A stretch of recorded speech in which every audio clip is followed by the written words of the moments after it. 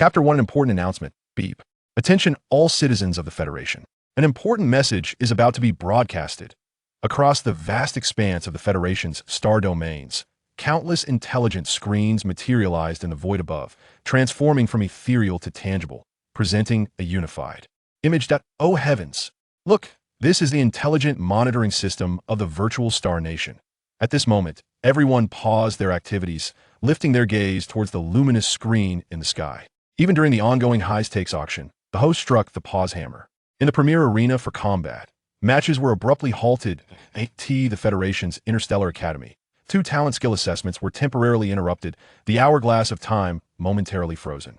Yet, there was no chaos, for the entire Federation understood that the activation of the virtual Star Nation's monitoring system indicated that an exceptionally significant event was unfolding in a chaotic region of shattered stars. Within the reception room of its glass spaceship, a young boy reclined on a sofa, exuding an air of languid elegance. Dressed in an exquisitely simple black suit, adorned only with a white feather insignia on his left breast, he wore silver-rimmed glasses perched upon his prominent nose. His silvery hair cascaded casually, framing a flawless and delicate visage. How rare and thrilling! The boy's voice resonated, deep and gentle. Beside him, a male secretary stood respectfully, his gloved hands carrying a tray, from which he placed a glass of red wine upon the tea table, expressing dissatisfaction. Master, as the esteemed CEO of the Virtual Star Nation, it is quite excessive for this virtual system to bypass you and neglect to report this important information directly. Ghana, that is the protocol, the youth replied, his hands gracefully resting upon his knees, a hint of elegance gracing the curve of his lips. Indeed, I misspoke. The secretary named Ghana promptly fell silent, though his discontent remained evident upon his countenance. His master, Theo Castile, held a position of immense significance within the Federation, as the Virtual Star Nation was the technological sanctuary of the entire star realm, governing the virtual world encompassing life, games, entertainment, live broadcasts, media, and auction transactions as symbol of the Federation's wealth. Except for the enigmatic Supreme Ruler, nearly all operations under the Virtual Star Nation's influence were deftly controlled by Theo. Yet, this virtual system was exceedingly unpredictable. Beep. At that moment, the overhead screen emitted another sound, moments later revealing a new image. Is this an undeveloped wilderness star domain? Ghana exclaimed. Could it be that a top-tier rare material or invaluable treasure has emerged? If that were the case, it would likely incite a frenzy among various factions. Leaning against the sofa, Theo remained silent, yet his gaze was fixed intently on the screen before him. Beep attention all citizens of the Federation, an unfamiliar female presence has been detected within the wilderness star domain, with stellar coordinates 244, 379. What? A female?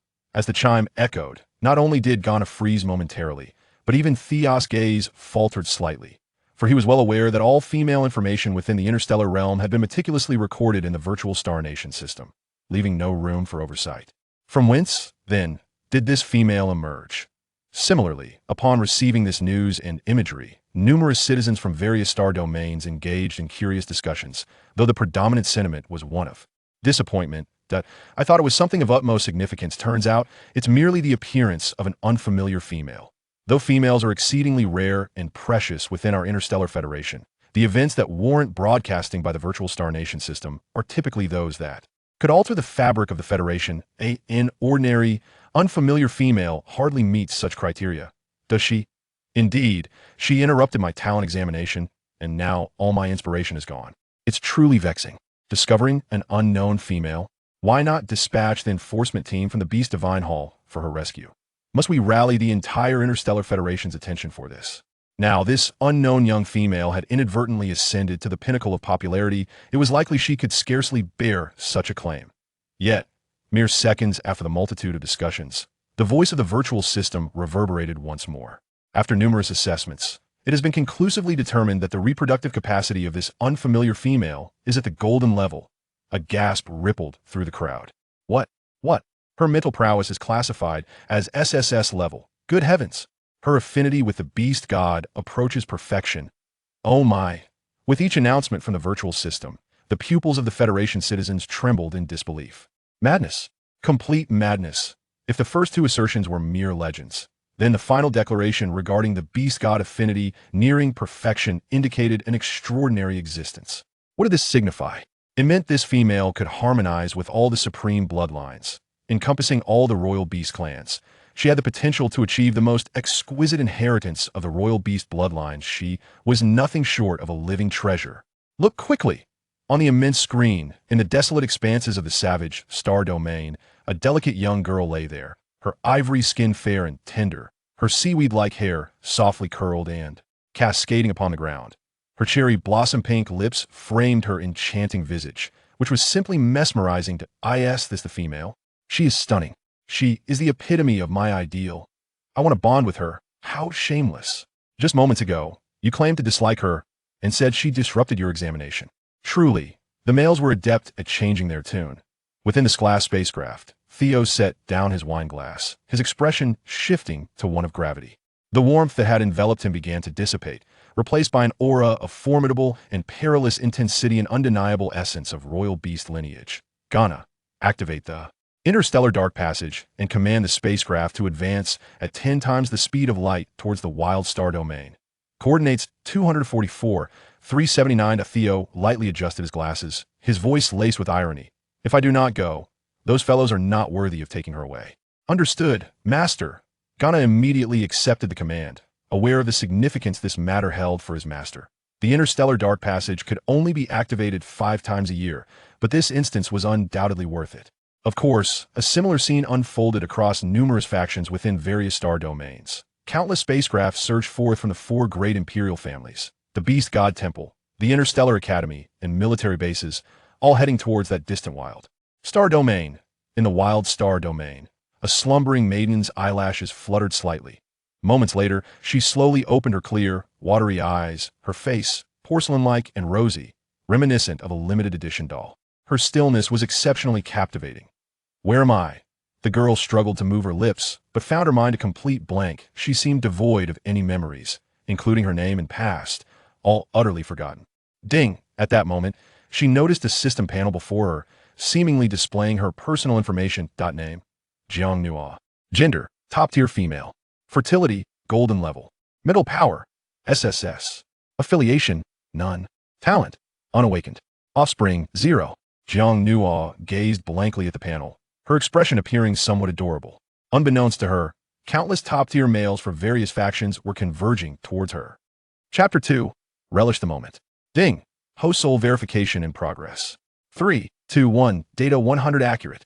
Successfully bound to the host. Suddenly, a mechanical voice resonated within Jiang Nua's mind, and a radiant light flickered before her, transforming into a plump, orange-shaped sphere that gently settled in the palm of her hand.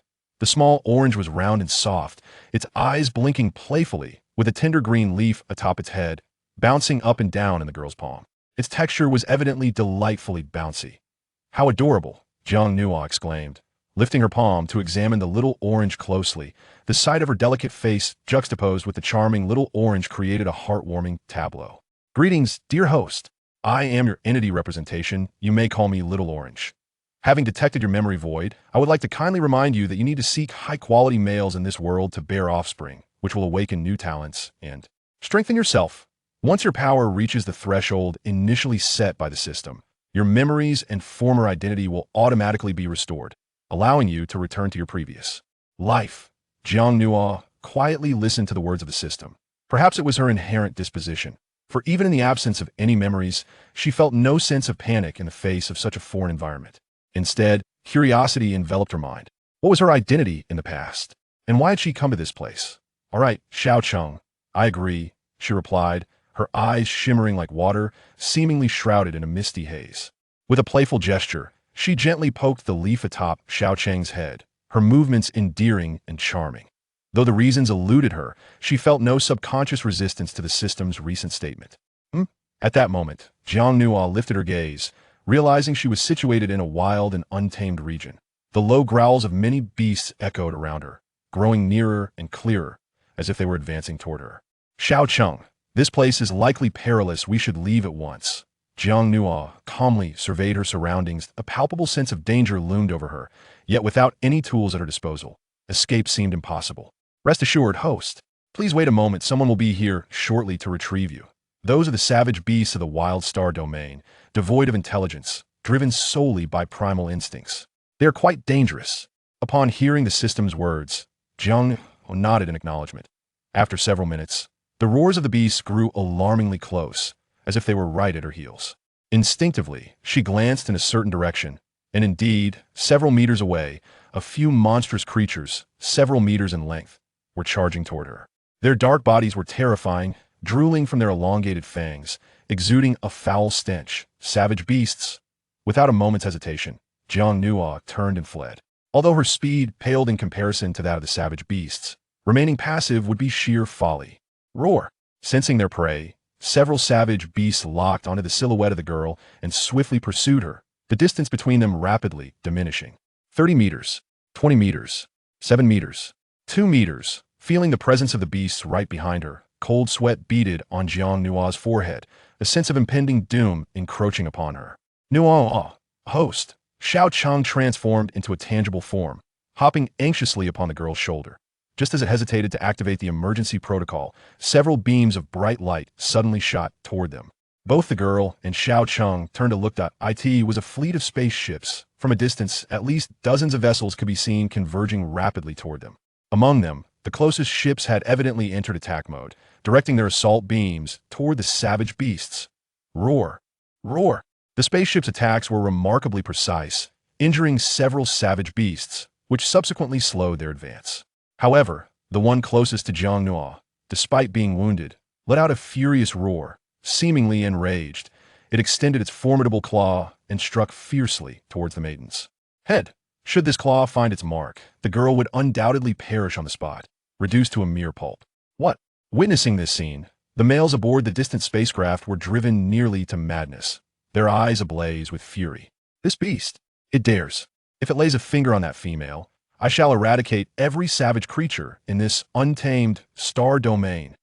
Perched protectively on the girl's shoulder, the little orange entity's eyes flickered with streams of data, evidently preparing to activate emergency protocols safeguarding its host was the highest priority encoded in its initial programming.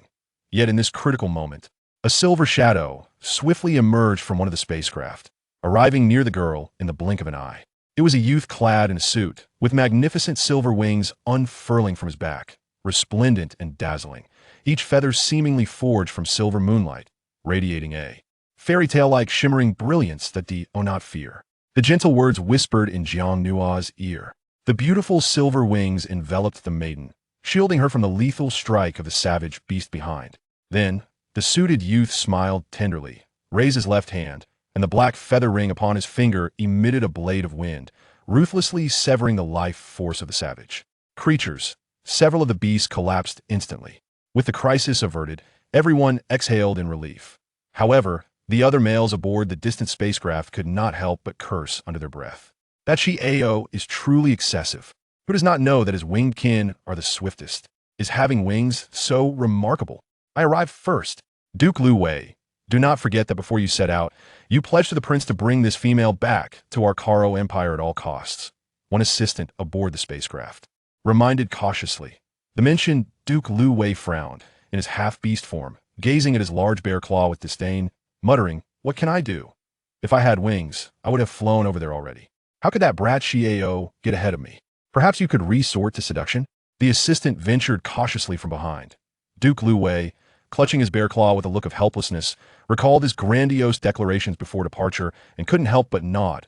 "Very well, I shall give it a try." Shortly, not far away, Jiang Nua, enveloped in silver, paused, her rosy lips slightly parted as she marveled at the exquisite silver feathers before her. She extended her fingertip. Gently touching them, they felt cool and smooth to the touch. Unbeknownst to Jiang Nua, the youth standing behind her wore an increasingly radiant smile, his silver locks swaying gently in the breeze, his gaze soft and tender. "Do you like it?" As the youthful voice resonated, Jiang Nua instinctively withdrew her fingertips, reflexively resembling a child caught in mischief. Observing the girl's reaction, Theo gradually bent down and softly murmured near her ear, "It's all right if you like it. Feel free to touch a little longer." "I don't mind." Chapter 3. The Allure of This Beautiful Female. His voice seemed to possess a mysterious power, capable of soothing the lingering anxiety from the earlier crisis. Jiang Nua lifted her gaze to meet the boy's, and in an instant, she was drawn into the depths of his frosty azure eyes. His gaze exuded an air of noble elegance, yet concealed within it lay unfathomable depths, reminiscent of the fierce technique he had just employed to vanquish the savage beast, revealing that this youth was far from ordinary. "Thank you for saving me." Jiang Nua managed to suppress her earlier turmoil and offered him a faint smile. "It is my honor," Theo replied with a smile, twirling the black feather ring on his finger, and shortly thereafter, a radiant light flickered from his back as his resplendent silver wings vanished from sight. Not far away, numerous spaceships began to dock, and from within one of the glass vessels, Ghana emerged, only to shake his head helplessly upon noticing his master beside the young girl. Although it was a kind act to save someone, the master's actions just now seemed to have provoked public outrage. How much power and influence did this bring? This female really drives the entire galaxy crazy. Ding, the host Noa has detected a large number of high-quality males that meet the standards, including 21 level 7 power users, 4 level 8 power users, 1 level 9 power user, 19 S-class mental power users, 5 SS-class mental power users, and 2 SSS-class mental power users. What? Jiang Nuo was momentarily stunned after hearing the prompt sound her mind. Then she looked around, and male figures began to appear one after another from the docked spaceships, all converging towards her. It was clear that their aim was her. Host. These males meet high-quality standards. If you mate with them and give birth to offspring, you can awaken powerful new talents. However, the stronger the partner, the more significant the enhancement effect will be.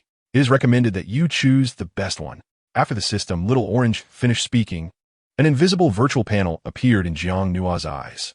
Name, Theo Castile. Gender, top male. Affiliation and position, current CEO of the Virtual Star Nation. Strength, level 9, strongest level 10, mental power, SSS level. Race, winged race. Specific form, Hurricane. Silver Owl. Talent categories, wind system, dark system. Upon seeing the panel in front of her, Jiang Nua instinctively looked at the silver-haired young man in a suit beside her. It was him, the one who revealed his silver wings to save her just now. "Theo, stay away from her. She's coming back to the Carlo Empire with me." Duke Lu Wei quickly rushed over after disembarking from the spaceship. "How ridiculous. Your Carlo Empire is the weakest among the 4 great empires of the Federation. Why should she go back with you?" Another mocked. "Is your Orland Empire that strong? If I remember correctly, your imperial family hasn't had an heir in a full 16 years. Aren't you on the brink of extinction?" "You're talking nonsense." The number of males surrounding them grew, and they were all exceptionally handsome men. But what was it like to be surrounded by a large group of beautiful men, especially when these handsome guys were bickering with each other? Only Theo stood quietly beside the girl, not joining the quarrel. He adjusted his bow tie with one hand, his voice gentle, yet carrying a hint of pressure. "Since you all want to take her away, why don't the people behind you come personally?" The boy's words resonated firmly, bringing a brief silence to the noisy environment. Jiang Nua glanced at Theo. Though they had just met, she felt an inexplicable sense of steadiness and security around the young man. "Theo, you're asking a question you already know the answer to." Lu Wei frowned. "Everyone knows Virtual Prosper-Nation is the technological holy land of the entire Federation, capable of effortlessly activating interstellar dark channels for ship acceleration. Meanwhile, the Crown Prince of our Carlo Empire is currently a guest in the aquatic territories of the Stellar Sea, and there's no way he can make it here in such a short time. Even so, His Highness sent me here, which shows just how much importance he places on this young lady. After all, he is a Duke of the Carlo Empire, a top-tier aristocrat. His status is beyond reproach." "That's right," Lu Wei makes a valid point. Another voice chimed in.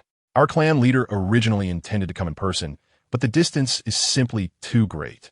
Even if he rushed here immediately, it would take half a day, meaning it's practically impossible."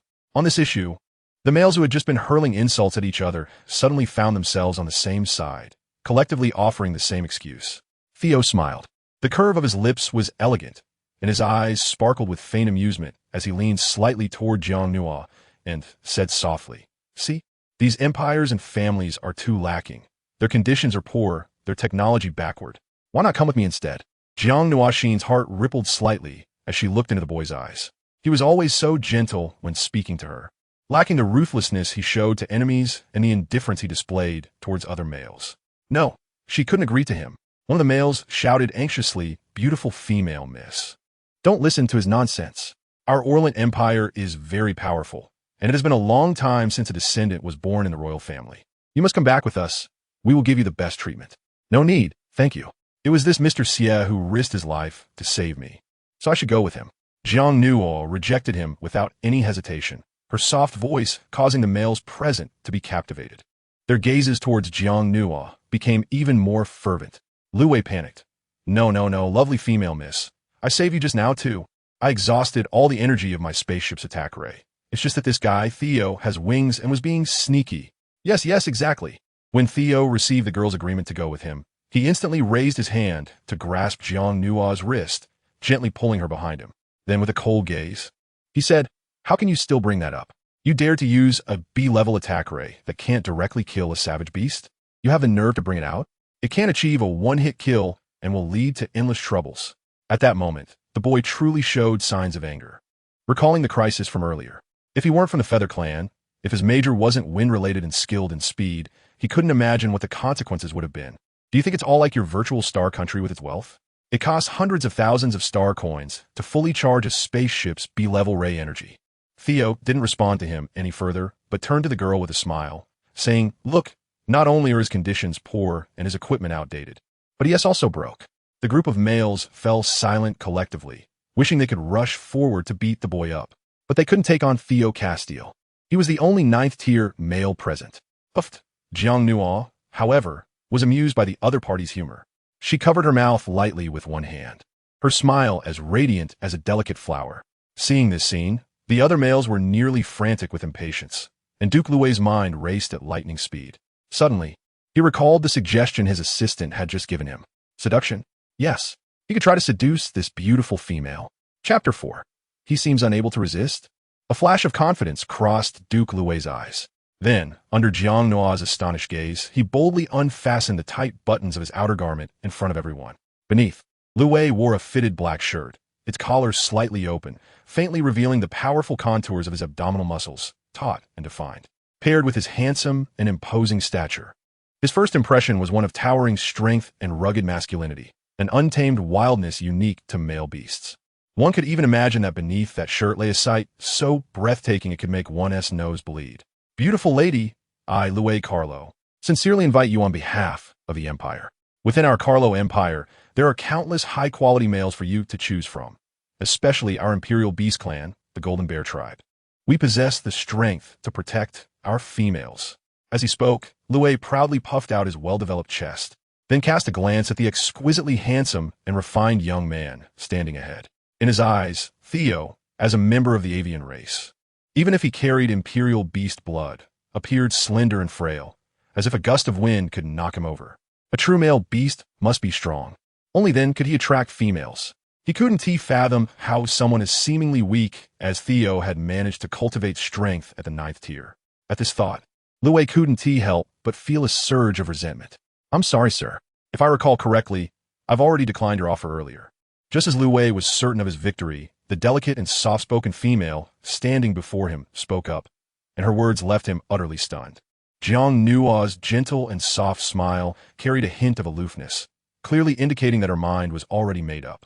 It wasn't something that could be swayed or touched by a few casual words. Not far away, Duke Louis's assistant sighed and rubbed his forehead in frustration. Did his grace actually fail at seducing her? How absurd. No, you should think again, Duke Louis. His pride wounded, wore an ugly expression as he sensed the muffled jeers from the other males around him. In a moment of desperation, he reached out with his thick, heavy hand to grab Jiang Nuo. Theo's expression instantly turned icy. Louis, it seems the people of the Carlo Empire truly lack manners. The silver-haired youth's eyes darkened, as if suppressing a brewing storm. The black-feathered ring on his finger released a surge of dark energy, a shadow impact, directly weakening Louis's physical strength by 60%. What? Louis staggered back a few steps, feeling the sudden weakness in his body, before shouting at the youth, Dark-type talent? Theo, how underhanded. Upon hearing the term Dark-type talent, Jiang Nuo glanced at the young man beside her. At the same time, the system Xiao Cheng thoughtfully explained, Host Nuo, this is one of the inherited skills of the avian race's Dark-type talent, Shadow Impact. It effectively weakens an enemy's physical strength. The stronger the user, the greater the degree of weakening inflicted on the opponent. Jiang Nuo nodded in her heart. With such a talent, isn't she the nemesis of the beast races known for their strength? Just like the Diamond Bear clan of the Carlo Empire. Lu Wei was so angry he could jump up, especially when he looked at the calm and composed young man in front of him. He couldn't fight him, nor could he snatch the person away. Feeling the power of Xiao, the other males around also sensed that the situation was not good. They wisely turned their guns towards Lu Wei. Duke Lu Wei, the executor is right. You are being too unreasonable. How can you be so rude to a female? What you are doing will affect the quality image of your entire Carlo Empire. Beautiful young lady, since they don't understand etiquette in the Carlo Empire, why not come to our Orient Empire and our Via Empire? Although the males were all recommending themselves, no one dared to rudely step forward to snatch her after witnessing Lu Wei's earlier failure. Instead, they all behaved very politely. However, at this moment, Jiang Nuo felt something was wrong with her body. Her consciousness was no longer as clear as before. The soft body of the girl was pressing down on a certain unnamed fire, which was slowly igniting. Her lips turned slightly red, and she felt as if a golden ocean in her mind wanted to swallow her, her consciousness becoming more and more blurred. Even her fair skin gradually took on a layer of pink, filled with desire, making the males feel a surge of impulsive excitement. Xiao Chong. In just a few seconds, Jiang Nuo's body grew weaker, and suddenly she tilted, unable to stand any longer, and fell into the arms of the young man beside her. Ding! She heard the system's voice with a hint of urgency. Nuo host. Xiao Chong has detected that your mental power is already overflowing. You urgently need to conceive for comfort and suppress the inheritance through giving birth to cubs. Otherwise, your consciousness will gradually be devoured. What? Jiang Nuo rubbed her head with both hands. The golden flame inside her seemed to want to burn her to ashes completely, and the force was so fierce that she could hardly bear it. Miss, what's wrong? Are you feeling unwell? What are you still dawdling for? Hurry and call a doctor inside the cabin. The males present, seeing the girl's condition, suppressed the desires stirring within them and called for their accompanying doctors to check on Jiang Nuo. Meanwhile, Theo, who was in close proximity, held the slightly warm, delicate body of the girl, his deep eyes harboring a storm. He imprisoned her in his embrace, and even he, usually steady, felt a heat igniting within him. Mental power? Theo sensed the mental energy within the girl surging wildly. It was so powerful that her fragile body seemed unable to withstand it. Please take me away. The girl's voice was hoarse, seemingly laced with an enticing allure. Theo, take me away, okay? This plea sounded like a cry for help, yet also like a seduction. In that moment, all of Theo's rationality seemed to shatter. Without hesitation, he turned and walked towards the spaceship parked nearby, leaving the other males staring at each other in shock. You can't take her away. What do we do now? He's taken that female away. This will be a huge loss. Duke Lu Wei clenched his fists, watching helplessly as the female was carried off by Theo. She was far too important, even capable of determining the fate of their Caro Empire's royalty. No, he had to go back and report. That female must be taken back. Of course, the other males shared the same thought. They immediately returned to report to their superiors and planned further actions to reclaim her. No matter how strong Theo was, could he outmatch the combined forces of so many powers and empires? Unless he wanted to become an interstellar enemy. Inside the S-class spaceship, on a large bed in the high-end inner cabin bedroom, Jiang Nuo was gently placed down, feeling the soft velvet blanket beneath her. She leaned back, stretched out her delicate arms, and directly wrapped them around the boy's neck, pulling his body down. In that instant, Theo's gaze slightly paused, and his eyes were filled with astonishment. He realized that the overwhelming mental power within the girl seemed to be able to suppress him. It seemed that he could not resist anymore. Chapter 5. Responsible for Theo Castile as far as he knew, the phenomenon of mental power turmoil only occurred in males. So what was the reason for the intense mental fluctuations in the girl? This seemed to exceed his understanding. Theo Jiang Nuo's voice was warm like a spring breeze as she gazed at the boy with dreamy eyes. Aren't you going to run away? The girl tilted her delicate face up, her long lashes thick and dark, seaweed-like hair cascading over her arms. She said softly, if you don't resist, I'll take it as your agreement. Resist? A slight curve appeared at the corner of Xiao's lips. Could he resist? Of course, nothing is absolute.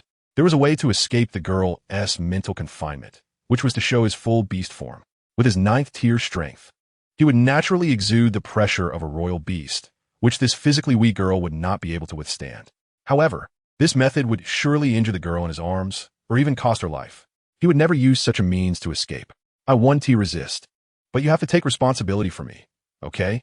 The boy's silver hair glimmered as he lightly unbuttoned his jacket, shedding the plain black suit. He wrapped his arms around her slender waist, his Adam's apple moving as he pressed the girl's delicate body against himself, his voice hoarse as he reiterated, "Remember, you need to take responsibility for Xie Ao Castile." Jiang Nua's face was flushed, and with a soft murmur, her delicate figure moved with an extraordinary freedom and ease. As if only in this way could the golden flame within her burn and release, allowing her to be reborn. Time slowly sank in the starry sky.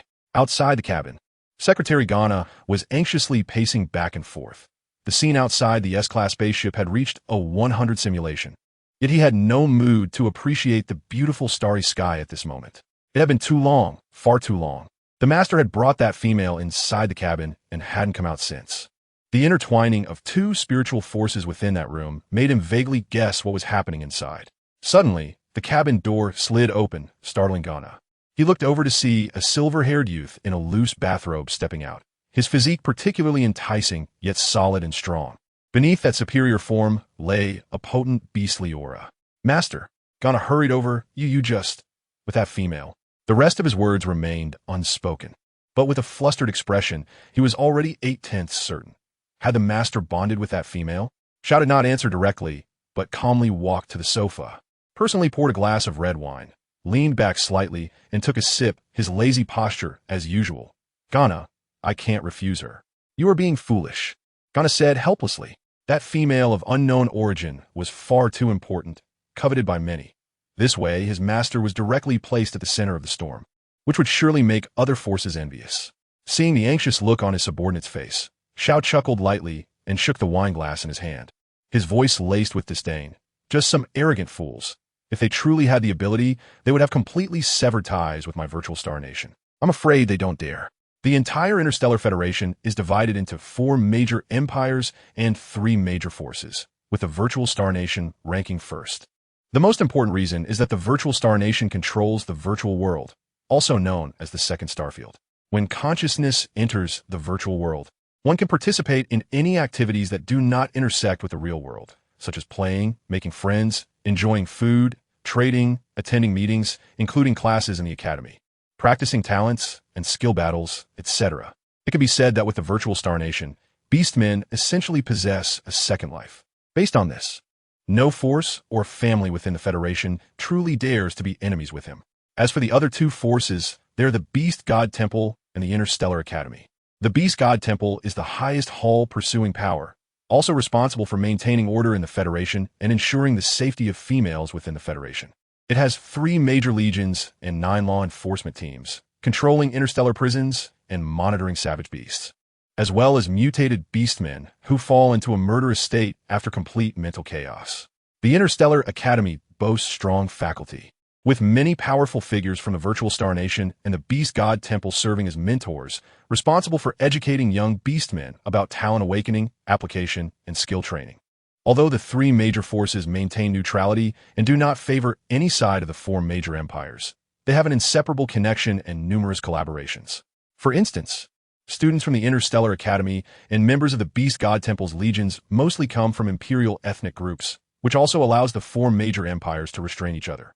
This means that the entire Interstellar Federation is, in fact, a community of shared interests. However, it seemed that Xiao suddenly thought of something. His eyes softened with pure tenderness as he looked toward the direction of the cabin bedroom, gradually recalling the delicate face of a girl in his mind. Fortunately, she was safe now, and her mental strength had also recovered. Perhaps Nuanua's appearance would disrupt the current pattern of the entire Federation. That's right, Nuanua. Under the warmth just now, he learned her name, a name he would forever engrave in his heart. After all, she had promised to take responsibility for him. In interstellar flight, there is no distinction between day and night.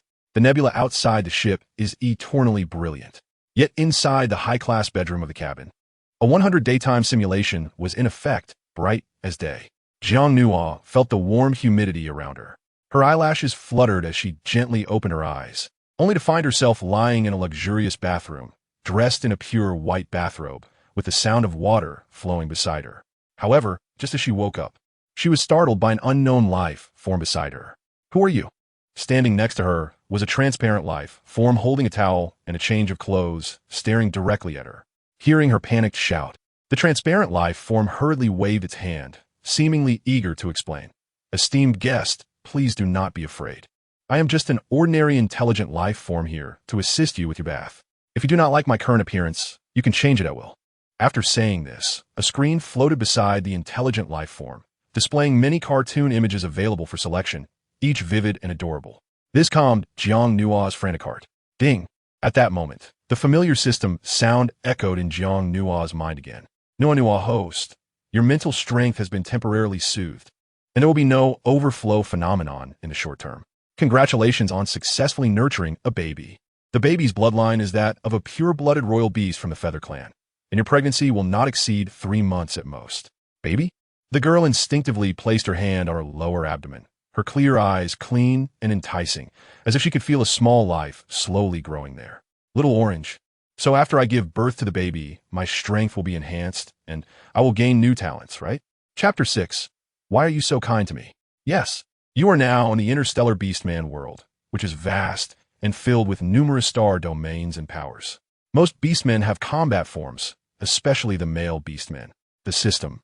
Little Orange transformed into a physical form and carefully said, bouncing in the girl's palm.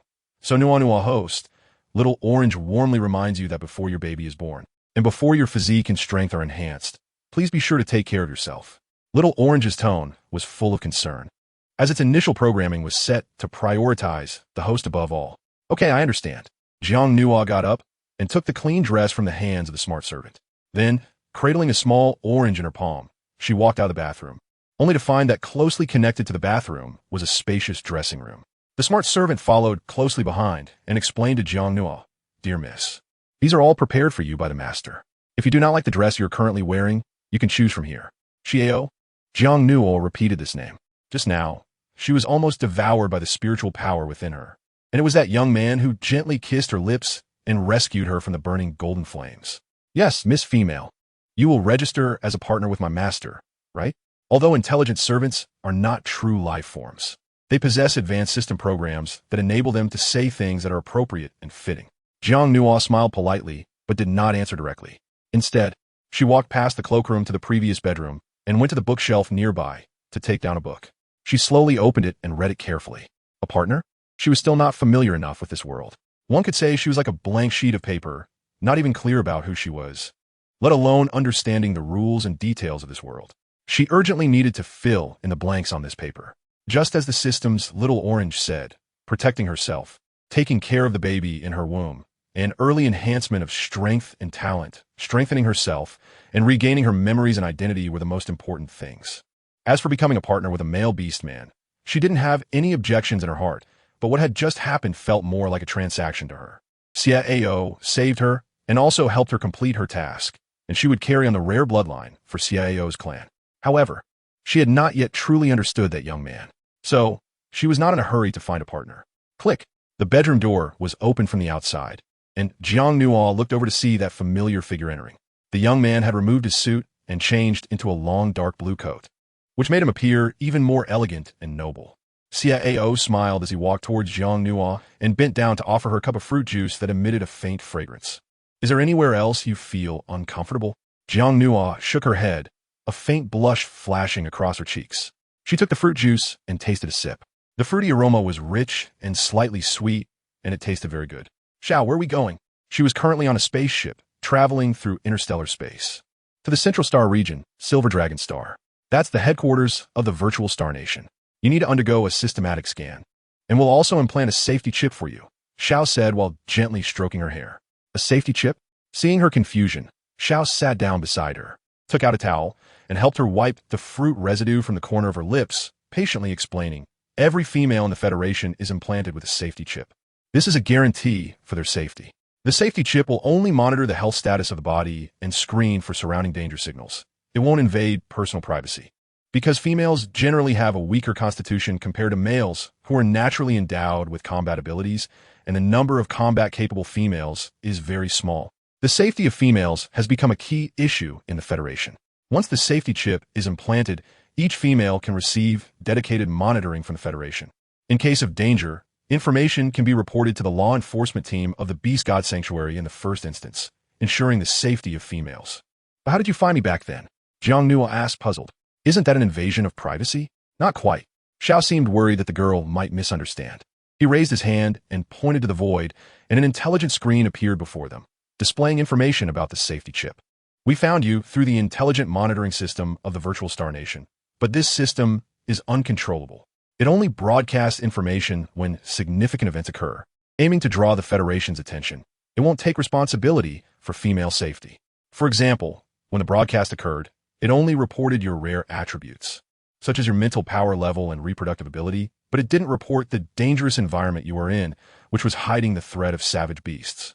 Thankfully, I arrived in time back then.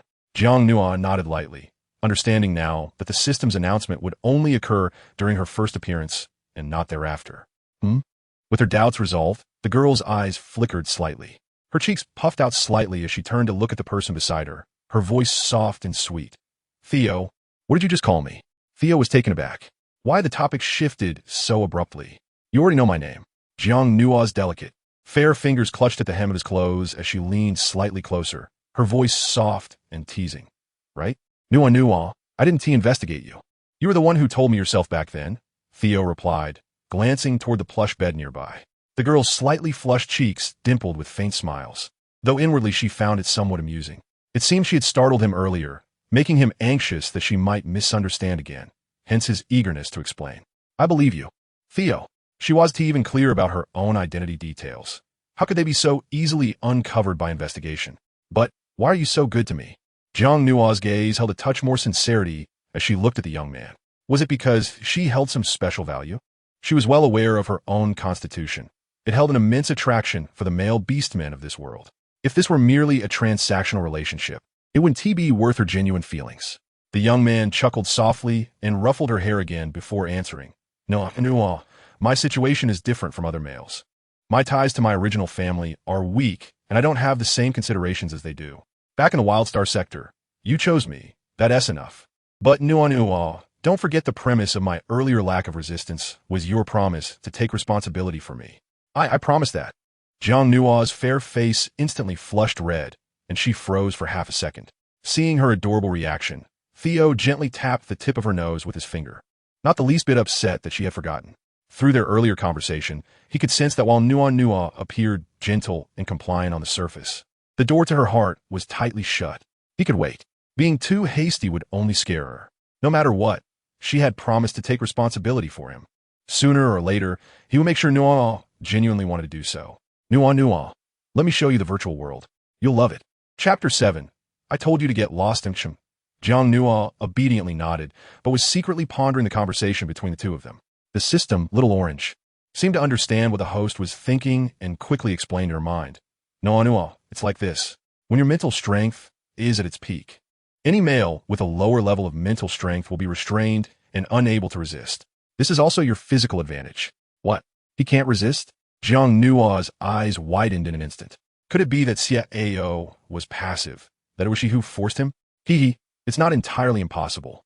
If they were said to be completely unable to resist, that would be untrue. Strong male beastmen could easily escape by using the pressure emitted from their full beast form. However, if they did that, the host would surely be injured or even killed. Of course, the system Xiao Chang spoke lightly of it. But if a male were to act that way, it would definitely activate the emergency program in time to protect the dear host. It turns out, Jiang Nua lightly bit her lip and fell into silence. No wonder Theo just said that.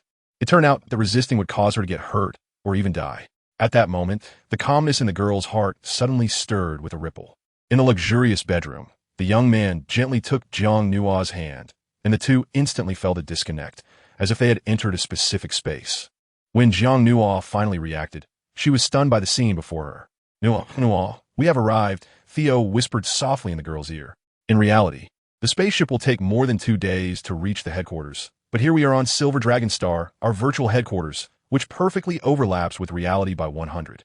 A virtual world. Jiang Nua looked at the scene before him and realized he had arrived on a planet. Above him, a brilliant silver nebula resembled a dragon in flight and flowed in a rhythmic pattern, appearing almost like a man-made landscape. In the center stood a completely white floating star tower, its peak disappearing into the silver nebula, stretching out of sight. Surrounding the star tower was a vast and immense body of water, illuminated by light and shadow technology, casting vibrant and colorful reflections. Numerous islands dotted the water, their purpose unknown, whether as observation decks or residences. The materials used to construct the islands resembled a transparent alloy, accompanied by various interstellar plants, exuding a strong sense of technological mystery. Jiang Nua initially woke up only in the Wild Star region, and then found herself on a spaceship. Now, she was truly shocked by the magnificent sight before her. Xiao, is the virtual star nation something you created? The boy looked at Jiang Nua's dazed expression and chuckled lightly, shaking his head. No, I'm just the executor, responsible for all operations and daily affairs of the virtual star nation. The real founder is Teacher Yasi, an elder I greatly respect. Later, I'll take you to meet him. Okay. Jiang Nua nodded with a smile, feeling both curious and respectful towards this Teacher Yasi. He must be a remarkable person. At that moment, Jiang Nua sensed the boy beside her suddenly change his expression, losing the gentleness he had when facing her, instead showing a hint of indifference. Someone's coming. Not far away, two virtual images appeared, slowly solidifying into two figures. Both were male, dressed in suits, looking like they came from nobility, and they headed straight for Xiao and herself. Young Master Xiao, as the two males approached and stood still. They had just opened their mouths to speak when they felt the boy's suppressive gaze, causing them to immediately change their words. No, it's executor, sir, hello. Just say it. What's the matter? Xiao held Jiang Nua's hand, gently pulling her behind him to block the two males' line of sight. Noticing the distance from the other party, the two men exchanged glances but still slightly bowed and said, It's like this, executor, sir, your father, Mr. Nick, and the clan leader miss you very much. Please be sure to return to the family soon, as there are important matters to discuss. After saying this, one of the males glanced at Jiang Nua behind Xiao, clearly indicating their purpose. Feeling the burning gaze, Jiang Nua frowned. For some reason, she really disliked this kind of scrutiny, feeling as if she were an object being coveted. No time, Scram. The boy's eyelids slightly lowered, his lips a pale color, but the seemingly gentle outline concealed the cold edge. Upon sensing their gaze, his deep eyes seemed to turn into black holes, ready to swallow the two males with impure motives before him. However, the two men had not expected the boy to have such an attitude. Just as they were about to take a step forward to speak directly to Jiang Nua, they saw Xiao quickly raise a powerful arm. The path ahead was blocked, like a thunder pool, making the two males dare not take another step. They could feel that the pressure from the boy was simply too strong. I said to let you scram. Can't you hear? His words were slow, yet concealed endless danger. The two males broke out in a cold sweat, instinctively retreating several steps, hurriedly explaining, Executor, sir, please don't misunderstand. We're just being kind. It's really the clan leader and Mr. Nick who sent us. You must return to the clan soon, and of course, it would be even better if you could bring this young lady along. But before they could finish their sentence, two sharp wind blades suddenly sliced toward them, and in an instant, the two males vanished from their spot, their consciousness shattered. Clearly, the consciousness of these two males had been forcefully expelled from the virtual world. After they disappeared, Xiao gradually withdrew his cold demeanor. He turned around, took Jiang Nua's hands, and his expression became gentle again. I'm sorry. Looking at the apology in the boy's eyes, Jiang Nua immediately shook her head and raised her gaze to ask, This isn't to your fault, Xiao. Did I cause you trouble? The boy's lips curled into a beautiful arc, smiling as he replied, Don't overthink it. Those guys aren't even worthy of being my trouble. Hand in hand, they walked side by side inside, their steps in sync, as if they were taking a leisurely stroll. It seems your relationship with your family is quite cold. Did something happen? Jiang Nua's tone carried a hint of concern. The boy fell silent for a few seconds, but unconsciously recalled a certain memory, then spoke calmly, as if telling the girl a story. The Castile family I come from values bloodline inheritance the most. Many years ago, my mother was a female from a fallen noble family. At that time, the protective mechanisms for females in the Federation were not yet perfected. My father often confined and mistreated her. When she gave birth to me, her body was weak and she hadn't been able to recuperate for a long time, nearly facing a difficult childbirth. As everyone knows, the stronger the bloodline, the more difficult the pregnancy. After my mother managed to give birth to me, not long after, my father crazily forced her to continue bearing children for him. Eventually, my mother's body couldn't take it anymore and was forced to escape with me. But she fell ill and passed away on the way. By chance, Teacher Yasi discovered me and brought me back to the virtual star nation. Chapter 8. It's because I've been caught in the rain. Jiang Nua listened quietly, occasionally glancing at Theo, but an inexplicable emotion welled up in her heart. She hadn't expected that this young man by her side, so powerful and glamorous on the surface, could have had such a difficult childhood. Did your family ever come looking for you later? Given how much the Castile family values bloodline inheritance, how could they have left their descendants out in the world for so many years? And judging by the humble demeanor of those two males earlier, they were clearly holding back. Theo smiled. He reached out to tuck a stray lock of the girl's wind-blown hair behind her ear and said softly, "That's because they didn't dare." Jiang Noe was taken aback. She could see a clear disdain in the boy's eyes. Of course, this emotion was not directed at her, but rather towards his own family. The Virtual Star Nation holds a paramount position within the entire Federation, and Teacher Yas is the only one in the Federation to have reached the 10th tier. If they dare to come, it's seeking death. Xiao said. They aren't that stupid. 10th tier. There really are 10th tier powerhouses. Jiang Nuo suppressed the shock in her heart, but at this moment, she really wanted to meet the legendary teacher Yas immediately. Xiao held the girl's hand and led her to the automatic passage, which went straight to the central platform of the Star Tower. Secretary Ghana had long been waiting there, but at this moment, Ghana's expression was not good. Master, Ghana hesitated, glancing at Jiang Nuo beside the boy, and the words that followed did not come out. No, I'll take you to see the data room for the chip implantation first. Xiao gave Ghana a look, signaling him to talk later because it was obvious that the matter was related to Nuo, and he didn't want her to hear it and start a worry. By the way, Ghana, after walking a couple of steps, Xiao suddenly stopped, turned slightly, and instructed the secretary, from this moment on, strictly monitor any members of the Castile family and prohibit their virtual consciousness from appearing within the headquarters. Ghana was taken aback upon hearing this, but he immediately stood up straight and nodded. Yes, I will do it right away. After giving the order, Xiao led Jiang Nuo into the Star Tower, ignoring the respectful bows of the intelligent beings on both sides, personally guiding the girl to a smart data room, clearly very familiar with the route here. Come on. No, stand viera. Jiang Nuo obediently stood on the white circular platform indicated by Theo, observing her surroundings. The air seemed to shimmer faintly with data-like light, creating a dreamlike atmosphere. Is this where the security chip is implanted? She wondered curiously as she glanced around. Yes, Theo replied, holding the girl's hand the entire time and smiling as he explained. But this is the virtual headquarters. Although it's a 100 simulation of the real world, we're still just consciousness here. To implant the security chip, we'll have to wait until we physically arrive on Silver Dragon Star. Oh, no. You could get a little preview first. The girl let out a soft laugh and raised her hand, waving it through the air. She could feel her fingertips passing through the data-like membrane, the sensation incredibly lifelike. Theo, you mentioned before that the Virtual Star Nation was founded by your teacher. Was this security chip also invented by him? Jiang Nuo asked in a sweet voice. Hearing the question, Theo fell silent for a few seconds. Only after noticing Jiang Nuo's persistent questioning gaze did he finally answer, "No, I invented it." You?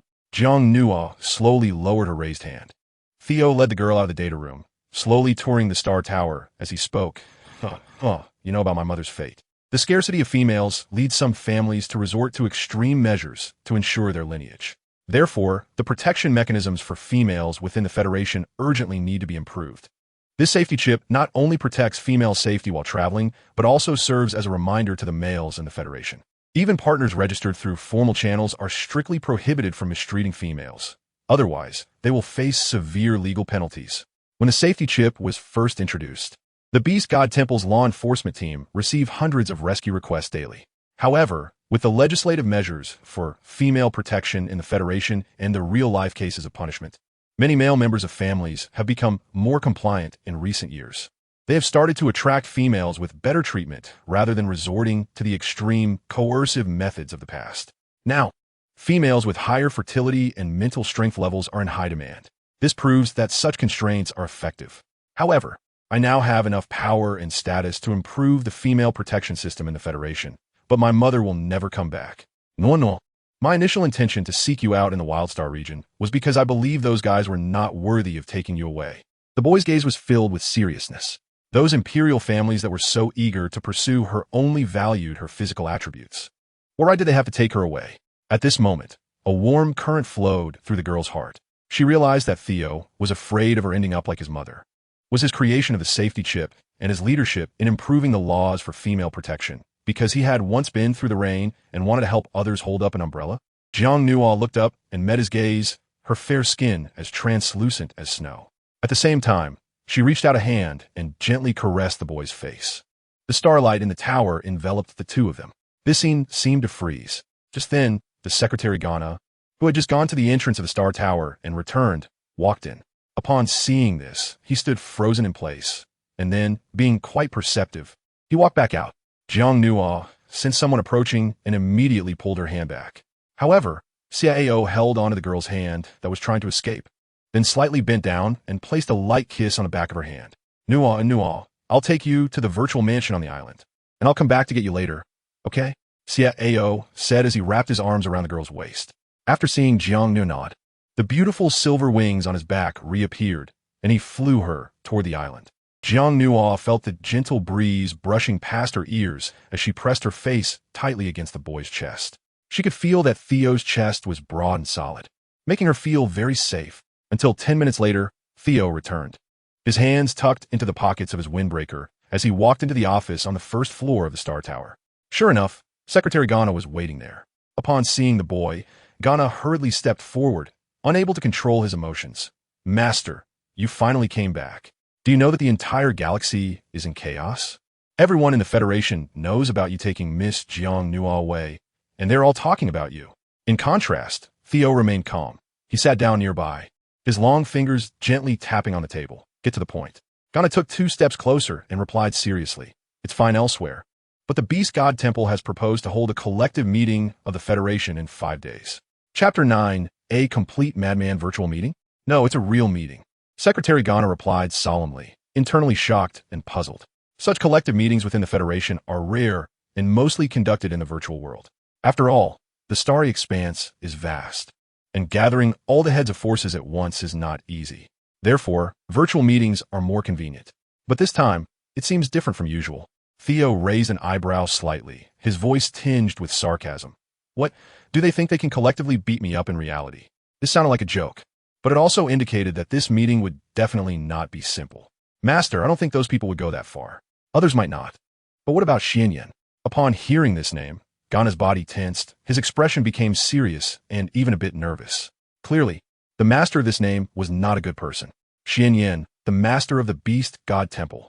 He is a complete madman. If anyone in the entire Federation were to make extreme moves, it would definitely not be his master, but Xianyan. That male, who claims to be the messenger of the Beast God, is actually a very powerful nine-tailed fox.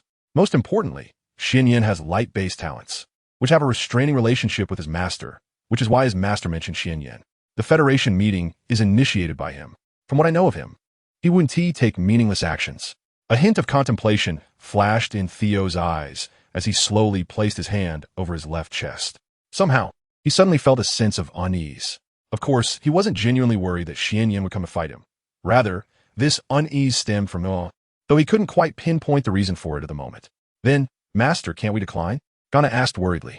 Since the other party clearly came with ill intentions, it would be better to avoid it for a while, fearing that the other 6 sides would collectively pressure the Master during the meeting. Theo shook his head. The 3 major forces and the 4 empires have a limited number of meeting initiations each year, and the other participating parties have no right to refuse. This means he must attend this meeting. After thinking for a moment, Theo stood up and walked outside, as he was still on a spaceship in reality. To reach the Federation Center, it would take at least 4.5 days, meaning he might not be able to personally escort Nuo to the real headquarters. He needed to explain things clearly to Nuo, and also to remind her about some matters. On the Void Island, in one of the most beautiful estates, the girl sat at the railing of the garden, holding a watering can, her light blue, long dress swaying gently in the wind.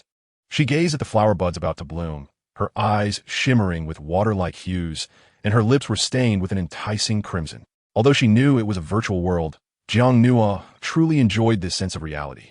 The breeze, the fragrance of flowers, and the water were all tangible. And she was looking forward to coming here in reality. She wanted to carefully tend to these flowers and plants, arranging the estate according to her own style, turning it into a beautiful and warm home. No. Theo stood at the entrance of the estate, looking at the girl in the distance, his smile becoming gentle. The scene from earlier felt like a painting, every stroke etched into his heart. You're back.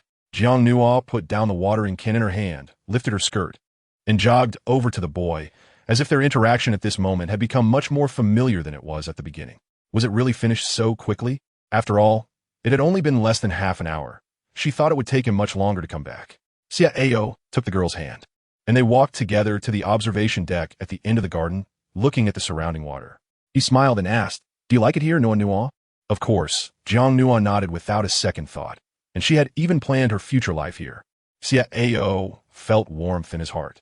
Then when we get to the headquarters in reality, I'll designate this place as your exclusive residence, and you can live here regularly. Okay. Logically speaking, the headquarters of the virtual Star Nation is a highly coveted existence, and private residences are absolutely not allowed.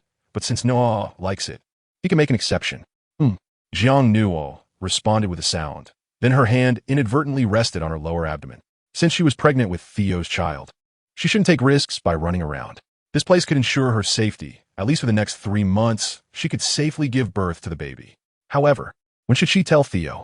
Thinking of this, the girl's lips moved slightly, but the words at the tip of her tongue were held back. She realized that in a day, she would be arriving at the headquarters in reality, and when the safety chip was implanted and her information was recorded, there would definitely be a scan, so it wouldn't be a secret anymore. There was no need to rush to say it now. Otherwise, if Theo asked her how she knew, how would she respond? There was one more thing. Theo turned to face Jiang Nua, and his tone seemed to carry a hint of regret. "I'm sorry. No, I can't go with you. I have to rush to the Federal Center for an important meeting. However, I've instructed Ghana to escort you the whole way. When you arrive at the headquarters, you'll stay here until I come back." Jiang Nua seemed to hear a hint of self-blame in the other person's tone. She smiled and reached out, playfully ruffling the messy silver hair of the boy, as if to soothe his emotions.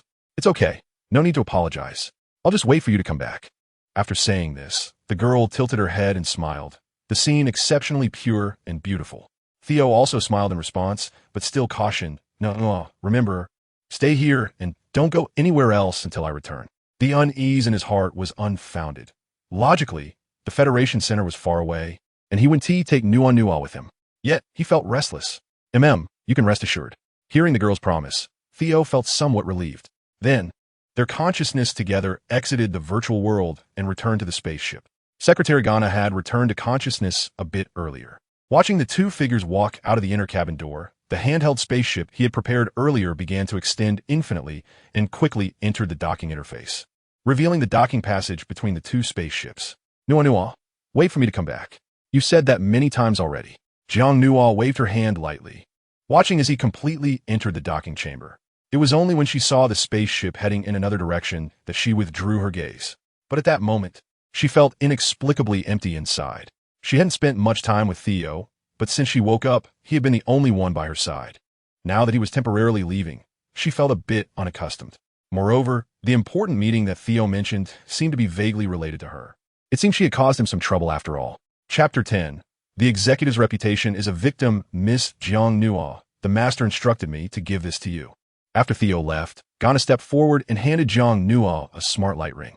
"You wear this on your hand, and your consciousness can freely enter and exit the virtual world." The master said he was worried you might feel lonely alone. In the virtual world, you can chat, entertain yourself, shop, play games, and even read books and taste food. Since your information has not yet been entered into the system, you are currently using the master's account. Jiang Nua put on the wristband and instantly felt a connection between her consciousness and the virtual space. A star map appeared in her mind, guiding her to the places she wanted to go and the things she wanted to do. How amazing! Ghana, can you shop in a virtual world too? Does that mean the things you buy are all virtual? The secretary nodded and smiled. Of course, Miss Jiang Nua. If you go to the virtual mall to try on clothes and want to place an order, just leave your real address. After the Star Country system conducts a review, it will automatically deduct the money from your ID account, and the physical goods you purchase will be delivered to your real address by a dedicated person. Deducting money from the account? Jiang Nua gently repeated, then looked down at the wristband on her hand, her expression slightly stunned.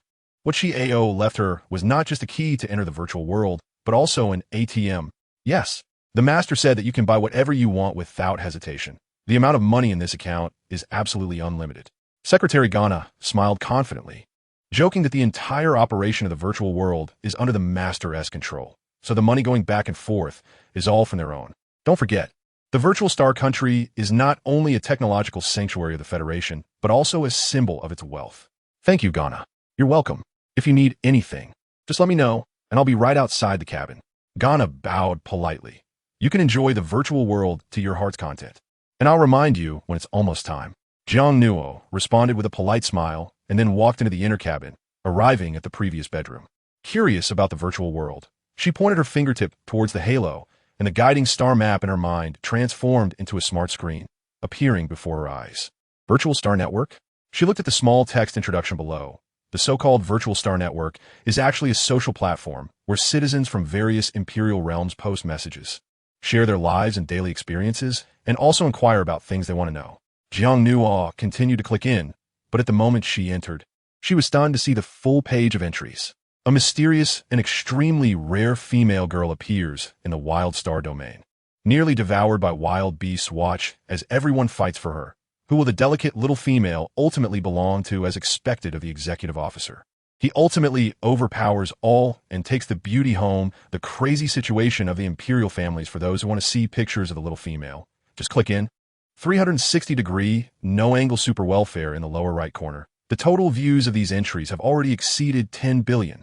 Jiang Nuo saw that the entire page was filled with entries related to herself, especially the last one, which involuntarily stirred a hint of disgust in her heart. No one likes their photos to be casually placed on public platforms for others to observe, right? She clicked on the last entry with her finger, already mentally prepared for her old photos to be all over the place. But when she clicked and take a look, Jiang Nuo focused her gaze, sliding her finger down the screen, and discovered that all the images posted in the thread had turned into a gray, indistinct state. They were completely unviewable. Next to her, the system Xiao Cheng also materialized, accompanying the host as they looked at the big screen together. Nuo, it's obvious that someone has already helped you delete them, Xiao Cheng said. Moreover, not only do the photos not exist, but the account that posted the photos also shows a blank status. When you click on the homepage, it turns out to be permanently banned. Someone help me? Jiang Nuo unconsciously recalled the figure of the young boy in her mind. Who else could it be but him? She just didn't expect that such a small detail would be considered so thoroughly by Xia Ao for her. Jiang Nuo smiled faintly, her dimples appearing on both sides of her cheeks, looking incredibly cute. But looking at the comments below, there were hundreds of thousands of them, clearly expressing dissatisfaction over the deletion of the picture. It's really speechless. Why should a little female care about this? It won't cost her anything. Can this really be banned? I truly saw her at that time. She was so beautiful, more beautiful than any female I've ever seen. That face, that figure, wow. I think this account owner is the most unfortunate, as they lost their account completely and received a lifetime ban. This must be a serious issue. What a pity. I was busy adventuring in the fragmented star zone and had blocked the virtual star country system, so I didn't even see what she looked like. Are you all just hyping her up? Does anyone have her pictures? Please post them again. By the way, that guy upstairs, do you still want to stir up trouble? Watch your account. Observing the Star Network users expressing their dissatisfaction in the comments, especially after the picture was deleted, many people were speculating and discussing her appearance. Jiang Nuo's brows furrowed deeper as she scrolled down to read the comments. After half an hour of reading through the comments, she wasn't sure if her emotions were being affected, but she raised her hand and clicked on the input area beside her. She quickly typed out a sentence. She doesn't look special at all, just a nose and 2 eyes, extremely ordinary. Send. However, just as Jiang Nuo's fingertip hit the send button, her body suddenly stiffened as if she realized something. She looked at the account name in front of the text. ID, Xia Ao Castile, officially certified by the Virtual Star Nation. The entire atmosphere seemed to go silent. Even the comments section, which had been lively just moments ago, fell completely silent in that instant. The system's little orange, which had been watching the excitement, rolled around in shock upon seeing this, its little leaves trembling with laughter. Ha! Nuo host, you must have forgotten this is someone else's account. The girl's watery eyes widened, and her fingers trembled slightly. Oh no, it seemed she had gotten herself into trouble. Realizing this, Jiang Nuo hurriedly tapped on that sentence, wanting to delete it, quickly delete it. But since it was her first time doing this, she clearly wasn't very skilled.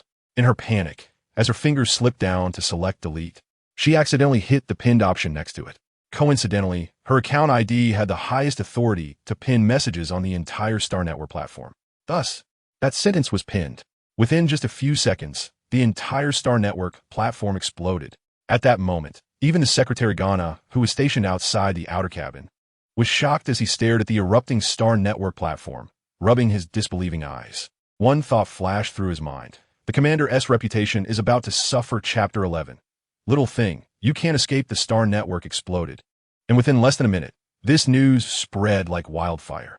In the Karo Empire royal court, Duke Lu Wei stood below the throne, addressing the man above. Your Highness the Crown Prince, have you seen this? This Yao is truly despicable.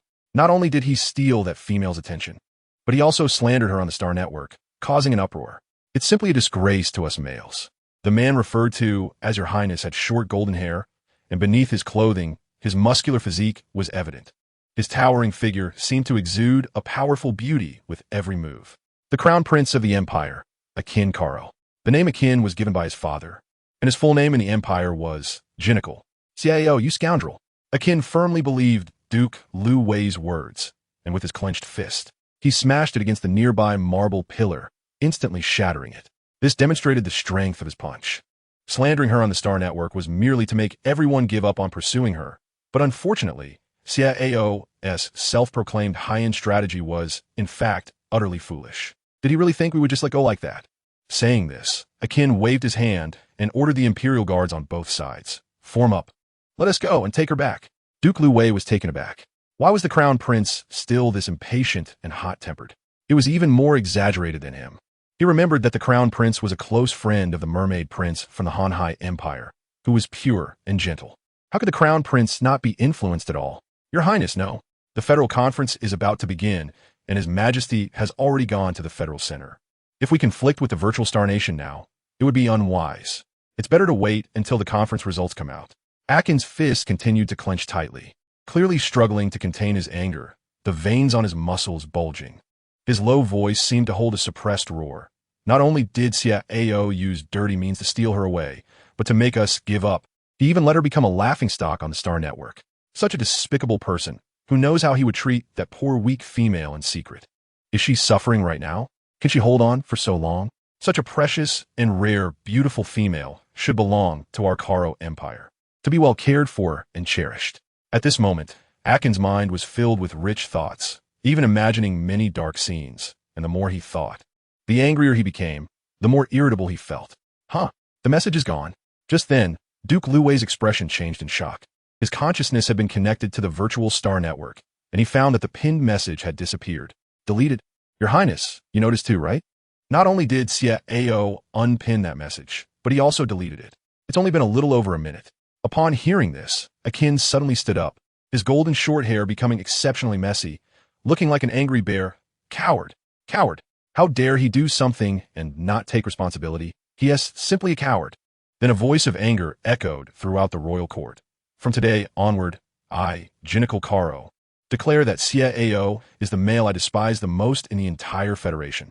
After saying this, Akin walked down, breathing heavily and roughly, his chest rising and falling with each breath, his muscles bulging as if the suppressed anger was about to explode at any moment. Lu Wei, take me to the cooling chamber.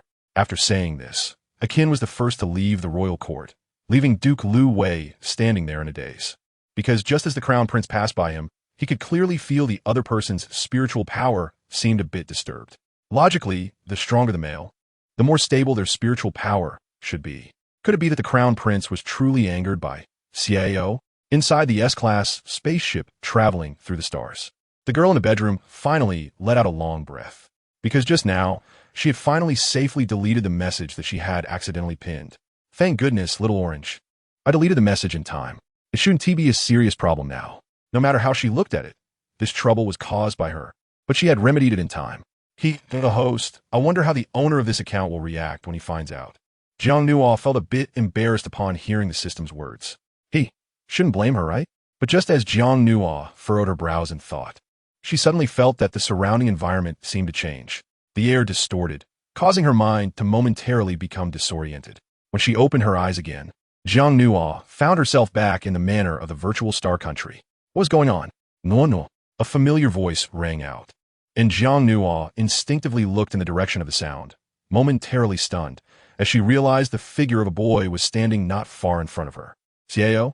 Jiang Nuo was suspicious. How did you end up here? Didn't you go to the meeting? And Theo just left not long ago. The young man walked closer, but his originally pure, icy blue eyes now contained a bewitching charm. and even the smile at the corner of his lips became alluring and wild. His gaze towards Jiang Nua was like that of a predator staring at prey that had already fallen into a trap. Of course I'm here to check on my woman. Weren't you just thinking about me? As soon as the voice fell, Jiang Nua furrowed her brows in confusion. But at that moment, the voice of the system, Xiao Cheng, rang in her mind. Nua, host. Wake up. This is not a virtual world. It's the illusion of light. It can see into people's hearts and tempt emotions. You need to wake up quickly. Hearing Xiao Cheng's call, Jiang Nua felt as if she had awakened from a dream. She quickly closed her eyes, calmed her mind for a few seconds, and then opened them again. Sure enough, the scene before her returned to the bedroom of the spaceship. However, directly in front of her stood a man she had never seen before.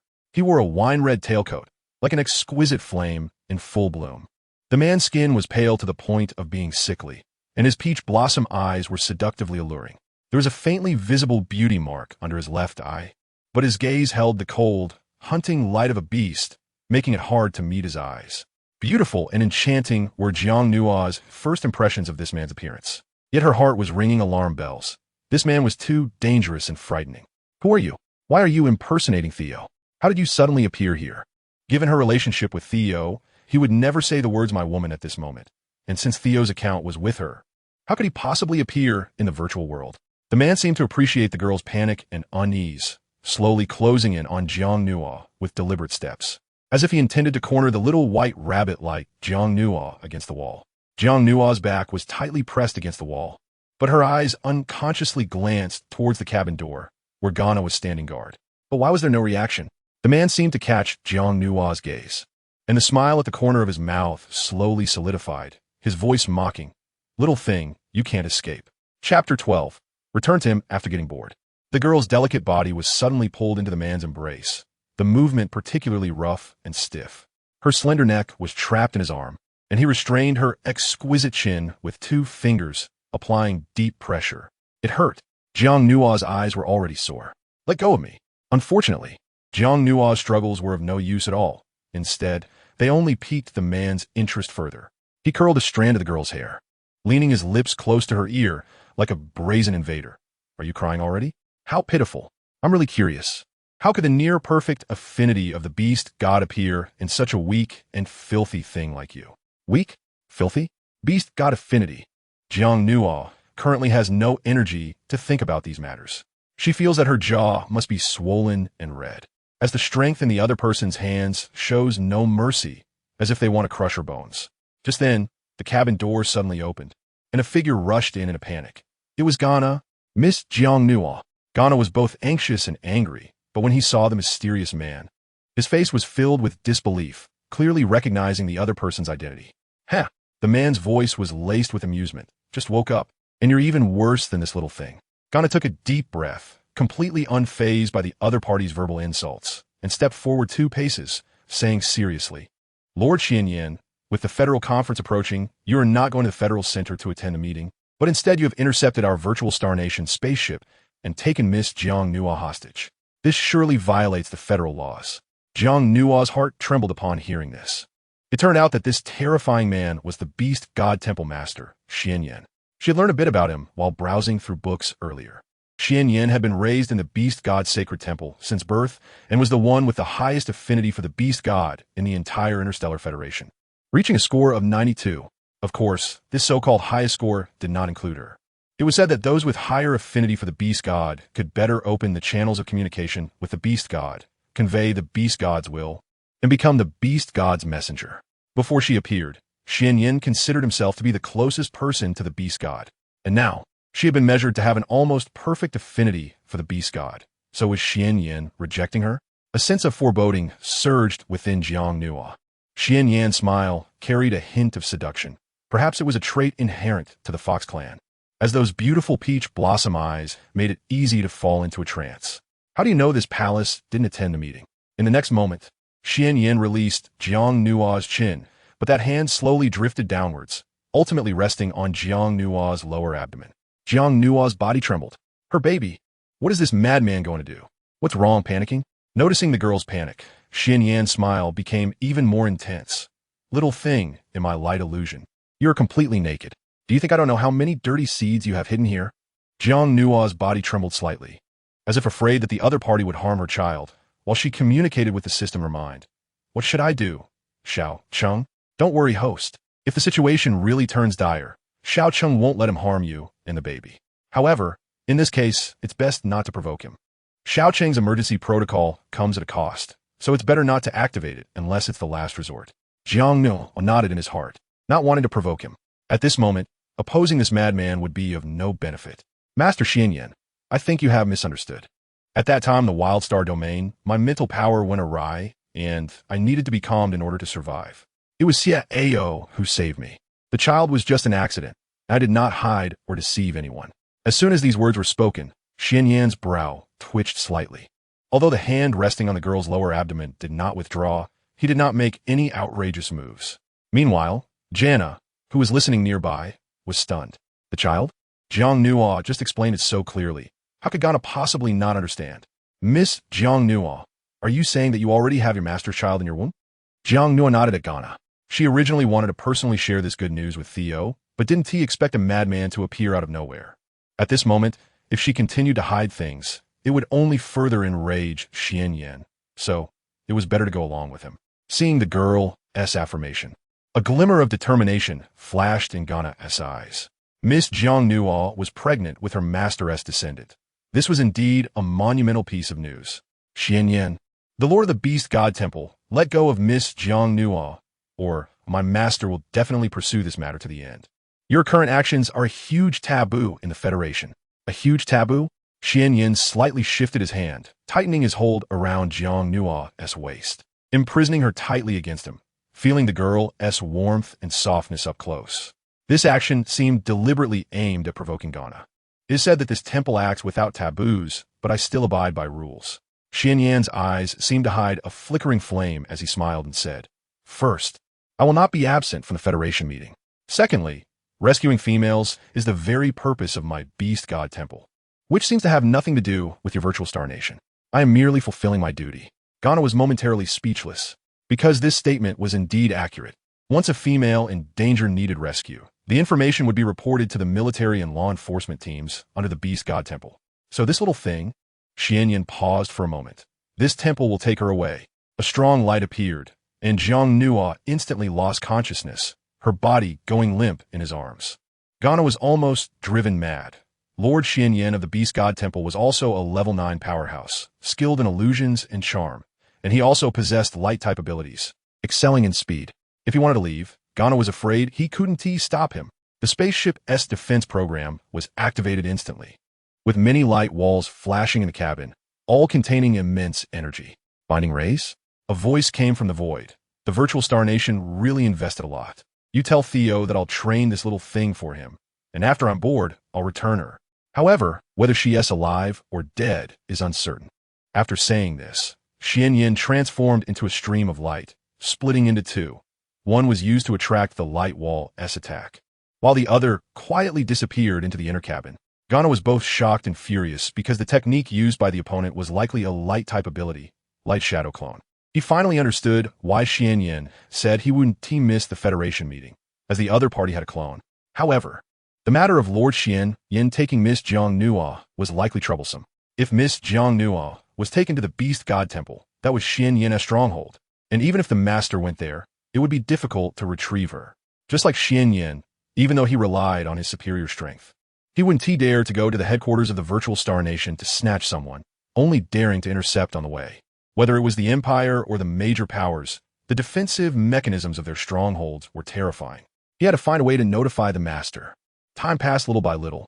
Jiang Nuo, who had fallen into a deep sleep, felt someone calling her in her mind. No host, no vakelp. It was clearly the voice of the system Little Orange. The girl slowly opened her watery eyes, but feeling weak, she directly collapsed to the ground. In her line of sight was a pair of black boot tops. She slowly raised her head and looked up at the man standing in front of her, who smiled with a hint of hidden desire in his eyes, causing Jiang Nuo to shiver involuntarily, especially as the man was holding a pair of golden handcuffs. He looked at the girl's helplessness and fear, slowly kneeling down on one knee, meeting Jiang Nuo's gaze with a smile, and in a low voice said, Hand, stretch out. Chapter 13, what kind of straightforward male method is this? Jiang Nuo lowered her head, neither speaking nor looking at him. although she felt fear in her heart. Her delicate little face was filled with stubbornness. She secretly protected the smart ring on her wrist, the only thing Theo had left her. However, the girl's small movement did not escape Xianyan's eyes. His pupils constricted, and he rudely reached out to grab Jiang Nua's wrist, chuckling as he said, "You treasure his things so much?" Saying this, he didn't care whether the girl was in pain. Yanking the ring off her hand, and then putting the golden handcuff on her smooth, fair wrist. "Get back to me." Seeing her belongings snatched away, Jiang Nua bit her lip tightly. At that moment, her gaze at the man lost some of its fear and gained a bit of disgust, perhaps due to her anger. The girl's pupils were exceptionally bright, like jade washed with water. "Are you angry?" Xianyan scoffed. Jiang Nua looked at the man high above her and silently said, "Since you dislike me, why did you capture me? I don't think I deserve to be rescued by the Lord personally."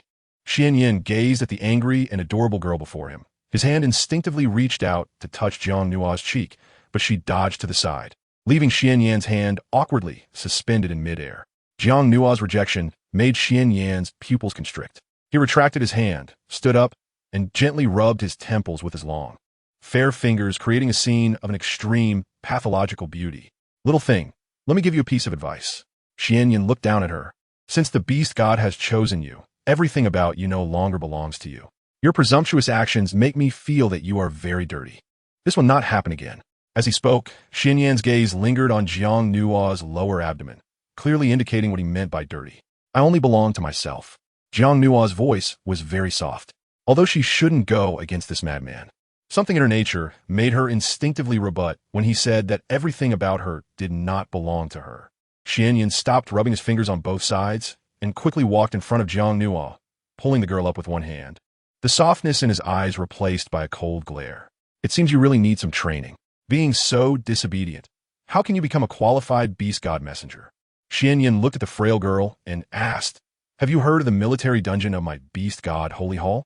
It holds countless criminals who have violated federal laws, as well as mutated beastmen who have completely lost their rationality due to mental breakdowns.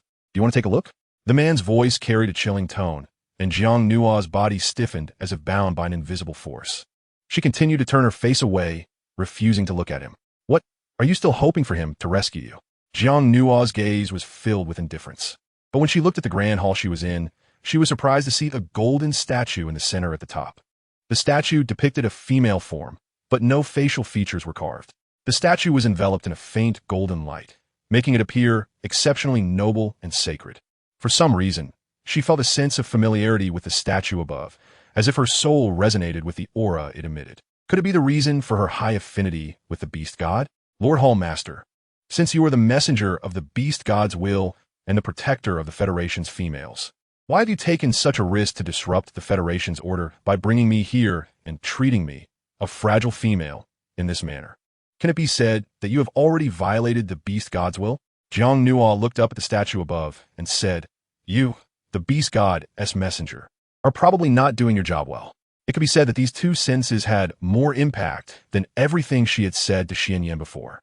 Xianyan's eyes turned a shade of crimson, like fresh blood staining his pupils, and his strong hand directly gripped Jiang Nua's delicate neck. "Do you dare to say that again?" Was she trying to replace him? Coughing, the girl struggled to breathe, but inside, she couldn't help but sneer. So, this man cared so much about the beast god, but in her view, what was the beast god? Just an ethereal existence. How could it control a man like this to such an extent? Watching Jiang Nua on the verge of suffocation, Xianyan's tightening grip finally stopped, as the aura from the girl that resonated with the beast god always softened his heart at critical moments. "Bring her in." A command rang out, and the attendants on both sides of the hall stepped forward to support the collapsed Jiang Nua. "Take her to the First Legion's dungeon. Tell General Phil that this is a federal felon, and lock her up in the deepest, darkest part of the dungeon." "Yes." The two attendants ruthlessly carried Jiang Nua away, and the hall became empty once more. Xianyan stood in the center of the hall, slowly raising his hand, the very one that had just gripped Jiang Nua's neck. He looked at his palm, where the faint fragrance of the girl still lingered, and the soft touch was so vivid. Yet, recalling the girl's limp body and disheveled hair, she looked like a broken doll. The anger in Xianyan's eyes gradually faded, and his hands slowly clenched, his mind wandering in unknown thoughts. 20 minutes after the order was given, a man dressed in a military coat entered. His military cap shadowed his messy hair, and the two buttons on his coat added a sense of solemnity, exuding an aura of authority without anger. The man's steps were steady and powerful as he walked to the center of the hall, looking up at Xianyan, his voice clearly filled with dissatisfaction. "Is this the felon you brought to me? A petite, weak, utterly defenseless female? This is a federal felon? What a joke. Phil, I knew you would come." Xianyan walked down step by step. That little thing was disobedient and needed discipline. "I was just scaring her a bit to see her reaction. Did you really take that seriously?" Upon hearing this, General Phil was taken aback. "Xianyan, you really are insane." Phil's tone was not one of scolding, but rather stating a fact. "Do you know that her body is very weak and that she is pregnant? You put a mental handcuff on her and want to lock her in the dungeon. What are you thinking?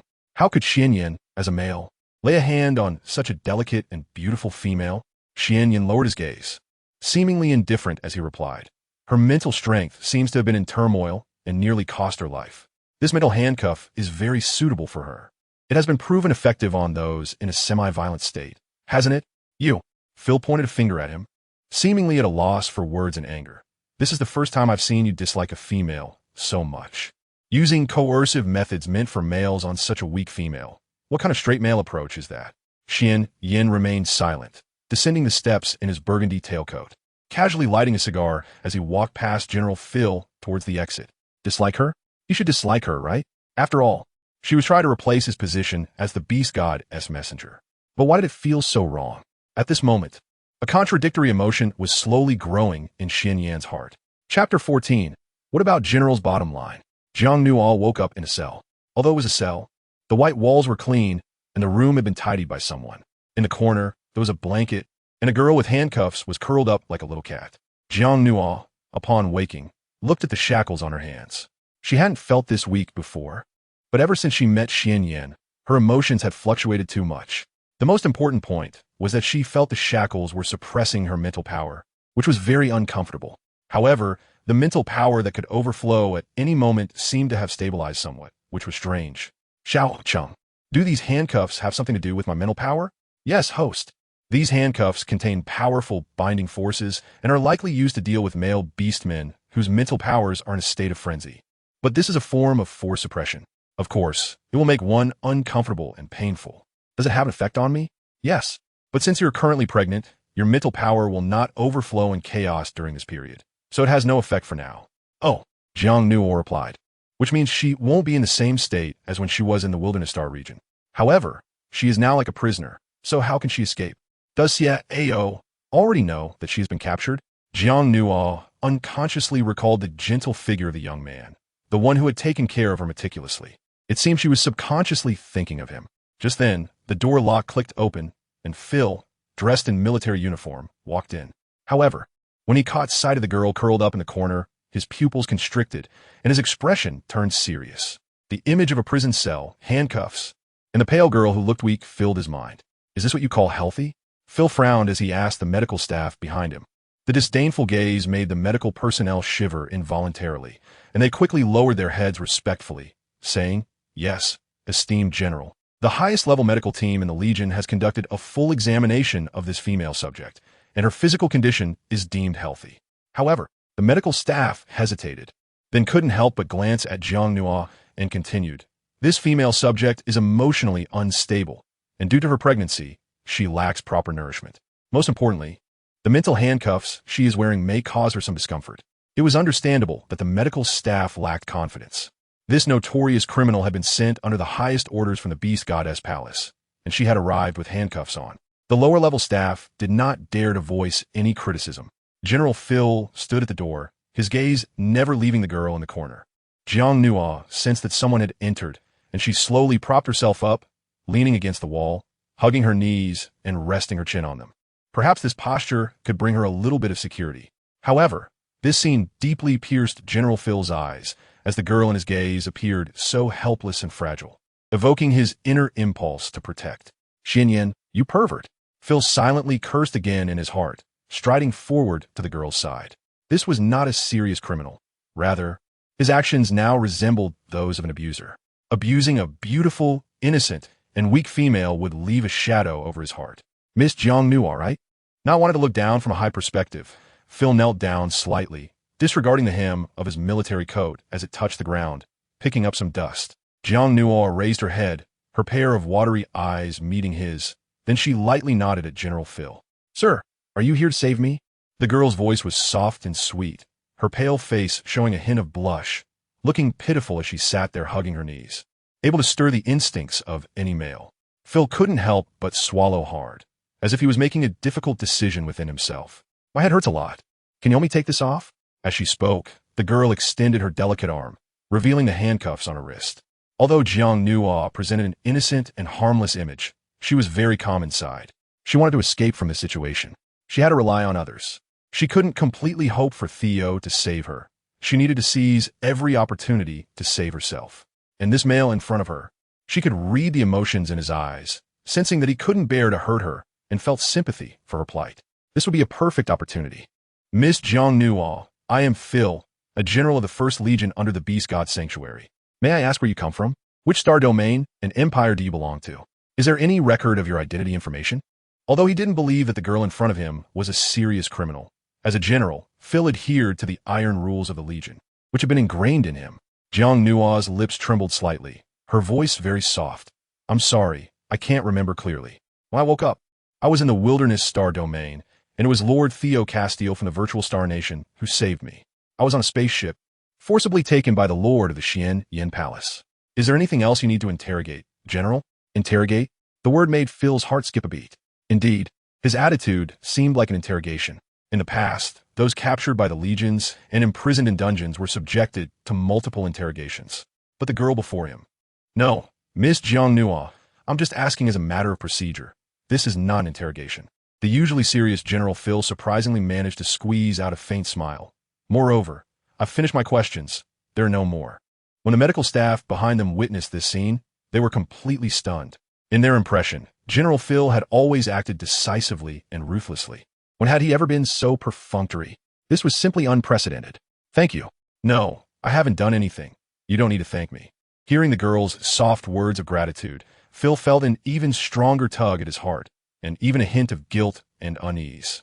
Under the brim of his military cap, his deep brown short hair, long and thick eyelashes, and sharp facial features gave him a cold aura that seemed deliberately restrained. Next to the girl, he appeared like a majestic tiger, suddenly transformed into a warm-hearted big cat. The scene was somewhat incongruous and a bit comical. Jiang Nomian looked at the man with a light smile. "But I remember, didn't the Lord say before that he would lock me in the deepest, darkest part of the dungeon? But this place is neither dark nor cold, and you even prepared a blanket for me. I know this is what you did for me. Thank you." After saying this, the girl reached out her arm and gently tugged at Phil's sleeve. Her strength was small, and it seemed that she could break free with just a light pull, but Phil allowed her to hold on, without any intention of rejecting her. "Mr. Phil, you saved me once. Can you save me again?" Phil's gaze gradually lowered, looking at the girl's hand gripping his sleeve, and the handcuffs on her slender wrist were so glaring. "I feel really uncomfortable, truly." The girl pressed her lips together. Her pale face seemed like it could lose consciousness at any moment. "Please save me, okay?" This series of soul-stirring whispers made Phil unable to hold on any longer. After hesitating for 2 seconds, he quickly took out a long golden key from his pocket and placed it into Jiang Nuo's handcuffs. With a slight click, the golden handcuffs were opened and fell to the ground. "Don't be afraid. I'll take you away." Phil picked up Jiang Nuo horizontally. Only by truly touching the girl's body did he realize how light and soft she was, making him want to care for her. Suddenly, he felt a strong desire to take care of her. Jiang Nuo's head rested against Phil's broad chest, her bloodless lips moving slightly, as if releasing emotions, and also resembling a smirk of triumph. General Phil of the First Legion carried the repeat offender out of the dungeon, just like that. This piece of news spread quickly. The soldiers of the Legion were filled with disbelief. What about the general's bottom line? The rules? Shattered. Chapter 15. She is clearly using you. Phil directly carried Jiang Nuo back to his room. As for the gazes he received along the way, he simply silenced everyone with a cold stare. The soldiers, startled and wide-eyed, quickly averted their eyes, trying to minimize their presence. Phil's room was very clean and tidy, but it lacked much thoughtful decoration. It was merely a place to live, furnished with only some simple daily necessities and nothing else. In summary, it was somewhat monotonous. Jiang Nuo was gently placed on the bed, watching the man cover her with a quilt. She could feel the strength in Phil's arms, as if one hand could lift her effortlessly. "This is my room." Phil looked at the bewildered girl, and his stern face broke into a smile again, as if he was intentionally explaining, fearing that the girl might feel anxious in the unfamiliar environment. Jiang Nuo smiled gently, pulling the blanket down a bit as she leaned against the backrest. "You are my benefactor, Mr. Phil. I will remember your kindness." Benefactor? Upon hearing this word, Phil's large hands, which were tucked into the pockets of his military coat, unconsciously scratched, but his face still maintained a composed expression. "Ahem, you should rest first." Phil turned and left the room, and as he reached the door, his expression immediately became serious as he instructed, "Go call the medical team back, and also prepare some meals and supplements for pregnancy." The two male attendants at the door immediately responded, and soon a large group arrived. The medical team from the 1st Legion base was all elite, many of whom had wood-based abilities, capable of proficiently using healing skills, regeneration skills, and repair skills. As soldiers in the Legion often got injured, so naturally, they needed the best medical team.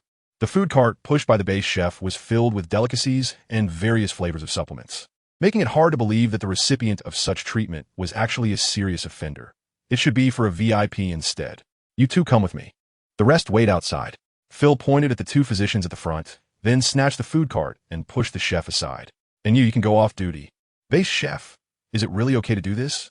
All these meals were carefully prepared by me, and I still want to catch a glimpse of that female's beauty." Inside the room, Jiang Nuo watched the man pushing the food cart toward her, especially his tall and robust figure pushing a delicate little cart, which created a slightly adorable image. "Miss Jiang Nuo, these two doctors will check your body again. Don't be afraid. You should eat something first. These are supplements for pregnancy in all sorts of flavors.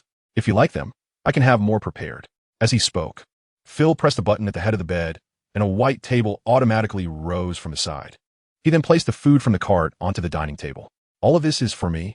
"Yes, it's all prepared by me." As soon as these words were spoken, the base chef, who had not yet finished his shift, nearly choked. Poor him, just a bottom-level working male, completely powerless to refute. Still, he wanted to look up to the sky and ask, "By the way, General Phil, can you cook? Have you ever been in the kitchen?" This is driving me crazy." Indeed, poor him was really just a chicken. The room fell quiet again. Jiang Nuo took her time with her meal. Although she truly felt hunger in her stomach, she still ate slowly and drank 2 cups of supplements. The taste of that stuff was hard to describe as good, but after drinking it, her body felt much more comfortable. 2 doctors nearby were using their professional wood skills to provide the girl with another round of treatment. Only Phil, sitting straight, remained focused. However, the pair of eyes under his hat never left the girl as she ate, not even for a second. His large hands in the military coat pocket scratched again, the movement resembling that of someone rubbing their claws. Fortunately, his hands were hidden in his pockets, so outsiders couldn't see them. Thus, his upright figure still appeared serious and authoritative to his subordinates. "General Phil." At that moment, a soldier stood at the door and lightly knocked, breaking the quiet scene. Phil frowned, seemingly a bit displeased. Jiang Nuo glanced at the door, then smiled and put down her utensils, saying to Phil, "General, you go ahead and do your work. I can manage on my own." The girl's smile was full of understanding, making Phil reluctant to leave.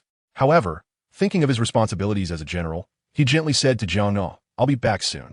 The girl nodded with a smile. She then continued to eat her food, which was nutritious and suitable for replenishing her strength. Although she had lost her freedom, she couldn't torture herself. She just wondered when she would be able to leave this place. Outside the door, Phil's expression became somewhat impatient. Hadn't the training mission for the Legion already been completed today? What was so urgent that it needed to be addressed right now?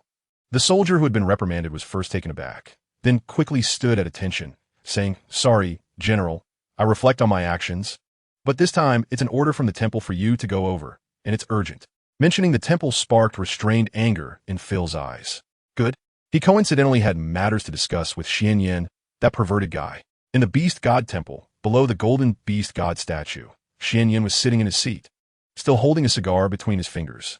At this moment, he had changed into his regular attire, his crimson eyes sparkling with a smile, the corners slightly raised, and even his pronounced Adam's apple looked somewhat sexy.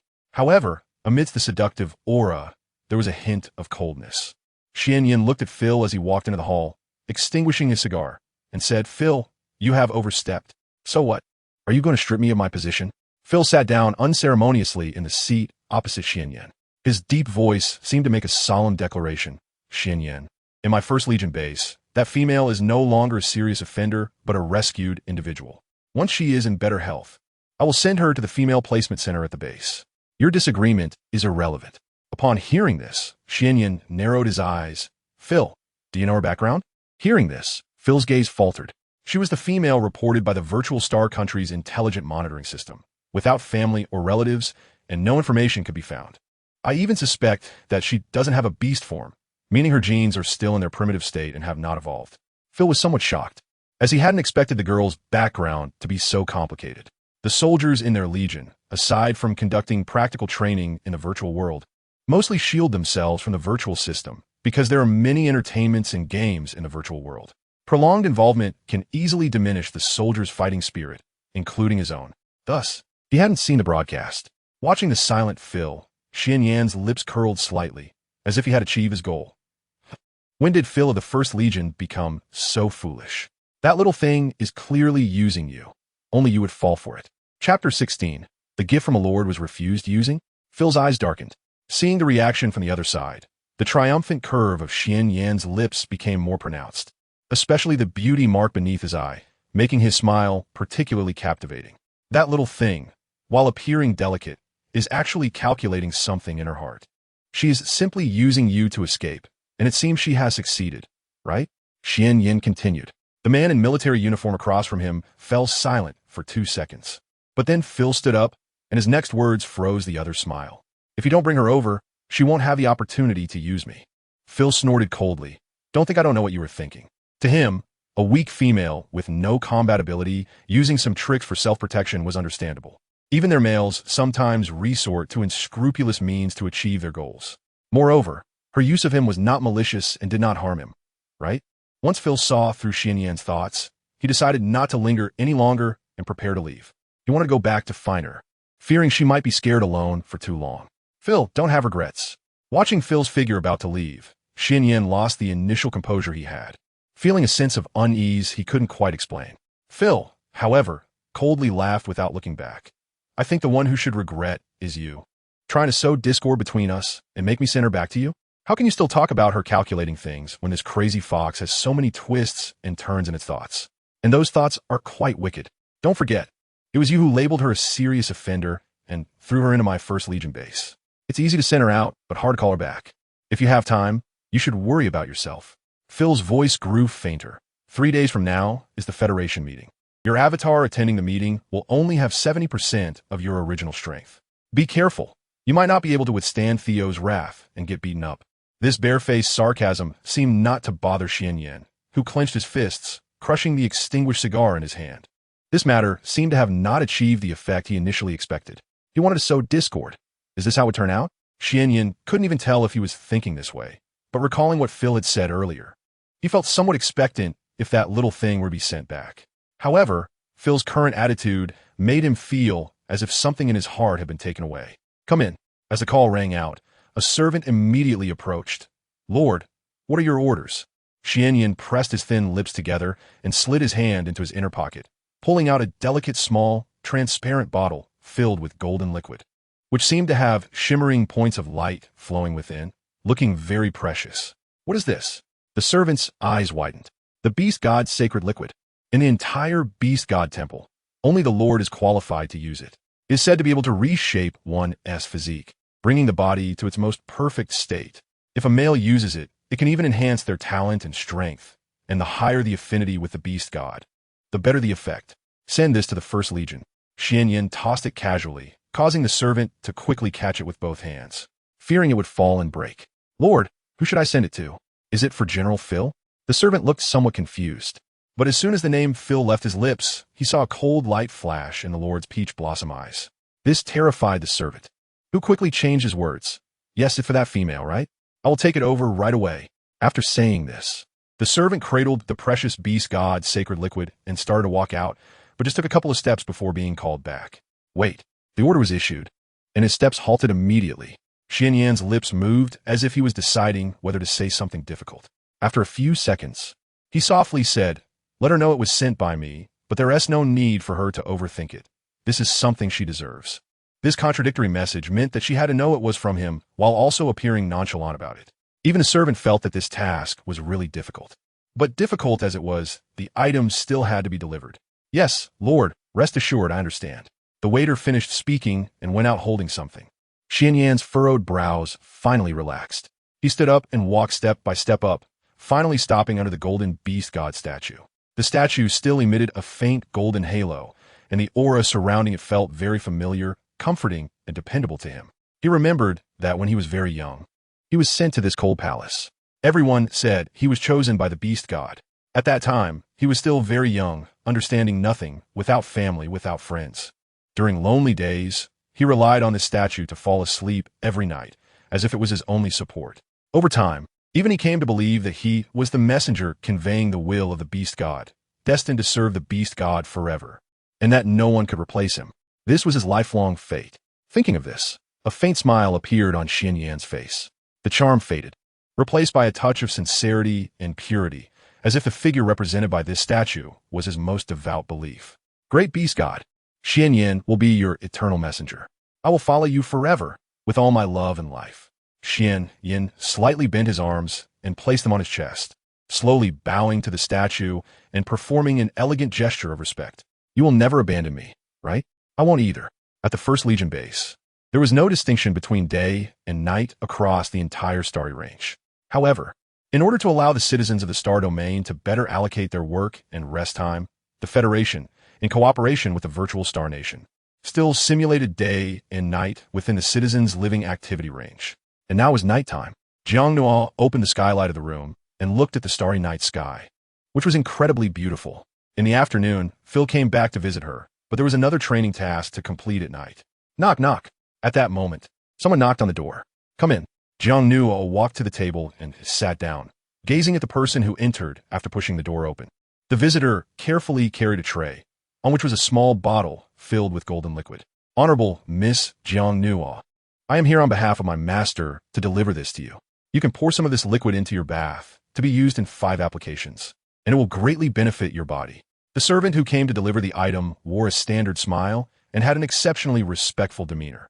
Oh, Jiang Nuo curiously picked up the small bottle and examined it carefully. Just holding in her hand, she could feel that the liquid inside seemed to have an attraction to her. It must be something very precious. The attendant beside her, seeing this, seized the opportunity and said, "This item is called the Beast God's Sacred Liquid. It was personally ordered by our Lord to be given to you, extremely valuable, and only our Lord can." Before the attendant could finish speaking, he froze, realizing that the beautiful female in front of him had actually put the bottle down. Wasn't she just full of joy, interest, and curiosity a moment ago? Why did her expression change when the Lord was mentioned? Please thank your Lord for the kind gesture, but I don't need it. Please take it back. The attendant's hand awkwardly hovered in the air, unsure whether to take it back or not. Sigh, he thought. This task is indeed difficult. Now, their Lord's gift has been rejected. Chapter 17, the next target for strategy. But with these words, how can I go back? The attendant's face was troubled. This was impossible to report. Jiang Nuo seemed to understand the servant's thoughts. The image of that extremely alluring man flashed through her mind, and a wave of disgust surged within her, though it was not reflected on her face. Just leave it here. I'll tell him when I get back that I've accepted it. That annoying guy, with his extreme and terrifying ways, had no need to make things difficult for an innocent person.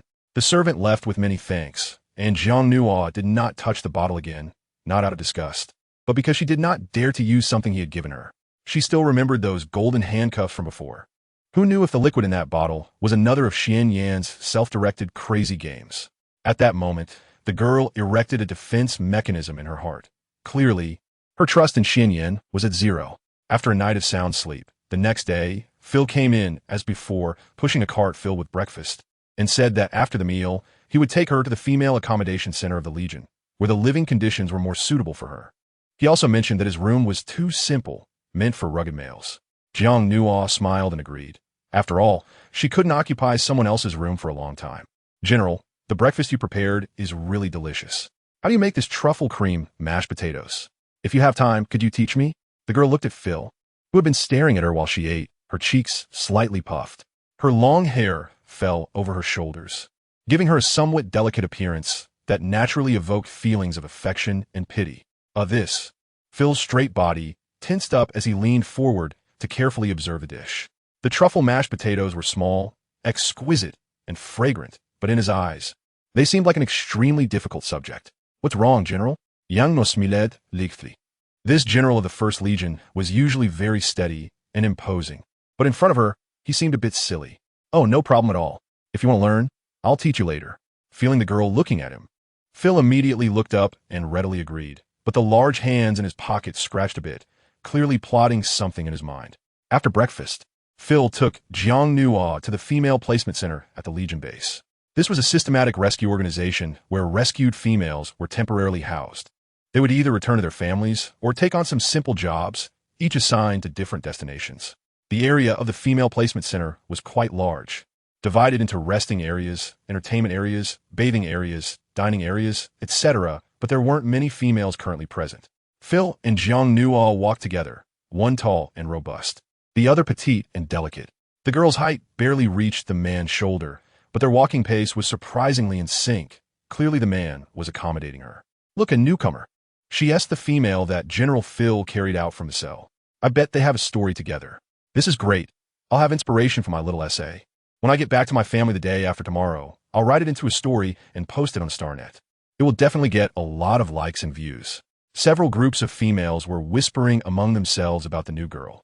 However, with Phil standing next to Jiang Nuo, no one dared to approach until Phil showed the girl around the room, equipped her with items, and repeatedly instructed the area's managers and staff before leaving with complete reassurance.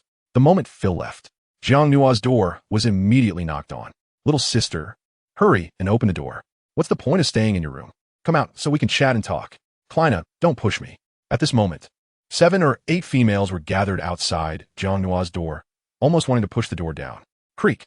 The moment Jiang Nuo opened the door, she felt her arm being grabbed. She was surrounded by several females, each looking at her with sparkling eyes. There was joy, curiosity, and a sense of exploration. The emotions were diverse, but none of the females harbored any malice toward her. Everyone was very friendly. The girl smiled, and suddenly she felt that the loneliness in her heart had lessened a bit. This lively and joyful atmosphere made her feel comfortable. "Little sister, what's your name? We'll take you around. That entertainment area is quite fun," said a female named Kleina, who spoke up first. The other females rolled their eyes. Isn't it just to get first-hand information to go back and write a little essay to earn some views? Their female group rarely possessed the strong combat talents that males had. If they didn't have a powerful family backing them, couldn't enlist, or go out to gain experience and trade, they needed to find some simple jobs to support themselves before finding a mate. Of course, in addition to this, the Federation also provided them, these rare females, with some ordinary subsidies. But who would say no to more money? "Hello, my name is Jiang Nuo. Looking at your age, you should be quite young, just coming of age, right? We can call you Xiao Nuo from now on," the older female said. Kleina linked arms with Jiang Nuo, and, surrounded by the other females, they walked outside. Dining, eating, playing, chatting, everyone treated her with enthusiasm. But the surrounding gossiping glances and the flood of questions made Jiang Nuo feel a bit helpless. "Xiao Nuo, tell your sister the truth. Have you already captured General Phil's heart?" "Details. I want to hear the details." "Wait, let me take notes. Maybe General Phil is actively pursuing our Xiao Nuo. This is the first time I've seen General Phil personally send someone here with all these females coming and going at the placement center. Xiao Nuo, you are the first." Kleina's eyes sparkled with excitement. In the center of the entertainment area, Jiang Nuo was surrounded in the innermost circle. But the content of the questions made her unsure how to respond. "Phil." She hadn't thought in that direction before. Ding. At that moment, the system voice in her mind sounded. "Actually, host, their suggestion isn't bad. You can consider Phil." Jiang Nuo only felt a panel emerging in his mind, displaying information about Phil. Name: Phil Hodge. Gender: top male. Affiliation and rank: current general of the 1st Legion of the Beast God Temple. Strength: level 9. Mental power: SSS level. Race: Tiger Clan. Specific form: earth-shaking rock tiger. Talent: affinity. Earth system. Jiang Nuo's eyes were fixed on the panel, clearly aware that Phil was also one of the top males capable of completing the task. If she were to conceive his offspring, the benefits for her physical enhancement should not be weaker than that of Theo. Nuo host, your pregnancy period this time should not exceed 3 months. Phil could be your next task target, and the estimated success rate of your strategy should be above 90. Listening to the suggestion from Xiao Cheng in her mind, a hint of cold rationality flashed in the girl's eyes. Since she was already deeply trapped here, strategizing against Phil was indeed a great opportunity. Xiaoqing's plan was not wrong. She should always remember to make plans for herself. However, at this moment, a certain respected general was striding out of the training camp with his imposing gait, completely unaware that he had already been labeled as a target for conquest. After leaving the training camp, Phil began to move stealthily. One moment he was imposing. The next, he resembled a thief. After looking around and confirming there was no one, he quietly made his way to the back kitchen of the Legion's base. But when he saw the complex utensils and the array of ingredients in the kitchen, his face suddenly turned grim. Speaking of mashed potatoes, how exactly should they be made? Chapter 18. Terrorists attack the kitchen. Phil stood in front of the stove, rolled up his military uniform sleeves, and picked up a potato from the ingredient area. His eagle-like eyes were fixed intently, his brows furrowed deeply, as if he were facing an extremely difficult training task, and he remained silent for a while. Ultimately, he concluded, this thing seems to need peeling. He struggled to recall that during the girlesque breakfast, the mashed potatoes did not have any potato skin. Phil looked towards the door again, reassured when he saw no one was coming in. He walked over, locked the door, then washed the potato with water and placed it on the cutting board. He then picked up the peeler nearby, frowning in thought. How does one operate this thing? He had used many shiny knives during training, but this small tool was his first time using. In fact, it was also his first time in a kitchen. The man at the stove felt somewhat at a loss. He tried to secure the potato on the cutting board, took the peeler, and scraped hard at the potato. But perhaps he did not control the force well enough with the hand holding the potato, causing it to slip and roll to the ground. And the peeler scraped against his hand. Ouch! Although the tool was small, it was very sharp. Phil's hands were not rough. Rather, every inch of their curvature was exquisite, appearing long and strong. But now a deep cut on his thumb was bleeding, with drops of blood trickling down. The man's face was extremely serious. Having participated in countless training missions without any injury record, how could he now be defeated by a small kitchen? The 1st Legion base was operating in an orderly manner, but no one knew that the respected general who had left the training camp early was currently in a state of chaos and embarrassment in the kitchen. It was unclear how much time had passed, but the 1st Legion base, which had remained calm for hundreds of years, was about to face an unprecedented panic. Suddenly, a loud explosion was heard from somewhere in the base. Boom! Bang! The sound was deafening, audible throughout the entire base, especially in nearby areas. People instinctively covered their ears.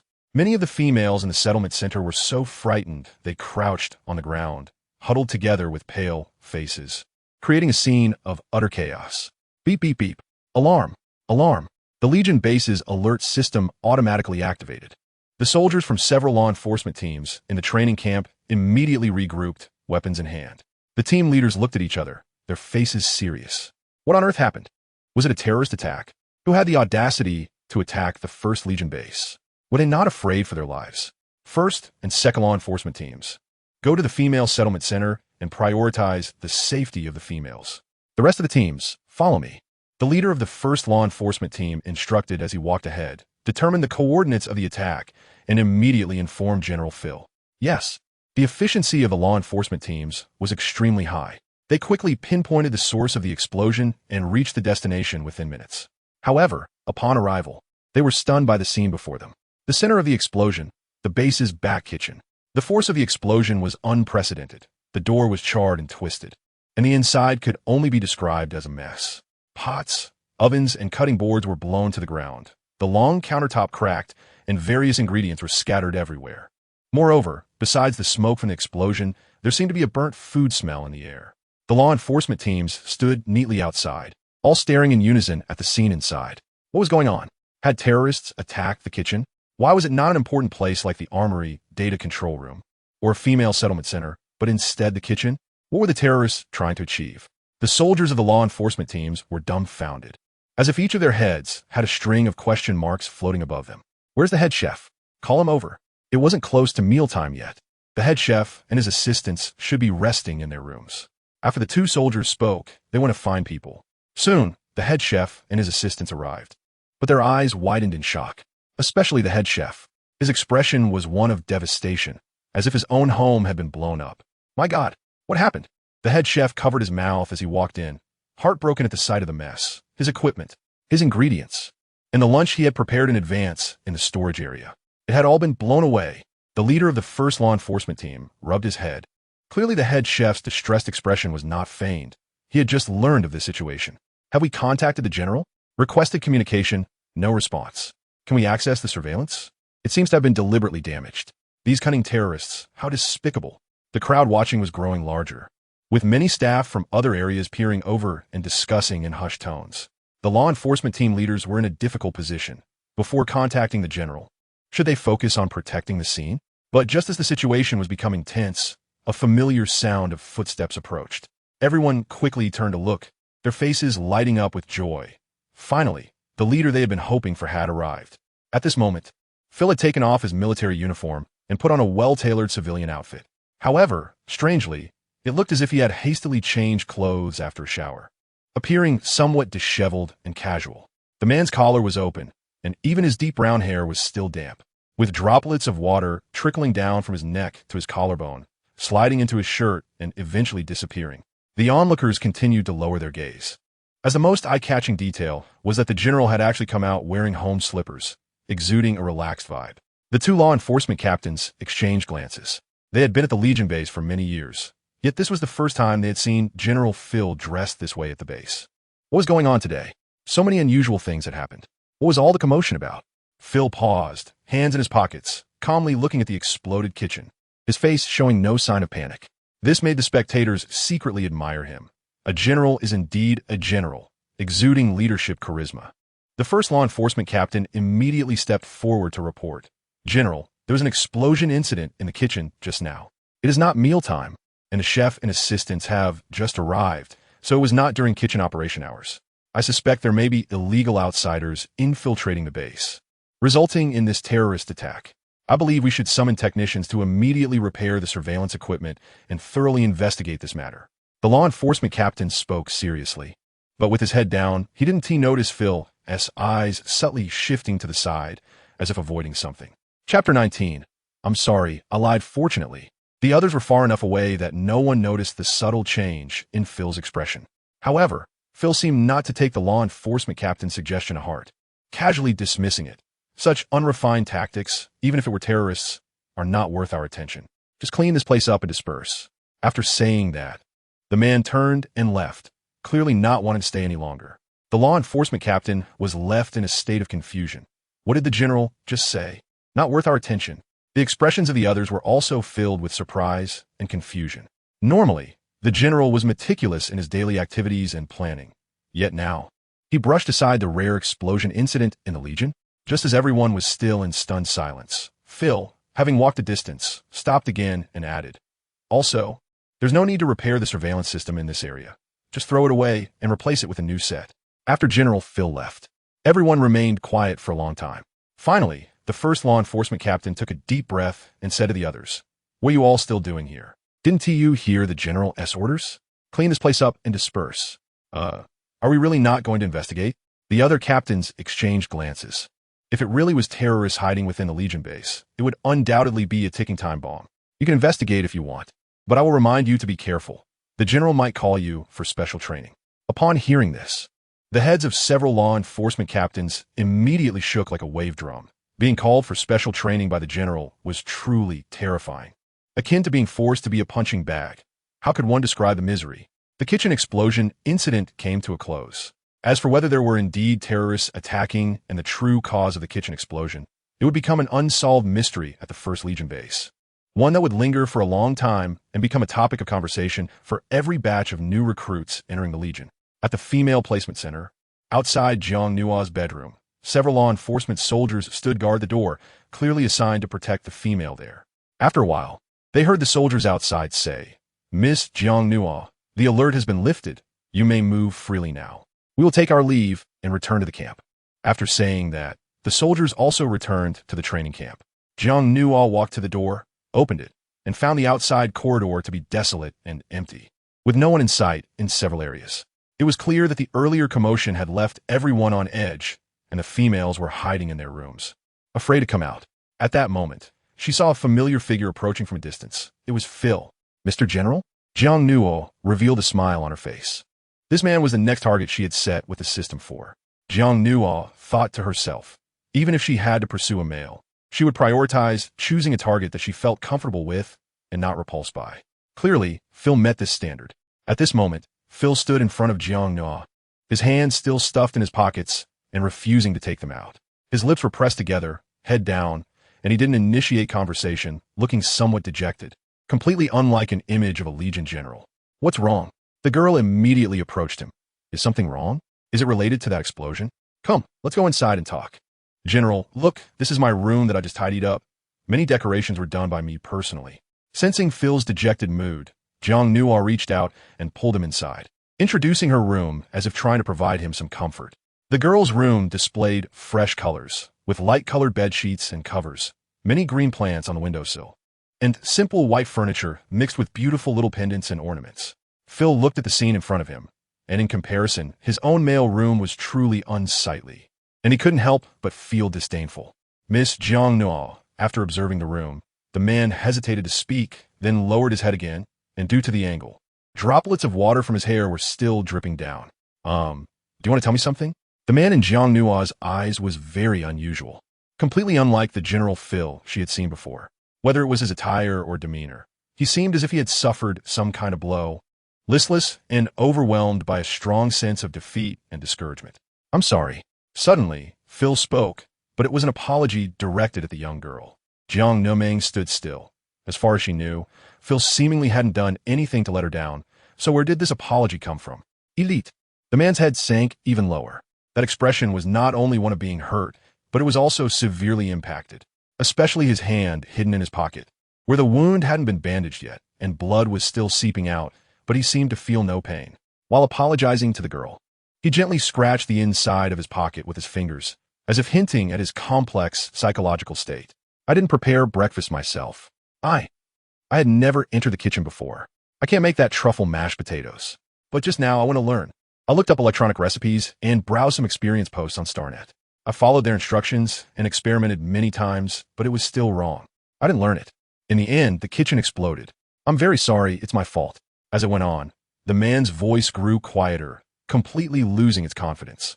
Moreover, his head sank lower and lower.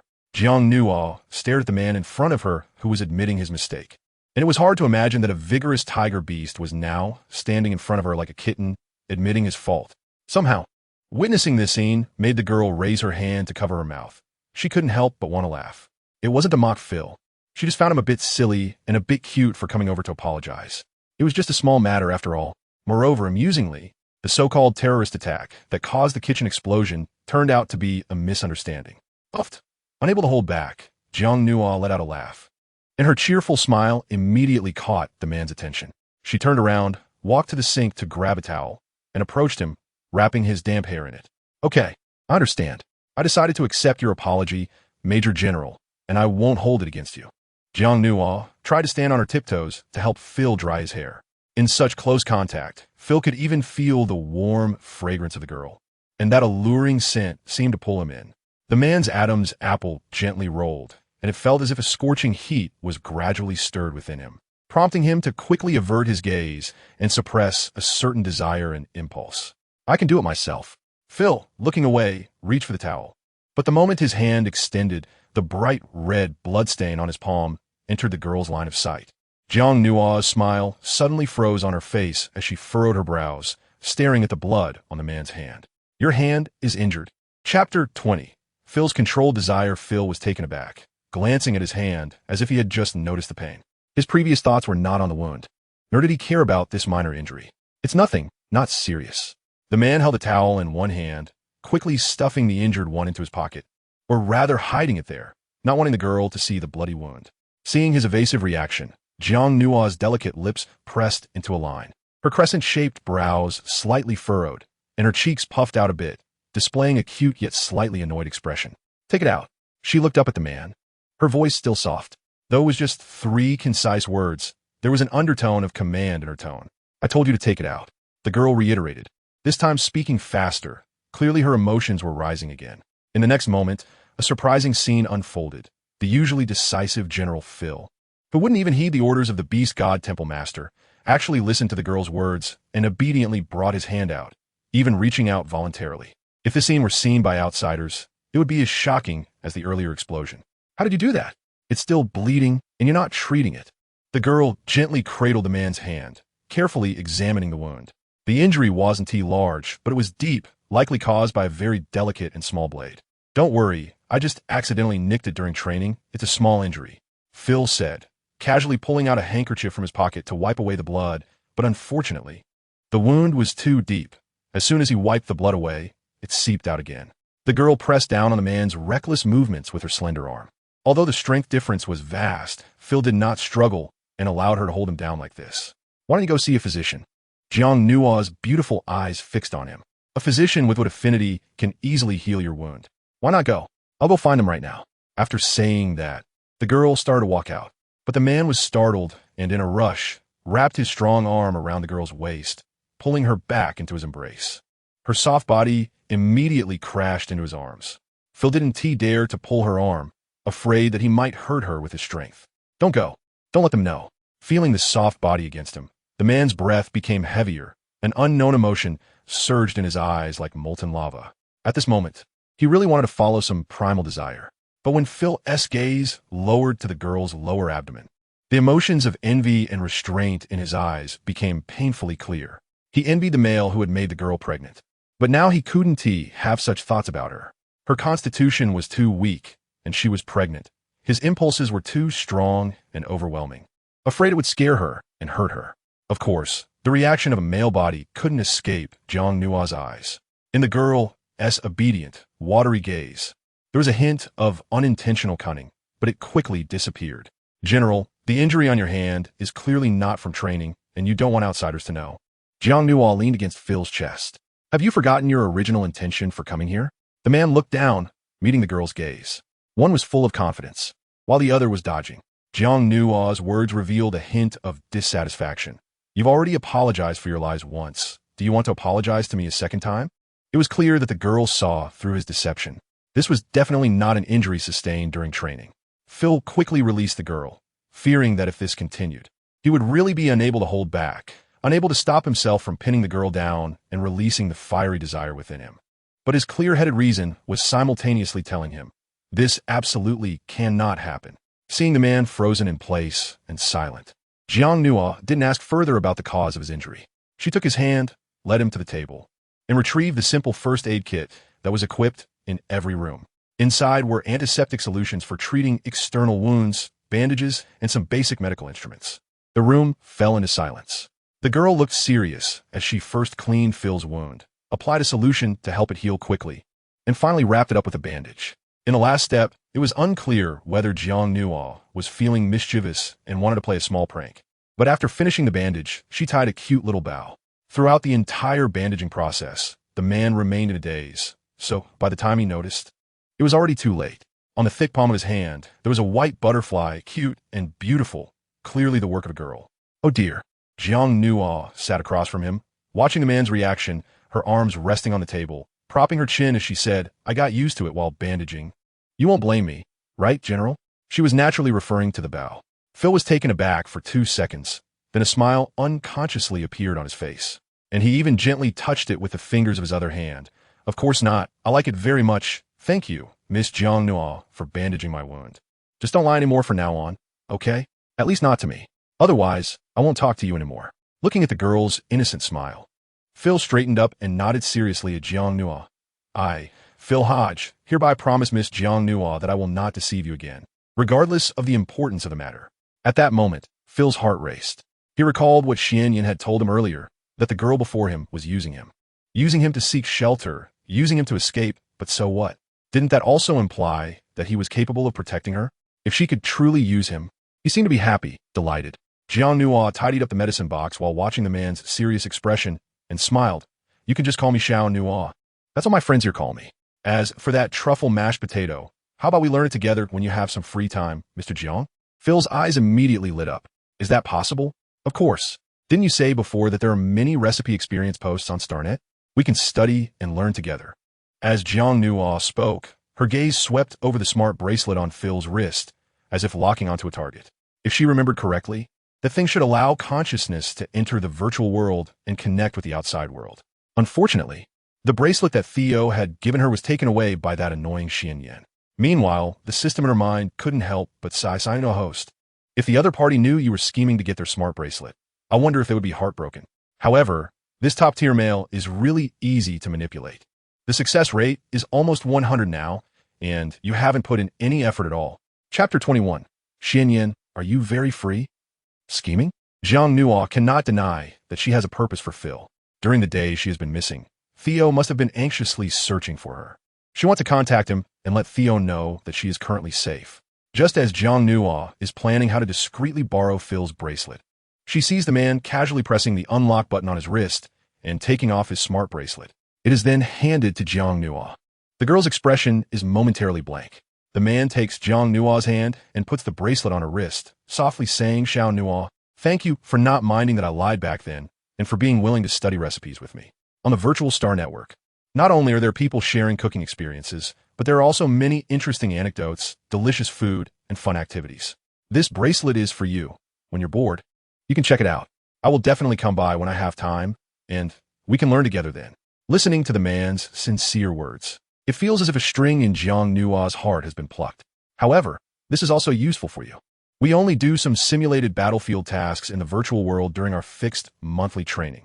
Most of the time, we are shielded from the virtual system. It's not just him. The soldiers in the Legion base are basically the same. They cannot let the comfortable life in the virtual world dull their fighting spirit. The girl remains silent for a while. She initially wanted to thank him with just a smile and accept the item, but the words change as they come to her lips. Aren't you afraid that I will contact someone else and leave here? Upon hearing the word leave, Phil feels as if his heart skipped a beat. The man looks down and smiles. When Xiao Nuo says someone else, are you referring to Theo Castile? That male who makes him deeply envious. Zhang Nuo raised her eyes to look at the man in front of her who was forcing a smile, and she suddenly felt quite uncomfortable. It seemed there was a hint of guilt. Nuo, your next mission target is Phil. It seems a bit cruel to mention the previous male in front of him. Mr. General, actually call me by my name. Zhang Nuo was about to speak, but before she could finish, she was interrupted by the man. His voice carried an undeniable tone, laced with a hint of stubbornness. Phil, the girl obediently called out, then continued softly, thank you for taking care of me. Actually, I am very happy here with you, but I was forcibly brought here by Xianyan and sent to the Legion as a serious offender. I don't like this feeling of being bound. I hope that when I come here, it is out of freedom, that it is my own choice, not like a prisoner. Can you understand? A ripple appeared in Phil's eyes as he touched the bow knot the girl had tied for him earlier, and quietly said, Xiao Nuo, you miss him a lot, don't you? This one was clearly a reference to someone specific. Zhang Nuo nodded without any hesitation. That boy was the first person to truly care for her, to look after her, and to treat her wholeheartedly since she woke up. She admitted that Xiao was different in her heart compared to other males. I understand. Phil's eyes were dark and unclear, as if he were making a very difficult decision inside. Finally, he stood up as if making a promise to the girl. Xiao Nuo, I promise you, if you want to leave, I will never force you to stay. Hearing this, Zhang Nuo's eyes lit up. Even if Xianyan is unwilling, I have a way to send you away. Phil's gaze was firm. But in 2 days, there will be a federal conference, and this conference is related to you. The various forces will definitely make a final decision about your whereabouts. Can you wait a little longer before leaving? Just 2 more days. Stay with him for 2 more days. In Phil's heart, he certainly did not want the girl to leave, but now that Xiao Nuo was carrying that male's child, her heart was not here. If he forced her to stay, it would only increase the distance between them. Just as Xiao Nuo said earlier, he hoped the girl would willingly come to find him in the future, to be free and unbound. Zhang Nuo called out his name, walked up to the man on tiptoe, and under his shocked gaze, a hint of warmth and a tingling sensation, the man froze in place. I promise you, even if I leave, I'll come back to see you. After all, this was her next mission target, something she couldn't avoid. Phil's eyes were a mix of stiffness, joy, and adorableness, all kinds of emotions blending together. He turned around like a statue and walked toward the door, his hand occasionally brushing the spot where the girl had just kissed him, as if he had been possessed by something unclean. The girl standing inside the room smiled gently. This silly tiger is a bit cute. Zhang Nuo was in a great mood, thinking about Phil's promise to her. It seemed she would be able to leave here safely in 2 days. Host, why don't you enter the virtual world to take a look? Phil's account shouldn't have unlocked too many star maps yet. You can apply for permissions, such as access to the virtual Star Nation headquarters area. They will receive an application notification immediately, and maybe you will get in touch with Theo because of this. Listening to the reminder from the system, Xiao Cheng, Jiang Nuo was filled with excitement. She tapped to start, and sure enough, the familiar smart screen appeared in front of her again. However, the functions on the screen were far fewer than those of Theo's. Just as Jiang Nuo's consciousness was about to enter, the strange spatial fluctuations appeared again. The space distorted. Her mind became hazy. The girl's gaze gradually became vacant, staring ahead, and she mechanically stood up and slowly walked towards the door. The system Xiao Cheng was helpless. Why did that annoying guy appear again? Especially at such a critical moment. It was an illusion. Yes, the host was pulled into an illusion again. But should it wake her up? If the first time was a coincidence, what about this time? The master of the illusion had a top-tier level of 9th rank. If the host kept breaking free quickly each time, that would be too strange and might raise suspicion. Considering all this, the system did not wake Jiang Nuo up immediately this time. Mainly, it felt that the other party's intention in coming here was not to harm the host.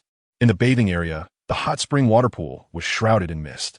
Jiang Nuo walked all the way to the empty edge of the pool, but she had no intention of stopping. At this point, the system couldn't hold back any longer.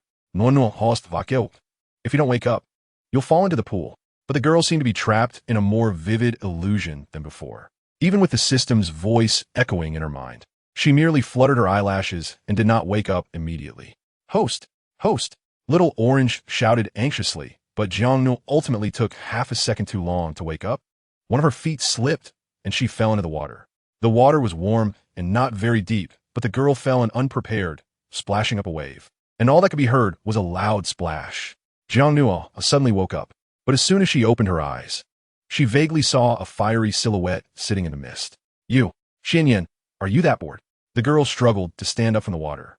Xian sat 3 meters away from the edge of the pool, just out of reach of the splashing water. The smile in his eyes was enticing, as if he were enjoying the sight of the beauty in the water's embarrassment. Frizzed up? Hearing the girl's accusation, Xian was not angry. He had long seen through this little thing.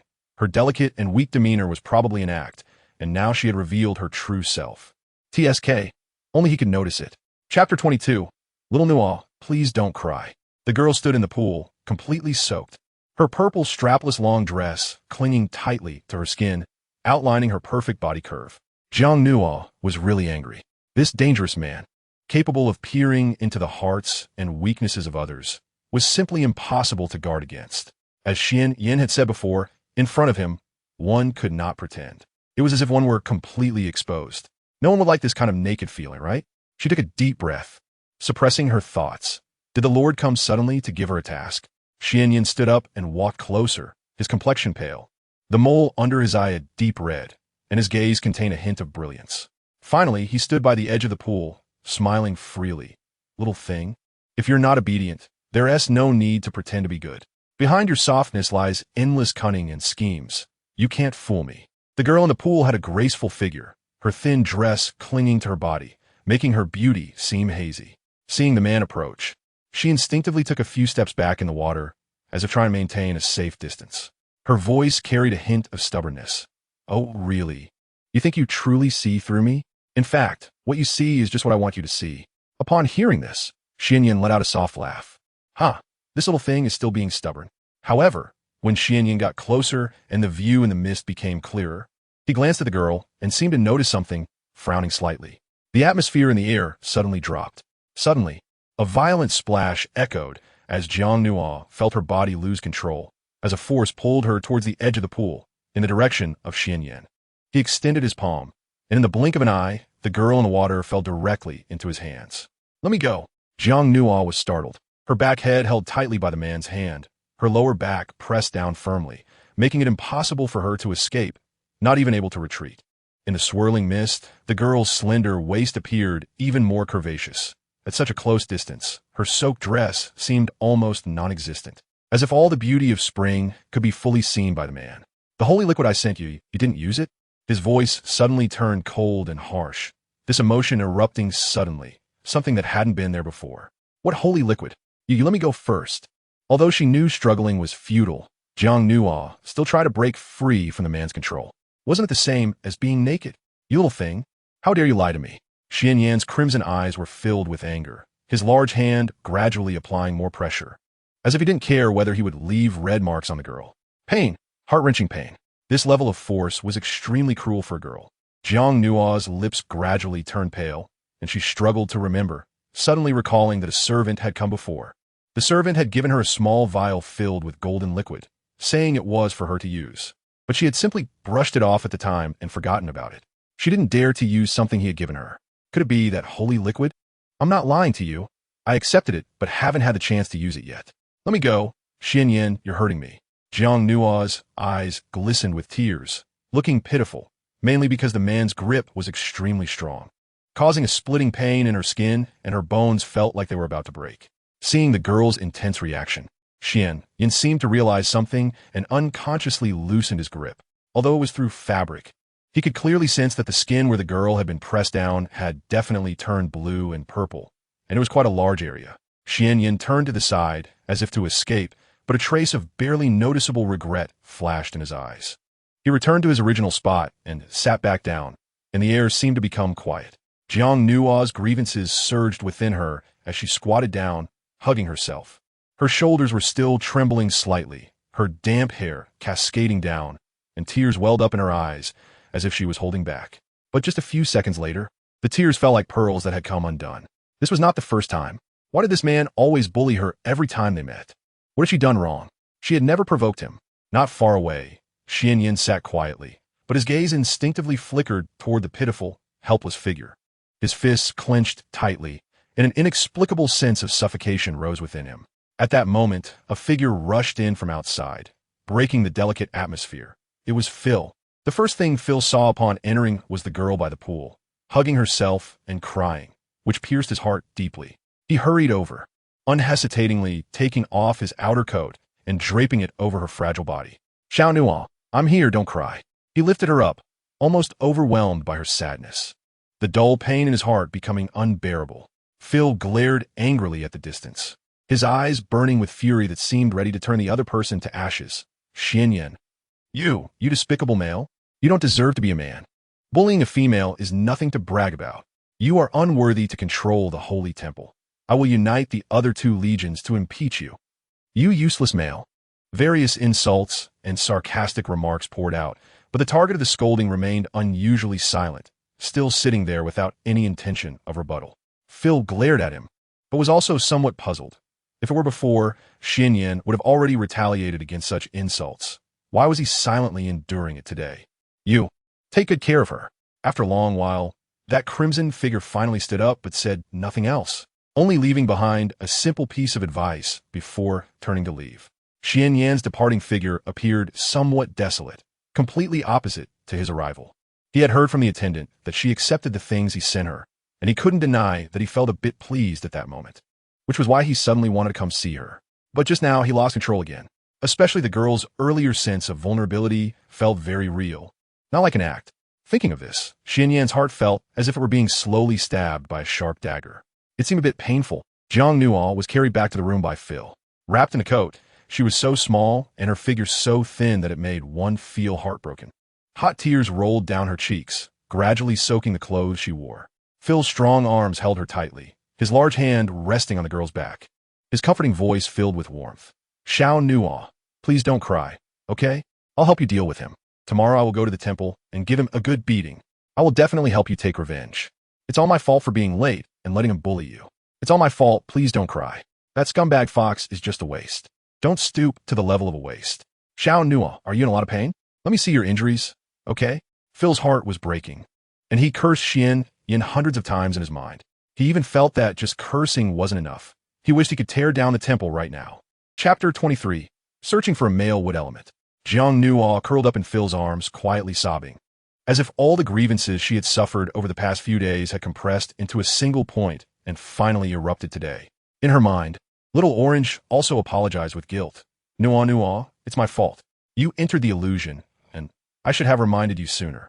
Hearing the system's words of apology, the girl felt soft in her heart and gently shook her head in her mind. She couldn't blame Little Orange, even if she had escaped the illusion. It wouldn't have helped. That man was too unpredictable.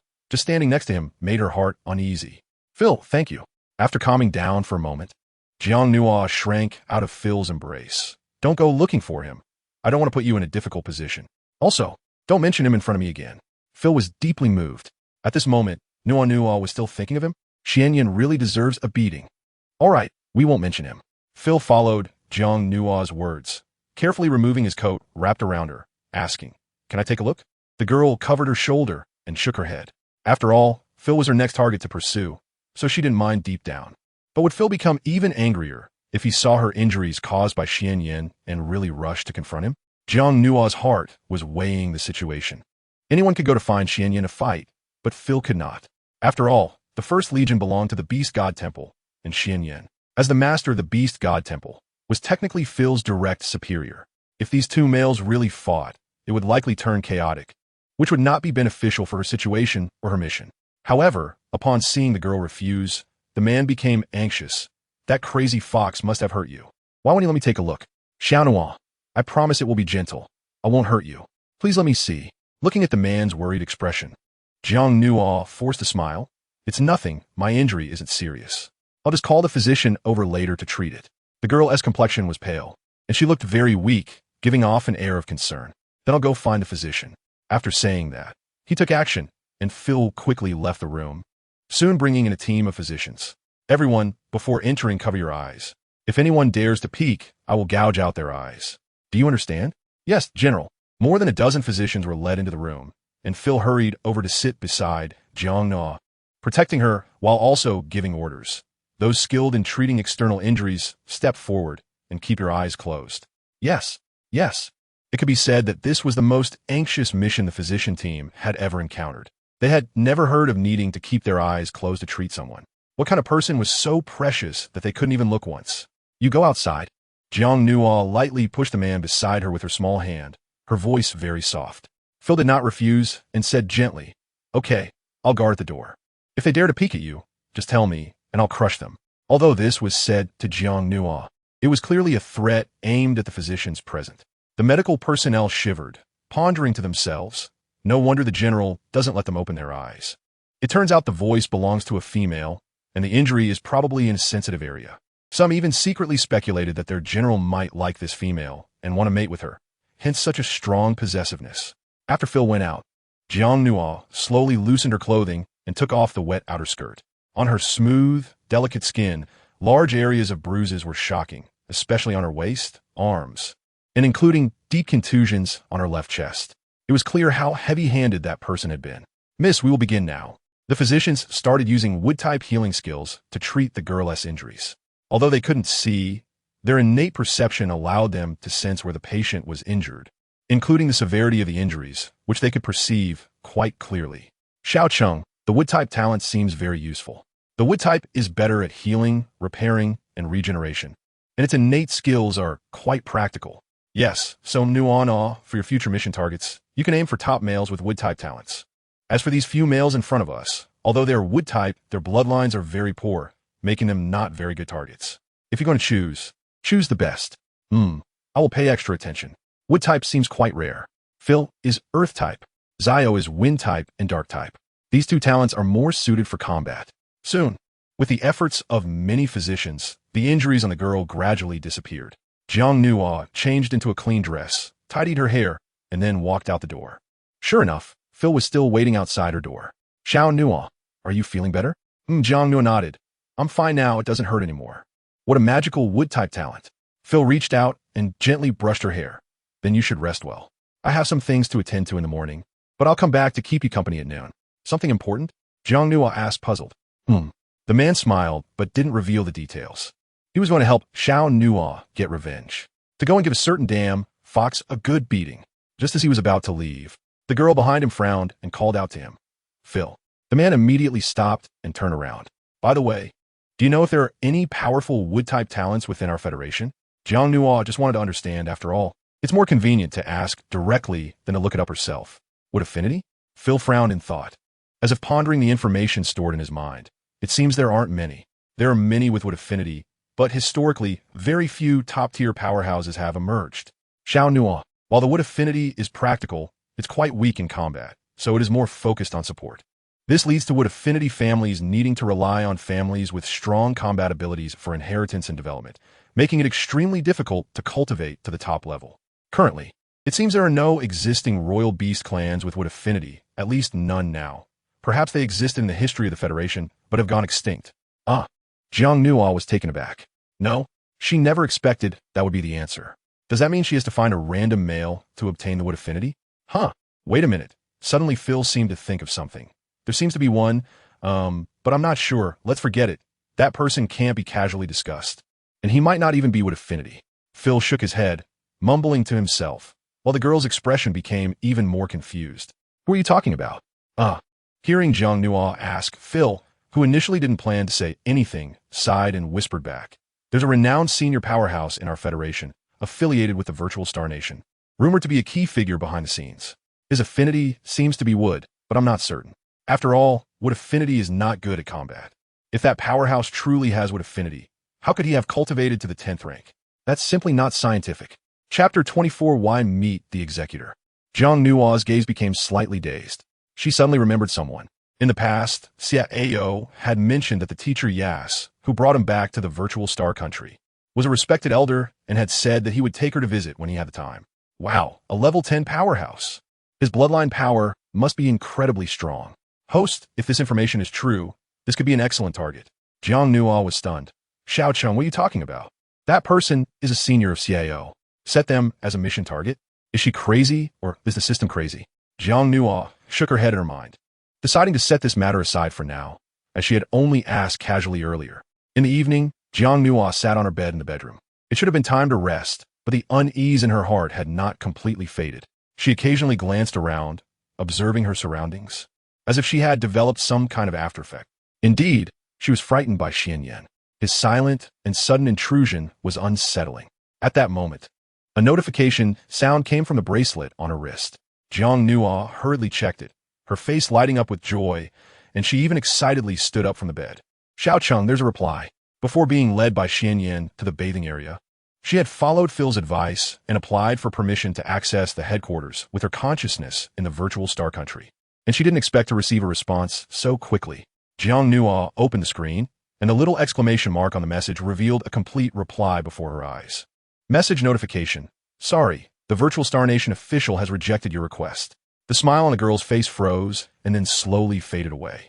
She stared in disbelief at the 2 lines of text, her mind buzzing as if she had been jolted. Rejected. He rejected it? Don't worry, the host. Theo doesn't know that the person using the Phil account is you. Phil is a general in the Legion, affiliated with the Temple, and has always been at odds with the Virtual Star Nation, so rejection is possible. Moreover, this message should only be a response from the management staff below. Theo is not aware of it. After all, the CEO only handles major top-level decisions, and such a ridiculous application is likely not taken seriously at all. Jiang Nuo stared at the screen in contemplation. Phil is also a level 9 powerhouse, and the Virtual Star Nation really shows no mercy, refusing just like that so decisively. However, this does resemble Theo's style of doing things. Thinking of this, the girl's stubborn little emotions rose, and she clicked again. Manual application. She didn't believe it. This time, the response speed was even faster. Within 3 to 5 minutes, there was a reply. Hello, your manual application has been approved. Would you like to proceed with the connection? Yes. Please enter the virtual workstation as soon as possible. The effective waiting time is within 5 minutes. Following the instructions, Jiang Nuo entered and, upon opening her eyes, found herself in a suspended building. In the spacious and simple working hall, many uniformed staff members were coming and going, and standing in front of her were a man and a woman. The two were taken aback upon seeing Jiang Nuo. They didn't expect that the one who entered was actually a beautiful female. Isn't this the account ID of General Phil from the 1st Legion? Hello, miss. Let me introduce myself first. I am a 4-star manager from the Customer Service Department of the 3rd Division of the Virtual Star Nation, and this is my assistant. The female staff member beside her slightly bowed and wore a professional smile. May I ask, is your account bracelet something you found? Or are you a relative of the account's owner? The manager sized up Jiang Nuo. The workers of the Virtual Star Nation are rated from 1 star to 7 stars, and his level is 4 stars, which is already considered quite high in the 3rd Division. General Phil is my friend. Jiang Nuo got straight to the point. The reason I'm applying to the headquarters is that I want to meet your esteemed executive, Theo Castile. Both staff members were taken aback. A friend claiming to be General Phil wants to meet their executive? How absurd.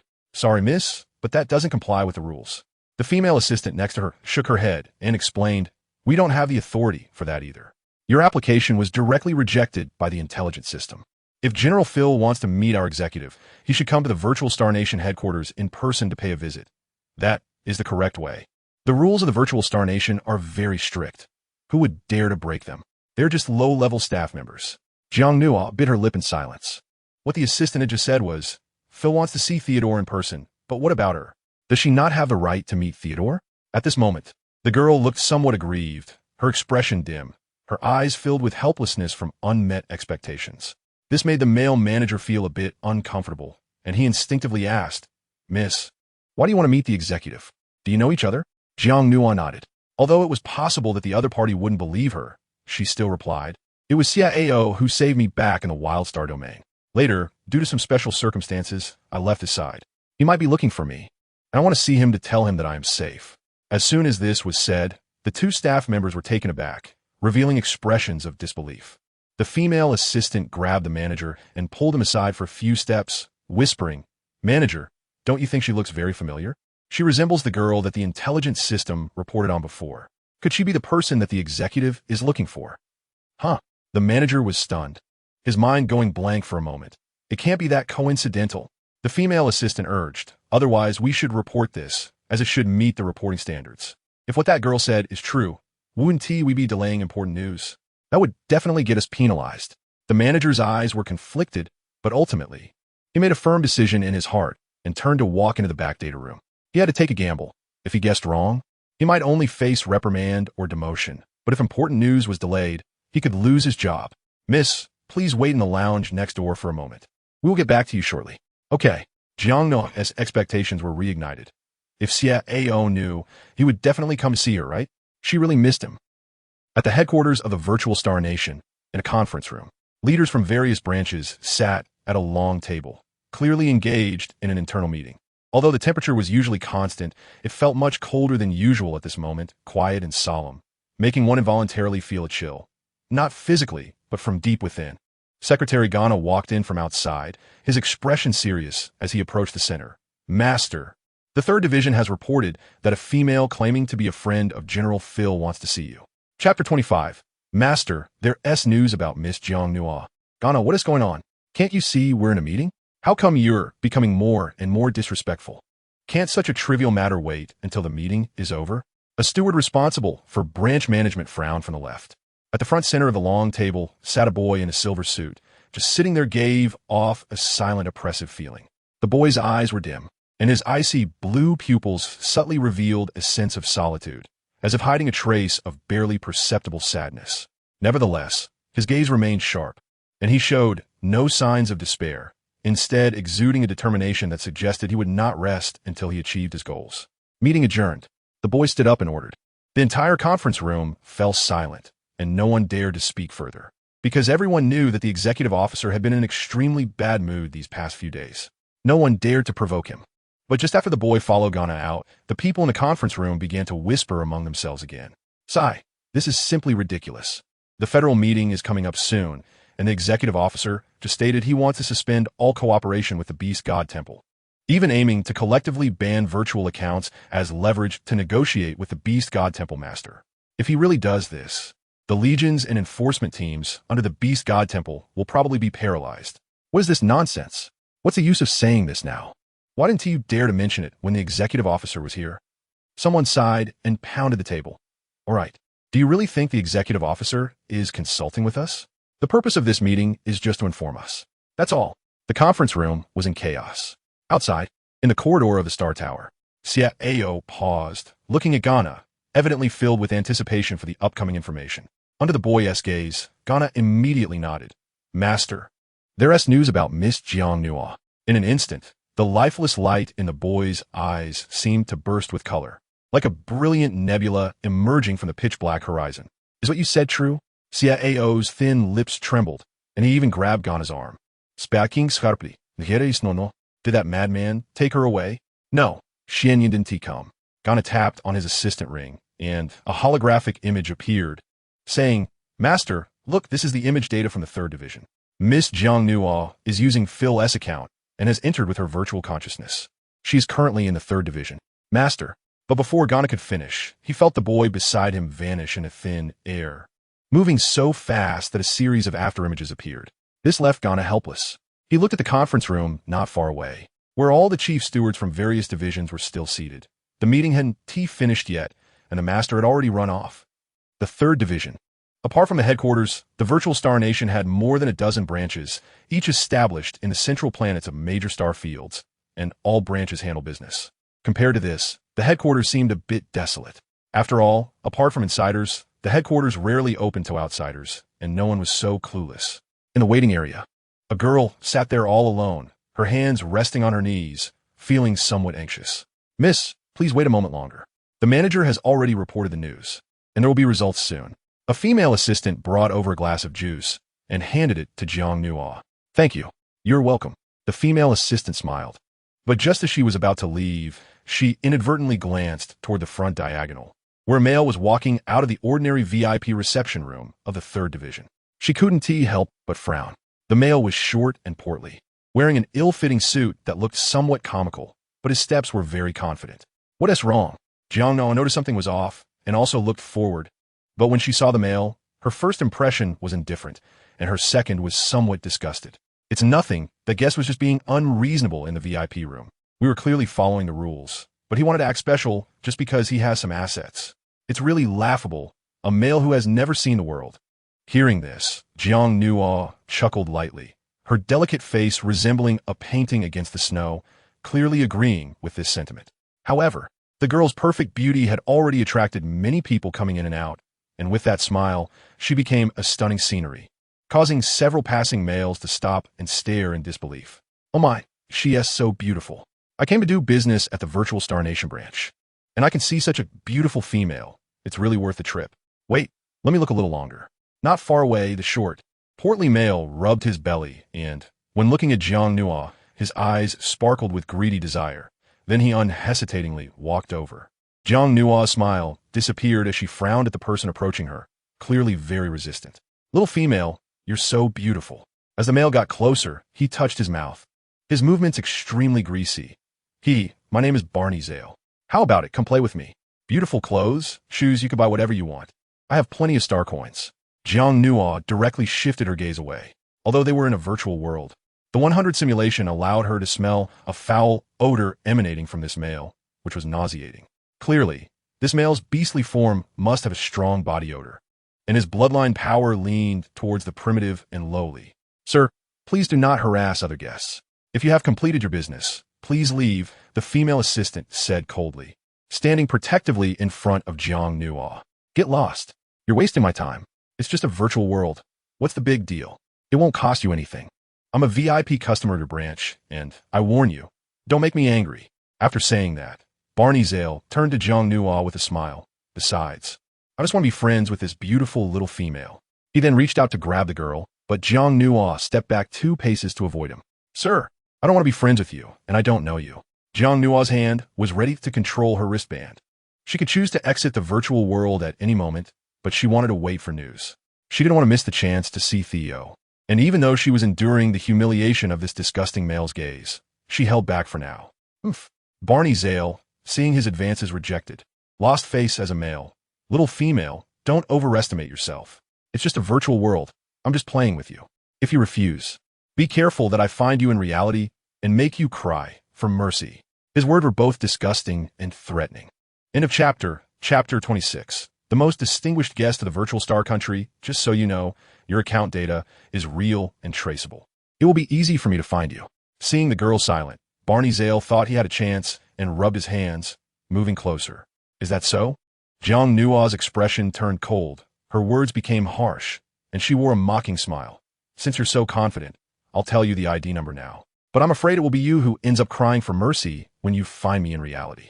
The account she was currently using belonged to Phil. The real address was the First Legion base. That disgusting male is going to find her. Phil would definitely beat him so badly that even his father wouldn't recognize him. The female assistant beside her also covered her mouth and snickered, knowing that the account Jiang Nuo was using belonged to General Phil. Wasn't this just asking for trouble? "You filthy bitch, what are you laughing at?" Barney Zahler's face showed anger, feeling humiliated. He looked at the delicate and beautiful female in front of him and sneered. "Little female, I advise you to behave and stop pretending to be a noble to scare people. If you really had some background, You would have gone to the VIP room long ago, wouldn't you be in the hall? Or are you relying on some big shot? Everyone in the hall is just ordinary citizens. Even I only managed to become a regular VIP by clinging to the royal beast family's leg and making a few small profits. Becoming a high-level client of the virtual star country was extremely difficult. Since you told me the ID number, I'll take it. I'll check your real information, but now, obediently come with me and make me comfortable, and when I find you in reality, I might treat you better. Heh. After brainwashing himself, Barney Zoller stepped forward and forcibly tried to grab Jiang Nua. The female assistant, looking serious, intervened again. Sir, if you continue to approach disrespectfully, we will have to expel your consciousness. Get lost. Barney Zoller had long disliked the female assistant. He directly pulled her, pushing her to the ground. Don't think I don't know your rules. You want to expel my consciousness as a VIP client? You're not qualified. It takes at least 3 management personnel of 4 stars or above to evaluate you.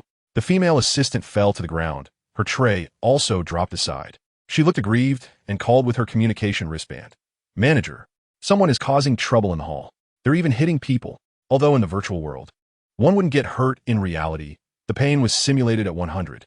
She was just an ordinary worker, and this job was hard one. She cherished it. But she didn't expect to encounter such a situation shortly after starting. But the other party was not wrong. Even as a VIP client, this little assistant had no authority to expel a consciousness. More and more customers were watching, but most were ordinary citizens, and no one dared to wade into this muddy water. Yet they were whispering, clearly commenting on Barney Zoller's behavior. It was uncivilized and lacked quality, simply embarrassing the male group. What are you all looking at? If no one dares to challenge me, then get lost. Barney Zoller clearly didn't care. Among these ordinary people, he still held a bit of status. In the Interstellar Federation, not everyone was equal. The class concept was very serious. And even the laws and rules were set by the higher-ups. Nobles were nobles, and commoners were commoners. What people valued most was bloodline heritage, followed by talent and strength, and finally money and wealth. Are you okay? Jiang Nua hurried over to help her assistant up and said softly, There is no need to argue with him for my sake. My consciousness can leave temporarily. As for him, I trust the official virtual star country will make a fair judgment on this matter. Whether it's consciousness expulsion, account suspension, or asset freezing. We don't need to suffer a loss right now. The female assistant, who was wobbling, looked at Jiang Nua in surprise. She didn't expect this seemingly fragile girl to remain so calm in such a situation. I'll leave first. Please remember to email me with any updates. Jiang Nua said, not wanting to linger any longer, reaching for a wristband. Although she wanted to stay and wait for Theo's message, this incident was caused by her, and she didn't yet have the ability to protect herself. Instead, she would only drag others into trouble. For now, the best course of action was to withdraw. Hey, you think you can run? Barney Zale had been watching the girl's movements and, seeing her trying to operate her wristband to withdraw her consciousness, quickly stepped forward to grab Jiang Nua, attempting to snatch the wristband from her hand. The smart wristband was the key to entering and exiting the virtual world. Whether entering or exiting, it relied on the wristband. Otherwise, one would have to wait for 72 hours for the system's protection, after which the consciousness would automatically exit the virtual world. Those 72 hours were more than enough. Enough, don't be rude to the guest. At that moment, the manager who had just walked out from the data room saw this scene and was so frightened that cold sweat broke out, his heart trembling, because just moments ago, he had received a response from above. This mysterious female guest was undoubtedly their most esteemed VIP in the virtual star country. She had to be treated with the best care. Don't touch me. Jiang Nua, who was halfway through her operation, felt Barney Zale's grip tighten around her wrist. His face was full of flesh, with a pair of small eyes embedded in a bloated face, exuding crudeness and ugliness, and seeing him up close was even more nauseating. Many people could no longer tolerate this scene, whether it was the manager who rushed over, the female assistant beside them, or the onlookers surrounding them. Everyone felt disgust and anger at the sight of a repulsive, lewd male try to bully a beautiful female girl. In the virtual work hall, disputes and conflicts among clients were common, and staff in the virtual world usually mediated. However, incidents like today were unprecedented. But just as Barney Zale, with a smug expression, was about to rip the wristband off Jiang Nua, suddenly, the flesh on his face twitched and his body unconsciously tensed. Even his grip on Jiang Nua loosened a bit. In the completely simulated air, it seemed as if a breeze had emerged, a chilling one that sent shivers down the spine. Whoosh! Several streams of black energy streaked through the crowd, perfectly weaving through them, heading straight for Barney Zale. The black energy was silent and dark. It seemed to wrap around Barney Zale like maggots, and in the next moment, his expression twisted in an instant. It hurts. It hurts so much. Help. Help me. This time, Barney Zale immediately released Jiang Nua, rolling on the ground in pain, his expression one of utter misery, as if he were enduring the most terrible torture. The onlookers collectively shivered. This was too frightening. The dark streams of energy flowed back and forth on Barney Zale's body, as if they were gnawing at every inch of his skin. Although this was a virtual world, and pain could not be transferred to reality, the sensation of pain was real. However, this male was getting what he deserved. Serve him right. Babies, please, I beg for recommendation votes. End of his chapter, chapter 27. His lifeline. Only this one it hurts. Help me. Barney Zale trembled continuously in pain, feeling as if his entire body was being devoured, but unfortunately, he wouldn't die in the virtual world. His consciousness was extremely clear right now, and that was the most painful part. Jiang Nua stood aside, her eyelashes fluttering as she observed her surroundings, sensing a black flow of energy. Dark energy? Could it be him? Just a few seconds later, Barney Zale couldn't bear it any longer. Writhing in pain, he suddenly caught sight of the smart bracelet on his wrist and realized that he was in a virtual world. The sensations were all fake. As long as he withdrew his consciousness and returned to reality, all the pain would disappear. With that thought in mind, he endured the immense suffering while reaching out to press his bracelet, preparing to withdraw from the virtual world. Consciousness locked down. But just as Barney Zale thought he was about to be freed, a cold, indifferent voice echoed in the silent hall, as if words alone could activate it. And the intelligence system in the hall was instantly activated. His consciousness, which was about to be withdrawn, was bound in the virtual world, making it difficult to escape. Spare me. Let me go. I can't take it anymore. This time Barney Zale was frightened, genuinely scared from the depths of his heart. He just wanted to escape. He didn't want anything anymore, no little female, no star element. He just wanted to leave this place. The onlookers were also glancing around, wondering if some big shot had arrived. A single command could activate the intelligence system of the virtual Star Nation. What kind of authority was that? Even the chief steward of the branch probably couldn't do it. Oh my God, could it be only the manager realized the seriousness of the situation? Achieving a 4-star level, he was clearly very knowledgeable about the internal hierarchy's authority usage. He hurriedly whispered to the female assistant nearby and other staff. What are you all standing there for? Quickly move aside and line up. What kind of chaos is this? Oh. The staff hurriedly stood in line. Then all lowered their heads respectfully like the manager, even though they didn't know which direction to face. But while everyone else was puzzled, only Jiang Nua looked toward the position diagonally ahead, her gaze firm, as if her sight had already crossed the crowd. It was as if she had a premonition. The person she wanted to see was right there. This fool. Since he has come, why not show himself?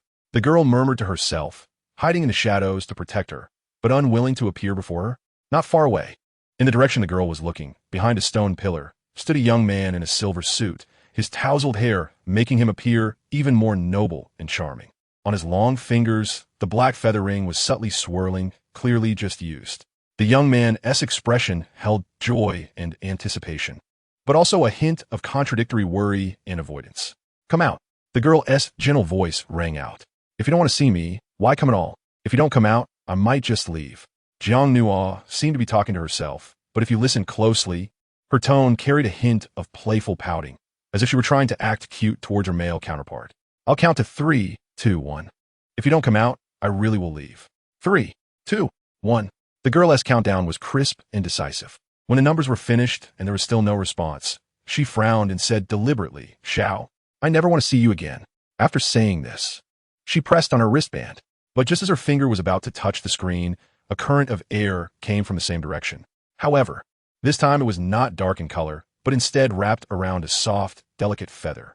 The feather was silvery white, radiating a mysterious and noble sheen, with sparkling patterns at the tip that flowed like a galaxy. It felt incredibly soft, fluffy to the touch. So beautiful. Girls all love pretty things. And Jiang Nua was no exception, seeing the feather float towards her. She paused her hand that was about to tap the screen and caught the beautiful feather that made her heart flutter. She gently stroked it, unable to part with it. At the same time, she looked in the direction from which the feather came, and sure enough, there was a silver-haired boy walking out from behind a stone pillar. Approaching her. Xiao. Familiar scent, familiar him. Although there were many people in the hall, and even a person nearby was wailing at that moment, it seemed that their gazes were only for each other. The manager beside them secretly glanced up, then was so frightened that he hunched down again. Oh my, what did he see? In all his time working here, it was the first time he had seen a living executive. Usually, the executive only stayed at headquarters. How could he come to this small branch? Truly, it was thanks to this female guest. Today we are closing for business. Please leave. As the boy passed by the manager, he whispered a command, and the manager trembled all over, immediately understanding. He turned to the onlookers and said, Dear guests, our third branch's virtual system is under maintenance today, and we will temporarily close.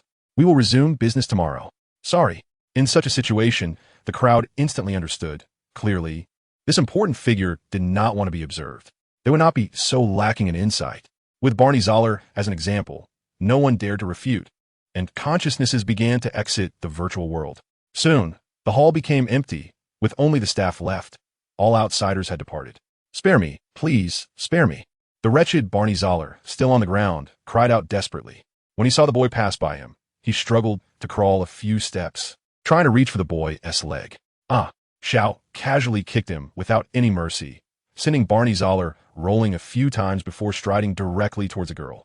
As if there was no one else around, Jiang Nuo stood in place, looking up at him, still holding the silver feather that had just floated over. Do you like it?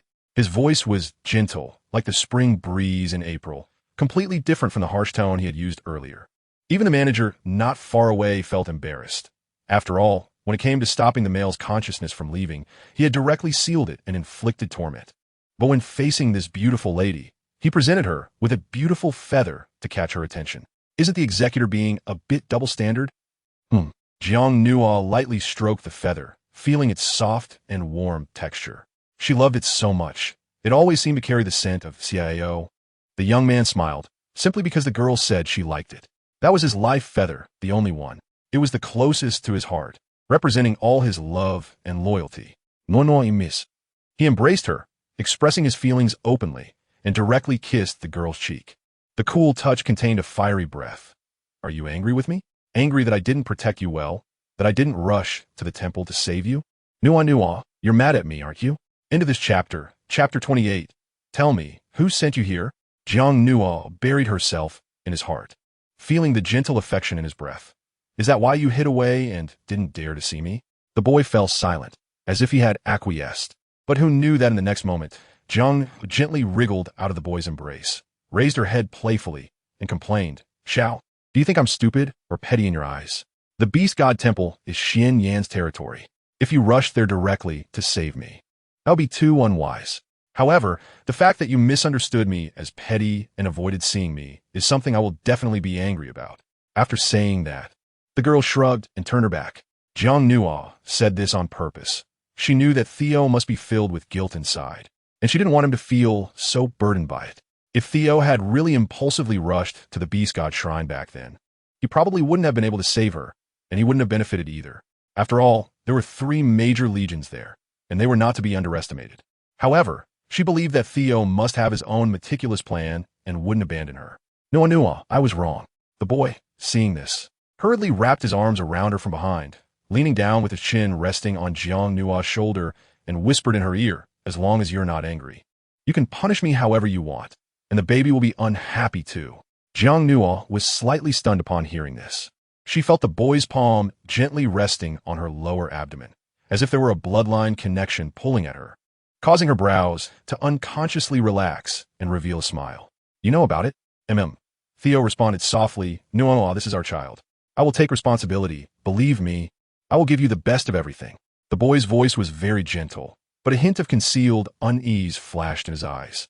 As far as he knew, the top-tier royal beast bloodline flowing in him was difficult to pass on, and Nuo was able to conceive his child in one go.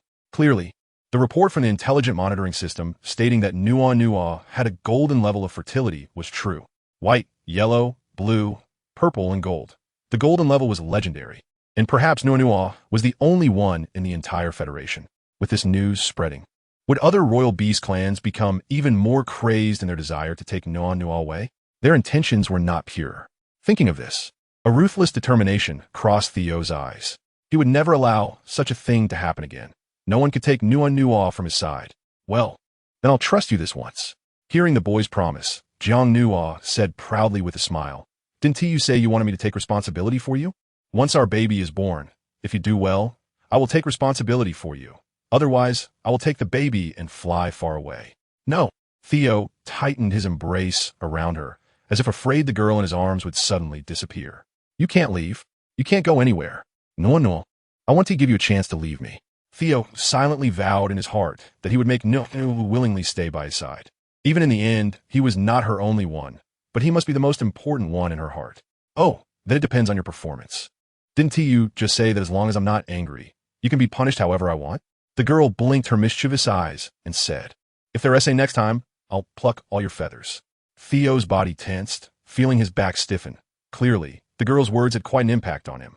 "All right, as long as Nuo likes it, I'm okay with anything. But I want to look good all bare, so don't dislike me, Nuo." Theo wrapped his arms around the girl's delicate body again, as if trying to make her happy. After all, even if he lost all his feathers, they would grow back. He could have as many as he wanted. Only his life feather was unique. Their conversation echoed clearly in the hall, and the manager, being quite perceptive, sent the other staff away and left work early, standing at a distance and not daring to disturb them. Only Barney Zala on the ground was wailing in agony, his mental torment immense, having shifted from initial howling to groaning. Even though his physical body was unharmed, the psychological torment had reached its peak. If this continued, it was likely that his physical body would not withstand it and would mentally collapse. Suddenly, Theo pointed again at the black feather ring, and the dark energy surrounding Barney Zala dissipated.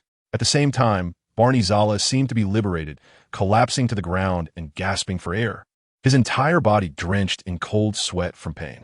Theo held the girl with one hand, gently stroking her back while looking down at the male on the ground with an extremely cold gaze, the combination of fierceness and tenderness displayed vividly in him. "And master, spare me." Barney Zala buried his head in the ground, not daring to look up at the boy, as if he were terrified to the core, fear emanating from the depths of his soul. "Speak, who sent you?" The boy's voice carried extreme danger. But as soon as he said this, even Jiang Nuo tilted her head in confusion, wondering if this incident was not accidental. Could it be some kind of conspiracy? No, it was my audacity that offended this female lady. It's my fault. It's my wrongdoing. "Master, please spare me." Unfortunately, before Barney Zala could finish his words, the black energy wrapped around him again, and this time, it seemed even more forceful than before.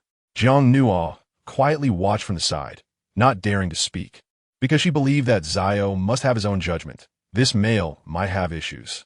Not saying anything? A cold smile crept at the corner of Zio's mouth as he spoke to the dying Barney Zale on the ground. "Your virtual Star Country's account has a total asset of 384 million star dollars, with a total of 104 transactions this year, of which 899 were from accounts belonging to the Castile family. You know the reason very well." Jiang Nuo was shocked. The Castile family? Isn't that Theo's own family? This male is really good at disguising. Barney Zale's face turned pale, enduring the pain while hesitating in his heart, but the endless suffering made it impossible for him to hold on any longer. Finally, he said, "Executor," I've said it all. Please spare me. I really can't take it anymore."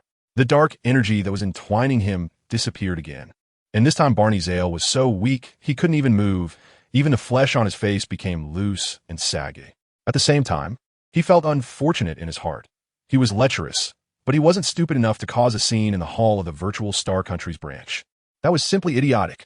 He was only entrusted by someone to test this little female, but he never expected that the executor would actually come in person.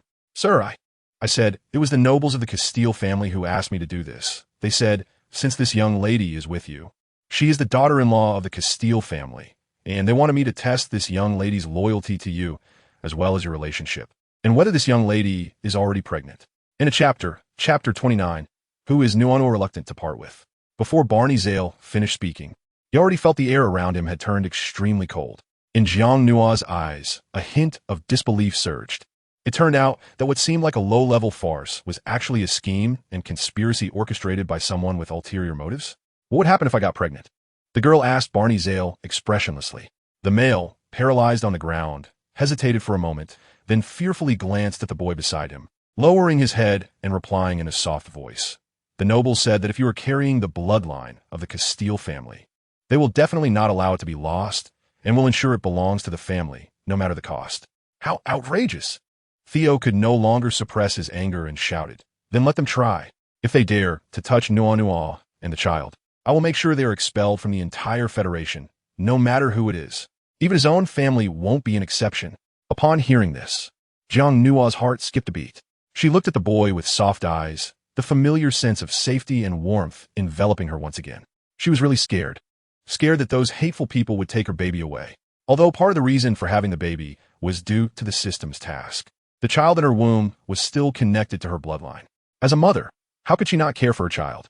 If the Castile family truly cherished the child, that would be one thing. But as Theo said, those people were extremely selfish, arrogant, and put interests above all else. Under such circumstances, she would never allow her child to go to them. Don't be afraid. Sensing the girl's worry beside him, Theo held her tightly and comforted her.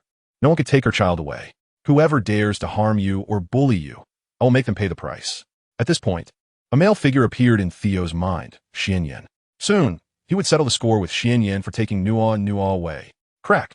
Theo then extended his hand, and the black feather ring on his finger released a dark aura once again, multiplying dozens of times from before, accompanied by a fierce wind that wrapped around Barney Zale. In just a few seconds, after a few painful screams, Barney Zale's entire body vanished without a trace. The manager in the distance trembled in fear. This was not just a withdrawal of consciousness. It seemed like the consciousness had dissipated. In the Federation, such behavior was illegal, but the executor was an exception. The virtual world had strict laws and regulations. Fighting was only allowed in official dueling rooms, game arenas, etc. Otherwise, fighting was prohibited in living areas, entertainment areas, and work areas to ensure citizen safety and prevent serious incidents. The executor was the only special case with the power to execute consciousness in the virtual world. Although this power was significant, the executor never abused it and had never caused any public grievances. As for the male today, he had really provoked someone he shouldn't have. What was he going to do?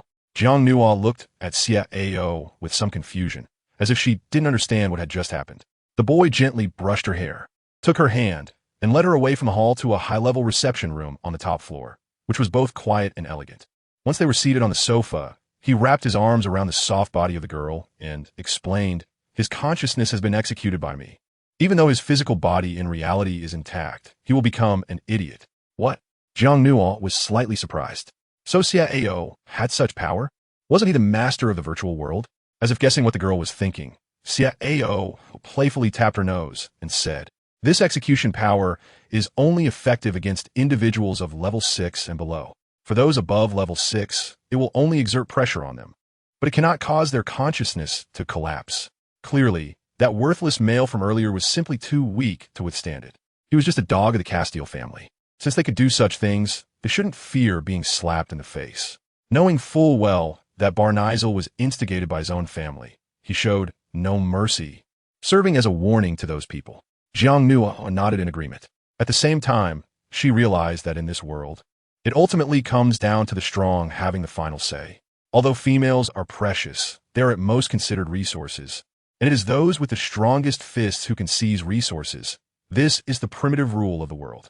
The status of females is also granted by those in power, just like Theo, who protects the legal rights of females, establishes specific rules, and restricts male behavior, ensuring the safety of females and allowing the Galactic Federation to function normally. This is not something just anyone can achieve. No, wait for another 2 days. I will definitely come and get you back openly, the young man said gently. Hearing this, Jiang Nua's gaze froze, and she suddenly remembered that Phil had also said before to wait for 2 more days. After the Federation meeting, if she wanted to leave, Phil would find a way to help her escape. "Theo, what are you going to do?" Jiang Nua leaned against his chest and asked, "Are you going to take action against the Beast God Temple? But if you do, won't it hurt several of his subordinate legions? Or are you planning to impose virtual sanctions on the legions and law enforcement teams of the Beast God Temple?" Xia Ao controlled the virtual Star Nation, which was the only method Jiang Nua could think of to make Xianyan submit. But this method was punitive. The legions and law enforcement teams relied on the virtual system for information gathering, daily training, battlefield simulations, and even for soldiers to learn talents and spar. Once that system was disrupted, the 3 legions would likely be paralyzed. The young man fell silent, partly pleased by Nua's cleverness, and partly because he sensed a hint of compassion and urgency in her eyes. Compassion. Who was Nua feeling compassion for? Ciao, why aren't you speaking? Am I right? Did I hit the nail on the head? Ciao lowered his head and smiled. Unintentionally, he caught a glimpse of the intelligent wristband on the girl's wrist. It seemed he understood something, and he tapped it with his fingertip. Are you feeling sorry for this person? General Phil of the 1st Legion. Everything about the Legion is his life's work, right? Jiang Nua moved her lips slightly, looking at the boy's eyes filled with bitterness, feeling a tightness in her chest. She hurriedly said, No, Theo, listen to me. Phil saved me. That crazy Xian Yin bullied me before and wanted to lock me up. It was Phil who was protecting me. I don't want to hurt him. He is a good person. But Theo didn't pay attention to the latter part of her words. What he heard was the key point. Xian Yin bullied Nua. He even wanted to lock Nua up. A glimmer of cold, killing intent erupted in the boy's pupils, like a hunter, as if he could draw on a person's soul, sending chills down one's spine. Damn it. Babies. PK1 is over. PK2 has started. Please continue to vote and support. The book can only continue to be written after PK is over. Sigh. End of this chapter. Chapter 30. Should be properly punished. Killing intent. Genuine killing intent.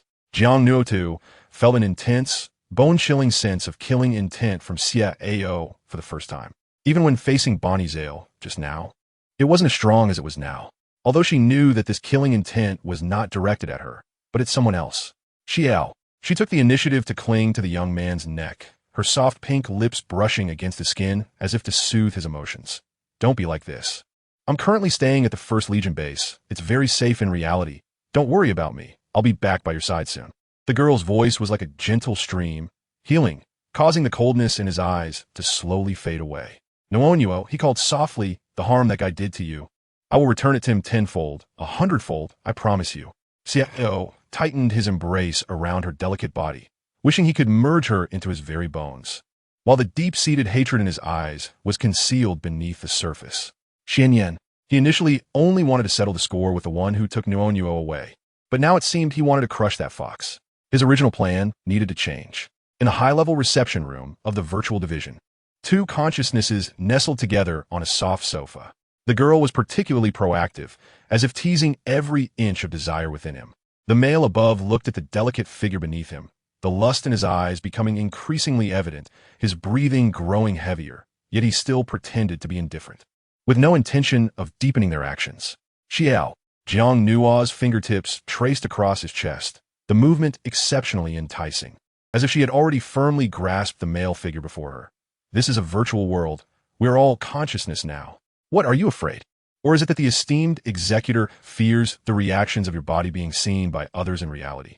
After speaking, she smiled softly.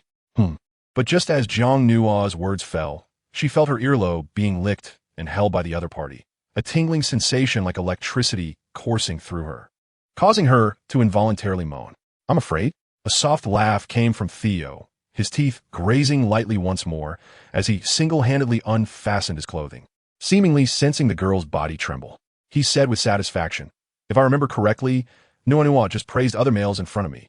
Shouldn't she be properly punished? After saying that, he sank his body down, and unlike the gentle touch of their first encounter, this time, the boy's demeanor carried a wild possessiveness. It was hot and frantic. The sudden intensity made the girl feel overwhelmed and want to retreat, but beneath her was a soft sofa.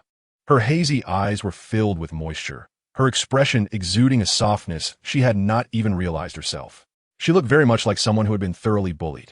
Jiang Nua was filled with a joyful helplessness because she could sense that the male in front of her seemed to be jealous. It is well known that male orcs have a strong sense of territory and possessiveness over their females, even though federal law allows and encourages a polyandrous arrangement. Who among the top males with royal beast bloodlines would want to share their females with other males? Clearly, Theo was no exception. Jiang Nua realized that her words earlier had triggered a problem. Time passed slowly. The next day, in the morning, at the Beast God Temple, an angry voice rang out. Phil, have you taken the wrong medicine?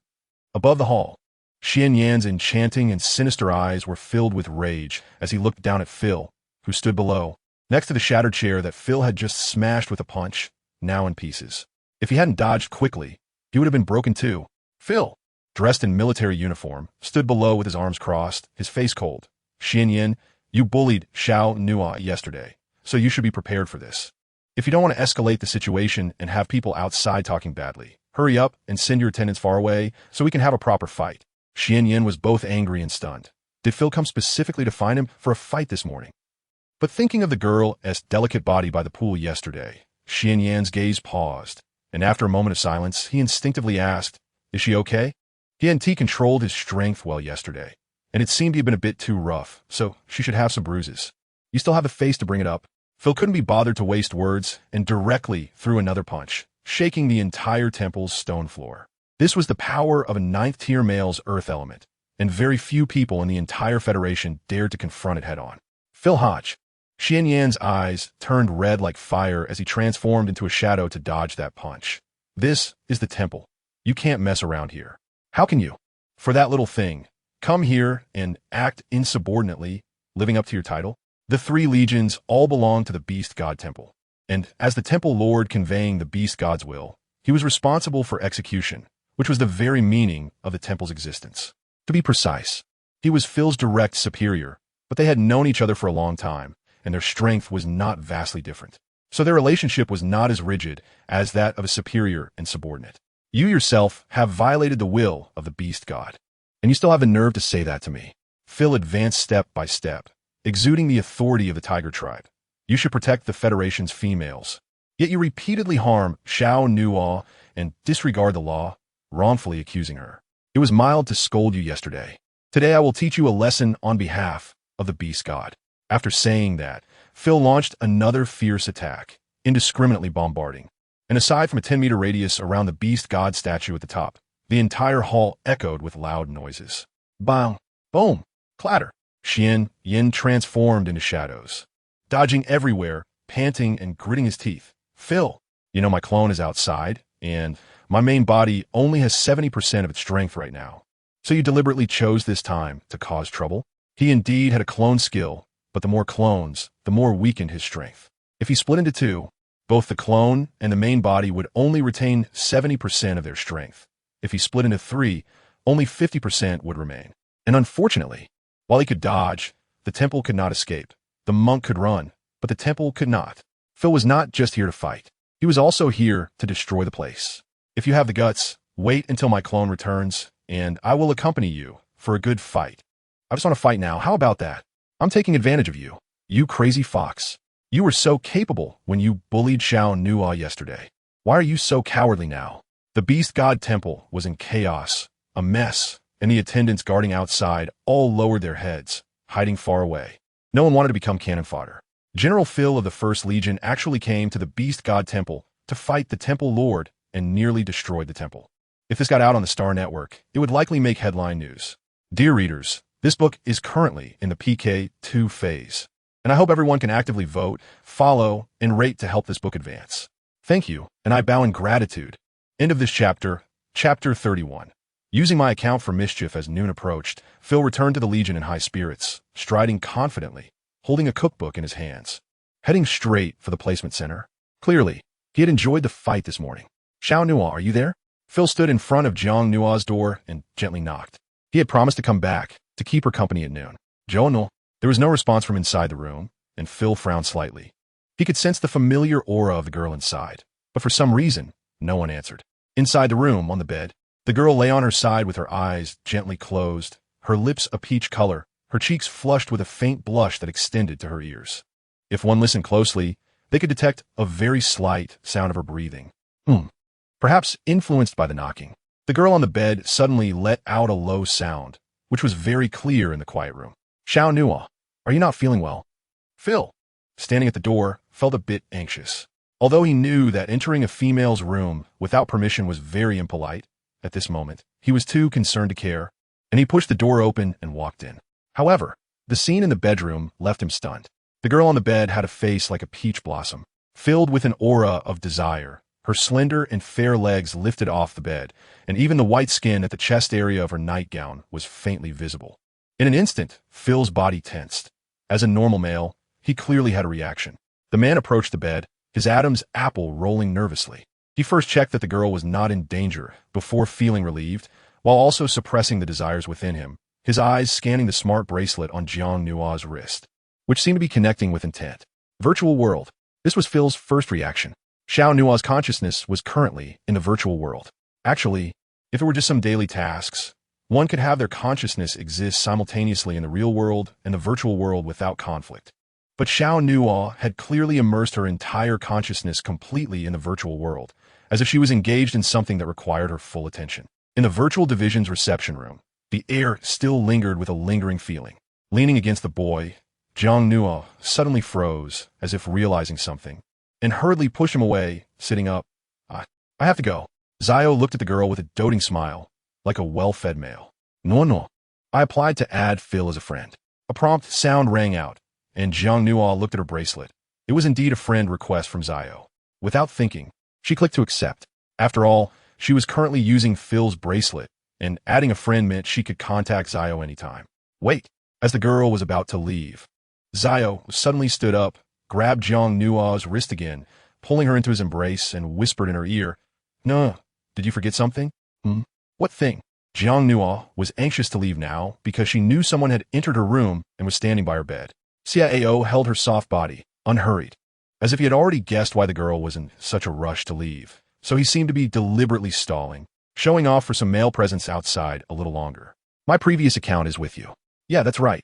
Jiang Nua nodded without thinking, but the wristband was taken away by Xianyan later, so it shouldn't be hard to cancel it and get a new one. The boy nodded. That's not difficult.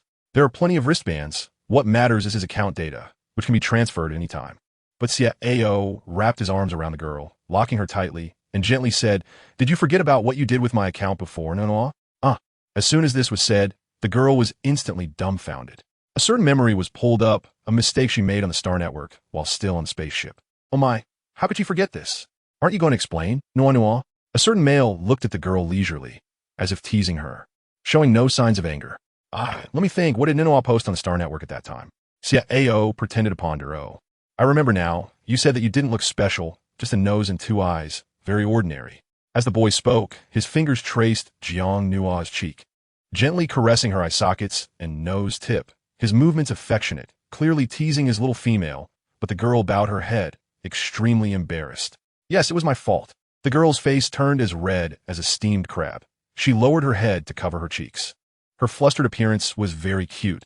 I forgot it was your account at that time, but I fixed it in time and deleted it. I'm sorry. The smile on the boy's face became more pronounced. His exquisite face gradually leaned closer. Let me take a good look at my Nua's ordinary appearance. It almost made me unable to hold back all night.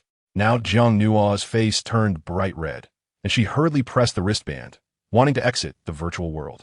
But just before her consciousness left, the boy's voice softly echoed. However, it doesn't matter that the post was deleted. I helped you restore it to the top. And Nua, when you have time, you could go browse the Star Network again. There are surprises. As Jiang Nua regained consciousness, her awareness returned to reality, specifically to her bed in her room. The moment she opened her eyes, she immediately sat up, but as she looked around, she surprisingly found no one in sight. What was going on? She clearly felt that Phil was standing right next to her bed. Where had he gone? Knock, knock, knock. At that moment, the knocking on the door sounded again. Jiang Nua was slightly taken aback, quickly getting up to tidy her clothes. Due to the passionate night in the virtual world, her body in reality still felt a bit hot, which made her flustered as she put on a coat and shoes before walking to the door and opening it. Creaking. Outside the door stood Phil with his back turned. When he saw the girl open the door, the man turned around. In that moment of eye contact, both of them slightly avoided each other's gaze, but they tacitly chose not to confront the situation. Phil, do you need something? Jiang Nua gently rested her hand on her cheek, and then her gaze landed on the book Phil was holding. It turned out to be a comprehensive cookbook, explaining various cooking techniques. Phil's hand in his pocket scratched lightly, as if trying to hide his current feelings of guilt. Then he smiled and raised the book, his voice a bit clumsy. Xiao Nua, didn't you say we should learn together? I went back and looked for this, and the recipes in this book are very detailed. How about we try it out together later? After all, she was about to leave soon. Hey guys, I need votes in the PK. End of this chapter, chapter 32, running to the Legion every few days. All right, wait for me to change my clothes. Jiang Nua gently nodded, then returned to the room, but at the moment the door closed, Phil outside the door patted his chest with his hand. Phew. Fortunately, Little Nua didn't T mention what happened earlier. But I wonder if Little Nua doesn't T realize that he just entered the bedroom, or if she intentionally didn't T bring it up. Today, in the base kitchen, there wasn't a single person in sight for hundreds of meters, clearly indicating that everyone had been sent away. Phil made thorough preparations, even shutting down the surveillance and alarm systems in this area. The last incident where terrorists blew up the kitchen must not happen again. Huh, you have all the ingredients ready? The girl took off her cumbersome long dress and changed into a fresh and simple outfit, even putting on an apron, exuding a hint of the charm of a cute little chef. Seeing the girl as cheerful figure, Phil following behind didn't he know whether to feel happy or bitter. In recent days, little Nua often showed him smile at the base, but he always felt that there was a lack of sincerity in that smile. He had never seen little Nua so lively, so full of energy. Could it be because she met that male in the virtual world? Just one encounter in the virtual world could make little Nua so happy. He envied her to death. Phil, keep up. Jiang Nua turned back to look at the man who was lost in thought, reaching out her hand to wave. Hearing the girl's call, Phil quickly shook his head secretly, pushed his thoughts aside, and strode forward. In the kitchen, various utensils, ingredients, and seasonings were all available, and the walls were clean and tidy, showing no signs of the previous chaotic state. It was obvious that it had been renovated. Jiang Nua walked up to the stove, rolled up her sleeves, and picked up the clean potatoes on the cutting board. However, this small action startled the man greatly. Xiao Nua, don't touch it. It's dangerous. Phil rushed forward and snatched the potato from the girl's hands, as if it were a bomb containing great danger. Seeing the man's expression, Jiang Nua let out a playful smile, then tiptoed to snatch the potato back, saying, last time our general got hurt. It wasn't because of a potato, was it? That's why you're so sensitive. Phil's face turned awkward, as if a little secret had been exposed, his eyes filled with panic. How embarrassing.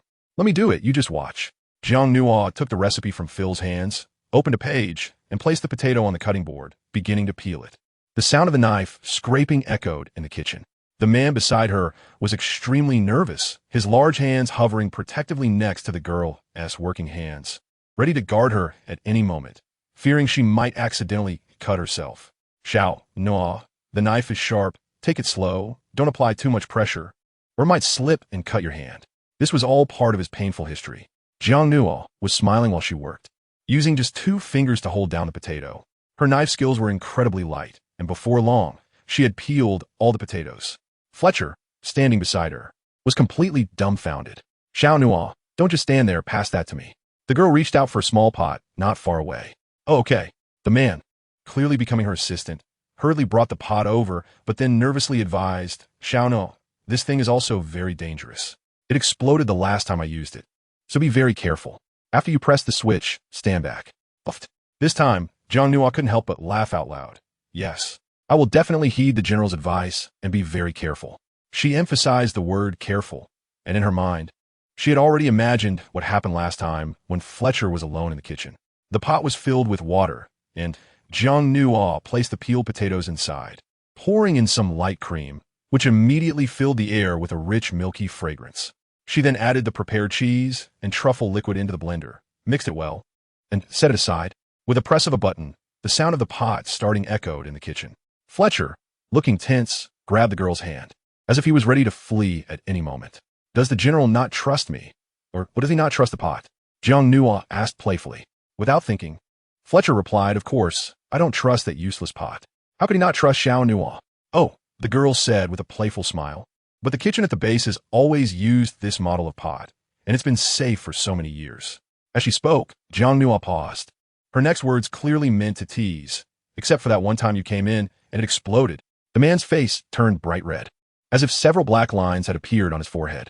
Xiao Nua, am I really that stupid? This was the first time Fletcher had such a thought since he was born, and it was also the first time he doubted. Is something wrong with his brain? The girl tilted her head, looking at the man in front of her with a smile. No. You managed the Legion very well, completing each mission excellently, ranking first among the 3 legions. This just shows your ability. Everyone has their own strengths, and at least for me, Fletcher, you're great.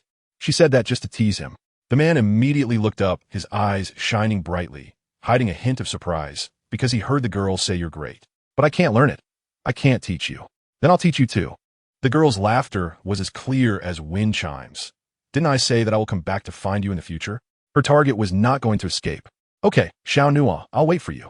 As if receiving some kind of promise, Fletcher suddenly radiated vitality, Even the earlier feeling of envy and disappointment disappeared. But just when the atmosphere in the kitchen was cheerful, an unexpected guest quietly arrived, silently standing at the doorway, dressed in a simple red and black suit. The metallic buttons at the collar glimmered faintly. His enchanting eyes were a deep crimson, leaning lazily against the door frame with an air of indifference. Both people in the kitchen were stunned, especially Jiang Nuo, whose smile gradually froze and disappeared, instinctively stepping back as if it were a conditioned reflex. A deep-seated resistance buried within her. Xianyan, Fletcher stepped in front of the girl, anger evident. What are you doing here? Isn't it enough that you just fought? And what's wrong with this guy? Is he addicted or something, coming to his legion so often these past few days? Although Xianyan currently only had 70% of his strength, he was still a light system talent and very fast. He hadn't really hurt Fletcher during their earlier fight, but he had made it quite difficult for him.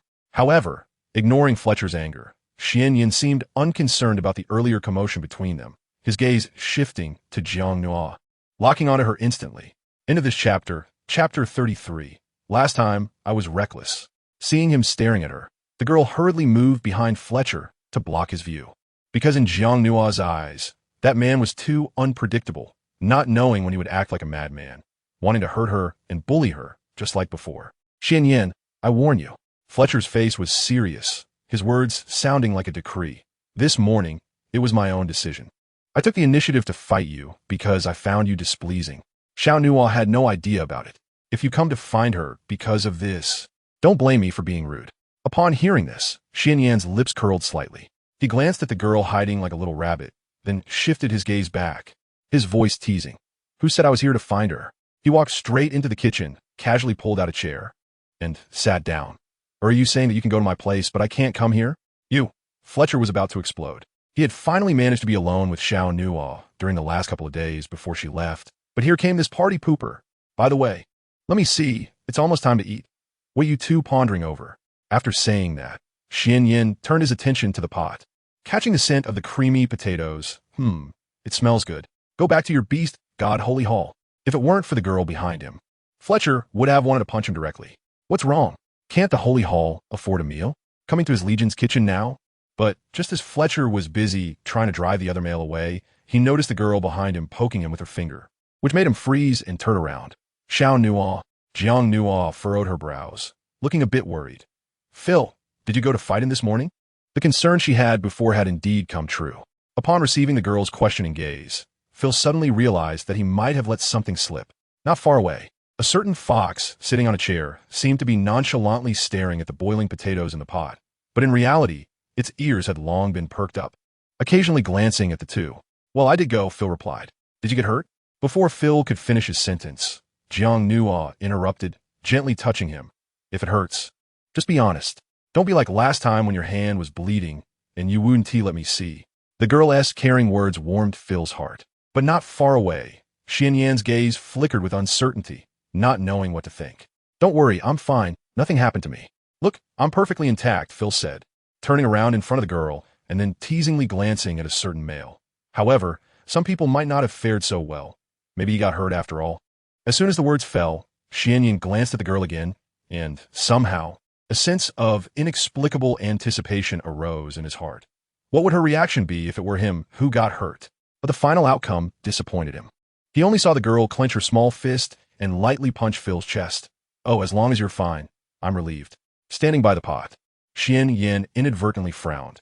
At that moment, he felt a slight discomfort in his heart, which was not pleasant. Is that it? Just then, Xianyan suddenly realized that while he was lost in thought, his hand had been resting against the pot, and it had gotten burned and blistered. Seeing the scene, Phil gleefully mocked. Serve you right for getting too close to me. Jiang Nuo raised her delicate eyebrows as she looked over, then walked straight towards Xianyan. Upon seeing the approaching graceful figure, a hint of expectation appeared in Xianyan's eyes, but quickly turned into disappointment again. The girl silently walked past, turned off the switch, and held the pot as she prepared to head back, seemingly focused only on that pot. Indeed, Jiang Nuo was worried. She feared that Xianyan might, while she and Phil were distracted, secretly add something to it. Haven't you used what I gave you? A man's voice suddenly came from behind her. The girl paused in her steps but didn't turn around, her tone gentle and polite. Your Highness, the gift you sent is too precious. If I were to use it carelessly, Wouldn't that be disrespectful to you? Rest assured, I will take good care of it and will use it at the most appropriate time when I truly need it. Upon hearing this, Yin didn't know whether to be angry or amused. This little thing had managed to say such hypocritical words in this way, which was quite impressive. I was reckless last time. Suddenly, Yin stood up and, looking at the girl as departing figure, said, "The thing I gave you is called Beast God's sacred liquid. It is a naturally formed substance bestowed by the Beast God. Any elements mixed in later will be ineffective, so you can use it with confidence. It will be beneficial for your body." Jiang Nuo was stunned in place, as she didn't expect Yin to say such a thing to her. This man had just fought with Phil in the morning and then came to the base's kitchen at noon. Was he not looking for trouble, but here to apologize to her instead? Jiang Nuo was somewhat incredulous. What the other party had just said was merely to inform her that the Beast God Holy Liquid did not contain any mixed substances and was genuinely intended for her use. Thinking of this, Jiang Nuo couldn't help but pout and softly murmur in response, "Is that so? Then, Lord Palace Master, you've been reckless more than once." Yan's pupils flickered slightly, as if something had gently knocked at his heart. Jiang Nuo continued to walk back with the pot, while Phil shot a glare at Yan before coming over to assist the girl. However, at this moment, Jiang Nuo was feeling a bit flustered, and whether it was because she didn't hold the handle firmly, she stumbled again and slipped. This startled her, and her center of gravity fell backward. This scene frightened Phil. "Little Nuo." Phil rushed over without caring about the pot that was about to fall to the ground, wanting to support the girl's delicate body. But despite hurrying, he was still a step too late. Yin stepped forward and caught her just in time. Helpless, Phil could only catch the pot. After all, what was cooking in that pot was something little Nuo had worked hard on. "Let go of me." Looking at the red mark in front of her, Jiang Nuo couldn't help but shiver because in her memory, every time she had close physical contact with Yin, it didn't end well. Each time, she was left with injuries. As if sensing the girl's resistance, Yin withdrew his hand as soon as he stabilized her body and did not make any inappropriate moves. However, just as Yin was about to sit back down, he suddenly glanced at the girl's wrist. His expression changed dramatically, and his eyes were filled with coldness. That was a smart wristband? She has contacted the outside world. Dear ones, please vote for PK. Thank you. End of this chapter, chapter 34. He won't allow her to leave. That deep gaze was as haunting as a ghost in the night. Something Jiang Nuo was all too familiar with. It was just like the last two times. Is he going to hurt her again? Little Nuo.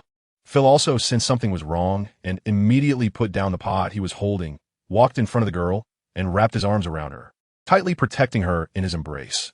"As long as I'm here, that crazy fox can't do anything to you." The entire kitchen seemed to fall silent. Yin stood still without speaking, but it was as if he were trying to calm his inner turmoil. Finally, he took a deep breath, regaining control over his emotions. Especially upon seeing the shrinking girl, a trace of pity unexpectedly rose in his heart, something he couldn't even understand himself, permeating deep within him. "What's wrong, little thing? Scared to the point of this? Afraid I can't take you away?" Yin chuckled lightly. Jiang Nuo shrank in Phil's arms, clearly seeking refuge. "You've stolen before." This statement caused Yin's expression to pause. When the two first met in the Beast God Temple, it seemed he had personally snatched her bracelet and put those golden, cold handcuffs on her. Just thinking about those handcuffs, Yin opened his mouth as if to explain something, but ultimately remained silent. "Phil, come out." Yin turned and walked out of the kitchen first. "I have something to discuss with you privately." Mainly, this little thing was too unstartled. But was he really that scary? Phil's face was filled with impatience, but he still spoke gently to the girl. "Little Nuo, wait for me a moment. I'll go chase that annoying person away." After receiving the girl's nod of agreement, Phil finally stepped out, also closing the door behind him. Aside from that, the two males exchanged glances. Yet, they both read a hint of aggression and possessiveness from each other's eyes. Perhaps this was the instinct ingrained in the bones and blood of male beast men. "What do you mean by giving her the bracelet?" Phil mocked. "Little Nuo likes it, so I gave it to her. Otherwise, should I bind her here and make her a canary?" "Yin, I'm not like you." Upon hearing this, a faint crimson flickered in Yan's eyes, a hint of latent madness. You know, her affinity with the Beast God is nearly saturated. She is clearly the chosen messenger of the Beast God. She should stay in the Beast God Temple, belonging to the temple. Little Nuo only belongs to herself. Phil coldly interrupted, stepping forward a couple of paces, fixing his gaze on Yan's eyes. "Yin, sometimes I really feel sorry for you. You've bound yourself in a cage, but why should you drag little Nuo into it?" Do you want her to accompany you? The man's delicate phoenix eyes were filled with restraint, but Phil's words seemed to open a crack in his heart. Was that what he thought? If, he was saying if, that little thing chose to stay with him in the temple instead of replacing herself, maybe it would be a good choice. After all, he sometimes felt really lonely. Thinking of this, Xian Yan's gaze hardened, his tone filled with warning. She is not allowed to leave. He would not permit her to depart. After saying that, the man's angry expression vanished, replaced by a slightly smiling demeanor. But that smile sent chills down one's spine. Xian Yan left, not returning to the kitchen. But Phil's heart grew uneasy, because he felt that this madman might be deciding to do something. And that afternoon, indeed, there was a turn of events. A visitor arrived at the 1st Legion base. Report to the General. Major General Brian from the 2nd Legion and Major General Yuan from the 3rd Legion have arrived outside the base. Phil, who was in the bedroom with Jiang Na, looked at the soldier who had come to report, and his bad premonition grew stronger. What is going on? Phil tightly grasped the girl's hand, gently patting her hand like he was trying to comfort her. The soldier respectfully reported, I heard that the 2 gentlemen just received a directive from the temple, needing to rendezvous with the 1st Legion and stay here for 5 days to prepare for a collective mission. Upon hearing the words directive from the temple, Phil understood everything. He waved his hand to the soldier, who then retreated in response.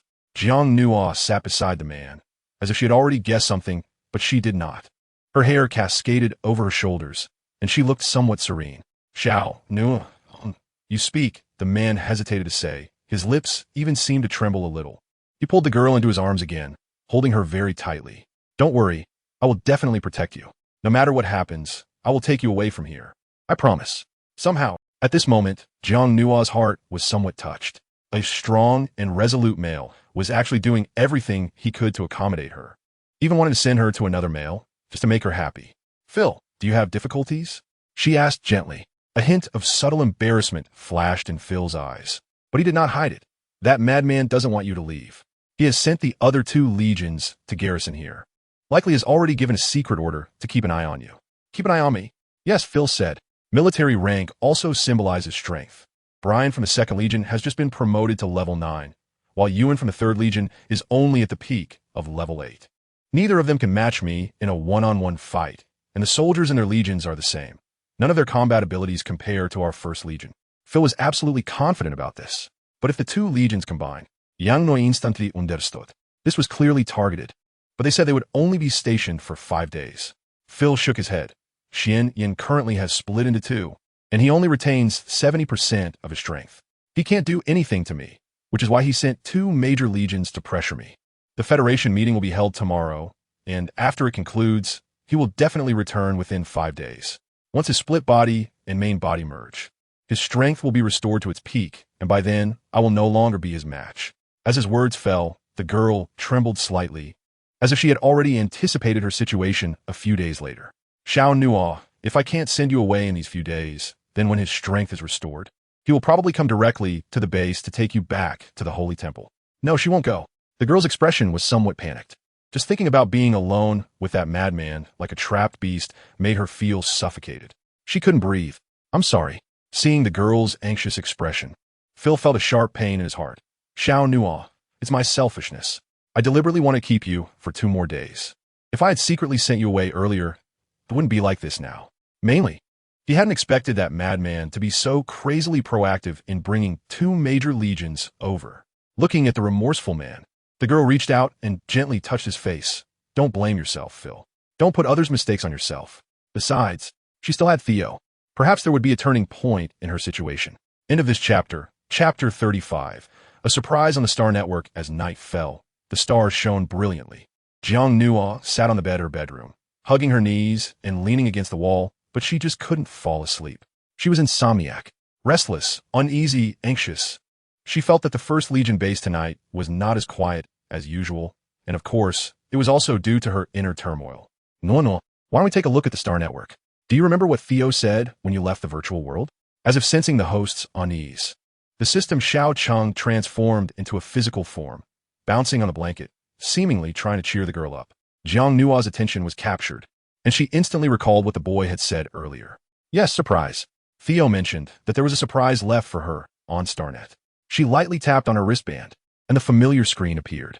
However, when she looked at the contact list and saw Theo's name, she hesitated to initiate communication. Would he already be asleep at this late hour? Tomorrow was an important federal meeting. The girl paused her fingers, but thinking about what had happened during the day. She really wanted someone to talk to, and the first person that came to her mind was Theo. So Jiang Nua, edited an email, detailing the changes happening in the Legion today, Xinyan's actions, and their current situation. Sent. After finishing, the girl smiled, as if she felt much better after expressing her thoughts. Nua, I bet you won't believe it, but he's definitely going to reply to you soon.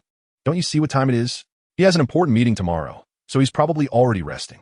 Although Jiang Nua denied it verbally, her smile was much more relaxed. She logged into the Star Network. It was still that familiar page. Various entries came into view, but when Jiang Nua saw the topmost pinned text at the very top of all the entries, she was momentarily stunned, even standing up in surprise. Xiao, he really replied to her, and pin it back. She remembered that when she was on the Star Network before, there were billions of views, all discussing her appearance and figure, and in a moment of panic, she had edited a text. Her looks were nothing special, just a nose and 2 eyes, very ordinary. Just this text. As a result, she forgot she was using Zhao's account, causing her self-deprecation to turn into him being criticized. Although she deleted it urgently at the time, it still sparked a lot of heated discussions on the Star Network. But now, the deleted entry was not only restored but also repinned, especially with a flame icon in front, clearly indicating it had been trending. No, look below, there's another pinned entry, also edited with Zhao's account. Oh, hearing the system's reminder, Jiang Nua then noticed to look down, and sure enough, below the entry she initially edited, there was another piece of text in the same format. Xiao Castile, officially certified by Virtual Xingwu, of course. I don't have anything special about my looks, just a nose and 2 eyes, even more ordinary. Perfectly matched with Miss Jiang Nua. Seeking blessings, the official will draw 10 million slots from all floors to gift a 10-year VIP for the Virtual Star Network. Jiang Nua was stunned. Her fingers trembled as she clicked in, looking at the comment section that showed over 1 billion floors.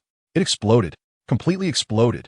The Star Network was filled with blessings, bright red hearts, all imprinted in the girl's pupils, causing her gaze to suddenly bloom like smoke. Jiang Nua's cheeks were flushed, and she chuckled softly. It can be said that this pair of posts is definitely the top trend on the Star Network, accounting for a large portion of the views. In the comment section, oh my god, the esteemed executive is wealthy and generous. Someone come quick. The god of wealth is giving out money. Blessings, blessings. Wishing the esteemed executive and Miss Jiang Nua a happy and fulfilling life together. May you register as a couple and have children soon. Pick me. I'm poor. Miss Jiang Nua and the esteemed executive are definitely a match made in heaven. There's no one more suitable for each other than them. Pick me. I've sent 10 messages. And me, you're all in it for the rewards. I'm the one who truly wishes them well. Step aside. Pick me. Miss Jiang Nua is the top female reported by the intelligence system. Aside from her, no one is worthy of the esteemed executive of the Virtual Star Nation. Damn, you principle-less people. You weren't saying this before. What mudslinging? So it turns out you're just showing off your love. Do they really look ordinary? I can't take it anymore. Is there no other way to show off your love? It's simply poking at the heart of an ugly beast. Jiang Nua pulled up the comments one by one, and with each one she read, her expression shifted between shyness and smiles, resembling a naive and adorable little girl, as if she had completely forgotten the unpleasantness of the day. Even the system's little orange, shaking its tiny leaves, exclaimed in disbelief. 10 million slots. No. The comments aren't wrong. He really is wealthy. Question: how to drive the public opinion of the Star Network worth billions?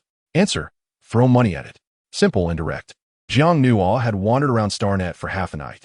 Only then did she retreat, lying on her bed and gazing at the simulated starry sky above her. But at this moment, she was completely different from the girl who had trouble falling asleep at first. Joy. It was truly joy. Theo. That boy always knew how to make her happy in a special way, healing her heart without needing any special comforting words. Just like when he gave her that silver feather back in the virtual division. It was such a simple gesture, yet it could soothe her heart. However, that was in a virtual world. When she saw him this time, she wanted to personally pluck his feathers. The girl chuckled to herself as she thought about it. Ding! You have a new email notification. Hearing that familiar prompt, Jiang Nua instinctively sat up from her bed. Xiao Cheng, will you write about this? He host. What did I just say? He will definitely reply to you. Jiang Nua hurriedly opened the email. The message she initially sent to Xiao was very long, mainly accusing Xinyan of today's actions, such as directly deploying 2 major legions just to keep an eye on her and prevent her from leaving. This approach was truly suffocating. However, the reply from the other party was very brief, yet every word seemed resilient and powerful, while also exuding a hint of warmth and a sense of security, making her feel at ease. Nua, be good, sleep well, and don't think too much. Everything Yin did today will be in vain tomorrow. The girl's lips involuntarily curled up, and she pressed on Zhao's communication request. Since this guy was still awake, she might as well disturb him a bit. Beep. The communication request was accepted in an instant. A teenager's figure appeared on the screen, dressed in a loose, casual robe, lounging comfortably in a recliner and looking at her, completely not resembling someone who was about to attend an important meeting the next day. Hey, can I boldly ask for some recommendation votes? End of this chapter, Chapter 36. The issue of the young females belonging on the high terrace. The stars twinkled. The boy held a glass of red wine, and the peaceful night made him appear even more elegant and noble. He gently rocked in his recliner. Why isn't Nua asleep yet? His delicate brows and eyes were filled with tenderness. When Jiang Nua saw the figure of the young man, the corners of her mouth uncontrollably rose, but she quickly suppressed her smile, placing her hands on her hips in a posture of questioning. I want to check on Xingwang. Is that the surprise you mentioned? CIO, you spendthrift. Spendthrift? The young man raised his eyebrows slightly, leaning forward with his hands resting on the armrests, his figure gradually enlarging on the light screen, his voice gentle. So, does Nua want to take responsibility for me and manage my household? Jiang Nua was not intimidated by the other party's words. She took a step closer, and although they were separated by a light curtain, it felt as if they were standing face to face. The executive officer has a poor memory. I said before that after the cub is born, if you behave well, I will take responsibility for you. The girl showed a faint smile. If she had to choose her first beast husband for registration, then CIAO would be the best choice. But if one day she discovered that CIAO had betrayed her, she would not hesitate to cut ties and leave with the cub, continuing to search for better mission targets. She had always remembered that strengthening herself and completing missions was the priority. She wanted to regain her memories. She wanted to know who she really was. As for genuine emotions, in this interstellar world ruled by beastmen, where the weak are preyed upon by the strong, she felt they were elusive and difficult to grasp. But if she really held on to them, she would cherish them. On the other side of the light curtain, CIAO sighed softly, seemingly sensing the ever-present guard beneath the girl's delicate exterior. He replied softly, Nua, rest assured, I will always belong to you. I believe you. The girl's smile was sweet, but amidst her intoxication, there seemed to always be a hint of clarity that she would never let go of. The next day, in the morning, Central Star Region, Federal Center. A roundtable conference was about to be held here. Many staff members in formal attire were coming and going, specifically guiding and serving the prominent figures attending the conference. Although the meeting had been initiated in a hurry, it was one of the highest-level meetings within the Federation. The nature of the meeting was often for decision-making. At the highest level of the Federal Center, in a large conference room, the heads of the four great empires had all taken their seats: the Carlo Empire, the Orland Empire, the Vaya Empire, and the Hanhai Empire. Among them, the Hanhai Empire was somewhat special, with 80 of its territory belonging to the Star Sea, and its royal family and aristocracy were predominantly aquatic beings. All the emperors of the four empires were middle-aged, but each had sharp eyes, especially the emperor of the Carlo Empire, who clearly had a fire brewing inside, and was at odds with the emperor of the Orland Empire, sitting next to him. The vice president of the Star Academy has arrived. At this moment, a guide's voice came from the entrance, and a small, thin old man with a white beard walked in, directly taking a seat in the second position on the left. The emperors of the four nations frowned. Why hasn't the Academy president come? This is against the rules. The emperor of the Carlo Empire's voice was cold and hard. The Federation's meetings required the presence of the highest leaders from all 7 parties. This was a set rule. Changing it casually was unacceptable. Otherwise, they could have sent a diplomatic minister instead of making the trip themselves. The thin old man stroked his beard and said, "The president is not interested in such a little female. He sent me, an old man, to come and take a look at the excitement." Not interested. The other party's eyes lit up, and they nodded in realization. The Star Academy held a rather transcendent position in the Federation, focusing on cultivating talents based on combat ability rather than requiring bloodline inheritance. So, of course, he would not be interested. Such a little female, weak and frail. Probably can't awaken any talents at all. We don't want her.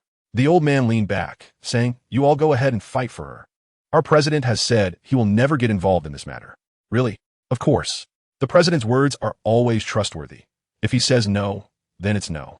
The four empires all breathed a sigh of relief. Having one less competitor was a good thing. Just then, a low and steady sound of footsteps came, and everyone turned to look at the door.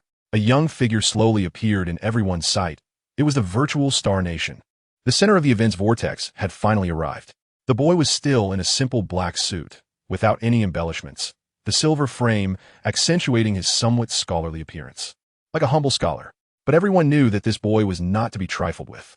CAO, just as the main character of the event took his seat at the front. The Emperor of the Carlo Empire immediately stood up. A while ago in the Wilderness Star region, you injured someone from our Carlo Empire. How do you explain that? Lu Wei had reported back to him. The boy's slender fingers lightly adjusted his glasses as he calmly looked at the people from the Carlo Empire, his composed demeanor forming a stark contrast with them. Now, it's the meeting period. CAO smiled politely. During the meeting, we should discuss meeting matters. Trivial matters can wait until after the meeting. As soon as these words came out, the Emperor of the Carlo Empire was infuriated. Trivial matters? The other parties all suppressed their laughter, especially the old man from the Star Academy, who lazily leaned back in his chair, clearly here for the excitement, enjoying the show. The Carlo Emperor clenched his fists against the table, looking like a ferocious beast. With just a slight exertion, the round table could be shattered. But in this solemn and dignified conference room, it was clear that he was not allowed to do so. During the federal meeting, even if there were disputes between both parties, they could not resort to violence. Otherwise, it would violate Federation rules and lead to being sent to the federal court. He indeed had his reservations. Very well, the Carlo Emperor said, then let's talk about the theme of this meeting. Although the Lord of the Xian Yen Hall has not yet arrived, it is well known that this meeting is specifically regarding the female who has been announced. And we should have a good discussion about her ownership. That's right. Then let our Orland Empire speak first. The Emperor of the Orland Empire seized the opportunity to speak. Among the four empires, our imperial family has the most difficulty in reproduction. It has been 56 years since a descendant was born. Therefore, this little female should belong to us. You all should take a step back. Bah! The Emperor of the Vaya Empire slammed the table. You Haven T had offspring for 56 years. What does that have to do with us? Why should she belong to you? The great empires argued incessantly, but among the four empires, only the middle-aged male from the Hanhai Empire wore a smile. He was elegant, holding a sapphire scepter, sitting there without saying a word. Into this chapter, Chapter 37, Xianyan, welcome to your own trap. Xiao glanced at the person from the Hanhai Empire. The aquatic beings of the Hanhai Empire were mostly gentle and elegant, not fond of conflict, and their difficulty in reproduction was comparatively easier than that of the land tribes. Naturally, they did not feel a sense of urgency. As for the other three empires, the boy's eyes narrowed slightly. He could certainly see that these people were frantically trying to snatch Nung, merely valuing her physical traits, her golden fertility rating, and her SSS-level mental power. Their motives and objectives were quite dirty. Her ownership is with me. The boy's voice was not loud, but it was firm and powerful, gradually quieting everyone in the noisy conference room. However, after 2 seconds of silence, the Emperor of the Carlo Empire was the first to explode. Why? You have severed ties with the Castile family. Are you planning to help them bear offspring? Keeping that little female is of no use to you. The Vaya Empire chimed in from the side. Mr. Xiao, that top-tier little female has extremely high value. In the Wilderness Star region, you should not have taken her away and hidden her. That would be a very unwise decision. Is that all? Looking at the crowd of refuters, Theo cast a disdainful glance, his eyes full of mockery. Have you all forgotten the federal laws? Within my interstellar federation, every female has the right to choose her mate. Her power of choice is not something you can casually take away. As soon as he said this, the refined male from the Hanhai Empire turned his gaze to the young man, a hint of undisguised admiration in his expression, seemingly in agreement with the young man's statement. This remark indeed left the other three empires unable to refute it. After all, it was true that females had the right to choose. But this particular female was too important, causing them to overlook this point. Then what right do you have to take her away? The Emperor of the Carlo Empire hadn't finished his sentence when Ghana, standing behind the young man, interrupted. Your Majesty Carlo, in the Wild Star region, everyone is watching. Miss Jiang Nuo willingly agreed to leave with my master. You can ask Duke Lu Wei about this. The Emperor of Carlo was left speechless, stammering without being able to come up with a counterargument. They had brought up the law first. Then they said the young female was willing. What could they do? The Emperor of the Orient Empire steeling himself, said, "You can't just deny us the opportunity. We want to meet this young female and offer her the best treatment from our empire.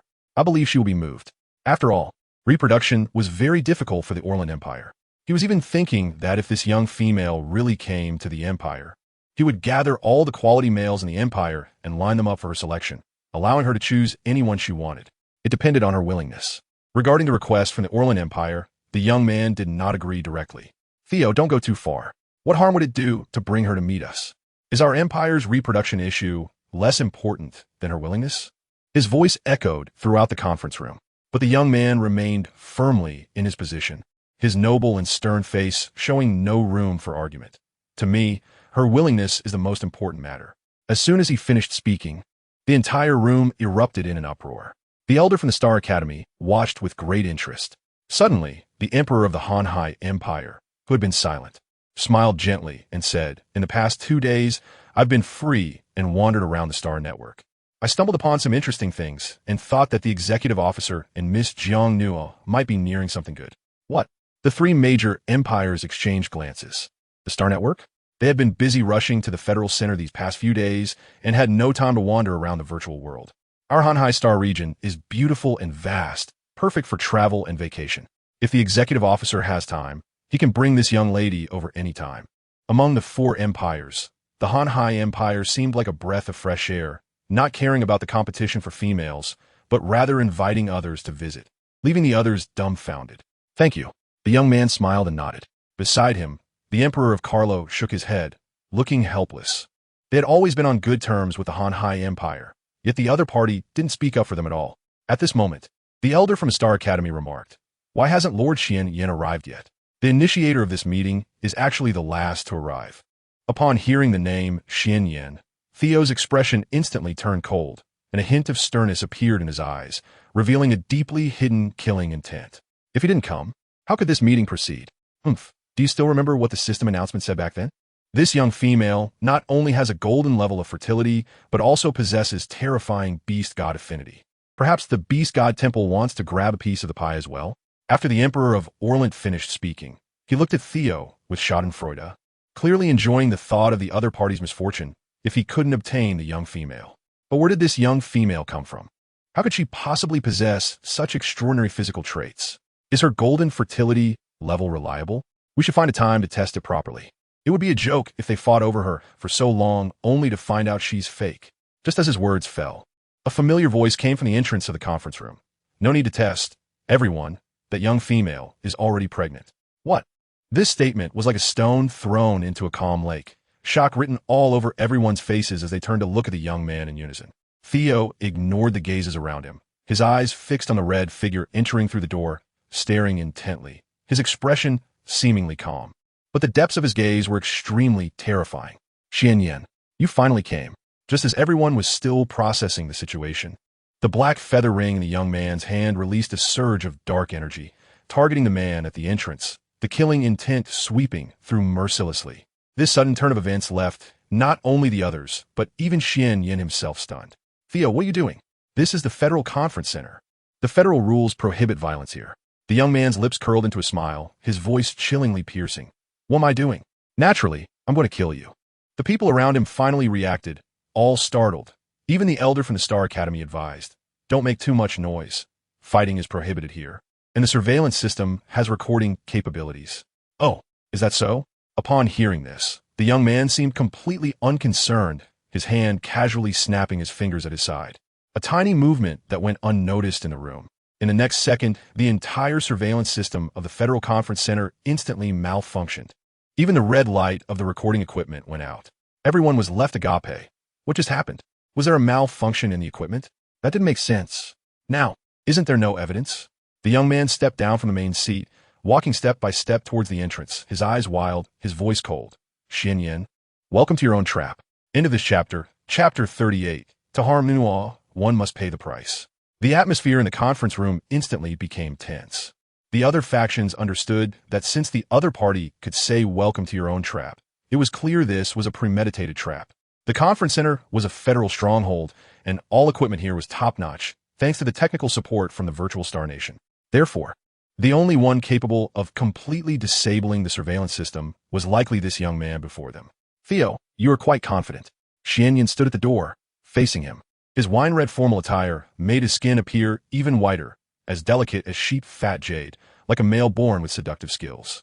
Even if I only have 70% of my power now, my light-based talent is your dark element's nemesis. I can't defeat you, but you also can't catch me. Is there any meaning in this? Yin showed no sign of retreat. Since he dared to come alone, he must have some confidence and backing.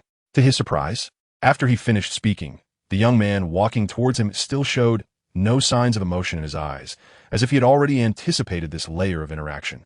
Exuding a sense of calm control, Xianyan frowned, feeling a bit uneasy. With a whoosh, the young man unleashed two dark wind blades again, directly blocking the opponent's retreat. This time, it was a combination skill of wind and dark attributes, which not only weakened power, but also moved at an extremely fast speed. However, just as Xianyan transformed into a shadow to evade the attack, he suddenly found that the space around him had begun to solidify, instantly reducing his shadow's speed and making it increasingly difficult to move. In other words, he couldn't dodge or escape. Seeing this scene, the young man smiled. The others in the conference room stood up nervously, clearly finding this scene too bizarre. Only the elder from the Starry Academy frowned, with his extensive experience. He seemed to recognize it. This was likely an SS-level battle-type treasure, a spatial barrier. What? Upon hearing this, the leaders of the four empires immediately reacted by distancing themselves, fearing collateral damage. Yin was likely to be in trouble. This spatial barrier treasure specifically targeted light attributes. Although it was a one-time use, it was quite expensive, and the energy consumed this time was likely worth over $1 billion. Everyone gasped. It was said that the virtual Star Nation was financially strong, but was it really extravagant to this extent? The executor spent $1 billion just to beat up Xianyan? What kind of grudge is this? Zio, do you dare at that moment? Xianyan's expression changed drastically. He finally understood why the other party seemed so calm, because they had made thorough preparations to deal with him. Oh, why wouldn't I dare? The young man stood within the spatial barrier. Just for that little thing, you openly attacked me at the Federation Conference Center just because I took her away from you? Upon hearing this, Zio's gaze became obscure. If it was only because of this, he might not have been so aggressive. But the other party had treated Nuo harshly. You hurt her. The young man's voice was chilling. You bullied her multiple times and even planned to imprison her in the dungeon, right? He had to help Nuo regain her dignity. Today, no matter who stops him, it would be of no use. But upon hearing Zio's words, Xianyan momentarily lost his focus. The lovely image of the girl flashed through his mind, and he felt uncomfortable. Usually, with Xianyan's pride, he would never explain himself to Zio, but deep down, he didn't want there to be any misunderstanding regarding the harm done to her, because that was never his intention. The spatial barrier isolated them from the outside world. Others could not hear their conversation. Only the two male figures were confronting each other. I never intended to hurt her. Regarding the dungeon matter, my initial intention was just to scare her. Even though I gave the order, the place of detention was the 1st Legion base. How could Phil really lock her up deep in the dungeon? And indeed, as a general of the 1st Legion, Phil not only did not imprison the girl in the dungeon, he even spared her from house arrest, directly taking her away and providing her with the best treatment. As for the mental handcuffs, you know that her mental state is different from other females and has abnormalities. So I initially just want to see if the mental handcuffs would be effective on her. Xianyan looked into the young man's eyes, speaking each word clearly. I admit, I acted impulsively a few times, but I still want to make it clear to you that my true intention was never to really hurt her. After his words fell, the space fell silent again. Of course, the reason Xianyan said so much was not to make Zio give up on attacking him. He just didn't want another male who admired her to use this as a reason to start this battle. Because if that happened, the nature of the conflict would change. But the young man's voice rang out again. But you still did it, didn't you? Regardless of your true intention, you hurt Nuo, and you must pay the corresponding price. A look of determination flashed in the young man's eyes, surrounded by dark energy. His handsome face was devoid of warmth, his back straight and firm, revealing a chilling aura beneath his gentle appearance. However, since you went out of your way to explain so much, I will show you some leniency. After saying this, various streams of light and darkness clashed, the pressure so immense that the sealed spatial barrier trembled slightly. The others outside the conference room couldn't help but secretly wipe away their cold sweat upon seeing this. Speaking of which, the executor of the Virtual Star Nation used to act very cautiously. How come he is now acting even more recklessly than Xian Yin? Is it just for that little female? Inside the barrier, Xian Yin, whose clone only had 70% of his strength, was being utterly dominated by the young man. As his light attribute skills had become ineffective and he couldn't escape, his speed advantage had turned into a disadvantage. Zio, if you have the guts, just kill this clone of mine. Otherwise, when my strength recovers, I will definitely make you pay back 100-fold. The young man sneered. Are you trying to provoke me? If I really kill Xian Yan's clone, then the main body would forever be left with only 70% of its strength, and everything would need to be retrained. Such hatred would likely be irreconcilable, leading to a direct rupture between the Beast God Temple and the virtual Star Nation, with the federal landscape also undergoing changes. He wasn't crazy enough to go that far, but as long as there's a breath left, that's acceptable. The young man attacked more fiercely, each strike filled with killing intent, but he just wouldn't truly go for the kill. Xian Yin leaned against the spatial light wall, gasping heavily, his slightly buzzing lips appearing pale and bloodless. Especially those dark energies coiling around him made his skin feel as if it were being devoured, with bloodstains all over his body. On the brink of collapse, he could no longer maintain his human form. A pair of illusory fox ears quietly stood up, and a resplendent nine tails danced behind him. The fur, enveloped in a glassy golden light, was originally as soft as velvet, but at this moment, it was stained with blood, covering up his originally elegant and enchanting posture. Into this chapter, Chapter 39. Hurry up and earn back the money, haha. At this moment, Xian Yin suddenly laughed. He raised his head and stared directly at the young man in front of him, his words laced with heavy sarcasm. Zio, you spent a huge amount of money and went to such great lengths to deal with me in this way. It's truly ridiculous. Zio stared at him quietly. If Xian Yin had 10 vitality points, he was now probably down to 1, merely hanging on by a thread. You could have used a better method, such as imposing virtual sanctions on my Beast God Temple to force me to bow down. Wouldn't that be more convenient? Xian Yin slumped in the corner, his delicate fox ears twitching, a sense of weak helplessness spilling forth. But you chose the most foolish and risky way. It seems someone pleaded for you? Xian Yan's smile was quite unrestrained, a mix of mockery and pride, as if he didn't care whether he would continue to provoke the young man in front of him. What do you want to say? Zio narrowed his eyes slightly. The previously calm pupils finally rippled, clearly indicating that the other party's words struck a chord with him. What do I want to say? Xian Yin smiled. That little thing has contacted you, right? She used Phil's bracelet, didn't she? I saw with my own eyes that Phil's bracelet was on her wrist. If you use virtual sanctions, then the First Legion under Phil's command will definitely suffer a blow. I guess, that little thing pleaded with you to spare Phil, which is why you resorted to such a foolish method to deal with me. Right, Zio? At that moment, the aura around the young man finally changed. He slowly raised his gaze, his pupils seemingly filled with uneasy anger and a hint of hidden jealousy. Clearly, Xian Yan's words struck a nerve. So you're really pitiful. I even feel a bit sorry for you. You put in so much effort to try to get her back. Yet those two are still flirting with each other. Do you want me to tell you about their interactions over the past few days? The fox before him became increasingly brazen, its provocative gaze seeming to say, "Come on, let's hurt each other." Zio stood silently for a few seconds, then took a deep breath to stabilize his emotions before turning to Xian Yin. My business with Nua has nothing to do with you. As a dignified Beast God Temple Lord, don't act like a cornered dog, like a clown. As soon as he finished speaking, the barrier disappeared. The eyes in the conference room gathered over. But when everyone saw Xian Yan's disheveled appearance, they all trembled in fear, glancing at the young figure with a hint of dread. This was too brutal. As it stands, Lord Xian Yan would probably be unable to recover to his peak strength for a while. Wouldn't he be continually suppressed?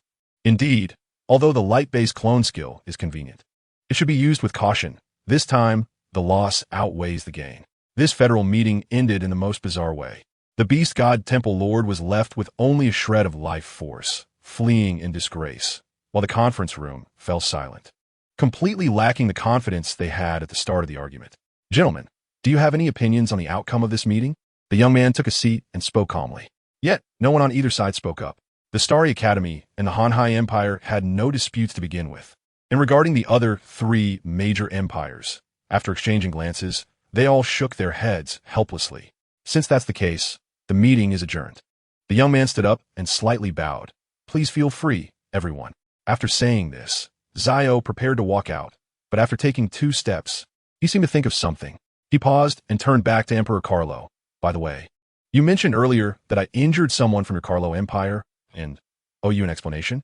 Emperor Carlo was taken aback. The young man continued. I previously stated that matters unrelated to the meeting would be brought up after the meeting concluded. Now, we can have a proper discussion. Emperor Carlo felt like he was sitting on pins and needles, shaking his head like a wave drum, thinking about Lord Xian Yan's pitiful appearance. And he began to feel apprehensive. Although his strength was not lacking, the other party clearly came prepared, perhaps even carrying some treasures. He wasn't foolish enough to go looking for trouble. The key was that the surveillance system was down. Even if he were beaten, there would be no evidence. The executive officer was just joking. It's a minor issue. Duke Liu Wei is getting old, and his mind isn't as sharp. It's just a little scuffle. Nothing to worry about. Oh, the young man replied lightly, turned, and left, as if the earlier question was merely a perfunctory remark. Everyone in the conference room let out a sigh of relief, especially the people from the three major empires, who felt that this meeting was utterly humiliating. An elder from the Starry Academy stood up with a smile. It was still somewhat rewarding. This little female could stir up such a big wave. It seems I underestimated her. I should report back to the dean and investigate further to see if this little female is a promising candidate. But as soon as this was said, the three major empires were stunned. Didn't you say before that you would never get involved in this matter? How could you change your mind so quickly? Oh, when did I say that? That was what the dean said. The elder waved his hand and then disappeared at the fastest speed, leaving everyone cursing inwardly. Unreliable, shameless, and faceless. At the headquarters of the virtual Star Nation. In the familiar reception room within the Star Tower, two virtual consciousnesses appeared out of thin air. The suited young man sat on the sofa, his expression neither surprised nor delighted, merely fiddling with the black feather ring between his fingers, lost in thought. Master, you let Lord Xinyan go. So about bringing Miss Jiang Nua back. Zio adjusted the black feather ring, speaking softly. Given the current situation in the Federation, I cannot directly kill him. However, his strength is now diminished, so he will no longer be a threat to me. We will go directly to the First Legion. Yes. Secretary Gana's eyes were filled with excitement. They were finally going to bring Miss Jiang Nua back. But at the same time, he felt some concern. Even though the Beast God Temple Lord was severely injured and no longer a threat, the Legion still had many experts and station troops. If they wanted to break in and take someone away, it would still be quite difficult. By the way, suddenly, a hint of cunning calculation flashed in the young man's eyes. Gana, isn't the Federation's highest level auction about to start? That's right, Master, it will be in half a month. Very good. Zio crossed his hands and leaned back on the sofa. The corners of his lips curling into a beautiful arc. Compile a list of the treasures and medicinal materials that Lord Xian Yin needs for recovery and put them up for auction. As for the starting price, let's set it at 5 billion star dollars. The young man's casual remark nearly made Gana, who was standing behind him, choke. How much? 5 billion star dollars. He couldn't have heard wrong, right? But the young man seemed completely unaware of Gana's astonishment. He was merely scratching his chin with his hand, as if in deep thought. Earlier, No said I was wasteful. If she finds out I've spent so much money again this time, she will definitely complain about me. I need to quickly make back the money first. He wanted to prove himself and become the most important person in Nua's heart. Treasures, please leave a 5-star review in the comments. The ratings will be out next Monday, which is very important. End of this chapter, Chapter 40. Weaving a bigger deception news from the Federal Conference Center quickly spread. But no matter how intense the rumors were, they ultimately lacked substantial evidence. Other forces and empires clearly did not want to get involved in this muddy water to act as witnesses. At the First Legion base, bang! Brian's gloomy eyes flashed with anger as he slammed the teacup on the ground. The virtual Star Nation is acting like this. It's simply slapping the Holy Temple in the face. Our Legion has been doing its best to maintain federal order. Even if we have no merit, we have made efforts. How could Zio target us like this? We must demand an explanation for this matter. The Third Legion's Yuan was equally displeased. The Holy Temple, Legion, and enforcement team are a 3-in-1 entity. Such a hierarchical relationship cannot be separated. The Beast God Temple lost face, and they were also embarrassed. However, it is well known that a federal court summons requires actual evidence. Zio controls the virtual technology. Do you think he would let you catch any incriminating evidence? Or among the 4 great empires, who do you think would come forward as a witness? They're probably all busy watching a show. As for the Starry Academy, it is even less likely. Yuan analyzed rationally. In the base's conference hall, the only one who had remained silent was Phil. However, unlike the other two, there was no anger in his eyes. Instead, he was leisurely savoring his tea, as if he were an outsider. Phil, why aren't you saying anything? The First Legion is the face of the temple. Normally, your reaction should be much stronger. Why are you acting as if nothing happened today? Hearing the two being called out, Phil put down his teacup, a sharp glint in his eyes. Let me ask you first. When the Lord Commander ordered you to be stationed in the First Legion, saying that there would be a collective mission, did he tell you what the mission entailed? As soon as these words were spoken, Brian and Ewan exchanged glances, but it seemed they were both hiding something. Why aren't you speaking? Phil sneered. I guess you're both hiding something in your hearts. With the two legions gathered, there must be a reason. The only reason is to pressure him, not to let Xiao Nuo leave the base so easily. And these so-called mission details, these two couldn't possibly be unaware of. If you harbor dirty secrets in your hearts, then don't come here to speak with righteous indignation. Phil sat upright. Always remember that we are the maintainers of federal order, not the private army of the Lord Commander. His voice was powerful, ignoring the law, detaining and abusing females. The Lord Commander's actions are self-entangling. Of course, if you want to be accomplices, I, Phil, will accompany you to the end. In fact, he had long wanted to clarify these points with the other two legions, even considering impeaching the Lord Commander of the Beast God Temple. However, if he did that, who will be the next Beast God Commander? Becoming the Beast God's messenger and conveying the will of the Beast God is not so easy. And Xiao Nuo, as an existence with near-perfect affinity to the Beast God, could easily be pushed to the forefront. That would be a cage. And he didn't want to use that cage to trap Xiao Nuo's entire life. After speaking, Phil no longer lingered, standing up to leave the conference hall.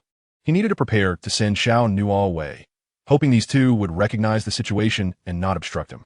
Meanwhile, inside the conference hall, Brian and Ewan frowned in silence, clearly pondering and analyzing what Phil had just said. This little female truly has such great power? It can make both the Lord Commander and General Phil act so unusually. They were indeed a bit curious. Placement Center. Outside Jiang Nuo's bedroom, there is a small courtyard. A young girl in a pure white long dress leans lightly against the fence, her tender, fair skin resembling a layer of pearl powder. She gently brushes her hair by her ear, her small movements revealing a delicate charm unique to girls, making one unconsciously want to hold her in their arms. At this moment, a familiar figure appears, stumbling toward her small courtyard.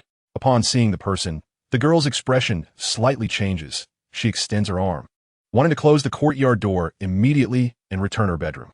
Click! Just as the small door of the courtyard is half closed, someone's hand grips her wrist. Let go. Yang no instinctively strugles. Normally, she would not be able to escape from the other's grasp, but today's outcome surprises her. She sees a figure in red swaying slightly, as if struggling to stand firm. His body weakly collapses against the fence, his face pale, and the sparkle in his eyes has faded. Jiang Nuo stood in place, looking at the male figure fallen at her feet, just as when they first met, when she had also weakly collapsed at his feet. At that time, he seemed like a king, looking down at her with disdain and making a cold judgment. Thinking of this, she smiled sweetly. Are you hurt? Naturally. She was asking a question she already knew the answer to. The federal meeting was causing quite a stir, and being deep within the military base. How could she not have heard the rumors? The man chuckled silently and extended a hand. Can you help me up? But after a few seconds, the girl remained gracefully standing in place, her skirt fluttering lightly, yet she remained unmoved. If you're hurt, you should rest well. Xian Yan's hand lingered in the air, but without the response he desired, it soon fell down. His doppelganger was severely injured, and his main body was also weakened by the injury. But it wasn't that exaggerated. He just wanted to come and see how the girl would react. But the result undoubtedly disappointed him. After Jiang Nuo finished speaking, she turned around and walked back into the courtyard, closing the half-height gate behind her, ready to return to her bedroom. Do you really hate me that much? At that moment, a man's voice came from behind, but it lacked the usual flamboyance. Instead, it sounded somewhat heavy and restrained. The girl did not turn back and quickly replied, "The Lord is joking. How could a weak and dirty person like me have the right to hate you?" Upon hearing this, Xian Yan smiled and shook his head. Indeed, this little thing's performance was still as hypocritical and distant as ever. Only when provoked could she possibly reveal some genuine emotions, like that time she fell into the pool. Moreover, he could sense that while the girl's smile was beautiful and warm, her inner coldness was no less than his own. Jiang Nuo ignored the people outside the courtyard and opened the bedroom door to walk in, but a man's words from outside made her stop. If I tell you that the person you rely on is just weaving a bigger deception for you, would you still be eager to escape from here? Upon hearing this, Jiang Nua's expression changed slightly. The person she relied on? A deception? What did this mean? The girl immediately turned around, quickly walked a couple of steps to the fence, and stared intently into the man's eyes, her tone filled with curiosity. Huh? Xian Yin smiled self-deprecatingly. Sure enough, as soon as he is mentioned, you become so anxious. Into this chapter, chapter 41. Indeed, a male who doesn't remember hits. I ask you, what do you mean by that? The girl repeated anxiously, but the man seemed to be enjoying her flustered state. Separated by a fence, he slowly leaned closer, as if to savor the girl as fragrance. At that moment, Xian Yin acknowledged to himself that perhaps it was the familiar and friendly aura of this little thing that unconsciously attracted him. In the virtual star country, there's a terrifying person. His lips brushed against the girl's ear. If you come into contact with that person, you will know that the virtual star country you long for is merely a dark abyss. Everything you have experienced with me is nothing. Upon hearing this, Jiang Nua's heart sank. A terrifying person. Who is it? You're talking nonsense. The girl immediately turned to meet the man's gaze, their lips merely a centimeter apart. Do you think I would believe what you say? Xian Yin smiled, a carefree smile. Little thing, your panic can't deceive me. If you didn't believe it, you wouldn't be asking at all. But just as Xian Yin was gazing at the enticing lips so close to him and instinctively wanting to take a step closer, the girl took a half step back, directly avoiding him. This made him feel somewhat frustrated. Meanwhile, Jiang Nua's hands unconsciously clenched tight, her mind conjuring the image of that boy, Theo's care for her. So gentle and thoughtful. How could it possibly be fake? How could it be a deception? Has he ever told you that there is a special existence in the virtual star country? Seeing that the girl did not believe him, Xian Yin leaned against the fence and said with a smile, I suspect that his description of that person is of a very respectable senior. Am I right, little thing? Jiang Nua stood silently in place. But she couldn't help but recall the exact words Theo had said to her. The true founder of the virtual star nation is Teacher Yas, a venerable elder whom I respect greatly. Later, I will take you to meet him. It matched perfectly with Xian Yan's speculation. How could this be? That's because he didn't tell you the truth. The smile on a man's face grew more intense. Just remember, that person is the vortex of all evil. If you return to the virtual star nation, be careful not to be caught by him, stripped of your beautiful outer layer and eaten bit by bit. It must be very delicious. This statement felt like scaring an ignorant child, yet Jiang Nua's heart began to feel uneasy. Somehow, she felt that Xian Yin might not be lying to her. What was the truth behind this? You're talking about Theo's teacher, right? Phil mentioned him to me before. He's a wood-type powerhouse, but the evaluations of him aren't as you described. On what basis do you draw this conclusion? Seeing the girl still being stubborn, Xian Yin grabbed her hand firmly, forcing their fingers to interlock. When he saw her trying to break free, he smiled and said, Do you feel it now, little one? The familiar affinity power between us, granted by the beast god. Although she disliked the man's touch, Jiang Nua had to admit that the aura surrounding Xian Yin was very similar to hers, as if they could merge. Perhaps this was the legendary affinity of the beast god. Do you really think I became this beast god's messenger for nothing? Sensing the girl's resistance, he voluntarily released Jiang Nua's hand and continued, Since I can comprehend the will of the beast god, I naturally know more obscure secrets than others. Our interstellar federation has thrived for so long that a 9th-tier powerhouse can have a lifespan of over 500 years. But do you know why there are so few 9th-tier powerhouses remaining in the nearly 100 years of history? Seeing the girl's stunned expression, Xian Yin said, That's because someone is raising goo. Raising goo. Jiang Nua's expression showed a hint of fear. That person had lived for an unknown amount of time, and his vitality was exceedingly strong. As for the specific reason, I can't say much to you. Xian Yin looked at the girl's anxious demeanor, as if his purpose had been achieved, and finally left a cliffhanger. I just don't know when the next cycle will be. Naturally, under his mysterious guise, everyone would be his followers, including the executive you are willing to follow. If I say this, do you still think Theo is truly sincere towards you? Jiang Nua stood foolishly in place, her mood sinking like it was filled with hot lead, rooted to the spot, unable to move. At that moment, her thoughts felt chaotic. Just then, Phil, rushing over from a distance, saw this scene, and his expression changed dramatically. He first charged over in a fit of rage, then quickly shielded the girl behind him. Xian Yin, have you lost your mind again? Phil said defensively, It seems that Theo didn't beat you into submission. After getting such serious injuries, you still have the mood to come bully Xiao Nua. You're really a male who doesn't learn from being beaten. Naturally, in Phil's eyes, as long as this man appeared here, nothing good would come of it.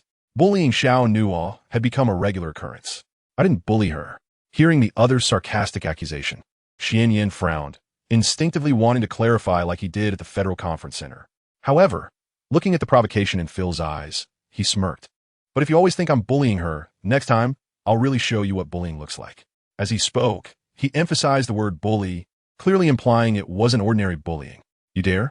Phil's anger was about to flare up, but he felt the girl tugging at him from behind. Forget it. Jiang Nua's voice was very soft. After saying that, the girl stepped heavily into the bedroom, clearly shaken by Xian Yan's words. Phil wanted to chase after her, but then thought of something. He looked at Xian Yan and said, I'm going to send Xiao Nua away from the Legion soon. If you try to stop me, don't blame me for turning against you. Brian and Yuan can't hold me back, and in your current defeated state, you're no match for me. I advise you not to act recklessly. This was a warning, and Xian Yan could naturally tell. Fine, you can take her away. I won't stop you. Unexpectedly, Xian Yan not only didn't get angry, but instead revealed a somewhat irritating smile. I'm going to take care of this broken body of mine now. By the way, tell that little one for me to have fun in the virtual star country. After saying that, Xian Yan took weak steps, leaving Phil's sight. However, at the moment he turned around, Phil didn't notice the arc of Xian Yan's lips, which looked elegant but was like the edge of a blade. How Gottstein! Even if you take her away, don't expect to live too peacefully. In the bedroom, the girl sat at the table, her expression frozen. She clasped her hands together on the table, her head lowered, seeming as if she had been sealed. When Phil walked in, the first thing he saw was this scene, and a look of heartache surged in him. He walked over and wrapped his arms around the girl from behind. Xiao Nua, did Xian Yin say something to you? Dear ones, please throw some recommendation tickets. If you like it, go to the comment section and give it 5 stars. Thank you very much. End of this chapter, chapter 42. My heart is clean, and so is my body. Feeling the warmth surrounding her from behind, the girl looked at the man with watery eyes. Phil, do you like me? Her eyes were innocent and clear, like a fragile little rabbit, able to confuse even the cold-blooded hunter. But perhaps this was the girl's most advantageous weapon. Maybe only that man Xian Yin could ruthlessly pierce through her, see through her, and ridicule her. Apart from Xian Yin, this tactic seemed to work on other males without fail. Xiao Nua, the sudden straightforwardness caused a flicker of disbelief in Phil's eyes. Jiang Nua smiled as she extended her delicate arms, reaching for Phil's neck. Her long, beautiful legs climbing up to wrap around the man's waist, her voice soft and tender. Phil, you are so good to me and have saved me. I can feel it. You like me, right? There have been several times when your body reacted, like here. Don't think you can fool me. Her frankness, along with the faintly emitted female pheromones, made the man feel a rush of warmth. Clearly, Phil's resistance was zero when facing the female in front of him. Yes, little Nua, I admit it. His breathing became slightly heavier. I like you, and I don't want you to leave, but I can't trap you here. That's why he envied the male who made little Nua pregnant, even feeling a hint of jealousy. This seed of jealousy took root in his heart, growing stronger and stronger. But he didn't expect little Nua to bring it up at this moment. What Zio Castile can do for you, I can do as well, and even better. I've been in the military since I was young, with no family disputes, and I've never had any ambiguous relationships with other females. Little Nua, I can assure you that my heart is pure, and so is my body. The man stroked the girl's hair and lifted her in his arms, clearly reaching the peak of his affection at this moment. Jiang Nua fell onto the soft bed, neither pushing away nor resisting. She could feel the man's movements were awkward. Even his lips were tense when kissing her. It seems this is really your first time. Hearing the girl's voice, Phil propped his arms on either side, as if afraid of crushing the petite girl beneath him. He particularly avoided her abdomen and had no intention of going further, clearly concerned about the girl's pregnancy at that moment. Phil took a deep breath, his heated breath adding to the rising temperature of his body. Jiang Nua, lying obediently on the bed, chuckled softly, clearly satisfied with her teasing. Phil, do you want a baby too? Saying this, Jiang Nua placed her hand on her lower abdomen. The man's body was filled with desire, and he naturally understood this was the girl's invitation. Of course, but not now. Phil kissed her lips again, his voice softly exhaling. After Xiao Nua gives birth and her body fully recovers, if you still allow it, then we will have a baby. Hearing this, the girl smiled in satisfaction, as if she had received a clear answer to her goal. Okay, I promise you. The girl tightened her arms around the man's neck, her body moving closer, the intense warmth enveloping him. Such passionate temptation made Phil addicted. Xiao Nua, I can hardly hold back. As a top-tier male with level 9 strength, he had great self-control and rarely lost his composure, but once it happened, it was hard to calm down. However, his restraint also had its limits. If this continued, his mental state would be in chaos. Hearing the man say this, the girl smiled in satisfaction and released her arms. In the next second, Phil immediately got up, walked to the table, poured himself a glass of cold water, and drank it in one gulp, then gasped for air. Seeing this, the instigator of the situation continued to smile and said, even if you lose control, it's okay. I can help you calm down. With her SSS-level mental power, she could soothe most males in the Federation. Even when her power overflowed, she could suppress the mental strength of these males. At that moment, Phil felt too flustered. He realized that if he stayed in that room any longer and looked at the girl again, the heat within him would rise, and the veins on his arms would bulge, not to mention the shameful state of his lower body. So, after finishing the cold water, the male hurriedly rushed out of the room. In the next second after Phil left, he did not see the smile on the girl's face gradually fade, as if the seductive charm from earlier had been a mere illusion. Jiang Nua tidied up her disheveled clothes and also got out of bed to pour herself a glass of water. However, unlike the man who drank it hastily, she sipped it slowly. At that moment, the system in her mind spoke up. No, the success rate for Phil has reached 100. You can proceed with the next mission at any time. The girl responded softly, I know. The reason she had been so eager to take the initiative earlier was because of Xian Yan's words. Even though some of what Xian Yan said was false, she always felt that in this vast interstellar world, there were definitely hidden horrors she was unaware of. Over the past few days, she had been deeply immersed in memories of Theo, almost falling into a beautiful fantasy. Perhaps today, she should thank Xian Yan for pulling her back to reality. No matter how good that boy was to her, she did not belong to him alone. She needed to complete tasks and become stronger as soon as possible to face the unknown horrors ahead. Xiao Cheng, if I successfully give birth to the cub, besides inheriting talents and skills and gaining enhancements, will there be other rewards? This was what she was currently concerned about. Of course there are.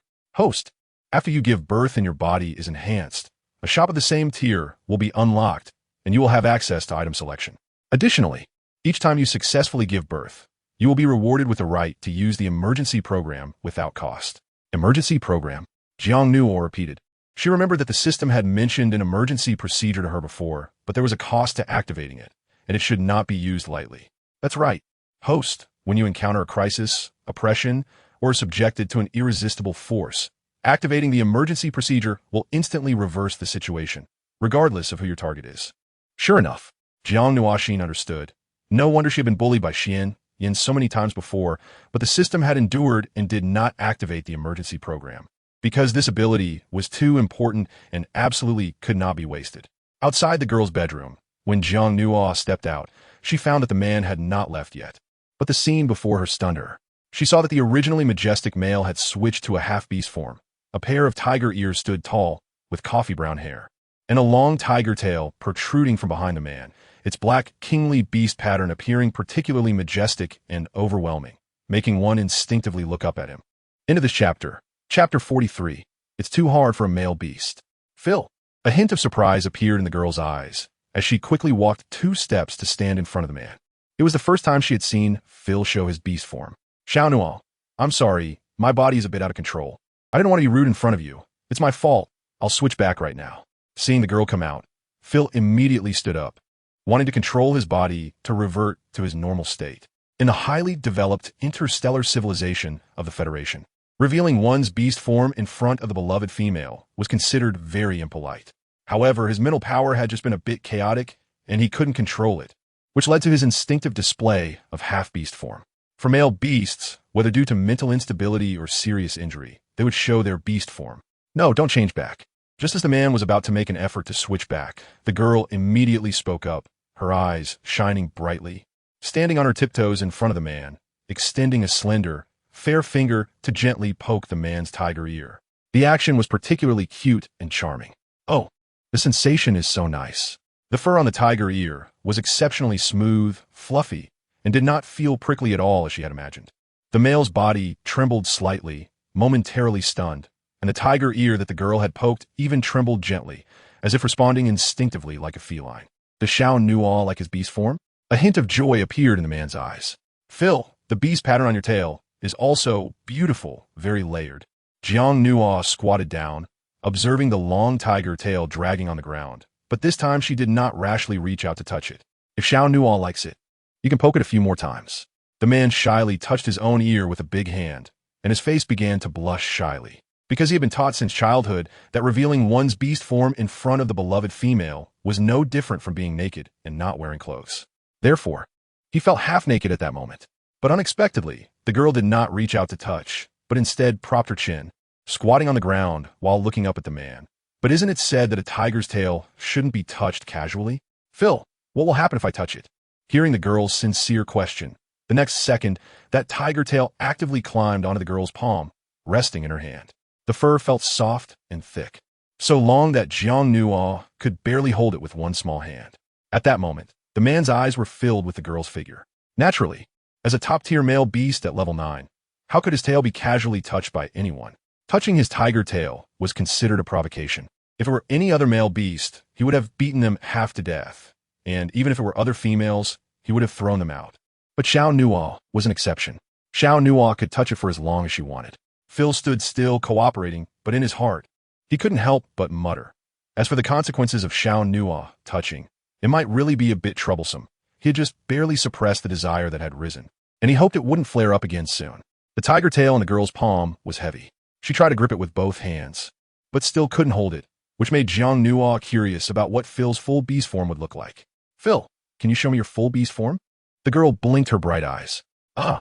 At that moment, the man felt a loud bang in his head, because the girl's words translated to him as, Phil, I'm not satisfied with your half-naked form. I want to see you completely naked. What? Is that not allowed? The girl pouted her lips, looking a bit wronged. Xiao Nuo, didn't your clan educate you when you were young? No, you can't just. Even though he had confirmed his relationship with Xiao Nuo, being fully naked in broad daylight in front of her was really too much for a male beast. When the girl mentioned her childhood clan, a hint of loneliness flashed in her eyes, and she lowered her head, even letting go of the tiger tail in her hand. I woke up in the wilderness, star domain with no memory. Maybe I don't even have a family or relatives, and naturally, no one has educated me about anything. If you think it's inappropriate, then forget it. I won't look anymore. After saying that, the girl disappointedly stood up and turned to go back to her bedroom. The male behind her immediately panicked, and a sense of endless guilt surged on his face. He felt so stupid. He clearly knew about Xiao Nuo's experiences and encounters. Yet he could still say such things. He was really too much. Xiao Nuo, don't go. Before he could finish his sentence, a halo flashed around the male, standing in place. Soon, the standing man disappeared, and a majestic tiger beast stood in place. Its black, kingly beast pattern covering its entire body, the fur glossy and shining, but each strand seemed to contain tremendous power, exuding an extremely imposing and dignified image. The girl, who had already reached the door, turned back. Upon seeing the male switch to beast form, Jiang Nuo was stunned for a few seconds, then returned to her senses as curiosity surged again in her eyes. Phil, roar. Hearing the girl's call, the beast-formed Phil let out a low growl. But the sound was not loud, and he added, Xiao Nuo, remember not to touch my claws. They're very sharp, and I'm afraid you might get scratched. Saying this, Jiang Nuo looked down at the tiger claws, which were indeed sharp and thick. She extended her hand to compare and found that they were at least the size of 10 of her hands combined. In a small courtyard, the tiger beast probably occupied a third of the space, making the girl's figure appear exceptionally small as she stood beneath Phil. Jiang Nuo could only reach up to touch his snowy white belly. Suddenly, while Jiang Nuo was reaching to touch the tiger beast's belly, she casually turned her head and was instantly petrified because she unexpectedly saw a certain object, the shape, the diameter. It could even rival that of the tiger tail. At that moment, Phil, transformed into a tiger, covered his face with his large paw. Oh my God, I can't show my face to anyone. This is too rude in front of my beloved female. Thankfully, he had switched to beast form now, so Xiao Nuo couldn't see his flushed face. Xiao Nuo, how about you ride on me? I'll take you for a spin. The male was eager to shift the focus of attention. Sensing the air around them had thickened, Jiang Nuo shyly withdrew her gaze and hurriedly moved away from under the tiger beast's belly. How do I get up? As soon as she finished speaking, the tiger beast unexpectedly lowered its entire body, lying on the ground, one heavy paw extending in front of Jiang Nua. Xiao Nua, step on it.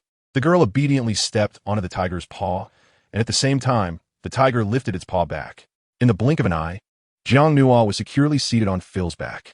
At the same time, she felt herself surrounded by a fluffy sensation, and even with close contact, Phil emitted no body odor. Perhaps this is the high-level gene of a top-tier royal beast, having evolved to filter out those impurities. Thank you, my darlings, for the recommendation votes. Thank you for the monthly votes, and for the little cuties rewards.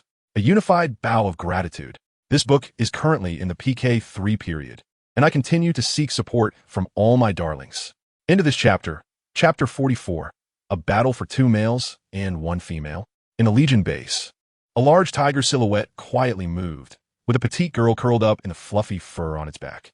The speed of a 9th-tier male beast was extremely fast, but Jiang Nua felt stable, sitting on Phil's back. She tightly wrapped her arms around the tiger's neck, burying her face in it, feeling the howling wind by her ears.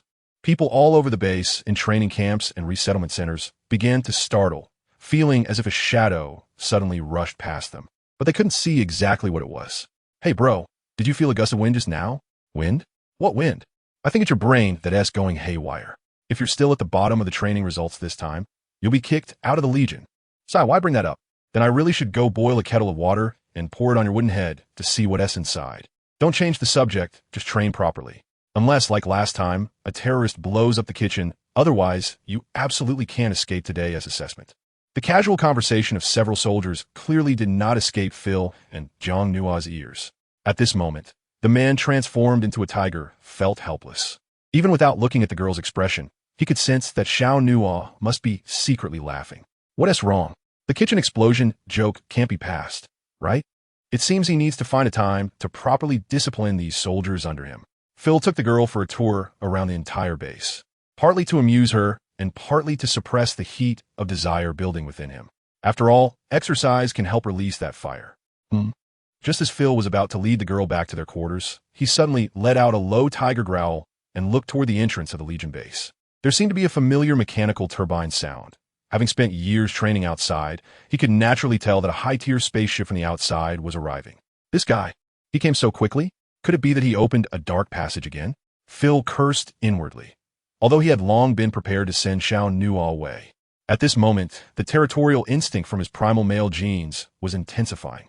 His eyes were filled with vigilance and resistance, as if the spaceship parked outside the base was a spreading toxin, making him subconsciously want to drive it away. Phil, what's wrong? The girl on the tiger's back was still unaware of what was happening. She followed his gaze and suddenly trembled, for she saw several spaceships docked not far away. Soon, the main hatch opened, and a familiar young figure walked out from inside. In that instant, the gazes of the three quickly collided in the air. The tiger stood proudly, its eyes filled with pressure and warning. Meanwhile, the girl curled up in the tiger's fur only had her little head sticking out, looking adorable. Xiao. At this moment, the girl's eyes were somewhat complicated. She admitted that the previous words from Xian Yan had indeed created some doubts in her heart. However, she couldn't just doubt Xiao based on a few words. She could find an opportunity to calmly investigate and clarify the hidden truths. Suddenly, the distant boy spread his magnificent silver wings, drawing an arc in the air as he swooped toward the direction of the girl.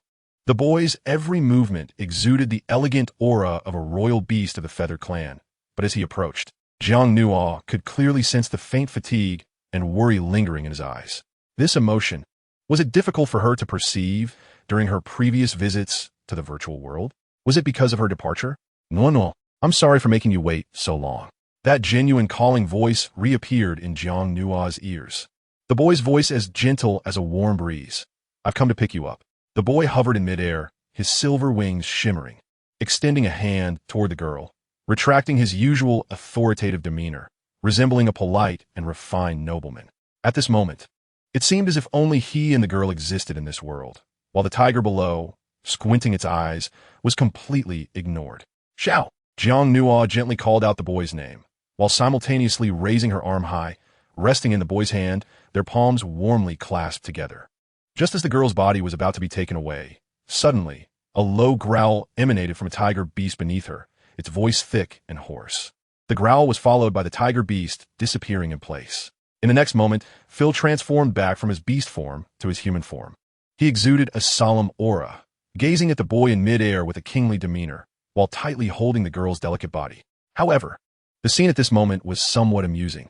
The girl was being held by Phil, yet one of her hands rested in Theo's palm, one holding, one grasping, neither willing to let go. When Brian and Ewan arrived, this was the scene they encountered.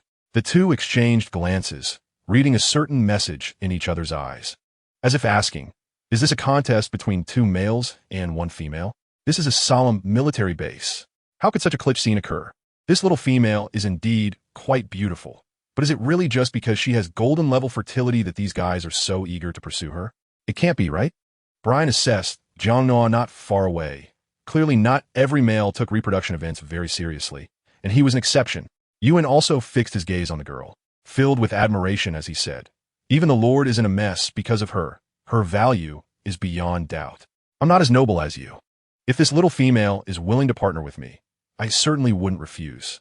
Humph, pathetic, males ruled by their lower halves are the most primitive and mindless beings. Ignoring the onlookers nearby, the so-called three main characters were caught in a stalemate. General Phil, hello. Theo did not rush to pull the girl's arm. He simply held her hand gently, smiling at the male below, saying, thank you for taking care of Nuwa these past few days. I'm here to take her home. Home. This word struck Phil's heart sharply. Mr. Theo, you barged into the military base without even a greeting. Isn't that inappropriate? Phil frowned and changed the topic.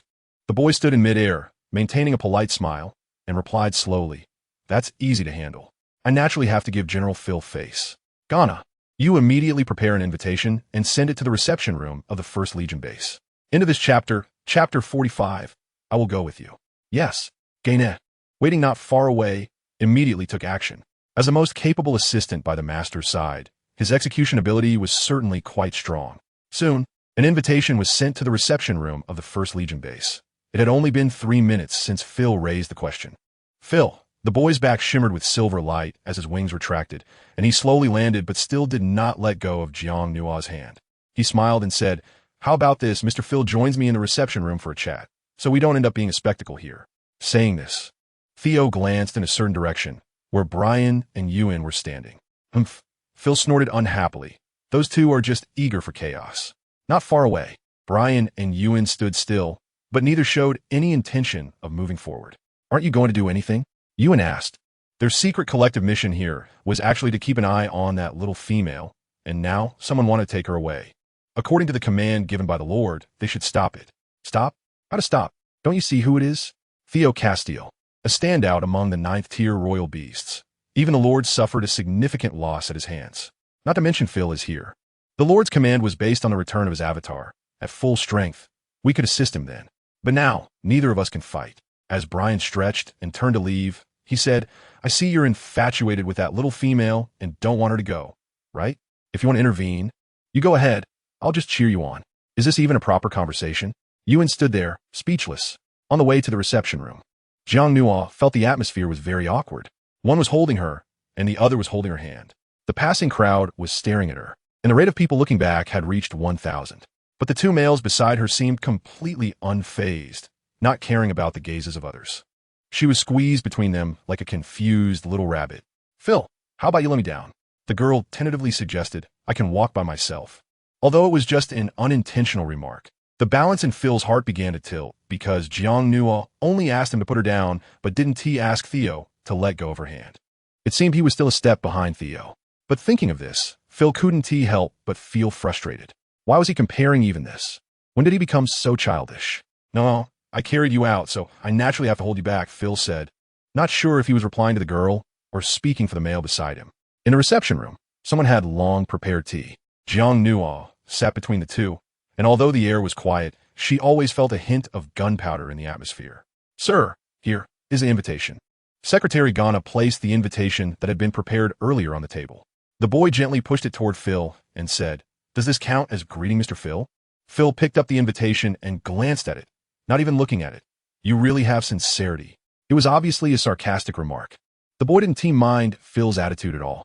Instead, he picked up the teacup, felt the water temperature, and then brought it to the girl's lips. Aw, it's not hot. The other male immediately got angry, proving that he was indeed a pampered person from the virtual Star Nation, better at enticing females than the people in his own regiment. It's good. Jeong-noa took a small sip and smiled in affirmation. No, no.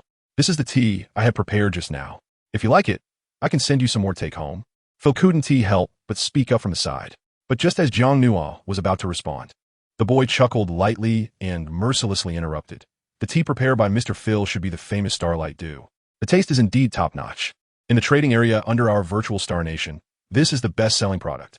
Whenever Mr. Phil comes to buy again, I can instruct them to give you a 10 discount. Upon hearing this, not only Phil, but even Secretary Ghana standing behind couldn't help but want to laugh. The virtual star nation permeated the entire interstellar lifestyle and entertainment sector and controlled the largest trading market. What couldn't they get? But why did this scene seem so amusing? The embarrassed Phil glared with fierce eyes. The flames of anger in his gaze seemed like they could burn the boy to ashes, unable to hold it back. Jiang Nua sensed something was off and quickly stretched out her arms, putting one on each of them, softly saying, "It's all good, really good. Phil, the tea you prepared is delicious." Theo, Phil is just expressing his intentions. We can accept it. But when Phil heard the word we, his fists clenched tightly. He felt cruelly excluded in this trio. What Nua said is right. Then we will accept it. The boy's voice softened. Then he turned to Phil and said, "All right, let us get back to the point. General Phil, according to federal law, the regiment base does have the authority to temporarily place rescued females before they return to their families. However, Nua's situation is somewhat special. She has no family. In this case, as the father of her unborn child, I have the right to take her away. This regulation is correct, right?" The boy's voice was clear and bright, but to Phil, it sounded extremely harsh. He was prepared to send Jiang Nua away, but deep down, he was very reluctant. Especially since the other party was brazenly citing federal regulations. Didn't it just imply that taking Jiang Nua away from here was justified? Sorry, I'm not at ease. As soon as these words came out, the boy's brows instantly furrowed, and even Jiang Nua looked at Phil in confusion. Didn't we agree before? Phil. Just as Jiang Nua was about to speak, saw the man's eyes filled with grievance and reluctance, like a pitiful big cat, causing Jiang Nua to swallow the word she was about to say. Were you not at ease about? Listening to the boy's question, Phil replied, "I have many concerns. For example, in a similar incident, will Nua be taken away by someone else right under your nose?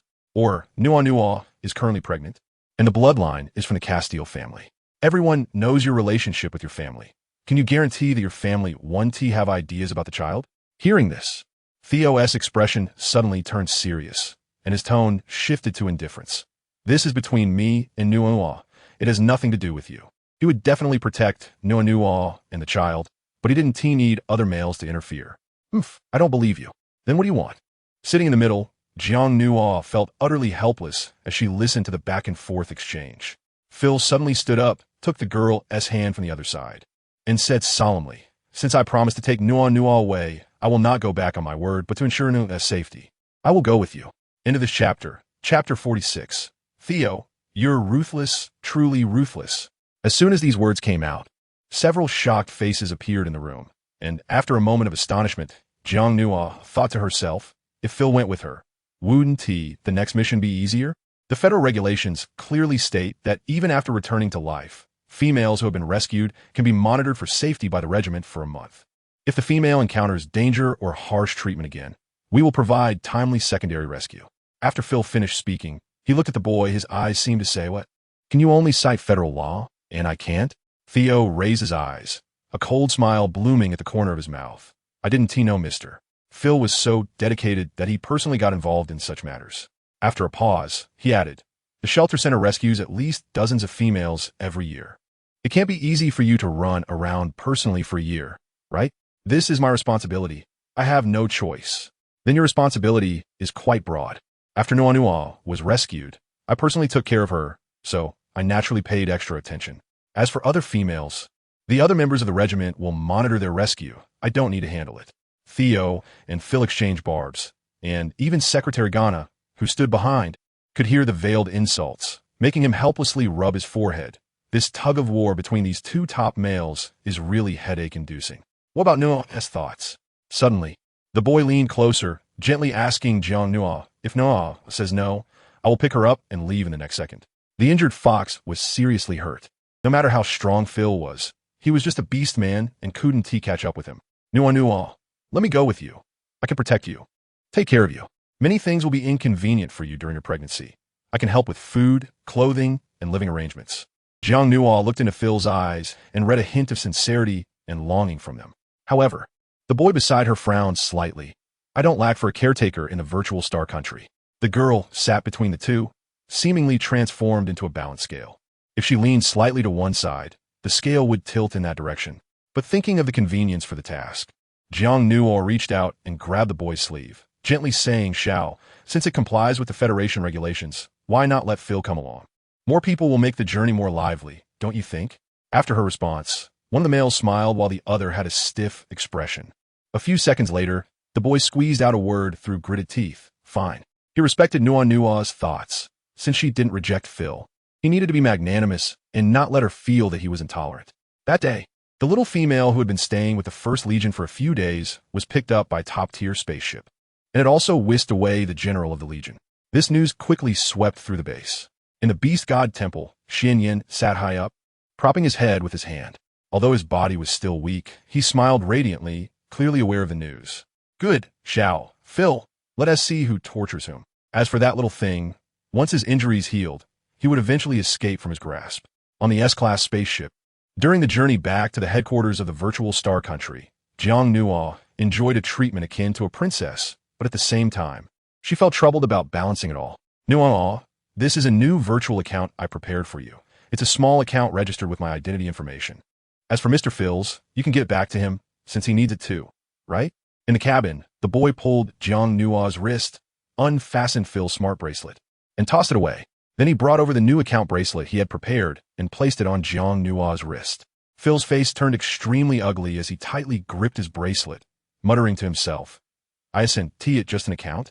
What's wrong with letting little Nuo use it?"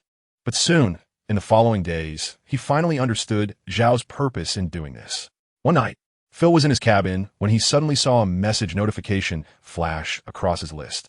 Friendly reminder, your friend, who you set as a special focus, has updated a post on StarNet. Please click to view. Special focus. Seeing those 4 words, Phil sat up straight. He knew that he had previously lent his bracelet to little Nuo, and in order to conveniently contact Shao, she not only added Shao as a friend, but also set him as a special focus. He and T had the chance to change it back. Although he didn't want to look, Phil's hand couldn't help but poke the link. Soon he arrived at the StarNet interface, but upon seeing the entry on StarNet, he wished he could chop off his own hand. Dining with Nuo from memories. On the screen, there was a romantic photo of Shao and the girl at the dining table. The boy gently held the girl's hand with one hand while the other hand offered peeled cheese roll shrimp to her lips, and the girl smiled softly, savoring the meal. This entry had just been posted for a few seconds, and the comments section exploded with billions of comments. "Wow, it's the commander and Miss Jiang Nuo again. Miss Jiang Nuo looks even more beautiful today. So sweet, so envious. Wishing the commander and Miss Jiang Nuo eternal happiness. Are there any rewards this time?" Seeing these comments, Phil felt like smashing the screen with a punch, his heart stabbed deeply. In the following days, the previously reclusive commander's account became increasingly active on StarNet, accompanying Nuo to read. "She loves this volume of Starry Chronicles. I had someone find a complete set. Nuo couldn't put it down and read 6 volumes in one go." Clicks, 18. 9 billion. Accompanying Nuo to chat. "She always likes to ask me about the founding history of the virtual star country. Today she asked me 62 questions, just like a child eager to hear stories." Clicks, 26. 4 billion. Accompanying Nuo to stargaze. "The nebula outside is dazzling and splendid, but I think she looks even better. I feel inferior." Clicks, 32. 3 billion. Accompanying Nuo shopping in the virtual world. "She found a light purple long-tailed evening gown in a shop, so I bought the whole store." Clicks, 64. 6 billion. In just a day or two, the entire StarNet was blown away by similar entries. Phil scrolled down in frustration, feeling both angry and unable to resist looking. But the more he looked, the angrier he became. Just then, a new entry popped up, sent just a second ago. Accompanying Nuo in a bath. Nuo's memory is really poor. She actually forgot to bring a bathrobe and wants me to help her take it in." Clicks, 118. 2 billion. Phil didn't read the rest of the entry, only glanced at the first few words, then waved his hand to shatter the screen. He sprang up and dashed out his cabin toward the girl's room not far away. No, he couldn't take it anymore. At the same time, he cursed in his heart. "Shao, you're ruthless, really ruthless. No wonder you can control such a huge entity as the virtual star country. This heart-wrenching ability is truly impressive. End of this chapter. Chapter 47. Shortened pregnancy. Giving birth soon. In the bathroom, the steam was thick. Jiang Nuo sat by the pool, her fair feet dipping into the water, her perfect body curve particularly enticing. No. At that moment, Xia Ao walked in from outside, wearing dark blue pajamas that exuded a relaxed, homey feel. He approached the pool, bent down, and placed a kiss on the girl's forehead first. So attentive? The girl looked up. Naturally, the boy caressed her face. This is the crisis awareness unique to males. No, I have already reserved my share of responsibility. If we are to register partners, I want to be the first. Jiang Nuo chuckled lightly upon hearing this. Indeed, Theo had recently been stimulated by Phil and was being unusually attentive. She took the bathrobe from the boy's hands and said with a smile, "All right, now look into my eyes." In the mist, their gazes met. The girl's face was smiling, but her smile was mixed with extremely complicated emotions. And Theo surprisingly read a hint of hesitant suspicion from it. This made his heart ache for a moment.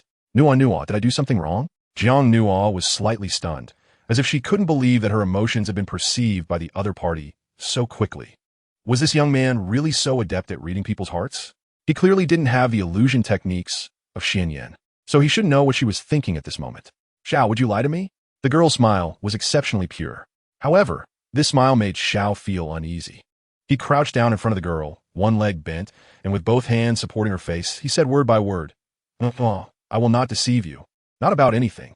Jiang Nuo stared intently into the boy's eyes. The emotional expression seemed to have no impurities at all. Is it really like this? She couldn't help but recall Xianyan's words, that mysterious existence, the vortex of all evil. Even Theo was his devout follower. Who should she believe? No, Nuo, what's wrong? The boy half squatted in front of Jiang Nuo, not at all bothered by his clothes being stained with water. He noticed the barriers hidden in the girl's eyes, and he panicked. It's nothing. Jiang Nuo lowered her head. Before her doubts were confirmed, she couldn't tell Theo about the things Xianyan had said to her. I'm sorry, Theo. I still have my doubts about you. At that moment, Jiang Nu also hated her own coldness. Clearly, Theo treated her so well. But her inherent sensitivity and self-protective instincts were impossible to shake off. If Xianyan had told her these secrets with the intention of achieving such a result, then undoubtedly Xianyan had succeeded. I don't know what happened or what I did wrong. She saw Theo gently wrap the girl's delicate body in his arms, his voice serious yet tender. But if one day you find out that I've deceived you, I will willingly accept any punishment from you, without any complaints. He buried his head in the back of the girl's neck, where the female's gland is located, and the concentration of pheromones that captivated him gradually rose, making it impossible for him to extricate himself. This is what you said. Hearing the other's promise, Jiang Nuo smiled. I hope you won't forget what you said today, Theo. You are the first person I've tried to open my heart to, and I hope you won't let me down. Otherwise, don't blame me for being heartless. If it were any other male, Jiang Nuo would never say such words. But these days, she had read in the Starry Chronicles that the Feather Clan, especially the royal beast bloodline within the clan, were inherently proud, noble, and even some members looked down on others, possessing an arrogant aura by nature. Yet the boy before her knelt down without any pretense, no imposing demeanor. Perhaps because of his sincere actions, she always subconsciously softened towards Theo and was moved by him. Just as the two were embracing by the pool, suddenly, the cabin door outside the bedroom was knocked heavily. Bang, bang, bang. Theo Castile, come out here. A loud voice from Phil echoed outside, clearly indicating that his anger had reached its peak. Yet, even in his anger and urgency, Phil did not barge in. Otherwise, with his 9th-tier strength, the cabin door of the spaceship wouldn't be able to stop him. What's wrong? Jiang Nuo was stunned. Theo gently patted her back again, as if comforting a beloved little wife. It's nothing, no. A male tiger that fell into a vinegar jar is getting worked up. I'll go deal with him. You just stay and take a bath. Hearing this, Jiang Nuo couldn't help but smile helplessly. The two males were putting on a show. This kind of drama had played out several times on the spaceship in recent days. After Theo left, Jiang Nuo got up to change into the bathrobe she had brought in earlier, then walked to the side stand, where she had already prepared her bathing items. Among them was a small bottle containing a liquid that shimmered with a golden halo. Yes, it was the beast god's sacred liquid. At that time, she had tossed it aside casually, but when leaving the military base, she still took the small bottle with her. The system Little Orange also took on a physical form, circling the small bottle as if sensing the energy data brought by the liquid inside. Little Orange, how is it? No.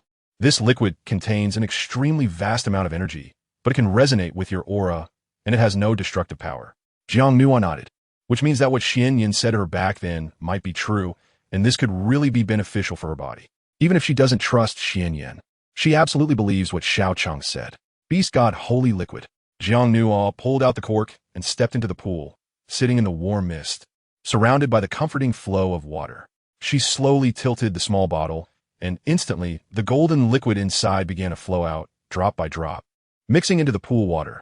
As the sacred liquid merged with the pool water, the originally clear water was enveloped in a faint golden halo, and even the ripples caused by the flowing water shimmered with golden patterns, making the girl at the center appear exceptionally noble and pure, instilling a sense of reverence that deterred any thoughts of desecration. Of course, if Xianyan were present, he would surely notice that the girl's aura, demeanor, and temperament at this moment somewhat resembled the statue in the beast god sanctuary. But suddenly, Jiang Nuo frowned tightly. She felt something was off. Her body was particularly hot at this moment, as if there was a powerful force surging inside her. But unlike the previous chaos of her mental energy, her brain was very clear now, and she felt extremely comfortable all over, making her unable to suppress a moan. Nuo, the host, don't spill it. What? Realizing this, Jiang Nuo hurriedly put away the small bottle, only to find that she had unknowingly poured out half of the liquid. It suddenly occurred to her that the attendant who had delivered the holy liquid seemed to have advised her to use it in 5 doses, and she had already poured out half in one go. Host, Xiao Cheng has detected that your body data is undergoing significant changes. Oh heavens, your pregnancy period is drastically shortening. 3 months, 2 months, half a month, 7 days, 2 days. Host, you are about to give birth. Please vote for recommendations. Thank you. Dear ones, end of chapter 48. 3 little ones, the encyclopedia is open. After hearing the system prompt, Jiang Nuo noticed that the bulge in her lower abdomen was becoming more and more pronounced, and she could sense the connection with the bloodline of the little one inside her more clearly. Little Orange, don't worry, the Feather Clan is oviparous, and your body has just been baptized by the beast god's holy liquid, which allows you to easily resist the impact of the royal beast bloodline. Just listen to me. Find a flat place to lie down, and there will be no pain. Leave everything to Little Orange. Oh, okay. Jiang Nuo calmed down. She did not call out to the 2 males outside. After all, she had the system's assistance, and it was better to avoid them during the birthing process. Soon, in just half a minute, 3 beams of light flashed in the mist, and beside the pool where the girl lay, 3 crystal-clear beast eggs appeared, continuously emitting a strong vitality. The girl was stunned because she discovered that the 3 beast eggs she had laid were actually different in size and color. 2 of them were roughly the same size, but one had a flowing silver light, while the other emitted a dark purple aura. As for the 3rd beast egg, it was particularly small and surprisingly colorful, adorned with 7 color patterns that were stunningly beautiful, making it hard to look away. At that moment, the voice of the system, Little Orange, rang out, "Congratulations, host. You have given birth to 3 cubs, and they are of 3 different attributes. Congratulations on unlocking the Feather Clan entry in the Beast World Cub Encyclopedia, and you have illuminated 3 of them." After finishing, a light flashed, and the girl saw the attribute panels of the 3 cubs before her. Cub 1, specific form, Hurricane Silver Owl, gender, male, spiritual power, SS level, talent category, wind. Inherited skill, rapid windblade. Blank skill, slot waiting to be learned. Cub 2, specific form, mysterious shadow owl, gender, male, spiritual power, SS level, talent category, dark. Inherited skill, shadow impact. Blank skill, slot waiting to be learned. Cub 3, specific form, colorful spirit owl, gender, female, spiritual power, SSS level, talent category, unawakened. Inherited skill, unknown. Blank skill, slot waiting to be learned. Looking at the panel, Jiang Nuo focused on the last small colorful beast egg. This was the only female cub in the litter. It was also the only one with SSS spiritual power. But why were the talent and inherited skills unknown? Logically speaking, shouldn't they inherit from the parents? And since she had no talent, it should have all been inherited from her father, Theo. As if sensing the host's confusion, the system Little Orange kindly explained in her mind, Nuo, this female cub is a rare type in the Feather Clan entry. She has achieved a leap-type inheritance of the royal beast bloodline, which means that all the inherited skills and talents that have appeared throughout the history of the Feather Clan could potentially awaken in her. All of this will only be truly known once this female cub hatches and transforms. Jiang Nua's eyes lit up as she gently cradled the colorful beast egg in her hands, feeling its soft texture. Surrounded by the vibrant halo, she could faintly see what seemed like a tiny feathered spirit asleep inside. This action made the system feel somewhat helpless. Was her host going to favor females over males? The two male eggs were still drying nearby. Naturally, the system's worries were unnecessary. As a mother, Jiang Nua treated all her eggs fairly. She placed all 3 beast eggs in her arms and gently stroked them, feeling a sense of anticipation for when the little ones would hatch. Host, aren't you concerned about your rewards? Of course I am. Then why don't you ask me? If I don't ask, will you not tell me? The girl carefully took the beast eggs out of the bathroom and placed them on the soft bed. The system helplessly reminded her, you should feel the enhanced strength of your body now. Hearing the reminder, Jiang Nua finally noticed that her body was no longer as weak as before. In the past, even a male without any cultivation ability could easily bully her, but now she could sense the abundant power within her. 4th rank. Feeling the enhancement level, Jiang Nua was astonished. She had actually jumped from 0 rank to 4th rank, and this was just from one pregnancy. Nua, don't get too happy too soon. The effect of this enhancement is excellent because of the beast god's holy liquid, which greatly strengthened your body data. Moreover, the higher the rank, the more difficult the enhancement will be. This means that at higher stages, you might need to give birth several times to improve once. I understand. The girl nodded. It seems at this time, I might have to thank Xianyan. Not only did he shorten the pregnancy period, but he also significantly enhanced my body. Plus, I still have half of the beast god's holy liquid left. Maybe I can use it next time? Host, come and see your other rewards. Emergency program usage without cost X1. Invisible movement space X1, divided into life storage area and item storage area. Note, cannot be spied on or plundered. The mall has been unlocked and upgraded to a 4th rank mall. Since you have opened 3 new illustrations this time, you can redeem 3 items in the mall for free. Additionally, since this is your first childbirth, the system will reward you with 3 more redemption opportunities. In other words, that's a total of 6 chances. You can choose items from the mall at any time. Jiang Nua looked at the system mall on the light screen in front of her, filled with various usable items. A custom void essence for any 4th tier talent weapon equipment. A mental purification agent capable of purifying the host's mental turmoil, single use, and a pheromone 100-fold diffusion potion. The array of items dazzled her, making Jiang Nua feel like she was about to become a nouveau riche. Xiao Cheng, can I take another look at the illustrated guide? Of course. The light screen page switched again, and the previous Beast World Cub illustrated guide appeared before Jiang Nua. Currently, she had only unlocked the Feathered Clan in her guide, and only 3 entries were lit up. The first entry, number 1 Cub, the Hurricane Silver Owl, had the same beast form as CIAO. Its silver wings spread out in an exceptionally elegant and noble manner, completely different from the purple-black wings of the 2nd Cub. The illustration of the Shadow Sky Owl showed black feathers falling, its beast form resembling a fallen black angel. The most striking was the 3rd Cub, her daughter S illustration. The Rainbow Spirit Owl, with its dazzling, multicolored wings that were captivating. Even as a mother, Jiang Nua was enchanted, let alone the males outside. Meanwhile, outside Jiang Nua's cabin, 2 male figures stood facing each other. One was furious, while the other was smiling. Suddenly, the smile on the boy's face disappeared, as he felt the power of his bloodline being drawn by an invisible force from behind him, inside the cabin. No. The next second, the cabin door opened again, and the boy vanished from his spot. End of chapter.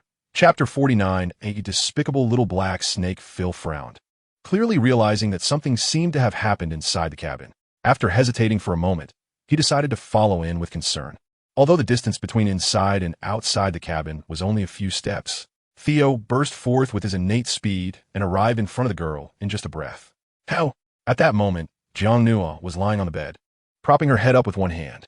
In front of her were 3 beautiful beast eggs, and the girl was nestled with the unhatched cubs, creating a serene picture of peaceful times. The boy was instantly stunned. One could say that Theo's brain had crashed. What are you standing there for? The girl extended a hand and beckoned. Come and see your cubs, they're so cute. Just then, Phil stepped in and heard this.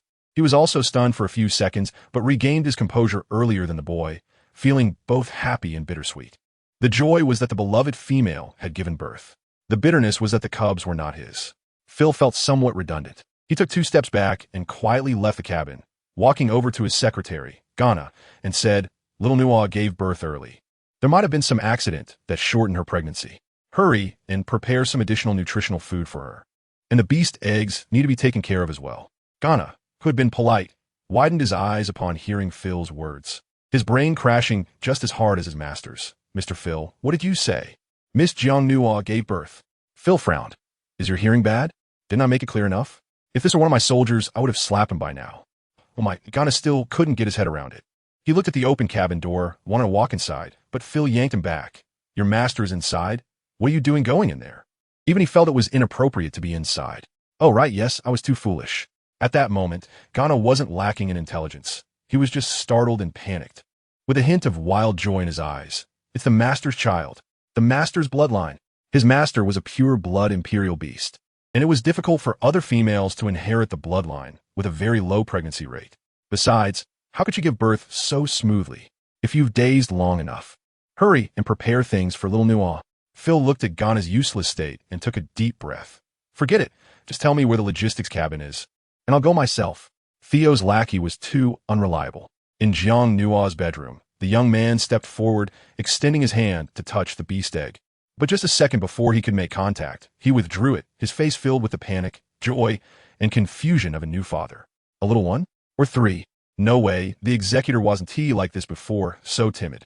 Hearing the teasing tone of the girl, Ao walked over, lay beside her on the bed, and embraced her. Nua, I can't believe I wasn't there for such a big event like your delivery. Was it painful for you? You've suffered. Even though Ao could feel that the girl's breath was very strong, even dozens of times stronger than before giving birth, in his memory.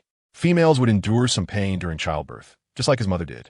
Originally, he had made all the necessary preparations for Nua's delivery, with a professional medical team and the most advanced technical equipment, and he would be there to support her throughout the process. But his original plan had been disrupted.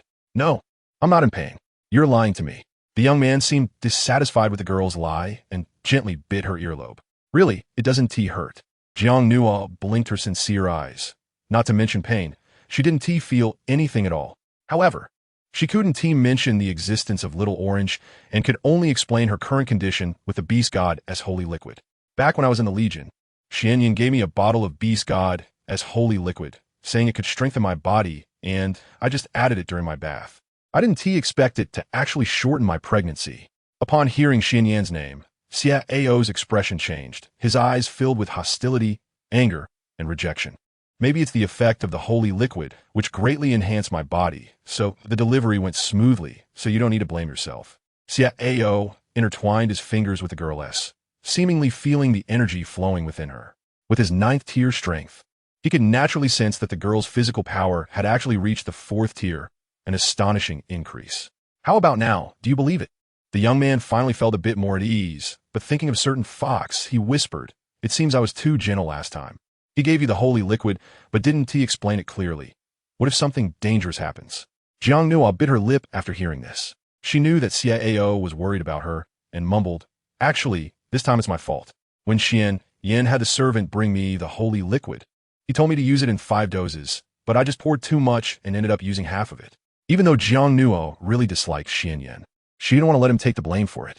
After all, it was a bit rude to use someone else's things and then make them take the blame. However, Ao was speechless for half a second after hearing this, then reached out to stroke the girl's head, speaking in a rather unreasonable tone. No matter what, it's still his fault. Jiang Nua smiled helplessly. By the way, Theo, what should we do about the beast eggs? She was really looking forward to the little ones hatching, but it seemed she didn't know how to incubate them. Don't worry, the boy gently kissed her. We'll arrive at the headquarters soon. They have all the perfect facilities there, and the little ones will be sent to a professional incubation base. They will hatch in less than half a month. What you should focus on now is yourself. Take good care of yourself during this time, and leave the matters of the little ones entirely to me. Since you're responsible for giving birth, it is naturally my duty to take care of them. The boy's voice was soft. Jiang Nua smiled after hearing this, but she did not notice the faint trace of worry that crossed the eyes of the boy behind her who was holding her in his arms. Central Star Domain. The Castel family's main residence. As a top-tier royal beast family, it is located at the intersection of the Carol Empire and the Via Empire, with a transcendent status and a clear hierarchical order within the clan. At the edge of the garden surrounding the main residence, a group of male youths wielding blood-soaked barbed whips were recklessly striking a boy who was covered in chains. The splattered blood even stained the flowers at the edge of the garden, but the crowd showed no intention of stopping.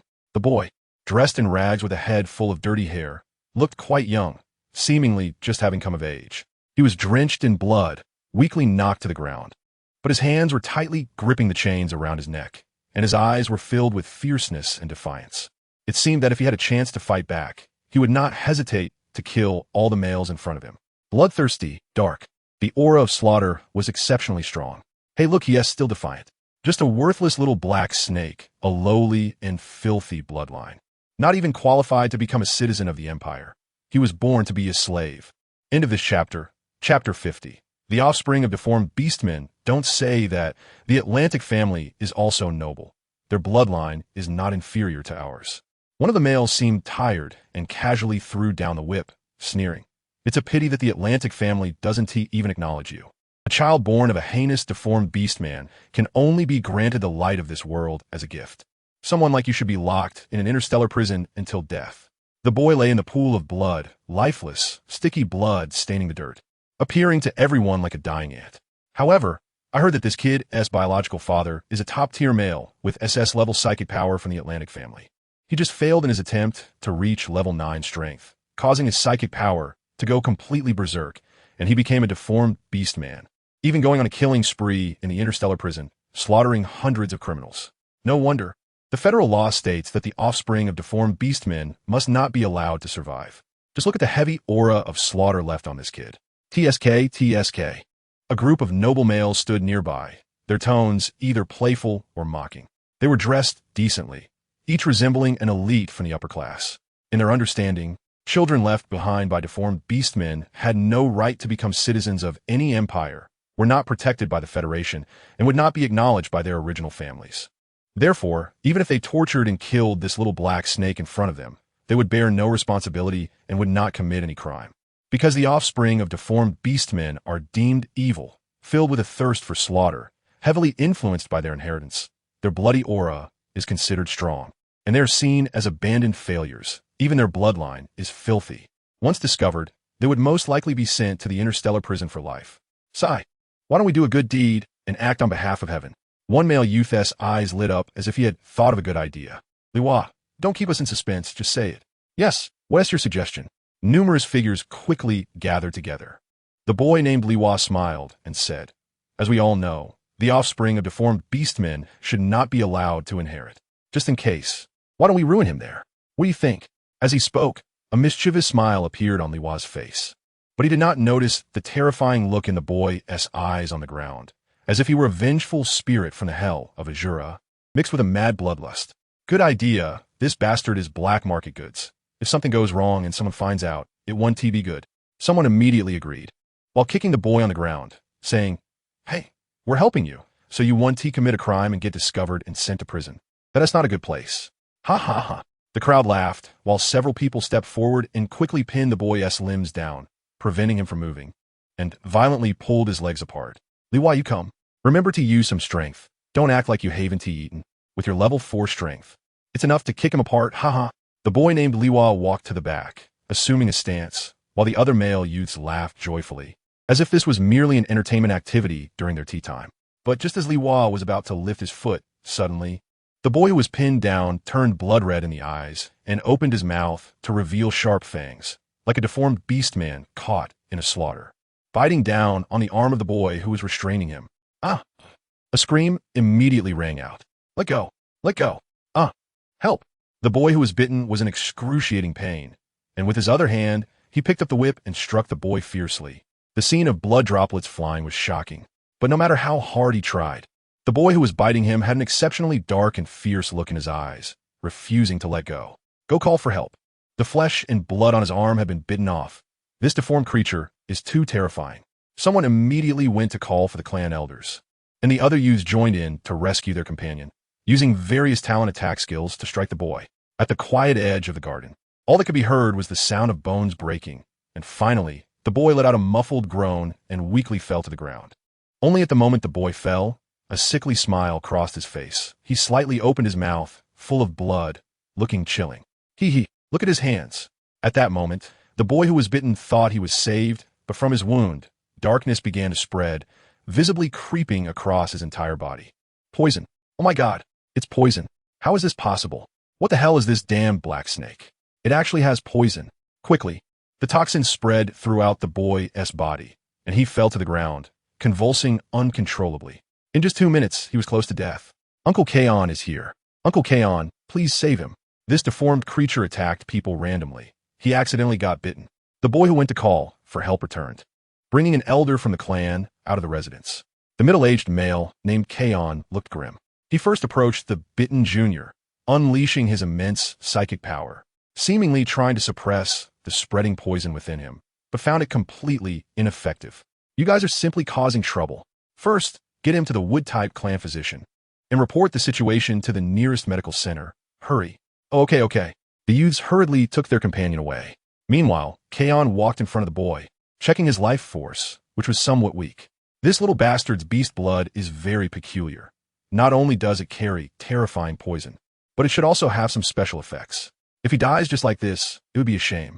Thinking of this, Kaon instructed the servants, take him to the clan physician as well, just don't let him die.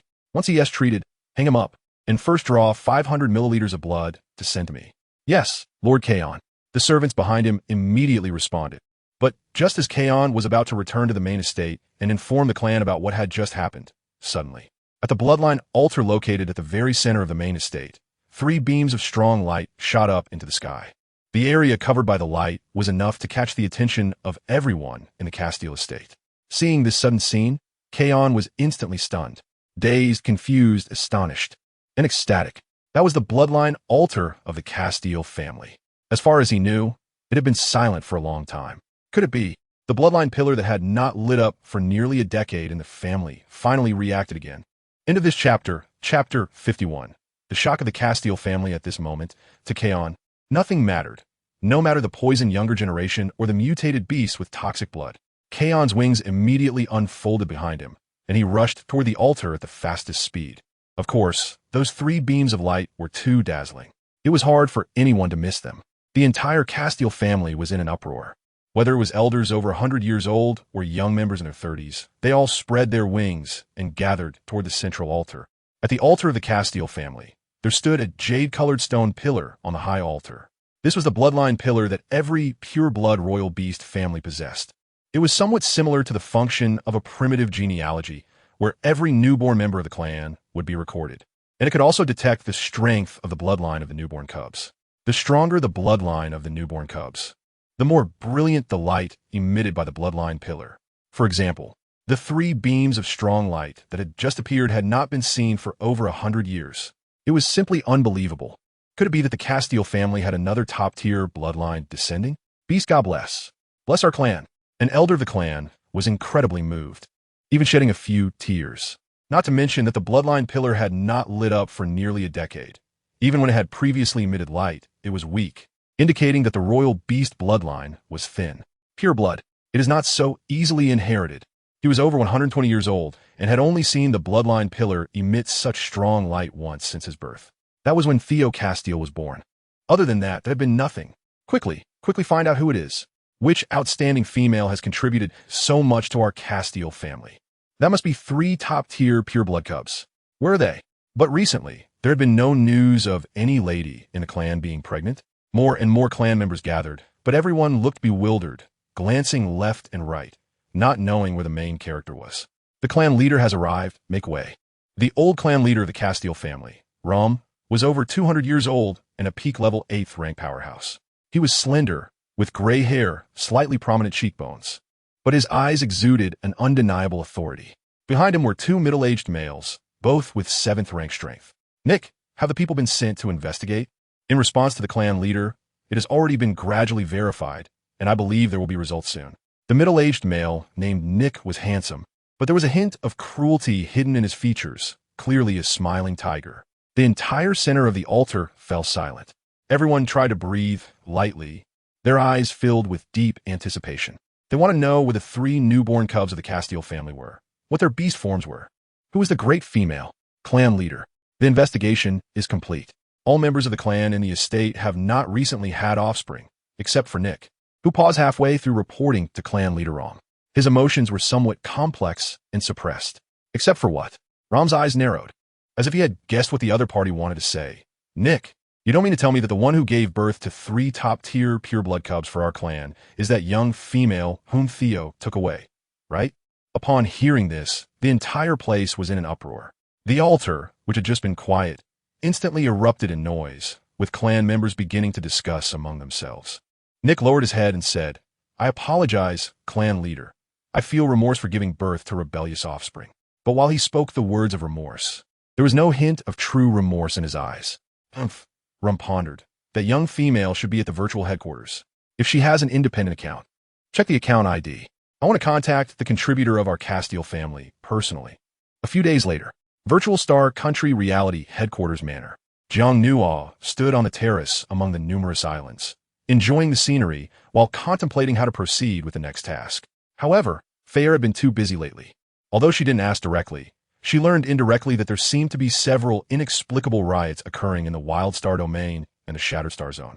All 3 legions had dispatched law enforcement teams to suppress the unrest, but the results were still unknown. As a general of the 1st Legion, Fei Er should have been stationed at the Legion during this time, but she was currently handling military affairs remotely. She had been busy until late at night every day. At that moment, a notification sound rang from the smart bracelet on her wrist, a friend request from an unfamiliar account. Jiang Nuo looked at the wristband. This was the independent account that Theo created for her after she arrived at the headquarters. However, she knew very few people, and the list was sparse. How could someone suddenly add her?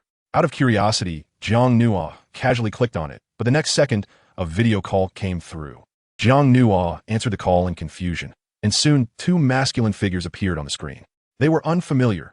She had never seen them before. Did you dial the wrong number? She didn't think she knew these 2 individuals.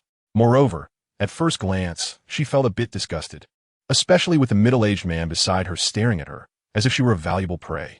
There was no concealment of his emotions. Smiled kindly. But his first sentence shocked Jiang Nuo. I am the new bride of the Castile family, and indeed, worthy of a reward. This unwarranted praise made Jiang Nuo frown. You are a member of the Castile family? Yes. Then I will go get Theo for you. No need to trouble yourself, Miss Jiang Nuo. I came specifically to see you. Hearing her name mentioned, the girl turned around, her voice soft and light. It seems I have no ties to your family.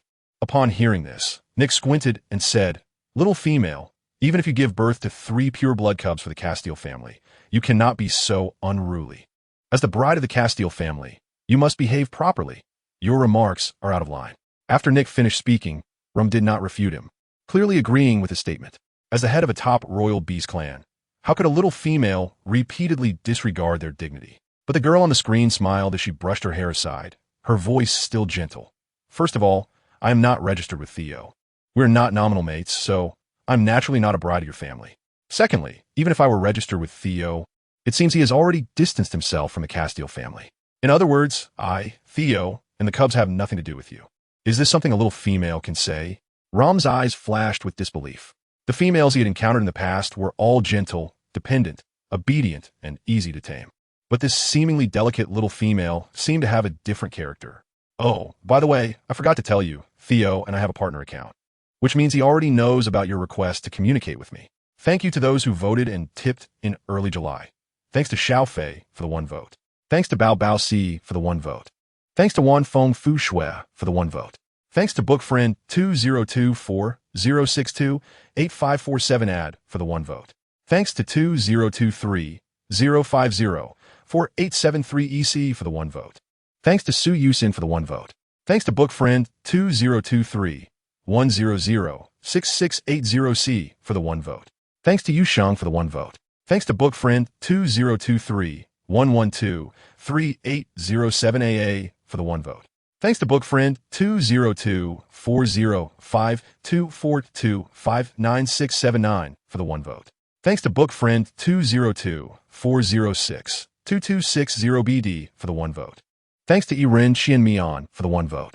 Thanks to M for the 888 reading coins tip. Thanks to 2024-070-7626 for the 100 reading coins tip.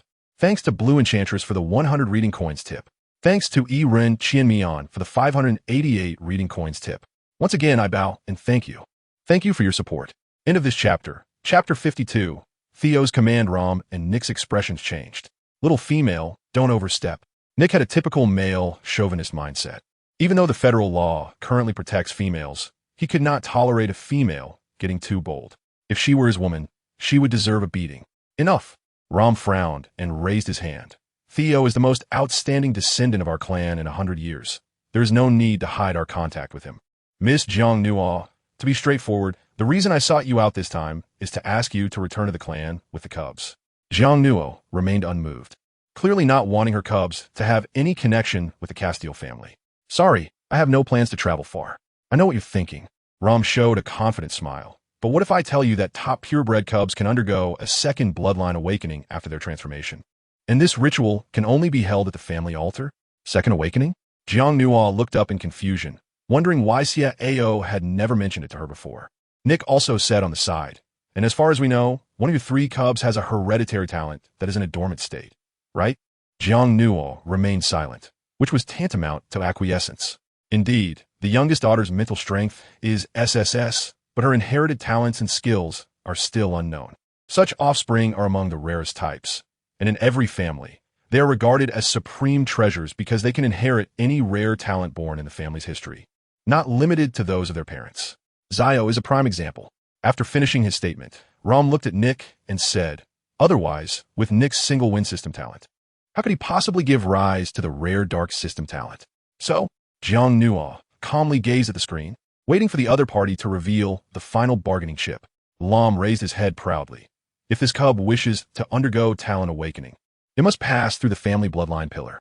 I believe as a mother, you wouldn't want to see your child's great talent go to waste, turning her from a top-tier royal beast into a useless one who cannot awaken any talent, right? Upon hearing this, Jiang Nuo's brows twitched slightly, clearly moved by Lam's explanation. At this moment, she finally understood why Phil, when expressing his love for her, mentioned that not having family disputes could be an advantage in the competition among males. Our discussion is over, Miss Jiang Nuo. Please consider it carefully. Lam concluded. Regardless, the birth of these 3 cubs will be the glory of the Castile family. A month later, our clan will invite esteemed guests from all over and look forward to your return with the cubs. After saying this, the light curtain disappeared instantly. In just a few minutes, the other party had merely expressed their intentions and left quickly. No. Not long after the light curtain vanished, Theo's figure quickly appeared on the island's terrace. Seeing the boy, Jiang Nuo forced a smile, took a couple of steps forward, and nestled into his embrace. Feeling the strong rhythm of his heartbeat, Theo lowered his head into the girl's fragrant hair, savoring her unique scent. What's wrong? Your heart is racing so fast. The esteemed executor is becoming more and more unaccomplished. Jiang Nuo's small hand rested on his chest. Every time you see me recently, you seem flustered. Xia Ao smiled bitterly and said, No, Nuo, I'm afraid you'll be angry. Ever since he sensed that the girl seemed to be hiding something from him, including the doubts and barriers she had previously expressed, he felt increasingly insecure. He was afraid of doing anything wrong that might upset her, especially with a male rival lurking nearby. He didn't know when he would take advantage of the situation. The sense of crisis was palpable. If you're afraid, I'll be angry. Why are you still hiding things about the cubs? The awakening of bloodlines and talents must rely on our own clan, right? A hint of difficulty flashed in Xiao's eyes. He kissed the girl's lips and let out a barely perceptible seeing you happy these past few days. I wanted to tell you later. The boy said with guilt, Nuo, it's all my background that has implicated you and the cubs. I don't want our feelings to be tarnished by the Castile family. If you want to go, I'll accompany you and the cubs, doing my utmost to protect you. If you decide not to go, I, Xiao, will protect our children, whether they're outstanding or mediocre, for a lifetime. Feeling his warm breath and the intense beating of his heart, Jiang Nuo suddenly felt a bit uncomfortable. During this time, due to what Xianyan had said to her, she had been somewhat cold and warm towards Xiao, but his feelings for her remained unchanged. No.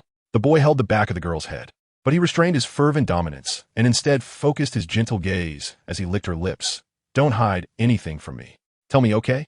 Feeling the kiss from the boy, Jiang Nuo felt her heartbeat grow heavier, and for a moment, her reason was almost shattered, the words on the tip of her tongue nearly spilling out. Xiao, listen to me. As long as you don't betray me, I will never abandon you. Inside the headquarters Star Tower, in the Affairs Adjudication Hall on the 3rd floor, the quiet atmosphere was extremely oppressive. Secretary Ghana had also changed into a dark formal outfit, looking steady and serious. Master, everyone is here. At that moment, a group of 14 people walked in from outside the hall. These people were all internal staff of the virtual Star Nation, some even in management positions, but at this moment, each of their faces flashed with a look of panic. And even their forced calmness couldn't hide their guilt. The boy sat in the main seat, tapping his fingers lightly on the table. But each tap seemed to strike heavily on the hearts of these 14 people. Some even began to tremble, their hands sweating nervously. Ghana, pass my order. Siao said calmly. These 14 people are permanently expelled from my virtual Star Nation, and they are prohibited from being employed anywhere within the entire Federation. Anyone who dares to harbor them will be my enemy. Siao Castile. Yes. Ghana's gaze was equally sharp, looking at those 14 people as if they were a group of traitors. It was just laughable. They were all a group of clowns who thought they were hiding well, unaware that they had long been seen through by their master. Lord Executive, please forgive us. We were just momentarily confused, and moreover, the Castile family is your own family. We didn't leak information to outsiders. Yes, please give us another chance. The 14 people present turned pale with fright, and some even knelt down, trying to plead for the boy's forgiveness.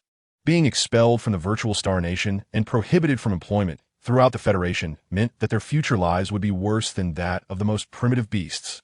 It was more unbearable than death. End of chapter 53. I'm not leaving tonight. To the pleas of the crowd. The boy indifferently picked up a nearby teacup and took a sip, his cool demeanor resembling that of a cold judge. If you make any more noise, I'll throw you all into the Wild Star Domain and the Shattered Star area. I heard there's a battlefield erupting there, just right to use your blood to atone. Upon hearing this, the entire room fell silent. No one dared to make any sound, but despair was evident on their faces. They regretted and felt remorseful. In the past, the executive rarely concerned himself with the internal affairs of the virtual Star Nation, and passing along some inconsequential internal news to the major families was not a major offense. This time, they had merely disclosed recent information about that female miss to the Castile family. Was it really that serious? Naturally, Jiang Nuo was unaware of the internal changes within the virtual Star Nation. She later arrived at Phil's residence, as he had been buried in this manner for several days. Like a workaholic. Upon entering, the living room was filled with a massive light screen displaying dense electronic military affairs. Jiang Nuo glanced at the page number, which had hundreds of pages. On the sofa, the man was casually leaning back, the blanket covering only half of him, perhaps due to continuous labor. The hair on his forehead was unkempt, covering his eyes, and even stubble had grown on his chin. The man before her was nothing like the heroic general she had seen at the base. He looked like an ordinary male, crushed by work. Little Nuo. At that moment, a voice calling her made the girl pause for a moment. She hurried over, wanting to cover Phil with the blanket, only to find that he hadn't woken up at all. Was Phil calling her name in his sleep? The sleeping male still murmured her name softly. The girl lowered her body, pressing her ear close, moving carefully as if afraid to wake him. But she couldn't help but want to peek into what Phil was experiencing in his dreams. I'm here, you say. She whispered beside him, cooperating.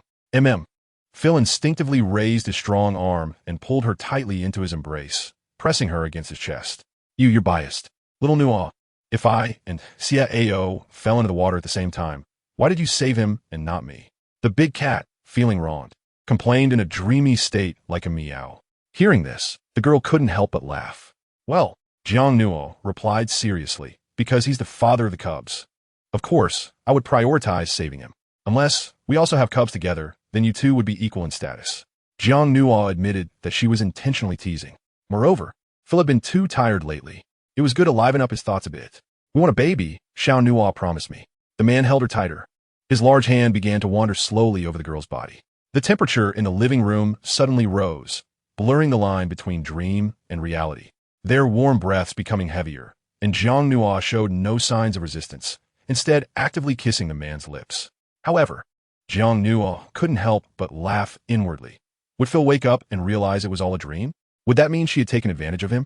The man's body temperature became hotter, almost scalding, as the girl's clothes gradually slipped away, revealing her fair shoulders. But perhaps the male in front of her was still not fully awake. His movements were rough and primal, driven by desire. Jiang Nuo's delicate body seemed unable to withstand it, and red marks began to appear on her skin. The atmosphere in the living room grew more intimate. Just when the two of them were in a disheveled state on the sofa, just a step away from crossing the final line, suddenly the man, still in a daze, opened his eyes. After waking up, Phil looked at the delicate body beneath him, wide-eyed in disbelief. What, don't you want it? The girl continued to tease at this moment. She was almost completely undressed except for the sheer thin lingerie, her skin as delicate as igniting a rush of blood. Xiao Nua, you. Phil hurriedly propped himself up, then looked down at his own clothes. Had he already taken off 7 or 8 pieces? What was going on? Who undressed him?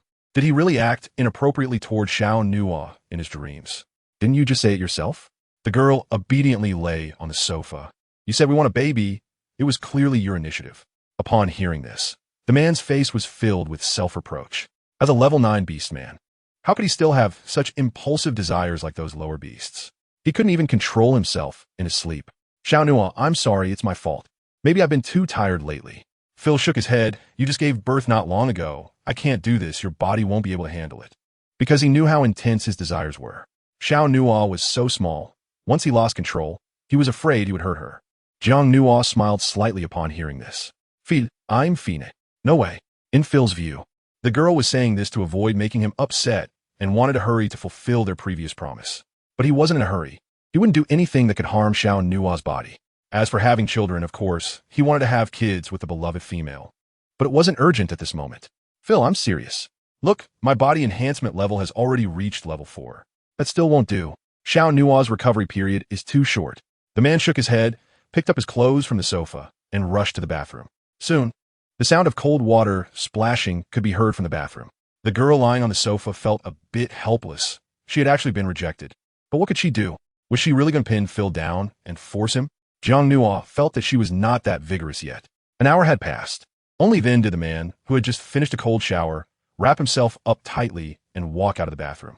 As soon as Phil came out, he saw the girl staring at the light screen in front of her, which was filled with dense military information, the very work that had tormented him for several days. Jiang Nua got up and took the initiative to pick up a towel to wipe the man's hair, saying, I've heard about the riots. Is it very serious? Phil nodded. But when he got close and saw the girl's fair skin exposed, he suddenly felt a tightness in his throat and quickly averted his gaze. Indeed, his self-restraint around Xiao Nua was diminishing rapidly, soon to reach 0. It's cool in here. You should put on some more clothes. Phil walked to the sofa, picked up a thin blanket, and draped it over the girl's shoulders, as Xiao Nua was wearing too little, just a thin inner dress. If this continued, he feared he would lose control and become a beast of transformation. Seeing the other person's childish gesture, the girl couldn't help but laugh. Thinking that this big cat in front of her was too cute, clearly wanting her but forcing himself not to act on it. All right, I won't leave tonight. I'll stay here with you to handle military affairs all night. How about that? The girl pulled the blanket down and leaned back on the sofa, her delicate face full of mischievous smiles. End of this chapter, chapter 54. Your limit is just like this. Looking at the girl's enticing appearance. The fire that Phil had just suppressed flared up again, and he gritted his teeth, saying, Xiao Nua, you are challenging my limits. The girl lay on the sofa, her smooth and tender legs crossed, her watery eyes filled with affection, gazing directly at him, softly saying, Phil, do you act like this with other females too? Each of her provocations elicited a reaction from him, whether intentional or not. The man was taken aback and shook his head seriously. No, never. You're the only one. High-ranking males already had strong self-restraint, and perhaps ordinary females' pheromones had limited allure for him. From the moment he laid eyes on Xiao Nua, the love and protective instincts that blossomed within him had never ceased. He wished he could meld the girl into his very bones, savoring her beauty. Jiang Nua whispered, So, you're absolutely mine, right? Yes, Xiao Nua. I will only belong to you. Phil stepped forward, looking at the girl with sincere eyes. Body and mind, it will never change. The girl smiled in satisfaction. I thought you were so impulsive and would act like this with many females, but it seems I underestimated you. The man helplessly stroked the girl's head, took a deep breath, and said, On this matter, you are not allowed to question me anymore, or I will get angry. He is not the type of male who is overflowing with desire, who would get aroused just by seeing any female. The shelter center rescues many unfortunate females each year, but he has no negative records, which is a recognized fact throughout the entire Legion. Oh, I see. Jiang Nua looked at him with her watery eyes, deliberately lifting her leg, a pair of fair and delicate feet pressing against his waist. The audacious little move crossed the line compared to their usual interactions. However, given the current situation, the general seemed too timid, not at all like someone who would get angry. The man swallowed again. clearly at a loss against the girl in front of him. Xiao Nuo, stop, don't mess around. He was serious. He was really reaching his limit. But just as the atmosphere in the living room heated up again, suddenly, the light screen behind them lit up. A prompt sound also rang out. Ding. You have 15 new military messages to process. Please check them. Upon hearing the system's prompt, the mood was instantly shattered. Jiang Nuo frowned at the highlighted screen and silently withdrew her leg, knowing that Phil had important matters to attend to now. Phil, hasn't the wilderness star domain always been well controlled by the Federation? Why has such a severe riot suddenly broken out? Phil sat down next to the girl, his body straight and his expression serious. He clicked on one of the messages, and the content made one's heart tremble. Report. In the battlefield of the 5th district of the wilderness star domain, an 8th-tier peak wilderness beast has suddenly appeared. After inspection, it has been confirmed that this type of high-level wilderness beast possesses a small amount of intelligence, but is still absolutely dominated by primitive desires. They can understand group dynamics and set traps to hunt prey, posing a significant threat. We urge leadership to pay close attention and formulate a response plan as soon as possible. Report. In the battlefield of the 2nd district of the fragmented star zone, our forces have suffered heavy losses from large numbers of wandering, mutated beastmen. Among the injured are members of a task team from the Interstellar Academy. This casualty information has been reported to the Academy's higher-ups. Report. Our military research team has detected an unknown informational substance within the battlefield area. It is unclear whether it is related to this riot. We request military leadership to seek support from the Virtual Star Nation's Technology Department. As he browsed through the military messages, the atmosphere in the living room gradually became heavy. One could glean from the sparse words just how brutal the fighting on the battlefield was. This is too strange. Phil shook his head as he read. Although the wilderness star domain has always been unstable and wilderness beasts have always existed, there has never been a large-scale riot like this, let alone the involvement of mutated beastmen. The Federation is also monitoring the male population.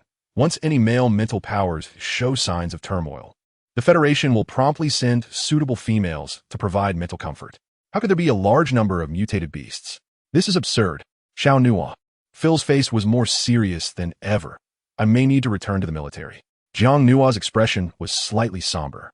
It wasn't that she minded Phil's inability to accompany her, but rather that as a general of the 1st Legion, he bore an undeniable responsibility. Maintaining the security and order of the Federation was the purpose of both the Beast God Temple and the Legion. It was an obligation he could not evade. You're going to the battlefield? She took the man's hand, her delicate fingers gripping him tightly. It will be very dangerous. I saw in a Starry Chronicle that a peak-level 8th-tier savage beast horde can even devour top-tier 9th-tier beastmen. Seeing the worry in the girl's eyes, Phil gently stroked her hair and reassured her, don't worry, Xiao Nuo, I will definitely come back alive to see you. Donji? That was undoubtedly certain. When he was still very weak, he had experienced countless life and death crises, stepping over the corpses of enemies to rise to power. Every honor he received was a blood-soaked battle song. But back then, he executed tasks without any attachments. Now, however, there was an added layer of soft bonds in his heart.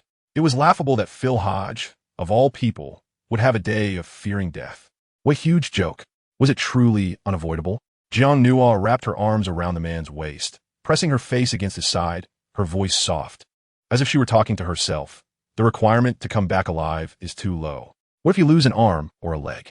What if you get disfigured? Don't blame me for being picky then. Phil showed a hint of gentle smile. He could tell that Xiao Nuo wanted him to stay. If I really become a cripple, I'll just hide away. The man's tone seemed casual, but it carried a hint of seriousness. I won't let you find me again. The girl quietly leaned against the man's body, and in a daze, Phil felt as if his clothing was being lifted, a soft, boneless little hand slowly moving up his skin. Xiao Nuo, his body tensed and trembled. It was pushed to the limit. The girl's fingers, like dragonflies touching the water, grazed his skin, igniting the desire within him bit by bit, and it was absolute fire. Xiao Nuo, he rasped, calling out softly again for the 3rd time. In one night, Xiao Nuo had tempted him 3 times. Phil's eyes were filled with painful hesitation. He was indeed a normal male. Before you become a cripple, before you hide away, just give yourself to me. The girl's fingers lingered on the sensitive spot on the man's chest, gradually twisting with force, while she raised her gaze and said, after tonight, I will allow you to leave. Watching the man, unable to contain his surging restlessness any longer, the girl finally smiled with satisfaction. However, in my opinion, Phil, your limits are just this. Sorry, darlings, the new chapter at midnight is under review. Please wait a bit. Into this chapter, Chapter 55, Failed Talent Awakening the Entangled Melody, was finally played. A strong embrace pressed the girl down, and at that moment, the man's rationality was burned to ashes by the raging desire. He tore away her coverings with his large hands, fervently exploring every corner of her, eagerly inhaling her scent. Her soft, delicate body he finally became his possession, subjected to his whims. The girl wrapped her arms around the man's shoulders, rising and falling, intoxicated yet awake, smiling. Phil, in the end, you still fell into my trap. The next day, noon, Jiang Nua woke up on the big bed in the bedroom and, looking up, saw the magnificent chandelier in the center of the ceiling. The sunlight outside streamed through the crystal windows of the bedroom, casting mottled shadows on the floor. This was the man's bedroom from last night. The girl lifted the quilt, but just as she wanted to move, she felt a wave of soreness throughout her body, a sensation she had never experienced before, the price she paid for her indulgence last night. Little Orange. Jiang Nua couldn't help but call out to the system. Hee, no host imvera. Why didn't you help me eliminate the pain? The system could erase even the pain of childbirth for her, so, compared to that, this felt trivial. Isn't it meant to let you savor last night in detail after you wake up? The girl was a bit speechless. She felt that Xiao Cheng had learned to be mischievous. She remembered how cute and considerate the system was when she first woke up in the wilderness star domain. Now it was teasing her. However, thinking back to last night, even though Jiang Nua knew full well that everything was deliberately seduced by her, a faint blush still appeared on her cheeks, mainly because the man from last night was indeed a fierce and powerful tiger. With her body now enhanced to the 4th level, she almost couldn't handle it. But then again, it seemed that Phil had been restrained too many times, forcibly holding back since the military base, and her previous 2 attempts at seduction last night ended in failure, leading to all that pent-up desire suddenly erupting in the last encounter. The power was evident, just as Jiang Nua was pondering. She saw the system Xiao Cheng transform into a physical form, a small leaf swaying, and a halo enveloped Jiang Nua, quickly making all the soreness and discomfort disappear. Her complexion was rosy, even better than before. Xiao Cheng, did it succeed? The girl's hand was placed on her lower abdomen, clearly focused on this point. Of course. Congratulations. Host, you have successfully conceived cub.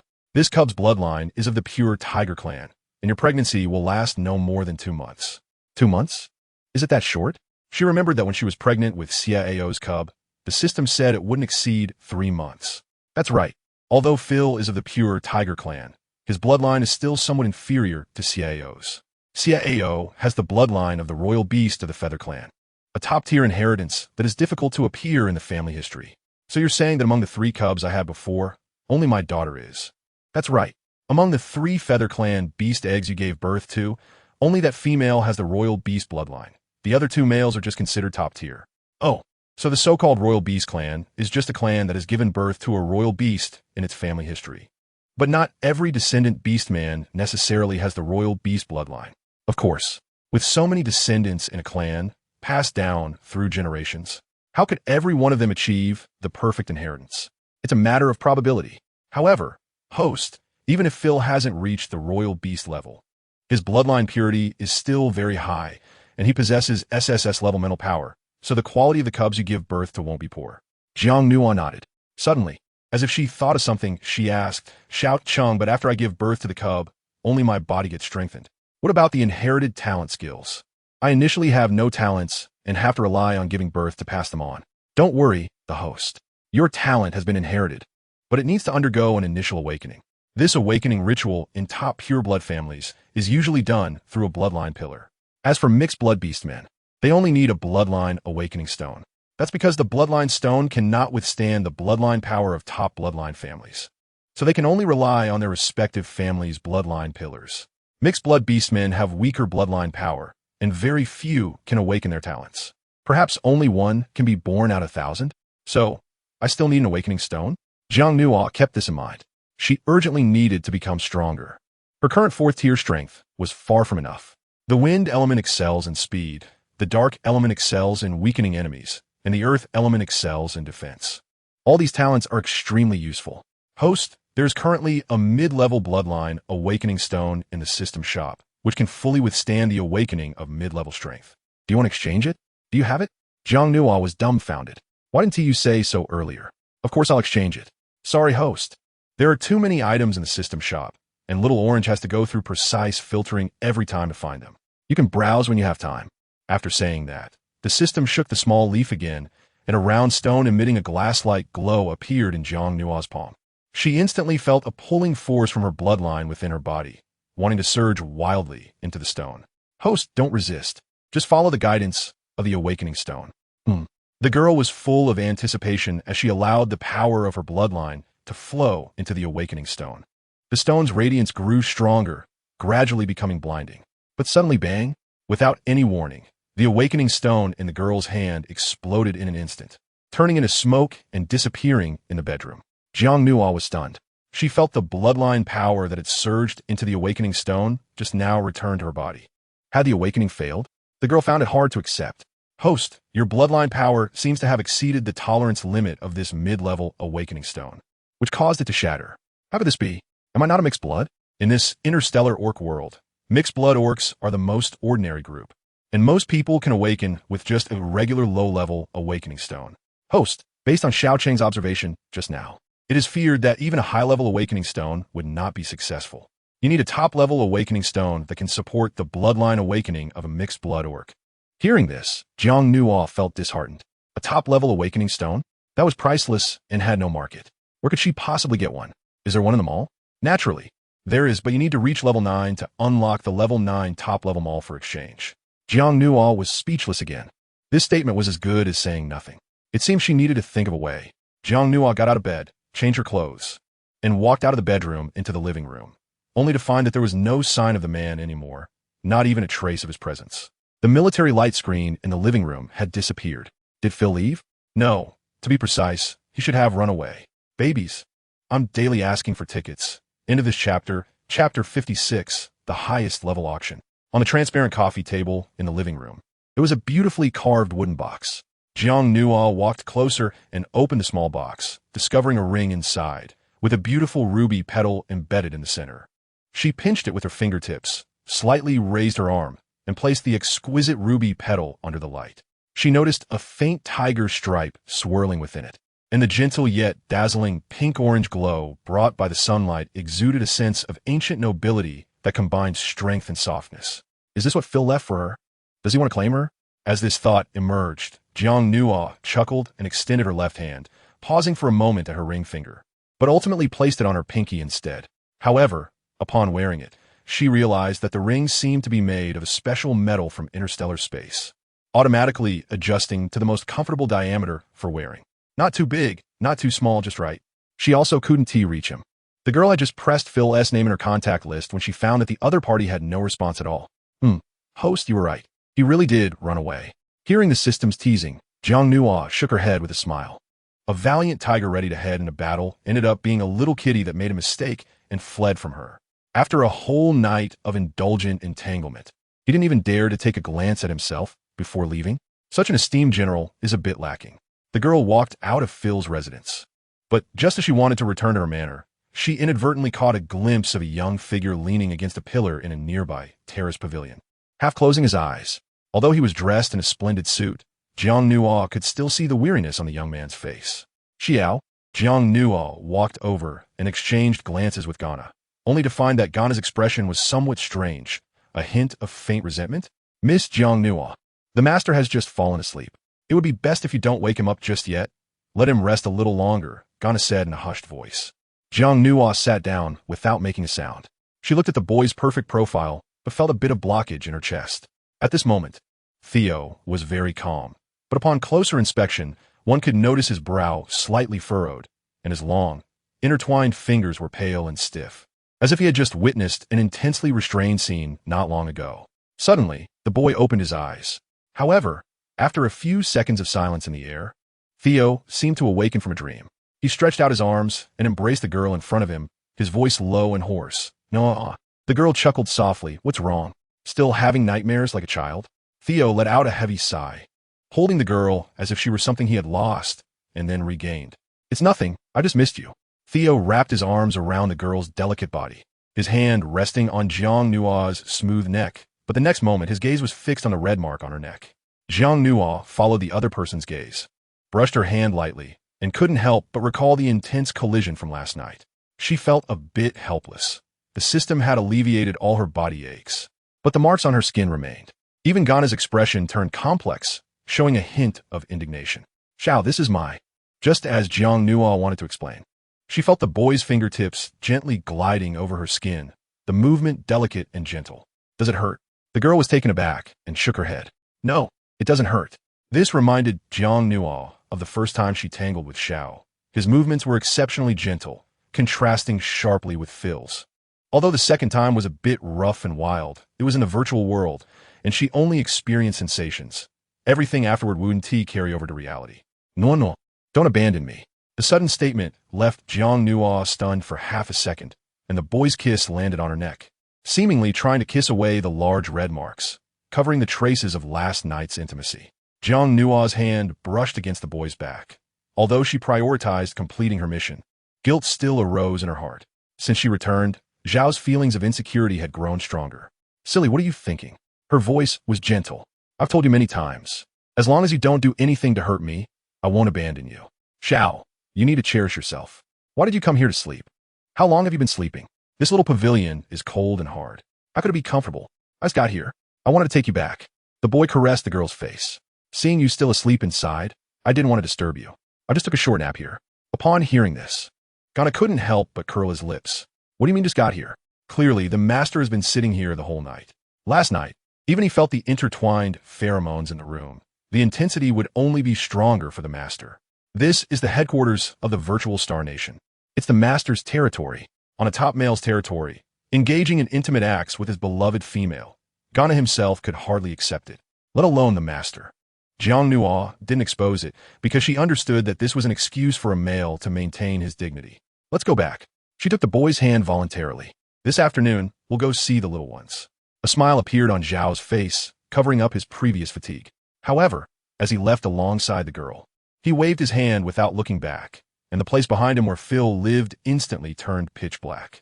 In the interstellar space, day and night were simulated. Within the virtual star country's headquarters, everything was naturally decided by him. He found the house behind him displeasing. There shouldn't be any color. In the office of the Star Tower, the boy was handling official business while Jiang Nuo obediently sat aside, watching the little ones at the hatching base while snacking. Master, here is the list. At that moment, Ghana walked in and handed a confidential document to the boy. Jiang Nuo looked over curiously. Is there something important happening recently? The busy young man paused to smile and patiently replied. In a few days, there will be a high-level auction held within the Federation. An auction? Hearing these words, Jiang Nuo's heart shook. Would there be items she needed at the auction? Xiao, the girl sweetly called out. Do you know what items will be sold at this auction? The young man put down the documents in his hand, his eyes filled with affection. He turned and instructed, Ghana, go prepare a list of the auction items now. Yes, master. Ghana sighed slightly in his heart. According to the rules, the items at high-level auctions are extremely rare, and to prevent some families from plotting in secret, the list of items is never disclosed to the public. This auction will be held in the virtual world, and since the master holds a transcendent status, he can know the complete list of items. But unexpectedly, the master told Miss Jiang Nuo without hesitation. Treasures, I will be working overtime tonight. Wait for me to update 2 chapters continuously tomorrow during the day. End of this chapter, chapter 57. They must give this face soon. Ghana brought the auction list and handed it to Jiang Nuo, but couldn't help but remind her. Miss Jiang Nuo, these are confidential before the auction takes place. Please do not disclose them, especially on public platforms like Starnet. Just as he finished speaking, the young man at the desk immediately put down his pen and shot a serious glance at him, making Ghana lower his head right away. As the master's gaze just now was like a warning. I understand. The girl smiled and nodded, while she winked in the direction of the young man, as if to say, I'm just being kind, don't scare this loyal little secretary. Moreover, Jiang Nuo also noticed that Ghana seemed a bit different today, clearly still harboring some resentment from last night, looking like a little dog defending its master. Just as Jiang Nuo was about to open the list, she noticed the pen in the young man's hand was quickly dropped beside her hand, supported by a feather. Jiang Nuo was slightly taken aback. Mark Mhatno Nolikis. Immediately after, the young man's voice rang out. Except for items 5 to 11, anything else is fine. Realizing, Jiang Nuo picked up the pen, but continued to smile without looking up.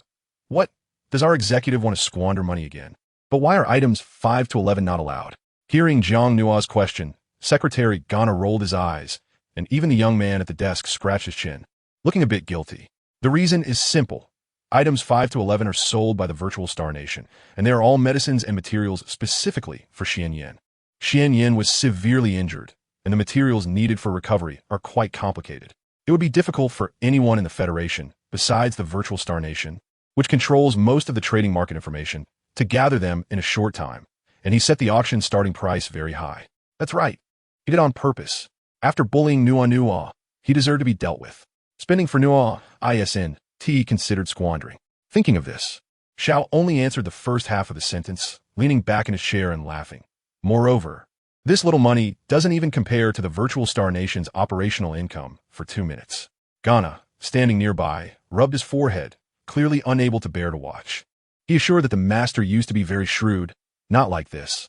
Was he stimulated by General Phil? But General Phil has already left. Why is the master's after effect still so serious? Oh, then I must take a good look. Jiang Nua smiled sweetly as well. When a distinguished and excellent top man expresses his willingness to spend money on a girl, it's hard for any girl not to be moved. However, she looked at the items for sale, many of which she had never heard of and didn't know what they were.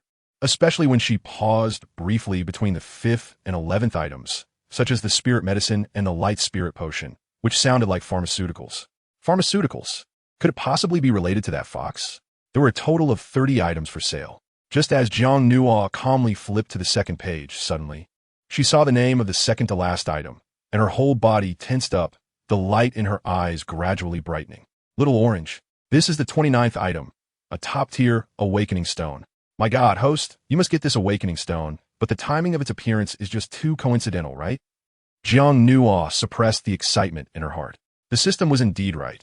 It was quite a coincidence that top-level awakening stones were rarely available on the market. Even the inventory of the Virtual Star Country might not have any. This was mainly because very few people needed them. Top bloodline awakeners relied on their own families for awakening. And how could mixed-blood beastmen have so many high-talent individuals?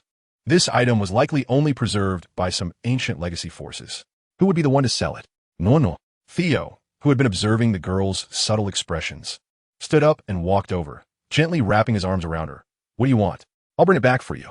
How? Jiang Nua and the young boy locked eyes for a moment before she said, I want to go to the auction with you. For the girl's suggestion, Theo didn't think much and gently replied, No, you may not know, although the auction takes place in the virtual world, many powerful families come. And there are many people with curious eyes. They have always been curious about you. It's just a chaotic situation, and you don't need to wade through it. If you like any items, I can bring them back for you. Isn't that good? Theo's words were sincere, and Jiang Nua could tell he was trying to protect her. But she still shook her head. She wanted to go to the auction not only for the top-level awakening stones, but also because she was guessing whether Xian Yin would go after seeing those medicines earlier. If that were the case, she wanted to confirm some very important things with Xian Yin, and in the virtual world, it was undoubtedly the safest choice. Thinking of this, Jiang Nua's face broke into a soft smile, her demeanor and tone seemingly submissive, but her words were a playful rebuttal. But you can't always hide me here. Sooner or later, I will enter the public eye. Even if I don't go now, what about next month as Castile Family Auction? They invite distinguished guests from all sides. Are you going to wrap me up and hide me in your arms? The last part of her sentence felt like a joke. However, the young boy's eyes slightly widened, and he moved his lips, about to say that he could take the little ones back to their clan for bloodline awakening alone. But then he thought, during such a solemn and exciting moment, how could the biological mother, Noah, possibly be absent? If that happened, it would be regrettable, and the rumors from the outside world would surge like a flood breaking through a dam. This approach, which seemed like protection, was actually a form of harm in disguise. All right, he compromised. Theo wrapped his arm around the girl's soft waist and kissed her forehead gently. Let's go together. Jiang Nua's cheeks revealed shallow dimples because she could feel that Theo respected her, both in body and mind. However, the participant list for the auction had already been finalized. Would it be appropriate to adjust it at this time? Ganner, who was beside her, quietly reminded her. But before he could finish speaking, he was interrupted by the boy's straightforward words. Then go contact the federal organizers of the auction. Adding another spot isn't difficult at all. Since we've used the venue of my virtual star country, they have to give us this face. Although it was just a few words, Jiang Nua, curled up in the boy's embrace, could sense the strong aura of dominance in his words. This was not a request. It felt more like a threat. Yes, I will take care of it right away. Secretary Ganner did not dare to delay this time and hurriedly rushed out. He could already imagine the resentful gazes of the auction organizers. End of this chapter, Chapter 58, a kindness unique to females a few days later in a virtual world. The top federal auction venue. The room was extremely quiet, and in the entrance hall, various figures were present. Only those who had obtained auction spots were allowed to enter with their consciousness. Although it was just a consciousness, those who could attend were top powers and families.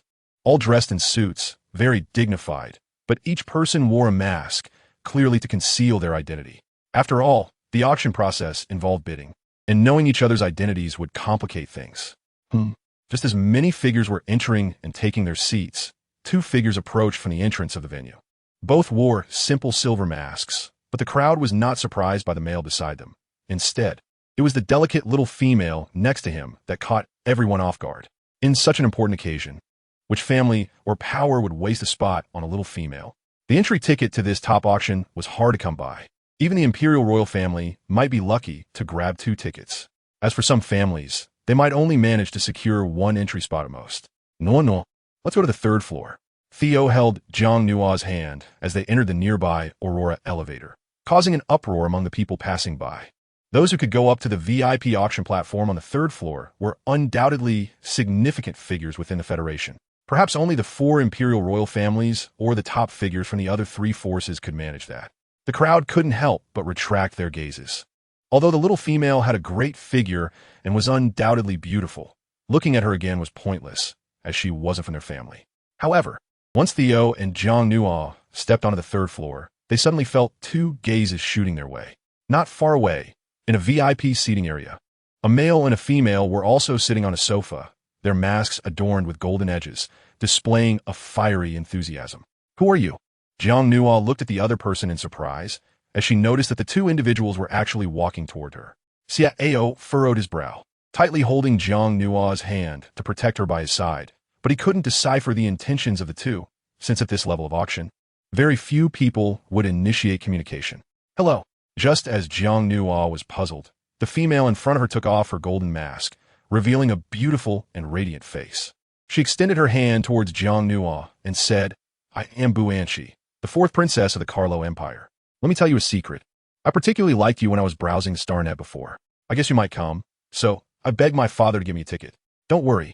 I specifically waited until you went up to the 3rd floor before coming here. There are fewer people here, and those below can't see us. So your identity won't be leaked. After speaking, Buanxi nodded politely at CIO, displaying a courteous yet unintrusive smile. Right, Lord Executor of the Virtual Star Nation? CIO frowned and remained silent. The Carlo princess in front of them was warm and friendly, but he felt a bit resistant, as he always sensed that the other party must have some ulterior motive for coming here. However, as the saying goes, one shouldn't strike a smiling face, especially since the other party was a female showing goodwill. Hello, Your Highness. Zhang Nua did not take off her mask, but she smiled and reached out to shake hands with Buanxi while looking at the male beside Buanxi. In the next second, Buanxi reached out and removed the mask from the male beside her, revealing a handsome and masculine face. Brother, I'm looking at you. Why are you so rude? Not saying a word? Buanxi's expression at this moment seemed a bit disappointed, as if she was frustrated that he didn't dare to speak in front of others after being so outspoken at their own royal court. She had to play the role of the younger sister to make the connection. When Xiao saw the male opposite him, his aura instantly changed, filled with a massive hostility. He sensed that the other party's intentions were definitely not pure. Hello, beautiful female. I am Genical Carlo. You could just call me a Jean. The male had a head of bright golden short hair, and his physique under the suit was strong and powerful. As a pure-blood golden bear, he absolutely revered strength. Yet at this moment, he seemed a bit shy and nervous. How could he be so nervous? This was a feeling Jean had never experienced before. If it weren't for his sister supporting him nearby, he would almost be out of breath. Meanwhile, Zhang Nua was assessing Genical. She had previously learned about the various forces in the interstellar world and naturally knew that this male was the heir to the Carlo Empire. He was very young, with just entered level 7 strength, clearly showing great potential to become the imperial heir, and his strength surely hadn't reached its limit yet. Hello, Your Highness the Crown Prince. Zhang Nua politely nodded, but just as she finished speaking, the boy beside her coldly interjected, Is the Duke of Lu Wei from your empire's injury healed? Hearing this, Jiang Nuo felt a sense of helplessness, as the tension in the air was too obvious. Akin's smile instantly froze. Although he would be shy in front of a beautiful female, the competition between males ignited his fighting spirit. Just as he was about to retort sharply, Buanchi naturally reached out and covered Akin's mouth, smiling. We should thank the executive officer for his mercy back then. Duke Lu Wei's injury has mostly healed. It's admirable that you still remember. At the same time, Buanchi thought to herself, sigh, my brother really has low emotional intelligence.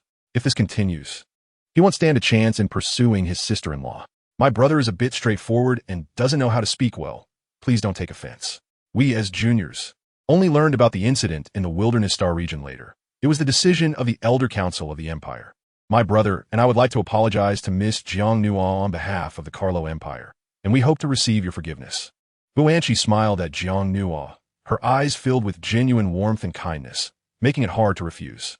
Indeed, it was easier to dissolve barriers between females, and Jiang Nuo's lips curved slightly as she smiled and nodded. It's fine. It was all a misunderstanding. At that time, Lu Wei was just too eager to take her away, which led to his rough actions. Although she disliked that behavior, she wouldn't let it affect her overall impression of the Carlo Empire just because of Lu Wei. How about we become friends? Look, this is my virtual ID. I'll add you. Buanchi walked over, kindly linking her arm with Jiang Nuo's and entered her ID account into Jiang Nuo's wristband. Akin's heart raced.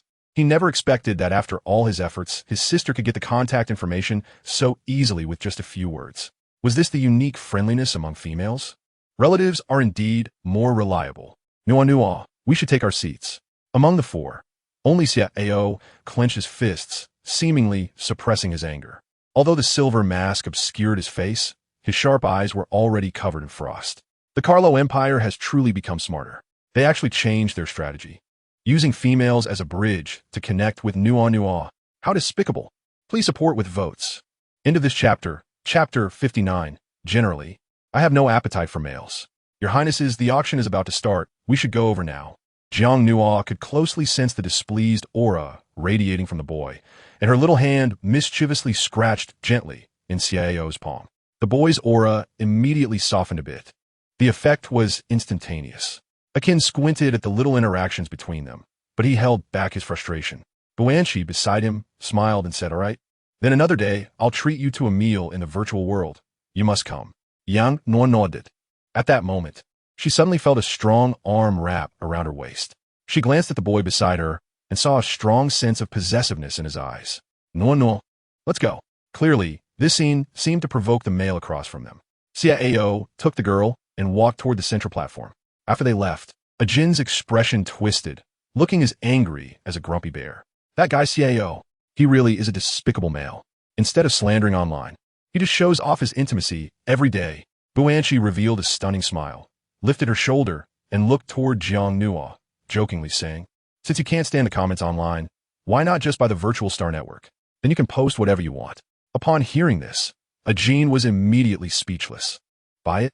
What a ridiculous interstellar joke. The Carlo Empire is one of the weaker among the four great empires, both in military and financial power. Even the wealthiest, the Han Hai Empire, wouldn't dare compare their riches to the virtual star country. Chi, that's nonsense. If you know it's nonsense, then complaining about it is useless.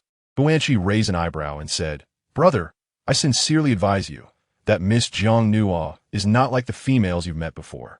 If you really like her and want to pursue her, you should interact with her sincerely, not just because of her unique reproductive traits. Hearing this, the simple-minded Ajin frowned, struggling to digest the information. Females in the starry sky generally emphasize reproductive value more than beauty and talent. If it weren't for that little female having golden-level fertility and extraordinary mental power, why would he be so persistent in pursuing her? Although females are rare, as the imperial heir, he could easily find a female to mate with him. Chi, I don't quite understand what you're saying, but I can assure you that if I bring that little female back to the Empire, I will definitely give her the best treatment, protect her well, and cherish her so she can bear offspring for our Empire's top lineage. As soon as Ajin finished speaking, he noticed Buanchi shaking her head beside him. What a pity. Buanchi sighed. From my brief interaction with her just now, if you're only after reproduction, she probably won't even look at you. After saying this, Buanchi walked toward her own seat. As the princess of the Carlo Empire, she naturally prioritized the Empire's legacy, and she already had as many as 12 beast husbands under her name. However, her brother was the heir, and his genetic talent was much better than hers. If he could truly bond with a top female, the offspring would surely possess powerful bloodline talents. But she had just seen the boy beside Jiang Nua, a pure-blood royal beast of the 9th tier. What a powerful male. In comparison, that female probably had no reason to choose her brother and the Carlo Empire, right? Choosing a mate based on superiority is not hard to understand, as she, being a female, does just that. After taking their seats, Jiang Nua felt the gradually tightening hand around her waist and deliberately displayed a wronged expression, her misty eyes looking at the male beside her. Sir Executor, did I do something wrong? Looking at the girl, pretending to be obedient, Ao sighed softly.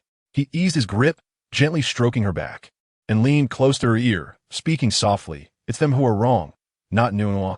Moreover, before coming here, he had already mentally prepared himself. Nua was just a consciousness right now, and she was still wearing a mask, yet she could attract the attention of many males. From the entrance hall to the 3rd floor, the gazes had not stopped. Even though the VIP seating areas were separated by curtains, he could still feel the eyes of other empires and factions occasionally glancing over here. And each gaze was intensely passionate, especially from the one next door.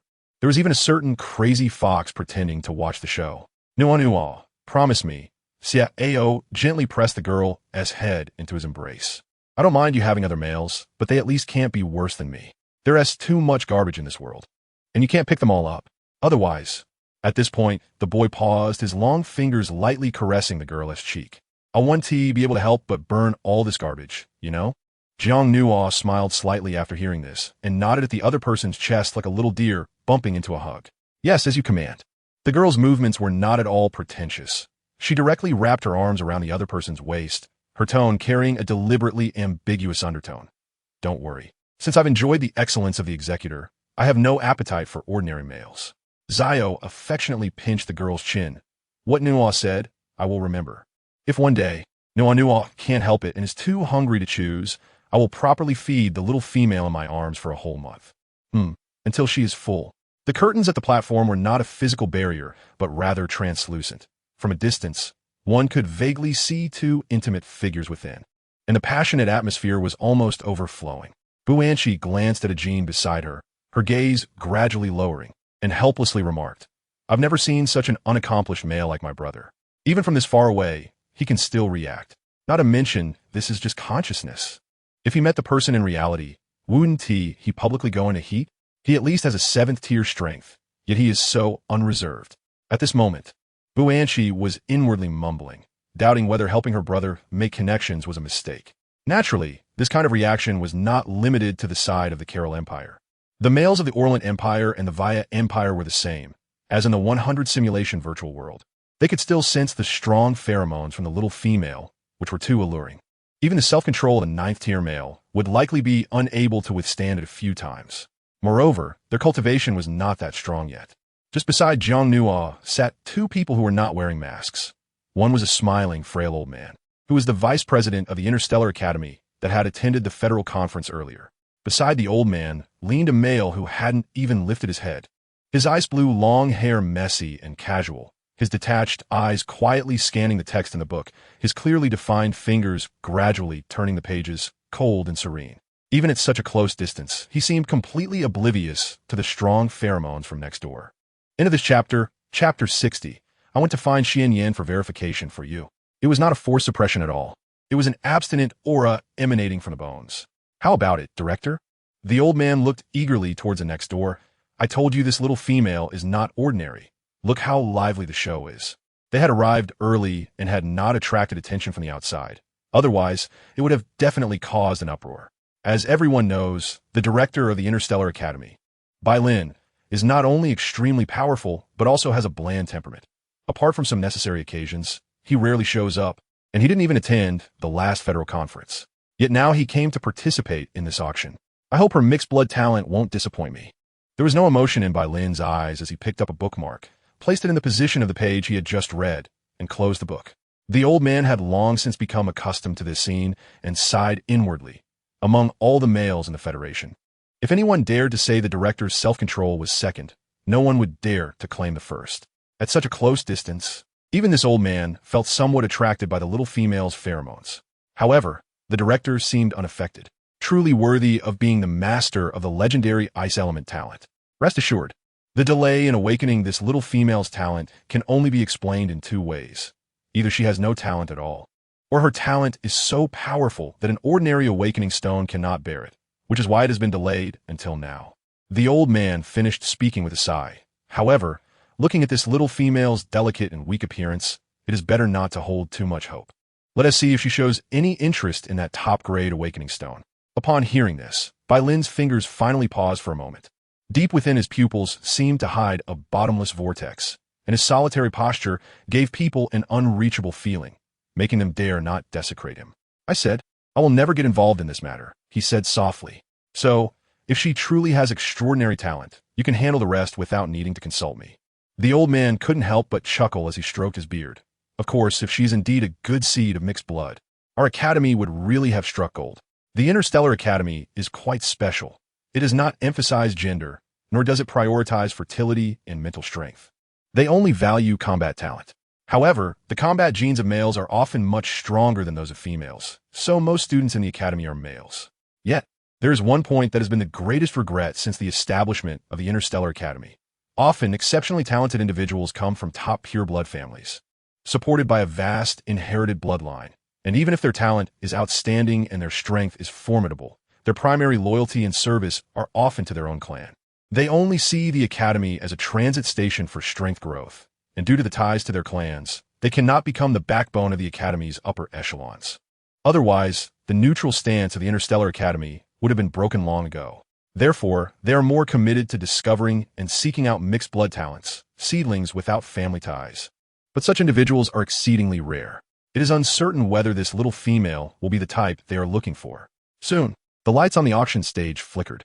However, the lights on the third-tier platform suddenly went out, plunging it into darkness. The host of the auction was an enthusiastic female rabbit, holding an auction hammer, and beside her were 30 males standing in a line, each holding an auction tray with the items for this auction. Welcome, esteemed guests. The voice of the rabbit female was very captivating, and the lights shone on her, making her the focus of the auction stage, while the many males beside her became mere decorations. This was also a deliberate choice by the organizers. Having a female host the auction often stimulates people's bidding desire more, with auction prices rising about 20 compared to male hosts. This auction venue was conducted in a virtual world, provided by the official Virtual Star Nation. Below, I would like to express my heartfelt gratitude to the Virtual Star Nation on behalf of the auction organizing committee. The rabbit female said, slightly bowing symbolically, and the direction she faced was precisely a certain VIP area on the third tier. They are thanking you. Inside the curtain, Jiang Nuo poked the boy's chest lightly. But the next second, her delicate, boneless little hand was firmly held in the boy's palm. Their routine affairs. Zio glanced lightly at below and smiled. But I specifically contacted the organizers and added a quota, so how is Nuo going to thank me? The girl rolled her eyes at this and pretended not to hear the auction stage below. Zio just shook his head with a smile. As expected, she is a little ungrateful. The auction proceeded in an orderly manner. The first item up for bid was a 7th-tier fire-type dagger, which belonged to the high-tier weapon category, but placing it in the first sequence for auction clearly indicated it was not very rare. If this weapon were used by someone with fire-type talent, the damage effect would increase by an additional 20. The starting bid was 1.5 million star dollars. Once the price was announced, a few bidding voices began to emerge from the first tier, but the second and third tiers were as silent as a dead pool. With no one speaking at all, Jiang Nuo looked at the bidding bell in front of her, indifferent, because it was useless to her. However, her gaze intentionally or unintentionally wandered to a few VIP areas nearby.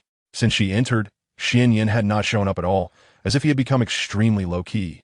Xiao, I want to go for a walk, she said, standing up. In the dim environment, her petite figure was inconspicuous. But the boy grabbed her wrist. Where are you going? Zhao's expression changed slightly. Although this was a virtual world and there was no real danger, none of the guests on this third level were easy to deal with. Jiang Nuo smiled, but didn't say it directly. She casually made up a kind lie. Didn't you just add that princess as a friend? There are some things I want to discuss with her in person. It's a secret conversation between females, and you're not allowed to come along. As soon as she finished speaking, Theo's expression became serious, and he still refused to let go of her hand. But isn't there a male right next to us? He was naturally referring to Genical Carlo. Jiang Nuo had 2 dimples on her cheeks. She raised one hand gently and caressed the boy's face, her voice extremely soothing. I'm not going to see him, don't worry. Your Excellency, I'm not that hungry yet. Given Ajin's current basic conditions, he indeed was not within her considerations. How long? The boy slightly relaxed his grip. Jiang Nua lowered her head and kissed the boy on the lips, as if such a small gesture could satisfy the male in front of her. I'll be back before the 5th item is auctioned. Theo, you mustn't follow me secretly, or else I'll get angry. When we go back, I'll make you transform into your beast form and pluck your fur one by one. Hearing this, the boy smiled as he lowered his head. He remembered that Nua had said this before.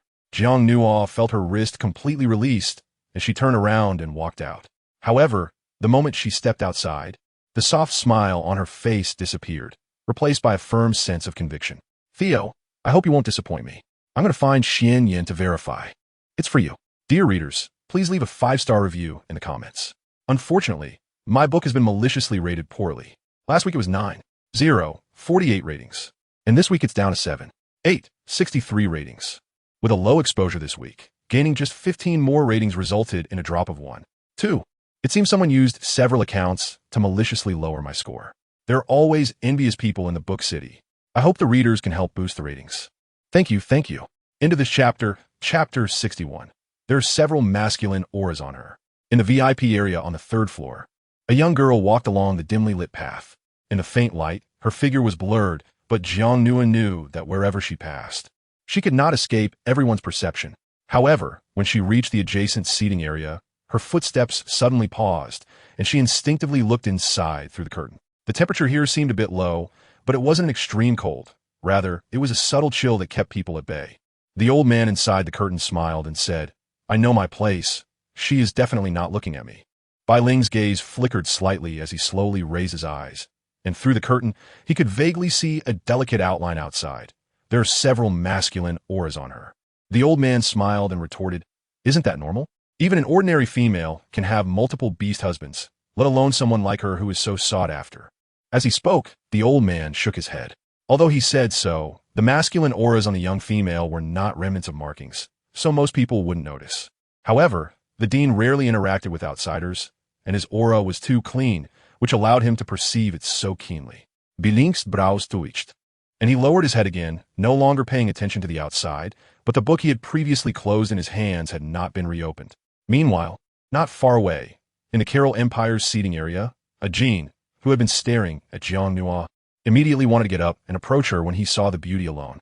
But he was pressed back down by Buanchi. Brother, don't do anything foolish. She frowned and said, Theo just warned us not to forget that this is a virtual world. He has absolute control over consciousness. You know the consequences. Upon hearing this, Ajin hesitated for a moment and sat back down. Although he didn't want to admit it, his sister was right. Hey, where's she going? Suddenly, Buanchi's expression froze, as in her line of sight. The young girl walked straight ahead and stopped at the 3rd seating area in front. It was serene and silent there. The beast god temple? What's she doing there? She recalled her father's words that Theo had just fought with Xian Yin at the Federal Conference Center. They should be enemies. At this moment, Jiang Nua indeed stood outside the curtain, but after hesitating for a few seconds, she decisively lifted the curtain and walked in. But the next second, she was stunned, because it was completely empty inside. Where's everyone? Didn't Xian Yin come?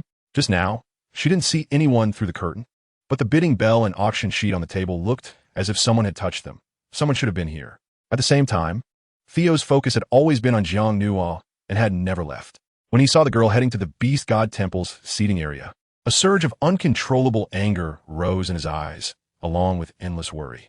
Nua, how could you deceive me? The young man rushed out without a second thought, his figure flashing as he quickly moved toward Jiang Nua's location. Clearly, the earlier promise was completely null and void, and a hint of hurt from being deceived appeared on his face. In the empty seating area, Jiang Nua stood there dumbfounded, full of disappointment, as she hadn't expected to return empty-handed. But just as she turned to leave, she suddenly saw a point of light magnifying within the dim seating area. Then, a beam of light surged toward her. The point of light grew brighter in the girl's pupils, transforming into a splendid and beautiful foxtail that wrapped around her waist and pulled her inside. After everything was completed, the point of light disappeared, and the curtain returned to its dim silence, as if nothing had happened just now. Jiang Nua was so frightened that she didn't dare to open her eyes. At this moment, she was wrapped in a foxtail that appeared out of nowhere and taken to a strange space, bright yet chaotic, feeling extremely unreal, as if she were in a dream. Her delicate body moved in the direction of the foxtail's force, and then she felt a familiar masculine aura rushing towards her. Startled, she quickly opened her eyes, but the scene that followed left her in a daze. She saw a pair of alluring peach-colored eyes just inches away, seductive thin lips only 2 centimeters from her, and small, light illusion fox ears drooping slightly, indicating that there was no hostility at this moment. The previously wild masculine aura now only revealed a charming allure. Xianyan, let me go first. Jiang Nuo felt something tightly wrapped around her waist, and instinctively grabbed the object around her waist, only to be startled by the furry sensation. The foxtail was extremely fluffy, even softer than willow fluff, causing her to loosen her grip slightly. The masculine figure in front of her had his jawline tensed, letting out a sexy groan, clearly in pain from her grip. Seeing this, Jiang Nuo bit her lip. How could he still not let go even after being hurt? Thinking of this, she yanked on the fur of the foxtail again, not holding back at all. Hurry and let go. Anyway, Xianyan had long known her true self, so there was no need to pretend to be gentle in front of him. Little thing, so ruthless. Xianyan let a few words slip through his teeth. But he didn't seem angry. Well, since I bullied you a few times before, it's only fair for you to get back at me. After saying that, he retracted the foxtail, which bloomed behind him, shimmering with golden light. Once her body regained its freedom, Jiang Nuo quickly maintained a safe distance from the man in front of her. Then she looked around but found nothing, just emptiness, as if guessing the girl's thoughts. Xianyan casually lay on the ground and explained, "This is my light domain barrier, a parallel small space. After all, the venue for this auction is a virtual world controlled by CIAO. Since I'm here, I have to leave a backup plan, right? Then why are you acting like this?" The girl couldn't help but glance at the 9 foxtails behind her, feeling nostalgic for the sensation from earlier. Somehow, she really wanted to go up and rub it again. He injured me severely, and I'm still not healed. The beast form is comfortable. Xianyan's eyes glimmered with allure, and he deliberately cleared his throat. Ahem, he was quite ruthless in helping you take revenge. After saying that, he extended another tail towards the girl. But this time he didn't forcibly restrain her. Instead, he placed it under her. This place can't hold any clutter, so there are no chairs. Will you sit with me for a while? The girl was taken aback. Was this guy doing it on purpose? Jiang Nuo hesitated for only 2 seconds before sitting down unceremoniously. Her little hand couldn't help but rub the tip of the tail a couple of times, and she couldn't help but mutter to herself. No wonder they say foxes are enchanting. This male in front of her clearly resembled a disaster-bringing fairy. End of this chapter, chapter 62. Never break her again at this moment. Jiang Nuo was only aware, without the pressure of crisis, which naturally made her bolder than before. After all, it was just a 100 simulation, and it wasn't like she was really going to pluck this foxball, so what was there to be afraid of? Why didn't you use your barrier ability before? She was naturally referring to the time when she was beaten by Theo. However, Xianyan chuckled lightly. His eyes lifted at the corners, and his reclining body lowered again, peering down the smooth and fair neck, even catching glimpses of the faintly visible muscle curves inside. Though it exuded charm, there was no hint of weakness. He had put in a lot of effort to deal with me, bringing along a battle-type auxiliary treasure, the space barrier. As he spoke, he self-mockingly added, "This item can seal off space and is the nemesis of my light system talent. Moreover, he probably came up with quite a few tricks for this auction to try to trick me. You deserve it." The girl murmured softly, but in this quiet space. The other party still heard her. "Do you hate me a lot?" He scoffed. Jiang Nuo raised her eyebrows, thinking about her previous experiences, no longer pretending, and said directly, "Yes." They forcibly took her away, imprisoned her, bullied her. She was not someone who forgot pain after the wounds healed. Although the beast god holy liquid that Xianyan sent her brought some benefits, and Zio helped her take revenge, everything that happened before was a fact. An indelible shadow in her heart. This couldn't be resolved with just a few words. "Then why did you come looking for me?" Upon hearing the man's words, Jiang Nuo's heart jolted, for she had not forgotten the purpose of her visit. She said to the system in her mind, "Xiao Cheng, I browsed the shop before, and there's a prop called the Truth Incense, right?" She had specifically memorized all the props and their usage descriptions in the entire shop. "That's right, host. This item is a one-time use prop that will make your body emit a special fragrance. Those who smell, it will subconsciously be guided to give real answers. With a success rate of 100. This prop only provides a subtle guidance and will not be detected by the user, so the host can rest assured. May I ask, host, If you would like to exchange an opportunity for the shop item, can this item be used in the barrier? Of course.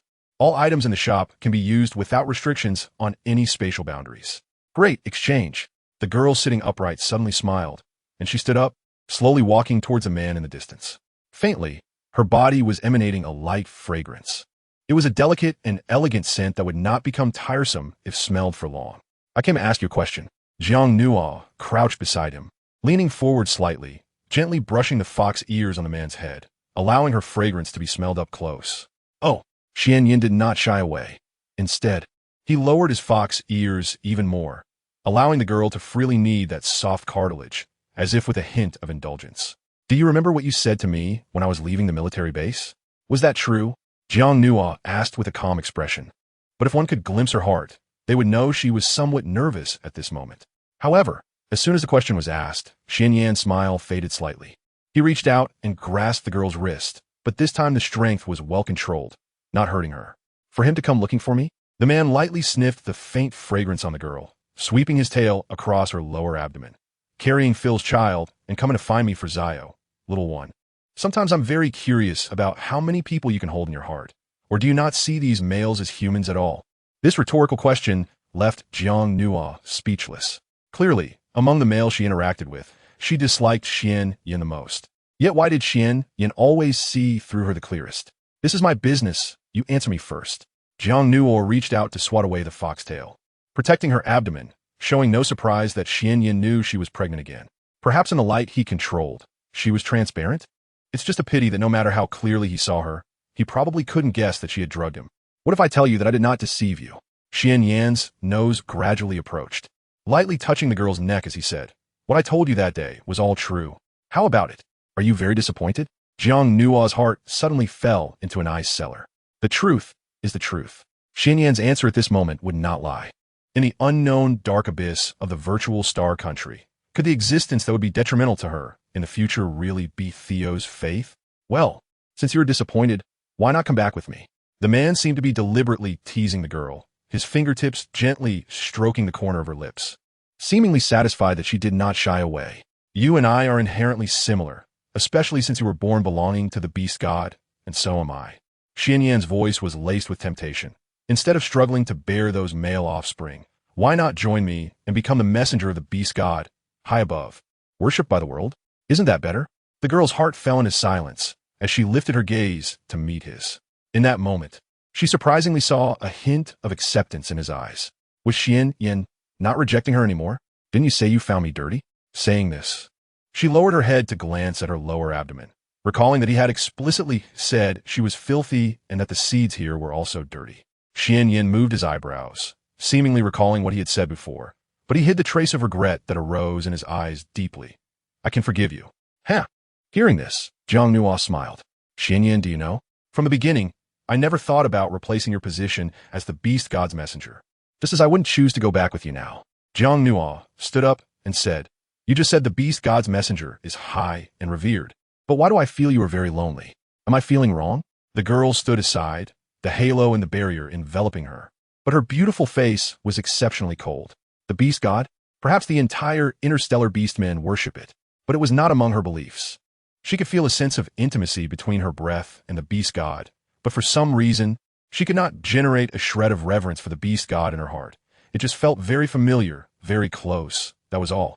Xian Yan quietly gazed at the girl, but did not speak. The self-deprecating feeling in his heart deepened. Unexpectedly, they seemed to see through each other. Why aren't you angry when I say this? I thought you were going to bully me again, the girl said with a calm expression, mocking him. Xian Yan's heart suddenly tightened. He stared at her intently, and then suddenly smiled. From beginning to end, he never truly wanted to bully her. It was just that. The little thing was too fragile. Like a porcelain doll, it would shatter with just a touch. He would be very careful in the future. He would never break her again. End of this chapter. Chapter 63. You're lying to me? No. At this moment, a hurried call came, startling Jiang Nuo. She could feel that the owner of the voice was right beside her, but she was currently in the barrier. Xian Yan, let me out. She could tell that Theo was angry. Xian Yan ignored the sounds from the outside world, got up and approached her, his hands slowly caressing her skin while she was not paying attention, his fox ears twitching slightly, his clothes half covering her, and his 9 tails occasionally sweeping over her sensitive areas, creating an enticing scene. You say, what would happen if he saw us like this? His voice was filled with anticipation. How Gottstein, you would definitely be furious. Xian Yan. The girl pressed her lips together. This is a virtual world. If you don't want to escalate things, let me out. This fox, ever since he stopped being rough with her, seemed to be getting more and more strange. His clinginess was so deep. Is this really the messenger of the beast god? Not a servant? Weren't you disappointed in him? He pressed his fluffy fox ears against the girl's ear, deliberately rubbing against her. Since you see through my loneliness, come accompany me, little thing. I promise I will never bully you again. Jiang Nua's heart tightened. The male hormones permeated the entire barrier space, and the girl bit her lip. Although her mental sea was very stable, the slight restlessness in her body was gradually accumulating. Fairy. She couldn't help but curse inwardly. When facing Theo and Phil, she had always taken the initiative, and Phil's big cat was the most honest, but now she was actually being pleased by a male. It sounded really unpleasant. Xian Yan's hand moved up along her chest, and that soft, electric sensation penetrated deep into the girl's bones. The delicate and smooth neck of Jiang Nua fell into his palm, but he did not exert any force. If you do not respond, he will bear the consequences. Let me secretly tell you, during my prime, Theo could not defeat me. He would also be hurt and could die. His hot breath exuded danger. He betrayed you. Shall I help you take revenge? Let me think. How about breaking all his wings, devouring his talent, and turning him into a complete waste? Doesn't that sound satisfying? Jiang Nua was silent. Is Na Xiao threatening her? As expected, he is still that same crazy person. It's just that the target of his madness has changed. Don't touch him. This was Jiang Nua's instinctive response. Xian Yan looked at the girl for a few seconds, while the other hand pressed down on her restless, delicate body. Little thing. Was your reaction like this the last time he came to deal with me? Jiang Nua was slightly taken aback. Then she coldly laughed in her heart. Can this fox compare to Theo? The man smiled. So, you were so ruthless to me, but soft-hearted towards him. Since you can't bear it, come to the Beast God Temple and accompany me. The area controlled by the Beast God is very safe, and that person's hands can't reach there. That person, Jiang Nua, was silent for a moment. You keep saying that Xia Ao betrayed me, but may I ask, does he know the inside story? Or is he also being deceived, completely unaware of the truth behind this matter? The man raised an eyebrow, seemingly indifferent. Does it make a difference? Why deceive yourself? The girl's eyes shimmered beautifully, and her heart suddenly relaxed a bit, because this question, perhaps even Xian Yin himself was unsure about. Otherwise, under the influence of her truth-inducing incense, he would have instinctively given a genuine affirmative answer, rather than being so ambiguous. Xian Yin, no matter when, you are not allowed to harm him. Jiang Nua took a deep breath. Otherwise, I will never let you go. Upon hearing this, the man smiled even more enchantingly, suddenly releasing the grip on the girl's neck, lightly covering her eyes, blocking out a piece of light before her. What are you doing? You hiss. The girl let out a delicate moan as the man's lips brushed against the soft skin of her neck. Watching her trembling body, he smiled with satisfaction. The biting motion was gentle, leaving only a light mark that could last for a short time. I will take you out to see him, he said with a smile. I'll give you some time to think. Little one, you will come to the temple to find me sooner or later. Jiang Nua struggled to break free from the other person's hand, covering her neck with her own hand, her delicate face filled with shame and anger. This fox was doing it on purpose. Sure enough, the next second, the fluffy foxtail wrapped around her waist, just like when it pulled her in, sending her away through the split light. Jiang Nua opened her eyes again and found herself back in the dimly lit auction house's seating area. Nuo and Dia, seeing that the girl was unharmed, felt a bit relieved, but he kept his eyes fixed on the foxtail at her waist, his gaze wishing it could turn into a sharp blade and cut it off fiercely. In the barrier, Xian Yin smiled broadly, as if he had achieved his goal, quickly retracting his tail. That's right, he wanted Xia Ao to see. It was just a bit of money, wasn't it? Since they wanted to force him into submission under the guise of the auction, he would strike at the place that hurt this esteemed officer the most. The thrill of this revenge was immensely satisfying. Thinking of this, Xian Yin gently stroked his thin lips with his fingertips, his movements elegant, as if savoring the delightful taste of the girl just moments ago. Xia Ao, just now Jiang Nua approached, felt a bit guilty and anxious, because the boy's expression was something she had never seen before. Anger, sadness, irritability, a gloomy aura, and a mad possessiveness stirred a sense of panic in the girl, making her feel trapped. Suddenly, Jiang Nua was forcibly picked up and held tightly. She looked up and met the boy's dark eyes.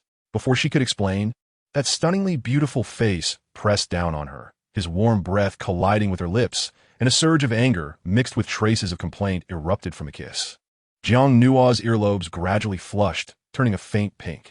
She felt the overwhelming dominance that leaked from the other party in an instant, carrying a craziness that left no room for refusal, as if he wanted to swallow her whole. This made her realize that she seemed to have gotten herself into something big. Xia Ao said nothing, holding her and kissing her all the way back to their original seats, then pressing the girl down onto the seat without giving her a chance to argue. His domineering kiss falling again. His hand was clasped at the back of the girl's head, feeling the convergence of many gazes in the 3 layers, as if deliberately proclaiming his sovereignty. The girl's body grew softer, the mist in her eyes thickening. She had never seen this side of him. That strong possessiveness seemed to want to crush her. She was nearly out of breath. Woo-woo. Her feminine instinct of weakness suddenly emerged, and feeling wronged, she wanted to surrender. Her small hands resting on the boy's chest. But with her tiny strength, that push felt like a reluctant acceptance. You're tricking me, huh? Xia Ao's lips pressed firmly against the girl's teeth, emitting a low voice that was almost at the bottom of the valley. Jiang Nua's arms were wrapped around her chest, her little head drooping in silence. She had thought that Xi Ao would be angry afterward, but that fox, Xian Yin, was too despicable. His previous actions were clearly meant to provoke Xi Ao, which made his anger double. Poor her. She had just been bitten by a mad fox, and now was forcefully kissed by a bird. End of this chapter, chapter 64. He actually made Nua cry. Xi Ao, he bullied me, and you bullied me too. At this moment, Jiang Nua could only show weakness because she felt that Xi Ao was rougher in the virtual world than in reality. If she didn't obediently submit, her situation would definitely be worse than it was now. Hearing the girl's delicate pleas for mercy, Xi Ao's breathing paused for a few seconds. He pulled back half an inch, looking at the weak girl beneath him, gently pinching her chin, and hoarsely said, "Nua deceived me just to see him." Jiang Nua's long eyelashes trembled like cicada wings. A few strands of hair brushed against her cheeks, and her damp eyes looked at the male in front of her with a pitiful expression. "I just want to ask something." "What is it?" He pressed. Jiang Nua lowered her head in silence, but this demeanor in the boy's eyes seemed like a pose that had lied and was now exposed. Xia Ao's lips descended again, this time kissing her more heavily, while his palm pressed down on her waist, pushing her up forcefully as if punishing her for her actions. The ambiguous scene, faintly visible through the curtain, was like a flame of desire in the eyes of the others on the 3rd floor, especially Ajin, who was about to explode. "Boanchi, don't stop me. Can't you see that trash is forcing her?" At that moment, Ajin wished he could dive into a cold chamber, but his sister shook her head beside him. "Brother, it seems you really can't tell the difference between being forced and romance. If she really wanted to resist, she wouldn't have this attitude." Ajin frowned. "Romance? What is that?" Meanwhile, on the auction stage below, the female host from the rabbit tribe had already started the auction for the 5th item.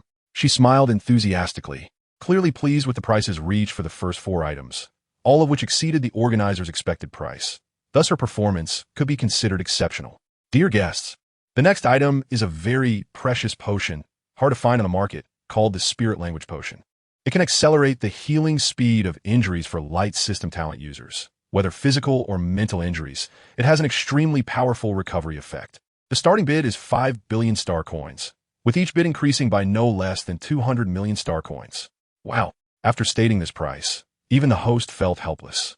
Although the Spirit Language Potion was precious, it couldn't reach such a high price. At most it would be around 30 million star coins for the starting bid.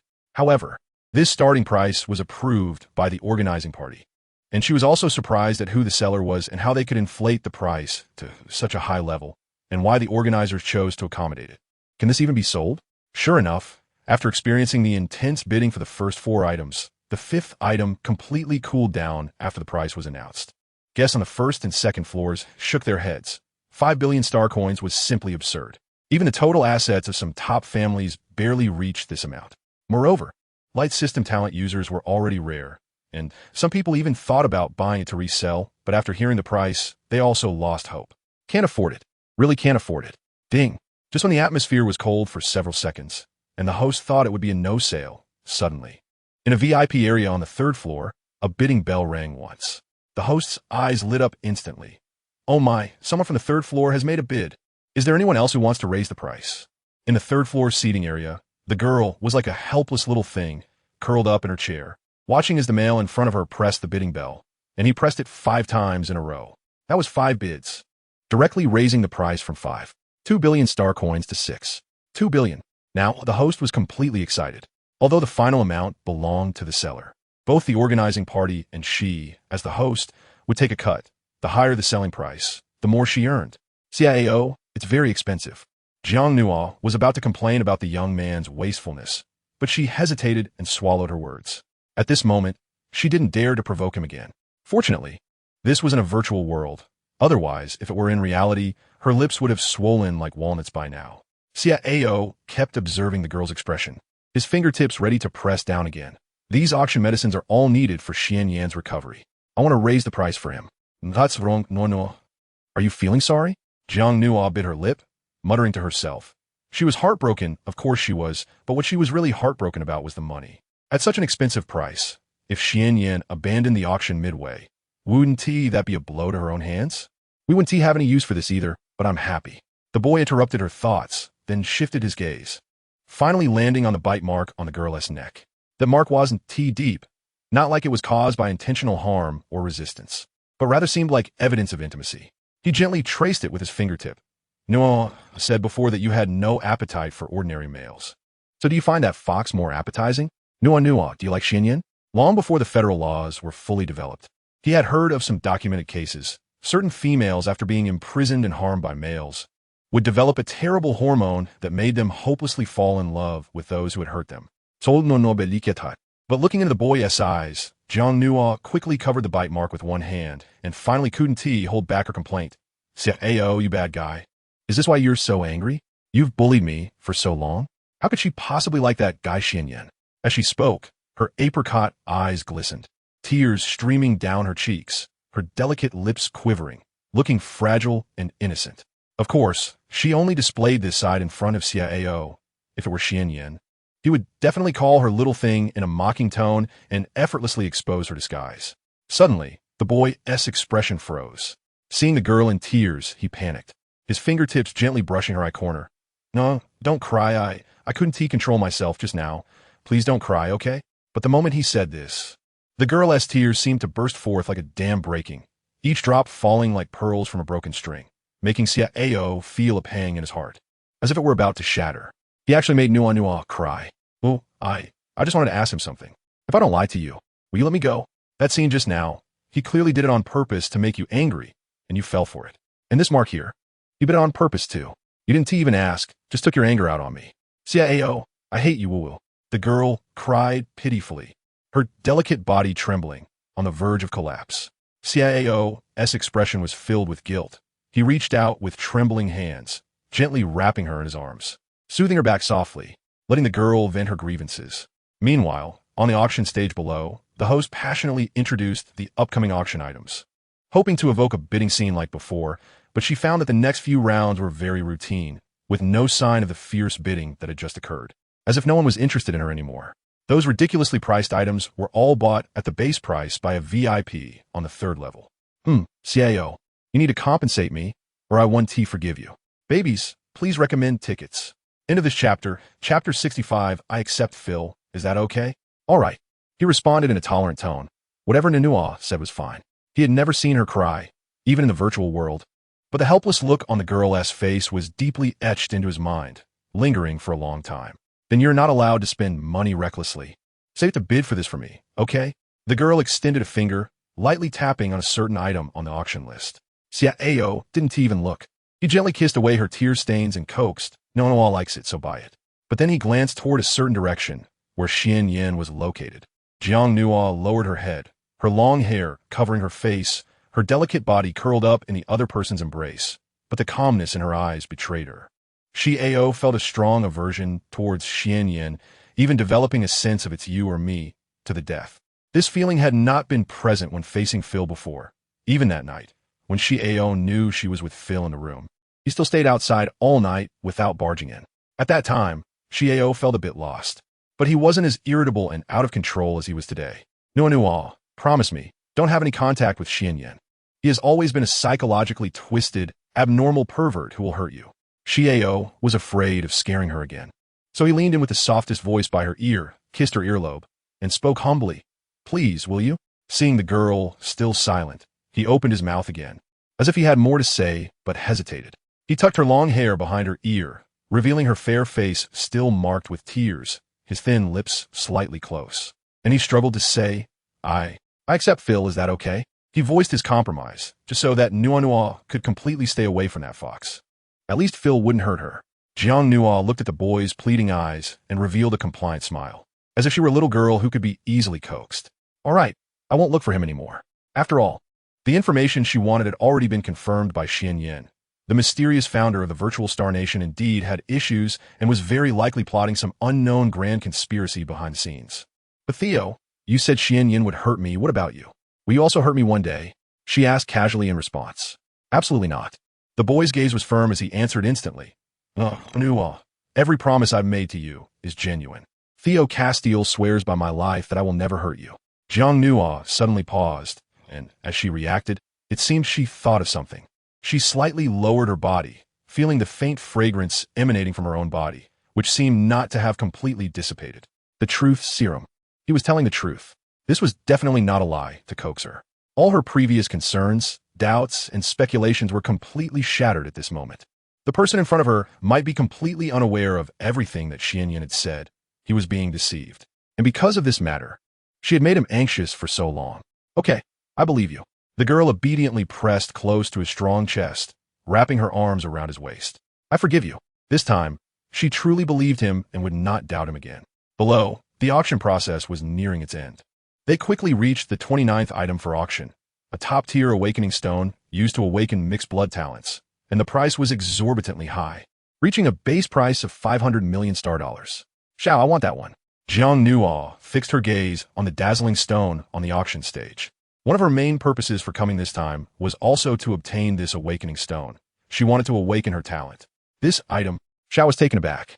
He had thought Nua would want some precious gemstones, accessories, or defensive treasures, but he did not expect her to want this stone. Dear guests, I believe everyone understands the value and significance of this top-tier awakening stone. According to the historical records of the Federation's top auction houses, it has not appeared for a full 24 sessions. However, I firmly believe that even the descendants of mixed-blood beastmen may have individuals with extraordinary talents. This item would be the most suitable as a family heirloom. The female host from the rabbit tribe enthusiastically introduced. Otherwise, if an excellent descendant emerges among the mixed-blood beastmen, wouldn't they just have to watch helplessly as they cannot undergo talent awakening? That would be a great regret. Of course, the top-tier awakening stone was of limited importance to the top pureblood families. To ensure the purity of their bloodlines, most of them chose partners within their own clan. If they partnered with females outside the clan, especially those with low fertility rates, then after several generations, the pure bloodline would gradually become diluted, eventually leading to mixed-blood beastmen. Unless they combined with females outside the clan who had high fertility rates, they could not achieve the best compatibility and inheritance of the top pure-blood family bloodline. In such cases, they would not only not obstruct it, but would also greatly promote that female.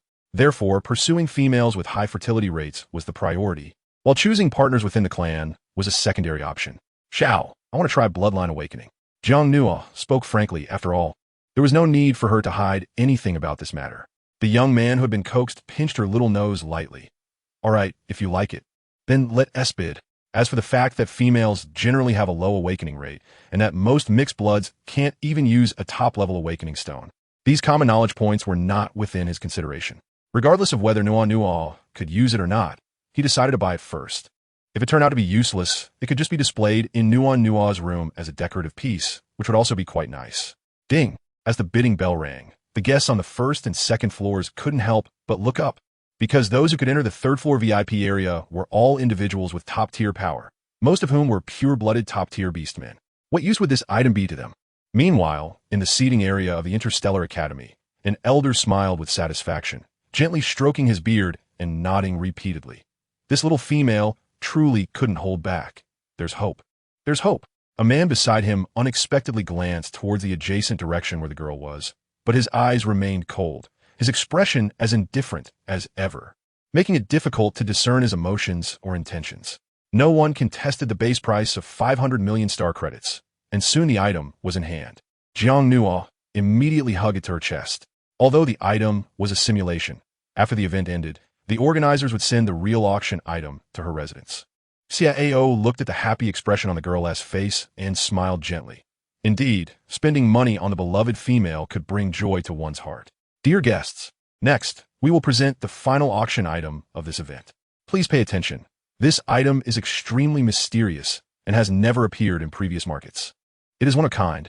Its specific effects still need to be explored, and families and guests with research interests will surely find it particularly intriguing.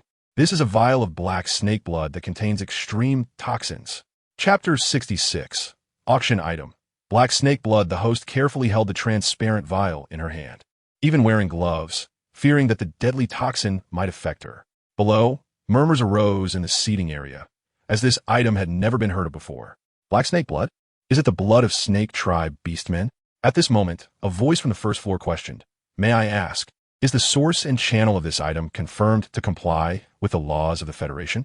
In previous auctions, no beastman blood had ever been sold. As all Federation citizens are protected by law, who would kill for blood? Of course, ordinary beastman blood also doesn't have such potent effects. The fact that it even comes with a deadly toxin raised eyebrows. The host smiled and set the vial down. Dear guests, please rest assured. The source of this item is absolutely legal. Of course, this auction item comes with terms. Once a guest bids on it, it must not be used to harm others. Only for research purposes, whether in medicine or scientific fields. If there are any breakthroughs, the Federation will provide generous rewards. The base price is 10 million star credits. Upon hearing the host's explanation, especially the price not being too high and save for the grand finale, the people below were not foolish. Did they think to use their hands to reap the benefits? Casting a net to catch fish? Some even speculated. Could it be that the Federation discovered this blood and encountered some difficulties, hence casting this net to seek solutions?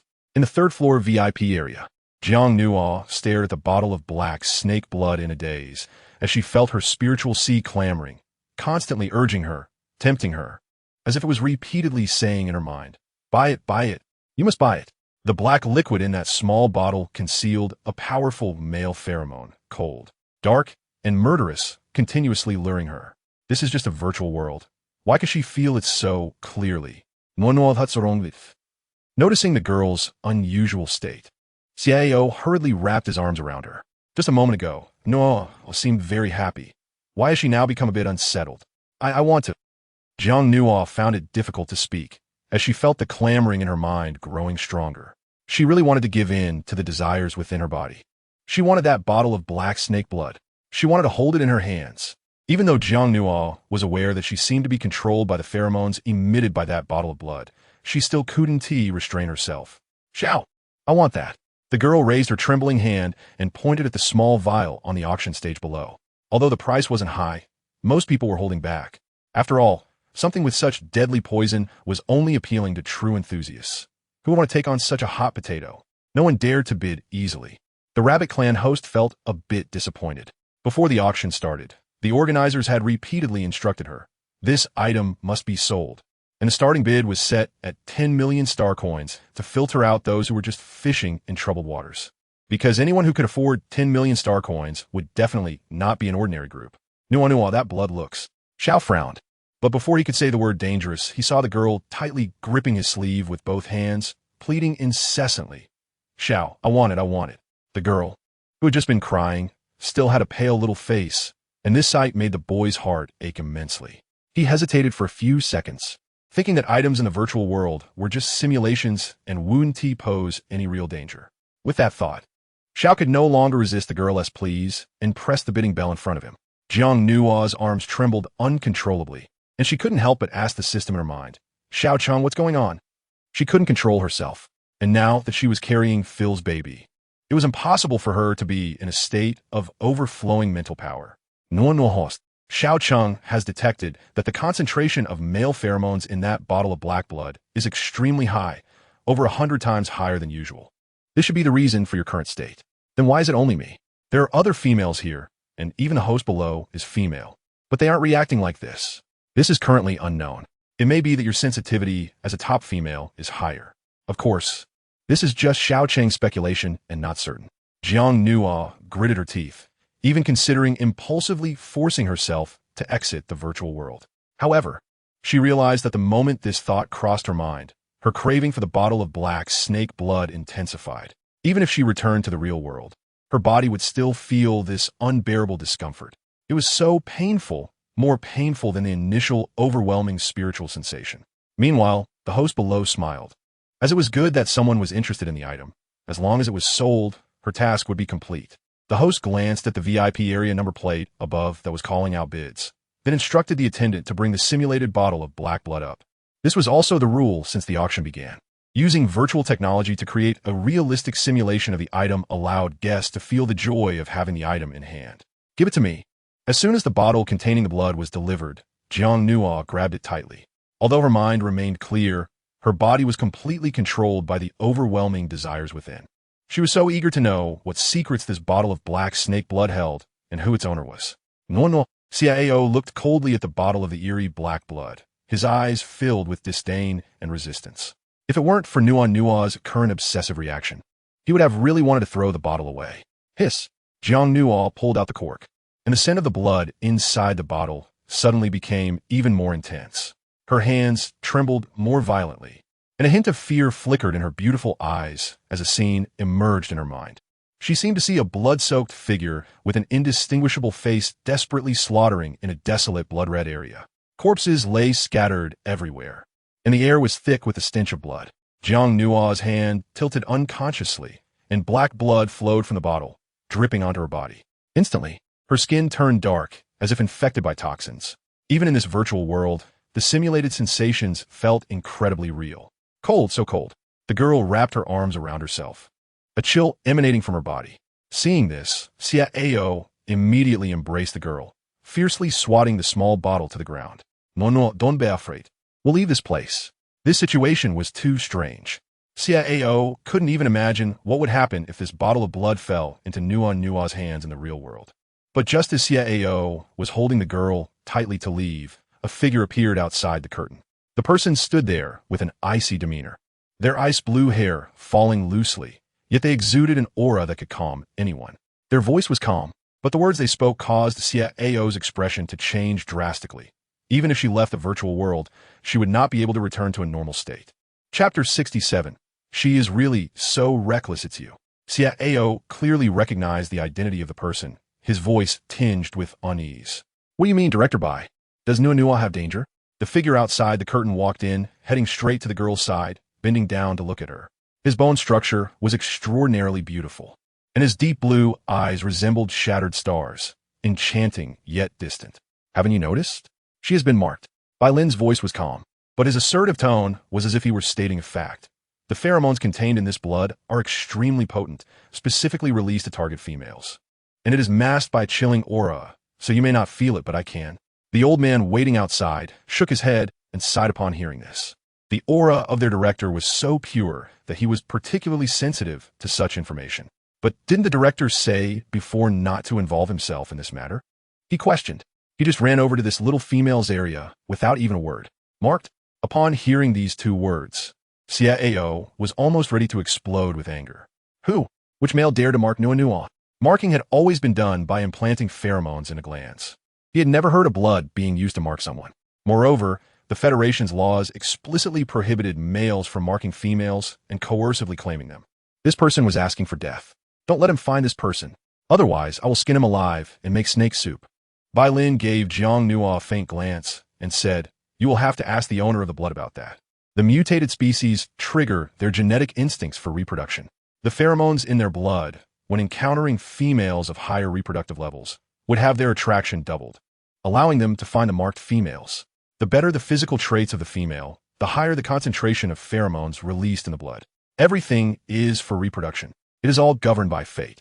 Perhaps this was not his original intent. Bai Lin spoke calmly, referring to the owner of the black snake blood.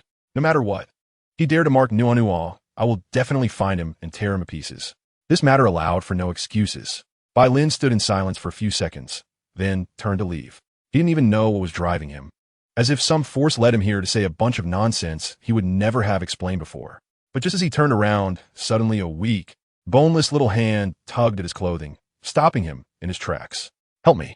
The girl uttered a painful whimper, her thin shoulders gently trembling like a small beast's mournful cry. In that moment, the whole world seemed quiet, as if only the girl's soft breaths could be heard. Her pitiful sobs were heartbreaking.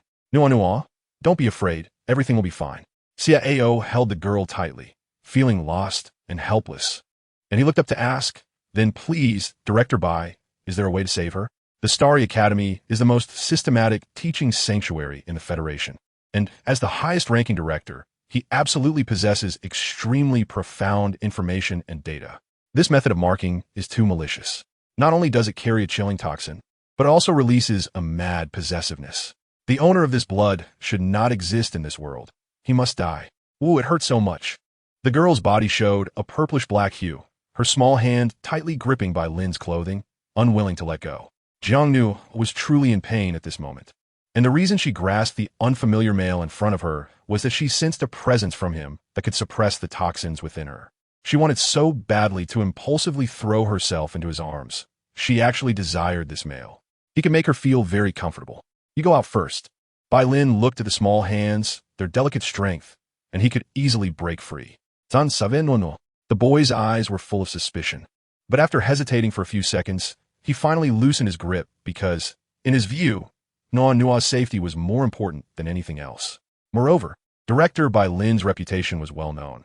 He had almost never interacted with females, and even his interactions with males were rare, truly a dragon that one could hardly see.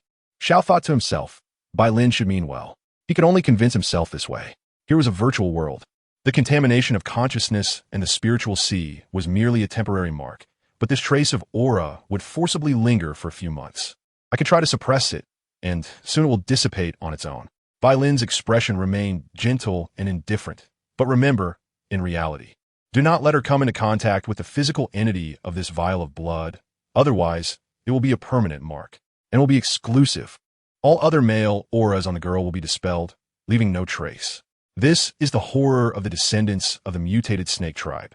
Xiao took a deep breath, gently placing the girl on the chair, then turned back every 3 steps as he walked out, but his gaze never left the girl, completely ignoring the old man beside him, who was watching him with great interest. Rest assured, sir, our director is only kind-hearted and wants to save this female. He won't do anything to take her beauty. The old man glanced inside and smiled. Moreover, our director never has close contact with females, so you can rest easy. However, before he could finish, the old man's eyes suddenly widened, because he actually saw that just now. The director had walked to the side of that little female and even reached out a hand to caress her face. Is it theirs? Director? Bai Lin. The boy immediately clenched his fists, his eyes filled with restraint. Calm down, calm down. The old man rubbed his eyes and, transforming into a mediator, advised, sir, don't misunderstand. The director is just treating her illness. But even as he said this, the old man couldn't help but mutter in his heart. Our director is known as a gentleman of the Dragon Clan. He maintains his composure. He won't let his reputation collapse over this matter today, right? It can't be. That would affect the next round of admissions. At this moment, Jiang Nuo felt very comfortable. Her eyes were hazy, her stunningly ethereal face tortured to the point of no color, making one's heart ache to see. You don't go. She gripped the other's palm tightly, pressing it against her face. I want to see you like this, sounding like a little girl who actively sought desire. Seeing the little female who seemed to have received comfort, Bai Lin's originally calm lips suddenly curved up slightly, but then returned to their original state. What do you want from me? His voice was as cold and clean as frost and snow. Woo, I want you to hold me. The girl's voice was exceptionally soft and sticky. If you could take off your clothes, it would be great. Can you take off your clothes? Bai Lin's expression froze again. She was really so reckless. Of course, Jiang Nuo wasn't doing it on purpose. She felt that the male in front of her was like a gurgling, icy spring. The coolness transmitted from his palm could suppress the cold, restless aura within her, gradually freezing the toxins that were soaking deep in her soul. The discomfort brought by that vial of snake blood was also gradually diminishing. In this situation, she really wanted to be bold, to directly pounce on him, forcibly strip him of his clothes, press herself against him, and bite him. That feeling must be very wonderful. No, but the other's response disappointed her. Woo, the girl whimpered, as if she had suffered a great grievance. Her innocent watery eyes were misty, looking very pitiful. Then, if you're going to save me, Why not just let me suffer and die? Watching this scene, Bai Lin suddenly frowned, his expression changing even more noticeably than before. He placed his other hand on his chest, feeling as though his heart was suddenly beating a bit fast. Such a strange phenomenon had never happened before. This tormenting little female, does she really have some special talent? Humph, you ignore me a wha. Just then, the girl, seeming dissatisfied with the male's silence, directly grabbed his finger and brought it to her mouth, seemingly wanting to obtain more of his aura, and bit down with her two small teeth.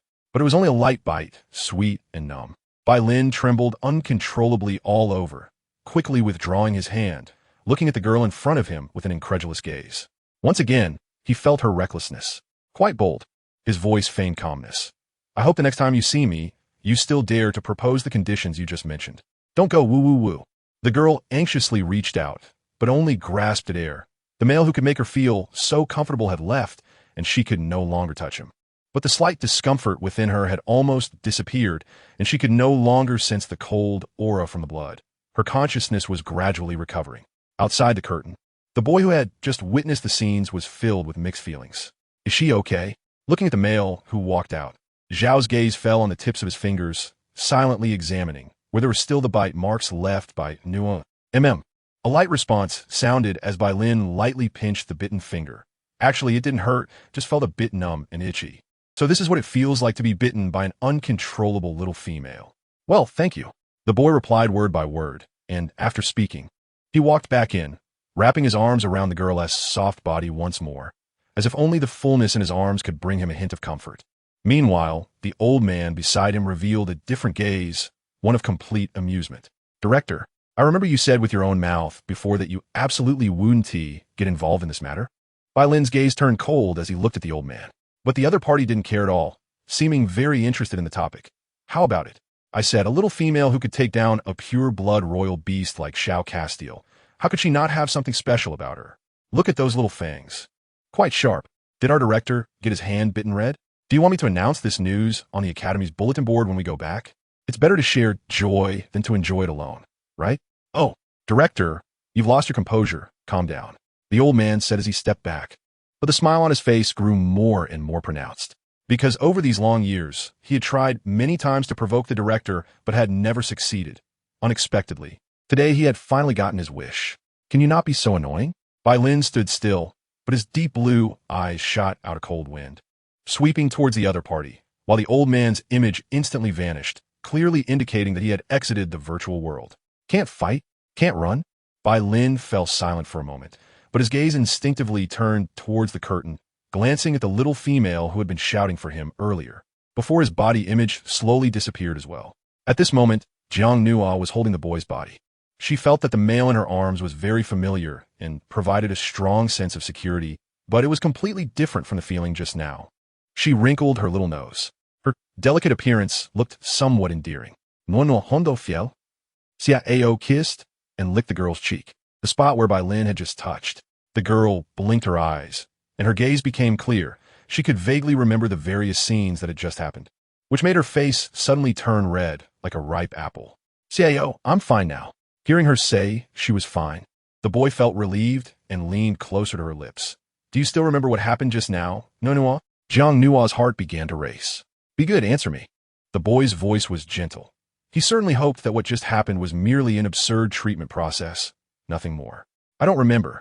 The girl obediently lowered her head, but her small hands sneaked behind her back, secretly entwining with each other. The earlier masculinity was really tempting. That feeling, she wanted to try it again. However, Jiang Nua knew that after what happened with Phil and being provoked by Xian Yin just now, Theo was very sensitive at the moment. If she spoke the truth, it would make him sad. But this was a feeling she followed instinctively. She didn't want to deceive herself. That masculinity was what made her comfortable. And wanting it was something she genuinely cried out from her heart. In the virtual world, in the manor. It was the same virtual scenery.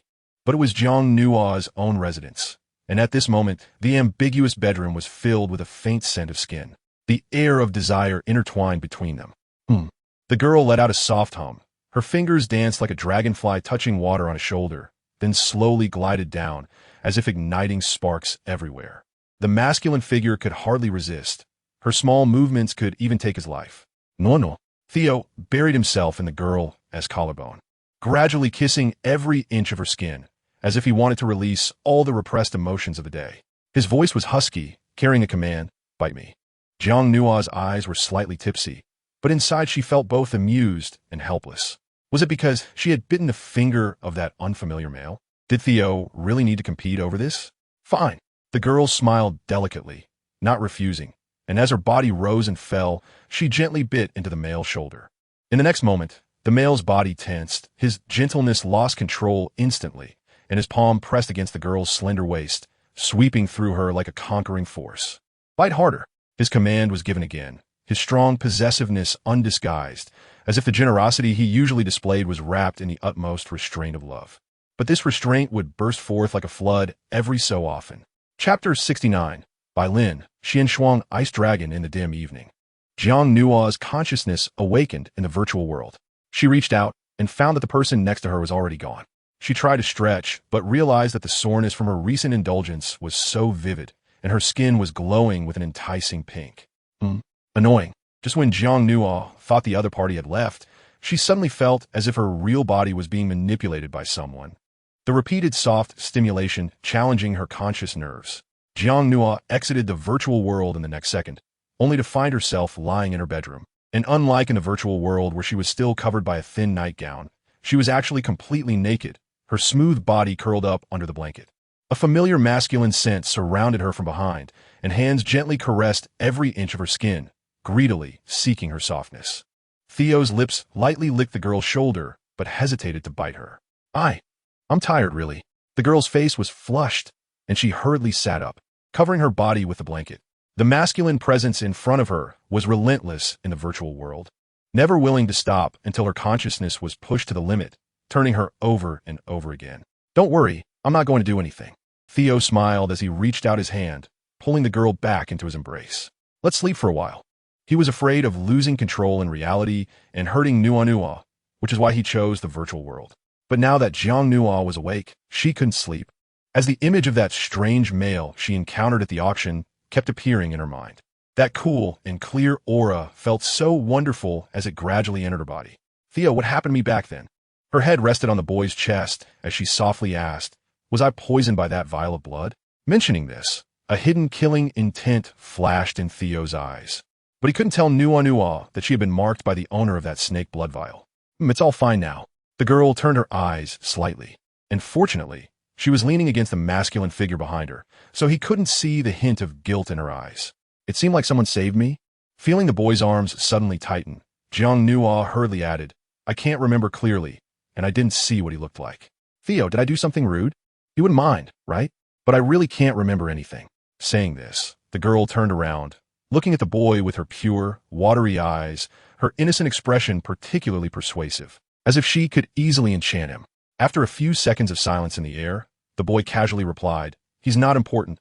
I'll thank him properly." Hearing his evasive words, Jiang Nua lowered her head. Indeed, Theo didn't want to mention that male in front of her, but she really wanted him. It turned out that a female's bodily desires were so unrefined. Suddenly, the system's voice rang out. "Host Noah, Xiao Chang has detected that your intention data towards males is continuously rising." The system's words were concise. Immediately, a panel of an unfamiliar male appeared in her mind, clearly providing specific information about the strange male from the auction. Name, by Lin gender, top-tier male affiliation and position, director of the Interstellar Academy, inner courtyard strength, level 9 mental power, SSS level race, dragon race specific form, Xianshuang Ice Dragon talent category, Ice type. Jiang Nua stared blankly at the panel, especially at the mental power line, which surprisingly showed SSS. If she remembered correctly, both Theo and Phil had only 3S mental power, and this unfamiliar male, named by Lin, actually had even higher mental power. Hee, host, did you think that is how he managed to remain unperturbed? The system, Xiao Chum, joked in her mind. However, I must remind you that if you want to make this male your target, the difficulty is extremely high, and your current success rate is only 3. This is also the reason why the system did not promptly inform the host of this male's panel information. Because this task target is not easy. It's not as simple as it was with Phil back then. Jiang Nua was slightly silent. With her strong abilities and mental power, combined with her ice element talent and various buffs stacked together, it would definitely make this top male named by Lin have extremely high self-control. However, Once you successfully conquer him, the enhancement effects it brings will also be quite impressive. Jiang Nuo nodded. Indeed, the task objective was to prioritize quality over quantity. And most importantly, the system Xiaocheng would not force her to pursue a certain male, but rather let her choose her task target herself. So, if she wanted to follow her heart's choice, wouldn't that be like the noble gentleman of the dragon clan who remains unperturbed? She was curious to give it a try. At that moment, a slight tickle came from the girl's earlobe, and when she turned around, she found a certain male looking at her with a mournful gaze. How dare he daze in my arms? It seemed like Nuo wanted to experience the same feeling in reality. His palm lingered and caressed certain sensitive areas, leaving behind hot trails. I remember this spot, and this one too. Nuo's reaction was the strongest here. Why don't we try again? The boy said this to deliberately scare the girl, but the delicate body in his arms trembled unconsciously. It was as if it was a reflex. No, don't. This is not the virtual world. If the same experience were to happen again in reality, she feared she wouldn't be able to get out of bed for days. Moreover, she was secretly carrying Phil's baby, and thinking of this made the girl immediately shake her little head. She took the initiative to turn back and kiss the boy's lips in a soothing manner. I'm just tired, that's why I was dazed. Xiao, I've noticed you've been getting more overbearing lately. If you dare to bully me, I'll cry for you. As she spoke, the girl's eyes quickly turned red, her shimmering eyes brewing with tears, as if they could fall at any moment. Seeing this scene, the boy was momentarily stunned. Recalling the girl's pitiful appearance, crying at the auction venue, he sighed. I was just trying to scare you. In the real world, how could he possibly be so rough and cruel to Nuo? However, looking at the girl's weak and wronged expression, Xiao couldn't help but chuckle. He remembered that when they were intimate, Nuo didn't look like this at all. She was in a state of enjoyment and pleasure. She was just as proactive as he was. Just then, there was a knock on the door, the rhythm neither fast nor slow, clearly showing an understanding of etiquette. Master, the auction organizers have arrived. They say they are here to apologize, and the items Miss Jiang Nuo purchased have also been delivered. Chapter 70. Then kneel down and apologize to Nuo. The thing she bought? Jiang Nuo immediately felt a sense of anticipation at the thought of that top-tier awakening stone. She had flipped through it in a book before. Talent skills are often divided into combat-type talents and support-type talents. Support-type talent skills can be used in various fields. And once a certain talent category is mastered, one can learn and replace talent skills independently. Nuo, I'm going out for a bit. The boy's eyes flickered with a cold light as he kissed the girl's cheek once more, then got up and slowly put on his clothes. Nuo almost had an incident at the auction. This matter cannot be left unresolved. Where did that bottle of repulsive black snake blood come from? Who was the owner behind the blood? He would seek accountability one by one. Okay. Jiang Nuo nodded obediently, changed her clothes, and followed the young man out the door. Ghana had long been waiting outside, holding a small, exquisite crystal box in his hands. Miss Jiang Nuo, your item. So soon? The girl happily took it. In fact, she had bought 2 items at the auction. Besides this awakening stone, there was also that bottle of black snake blood. However, it was clear that the bottle of blood would never reach her hands, and she didn't want to get involved with it again. Once she got close to that blood, it was as if it wanted to control her, trying to merge with her body's aura. She didn't want to experience that feeling again. This was sent with urgency. Ghana respectfully replied. The auction organizers knew the master was angry, so they used the highest-grade cargo spaceship for delivery, likely to atone for their mistake. Nuo begoed. Wait for me to come back. MHM. After the young man left, Jiang Nuo returned to her bedroom, closed the door, and sat on the bed, taking out the top-tier awakening stone from the crystal box. Instantly, her room was enveloped in a dazzling light. The stone in her hand was smooth and translucent, like a rare treasure naturally formed in the interstellar space. Moreover, it was much smaller than the previous intermediate awakening stone, as if the energy density had been further compressed. Nuo host, hurry and try it. Jiang Nuo nodded, quickly placing her hand on it. Just like last time, the bloodline power within her slowly flowed, and the awakening stone became brighter and brighter. But this time, the stone did not shatter. Instead, the light gradually became blinding. Suddenly, the color of the awakening stone changed, and the brilliant light gradually dimmed, turning into a dark color. At the same time, a dark halo surrounded Jiang Nuo, and she felt as if she had gained control over a certain kind of energy. Dark affinity. Jiang Nuo raised her hand and discovered that there were dark streams of energy swirling at her fingertips. At the same time, a skill slot appeared in her mind. Shadow Strike skill, currently able to weaken the enemy's physical energy by 20. It is a combat-type growth skill, as her strength level increases. The weakening effect on enemies will improve. She remembered that Xiao could weaken the enemy's physical energy by 60. But Xiao Cheng, didn't Xiao have dual element talent? Why did I only inherit one? Although the dark element is a rare talent, and both combat and support types in the dark element follow a peculiar path. Who would complain about having more skills? Nua host, please pay attention to the length of your skill slot. There is only one. Jiang Nua saw that her skill slots were actually fewer than the cubs, who had 3 more. Since your talents are not innate, the number of your skill slots will gradually unlock as your strength increases. When you reach the 6th tier, the 2nd skill slot will be unlocked. But I have good news to tell you.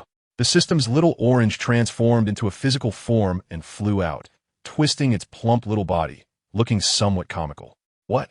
Jiang Nua couldn't help but poke at it. Don't you want to pursue Bailin? Hearing this name, the girl pressed her lips together, a bold and shy expression flashing in her eyes. Let's hear it. What's the plan? Phil's pregnancy period is no more than 2 months, and she wants to set her next task goal first to quickly enhance her physical strength. According to the information gathered, the Interstellar Academy enrolls students twice a year, with age restrictions, and only accepts young beastmen. Don't worry, your current age definitely meets the requirements. The reason Xiao Cheng didn't mention this to you earlier is that the Interstellar Academy requires new students to undergo a talent energy test. If one hasn't awakened their talent, they won't be accepted. Are you saying you want me? The girl blinked. The system means to let her register as a new student and go seduce the principal? Just thinking about this plan is thrilling. You have now awakened your talent, and it's a rare one.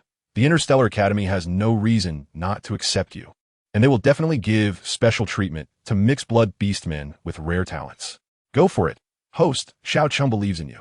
Jiang Nuo remained silent for a few seconds, repeatedly savoring the pleasurable sensation that arose from her physical contact with Bailin. She truly felt an impulse towards this male. It was as if his body could fulfill her needs.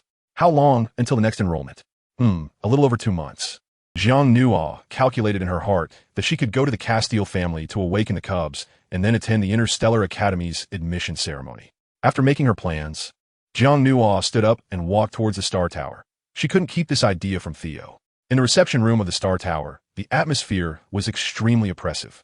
A line of male figures stood in the center, all bowing their bodies, not daring to breathe, and in front of them stood a middle-aged male named Pat, the leader of this apology delegation. However, the pressure emanating from the boy in front of him was so strong that he couldn't even straighten up. Where's Arnold? Theo's sharp voice rang out, his gaze as piercing as a hawk's, sweeping over everyone. Pat was so frightened that he kept lowering his head. Please calm down, sir. The chairman really has matters to attend to, and is not here. I am his personal assistant. But our chairman said that this matter was indeed poorly considered by the organizers. If you have any requests, please feel free to mention them. We have come with sincerity. Beside him, Ghana shook his head repeatedly. This was far from a simple oversight. Miss Jiang Nuo had nearly been in danger, and he knew how much the master valued her. If the organizers were truly wise, the chairman should have personally come to apologize, rather than sending a lackey. Was there some hidden truth behind this? Just then, the cold atmosphere in the reception room was suddenly broken by a soft voice. The boy's emotions instantly shifted, his hostility retracting as he looked towards the charming figure at the door, his gaze turning gentle.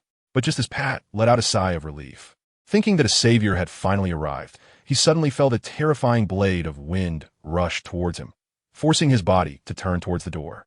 And with immense pressure on his knees, he knelt heavily to the ground. At the same time, the boy's calm and authoritative voice came again. Did you not say you would show sincerity? Then kneel and apologize to Nua. In that moment, Pat's face turned bright red. A sense of humiliation welled up from within. Normally, he followed the chairman, accustomed to being flattered, especially with so many subordinates watching him. Now he was made to kneel before a female, losing all face. Jiang Nua walked over, leaning against the boy like a small bird. But her gaze was calm and clear, only giving Pat a faint glance. Theo, what is going on? The boy wrapped his arm around the girl's waist. His gentle tone a stark contrast to earlier. The auction organizers sent a lackey over. Perhaps his master Arnold is afraid I might kill him in a fit of anger. So he didn't dare come himself. Hearing this, Pat, kneeling on the ground, kept wiping the cold sweat from his forehead, feeling utterly distressed. He really was just following orders and had no idea about the internal matters. Indeed, this was not a good job. Your Excellency, I'm telling the truth. The chairman has been acting mysteriously lately and rarely shows up. I don't even know where he went. Moreover, The idea to auction that vial of black snake blood was his, and it has nothing to do with me. At this moment, Pat just wanted to shift the blame because he was more worried about whether he could safely leave Silver Dragonstar. Tell me everything you know. Pat hesitated a bit. The next moment, he felt an overwhelming, oppressive aura rising around him, causing his body to crawl down, almost pressing against the ground, looking quite ridiculous. I'll say. Pat gasped for breath and hurriedly said, actually, this is from the Castile family. Halfway through his sentence, Pat hesitated, cautiously looking up at the boy, and indeed, he saw the other's expression change slightly, while the girl furrowed her brows. Continue. A commanding voice rang out again. Pat steeled himself and said, I'm not very clear either. I just heard that not long ago. The medical center in the Central Star region received a patient poisoned by snake venom, and this person is from the Castile family. Send in urgently. This black blood is very strange. The toxin is hard to clear, and its origin is unknown. The Castile family said it was accidentally discovered on an anomalous corpse during an outdoor training session in the Shattered Star Zone, and they sought a solution from the medical center's rescue team. But in the end, no means could resolve it, and they could only temporarily preserve the poisoned person's life. The chairman ordered that this black snake blood be publicly auctioned, and I was just following orders. Aren't you afraid that such actions will cause more innocent people to be poisoned? At this moment, a delicate voice came from the girl, and it was Jiang Nuo speaking. Pat quickly shook his head. No, we have already tested it. Ordinary skin contact will not cause poisoning unless there are open wounds for the blood to merge with one's own blood, which would lead to poisoning. Therefore, additional regulations were included in the auction terms to prohibit using this item to harm others. Upon hearing this, Jiang Nuo showed a look of confusion. She remembered that when the blood dripped onto her, it permeated her skin, which was not at all like what Pat said. Could it be that she was special? How?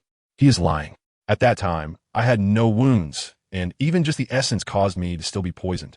Jiang Nuo voiced her doubts, like a child reporting a complaint. Theo smiled and gently patted her head. I know.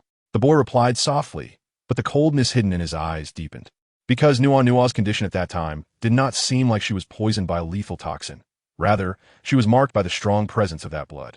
Meanwhile, Pat was in a panic, his voice almost breaking into tears. Dear miss, I really didn't lie. We tested it before. Ordinary contact cannot cause poisoning. I don't know why you encountered this situation. Please, Your Excellency, spare me. I apologize to this young lady and beg for your forgiveness. I'm sorry. Sorry. Jiang Nuo watched as someone crawled towards her, continuously retreating, while the young man's expression darkened. He lifted his leg and kicked Pat on the shoulder, preventing him from advancing another step. Get lost. Pat was so scared that he didn't dare to move. Theo scanned the organizing team in front of him, his expression serious. What seemed like a simple act of apology revealed many doubts. This reminded him of what Bai Lin had said. The bodily genetic instincts triggered in hybrid species for reproduction cause the pheromones in their blood to increase in attraction when encountering higher-ranking females, and they can use this method to find marked females. The words of the dean of the Interstellar Academy were still trustworthy. There is a large amount of male pheromones hidden in the blood, which were triggered by reproductive instincts. Therefore, someone from the Castillo family or the organizing team must be lying. This vial of blood was likely taken alive. It was definitely not from a corpse of a hybrid species as Pat had just claimed, because once a beast man dies, the pheromones on them would gradually dissipate and would not be so strong. Nuo, go back and wait for me. I have some matters to handle first, and I'll join you for dinner later, okay? Theo's gaze suddenly turned to the side. Jiang Nuo furrowed her brows. Are you hiding something from me?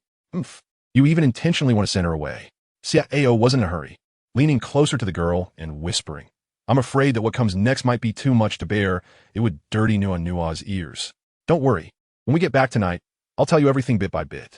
As he spoke, a smile appeared in the boy's eyes, a gentle warmth that seemed to stretch like silk. Jiang Nuo's eyes dodged, her expression slightly shy, because she could hear and see that the tone and demeanor of the male in front of her were exactly the same as when he was teasing her in bed. The rogue. The girl made a face and turned to leave, but at the moment Jiang Nuo exited the meeting room, the boy's expression abruptly changed, the tenderness disappearing, and his aura turning solemn and indifferent. After leaving the Star Tower, Jiang Nuo didn't rush back to her residence, but instead went to the hatching base within the Silver Dragon Star range to visit the little ones. The little creatures were being well taken care of. The hatching base had a professional care team, mostly composed of females, with a few males. and the rest were intelligent caretaking servants. In the hatching room, 3 beast eggs were quietly lying under the warmth of the incubation lamps. The beast patterns on the surface were becoming clearer, and the eggshells were more translucent than before, as if the little ones were about to break out of their shells soon. Miss Jiang Nuo, please rest assured. Mr. CIAO has instructed us multiple times to take good care of the babies. All the facilities here are the best, and Mr. CIAO comes to visit every 2 days on average, a female staff member said with a particularly affectionate smile. Jiang Nuo nodded as she listened. She had to admit that Theo was quite a qualified father. Ever since the baby was born, she had not had to worry at all, as the task of raising the child was almost entirely handed over to Theo. Just then, Jiang Nuo noticed that the bracelet on her wrist had made a notification sound. Someone was contacting her. Chapter 72. Little one, add me, it was a friend request. Recently, she had been receiving friend requests from unfamiliar accounts, but she had rejected all of them since she didn't know them. However, today when she saw the signature below, her delicate little face suddenly darkened. Little one, add me. This title, she didn't even have to think to know who it was. That damn fox. Unrelenting. Jiang Nuo did not hesitate at all and clicked the reject button. Ding.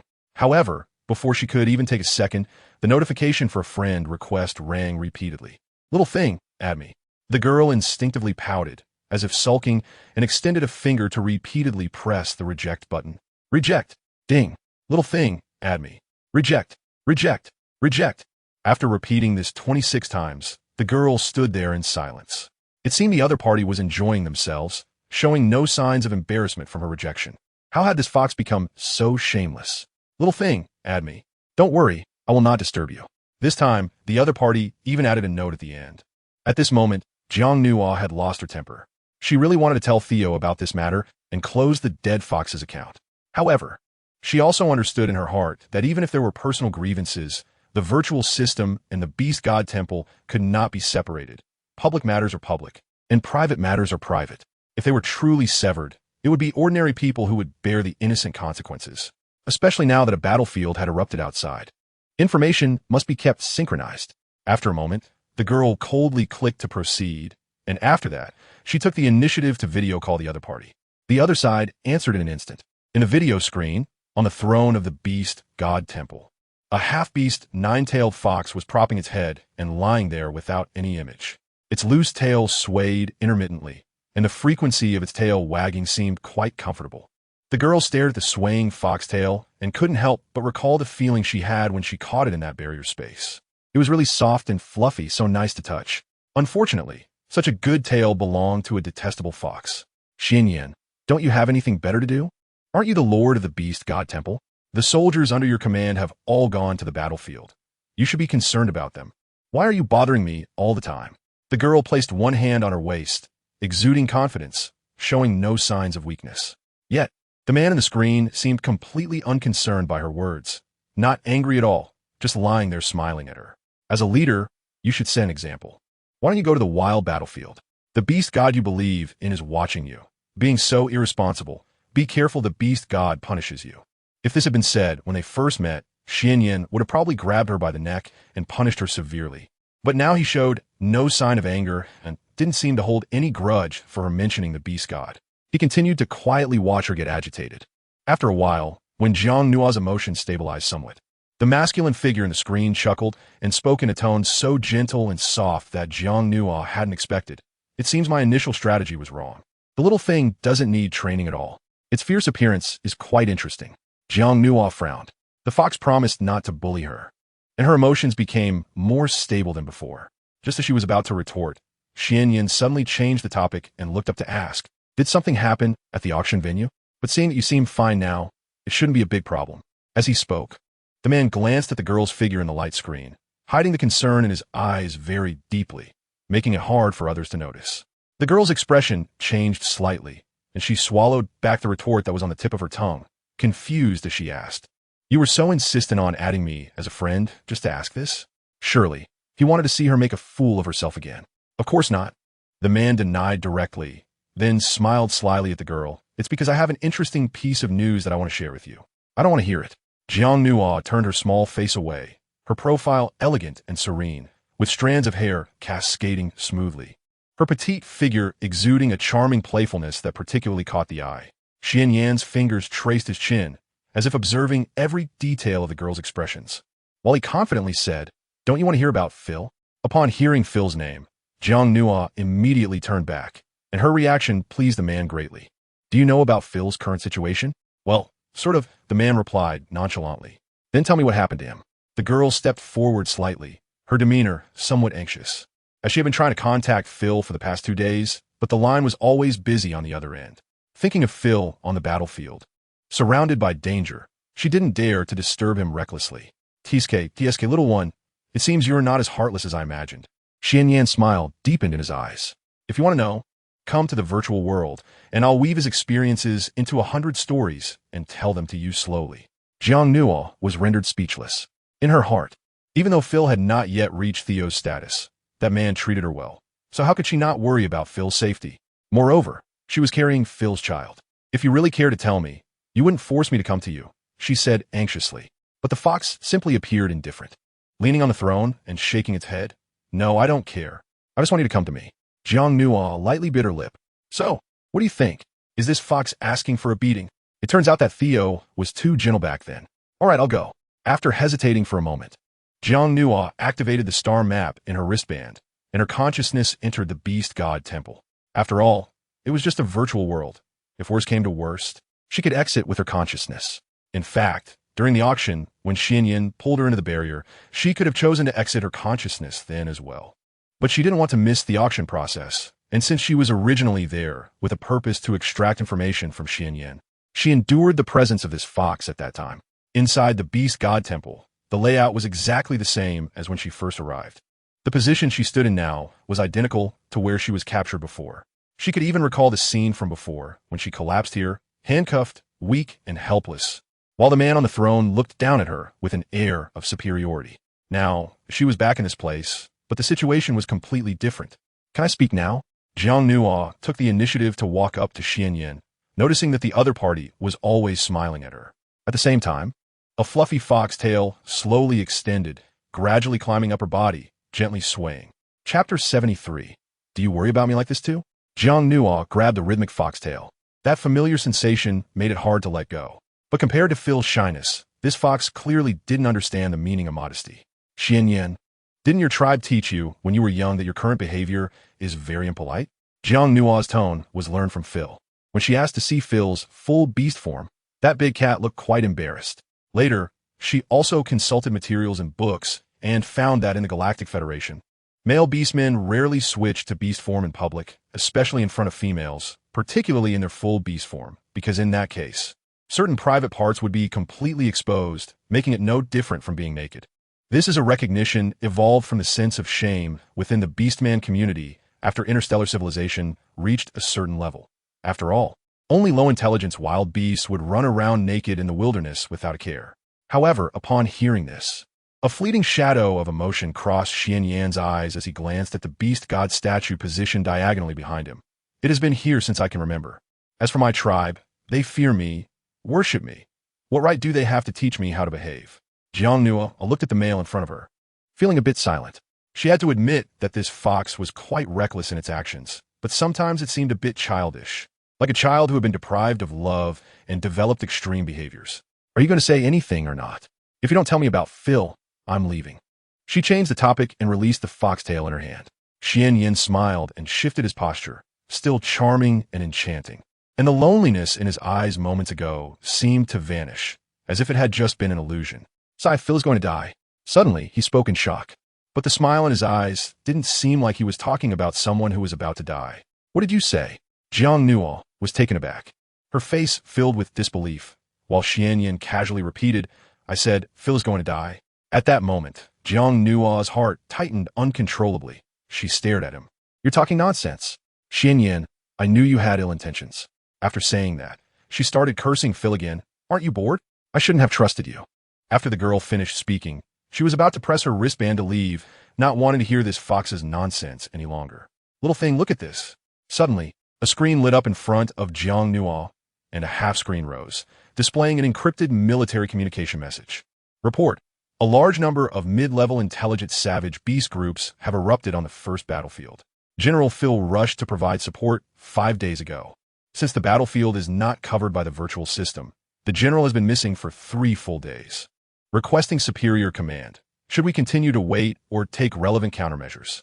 Below the message were precise timestamps and signatures, with the address coming from the 1st Battlefield's garrison base. Xianyan looked at the stunned girl, as if deliberately fanning the flames. Little thing, do you know what mid-level intelligent savage beasts mean? It means those lower-level beasts can think like normal humans. They can devise advanced tactics, set traps, and ambushes to lure their prey. Jiang Nuo took a deep breath, but she soon realized that her palms were sweating. But you can't say he's going to die. Ha! Xian Yin chuckled lightly. His talent is in earth magic, excelling in defense and strength, but speed and agility are his weaknesses. Once surrounded by the savage beasts, what do you think are his chances of escaping? The logical analysis made the girl's face gradually pale, and her hand instinctively rested on her lower abdomen, as Phil's words suddenly echoed in her ears. Don't worry, Xiao Nuo. I will definitely come back to see you. If I really become a cripple, I'll hide away and never let you find me. She had imagined that Phil would be in great danger on the battlefield, but just a few days later, Phil had gone missing. Xianyan, you, aren't you a superior? If he's in danger, why don't you go save him? Hurry and send soldiers to support him. As Jiang Nuo spoke, her tone unconsciously softened, as if she were pleading, making it impossible for her to be as cold as before. My task is only to convey the will of the beast god. The members of the Legion are the executors. I have no obligation to go to the battlefield. Xianyan looked at the worried girl and suddenly reached out to grasp her wrist. Jiang Nuo was filled with anxiety at this moment, completely disregarding the man's physical contact, and was instead drawn closer, his alluring face gradually magnifying in her eyes. Little one, you worry about his safety when he goes to the battlefield. So you want me to go save him? But if I get caught up in it too, would you worry about me in the same way? There was a hint of sincerity in his voice. However, seeing the serious expression on the man's face, Jiang Nuo was momentarily stunned, and the word no instinctively appeared in her mind, but she did not voice that answer, whether it was said that she was cold-blooded or indifferent. Even though Xianyan's attitude had changed a lot compared to before, it still couldn't stir any emotions within her. I'm sorry. The girl withdrew her hand. My request may be a bit excessive, but he is after all a member of your legion. If he is in danger, shouldn't you care? Xianyan looked at his empty palm, a hint of disappointment hidden in his eyes, and he chuckled lightly. This is his responsibility and fate. I believe that from the day he joined the army, he knew what the meaning of his life was, which is to carry out the will of the beast god and maintain the order and stability of the Federation. I should be supporting his reputation, shouldn't I? Upon hearing this, Jiang Nuo's hand gradually tightened. Even if Phil really died, there would be someone to take his place. Under the pressure of battlefield crises, more strong individuals would emerge. Johann of the 3rd Legion had already broken through to the 9th rank, and 3 soldiers had just broken through to the 8th rank, while over 20 had newly broken through to the 7th rank. These achievements were all obtained through bloody battles. Are you asking me to send them to save Phil? Jiang Nuo's heart grew colder as she realized that this decision was indeed selfish. To save one person, she would risk the safety of so many others and sacrifice their hard work. But what about Phil? If you are unwilling to save him, why are you telling me all this? The girl turned and took a few steps away, but suddenly she heard a gentle voice behind her. I can't save him. But little one, I can help you raise the child. Jiang Nuo's hand rested on her abdomen as she turned to look at the fox in front of her with a strange expression. If Phil were dead, wouldn't his cubs be without a father? TSK, how pitiful. Xianyan's tone carried a hint of gloating. I heard that Theo is very fond of his 3 cubs.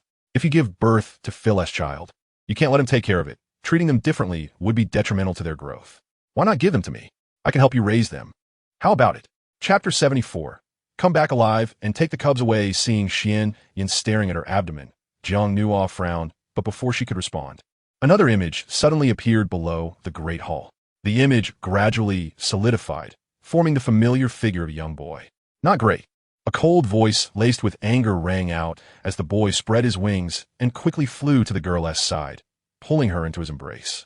Theo? Upon seeing the boy, Jiang Nuo felt a bit guilty. It was because she had secretly gone to see Xianyan at the auction that Theo had gotten so angry. But was Theo supposed to be in the reception room of the Star Tower, talking to the organizers? How could he come to find her so quickly? Poor her. Caught again. So reckless. The boy's voice was full of coldness, and Jiang Nuo was taken aback, only to realize that Theo wasn't talking about her, but about the fox on the throne. Xianyan seemed unfazed by the insults, instead mocking. Everyone says you are an elegant, noble gentleman. It's surprising that such dirty words can come from your mouth. You have seduced Nuanua multiple times.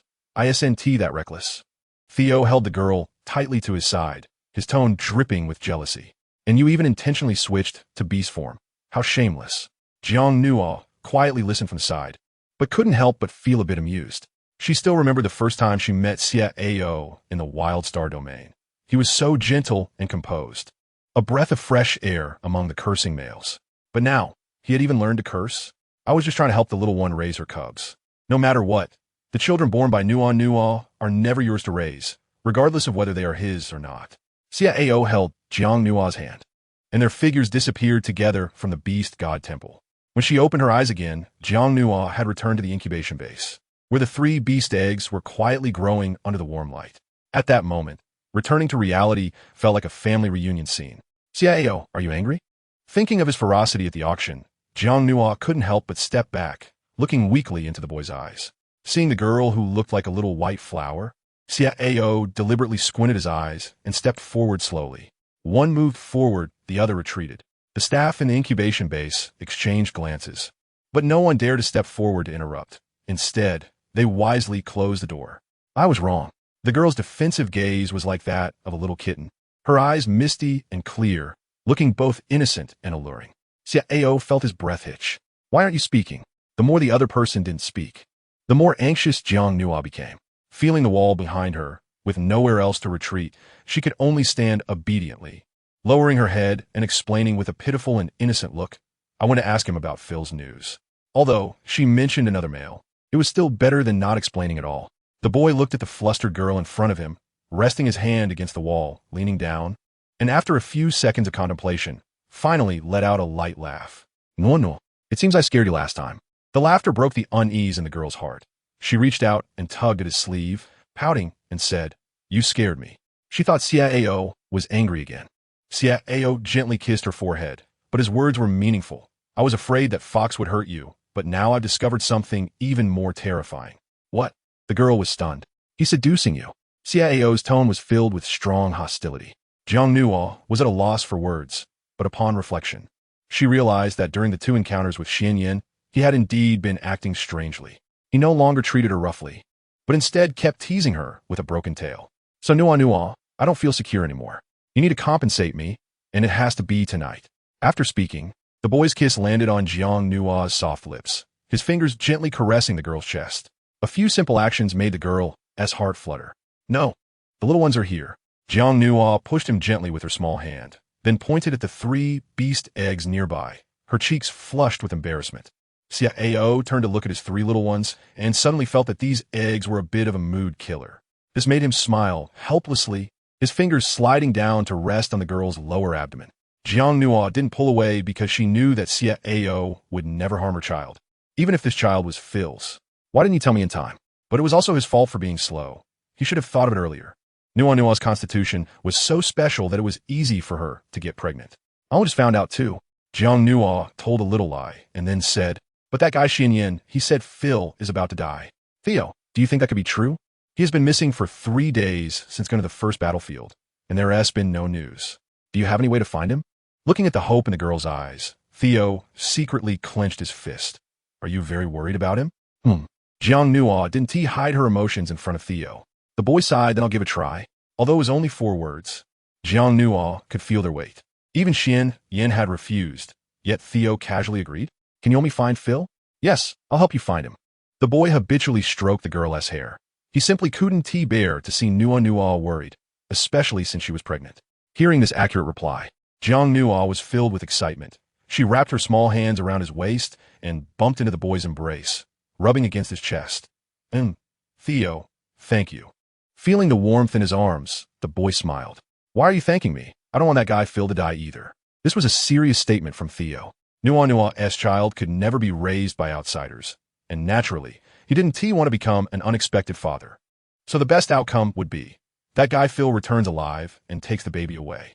Thinking about Nua carrying a tiger cub made him headachy because, in his impression, carrying a live beast man was much more difficult than a laying beast man. Thinking of this, the boy snorted lightly. If the tiger cubs dared to make things difficult for Nuaw during childbirth, he would definitely teach Phil a lesson. In the distant wilderness star region, deep in the first battlefield, on a desolate and silent planet, the view was nothing but lifeless, sandy ground. Smoke, blood, and a strong stench of corpses all mixed together, making one nauseous. From a distance, the occasional roar of beasts tearing and screams pierced deep into the soul, evoking an involuntary shudder. In a concealed cave, several injured soldiers in military uniforms were slumped inside, but even though they were severely injured, 2 soldiers at the entrance remained highly vigilant on watch. In a corner, a male figure leaned against the wall with his eyes closed. Despite being covered in bloodstains, he still exuded a strong and murderous fighting spirit.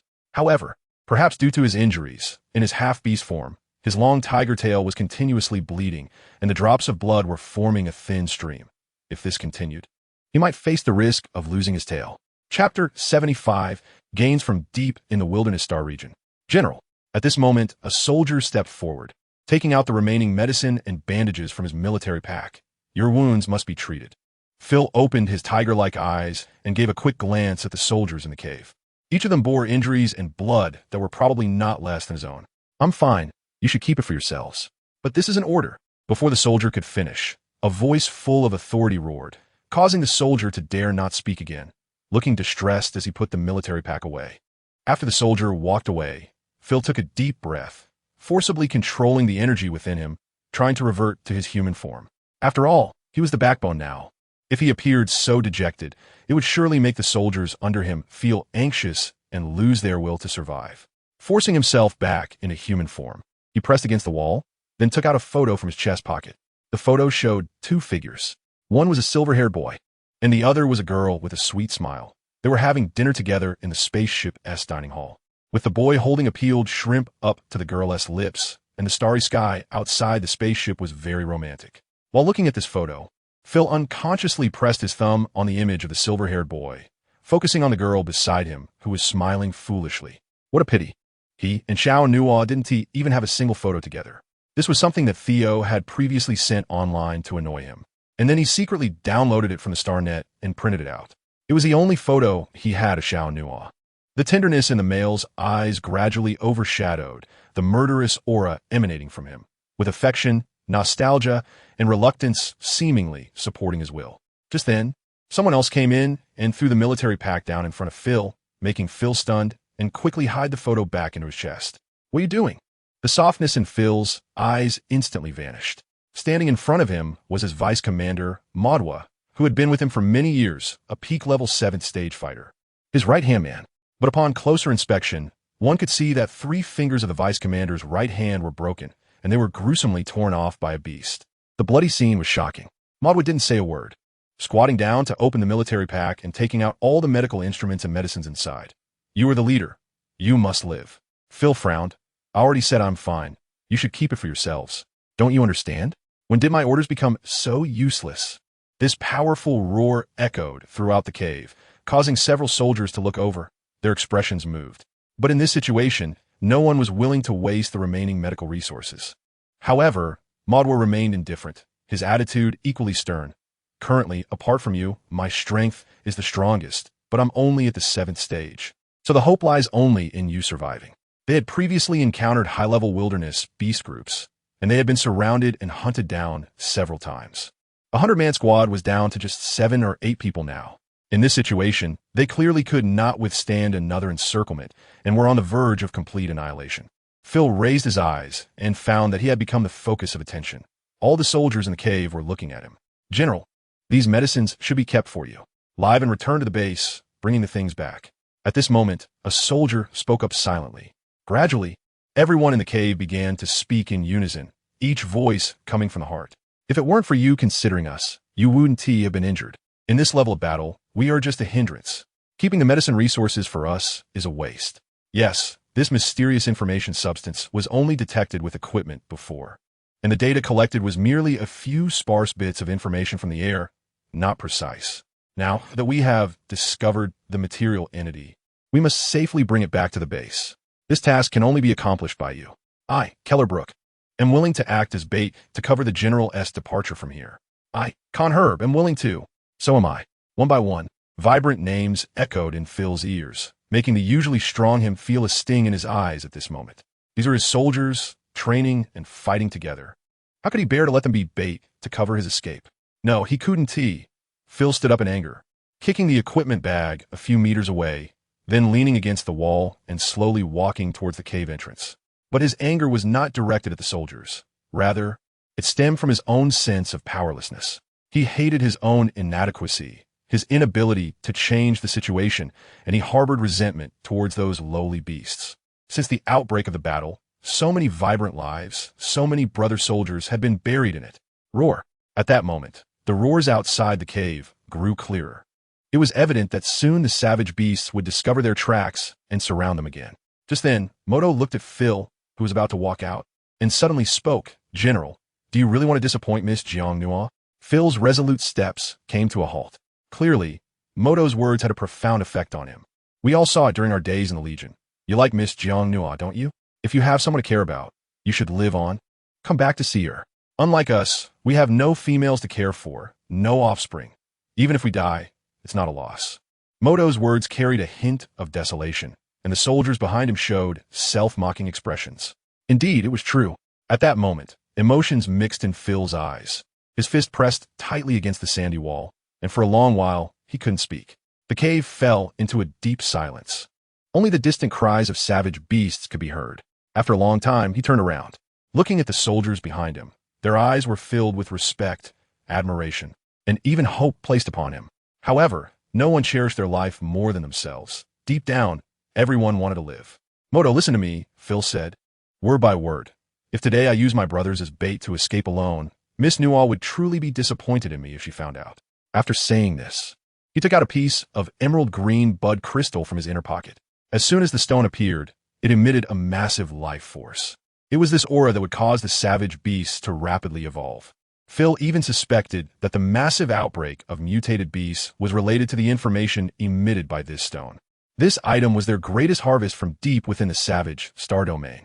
Chapter 76. Go into the battlefield base together crack. In the next second, amidst numerous astonished gazes, Phil used all his strength to crush the stone into 7 or 8 pieces. Then, with a wave of his hand, he accurately threw a piece to everyone. General, what are you doing?"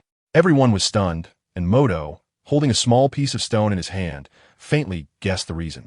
"Moto will take the military supplies. Everyone else scatter and run. As long as one person returns to the base, it will be a success."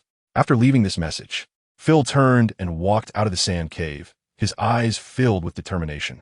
As soon as the stone was taken out, the information substance would become denser, accelerating the arrival of those savage beasts.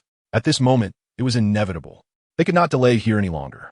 The reason for letting Moto take the remaining supplies was that aside from him, Moto had a 7th tier strength, giving him the highest chance of escaping. Roar! Roar! As Phil exited the sand cave, he saw the dense shadows of savage beasts in the distance, surrounding them. His figure flickered and transformed into a majestic tiger. Even covered in blood, he could not hide the kingly aura emanating from his bones. The fierce killing intent in his tiger eyes was palpable. With each step he took, the sand trembled slightly, affecting the speed and agility of those savage beasts. "Why aren't you moving?" Seeing the savage beasts about to charge, Phil, in beast form, looked at the soldiers who were reluctant to leave and roared to the sky, "Go! Leave alive! Take everything back!"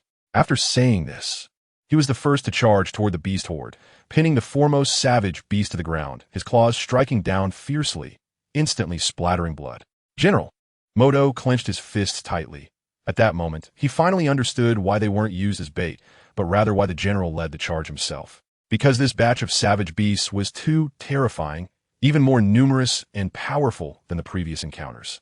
With his 7th tier strength, he probably couldn't hold out for long, and ordinary soldiers would likely be killed and eaten in a single encounter, essentially useless sacrifices. Only the general, with his 9th tier strength, could buy some time.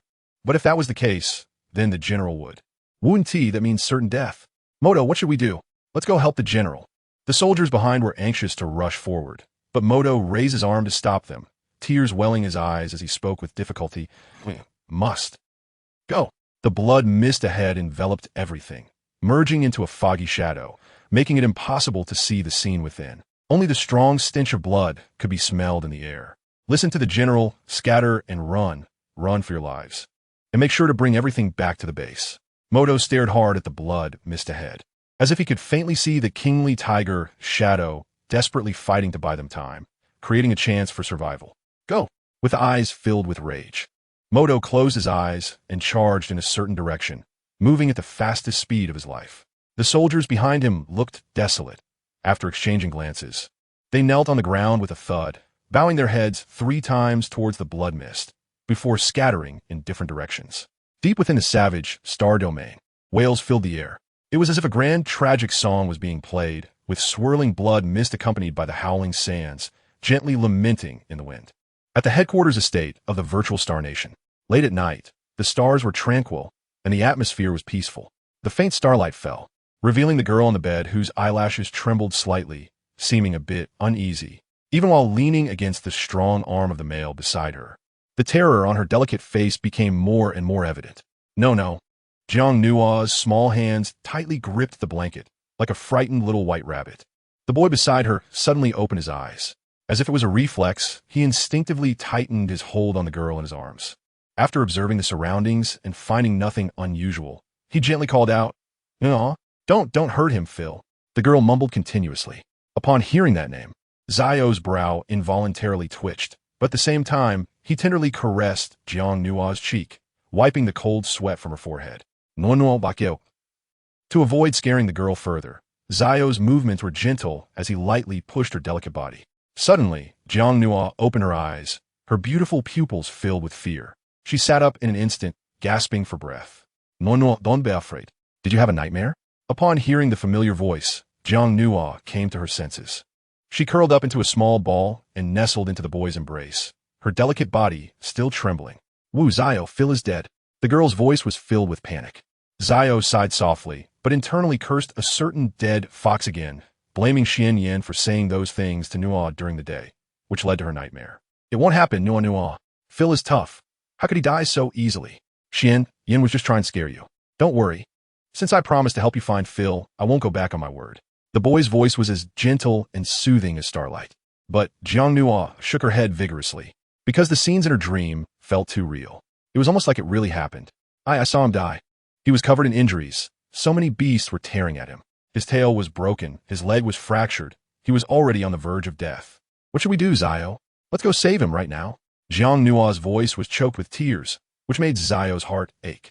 At that moment, he realized how much Phil meant to Nua. However, he didn't show any jealousy at that moment. Instead, he gently stroked the girl's back as if comforting her emotions, while explaining, Nua, it's okay, it was just a dream. Even if we set off now, it wouldn't help. It would take 6 hours to reach the front line base at the fastest speed of an S-class spaceship. I promise you, I'll go find out what's going on tomorrow. For now, let's get some sleep. Okay? The boy was very patient, as if he was coaxing the girl in his arms like the most precious little princess. Is it really just a dream? Jiang Nua sniffled a few times and then looked around the room, confirming she was indeed in her own bedroom. But if it was just a nightmare, why did it feel so real? Zio, promise me one thing. Suddenly, the boy felt a pair of soft little hands climb onto his chest, and the gentle touch made his body tense up, his throat tightening. This made Zio helpless. Just moments ago, when he lay on the bed, his robe was intact, but during his sleep, Nua's little hands were always restless, pulling and tugging, leaving him completely exposed. The little fairy in his arms was truly troublesome. Okay, I promise you. His voice was full of indulgence and affection as he wrapped his large hand around her small paw, preventing her from causing any more mischief. All right, you said it. Tomorrow I will go with you to the battlefield base. Chapter 77. A strange alter Zio's expression froze. But before he could utter a word of refusal, the girl in his arms suddenly pushed him down onto the bed, climbing on top of him, her soft body kneeling at his waist, gradually leaning down to cover his lips. Jiang Nua seemed to be intentional, not allowing him to say words of rejection. Immediately, a soft and obedient plea arose. Please, let me go with you, okay? I promise to be good and not run around. The girl's lips parted slightly, and with each word, they brushed against the other's thin lips. Her misty, watery eyes were incredibly clear, and a pair of small hands curled their fingers, gently scratching at the male's chest. Xiao sighed, lifting his arm to embrace the girl pressed against him, feeling helpless. Indeed, sharing a bed with Nua was both a pleasure and a torment. All right, he responded lightly, thinking that they were just going to the battlefield base, and as long as they didn't go too deep, there should be no danger. The starlight poured down, illuminating the night's silence, with the figures on the bed entwined in a harmonious and beautiful embrace. The next day, Beast God Temple. The attendants in the hall were waiting outside, and the only figure in the grand hall was the crimson silhouette on the throne. After Jiang Nuo was taken away by Xia Ao, Xian Yin occasionally glanced at the bracelet on his wrist, checking the friend list, staring every half hour, as if he had some ridiculous obsessive-compulsive disorder. No messages, no interactions, no deletions, no blocking. It seemed that after this friend was added, they had sunk into the sea, with no activity for a whole day and night. This little thing. Xian Yin shook his head, not knowing who he was saying it to. I said I wouldn't disturb you, but you don't know to disturb me a little? After saying this, he stood up, but just as he was about to leave the hall, suddenly, the halo around the beast god statue behind him flickered slightly. Xian Yan's footsteps immediately halted. His expression changed slightly, and he turned to look excitedly at the statue that had not responded for a long time, then rushed over. However, when he was a few meters away from the statue, he stopped to dust off his clothing and tidy up his appearance. After doing all this, he stepped forward and slightly bowed. Lord Beast God, do you have a new will to convey? The entire Interstellar Federation will follow your orders. After saying this, the halo on the statue spread, enveloping Xian Yin within it. It was as if it was conveying some kind of mission. However, during this process, Xian Yin's expression grew increasingly serious, filled with surprise, worry, and unease, clearly indicating that this transmission of will was not a good thing. Yes, I understand. A few seconds later, the halo disappeared, and Xian Yin frowned tightly, holding his breath and concentrating as countless thoughts gathered in his heart. A troubled expression appeared on his face. It was as if a thought was tugging at him, gradually ensnaring him, making it hard to extricate himself. Just then, an attendant walked in from outside the hall, reporting, Lord, just now the 1st Battlefield's garrison base received news that Lord Xia Ao from the Virtual Star Nation took a young lady there to investigate General Phil's information. Should we provide them with a complete battle trajectory? After all, once soldiers enter the battlefield, all battle trajectories and route animations are recorded, and only when they leave the virtual system coverage area and the signal completely disappears do they fall into a state of being uncontactable. Providing the battle route and trajectory can quickly deduce the current location and historical direction of the missing persons, making rescue much easier. However, upon hearing the attendant's words, Xian Yan's expression changed drastically, and he nervously retorted, He actually took her there? The attendant looked up in confusion, seemingly unclear about who the Lord was referring to. Moreover, wasn't this a very ordinary matter? Why was the Lord's reaction so intense? But just as the attendant was musing, he suddenly felt a blur before his eyes, and the crimson silhouette had transformed into light spots, rapidly disappearing, vanishing from the hall in an instant. Deep within the wilderness star region, after a night of wind and sand, the air was still thick with the smell of blood. A large number of wild beast corpses lay scattered, with severed limbs and broken legs everywhere, the stench of pus and blood making one feel nauseous. Among these foul-smelling corpses, a severed tiger claw was buried in the sand, with a half-broken tiger tail nearby. Yet, among this pile of corpses, there was no sight of an entire tiger beast body. A few hundred meters away from this battlefield, there was a high sand dune, but upon closer inspection, one could see that the center of the dune was slowly flowing, as if it were a vortex leading underground. There were also several miscellaneous items nearby, military caps, gloves, photographs, etc. Suddenly, a faint tiger growl came from underground, but the sound grew fainter, as if its owner was moving further away from the surface. Surprisingly, the flowing vortex also gradually disappeared, returning to flat sand. Dozens of meters beneath this sand, a male figure was rapidly falling, and the speed of the fall was extremely fast, quickly descending to a depth of 70 to 80 meters in just a few breaths, soon exceeding 100 meters. Moreover, he felt the surrounding air becoming colder, at least a dozen degrees lower than on the surface.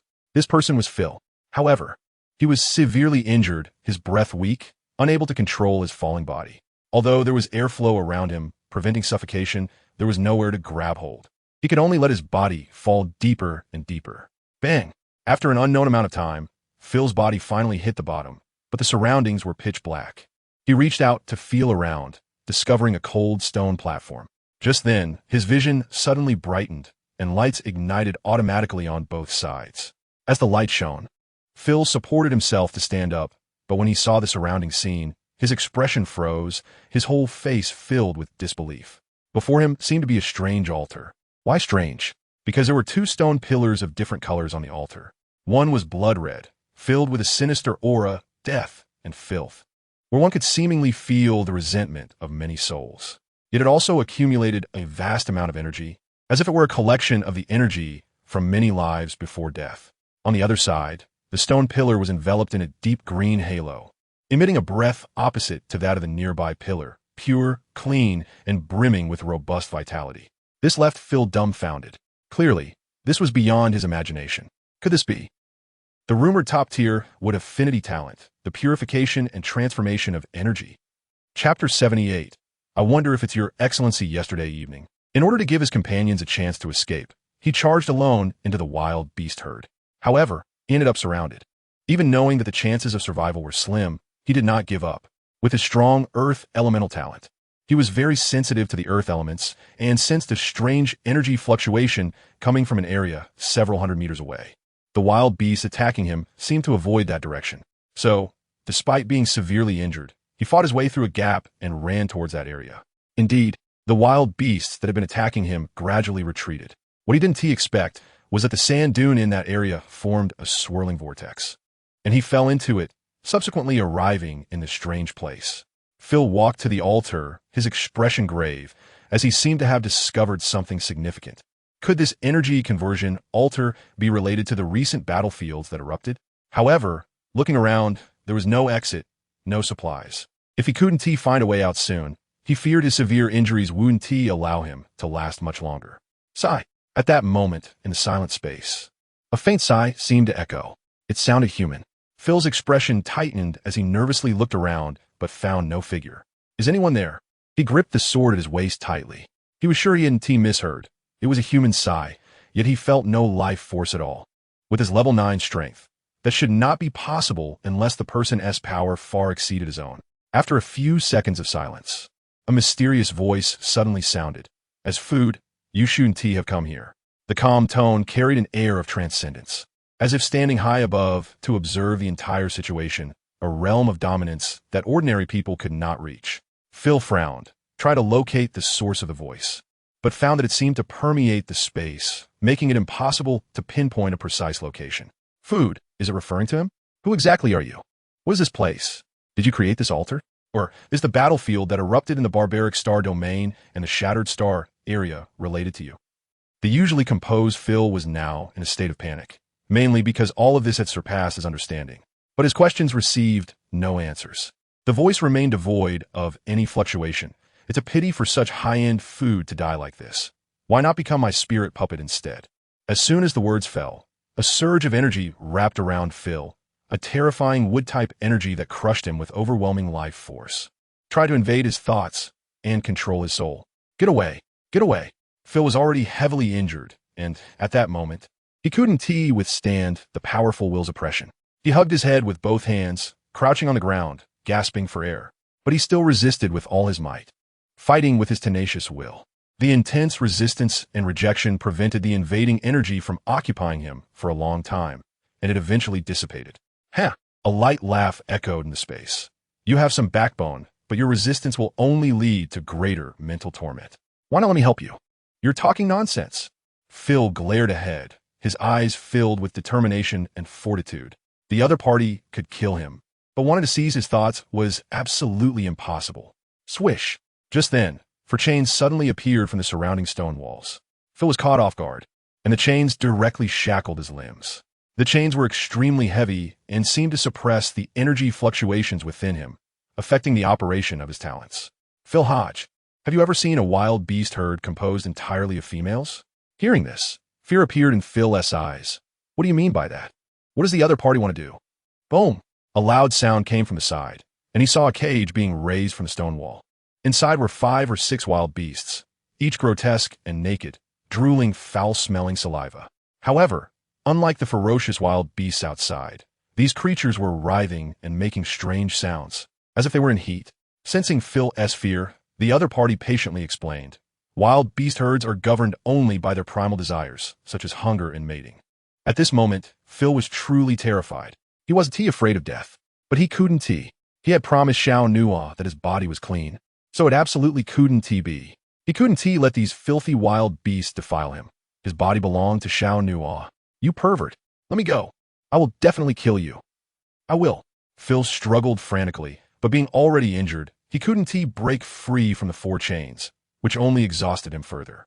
The other party's power was far too overwhelming, a direct crushing force, and such a person seemed rarely mentioned throughout the entire Star Federation. Wood-type energy, powerful strength. Could be I'll give you some time to think.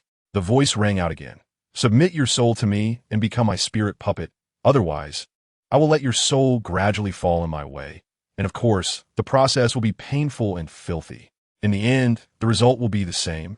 So why struggle? The voice in the space grew fainter, as if the other party was preparing to leave. But suddenly, Phil tightened his grip on the iron chains. Suddenly looking up, his voice filled with madness. Xiao Castile, do you recognize this name? Yet, no response came from the space. And in the next moment, Phil laughed. A cold smile that approached madness. Because he vaguely guessed the identity of this mysterious powerhouse. I think you recognize it. I've heard that behind the virtual Star Nation, there is a mysterious senior who is the most respected mentor of Xiao Castile. I wonder if it's your excellency? Haha, his laughter echoed throughout the space. The other party had not responded, but it only made Phil more certain of the answer in his heart. At the same time, his heart grew colder. Above the altar space, beside the familiar sand dune, a masculine figure stood against the wind. He was draped in a light, jade-colored cloak, and from the back, he appeared neat and elegant. The aura around him was fresh and clean, giving a sense of detachment from the world, as if even in the depths of this dirty battlefield, he could not be tainted in the slightest. His casual demeanor made it seem as though this place was merely a playground he had constructed. Suddenly, he slowly lowered his gaze, seemingly catching sight of the few items that Phil had previously dropped. Ignoring the other clutter, he bent down and picked up the corner of a photograph that had been buried under the wind and sand, and then his figure gradually disappeared. Chapter 79. She's Mine. The first battlefield base was located in the outer boundary area, in a floating data control room. Several officers and data personnel stood to one side, each wearing a helpless expression, because right in front of them, at the data control console, 2 figures were frantically reviewing. And the data they were examining belonged to the secrets of the battlefield. Respected Mr. Theo, we have submitted a request for data review to the sanctuary, and we kindly ask you to wait a bit longer. We're also just following orders, one officer spoke. If 2 savage beasts had rushed in, they would have organized to eliminate them long ago, but the young man before them had an extraordinary identity.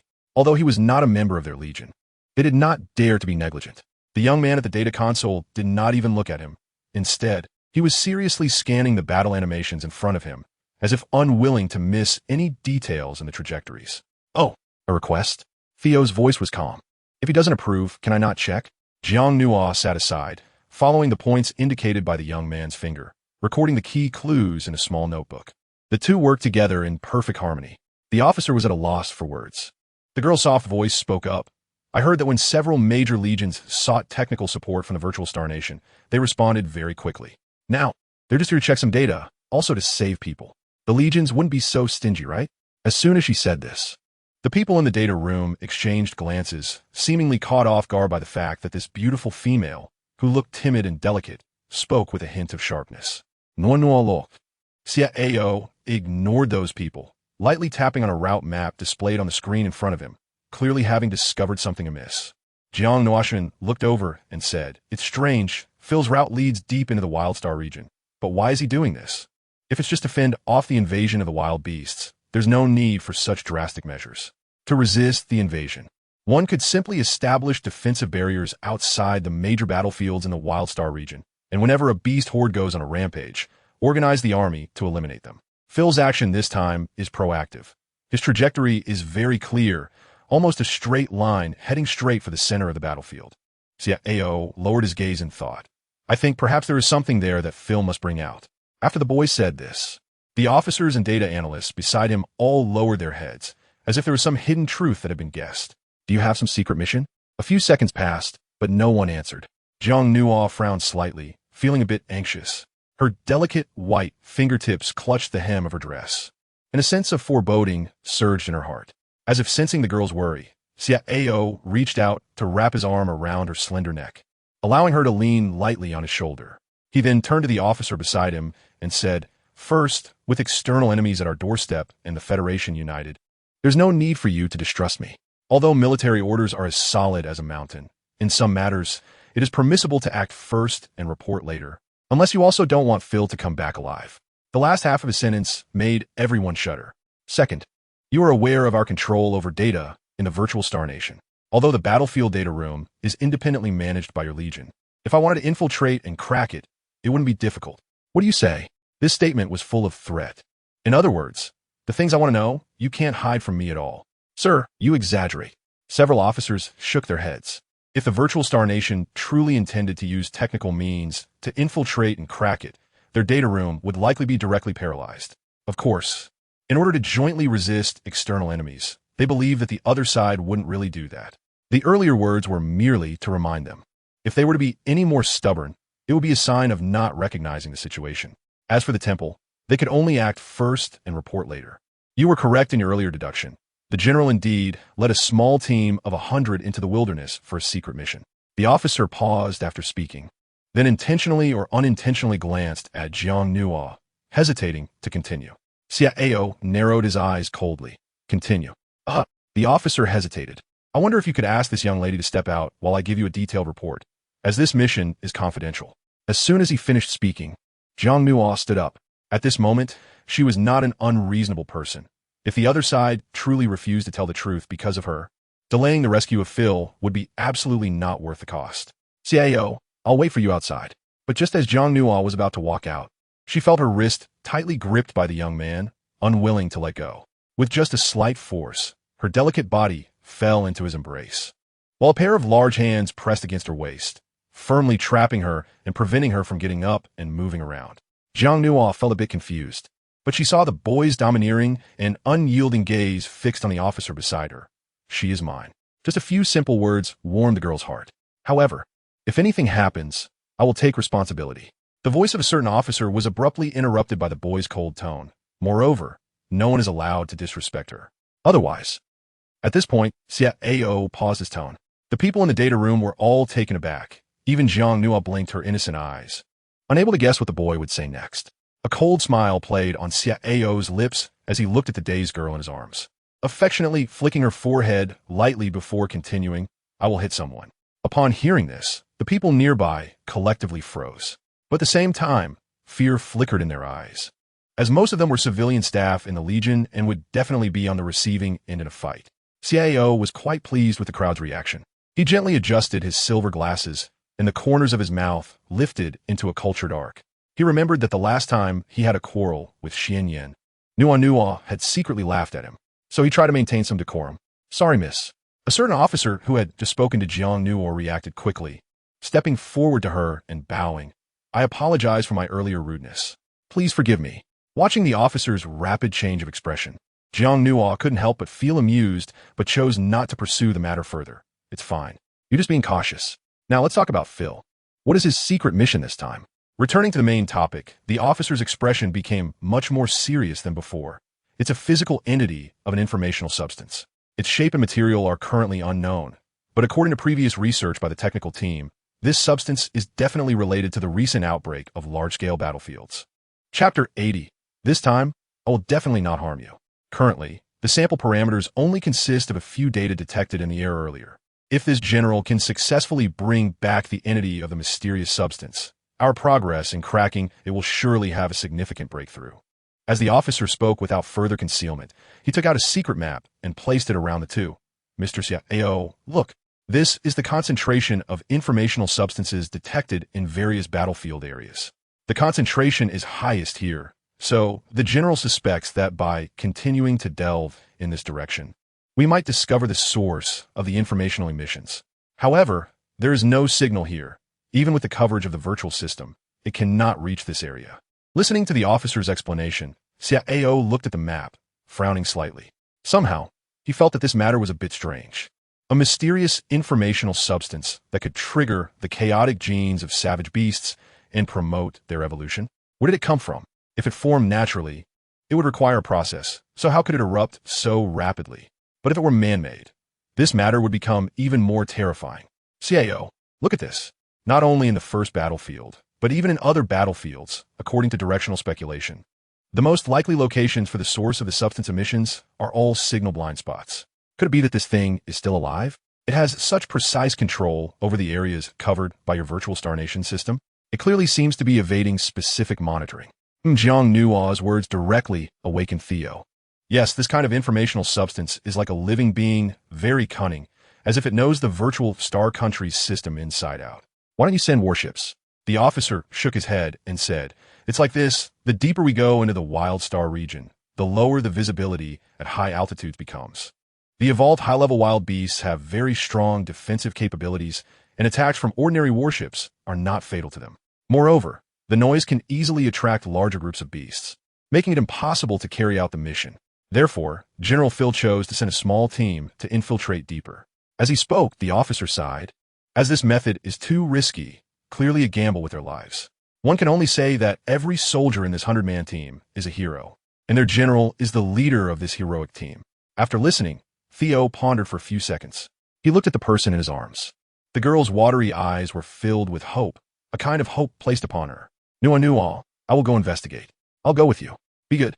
Wait for me here. The boy placed a finger beside the girl's lips, gently yet dominantly refusing. We agreed to listen before setting off. And we can't go back on our word. Jiang Nua looked anxious and grabbed the other person's arm. Then I won't let you go. Phil will naturally look for it. But your safety is more important. That place is a battlefield in the Wilderness Star region, and if you want to find Phil, you have to go deeper. Phil's team of 100 people has gone missing, and Theo is going alone. She's not insane. Sacrificing Theo to find Phil? Little did she know. After Jiang Nua finished that sentence, the boy chuckled softly to himself for a moment. It was just because the girl said, he is more important. For this sentence, he would be willing to risk his life, but isn't Nua taking this too seriously? Don't worry, I won't be in any danger. Theo gently pinched the girl's cheek. I'm not going to carry out any mission, so I could just take a spaceship there. I promise I won't leave the cabin. I'll follow the route map Phil took and see if I can find any clues along the way. Maybe there are still survivors from their team. But don't you want Phil to come back? Theo lowered his gaze, looking at the girl's small hands tightly gripping his, warmth blossoming in his heart. I'm more afraid that you won't come back. The boy pondered for a moment, then lightly tapped the bracelet on his wrist. So, we'll stay in contact. I won't leave the coverage area of the virtual system. I won't let you worry. Jiang Nua followed the direction of her gaze and looked at the wristband. At this moment, she felt conflicted. She really wanted to know Phil's whereabouts, but she didn't want Theo to take risks. Even though Theo assured her that the plan was very safe, she couldn't help but worry. When will you be back? Before dark. In the depths of the wilderness at night, visibility would be at its lowest, and he wouldn't be able to find any clues. He would definitely have to return. After saying that, Theo looked at the several officers beside him, and they immediately understood. Don't worry, we will provide a separate resting room for this female. And please be sure to be careful. Theo nodded, but his next words seemed like a reminder, yet carried a hint of threat. Don't forget, I am also helping you rescue someone, so you need to protect my person well. Understand? Yes, you can rest assured. The garrison base is still safe, and we will definitely ensure the safety of this female. The officer replied immediately. Beside them, Jiang Nua lowered her head and bit her lip, her small hand still reluctant to let go of the other's sleeve. Theo smiled, kissed the girl's forehead, then gently pried open Jiang Nua's fingers, whispering softly in her ear, be good and wait for me to come back. The garrison base was quite noisy. During this time, many task teams left one after another, and there were also wounded soldiers returning from battle. Jiang Nua was arranged to stay in a bedroom deep inside the house, where the noise was minimal and it was relatively quiet. However, she wasn't in the mood to rest at the moment. Over the past few hours, she had been in constant contact with Theo, fearing that he might suddenly stop responding or disappear. After all, Theo was alone and had not brought anyone with him. Even his personal secretary, Ghana, was left behind to get her something to eat. Just as Jiang Nua was focused on her wristband, maintaining contact with Theo, she suddenly sensed a sound at her door. In the next moment, her door was swung open with a bang. Startled, Jiang Nua immediately stood up. Logically, her resting room was specially arranged, and no one should disturb her. But the next second, she saw a masculine figure. A bright wine-red color caught her eye, and that familiar handsome face was androgynous. However, the person appeared unsteady on their feet, their long hair slightly disheveled, and even their clothes were not neatly arranged, as if they had rushed over without stopping. What are you doing here? Jiang Nua instinctively took half a step back. At this moment, Xian Yin retracted his usual playful expression and rushed in front of the girl, gripping her arm with his fair hand. Come with me. Jiang Nuo was taken aback, instinctively trying to break free. Let go. Why should I go with you? I asked you to help me find Phil before, but you were unwilling. Now that I've come on my own, are you going to stop me again? Seeing the girl struggle, Xian Yan's gaze momentarily froze, reminding him of the time he lost control and had tightly held onto the girl. At that time, he had hurt her. Thinking of this, he unconsciously loosened his grip. Freed from his hold, Jiang Nuo sighed in relief and immediately stepped back, warily staring at the male figure before her, because this was not a virtual world. It was reality. She was very afraid that this fox would do something to her. Xian Yin observed the girl's reaction, took a deep breath, and his emotions were somewhat complicated, but his words carried a hint of sincerity. Little one, it's very dangerous here. Let us leave together, the further the better. This time, I will absolutely not harm you. A new month, August is here. Dear ones, please support with tickets.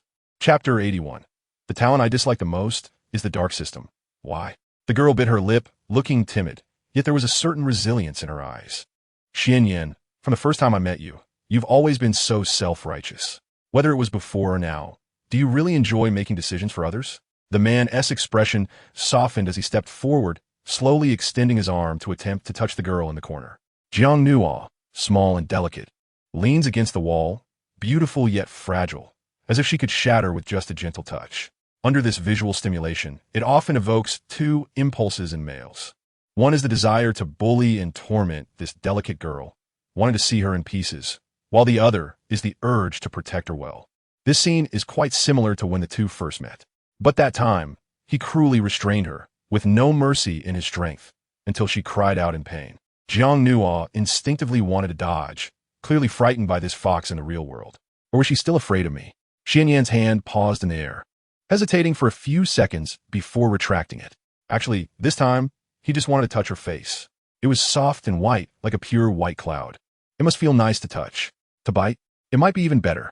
Xian Yin couldn't help but recall the bite he had given the little thing at the auction venue, a wonderful feeling he had never experienced in his life.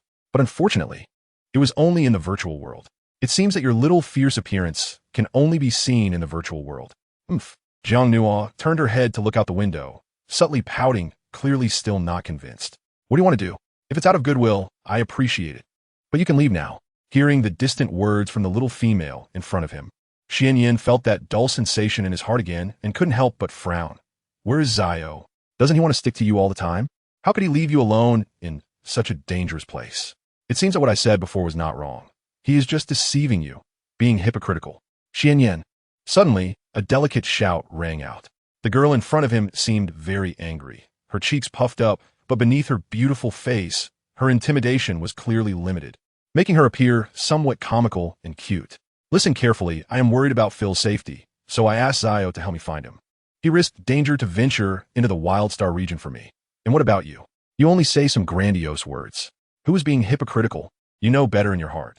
There's no need to always throw dirt on others. These words were Jiang Nuo speaking up for Zio. Sometimes she really didn't understand how this fox thought, always trying to tarnish Zio and Phil's reputation. Xian Yin felt a sting in his heart. Pulling you into this. They are harming you. But halfway through, he stopped again. What do you mean by pulling me in? Jiang Nuo was stunned. Xian Yin, do you know something? A trace of entanglement flashed in the man's eyes. Little one, don't get involved in Phil's matters anymore. Otherwise, you will be drawn in too. As he spoke, a stream of golden light spread from his right hand. I'm sorry to make another decision for you. I have to take you to a safe place. As soon as he finished speaking, Jiang Nuo felt she could no longer move. That golden light seemed to bind her like a shackled chain. But the power contained within was very gentle. Although it was controlling her, it was not rough and did not hurt her. But Jiang Nuo was still anxious. I won't go, let me go, I want to stay here.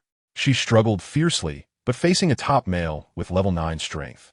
And with the other party's strength clearly restored, she could not resist.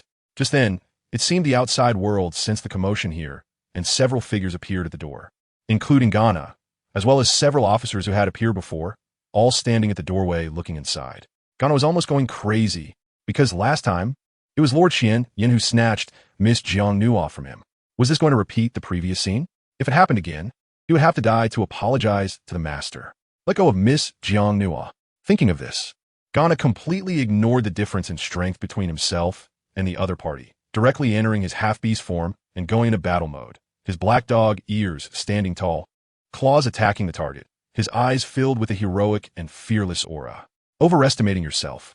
Xian Yan's voice was disdainful, and he used the same method, the light in his hand once again turning into chains to bind Ghana. But unlike before, this chain did not have the same gentleness. Instead, it gradually tightened, and a look of pain immediately appeared on Ghana's face. Gaina. The girl was full of worry, simultaneously glaring at Xian Yan. You are not allowed to hurt him. Let him go. Hearing this, Ghana, who was struggling desperately, felt a surge of emotion. Miss Zhang Nuo, who was also controlled by the golden chains, was still worried about him. The few officers at the door looked troubled, but no one dared to step forward. After all, the top male inside was their absolute leader.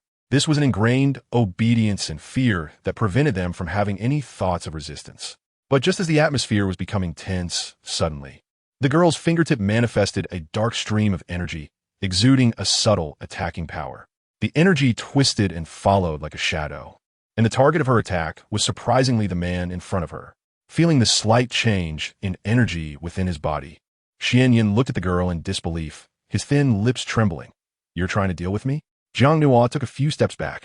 Clearly, you were the one who acted first. This was her first time using it since her talent awakened, and she was still inexperienced and clumsy. Moreover, the difference in strength between her and Xian Yan was too great, so the weakening she inflicted was quite limited. The little man's expression was somewhat sorrowful, his voice tense.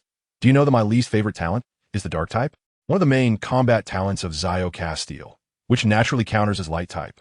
Your preferences have nothing to do with me. Zhang Nuo's small expression revealed a hint of stubbornness. You force me.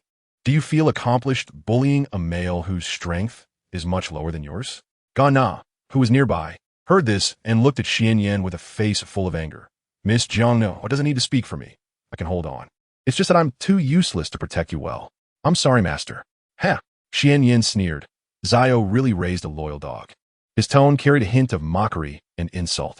Just as they were at a stalemate, Zhang Nuo's wristband suddenly beeped. She looked down, her expression turning to surprise. Because Zio had returned. Commander. At the same time, a soldier appeared. There's great news. Mr. Zio is back, and he brought back a member of a general's team. What? Several officers widened their eyes, and one of them even excitedly rushed forward. Who is it? It seems to be Deputy General Moto. Before he could finish speaking, the soldier felt several figures quickly disappear beside him. Zhang Nuo was also struggling. Xian Yan. Let me go. CIAO is back. I want to see him. Chapter 82. He seems to have become stupid. No, you must come with me. Xian Yan walked over, grasped Zhang Nuo's hand, and the golden halo around him enveloped her, seemingly wanting to take her away immediately. But it made Ghana anxious, yet he was helpless. The girl's brows were tightly knitted together. Suddenly, her delicate face was filled with pain, her body trembling as if experiencing some kind of agony. This made the man beside her pause. What's wrong? Xian Yan released Zhang Nuo's hand, feeling the girl's body trembling lightly, and suddenly felt a tightness in his heart. Could it be that he had been too rough? Seeing this scene, Ghana struggled even harder, and shouted at Xian Yan, You madman, don't you dare hurt Miss Zhang Nuo again. Otherwise my master will never let you go. At this moment, Xian Yan had no time to pay attention to Ghana, and his gaze, somewhat tense, was focused on the girl. I feel unwell. It hurts so much. The girl crouched down, curling into a small ball, looking extremely pitiful. Little did they know, Zhang Nuo secretly buried her face in her knees, her eyes flashing with a hint of cold cunning. That's right, she was pretending. The purpose was just to buy some time. If not for this, with Xian Yan's light-type talent, he would take her away immediately, and CIAO would have a hard time catching up. But what Zhang Nuo didn't expect was that in the next second, she felt the golden chains on her body disappear. Xian Yan, let her go. She saw the man half crouched in front of her, his hands resting on her shoulders, looking somewhat worried and confused. What's going on, little thing? Are you hurt somewhere? Did I hurt you again? Xian Yan's eyes were filled with self-doubt. Even the hands resting on the girl's shoulders were very light. Although he had used restraint on the girl, he had controlled the force very precisely, so he shouldn't have hurt her. But, thinking of the various scenes in the Legion, Xian Yan felt a lack of confidence. He subconsciously thought that this time it might still be his fault. Can you move away a bit? I feel unwell. I can't breathe. The girl stretched out her small hand and pushed against the man's chest. The force is light as cotton. But when Xian looked at the painful expression on the girl's face and her weak, helpless appearance, he instinctively stood up and took a few steps back. All right, I'll keep my distance. Is it better for you now? However, seeing the man act so obediently, Jiang Nuo felt a bit puzzled. What's going on? Isn't this fox always able to see through me? He has exposed my disguise several times. How could he be easily deceived this time? But Jiang Nuo had no time to think deeply. She glanced at Xian and noticed he was already standing 5 meters away. At the same time, she sensed the information from her wristband and understood where Xiao was at that moment. After a few seconds, she seemed to seize the opportunity. Suddenly, she stood up. Then she ran towards the door without looking back. Xian's expression changed, but just as he was about to stop her, he saw a silver figure flash by not far away, and the girl running towards the door collided into the embrace of that silver figure. At that moment, Xian clenched his hands tightly, as if he understood everything. He suppressed the turmoil in his heart, his voice tinged with bitterness. Little thing, still so cunning. It seems I've become stupid. He had never been fooled by the little one's disguise before. What irony. By the door, the girl snuggled tightly in the boy's arms, revealing a finally relieved smile. Xiao, you weren't hurt, right? Jiang Nuo wrapped her arms around his waist, rubbing against the boy's chest like a little cat, filled with reliance. The boy smiled and shook his head, gently kissing the girl's cheek, explaining, Don't worry, Noah. I'm fine. When I first entered the Wild Inner Zone, I found a vice captain of the Phil squad. He should know about Phil's situation. However, when I found him, he was already unconscious, and the medical staff of the base are currently treating him. He should wake up soon. Xiao's voice was very gentle, but his gaze shot toward Xian, a coldness bursting forth from his calm eyes. At the same time, he waved his hand, and a surge of dark energy rushed toward Ghana, targeting the chains on Ghana's body. Then, with a loud bang, the chain shattered, and Ghana regained his freedom. And at close range, Jiang Nuo could deeply feel how immense the dark energy Xiao had just released was. Dark-type talents possessed a profound destructive power, capable of suppressing most talent types. Even the rare light-type talent had a relationship of mutual restraint. Is this the effect one can have after reaching the 9th rank? Jiang Nuo felt a bit of anticipation, which also deepened her desire to improve her strength. Master, it's all my fault. Ghana walked up to the boy, lowering his head in self-blame. I didn't protect Miss Jiang Nuo well, and I've made the same mistake again. Please punish me. At that moment, Ghana looked dejected, resembling a dog that had made a mistake. It's not your fault. At that time, a gentle voice from the girl beside them spoke up. He has done his best. Xiao, this is not Ghana's fault. Whether it was last time or this time, Ghana had no chance to fight back against Xian. When Ghana heard Jiang Nuo plead for him, he slightly lifted his head to sneak a glance at the girl, and waves of emotion surged in his heart, silently cursing himself. He had been too harsh before. Because of General Phil, he had even blamed Miss Jiang Nuo. From now on, he decided, Miss Jiang Nuo would be his most respected mistress. No other female could replace her. Xiao didn't reprimand him too much, just nodded slightly, and said, You go to the medical bay. If Moto wakes up, tell me immediately. Yes. Ghana immediately accepted the order and left. The room was left with only 3 people. The 2 males exchanged glances, and the smell of gunpowder in the room thickened again. The contrasting colors of light and dark seemed to collide in the shadows, making even the air feel heated. Suddenly, the boy spoke. No, I want to make a move. Is that okay? Huh? The girl was momentarily stunned. Since when did Xiao start asking for her permission before fighting? Xian narrowed his eyes, glanced at the girl in the boy's arms, and took a deep breath. Xiao, I'm not here to fight with you this time. After inheriting the new beast goddess will, he sensed that this incident was somewhat serious. He had come here based on an impulse.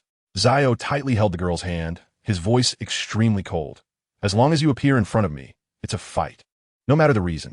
In the virtual world, it wasn't necessary, but in reality, he really couldn't suppress his desire to beat this fox to death, especially since the other party always targeted Nuo. That was his bottom line. It seems you are truly confident yet foolish. Chapter 83. You can't go. I won't let you go. That's enough. At this moment, Jiang Nuo suddenly spoke. Xian, since you say you're not here to fight, do you know some inside information about me? Is it related to the battlefield's outbreak or Phil? Please clarify.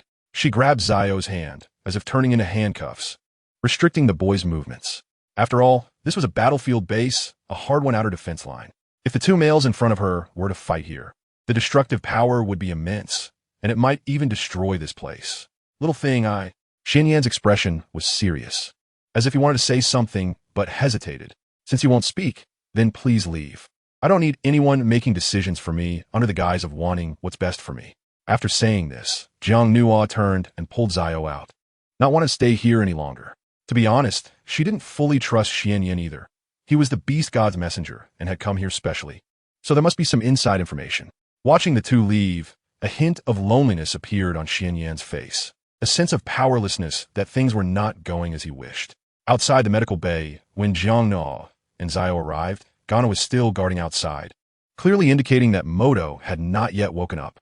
Zhao sat down beside the girl, waiting to inquire about Phil's situation after Moto woke up.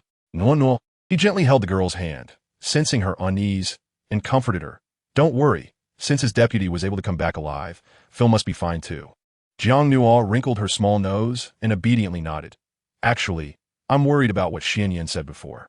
He said that you guys pulling me into this is to harm me. As soon as these words were spoken, Gana's face was filled with anger. This madman only knows how to sow discord between the master and Miss Jiang Nuo. It's really despicable.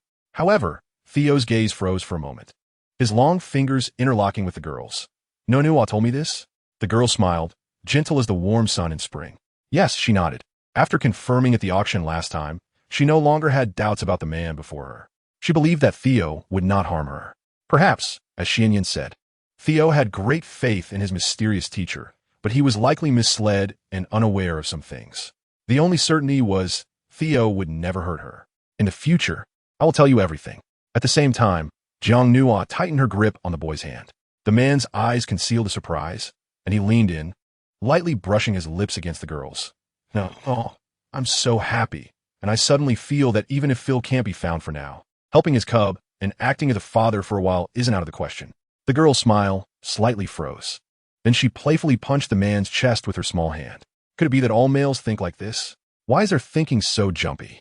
She then returned to the main topic. I think Xianyan is hiding something from us.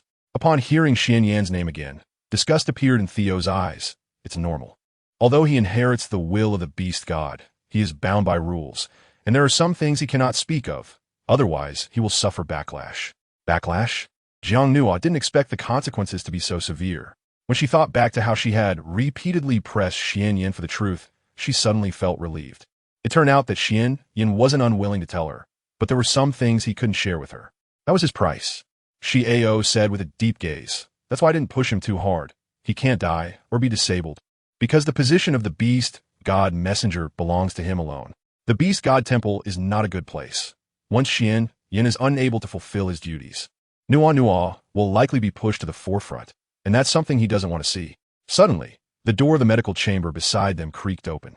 Jiang Nuo immediately stood up and looked at the few medical personnel coming out from inside, all of whom were sighing. How is it? The leading medical director shook his head and said, It's too tragic.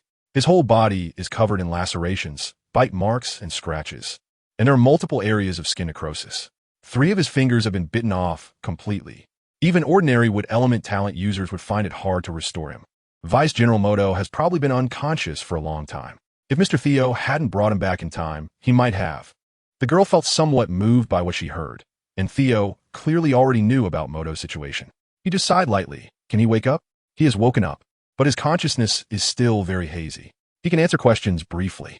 As soon as the medical director finished speaking, Jiang Nuo couldn't help but pull Theo inside. The medical chamber was very quiet, with only the faint sound of medical equipment operating. On the hospital bed, Moto lay there, his wounds bandaged, with repair tubes inserted into his body. Many members of the medical team were wood element talent users, so some of Moto's simple external injuries had been treated, and the bleeding had stopped. However, he was clearly still very weak, his eyes half closed, and his breathing was very faint. General, Moto's lips moved slightly as he murmured these words. Jiang Nuo's eyes lit up, and she immediately leaned in. Mordo, are you talking about Phil? How is he? Do you know where he is? At that moment, Mordo's vision was blurry, and he couldn't see the scene in front of him clearly. He just used all his strength to say, Save the general. He is surrounded by the savage beasts. The coordinates are 623, 748. Hurry and save him.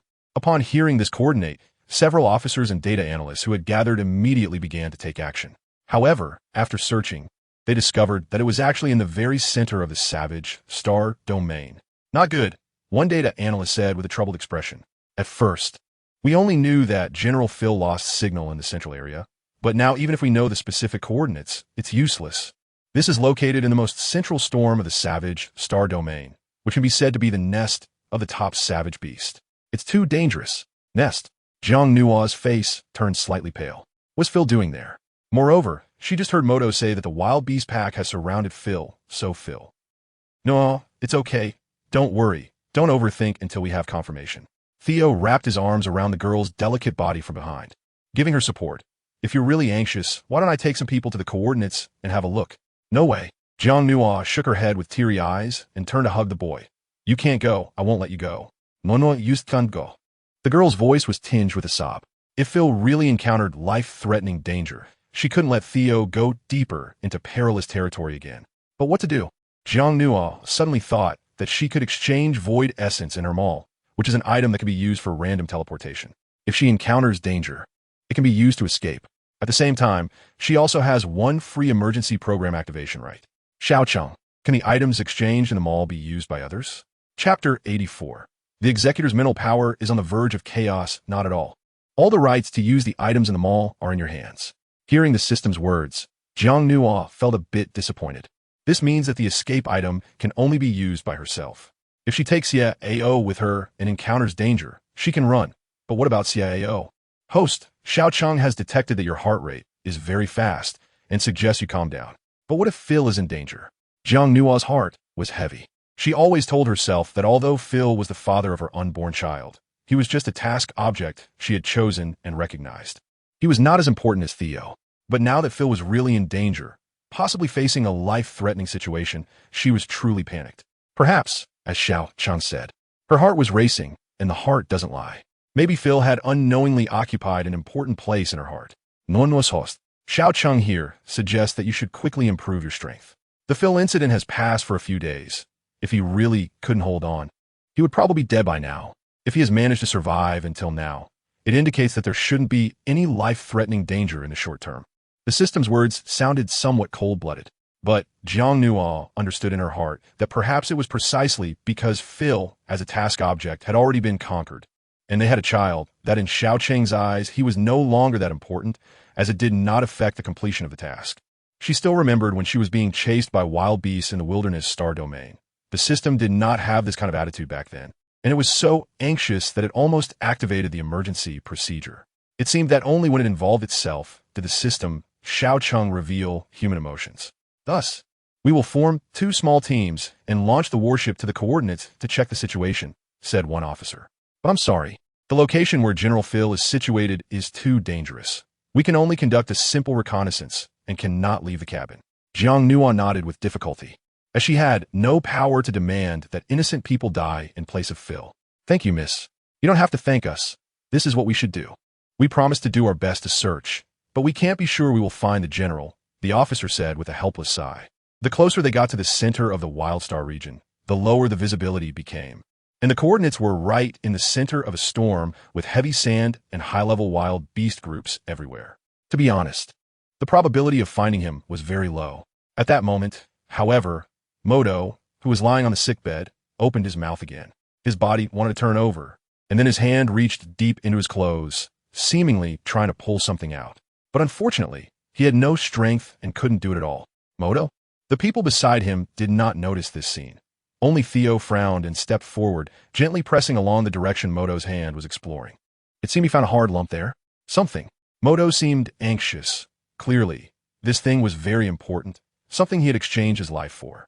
Theo pulled out a very small bud crystal from the innermost pocket of Moto's clothing.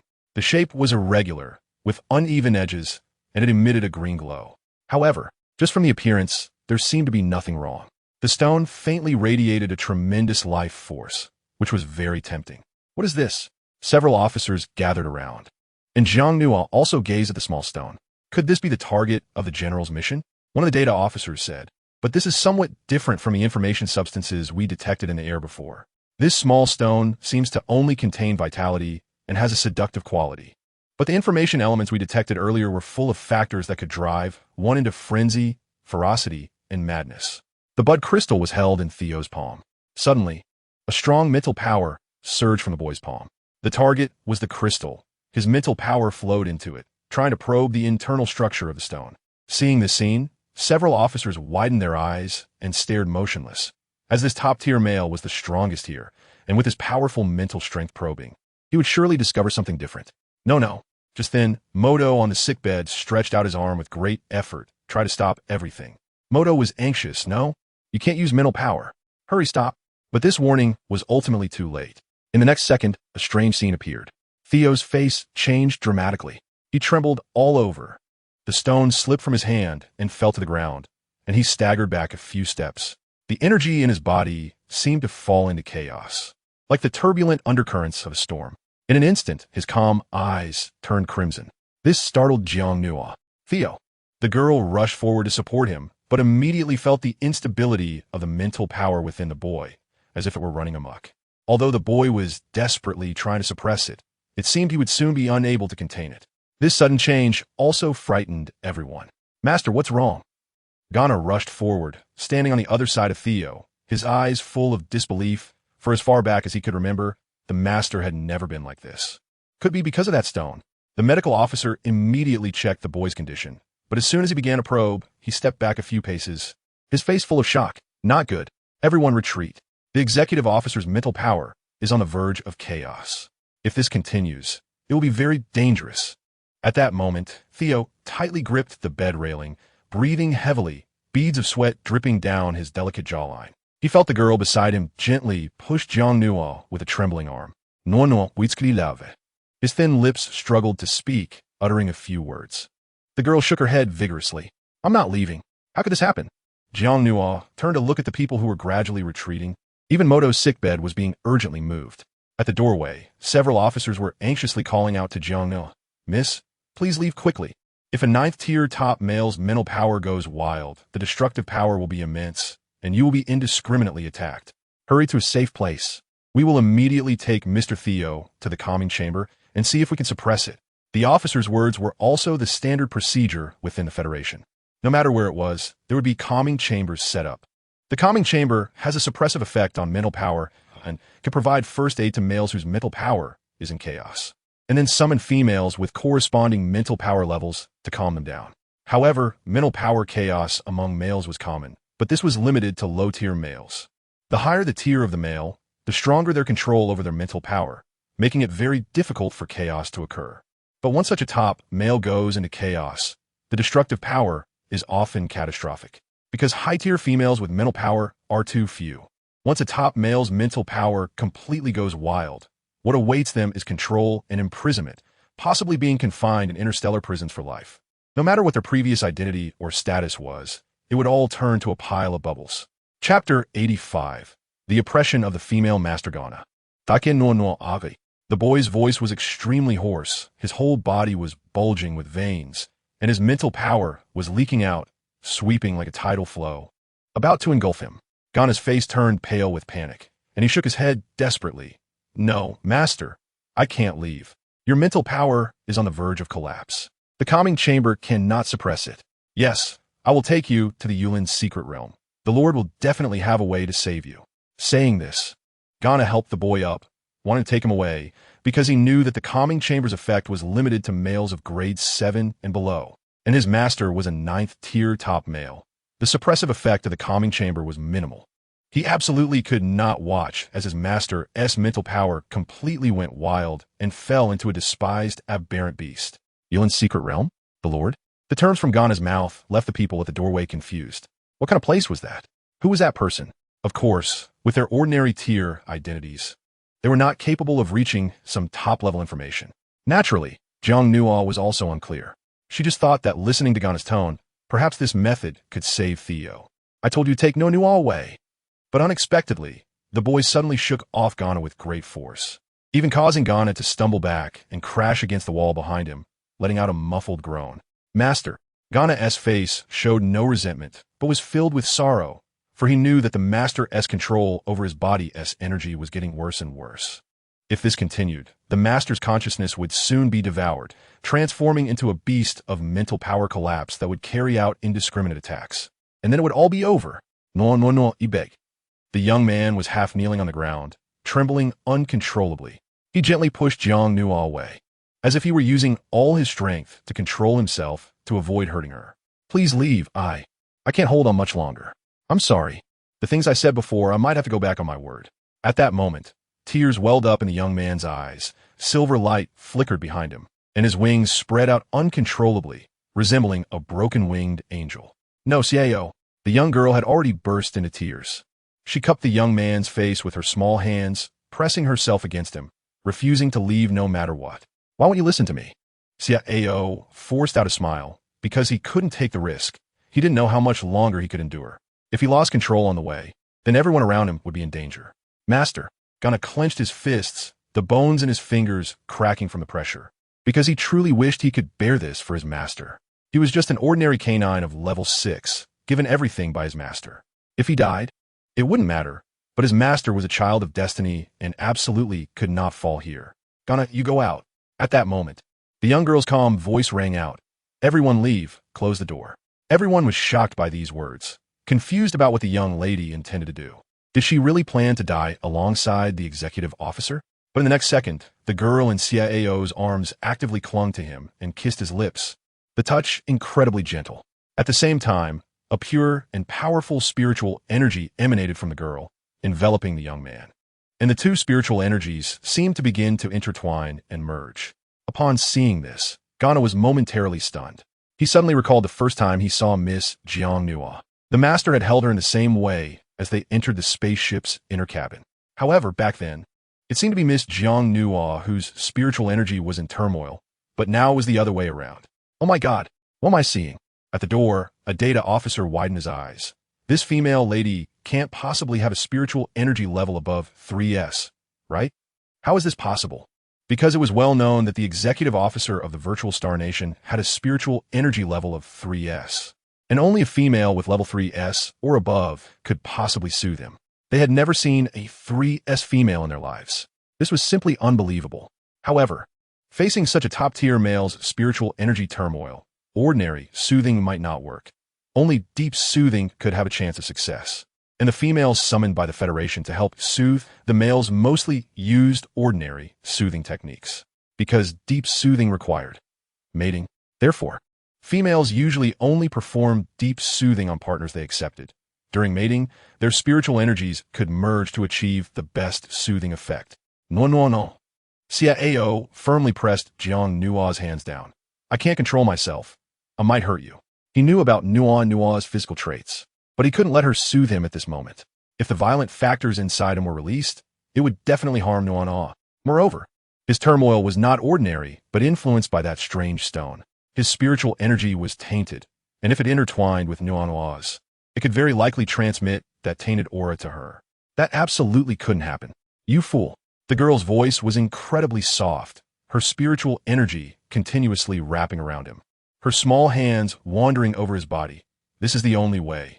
Are you going to let me watch you fall? After speaking, Jiang Nua exchanged a glance with Ghana, and he read a command from her eyes. It was a sense of pressure as the female master. Go out, close the door. Yes. Ghana did not hesitate for a second this time.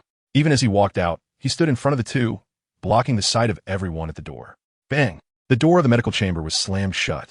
The crowd outside was quickly dispersed, and apart from Ghana, no one dared to linger. Several officers even called in the military to designate this area as a security zone, because if the young female's soothing failed, the 9th level male's spiritual energy turmoil would have to be controlled immediately. Outside, Ghana kept taking deep breaths, feeling incredibly tense. He sensed the merging of the two spiritual energies inside, which was even more intense than that time on the spaceship. Inside the chamber, the male seemed to have completely lost control under the desperate suppression, but his spiritual energy was being wrapped and guided by the girl, preventing a total upheaval. Jiang Nua's breath became increasingly heated, but a glimmer of determination flashed in her eyes. She had to save this man just like when they first met, when Theo had unhesitatingly saved her. Xiaocheng, will the baby be okay? She was not worried about herself. Enduring some pain was nothing for her. She could bear for Theo. What she was worried about was the baby. Don't worry, host. Your previous concerns are unnecessary. The primary function of the Xiaocheng system is to protect you and the child. So no matter what you do, the baby will be safe. Chapter 86, Xianyan. You must not harm Theo. Hearing the system's definitive answer, Jiang Nua finally felt at ease. She completely emptied herself, channeling her mental power to pour out. Theo's thin lips were bitten by himself, the corners stained with blood, clearly showing that he had just endured immense pain and effort to maintain self-control. But under the gentle soothing of the girl beneath him, he ultimately fell into it, unable to extricate himself. Tear. Jiang Nua only felt a chill on her body. Her dress was violently torn apart, and the masculine hands roughly kneaded her body with an uncontrollable force, making her unable to suppress a soft moan. But even so, she still tightly embraced the young man, as the intense, dull pain and the unpredictable frequency seemed to threaten to engulf her. Xiao, you mustn't get hurt. The girl gritted her teeth, looking at the man on top of her with bloodshot eyes and a crazed expression. The other's uncontrollable movements were becoming too much for her to bear. Suddenly, she lifted her body and bit down hard on the masculine neck, a metallic sweet taste instantly flooding her mouth. Just as their spiritual energies completely merged, Jiang Nua felt something was off. What? Beside her, the boy, who had been wearing an inner garment for many years, was still awake, but his face was terrifyingly pale, his tattered dress hanging precariously beneath him, seeming about to slip off as his delicate body swayed. Get out. Yang Lei's eyes held compassion, and a painful feeling of restraint arose in his heart. Snake blood? Xiao tightened his hold on the boy, a stern yet warm aura gradually emanating from beneath him. Although this could suppress the toxic heat, it was the right feeling that provided some comfort to the boy. Just as the other boys fell to the ground, Xiao came to your side, supporting your delicate body. It was known that it hadn't been long. Hearing that, Yang Lei furrowed his brow. He dares to hurt me. You fight him, Xiao. He listens. It's allowed for him to harm Xianyan. Upon hearing the system's reminder, Jiang Nua was taken aback. Why would I doubt my own words? Immediately, she felt a flash of crimson behind her eyes, blocking her view of the boy. You sat quietly here, holding the sleeping boy, feeling that the other's body and spiritual energy had not yet recovered. Xianyan seemed to be fine, only temporarily in a deep sleep. Big Orange you? You're so annoying. The restless sensation of heat within Jiang Nua became increasingly apparent, even seemingly milder than during the auction. It was as if her anger towards Xianyan had shifted to the large secretary behind her. Why him? Jiang Nua's voice was heavy, and although her body was wrapped up, she could still feel the heat radiating from within. So hot. Talp, talp, talp. Stop it. Because the other party was wrong. With my level 6 strength guarding the door, I couldn't cause any obstruction. Lord Xiao completely couldn't rush in earlier to break Jiang Nua's comforting retreat. Otherwise, the master would definitely face danger. Slowly let go of Sister Jiang Nua. Is Lord Yang Lei taking advantage of the situation? This caused Ghana to spit out a mouthful of blood. Sister Jiang Nua. Until the other boys were left weak and limp. Jiang Nua was both angry and anxious, but in the end, her powerful hand still slid away, and she truly insisted on staying. Suddenly, I noticed a dazzling light flashing in front of me, and then the hatch was violently opened. At the same time, someone spoke. Are you taking advantage of someone's misfortune? Even the breathing sounds are getting heavier and heavier. Just as Ghana wanted to rush forward, a strange masculine voice suddenly reached her ears. Because the male master I recognized was currently lying in another male's embrace. Would he go crazy when he woke up and found out? Fool, does he find your body comfortable? If you come, can he save you? Yes. Do you remember that strange snake blood at the auction? But you ruined the fun. This was actually Ghana leaning against the wall, looking pale. Clearly, she couldn't shake off the boy's hand effortlessly, but she couldn't. It was as if something negative buried deep within her was being pulled out. Listening to the boy's soft pleas, Theo's raised hand gradually formed a fist, but it didn't fall for an attack. Ghana rushed forward, protecting the one behind her for many years, but she looked at Jiang Nua with the same worry. The fist that had just been clenched was mercilessly thrown out, and a beam of light directly blasted Ghana several meters away, crashing hard against the wall. What was he trying to do? But when Ghana saw the scene inside the hatch, she was taken aback and immediately stiffened her face. That's right. I still have a way to go. You suddenly remembered that after Bai Lin helped you suppress the toxins in your spiritual consciousness. Wasn't it because of that stone, using the opportunity to soothe Xianyan, that was pulled out again? But at that moment, she sensed a very familiar aura wrapped within Theo's spiritual power. A mocking laughter rang out. If you really wanted to take advantage of someone else's misfortune, you should have rushed over earlier. Why wait until now? Theo looked at the boy in his arms, his eyes filled with restraint, while glancing at the side where there had been many years of longing. You said it before. I will kill him. At the same time, it seemed that Ghana inside also sensed that the two spiritual powers in the cabin had not gradually subsided. Saying this, Theo raised his hand, seemingly to attack the sleeping one beside him. Seeing that scene, Jiang Nua used all her strength to tightly grasp the woman's wrist with both hands. Master, you had just pulled the clothes that had been torn earlier over your body, staggering to stand up, but then found that the host was detected by DeChong, indicating that the toxin buried deep within you was ending its active spread. Sister Jiang Nua? Was there no connection between the two? The two slender arms of the man propped up on the ground, and he couldn't even shout out loud.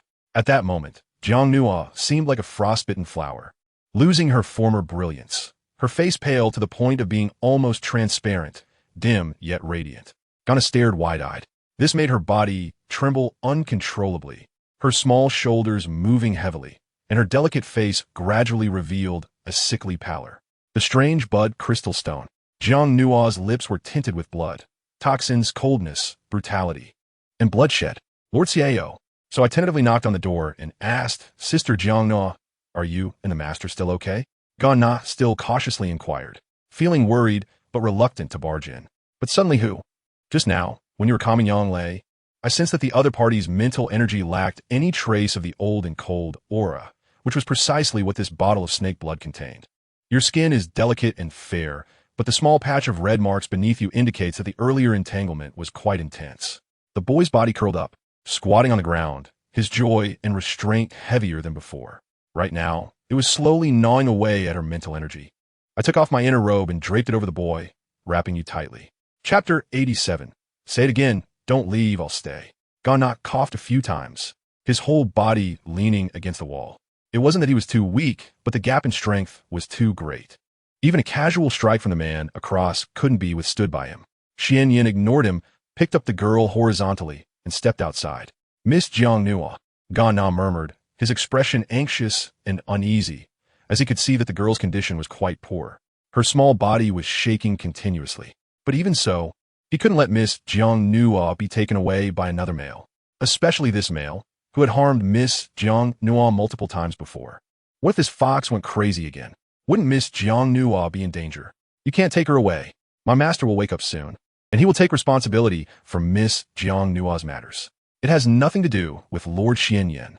Gana rushed to the door, blocking the two with nothing to rely on but his frail body, building a stubborn wall of flesh.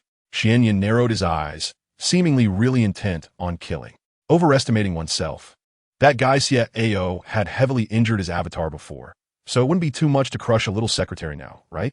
It will be tit for tat, clear grievances. But sensing the cold, killing intent radiating from him, the girl trembled and reached out her small hand to grasp his collar, her eyes filled with pleading. Don't. Just one word, and Xian Yin understood. Little thing, begging for someone else again. He gently held the girl's hand, not knowing what emotion flickered in his eyes. Every time you were so heartless to me, you care so much for a little lackey by your side. But seeing the girl look extremely uncomfortable, the man seemed to be deliberately indulging her. As they passed the doorway, he merely used a powerful force to push Gana aside without being brutal. Miss Jiang Nua. Gana's face was filled with extreme pain. Why? Every time Miss Jiang Nua was taken away from him, he felt powerless. He just stared at the backs of the two leaving, completely unaware that behind him, beside the sleeping boy, a mysterious figure had already appeared. The person was cloaked in a light, jade-colored robe, their face unrecognizable. Their footsteps were silent, unnoticed by anyone. Gently, they picked up the boy and, just like when they arrived, vanished in an instant. It was only a matter of moments, and when Gana turned around, his face immediately showed terror, for he discovered that the master had actually disappeared. Master? At that moment, Gana seemed even more panicked than when Jiang Nua was taken away. He frantically wandered around the medical chamber, seemingly trying to find any trace of his master. But the result only disappointed him. The boy's disappearance was too strange. He hadn't heard any sound, any movement, and hadn't seen anyone. He just vanished without a trace. Inside a high-class accompanying spaceship, in a misty bathtub, the girl's petite body soaked within, the warm water enveloping her. Yet even so, she continued to shiver, as if she were in an ice cave. The man standing by the bathtub reached out his finger, feeling the water temperature, but evidently, it had already reached the limit of what she could withstand. If it were to be raised any higher, the girl might get scalded. Cold, so cold. Jiang Nua bit her teeth tightly. The mist had long since dampened her beautiful hair, clinging to her face. She curled up in a corner of the bathtub, her breath weak, half closing her eyes. In fact, it wasn't just that Jiang Nuo felt cold. She felt as if she had fallen into a nightmare from which she couldn't escape, and the cold, bloody images continued to play out in her mind. Little thing? The girl's posture stimulated the man's nerves. He lowered his gaze and reached out, the familiar, warm aura once again emanating from him. Feeling this gentle energy, Jiang Nuo's brows relaxed a little. This aura resonated with her, and she could sense a warm sense of security. No, don't go. Water splashed lightly as the girl in the water reached out her arm, grabbing the man's collar. Perhaps it was just instinct. When a person is in extreme pain, they subconsciously long to grasp the one thing that can alleviate their suffering. Ha! The man chuckled softly. Little thing, this is the first time you've asked me not to go. But do you know that as the beast god's messenger, this sacred aura cannot be easily leaked? It can only be released when passing on the beast god's will and establishing a connection with the beast god. The girl in the water was in a daze, and Xian Yan's words seemed to be a soliloquy. But I've broken my vows for you several times. Feeling the man's murmuring, the girl struggled to lift her gaze. Now that she felt some relief, her consciousness was slightly clearer. But when she saw who the man she was holding was, her eyes showed obvious resistance. She loosened her small hand and gently pushed Xianyan away. Why is it you? This soft yet indifferent voice caused the man's mood to plummet. Go away. The girl in the bathtub retreated again. Seeing her reaction, the man's pupils constricted. One moment she asked him not to leave, the next she wanted him to go away. Little thing, you really are changeable. Driven by some emotion, Xianyan stood up, the beast god's warm aura instantly receding as if to punish her on purpose. Otherwise, who did you think it would be? He stepped forward, lightly caressing the girl's face, his tone somewhat sulky. Could it be that guy Zio? He's half dead right now. The girl stubbornly turned her face away, avoiding the man's touch. But as he withdrew his warm aura, the comfort she had just felt disappeared again. Her small hands clenched into fists in the water. Her long, delicate eyelashes trembled, clearly showing her pain. Even so, she kept her distance from the man before her, trying to maintain her consciousness with sheer willpower, refusing to let her body take control. Sensing the girl's distance, the man's hand lingered in midair, then gently pinched her chin.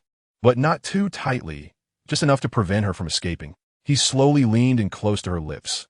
Little thing, say it again, and if you say don't go, I will stay. I will continue to break my vows for you. The man's fingertips gently stroked her, and the mist made his peach blossom eyes seem capable of drowning someone.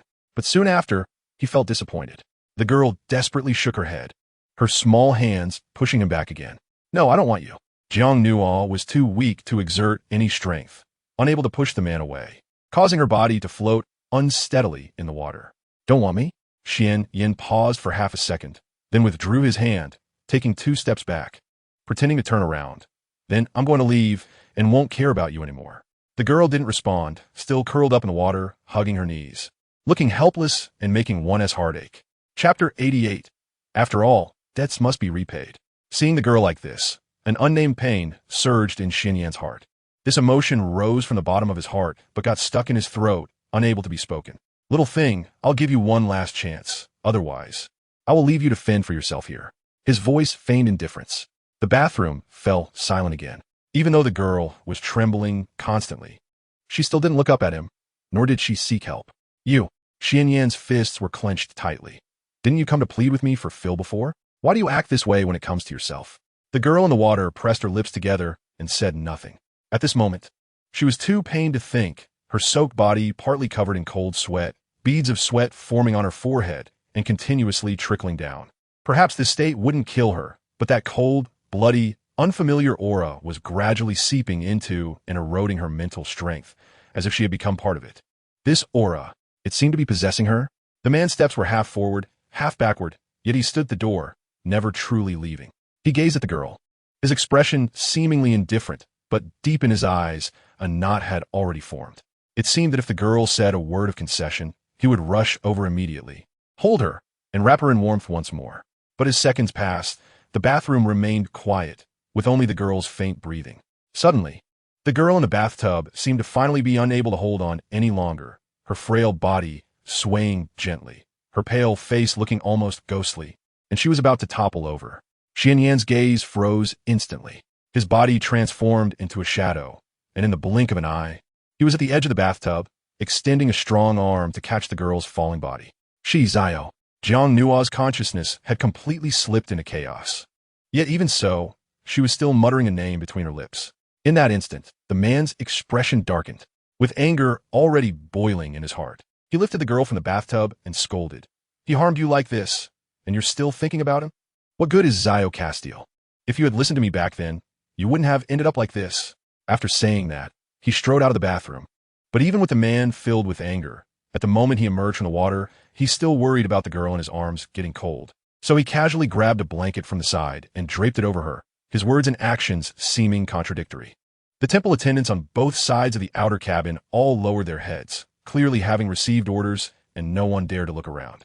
Xianyan carried the girl onto the large bed in the bedroom, wrapping her tightly in the blanket, and once again emanating a warm, friendly aura to envelop her. Jiang Nua let out a soft hum, looking at her slightly relaxed brows. Xianyan felt a bit relieved in his heart and sighed with a sense of resentment. Little thing, just take it as something I owe you. Anyway, debts always have to be repaid. A few hours passed by in the blink of an eye. On the soft bed, the man, who initially stayed close to the girl, gradually shifted to wrap around her from behind, holding her tightly. He completely enveloped her helpless and delicate body in his embrace, allowing the girl to feel the warm and friendly aura emanating from him up close. The sense of fulfillment in his arms was something he had never experienced before. Although it was only a few hours, Xianyan felt an unprecedented sense of tranquility and peace. However, he was now uneasy about the girl's condition. Although he could alleviate the cold aura surrounding her, he was unable to suppress it.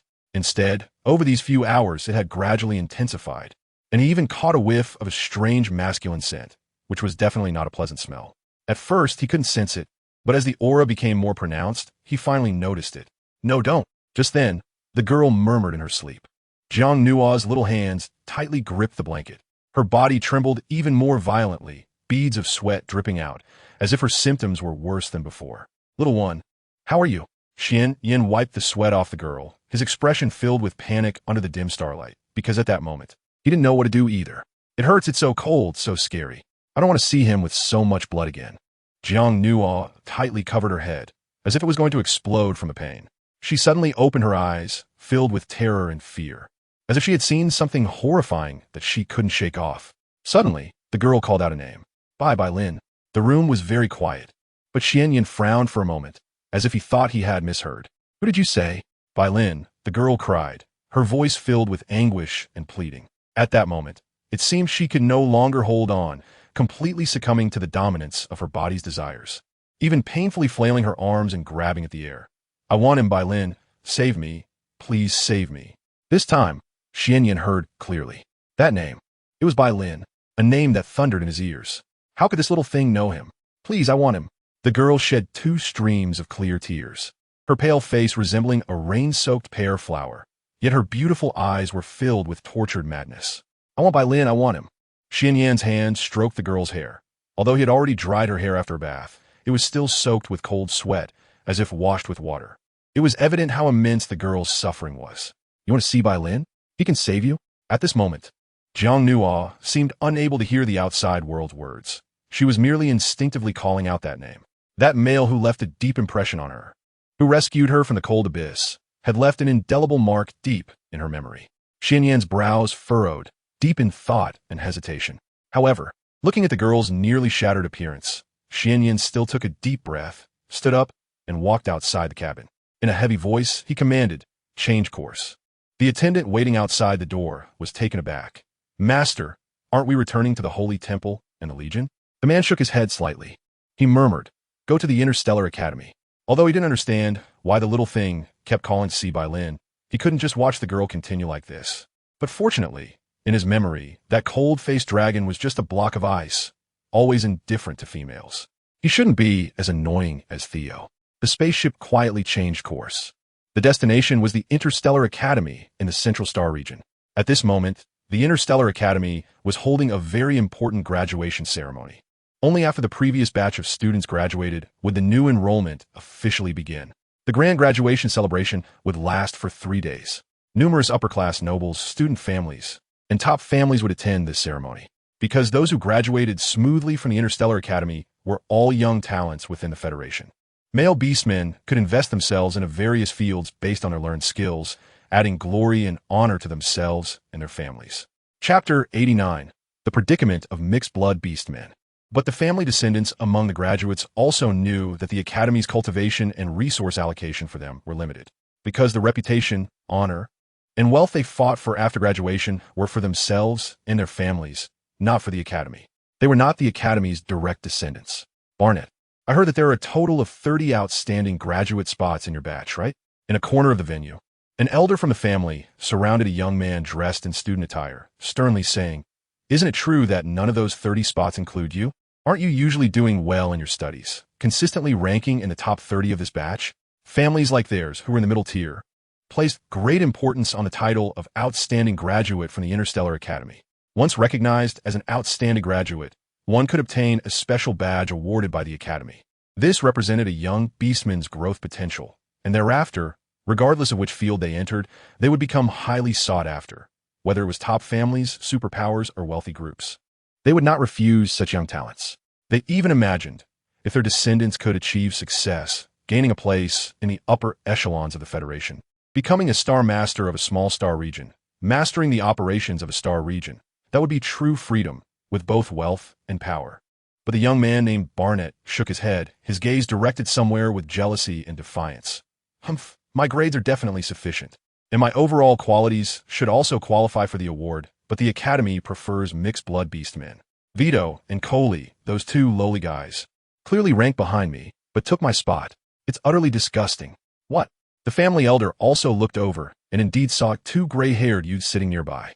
They were handsome, their looks identical, casually clinking glasses with each other, completely unconcerned about the exclusion and gossip from the surrounding family students. They were twin brothers, Barnett said. "I heard that their ancestors were also pure-blooded wolf tribe, but their descendants engaged in chaotic mating, so the bloodline has become thinner and thinner, approaching zero. Now they're just two mixed-blood wild wolves. Ha, laughable. I bet these two poor guys don't even know which lineage they belong to. They're just hybrids. That's so unfair." The family elder slammed his fist on the table. "I'm going to find your mentor right now. The evaluation should be based on strength and ranking. The outstanding graduate should belong to you. Furthermore, your brother is about to enter the entrance examination, and this is detrimental to him." Saying this, he stood up and walked towards the stage of the ceremony venue, where the Academy's higher-ups were seated. The higher the position, the higher the seat. The mentor he was looking for was in a lower tier. "Hey, Uncle Drew, wait." Barnett's face showed anxiety as he tried to call out to his elder, but the latter completely ignored his call. Seeing this scene, many family students in the venue had a bit of schadenfreude. Barnett is unfortunate. Who told him he happened to be in the wrong position and got pushed down? However, as a middle-tier family, does he really expect the Academy to make an exception for him? The Academy has always leaned towards mixed-blood beastmen because they can stay at the Academy after graduation to serve, so naturally, they should be given more glory and treatment. Vito and Coley, these two mixed bloods, could be considered the best in this batch, so it's not surprising that the Academy favors them. Today is the graduation ceremony venue. I heard even the legendary dean of the Inner Academy is present. How dare he go up and cause trouble? There was a murmur in the venue, but everyone had a mindset of watching the fun, because any student from the Interstellar Academy knows that the Academy's education committee is not to be trifled with, especially that mysterious dean. Although he never intervenes in the Academy's trivial matters, he holds absolute authority in major issues. Barnett's mentor, Lin Lewin, frowned as he looked at the aggressive Drew. He stood up and said, "This family member, this is not a place for you to be. Please leave." You must be Mentor Lin Lewin, right? I heard that Barnett from our clan clearly ranks among the top in overall quality. Why did the Academy's Education Committee replace his evaluation spot with two lowly mixed bloods? As Barnett's teaching mentor, shouldn't you provide an explanation? Or are you condoning this phenomenon? The ceremony venue was crowded with people. At this moment, everyone's eyes were focused on the high platform on the first level. Lin Lewin had a cold expression. This is the rule of the Academy. Since Barnett has not yet enrolled, the regulations have been laid out. If you're not satisfied, why did you participate in the entrance examination in the first place? In other words, Lin Lewin paused and continued.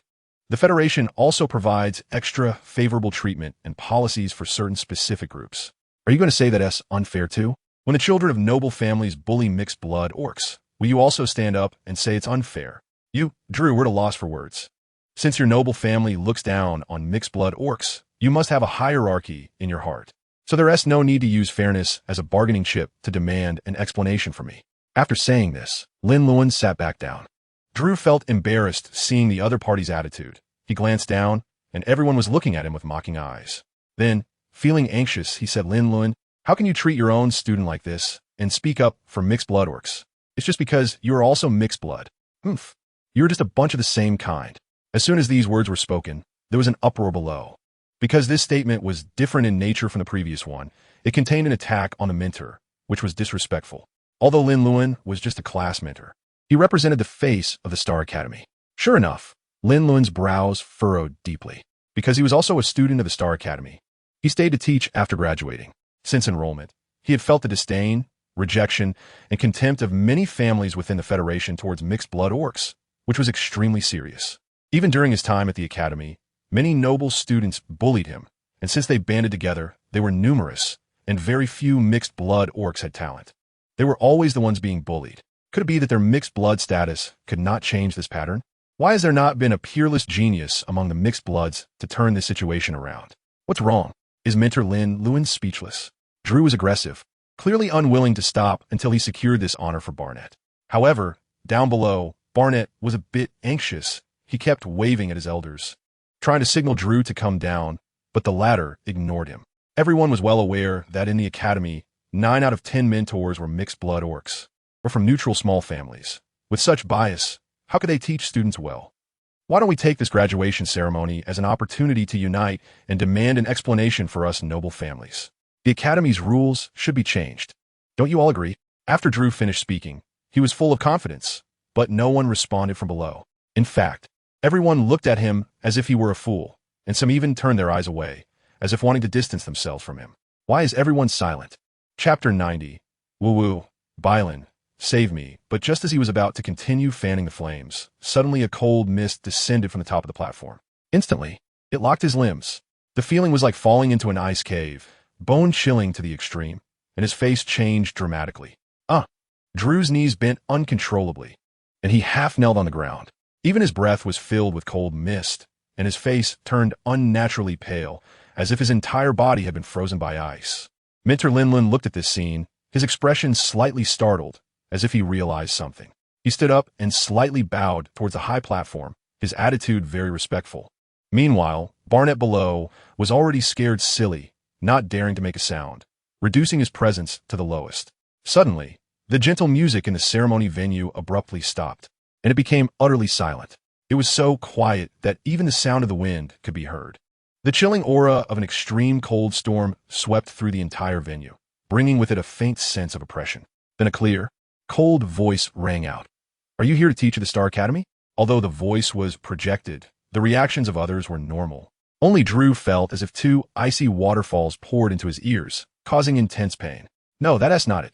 At this moment, Drew also realized that the Star Academy was supposed to maintain neutrality, merely educating students. He never expected such a domineering approach. However, at this moment, Drew's heart was filled with resentment.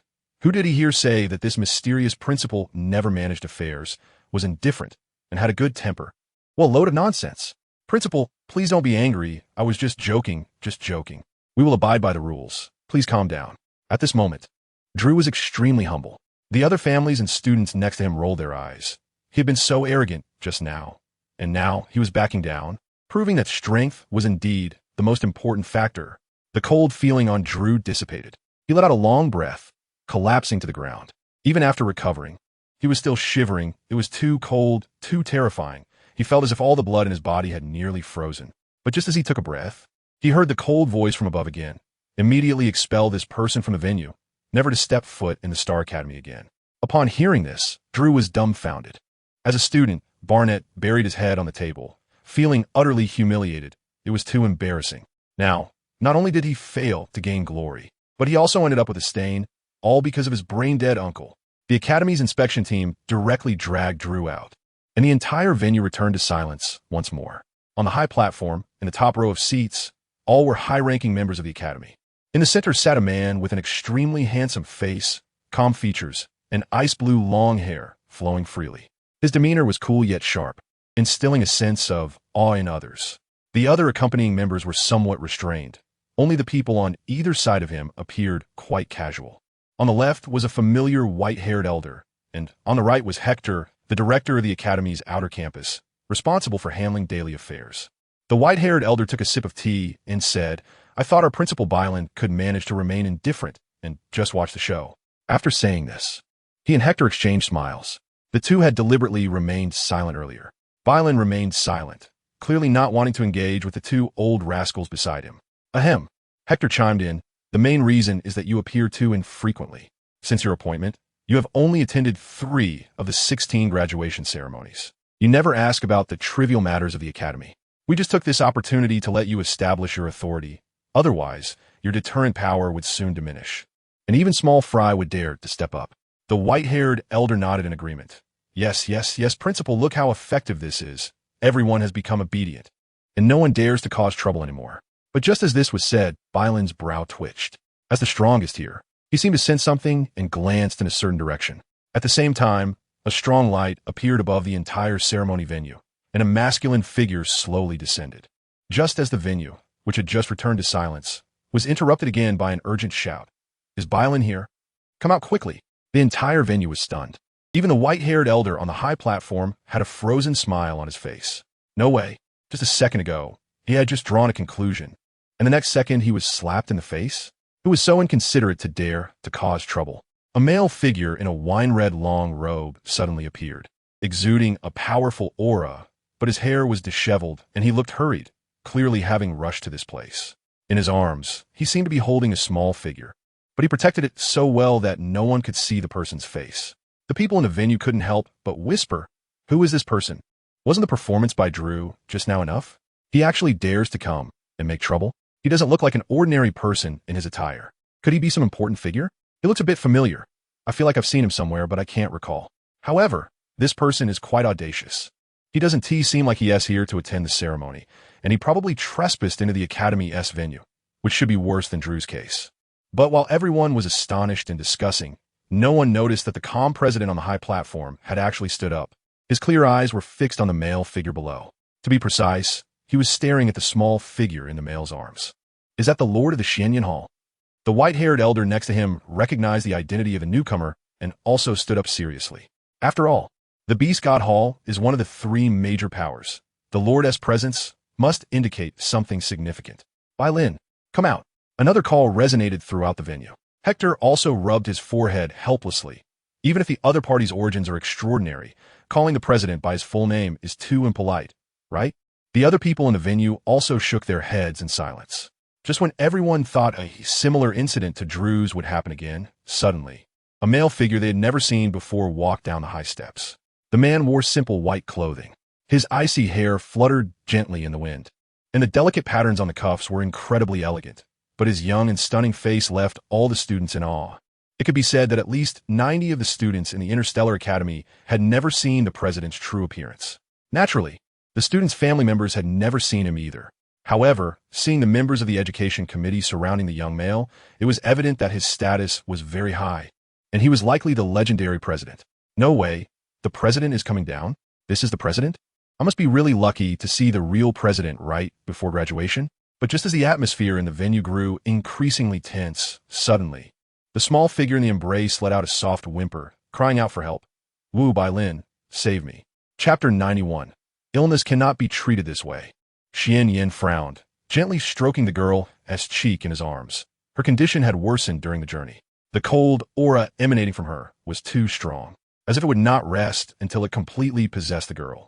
Xianyan could even be certain that the owner of this aura must be a very perverse male. At least, the lineage of the other party was like that. Bylan, with a pale face, extended her delicate arms, gently waving them, trying to reach out to the male who made her feel comfortable. This scene left everyone speechless, especially the hundreds of graduates in the venue, all peeking out because the soft voice just now had already proven that she was a female. Moreover, she was a beautiful female who dared to call the president by name and ask for help in public. "Oh my God! This is unbelievable. I heard that the president has never had close contact with females before. This is unprecedented, right? Who did you hear that from?" "Shoo, keep your voice down." The fragmented discussions around made the white-haired elder standing behind smile with squinted eyes, clearly enjoying the scene. "This little female is quite clever. She actually chose this occasion." Bylan looked at the small hand waving at her. He gently raised his arm and touched the girl's soft skin. The touch was smooth and tender, but he could clearly feel that deep within the girl's soul, her spiritual sea had been invaded and occupied by an external aura. He furrowed his brow. What happened? His tone carried a hint of reproach. Clearly, last time, he had helped her suppress it. Under normal circumstances, this aura wouldn't be drawn out, and it would be automatically eliminated after a few months. Xianyan and Bai Lin exchanged glances. One was cold, the other was warm, as if ice and fire were merging. You should ask Theo about that, Xianyan said tightly. Stop with the nonsense.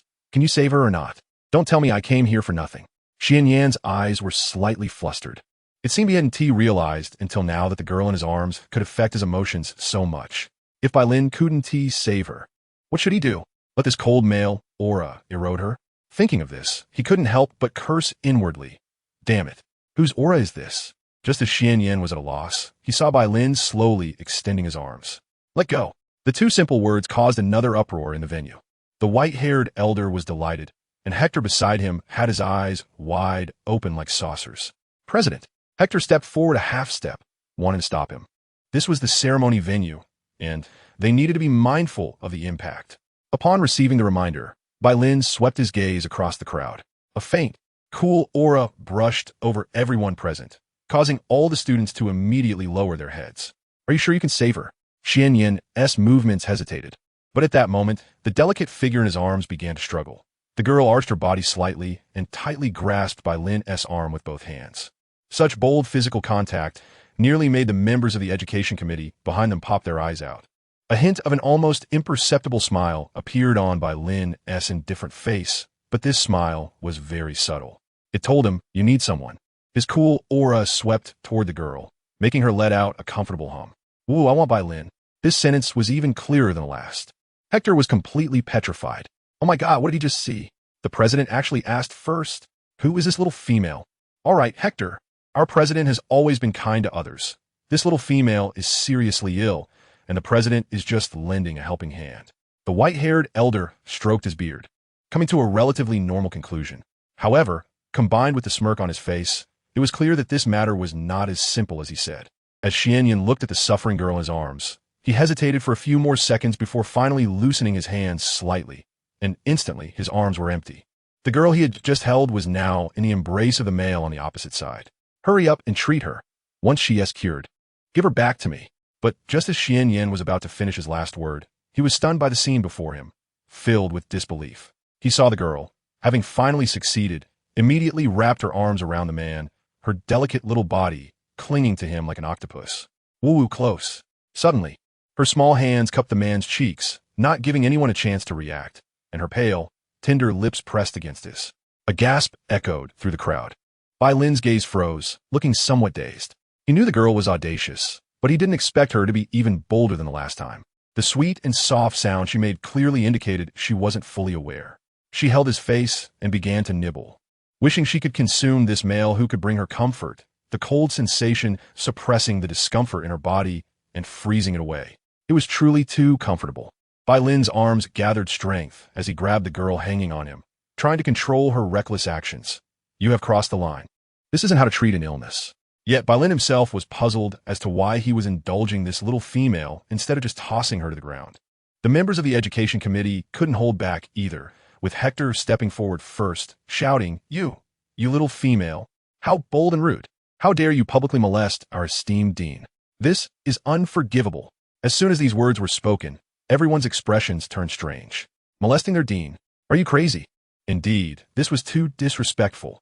There was no way to treat an illness like this. I see you are just bullying our dean because of his good temper.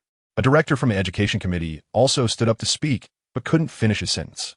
The students watching were already stunned, while their family members exchanged glances. Good temper? If this dean really had a good temper, Drew wouldn't have ended up so badly earlier. This isn't a matter of temper. It's this esteemed dean treating her differently. This is clearly indulgence. Bai Lin. Meanwhile, Xianyan was also getting furious. He stepped forward, wanting to take the girl back. I asked you to treat her illness, not to take advantage of her. Despicable. Looking at the approaching male, Bai Lin's body flickered lightly, and then he raised his arms. But this did not affect the girl clinging tightly to him. Then a calm voice came. Can't you see? She is the one taking advantage of me? Xianyan was speechless. because from the visual perspective, it did seem like the girl was the one taking advantage of him. You, a dignified Tier 9 male. How could she take advantage of you? You are clearly using your special ability to entice her, to charm her. Chapter 92. How much for you to take off your clothes once? At this moment, Xian Yin regretted it immensely. He initially thought this male was different from Theo Castile, because the dean of the Interstellar Academy had a reputation that was too clean, having never had any unclear entanglements with any female before. But today he misjudged this male. Give her back to me.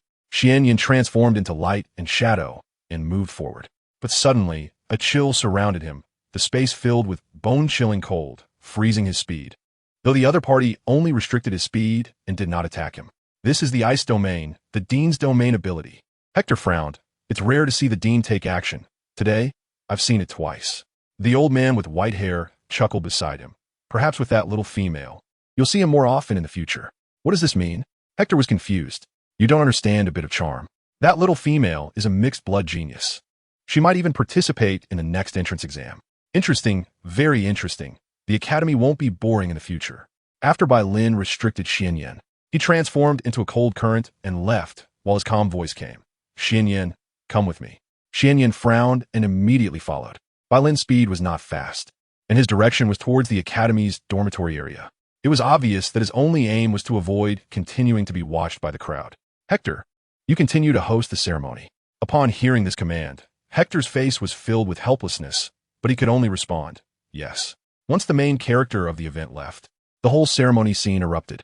If before there were only whispers, now it was a clamor, like hundreds of ducks quacking. Crazy, just crazy. The dean, who has never shown himself, actually ran away holding a mixed-blood little female, and was even forcibly kissed and molested by her. Look, I recorded it just now. Let me see. Me too. Wow, this is so exciting. Hearing the unbearable chatter from below, Hector's face turned bright red, looking extremely terrible. His body energy leaked out and swept across the crowd. Shut up. The discussion in the venue quieted down a bit. Anyone who dares to spread rumors or take photos of today's events will have their graduation qualifications canceled and be expelled from the academy. The students immediately pouted, clearly finding it too painful not to spread such a big gossip. At this moment, the old man stepped forward and patted Hector's shoulder. Relax, it's not that serious. Hector shook his arm. How is it not serious? This involves the dean's reputation. Huh? The old man shook his head. Being forcibly kissed by a little female is bad reputation? After all these years of not having contact with females, those who don't know might think he has some special preference. I think this is a good thing. After saying this, the old man stretched lazily, looking exceptionally relaxed. Meanwhile, the students below nodded. Indeed, the vice dean was the most popular. As the one managing the external affairs of the academy, Hector was too rigid. In the dormitory area, in an empty student dormitory, Bai Lin sat calmly in a chair, holding the girl's wrist with one hand, but making no further moves. In contrast, the little female beside him actively leaned closer, inching her way onto the male's body. Her soft, tender little body perfectly complemented the male's strong physique, stimulating the nerves intensely. I want a hug, okay? The girl half opened her watery eyes and spread her arms. Yet the male before her remained unmoved. Instead, picking up a nearby teacup and taking a sip, as the cool air was filled with a faint scent of tea. Bai Lin, you're so sweet, and right here feels like ice cream. The girl leaned in with her tender lips, but was slightly blocked by the male's outstretched arm. Ugh, I hate you, she pouted, her voice sounding pitiful. This scene was not like treating a seriously ill patient. It looked more like a poor little female being rejected in her advances. Meanwhile, Xian Yin stood at the doorway, watching. His emotions were extremely difficult to control. He was even more furious than when he saw the girl with Theo Castile. Little thing. Xian Yan's hand unconsciously clawed at the wall. He thought of the girl's previous rejections, her indifference, and even when she was uncomfortable in the bathtub, she still instinctively repelled him. But now why? He was sure the girl had met Bai Lin far fewer times than him, but why did they look so close? Was it just because of this illness? Xian Yin felt a sharp pain in his eyes and a stabbing pain in his heart. The more he interacted with the girl, the stronger this emotional reaction became. Don't worry. Just then, Bai Lin calmly spoke. She came into contact with a vial of blood before, which had the scent of other males trying to forcefully mark her. I used physical contact to conduct ice-type energy to help her suppress the scent within her body. That's all. Xian Yin listened to the other person's nonchalant words and felt even more distressed. That's all. Xian Yin gritted his teeth and spat out a few words. Yes. Bai Lin raised his eyes and stated matter-of-factly. You saw it too. It was her who kept pushing for more, not me, and she did the same last time. She even bit my finger. That feeling seemed fresh in his memory. Last time, Xian Yan's chest heaved with anger. He was obviously infuriated. There was even a last time. Thinking of this, he could no longer hold back, covering his chest with his hand and turning away. Because if he continued to watch this scene, he would truly go mad. The little one's illness still needed treatment, and he couldn't forcibly take her away. And just as Xian Yin temporarily left, the scene in the dormitory escalated. The girl seemed dissatisfied and simply sat on the male's lap, using her little hands to tug at his clothes, her movements anxious and rough. The indifference in the man's eyes began to fade, replaced by other emotions. Don't move. He pressed down on her fidgety little hands. Woo-woo, I want you to take off your clothes. I want to cuddle just once, okay?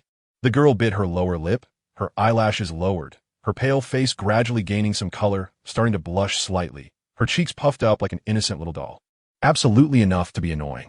Bai Lin looked at the girl in front of him, his palm pressing down on her little hands. I'm only helping you treat your illness. Implicitly meaning, it does not include taking off clothes. Jiang Nuo blinked her innocent eyes. She looked at the gap in the clothing that she had just pulled open, peering inside. The masculine texture was tempting her. That cool energy, the comfortable sensation, was so close. How could she give up? Thinking of this, the girl first leaned her little head against the male's neck and gently rubbed it. At the same time, she softly said, I can pay you extra. How much for you to take off your clothes once? Chapter 93. Can I touch your dragon horns? The atmosphere in the room suddenly changed. On the standard chair in the dormitory, the man sat up straight like a proud tree. His eyes were frost-colored, exuding a cool wisdom, and he radiated a noble aura that made one reluctant to defile him. Where did you learn that? Bai Lin fixed his gaze on the girl, his tone displeased. Take off your clothes? Pay you? What do you take me for? The girl's pupils were unfocused, clearly still in a daze. She lowered her eyes and obediently said, Books, it says so in the books, and I have money. At this moment, Jiang Nuo was not processing thoughts. In her subconscious, she seemed to believe she was very wealthy.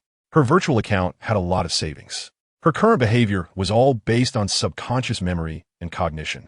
She just wanted to achieve her goal, to get close to the male in front of her and alleviate the discomfort within her. Books? The man murmured, his eyes darkening slightly. Listen, you're not allowed to read those messy books anymore. He tightly grasped the girl's small hand, speaking each word clearly. And what do you take me for? One of those lowly males in the low-level star domains who sell their bodies casually? Within the Federation, there were more males than females. Among the male population, only nobles and high-ranking males held esteemed identities. As for the lower-tier males, they were numerous and everywhere.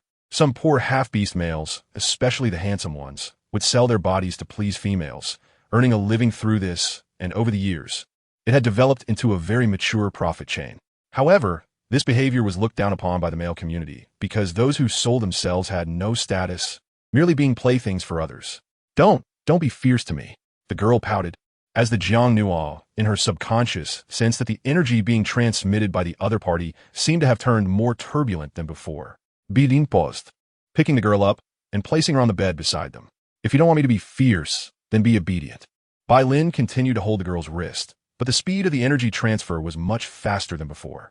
He leaned closer to her, as if whispering, let me secretly tell you, my temper isn't as good as the outside world says. If you make me angry again, I will punish you, severely punish you. Sure enough, scaring her was very effective. The girl's face turned anxious, frightened enough to want to pull her hand away, while the other hand grabbed the blanket next to her to cover her head. Seeing this scene, Bai Lin chuckled softly. Of course, if the other members of the education committee saw this scene, they would definitely be shocked. The usually aloof and reticent dean had actually learned to scare little females. A few minutes later, the cold aura within Jiang Nuo was gradually suppressed, and she was drowsily on the edge of sleep. Clearly, her body was comfortable, and sleepiness began to take over. The man moved his wrist, tried to pull his hand back, but found that the girl was holding on tightly. Suddenly, the little female, hidden under the blanket, slowly pulled it down, revealing her half-open, half-closed eyes, staring at him in a daze. She looked just like a little kitten that had stolen a drink and got drunk. Bai Lin, she called his name again. The man looked at her patiently. Speak. In fact, he could easily shake off the girl's grip by using his energy, but he didn't want to do that. Are you a dragon? The girl's next words were astonishing. With her rosy little lips slightly pursed, she said, "Can I touch your dragon horns?" I've never touched them before. Hearing this, the male in front of her was clearly stunned for a moment, but then quickly regained his composure. Bai Lin reached out with another hand and lightly tapped her forehead.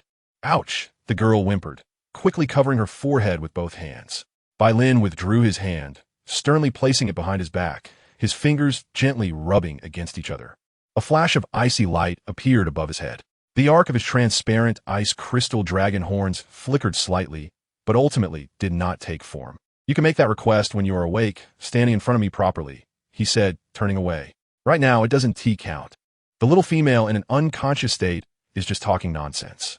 He had almost succumbed to temptation just now. After the man left, Jiang Nuo quickly fell into a deep sleep. The strange, cold aura around her gradually faded away. Her complexion returned to normal and even took on a faint blush. It was a peaceful night. The next day, warm sunlight streamed into the dormitory, the halo illuminating the girl's gentle face, causing her eyelashes to flutter as she gradually awakened. Jiang Nuo opened her eyes, propped herself up, and then observed the surroundings. This was a place she had never been to before, according to her memory. The girl gradually regained her senses. She rubbed her head hard, as if trying to recall something. She hurriedly looked at her wristband, and sure enough, there were many missed messages and calls, all from Ghana. "Miss Jiang Nuo, how are you? Where are you located? Are you safe? Has the Lord of Yin harmed you? The master is missing. He hasn't contacted me until now. If the master is with you, please let me know. I beg you. Miss Jiang Nuo, you must be okay." There are dozens of messages. After finishing her translation, Jiang Nuo felt flustered, as her gaze was locked on several pieces of information, which indicated that Theo was missing. Realizing this, Jiang Nuo immediately rolled out of bed. Without a second thought, she rushed outside. However, when she opened the door, she found a masculine figure leaning against the wall outside, squinting as if he were asleep. Upon recognizing who it was, Jiang Nuo was momentarily stunned. This scene seemed a bit bizarre to her. Xianyan? Why was it him? What was he doing standing at her door? Hearing her call, Xianyan slowly opened his eyes. When he saw the little female in front of him fully awake, a hint of joy appeared in his gaze. But he quickly suppressed that joyful emotion, replaced by a sense of resentment and sadness. Ungrateful little thing. Jiang Nuo was speechless. This fox came up and scolded her right away, as if she had done something to wrong him. "Xianyan, what happened to Xiao? Did you hurt him? Did you make him disappear? Hurry up and tell me, where did you hide him?" The girl's tone was somewhat stiff. The man's expression immediately froze. He leaned against the wall, his gaze somewhat dazed. "Were you saying I hid him? Ever since the little one fell ill, he had been by her side. How could Zhao's disappearance have anything to do with him?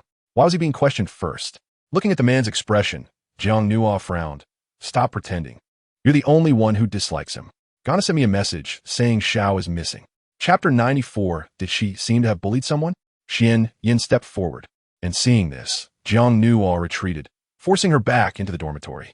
But even so, the petite female still held her chest out, her eyes full of questions. It wasn't Jiang Nuo's fault for overthinking. There were no outsiders in the battlefield base, and Xiao was still in a coma, so it was impossible for him to just disappear for no reason. Moreover, Yin had always looked down on Xiao. There was an 80% chance it had something to do with him. "Zhao's disappearance has nothing to do with me." But next, the man's tone was surprisingly calm. "Little one, are you going to blame me if he dies, gets hurt, or is crippled?" The man's gaze lacked the usual amusement. Instead, he looked somewhat dispirited and tired. Jiang Nuo unexpectedly saw a hint of sincerity in the other person's eyes, as if eager to clarify.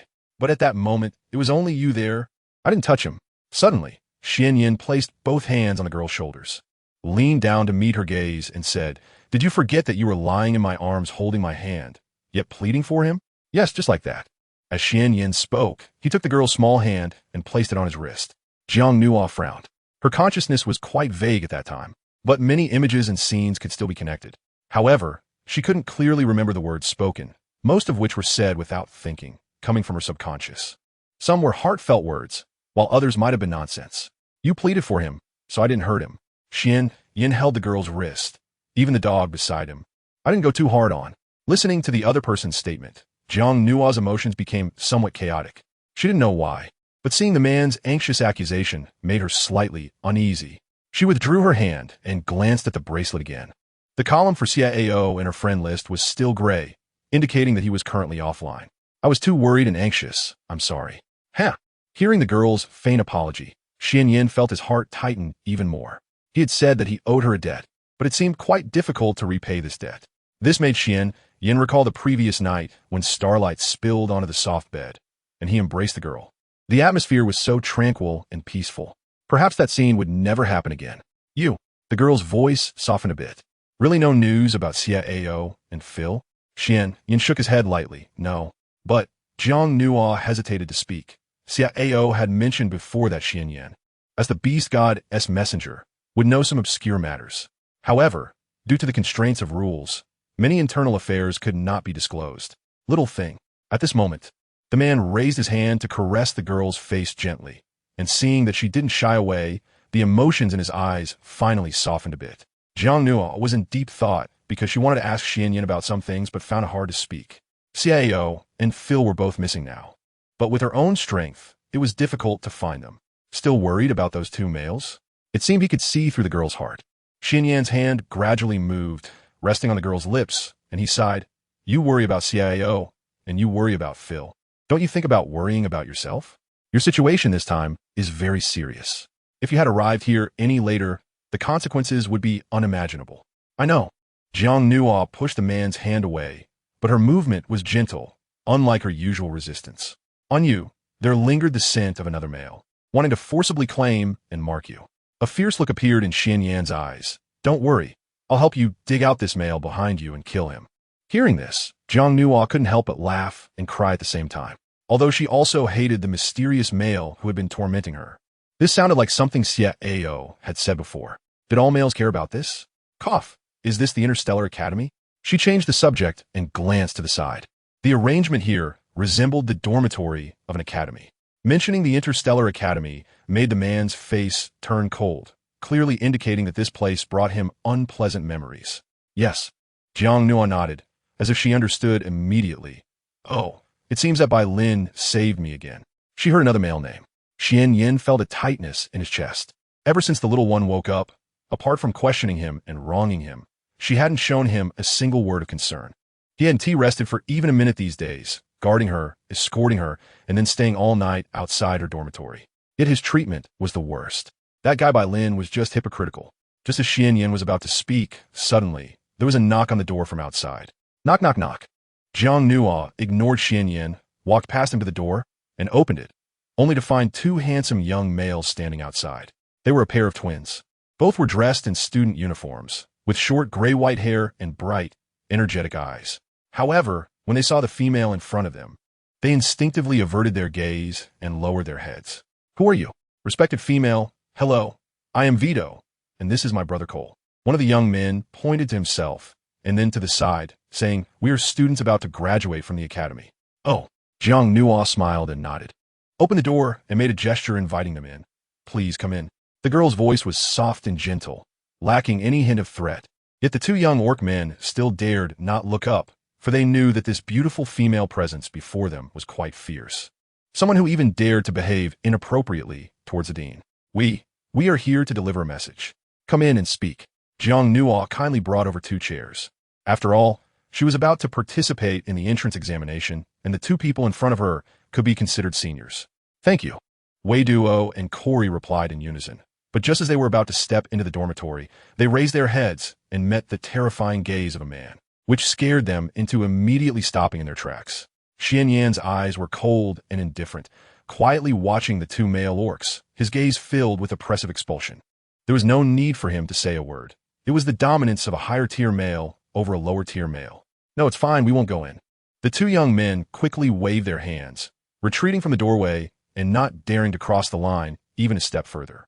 The girl looked helplessly back and glared at the man, but saw a certain fox scratching its head with an innocent look, gazing up at the ceiling as if nothing had just happened with him. Well, we are here on the orders of the dean to see if you have woken up. If you are fully awake and recovered, please accompany us to the dean's office. One of the young men hurriedly said. Dean?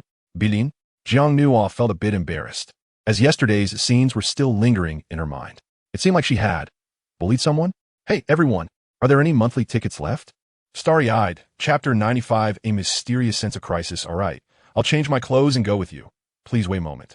The two young men immediately nodded and sensibly stepped out, even closing the door behind them.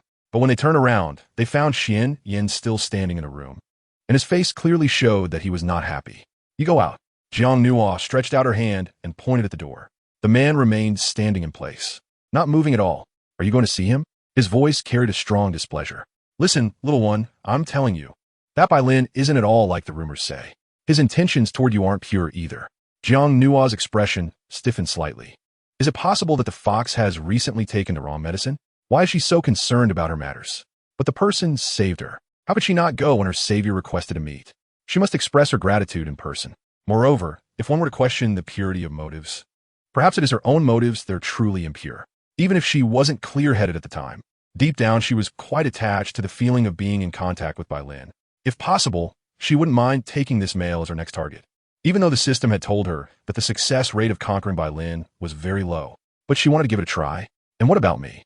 At this moment, the man stepped forward, his tone revealing a hint of defiance. "He saved you, but didn't I save you too? You just accused me unfairly." Jiang Nuo opened her mouth, not knowing what to say. The fox in her previous impression was not like this. Arrogant, indifferent to others, acting solely based on mood, and enjoying bullying her. But now, the change in his attitude left her at a loss. "Xian Yin, I already apologized for what happened earlier," she replied softly. "And thank you for bringing me here. Is that enough?" The man furrowed his brows in silence, feeling that the girl's attitude was rather perfunctory. But Xian Yin understood in his heart that perhaps he had hurt her too much in the past, and he had no right to be angry now. The girl's coldness towards him was justified, and it was normal to have barriers between them. "Then I'll go with you." "No need, I'll go by myself." Jiang Nuo shook her head, simply taking a coat from her space and putting it on before heading outside. "Little thing." The man's voice suddenly carried a hint of weakness. Upon closer inspection, there was some frustration and grievance in it. Jiang Nuo, who had reached the door, instinctively stopped and looked back at him with a strange expression. "Why the sudden change in tone? You scare me." Xian Yan's gaze faltered. He didn't know why he had dropped his masculine dignity just now, almost speaking in a high-pitched voice. But if he hadn't done so, would the little thing have looked back? She would have just walked away mercilessly. "I genuinely saved you." Bai Lin might not be so sincere. When you meet him later, remember to be cautious. That hypocritical guy definitely plays hard to get. As a fellow male, I understand him. Upon hearing this, Jiang Nuo seemed to have several black lines appear on her forehead. "You have to bring this up too? Comparing who saved me?" Xian Yin frowned seriously. "I'm serious." Jiang Nuo looked at him helplessly, then opened the door and walked out. In the empty dormitory, only a masculine figure remained. The man pulled up a chair next to him and sat down with a gloomy expression, looking particularly serious, lost in thought. A sense of crisis. An inexplicable feeling of crisis. It was a strange sensation. At that moment, countless thoughts flashed through Xian Yan's mind. He even wondered if he should forcibly take the girl back to the beast god temple now that she had recovered. But if he did that, the little one's slightly improved attitude towards him would likely be lost. The number of males he disliked in this world, like Zio, Phil, and Bai Lin, seemed to be increasing. Thinking of this, the man ran his hand through his hair. It was really annoying. The Starry Academy was vast, divided into teaching areas, dormitory areas, dining areas, and practical training areas, all featuring an overall Baroque architectural style with exquisite curves and carvings, subtly infused with a sense of fantastical beauty. Vito and Corey led the girl to the fountain in the square and pointed ahead, saying, "Look, over there is the entire teaching area, and the tallest building is the Academic Affairs building, where students are not allowed to enter without permission." "Oh." Jiang Nuo nodded while touring, but she felt that her rate of being looked at was almost 100, as if everyone was staring at her, just from the reactions of these students. Jiang Nuo could already imagine how outrageous her actions must have seemed yesterday at the ceremony, and she hadn't even participated in the entrance assessment yet. She was afraid she had already become famous. Vito seemed to notice the girl's embarrassment and awkwardly changed the subject. "Look ahead, those are adventure squads carrying out academy tasks." Corey also explained from the side. The academy has a 4-year system, and starting from the 3rd year, students must begin to undertake various tasks assigned by the academy. Only after achieving the required success rate can they smoothly advance to a higher grade. If they fail consecutive tasks, it could even affect graduation. After Vito and Corey exchanged glances and sighed, it was clear that their successful graduation was not easy, as they faced exclusion when forming their adventure squads as mixed blood orcs. They almost didn't meet the graduation success rate. During their years at the academy, they had long adapted to the rejection and disdain from the children of noble families and could handle it with ease. However, Many newly enrolled mixed-blood orcs often couldn't bear it and ended up dropping out. The mixed-blood student group faced many difficulties. They really hoped to see the situation improve one day. It seemed that most of the students were male. Jiang Nuo glanced around and found that most of the students were young males, with very few females. Looking around, she could see about 100 male students, while the number of female students could probably be counted on one hand. That was natural. Speaking of females, the faces of two young beastmen unconsciously flushed a bit, and even Corey stole a glance at the girl next to him, but it was only for half a second. He didn't dare to look more. In our class, there were more than 60 students and not a single female among them, but there was one in the neighboring class, and in the entire cohort, there were only a dozen or so females. Corey whispered, "But those females aren't as good-looking as you." Although he spoke very softly, Jiang Nuo still heard him. Vito was taken aback and hurriedly slapped his younger brother, his eyes full of reproach. "Don't say nonsense. It's very impolite to casually discuss females." Corey immediately dared not say another word. Jiang Nuo's footsteps paused slightly. She didn't know why, but although Corey's earlier words were meant as praise, they didn't sound pleasant to her ears. I had heard long ago that the innate combat genes of females were generally weaker than those of males. The females who could be selected for the academy must all be outstanding. In comparison, their appearance was really not worth mentioning. Chapter 96. Good child, call me Annie. The girl's voice was very soft. It seemed like a casual reply, but both brothers could hear the rebuttal in it. The two of them were taken aback at the same time, especially Corey, who had always dared not look closely at Jiang Nuo. Finally raised his head and scrutinized the female in front of him.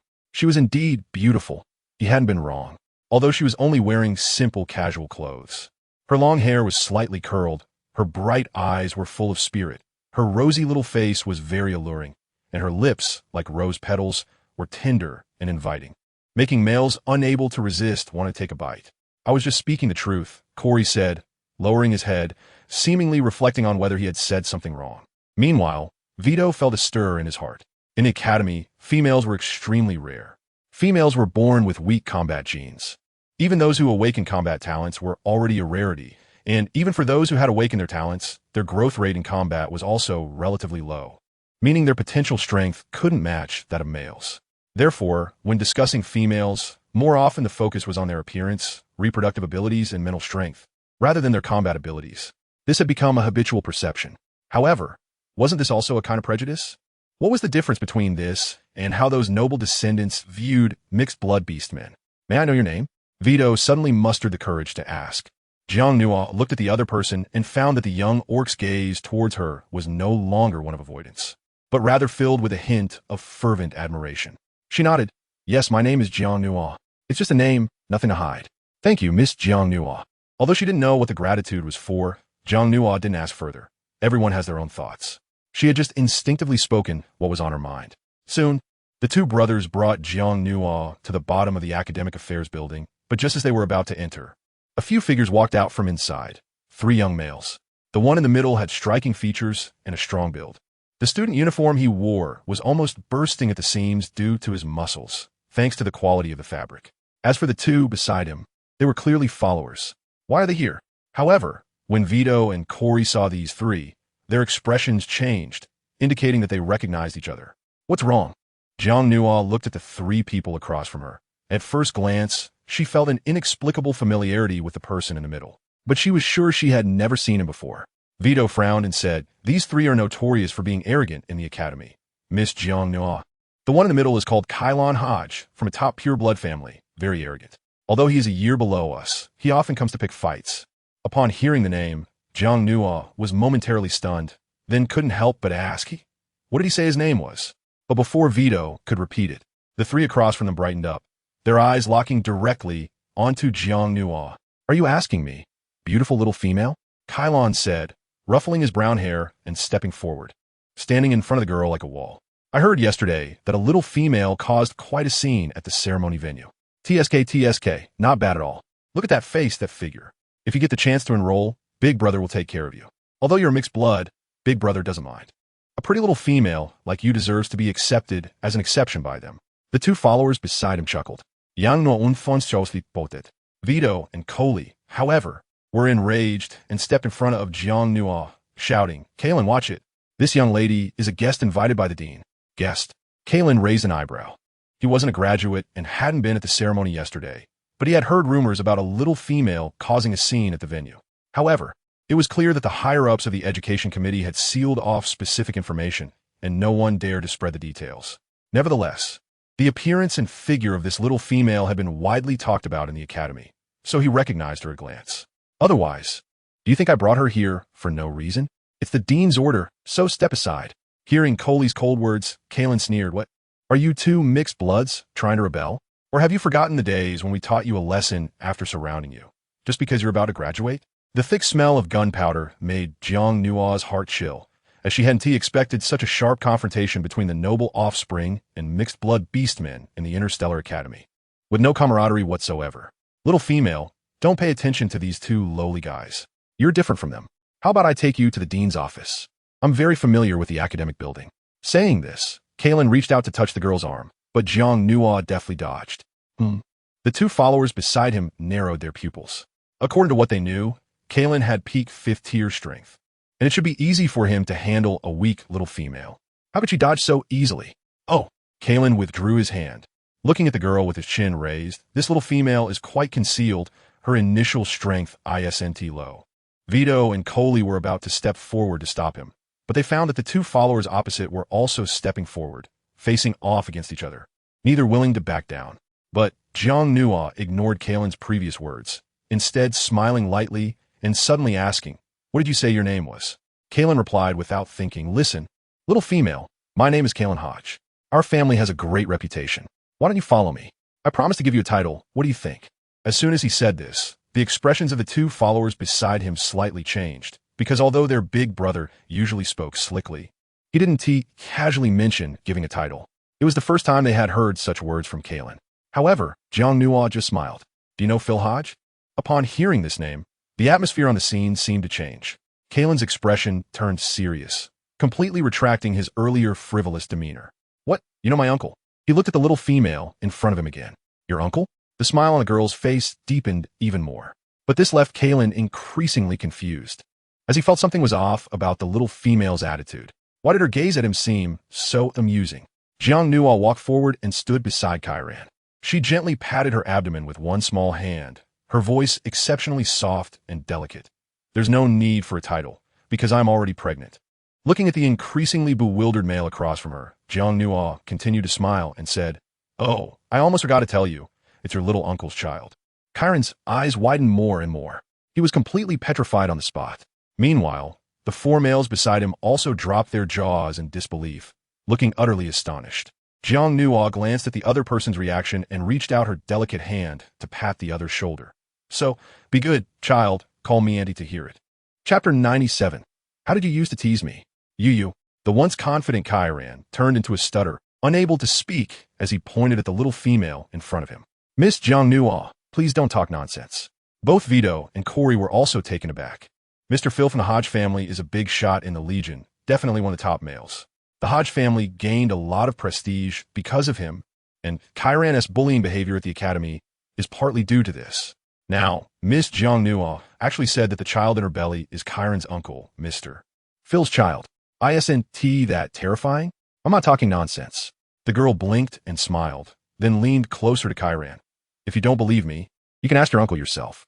Have you been in contact with him recently?" Kairan's Adam's apple visibly moved, but his entire face mechanically shook its head. At this moment, Jiang Nua felt a bit disappointed. Actually, she said that just to indirectly inquire if there was any news about Phil from the Hodge family. But clearly, Phil's battlefield actions were confidential. Even his own family members didn't know. Oh, not getting the information she wanted, Jiang Nua's smile faded, turning into indifference. She no longer paid attention to Kairan, but glanced at Vito and Corey before walking towards the administration building. Watching the little female leave, Kairan stood there dumbfounded. The previous conversation had clearly shocked him. "Big brother, are you okay?" The two lackeys exchanged glances and cautiously pushed Kairan. After a few seconds, Kairan finally came to his senses and muttered as he looked at the ground. "What did she just say?" One lackey scratched his head. "That little female said she seems to be your aunt and is pregnant with your uncle's child. Why don't you ask her?" But as soon as he finished speaking, Kairan raised his hand and slapped the little lackey on the head. "Ouch!" The lackey cried out in pain. "Are you crazy, or am I crazy? You don't know what kind of temper my uncle has." Chiron's eyes were filled with fear as he spoke to himself. If I asked my uncle like that, wouldn't he tear me apart? I'm telling you, I need to report this to the family. Also, no one is allowed to touch this little female. Until we figure this out, no one is allowed to disturb her. Got it? What if she really is his aunt? Although it sounds a bit absurd, his uncle is a general in the Legion. While excellent, he has never brought a female into the family. He is just a bachelor. Yes, yes. The two little lackeys nodded repeatedly, unable to help but murmur to themselves. It said that the Hodge family values hierarchy and has clear family rules. It's indeed true. Even the academy bully is this intimidated. After the earlier incident, Vito and Corey, the twin brothers, felt even more deflated and increasingly believed that the beautiful female in front of them was not to be trifled with. Because just based on what they knew, this female was already associated with several top males. Please, you go in. The large office was bright and spacious. But after bringing Jiang Nua to the door, the two brothers didn't dare to go inside. We'll wait for you outside. All right, thank you. Jiang Nua smiled and nodded, thanked him, and walked inside, only to find the outer room empty. The inner room had a door slightly ajar. She stood at the doorway and peered through the gap. Sure enough, following her line of sight, she vaguely saw a familiar masculine figure sitting in a chair by the window, holding a book, seemingly waiting for her. Bidin. The girl hesitated at the door. She raised her hand to knock but then lowered it again. Although this was her third time meeting Bai Lin, the first two times were in an unconscious state. Strictly speaking, this time should be considered their official meeting, which made her a bit anxious. Come in. Suddenly, a male voice came from inside. The voice was cold and calm, yet carried a hint of an inherent commanding presence. Jiang Nua's hand rested on the doorknob, yet she didn't rush to enter. Although she wanted to win over this man, memories of past encounters made her cheeks flush slightly, feeling a bit awkward. Having the door as a barrier seemed to make her feel more at ease than standing in front of him. I am here to apologize, she murmured softly. The air was quiet, and her words were very clear. Was it just an apology? The man in the office seemed to be focused on the book in his hands, but his gaze flicked towards the door. I thought you might have other requests. Requests? The girl's heart jolted, beating wildly as if recalling something. No, you saved me. I should be thanking you, and I'm sorry for being rude to you the last two times. Jiang Nua said softly, I promise, I really didn't mean to be disrespectful. As soon as she said this, she felt the atmosphere in the room shift slightly. The man in the chair's fingertips trembled slightly, gliding back and forth gently over the pages of the book. Though he appeared aloof, his heart was not without turbulence. The word disrespectful. How dare she use it in reference to him? Then why don't you elaborate on how you disrespected me before? A nonchalant voice rang out as the man placed the book back on the table. He looked towards the doorway with an expression of calm scrutiny, his eyes mixing shrewdness with a hint of deliberate calculation. Outside the door, Jiang Nua was taken aback. She had intentionally said that to test his attitude, hoping to win him over, but now it seemed like he was taking the initiative. I want to talk about the two times. I don't want my experiences of sacrificing myself to save others to be easily forgotten, don't you think? The man's voice remained lukewarm. However, the girl's heart started to race. But since she was there to express thanks and apologize, she obediently replied, I was rude to you. How were you rude? Be specific. The girl's response was interrupted by the man.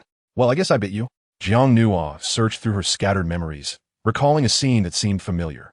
The man at the table slightly curled his fingers, as if remembering the moment when the girl had bitten his fingertip. He asked softly, what else? I also hugged you. Go on. It seems I also kissed you. The girl spoke in a questioning tone, as if uncertain, but in reality, Jiang Nua's small hand was gripping her clothes tightly, nearly wrinkling them. The man in the room was too calm. His tone was unusually steady. It seemed like he was trying to coax her into speaking. Aren't you forgetting the most important part? The man's voice seemed to strike at her soul, and Jiang Nua's gaze momentarily dulled, as if she had recalled another scene.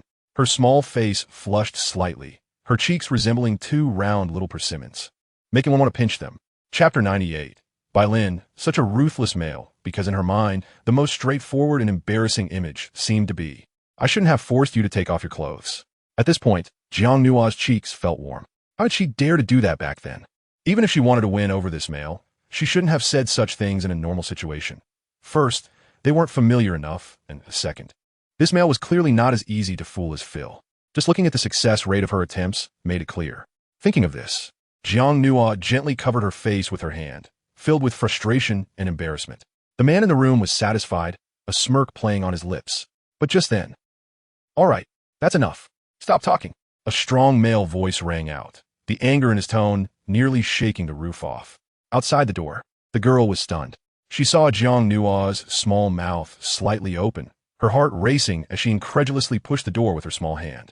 Inside, there were actually other people. Sure enough, as the door swung wide open, her vision expanded, and Jiang Nua looked inside, finding the man at the desk calmly gazing at her, while on the sofa opposite him sat two people. One was an elderly man with white hair, clearly trying to stifle a laugh, his beard trembling uncontrollably. The other was a middle-aged man who looked particularly stern, with flames of anger in his eyes that showed no sign of concealment. She didn't even doubt that if it weren't for the two people beside him, this serious male would have thrown her directly out of the window. At this moment, the air was quiet to the extreme. Jiang Nua felt as if even her breath was scorching hot. She wished she could find a crack in the ground to hide in. Bidin, what a ruthless male. He was actually fishing for her the whole time. The culprit, a certain man, seemed very fond of this scene. He leisurely poured himself a cup of tea and took a small sip. He softly asked, "Why aren't you speaking?" The girl bit her lip in anger. Revenge. It was definitely revenge. How embarrassing. Oomph. This is simply disgraceful. Hector, sitting beside her, slammed his hand on the table. Anyway, I absolutely oppose giving her an invitation card. It's outrageous and lawless. How can someone like that enter the garden? Mixed blood geniuses are not uncommon.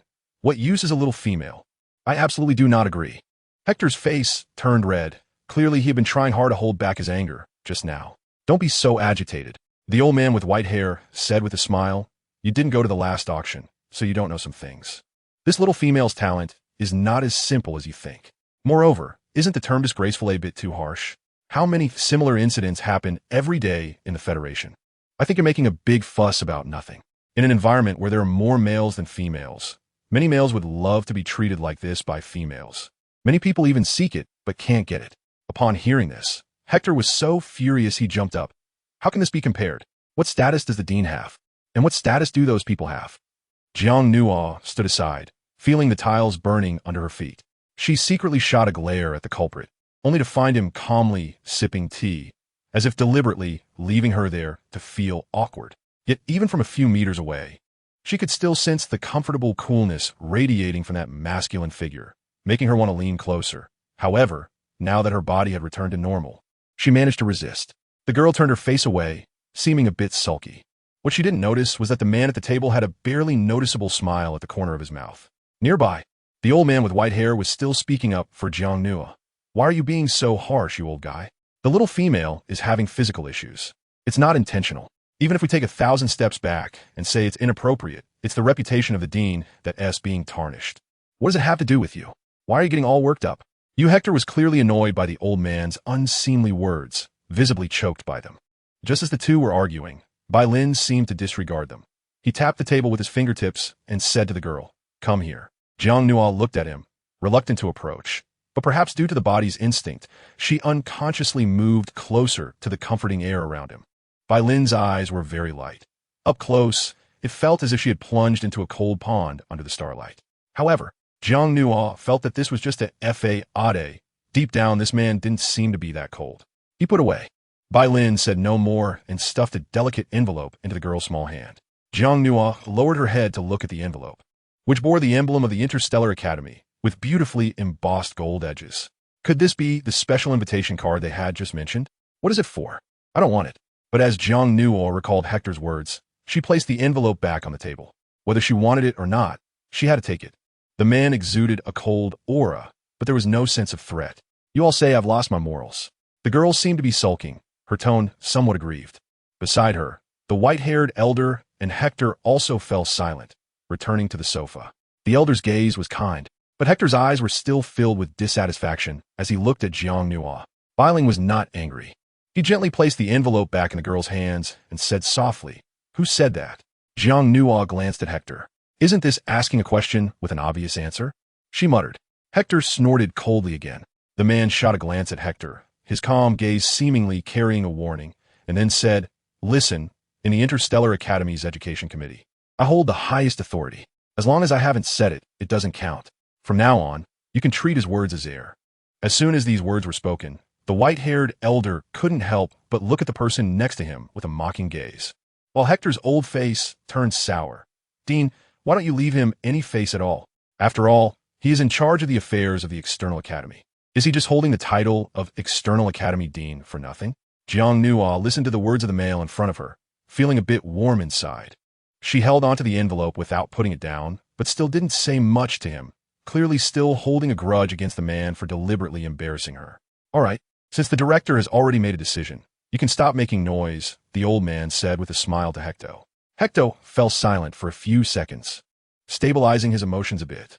He then turned his gaze to the little female in front of him, his eyes resembling those of a teacher looking at a problematic student. You are called Jiang Nu, right? The girl looked at Hector and nodded. The director and the old white-haired man both think you have great talent, but I'll say this up front. If you have the intention to enter the academy, you must abide by the academy's rules. Otherwise, however, he hadn't finished speaking when a powerful voice interjected from his side. Oh? What rules are there in the academy? Hector suddenly lost his confidence, as the one interrupting him was actually the director. This left Hector helpless, his bitter expression seeming to say, "You are the director. Shouldn't you be aware of the academy's rules?" Chapter 99. Students must behave like students, but in front of the students he still had to try to maintain his authority, gritting his teeth and saying, aside from other things, the most important rule is to respect teachers and the way of learning, and students must behave like students. Oh, Jiang Nua nodded in response. She could tell that the words were clearly referring to her actions from yesterday, but she hadn't even entered the academy yet. How could the person in front of her, named Hector, have such a strong sense of authority? If she really entered the academy, this Hector would probably target her even more. Beside her, Bai Lin looked at the girl's obedient demeanor, resembling a student being reprimanded. His gaze darkened slightly as he turned to Hector. Have you finished your tea? The casual remark left Hector stunned. The white-haired elder was gleeful, while also curiously observing Jiang Ah. Director, I've finished. Hector looked at the untouched tea, feeling extremely awkward. He wasn't lacking in emotional intelligence. How could he not understand that the director's words were hinting for him to leave? But he said all this for the director's sake, hoping that this little female could behave herself in the future, then continue to stay at the ceremony venue. If something similar to yesterday happens again, perhaps your nonsense might come in handy, Bai Lin said, raising his gaze. Hector was completely dumbfounded. Jiang Nua stood by the table, covering her mouth with her little hand and smiling secretly, feeling a bit more comfortable inside. The director noticed that Hector was about to speak again, and the old man beside him immediately reached out to cover his mouth and pulled him outside. All right, I'll go with you. The director has important matters to attend to. Let's not linger here, come on. You really have no sense at all. You've lived a long life for nothing. Hector was pulled away by the old man. Only 2 people were left in the office. Jiang Nuo remained silent, but secretly glanced at the male sitting next to her. Peeking at me? A slightly teasing voice sounded. The girl was taken aback and quickly looked out the window. No way. How could I dare to peek at the dean? Especially after Hector warned me earlier to respect my teachers. Hearing the girl's words, which she had just learned, the man's gaze flickered slightly. He picked up the book again and leaned back into the armchair. If that's the case, you can leave now, and please close the door behind you. There's no need to come back here, because at the Interstellar Academy, students are generally not allowed to enter the dean's office, even if there is something to handle. They should go to the academic office on the first floor. At this moment, the man's reaction seemed to reflect the posture of a dean, facing an ordinary student. The little female in front of him looked a bit wilted. Jiang Nuo thought, no wonder Bai Lin's success rate in pursuing was so low. His temperament was really hard to grasp, always appearing indifferent to everyone. Yet there were 1 or 2 moments when he seemed to show her some special attention. For example, this invitation card that was stuffed in her hand. May I ask, Dean, what exactly is this invitation card you mentioned? As she spoke, she raised the envelope. But to her surprise, the man didn't even look at it. If you want to know, consult the academic office on the first floor. His tone was cold and dismissive. Can't you just tell me directly? The girl's cheeks puffed up with anger, clearly on the verge of losing her temper. The man gently turned the page of his book. Is this how you, as a student, speak to me? At that moment, Jiang Nua gritted her teeth. Her sparkling eyes seemed to hide blades, as if they were about to explode at any moment, but due to her delicate face, she lacked any intimidation factor, appearing rather cute yet fierce. Finally, she couldn't help but call out the male's name. The man rolled up his book, lightly tapped the edge of the table, his tone revealing a hint of triumph. Feeling unwell again? No, I'm perfectly normal and clear-headed now. Bai Lin, are you doing this on purpose? Hearing the girl's exclamation, the man stood up and walked in front of her, looking down at the little female. The girl, feeling angry, looked up at him with an accusing gaze. I thought you only dared to be so reckless when you weren't clear-headed. Upon hearing this, Jiang Nuo was slightly taken aback. The man continued to lean in front of her, exuding a cool and elegant aura. Why don't you show the courage you had when you clung to me and tried to take off my clothes? Now you won't even admit to peeking. His voice was very soft. Jiang Nuo bravely met the man's gaze and found that his pupils were extremely deep, seemingly bottomless. However, one thing she didn't expect was that this man was indeed not as cold as he appeared. It was evident from the first time he saved her that his inner self was likely warmer than his exterior. Haven't I already apologized to you? Yang no murmured moreover. It was Hector's education committee that reminded me to pay attention to my identity. I've said before, you can treat his words as air. The man fixed his gaze on the little female and said word by word, from now on. The 4 words respect teachers and value education have nothing to do with you. Do you understand what I mean? Because she had already done things that were beyond limits. She was different from those ordinary students outside, at least in his perception. There was no need to constrain herself with the identity of a student. Oh, I see. Jiang Nuo nodded obediently, while also raising her hand to shake the envelope in her hand. What about this? Does she really have to ask at the academic affairs office herself? Bai Lin frowned slightly, looking at the girl's eyes filled with eager desire for knowledge, and softly said, "This is a special invitation card for the entrance assessment. The assessment is divided into 2 parts. One is the talent assessment, and the other is the practical assessment. With this special invitation card, you could be exempted from the practical assessment." Jiang Nuo blinked in surprise. "But why give this to me? Are you afraid I won't pass?"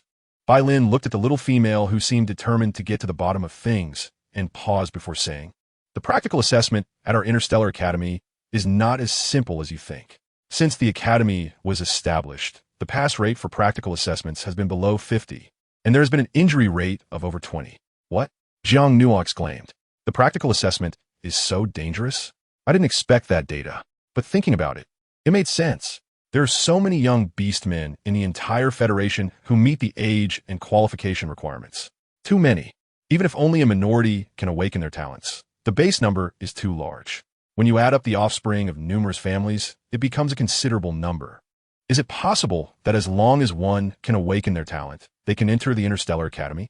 That's impossible. It still requires competition to eliminate the weak. Bai Lin no longer looked at the dazed girl and sat back in his chair, his expression returning to indifference. It seems that it's impossible for you to formally make that request in front of me. I'm waiting at any time. You can go now. Jiang Nuo came back to her senses, but she didn't understand what the other person's inexplicable words meant. What kind of request? She didn't linger any longer, taking the envelope and stepping out. This invitation card was also a guarantee for her entry into the park, but thinking about the passing rate and injury rate just now, she wondered whether Bai Lin was worried that she wouldn't pass the practical assessment or that she might get hurt. Chapter 100. Listen, I am your uncle. After leaving the academic affairs building, the 2 brothers, Vito and Cole, were still under the sun. Surprisingly, Kalen was still there too.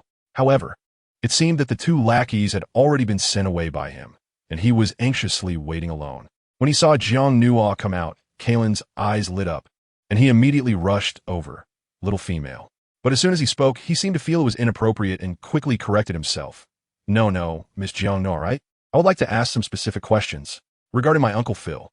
Yang no Freunded. What do you want to ask? In fact, she didn't want to reveal the specifics of her experiences with Phil. She only mentioned the existence of the child to inquire about any news of Phil through Kalen. Moreover, Phil had previously told her that the Hodge family's relations were quite normal, unlike the Castile family, which is why she dared to speak frankly just now. Kalan, stop pestering Miss Jiang Nuo. If you have something to ask, do it later. Vito seemed to sense that the girl didn't want to say much and intervened.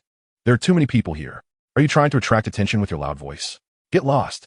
Kalen showed no respect for Vito and Corey, pushing them away forcefully and shouting, I just want to clarify. If she really is in a pairing relationship with my uncle, the Hodge family is not some shameful existence. So what if there are many people?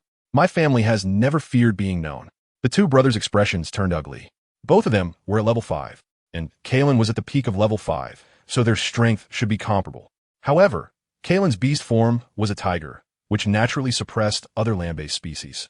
And the earth-based bloodline inheritance emphasized strength, while their mixed blood wolf type excelled in agility and stealth, making them inferior to Kalen in direct confrontation. Suddenly, Jiang Nuo said softly, Aren't you getting nervous because you heard me say I'm pregnant and want to clarify? Families highly valued their offspring, as evidenced by the craziness of the Castile family. But Kalen was stunned for a few seconds. In front of the girl, his expression suddenly became a bit silly, especially resembling Phil. In fact, he lowered his voice, and his tone was completely different from when he spoke to the two brothers. I only got nervous when I heard you say you're my aunt. Kalen scratched his head, his heavy palm resembling a claw. Of course, having a child is important. If you really are pregnant, the elders at home will definitely be very happy. But I don't care about that. The girl looked puzzled, but seeing the young man scratching his head, she seemed to see Phil standing in front of her. That silly big cat. What happened to him? And Theo. The more she thought about it, the heavier her heart became. What I care about is whether your relationship with my uncle is real or not. If it is, and my uncle finds out what I initially said to you, he will definitely kill me. It's over, it's over. This is terrible. Please don't tell me that everything you said is true. Kalen had a mournful expression, looking genuinely regretful and scared. Seeing this, the girl felt relieved. Perhaps what Phil had told her initially was not wrong. The internal relationships of the Hodge family should be quite normal and harmonious. However, repeatedly mentioning Phil made Jiang Nua's expression turn serious. She ignored Kalen and headed toward the dormitory she initially came from. Hey, wait, we haven't clarified yet. Kalen saw the girl about to leave and immediately chased after her. But before he could get close, a light strike landed right at his feet, shattering a few tiles. He was so scared that he stopped in his tracks. Who? Who has the audacity to use their talent skills in the teaching area? This was against the rules. Vito and Corey were also shocked, but when they saw the man appearing beside the girl, they understood it was that top male. They didn't dare to approach again, mainly because the pressure he exerted in the dormitory was too strong, causing their innate fear. At this moment, Xian Yin's outer robe was nowhere to be found, leaving him in a simple tailored suit. He held the girl's hand, his eyes filled with a faint resentment, looking like a little aggrieved husband. What are you doing here? Jiang Nua twisted her wrist, but found that the other party wasn't using much strength, yet she couldn't break free. I've waited for you too long. Afraid you might run away. The girl was extremely helpless. Where could I run to? How could I run with these legs? With Xiao and Phil missing. Even if she wanted to run, she couldn't escape. The sunlight shone on the man's face, making his charming features lose some of their coldness and gain a bit of warmth. He glanced at the academic building hallway in front of him. I'm worried that Bai Lin might secretly hide you away, little one. He hasn't done anything to you, right? As he spoke, Xian Yin lifted the girl's arm, rolled up her sleeve to take a look, and then checked her neck and face. After finding no injuries or red marks, he felt slightly relieved. All right, I'm fine. Jiang Nua pulled her hand back and continued. Whether intentionally or not, do you think everyone is like you, so rude and crude? The man's expression stiffened slightly, and a hint of guilt seemed to hide within his serious brows, as he always felt at fault on this topic. At that moment, Kailan also caught up. He glanced at Xian Yin, his face turning cold. This male was too beautiful, too enchanting, resembling a vase meant to please females in legends. Hey, who are you? Stay away from her. Kailan shouted at Xian Yin with great momentum, which startled Jiang Nua, prompting her to quickly shake her head at Kailan, signaling him not to speak recklessly. You're still protecting him? With a vase-like male like him, where's the masculinity of my uncle? If you really were my aunt, stay away from people like him. Kailan pointed at Xian Yin, but he didn't notice the extremely dangerous look in the latter's eyes. It was the kind that seemed ready to kill in the next second. All right, just stop talking. Jiang Nua reached out to hold both of them in front of her, fearing that Xian Yin would impulsively attack the little cat across from them. Although Kairan couldn't help but feel amused by Xian Yin's description, she said, Xian Yin, don't misunderstand. He's Phil's nephew. Don't hold it against him. The man's eyes were filled with shadows. The energy within his gaze, brimming with light attributes, was stirring restlessly, and his overwhelming aura was no longer restrained, sweeping towards Kairan. You. Kairan felt an immense pressure, realizing he had no ability to resist. The gap was just too great. This made him realize that the other party was definitely not just a pretty face, but a top-tier male whose strength was no less than that of his uncle. Who are you? Kairan's cold sweat dripped down as his voice trembled. Jiang Nuo felt helpless, but she knew that Xian Yin had held back. Otherwise, Kalen would only be in a worse situation than now. Listening to this, Xian Yin pulled Jiang Nuo around and turned to leave, coldly saying, I am your uncle. Chapter 101. This fox seems to be teasing someone. What nonsense are you talking about? Jiang Nuo pulled on Xian Yin with all her strength, wanting to quickly bring the man back. This fox was too much. Didn't he see that the little cat behind was about to collapse? Wei Duo and Kohli exchanged glances but ultimately did not follow. This mission was considered complete, but they still had other tasks. As mixed-blood beastmen, they were different from the graduates of other families.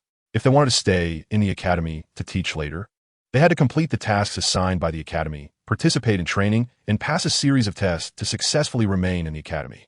This was her best home. As for that female young lady, they might meet her again in the future. Along the way, they could hear a certain fox grumbling. Little thing, I didn't say anything wrong just now. The man looked wronged. I'm a few months older than that guy Phil. For that tiger cub to call me Uncle Isnt, taking advantage of him. All right, let us go. Jiang Nuo looked around at the gazes and hurriedly said. The man was still not giving up, walking and saying, of course, it's because he looks older than me. The girl sighed, thinking this fox just wouldn't stop, right? Maybe it's because I take good care of myself, little one. Putting everything else aside, don't you think I'm a bit more pleasing to the eye than Phil? Along the way, the fox's words were particularly abundant. Xianyan, are you childish? The girl gritted her teeth and said, because standing together with Xianyan in this large academy made them too eye-catching, and more students were gathering around them. Sensing the girl's displeasure, the man smiled and effortlessly pulled her into his arms, lifting her up horizontally. Jiang Nuo, feeling her feet leave the ground, panicked, but before she could get angry, she felt a golden light enveloping her, and the surroundings began to blur. The sound of howling wind filled her ears, and in just half a minute, they returned to the dormitory area they had been in before. Such speed, Jiang Nuo was slightly startled in her heart. She returned to the dormitory. Jiang Nuo couldn't help but glare at him. No matter what, as an elder, he is Phil's nephew and a student in the academy. In front of so many people, you should give him some face. Of course, Kieran is at fault too. Relying on one's family and power to act arrogantly in the academy is inherently wrong. This time could be considered a small punishment to serve as a warning. However, listening to the girl's admonishing words, a certain fox seemed unconcerned. He snorted lightly. That little tiger cub has no manners at all. In my opinion, the Hodge family's ability to raise their offspring is quite low. Little one, don't give him to them when you're born. I'll help you raise it. Jiang Nuo was speechless. Who said she was going to give the baby to the Hodge family? Moreover, Phil hasn't been found yet. Those matters are still pending. The child will be raised by Phil himself. No need for you. The girl walked to the side and sat down at the desk, glancing around to find this single dorm room. It was very clean and tidy. The desk, chairs, and bedding seemed to be newly changed. Xianyan quietly leaned closer, his tone seemingly intentional. What if he dies? He has been missing for so long. Maybe he has already met a tragic end. Upon hearing this, Jiang Nuo frowned, her delicate face filled with anger and dissatisfaction. Xianyan, have you been wishing for Phil to die all along? You keep cursing him. How does that benefit you? Jiang Nuo was really angry. With Xiao and Phil missing one after another, she was already feeling heavy-hearted, and yet this fox was still being cheeky? No wonder he was always so annoying. The man was momentarily taken aback, as if he sensed the girl's anger. He didn't argue back, but softly murmured, of course there's a benefit. Oomph. The girl walked to the window and looked outside, watching the lively students in the academy, but her thoughts seemed to have flown away somewhere. The man followed her, lowering his posture again, and whispered in her ear, all right, little one, I was just saying that casually. He.S. tough. How could he really end up in a bad state just because of a few words from me? Hearing this, the girl's heartstrings stirred slightly. Why did she feel like this fox was trying to comfort her? Come back to the Beast God Temple with me, okay? His exquisite peach blossom eyes were full of expectation. Jiang Nuo had never seen such a look in Xianyan's eyes during her time in the Legion. She muttered, can I make a choice? Xianyan was slightly taken aback. Just before, at the battlefield base, didn't he want to forcibly take her away? Now, he was asking her, so why not make it simpler and just use the golden chains to bind her again? Little one, I'm serious. There was a hint of bitterness in the man's gaze. This time he was genuinely consulting the girl's thoughts and opinions. He admitted he had been a bit impatient earlier, but he was also worried about her getting involved in this mess. Jiang Nuo looked at the male in front of him and said, Xianyan, I'm very grateful for your help these past few times, but if I had the choice, please send me back. His expression was slightly anxious. Where to?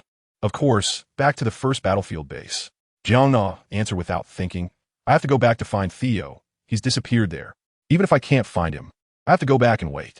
Once Theo returns, he will definitely come and find me. But she didn't notice that at this moment. The gentleness and softness in the man's eyes had faded, replaced by a mix of emotions. Impatience, anger, and if one were to taste it carefully, a hint of sourness could be detected. He caused you so much harm. and you've only just recovered. Yet you're in such a hurry to go back to find him? Xian Yan's breathing became rapid. What if I tell you that I won't take you back there again? How would you react? Jiang Nua lowered her head and pondered for a few seconds. Yes, if it weren't for Xian Yan, how would she go back? Would she be stuck in this academy? Suddenly, she looked at her wristband and, with a stubborn expression, said to the man, then I'll go ask Bai Lin to help me get back. Or I'll contact Ghana right now and have him send a spaceship to pick me up. The man felt a pain in his liver from anger. Bai Lin, has this male now become the little one's support? What does that make him? As a dignified beast god messenger, he was not at the temple, but was wandering around the little one, and today he was surrounded by a group of student cubs. Was it because he was too idle? Why does the little one always go against him? Jiang Nua ignored the furious man and pointed at her wristband to communicate with Ghana, but this move was nothing more than a challenge to the man's patience. No, he shouted. I said no. Then I'll go find Bai Lin. You come back here. Looking at the girl who had run to the door, Xian Yan was exasperated. He completely lost his elegance and walked over to lift her legs, directly hoisting her onto his shoulder. The way he carried her back was as rough as it was gentle when he had held her in a princess carry before. Let me go, she shouted. What are you going to do then? Jiang Nua was completely at a loss, continuously slapping the male's back. Did she really have to torture each other with this fox? Chapter 102. The babies have hatched. Xian Yan placed the girl on the bed. However, as he set her down, he put his hand under her head to prevent her from bumping into the corner of the bed. But the angry Jiang Nua didn't notice this at all and exclaimed, Go away. The girl pushed with her delicate little hands. The man stood at the foot of the bed, seeing the girl awkwardly trying to get up. He reached out and pressed down on her shoulder, making it impossible for her to move. Little one, as long as you don't return to the battlefield, everything else is negotiable. Under the pressure of the 9th-tier male strength, Jiang Nua's upper body couldn't move at all. Just as she wanted to kick out with her legs to express her dissatisfaction, she found that the man had reached out with his other hand and caught her little feet, sealing her entire body as if it were under a spell. Lying on the bed, completely motionless like a mummy. It was so frustrating. What? This time you didn't even use handcuffs or chains, just your hands. The girl lay on the bed, her small chest rising and falling, expressing her current turbulent dissatisfaction. Hearing the girl's words, Xian Yan felt both angry and helpless. He took a deep breath and said, Little one, I seem to be increasingly at a loss with you. The girl lay on the bed, looking at him with displeasure, as if the air had become stagnant. Just then, ding, her bracelet suddenly beeped. It was a notification sound for a message. Jiang Nua immediately glanced out of the corner of her eye and found that Ghana had indeed sent her a message again. When she had contacted Ghana before, she only reported that she was safe and did not mention that she was at the Interstellar Academy. This was because Ghana was surely doing everything he could to find Theo, and since she was not in any danger at the Academy, there was no need to distract Ghana by having him look for her. That dog is messaging again. The man glared at the wristband. Although he was dissatisfied with the girl contacting the other party, Xian Yan did not take any extreme actions, nor did he do anything like forcibly snatching the girl's wristband as he had when they first met. Let me go. I just want to take a look at the message. Besides, I can't fight you or run away, and if you keep holding me like this, my legs are going to get sore. The girl complained a bit aggrievedly. Hearing the words, sore legs, Xian Yan instinctively loosened his grip. Jiang Nua sat up and rubbed her legs while opening the messages in her wristband. However, when she saw the text in the message, her eyes widened with immense joy, which was in stark contrast to Xian Yan's expression. The more excited the girl appeared, the more it might not be a good thing for him. Seeing you so happy, is it because Xiao has returned? Or has Phil been found? A certain male seemed as if he had drunk 10 pounds of vinegar. Jiang Nua's expression stiffened. But she did not conceal it. It was Ghana who told me that the cubs have hatched. The man's expression paused for a moment, seemingly caught off guard by the news. Xian Yan, as a top male, you must know that purebred cubs possess a certain level of intelligence after hatching. They will instinctively seek out their biological parents. And if their parents are not nearby for a long time, they may show signs of anxiety and stress, right? To this, Xian Yan did not refute. The dependence of live-born cubs on their parents, especially their mothers, is immense at the moment of birth, just as it is for egg-born cubs at the moment of hatching. If the mother does not provide timely comfort, it may affect the cub's subsequent personality development. Little one, I'll take you back, the man said, his voice carrying a hint of sincerity. Jiang Nua sighed in relief. Seeing you so resolute just now, I thought you wouldn't let me go. One thing is one thing, Xian Yan said. Moreover, I'm sending you back to the headquarters of the Virtual Star Nation, not back to the battlefield base. Although I don't want you to return to Xiao Na, at least There is no danger there for now. Hearing this, the girl's heart softened a bit. It turned out Yin didn't want to force her, but rather didn't he want her to return to the battlefield, fearing she might encounter danger again. I'm not prepared for anything. Let us leave now, Jiang Nuo said as she stood up. Some of her basic supplies were in the reward space she had received earlier, and she didn't have much luggage, just an extra special invitation card. The entrance exam for the next batch of freshmen was still about 2 months away. Watching the girl hurriedly leave, Yin shook his head helplessly behind her, muttering to himself, "What should I do with you? But if I don't let you go back, you will probably hate me again. And I really don't want you to hate me again." As she exited the dormitory building, Jiang Nuo saw Kylon pacing back and forth in front of the dormitory. She frowned. This cat was really persistent. "Jiang, Miss Jiang," Kylon called out as he followed her. "I've already informed my family about this matter. And my elders are coming to the academy tomorrow. Do you have time to meet with them?" "Your elders?" "Yes." Kylon nodded eagerly. "It's my grandmother who wants to meet you. Don't worry. She is very kind and just wants to have a chat with you. She has no other intentions." "What is wrong?" Kylon carefully asked, noticing the girl was stunned in place. The girl blinked, as if trying to sort out the relationship. "Phil is your uncle, so your grandmother is." Kylon smiled at this and scratched his head. "Right? She is also my uncle's mother. She is a beautiful, kind, and respected elder." Hearing this, Jiang Nuo was dumbfounded. "No way.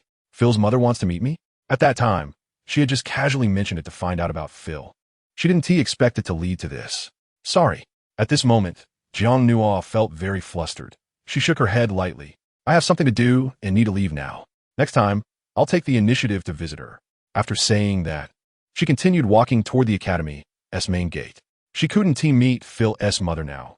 Phil was currently missing and unaccounted for. If they met, she would definitely be asked about Phil, and if anything was suspected, it would only worry the elderly lady. "Hey, don't go." Kylon, feeling rejected, was very unwilling. But just as he was about to chase after her, he felt someone grip his shoulder. In the next second, Kylon felt his strong body being thrown away. Little cub really has no memory. The culprit, a certain fox, gave him a disdainful look and then silently followed behind the little female. This time, Kylon fell hard onto the ground. He scratched the ground with his hands, like he was rubbing his claws, expressing his inner anger. This top male is so annoying. Once he contacts my little uncle, I must go tell on him. I'll make him pay. At the entrance of the Star Academy, a high-level spaceship quietly departed, unnoticed by ordinary students. However, in a dark corner, as the highest leader of the Star Academy, Bai Lin witnessed all of this, including the departure of the little female. Suddenly, he spoke coldly.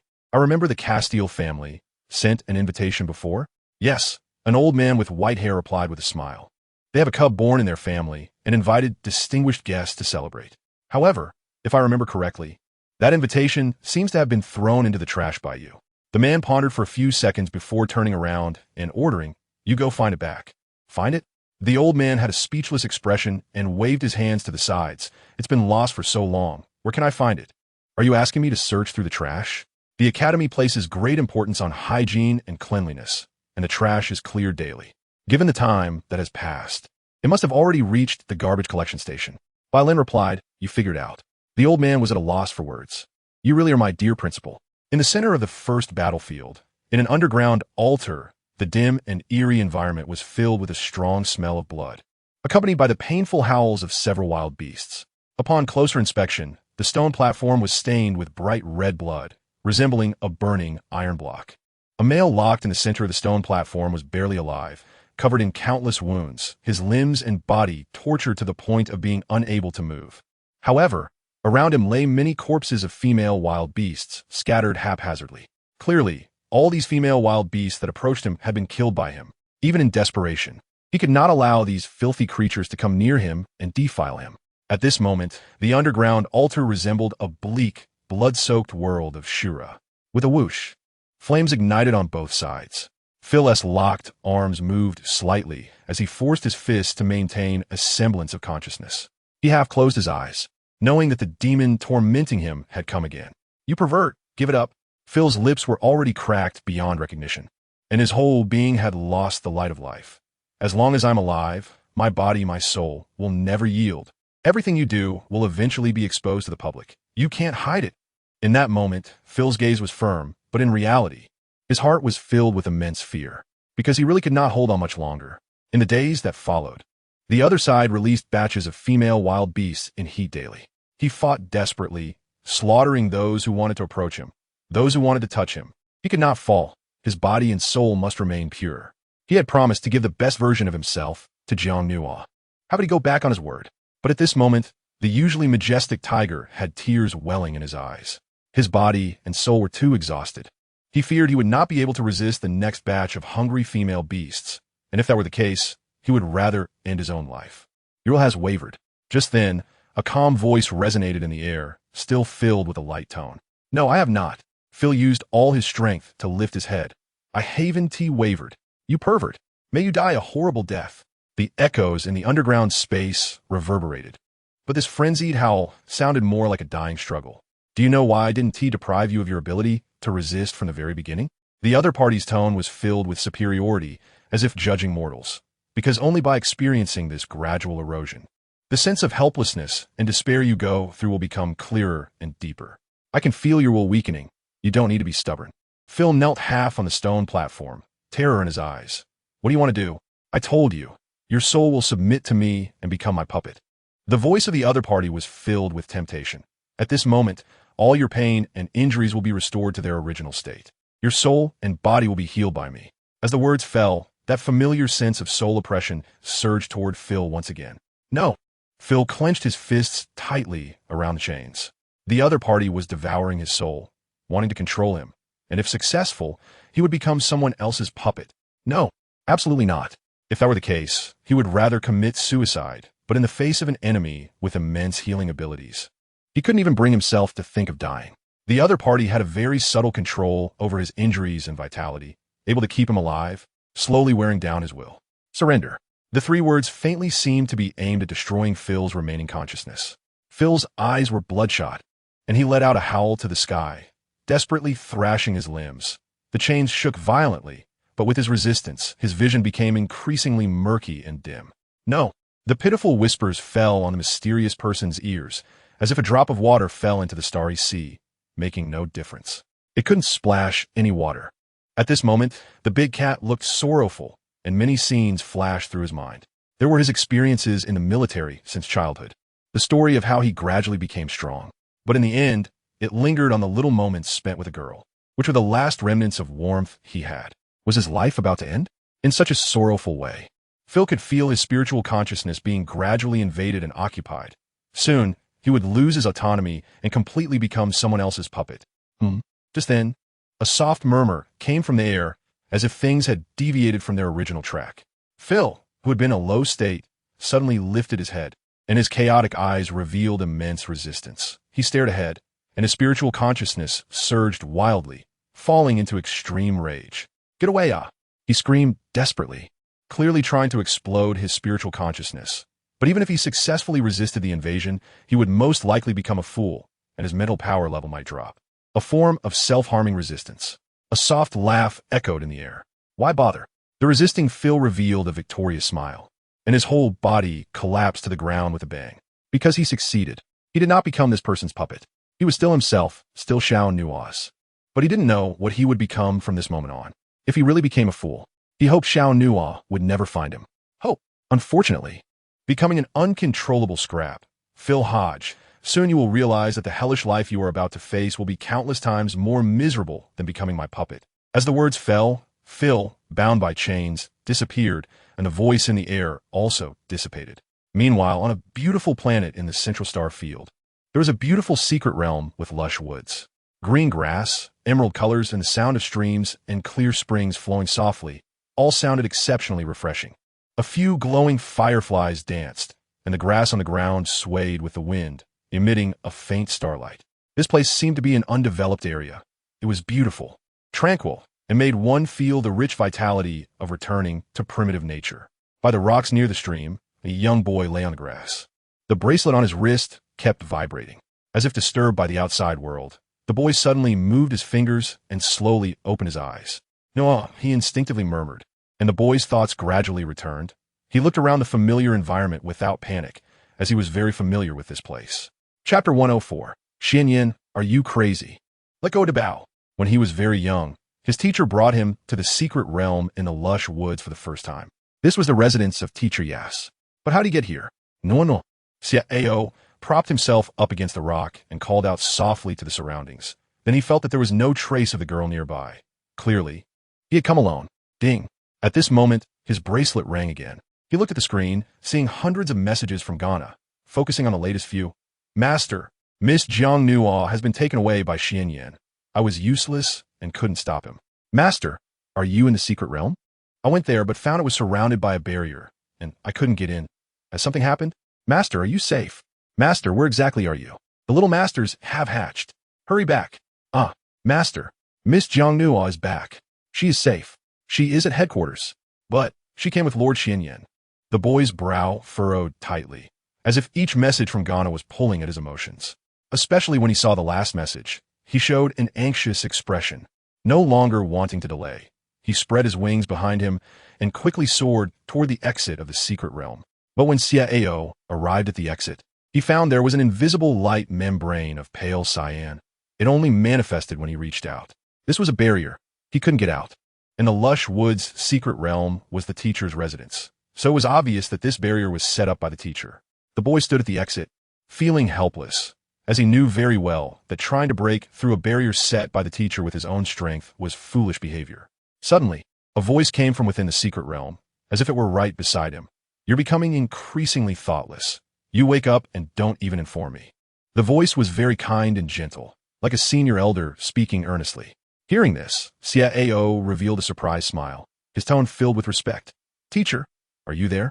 The other party responded, and then the barrier light membrane blocking Xiao dissipated. Go back. Don't cause trouble again. The battlefield is not a place for you. Do you really think that just because your mental power has been soothed, everything is fine?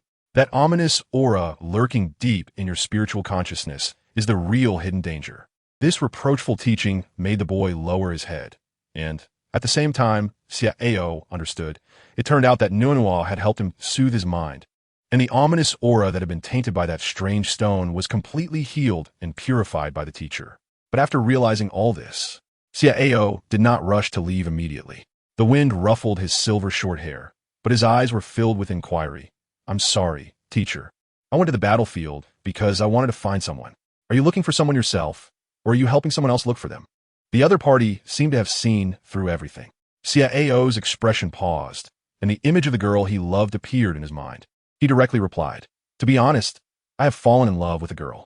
At her request, General Phil of the 1st Legion went missing on the battlefield, and she is very worried. I want to help her find him.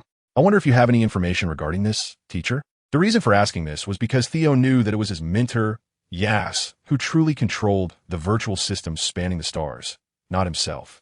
For instance, he had no actual authority over the highest tier core monitoring system. Perhaps his mentor might have some information. But then, silence fell for a few seconds. The young man frowned in confusion because, in the past, no matter what he asked, his mentor would casually respond. This time, however, the silence lingered. Don't pry too much. It's none of your concern. After a long pause, those words drifted through the air, leaving the young man utterly bewildered. But, how hasty da? If even his mentor wouldn't help, finding Phil might truly be impossible. As if sensing the boy's persistent plea, the other party hesitated for a moment before finally relenting. Search the southern star sector. Stay away from the battlefield. With that, the voice faded, leaving Theo frowning deeply, unable to process the advice immediately. Phil had gone missing on the battlefield. Why search the south? The southernmost region was the vast sea star sector, home to the aquatic races. How could Phil possibly be there?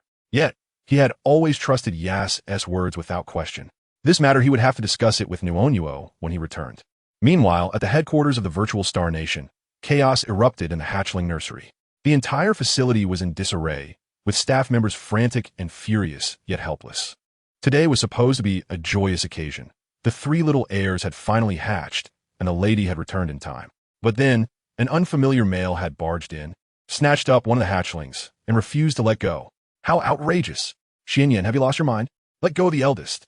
The young woman chased after him in a panic, cradling 2 fluffy avian hatchlings in her arms. Their eyes weren't fully open yet, but they nestled against her chest, nuzzling affectionately. The second hatchling's wings were dark black, with hints of deep violet shimmering along the tail feathers, exuding an air of mysterious elegance.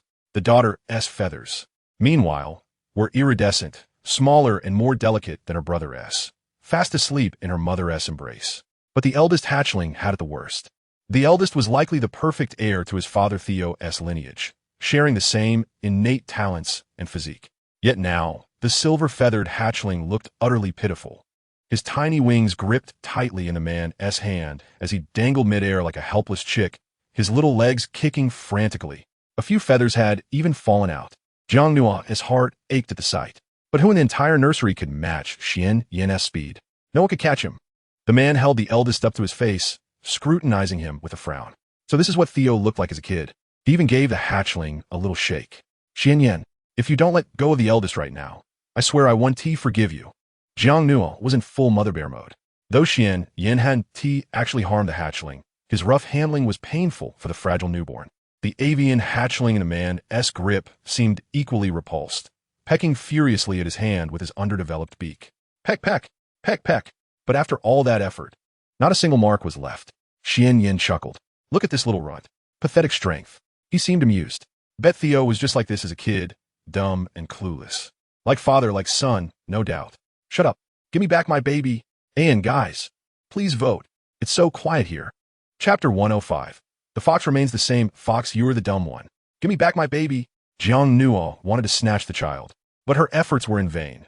With her small arms and legs, Xian Yan played with her as if it were a game.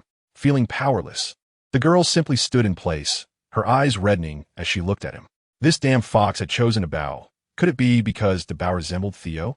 Little one, I haven't harmed him. Xian Yan looked at the girl's aggrieved expression and felt somewhat helpless. I've been gentle enough with this little brat. A top-tier purebred cub, even if just hatched, has a resilience that surpasses ordinary beastmen. You pinch his wings and still call it gentle. Jiang Nua looked at the few broken feathers on the ground, puffed her cheeks, and gritted her teeth, saying, You wait, I will repay my baby's debt sooner or later. Xian Yan, I want to pull out 10,000 of your fox hairs. The man twitched the corner of his mouth upon hearing this. Was it really that serious? But even though he felt helpless inside, Xian Yan's body was quite honest. Seeing the girl angry, he held the little one by its wings and placed it in his arms, arranging a comfortable position for the baby and even smoothing its fur.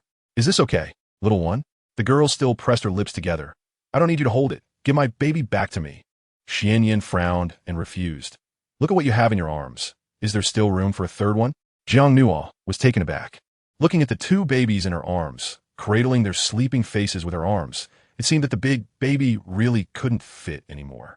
The man chuckled lightly. Let me help you soothe him. Anyway, that guy Theo is missing, and since the father isn't here, I can fill in for him. Hearing this, the staff members beside them couldn't help but smirk. They knew that Mr. Theo was particularly attentive to these three little masters, meticulously arranging everything and often coming here to visit. How could a stranger suddenly appear and compare? Moreover, boys should be tougher. If they're raised too pampered, they won't amount to much in the future. He lowered his gaze to see the little one struggling and wriggling left and right his arms. And the comical sight made him laugh. But the girl's expression gradually turned cold. We don't need your help. They're not your children. How I and Theo educate them is none of your business. Just put him into the nutrient chamber. It's uncomfortable for you to hold him.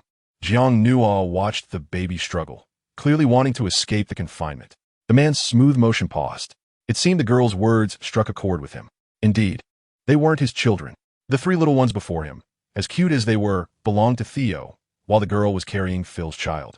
He felt a mix of emotions he couldn't quite articulate. In short, it felt very unpleasant.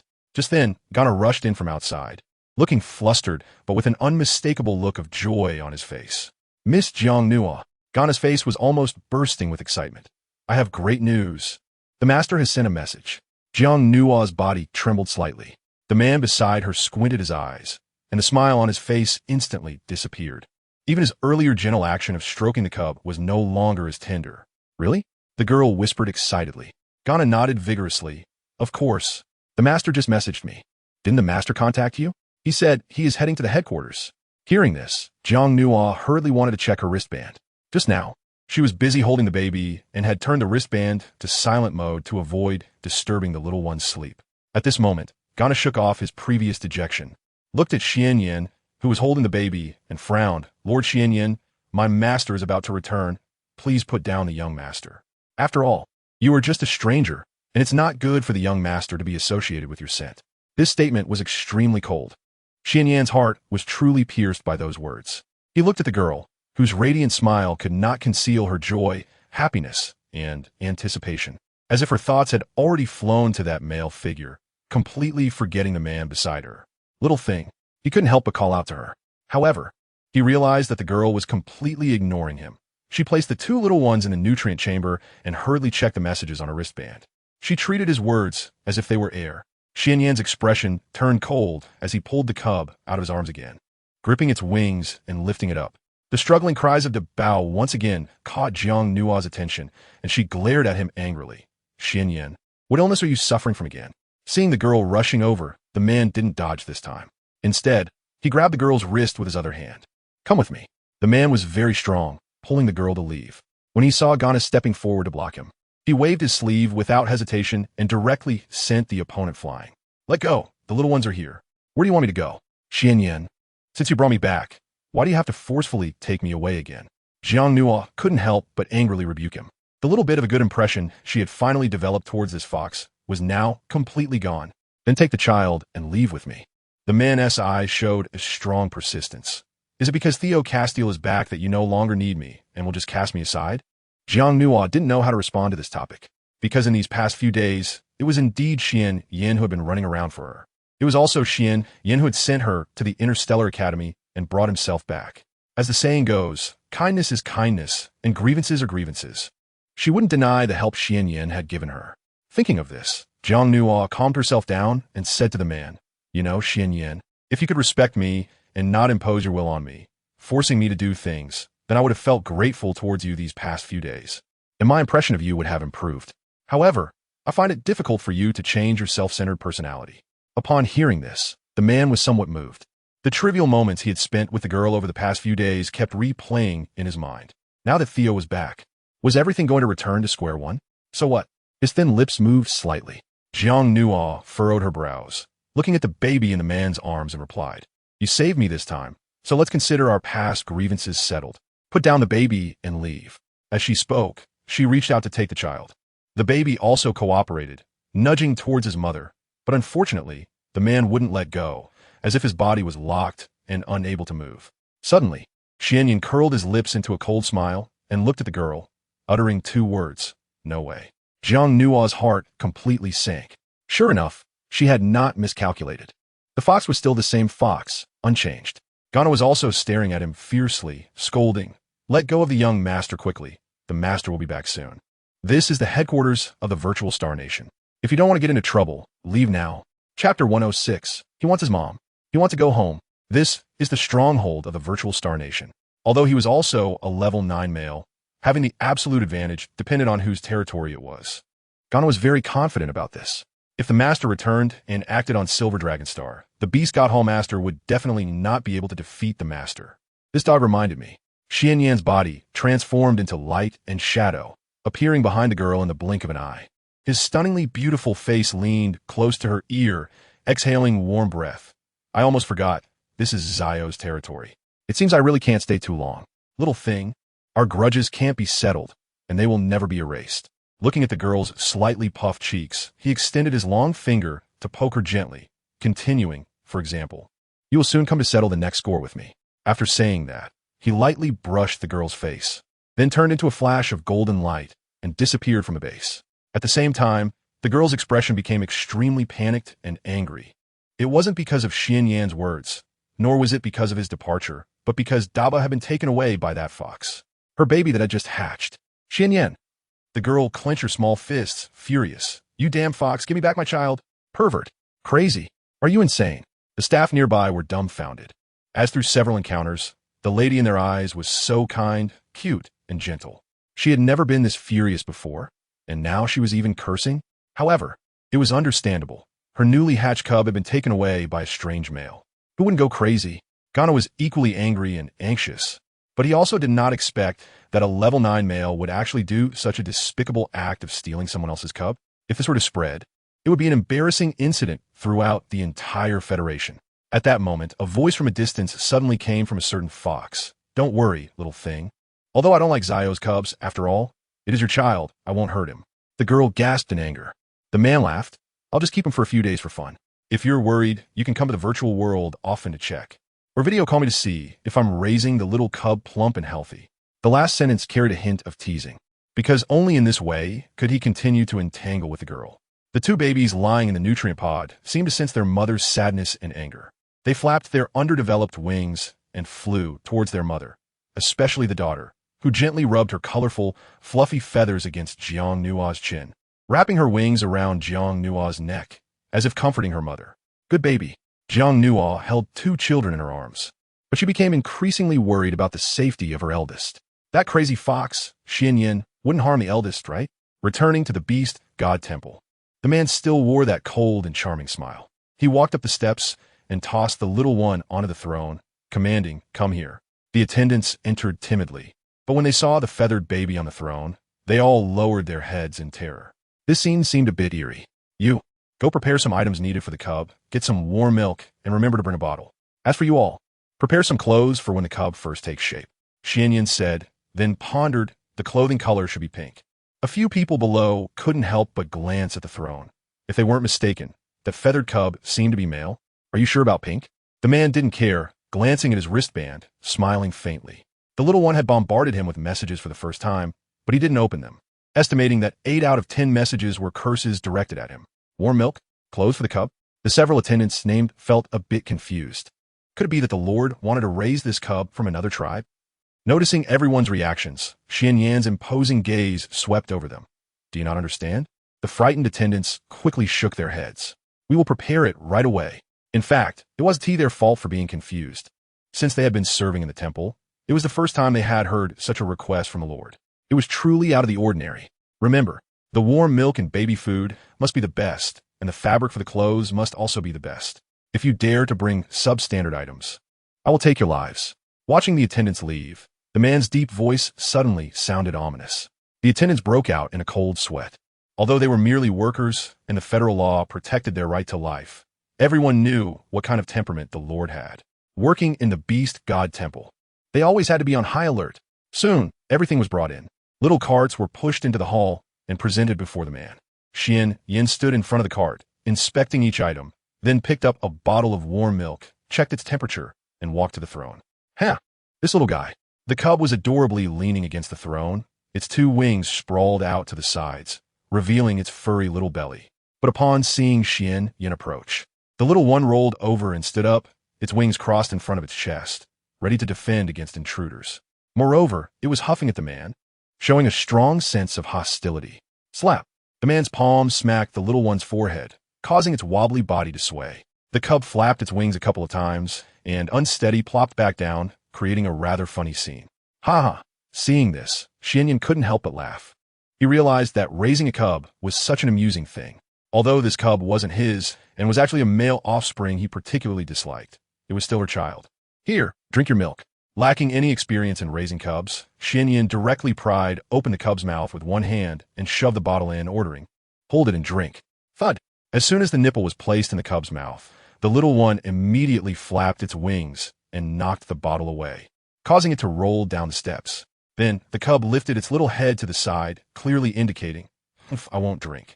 If you don't drink, you'll be hungry. Being hungry will make you stupid, just like your father."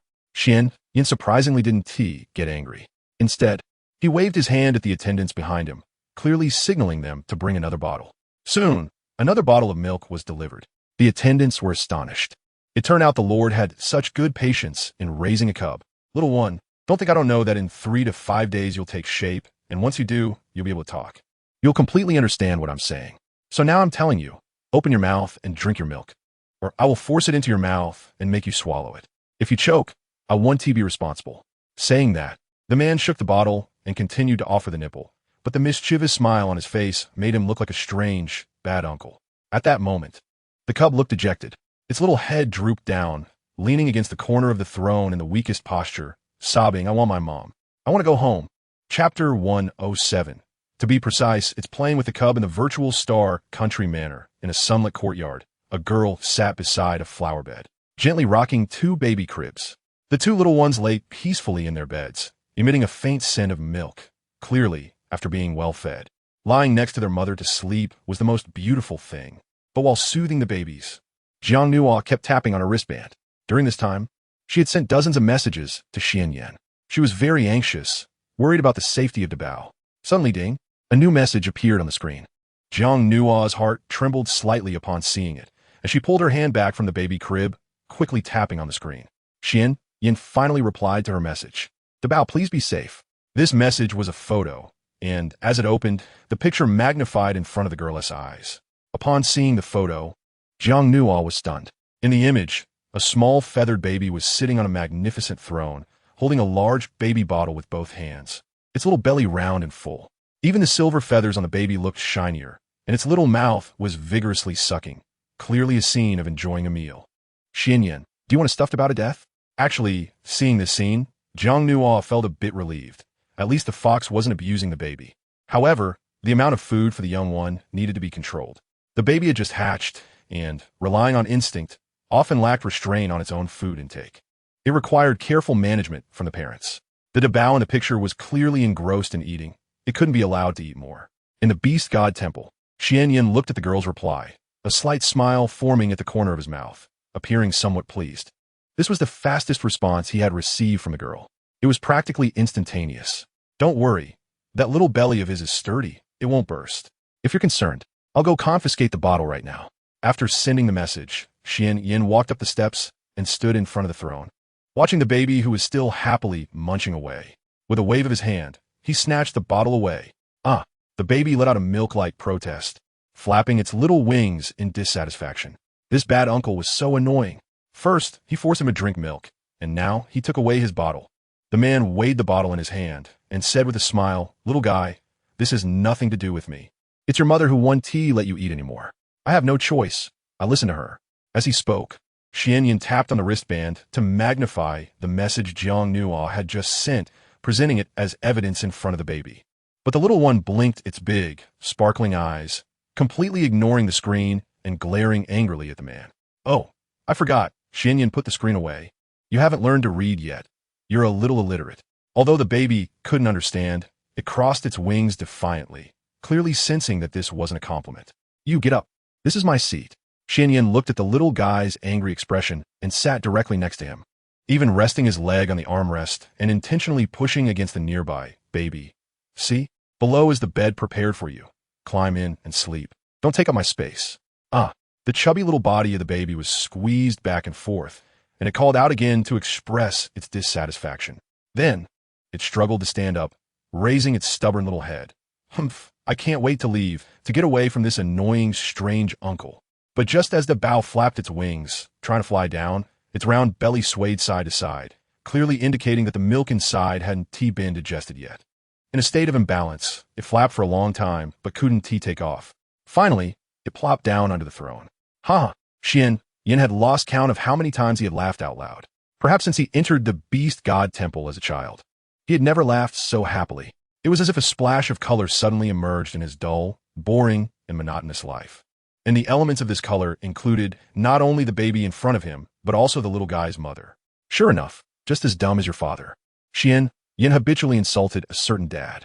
The baby that fell under the throne stubbornly looked up, glaring at the bad uncle who was looking down at him.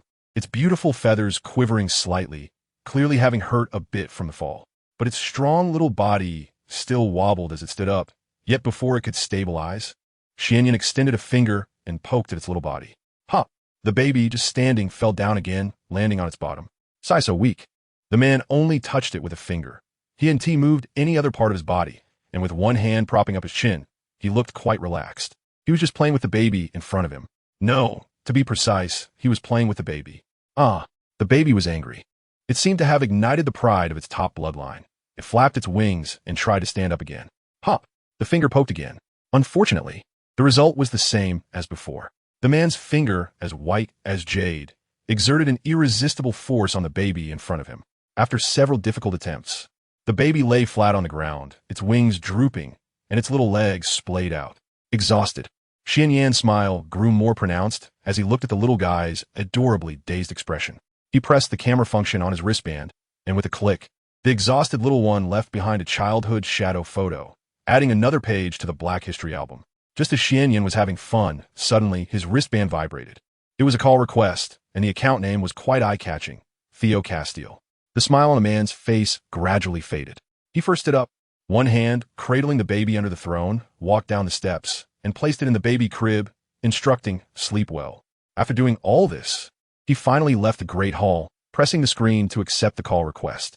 He knew that Theo would contact him sooner or later, and coincidentally, he also had a deal he wanted to discuss with him. At night, after the girl had coaxed the baby to sleep, she walked out of the bedroom and sat on the stone steps outside, looking up at the stars.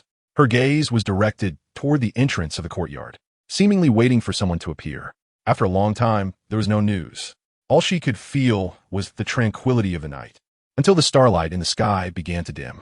Jiang Nua leaned against the doorframe, her eyes half closed, but her hand remained on the bracelet, ready to sense any news immediately. In a quiet night, her soft murmurs could be heard. "Bad guy, you said you would come back before the baby fell asleep." As soon as the words fell, a pair of male arms suddenly wrapped around her from behind. Familiar, gorum, yented, as if they could provide her with all the security and support she needed. "I'm sorry." Chapter 108. Mom and Dad did nothing. The girl instantly came to her senses. She looked back and met the boy's gaze, his familiar face reflected in her pupils. He had taken off his glasses, and his eyes, illuminated by the nightlight, appeared even clearer and softer, captivating. Only his messy hair and slightly disheveled collar revealed a hint of weariness. Clearly, he had rushed back to her side as quickly as possible. "Xiao," hearing the girl call his name again, a hint of happiness appeared on the boy's face, but it was quickly overshadowed by guilt in his eyes. He gently rested his chin on the girl's shoulder and uttered another apology. "Oh, Nua, I'm sorry." Naturally, Jiang Nua leaned against his chest and replied, "Why do you apologize the moment you come back? Did you do something to feel sorry for me while you were away?" In fact, they had already contacted each other through the bracelet and knew that they were both safe and sound. That's why Jiang Nua could tease him like this. Zhao's expression was complicated, filled with helplessness, guilt, but more so with heartache. He caressed the girl's hair and sighed. "How can you forget so quickly about the hurt I caused you, Nua? I haven't figured out how to make amends yet."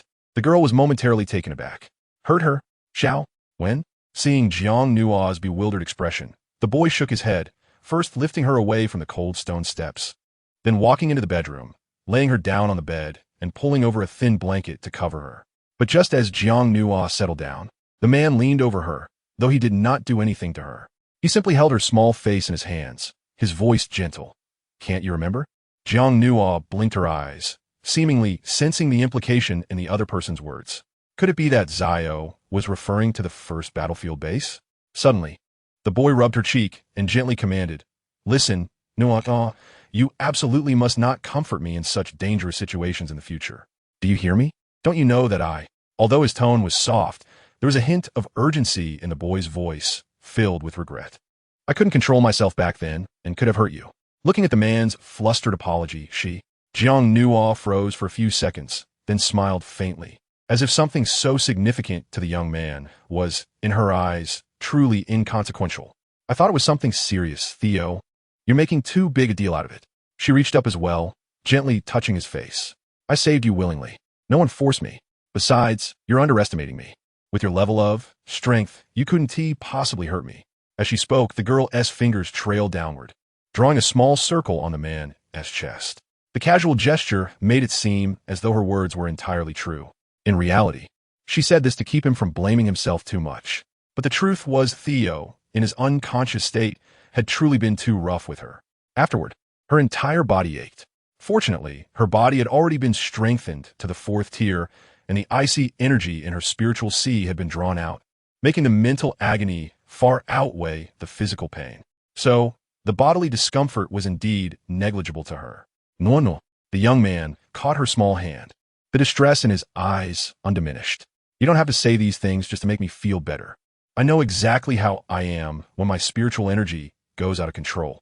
I must have hurt you back then, didn't I?" As he spoke, his hand tenderly brushed over her skin. Of course, after so many days, the red marks on her body had long since faded, and the bruises left by his frenzied passion had vanished. Yet even so, Theo could still vividly imagine the scene. Nuova was so delicata, so fragile. Even with her enhanced physique, there was an inherent gap between her strength and his. In his completely unrestrained state, how was he any different from a rabid beast? From the very beginning, What he despised most were those males who abused their power to oppress and harm females, who disregarded their limits and indulged in their basest desires. His father, for instance, had been one of them, and now he had done the same. The more he thought about it, the more tormented he felt. Lying beside her, he pulled her gently into his arms, his heart aching unbearably. Theo, I'm not that fragile. Jiang Nua's body was buried in the man's arms as she comforted him. You saved me, protected me. Love is not one-sided. It should be mutual. What I said about being willing is the truth. If there's a next time, I will do it again. What are you looking at? You can't glare at me. You're a big man. Don't be so melodramatic. When Jiang Nua mentioned that she would do this again next time, the boy's face was filled with anxiety. But the girl directly covered his eyes with her hand, and her playful voice rang out. Well, if you want to make it up to me, I'm open to that. For example, the girl leaned against his chest and whispered, Xiao, you have to listen to me about things at night from now on. No objections. As she spoke, her small hand continued to make circles. At that moment, the boy was at a loss whether to laugh or cry. He tightly embraced the girl's delicate figure, his feelings of guilt and heartache reaching their peak. Nua said so much just to alleviate his sense of responsibility. Okay, I'll listen to you. No matter what it was, he would compromise. As for matters of pleasure between partners, he would let Nua take the lead in the future. As long as it made Nua happy, even if the girl made more outrageous demands, he wouldn't care. After all, once the door was closed, it would just be him and Nua in the bedroom. What if I want it right now? Just as the boy was seriously nodding, he was suddenly stunned by the girl's next words. Right now? Jiang Nua looked at the startled boy and couldn't help but laugh, poking him with her hand. Just kidding. She wasn't having an episode, and it wasn't the beastman's mating season. So how could she possibly make such a request right after Theo returned? She just said that on purpose because she saw that Theo was in a bad mood and wanted to scare him a little. The boy, filled with affectionate helplessness, planted a gentle kiss on the girl's cheek.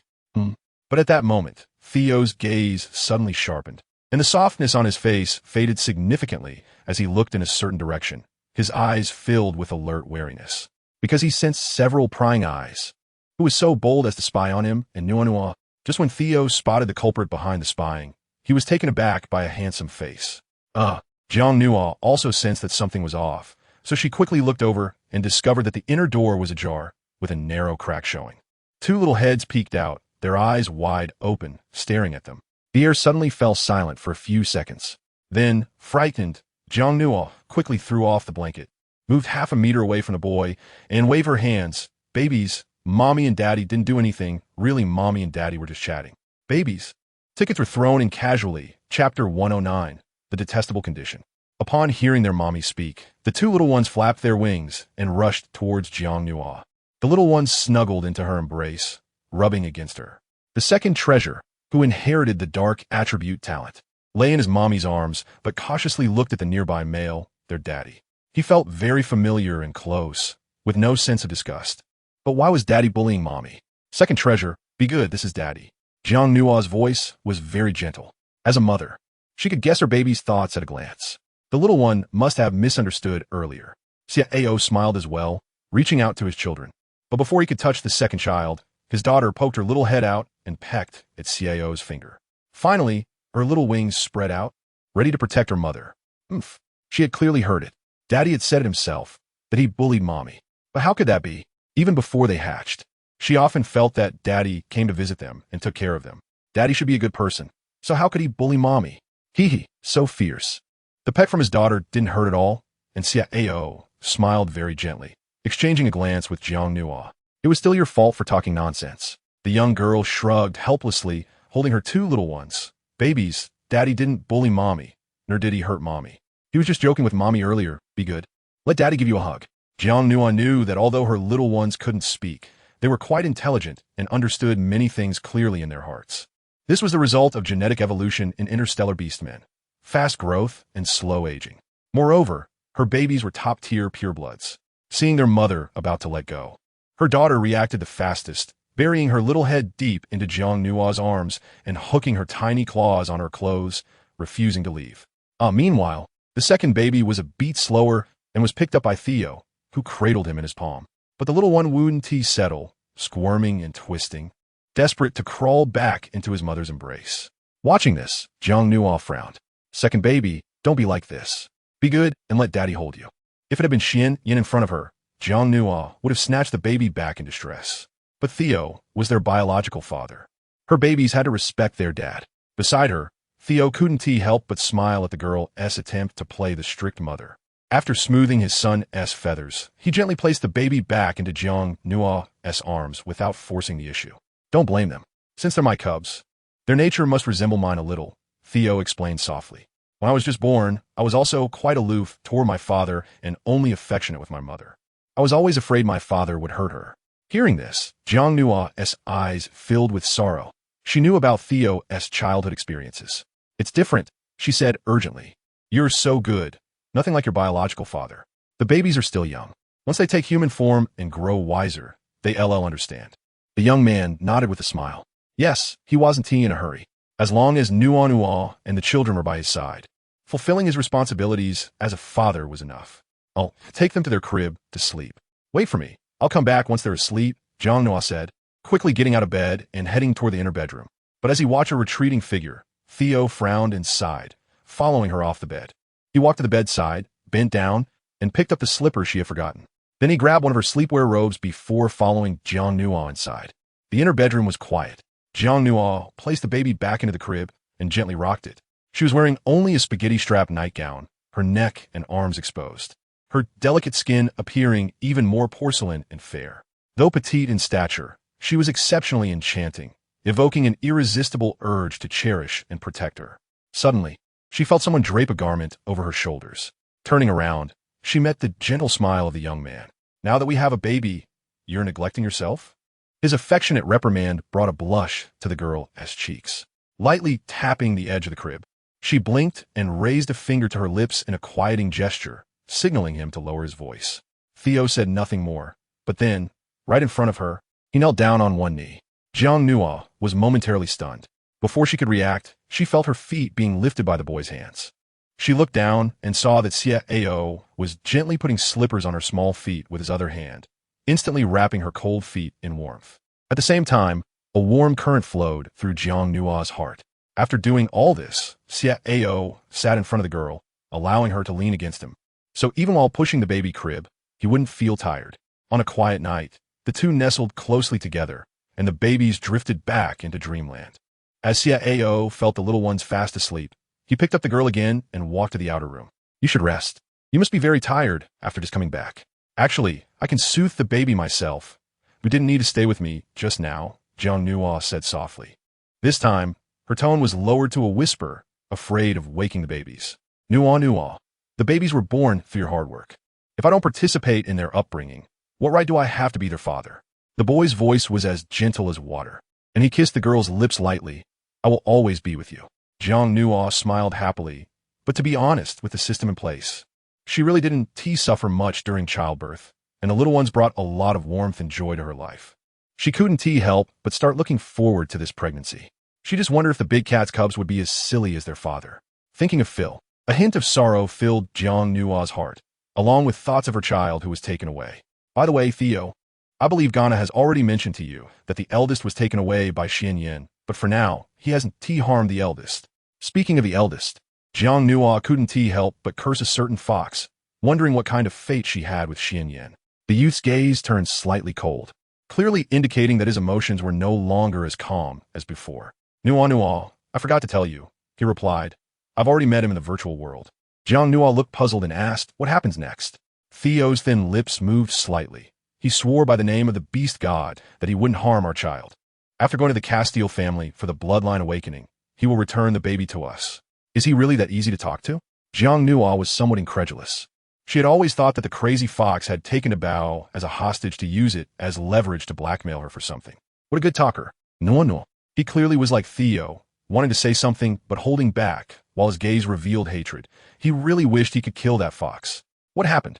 The boy shook his head helplessly. You don't know what a hateful condition he proposed. Chapter 110, Mommy. And in the following days, Jiang Nua finally understood what the hateful condition that Xiao mentioned was. Because Xianyan sent her hundreds of messages every day, dozens of videos, and wanting to know about Dabao's current situation, she couldn't refuse, but each time it made her extremely angry. In the video on the screen, the man was holding a silver-winged baby, and in his other hand, he had two little outfits, a pink dress and a pink camisole, both super cute and pastel. Little one, take a look. Which of these two outfits do you think is better? The baby is about to take shape. I think this little dress is quite nice. Jiang Nuo stood in the courtyard, staring at the screen, feeling utterly speechless with anger. Beside him, Xiao was also fixated on Xianyan, the two top males exchanging glances filled with sparks. Xianyan. Suddenly, Jiang Nuo clenched his fist and shouted, "The Bao is clearly male. Are you doing this on purpose?" The man in the video remained indifferent. "Oh, who said males can't wear pink? Is it stipulated by federal law?" Xiao wished he could smash the screen with a punch. "Then why don't you wear it yourself?" Xianyan sneered in the video. "This color is too sophisticated for me to handle, but I think it suits you very well. After all, you're the child's biological father." The two had always been at odds, and their words were naturally laced with sarcasm. "If you don't choose, I'll just assume this little dress is mine. When it's time for the Castile family banquet, I'll take the little one over like this, and they will definitely become the center of attention. Little thing, don't you think so?" Jiang Nuo's hands were clenched into fists. This fox is indeed crazy. At the same time, Jiang Nuo also understood what the conditions Xianyan had proposed were, which was that without harming the cub, Xiao could not interfere with any communication or video between him and herself. Another night, Xianyan sent another video. On the screen, a feathered baby was flapping up and down in the great hall, its little legs kicking in circles, its body swaying as if it were drunk. Little one looked quickly. Could this be the legendary drunken milk? On the other side of the video, Jiang Nuo and Xiao watched with cold faces. The cub's little appearance was quite comical, but as parents, they felt both heartbroken and worried. "Xianyan, what have you done to the baby? How did he end up like this?" Xiao scrutinized the baby in the video. The silver-glossed feathers and the wind attribute as the main talent meant that the genetic inheritance of the baby was most similar to his own. "Don't forget, you swore in the name of the beast god that you wouldn't harm the child. If your identity dares to violate the oath, you will face severe backlash." Xiao's words seemed to pierce Xianyan's heart, serving as a deep warning. How could I harm this cub? Xianyan's gaze was always fixed on Jiang Nuo, as if all his attention was on the girl. "Little one, don't misunderstand. I just went out for a while, and when I returned, I found this cub had stolen the wine I prepared for dinner. However, it seems he only took a sip to end up like this. His drinking capacity, TSK, is really too poor," Xianyan said, shaking his head. "With such poor drinking capacity, how can he be considered man? If he grows up like this, wouldn't he be a lightweight, stealing and drinking wine?" Jiang Nuo's brow relaxed. "You can't just let him be like this. Next time, you mustn't prepare any wine for dinner, and you absolutely cannot drink it in front of the Bao." Although it was a commanding tone, Xianyan did not get angry. "All right, I'll listen to you. I won't drink anymore." As he spoke, he provocatively glanced at the boy in the video, then proudly turned off the video. Xiao's expression was indeed quite unpleasant. Day by day, although he lived with Noah, the fox was always caught in between. Hundreds of messages and communications every day. His thoughts could no longer be hidden. That was using the baby to contact Noah. "Xiao, what's wrong?" Jiang Nuo had just finished her shower and, after hanging up on Xianyan's call, saw the boy looking troubled. As the girl approached, Xiao put away his indifferent demeanor, gently extended his arms, and held the girl in his embrace, drying her damp hair bit by bit. Nuo, when the babies transform, they will have basic self-care abilities. What are your plans for then?" he asked softly. The girl blinked. "Yes, the babies need careful nurturing before they hatch, and they need the most care right after hatching before they transform. Once the beastmen transform, their language system will accelerate in development, and they can learn to communicate in just a day or two.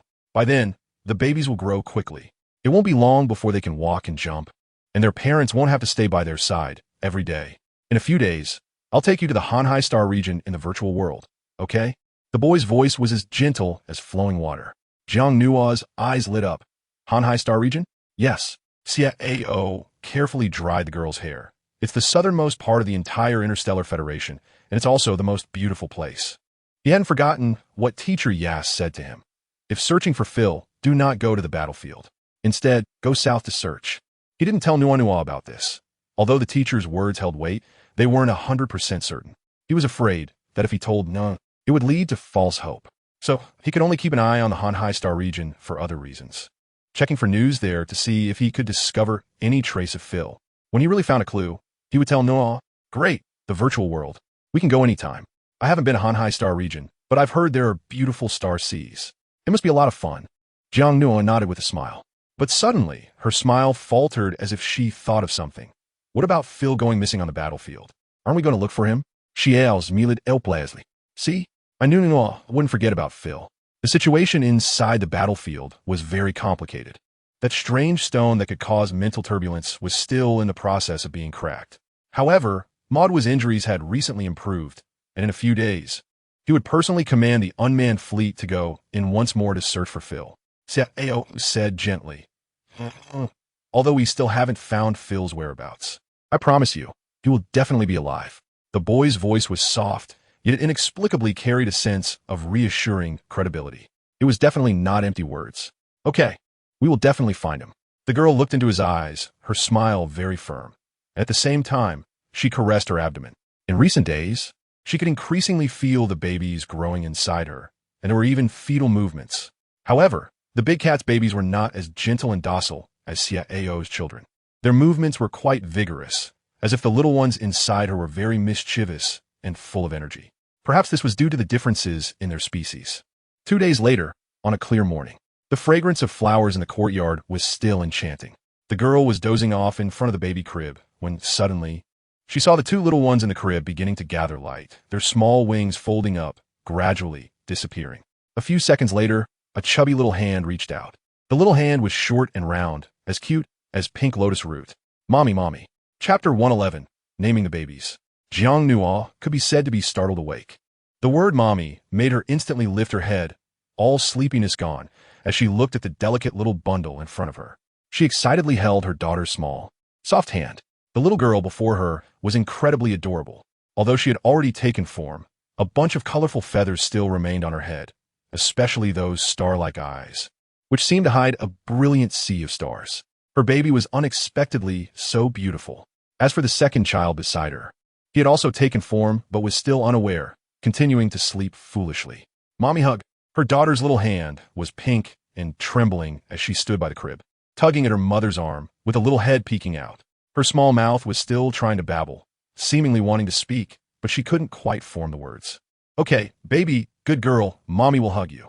Jiang Nuo's heart was about to melt as she held her daughter's tiny body in her arms.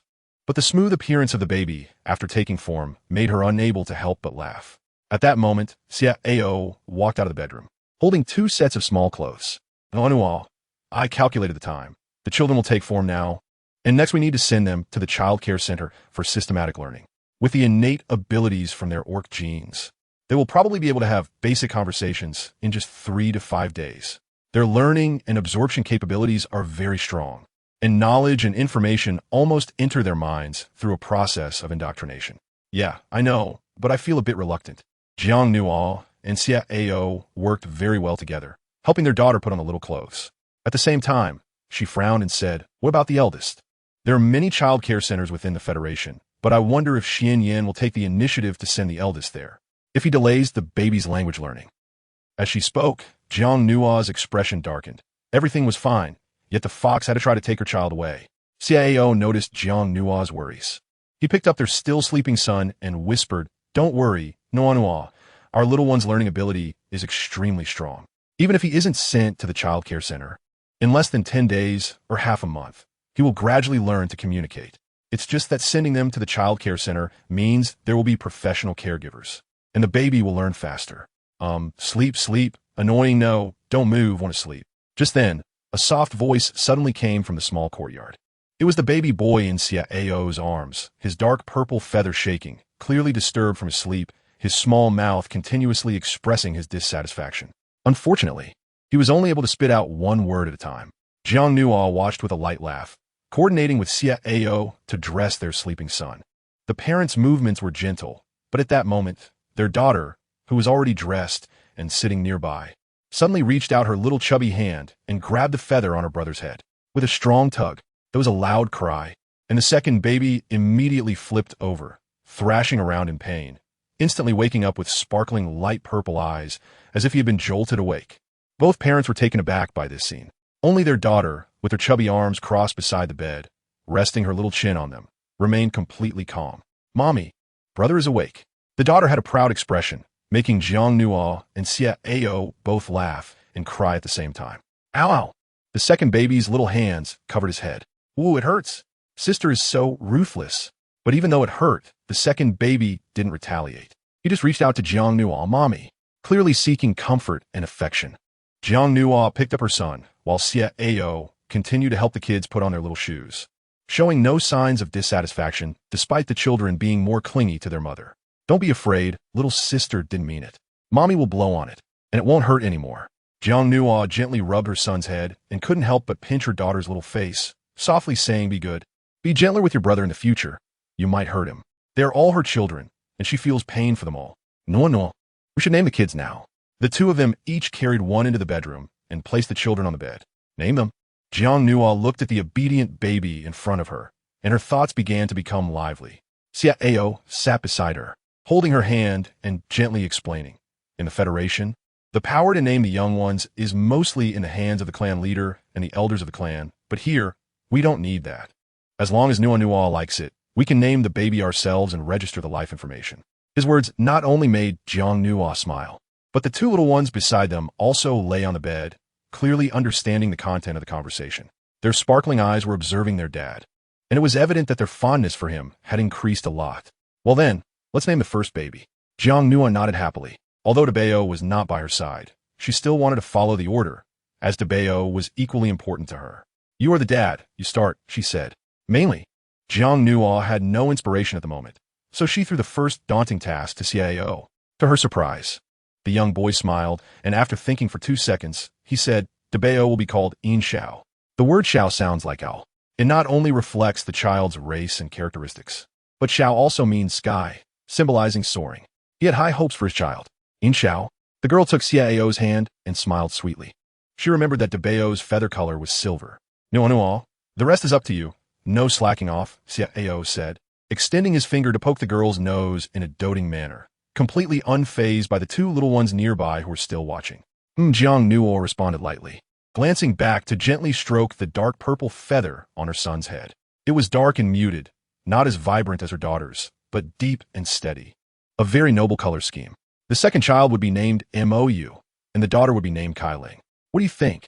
She hoped her precious daughter would always be lively and cheerful, and the character Kai also represented her daughter's physical traits, as her daughter's beast form was the colorful spirit owl. Good, I think it's great.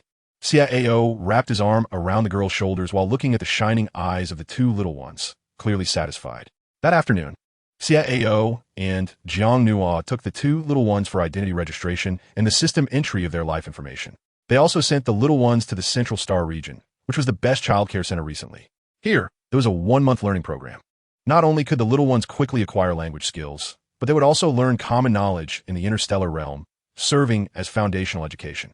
Once the childcare program ended, the babies could enter the primary school and choose their fields of study based on their interests, such as dance classes, cooking classes, etiquette classes, talent guidance classes, and so on. The highest level school in the entire Federation was the Interstellar Academy, which required beastmen to be of age before taking the entrance exam. But the acceptance rate was extremely low. Therefore, a large number of beastmen gave up after finishing intermediate school. Only those who officially graduated from the Interstellar Academy were considered the elite youth in the entire Federation. Chapter 112. Stubborn like your mother after completing everything and returning to the manor. Jiang Nua's first task was to record a video with Xian Yan, announcing the decision to name the baby. In the video, the baby was sprawled out, sound asleep. She was kicking her little legs, and that pink dress was simply dazzling. Not only that, but even the silver feather on the baby's head was adorned with a pink flower hairpin. The man sitting next to the baby's crib was rolling up his sleeves and shaking a milk bottle, with even his suit stained with milk, completely losing the demeanor of the beast god hallmaster. He had fully devolved into a down-to-earth dad. Xian Yan. Jiang Nua was speechless about this man. Is dressing up Debo as a little girl really that enjoyable? Does it satisfy his little perverse interests? Little thing, look how well I've raised him, chubby and plump. By the way, I've given him a name. How about calling him Fat Tiger? P.S. already chubby, and besides, there's a tiger in your heart. The last part of the sentence made Jiang Nua's heart tremble slightly. She knew the fox was alluding to the fact that she still had Phil in her heart. But even though Phil was important, she wouldn't use him to connect with Zio's child. Zio is Zio, and Phil is Phil. These two men are independent individuals. I've decided on the name. Debo will be called Silver Sky, so please don't mess with the child's name. The man in the video smiled and looked up, asking, "Did you decide, or did he?" This he naturally referred to Zio. Jiang Nuo bit her lip, but this time she didn't tell the truth. Of course I came up with them myself. I chose the names for all three little ones. Aren't they nice? The girl, dressed in a white chiffon long dress, stood in front of the camera, her exquisite face exuding calmness and composure, making it impossible to tell that she was lying. Xianyan looked at the girl in the video, the hint of resistance in his eyes gradually fading away, and he replied, "Well, it's passable, but not as good as Fat Tiger." Jiang Nuo frowned and said, "Xianyan, if I find out you gave the baby a random name, I won't let you off." As she spoke, she waved her small fist. In fact, she had just lied. She didn't want to provoke the fox any further. If she said it was Theo who named the baby, it might trigger the fox's rebellious spirit and intentionally go against her. After hanging up the video call, Xianyan put down the baby bottle and picked the little one up from the bed, then walked towards the hall. The attendants in the temple were already accustomed to this scene.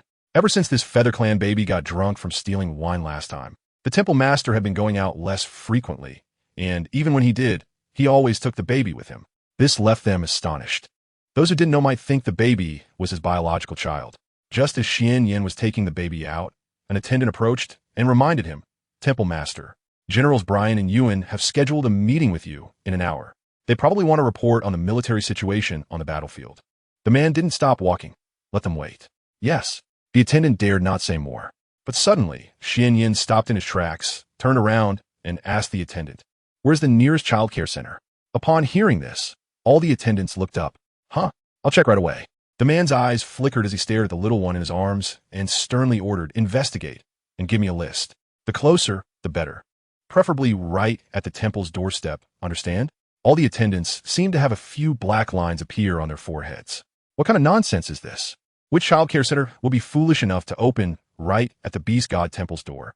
But they didn't dare to voice their thoughts, merely nodding like little chicks pecking at rice. "Yes, we understand." Xianyan responded with satisfaction, but just as he was about to step forward, he felt something wet at the nape of his neck. Looking down, he was instantly filled with a mix of anger and deep helplessness. He saw the baby in his arms smacking his little mouth, as if dreaming of some delicious food, and had smeared a shiny liquid all over him. "You little rascal, you're drooling in your sleep." This roar startled the baby. He opened his eyes to see the angry face of the strange uncle and flailed his little hands as if trying to run away. "Bad uncle, no holding. I want to walk by myself. You're a bad uncle." Hearing the baby's simple words, Xianyan was furious but didn't throw the baby away in anger. Instead, he carefully placed him on the ground. At the same time, he said coldly, "Let's see how you walk. Just hatched and already showing off. Today, I'll teach you a lesson. Before you have the ability to resist, just stay put. If you don't know the time, you'll only make yourself suffer." Outside the hall, the attendants watched. Clearly, under the gaze of so many people, if it were an adult beast man, he would feel embarrassed. But the intelligent little one felt the same. The baby stubbornly pressed his little face against the ground, trying to support himself with his little arms. However, his legs had not yet developed enough strength, and every time he got halfway up, he would tremble and fall back down. The man stood by without intervening. The child's skin was particularly delicate. Just one fall made him turn red.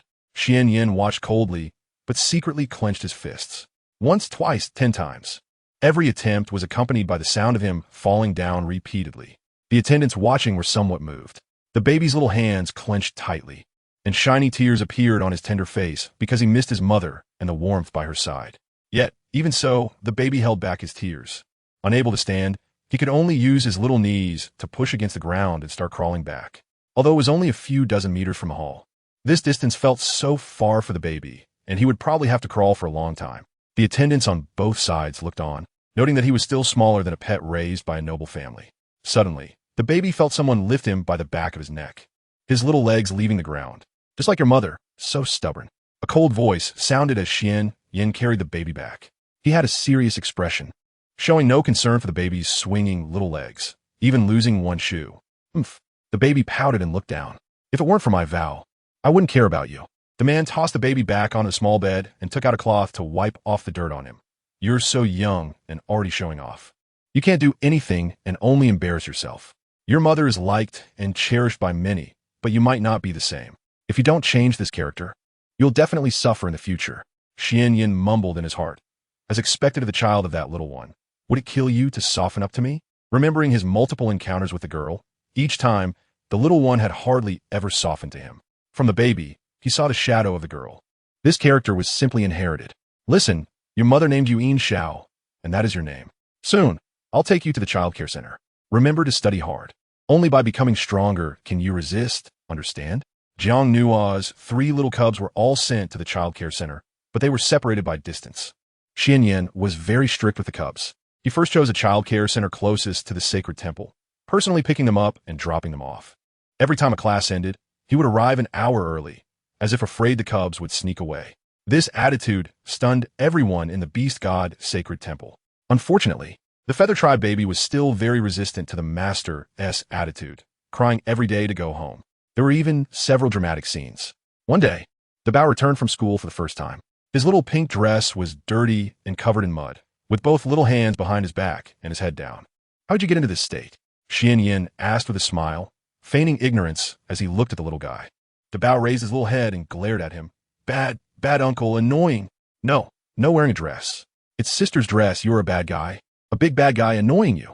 Even though organizing his words was quite difficult, the Bao still struggled to say each word one by one. He was depressed on his first day of school. There were very few students in the child care center. Most of them were male, and although the intelligence of the other classmates was lower than his, he was the only one wearing a dress in the class. He even saw the teacher secretly covering her mouth and laughing at him. Oh, Xian Yin sat down beside him, flipping through the learning records sent by the child care center's teacher, while asking, so you deliberately got the dress dirty? I don't want to wear a dress. The Bao tugged at his little pink dress with all his might. But there were no other clothes besides this dress, and he couldn't be naked, so he could only express his protest. The man seemed indifferent to the cub's actions, flipping through the learning records, nodding with a smile. Not bad. Your learning progress on the first day is the fastest in the class, but don't get too proud. You are a cub with a top-tier bloodline, different from those lowly guys.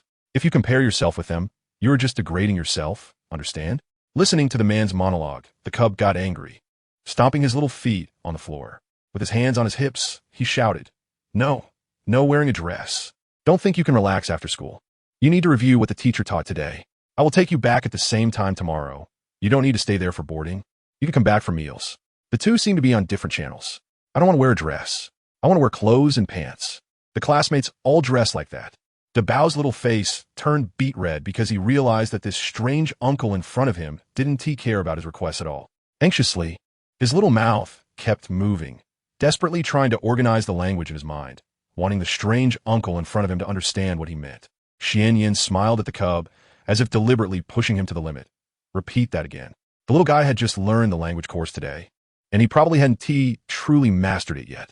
The Bao shook his little head vigorously with his small hands, the action very cute. A few seconds later, he repeated what he had just said. Strange uncle, I don't want to wear a dress. I want to wear clothes and pants. The classmates all dress like that. After saying this, the Bao was stunned himself, his little face round and his eyes confused, because he realized that his sentence seemed to flow much more smoothly, unlike before when he was struggling to say one word at a time. Ha! Xian Yin finally nodded in satisfaction. Indeed, it works when the little guy is pushed to the limit. He closed the record book. Earlier, he had observed from the Bao's learning records that during the course, sometimes the Bao could speak very fluently, while other times he was still struggling with single words. This indicated that the cub was making progress and had great potential, needing a little push. Even on the first day of school, other cubs couldn't speak fluently. But the Bao was different. He was the child of the little one and Xiao, possessing the bloodline of a top-tier clan, so naturally, the expectations were higher. Becoming a top male was not that easy. It required being the best at every stage of growth.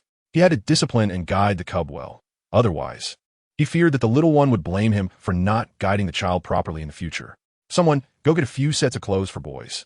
They need to fit well, and he can choose the color. Finally, Xian Yin instructed the attendant beside him. The attendants on both sides were taken aback. Their lord had actually compromised. At first, they thought the lord was playing a prank, but now it seemed otherwise. As for Jiang Nua and Xiao, they felt much more relaxed. Ever since their 2 little cubs went to the child care center, they began to enjoy a slightly easier 2-person world. At this moment, in the virtual world of the vast sea star domain, Jiang Nua is opening the Hanhai star map for the first time. After a routine call with Xian Yin, she learned that the Bao is safe and has successfully enrolled in school, which has finally eased the worries of her and Theo as parents. No. This is the entry zone of the Hanhai Empire. The young man held the girl's hand, and and their consciousness appeared together in a magnificent central square. Surrounding them were several technological security lines, which unified intercepted the unfamiliar consciousness of those entering the virtual world for the first time within the Han Empire. In the square, there were thousands of figures. They were orderly lined up into dozens of queues. Clearly, these people were undergoing identity information scanning and registration. Only after the Empire approved their information would they be allowed to enter.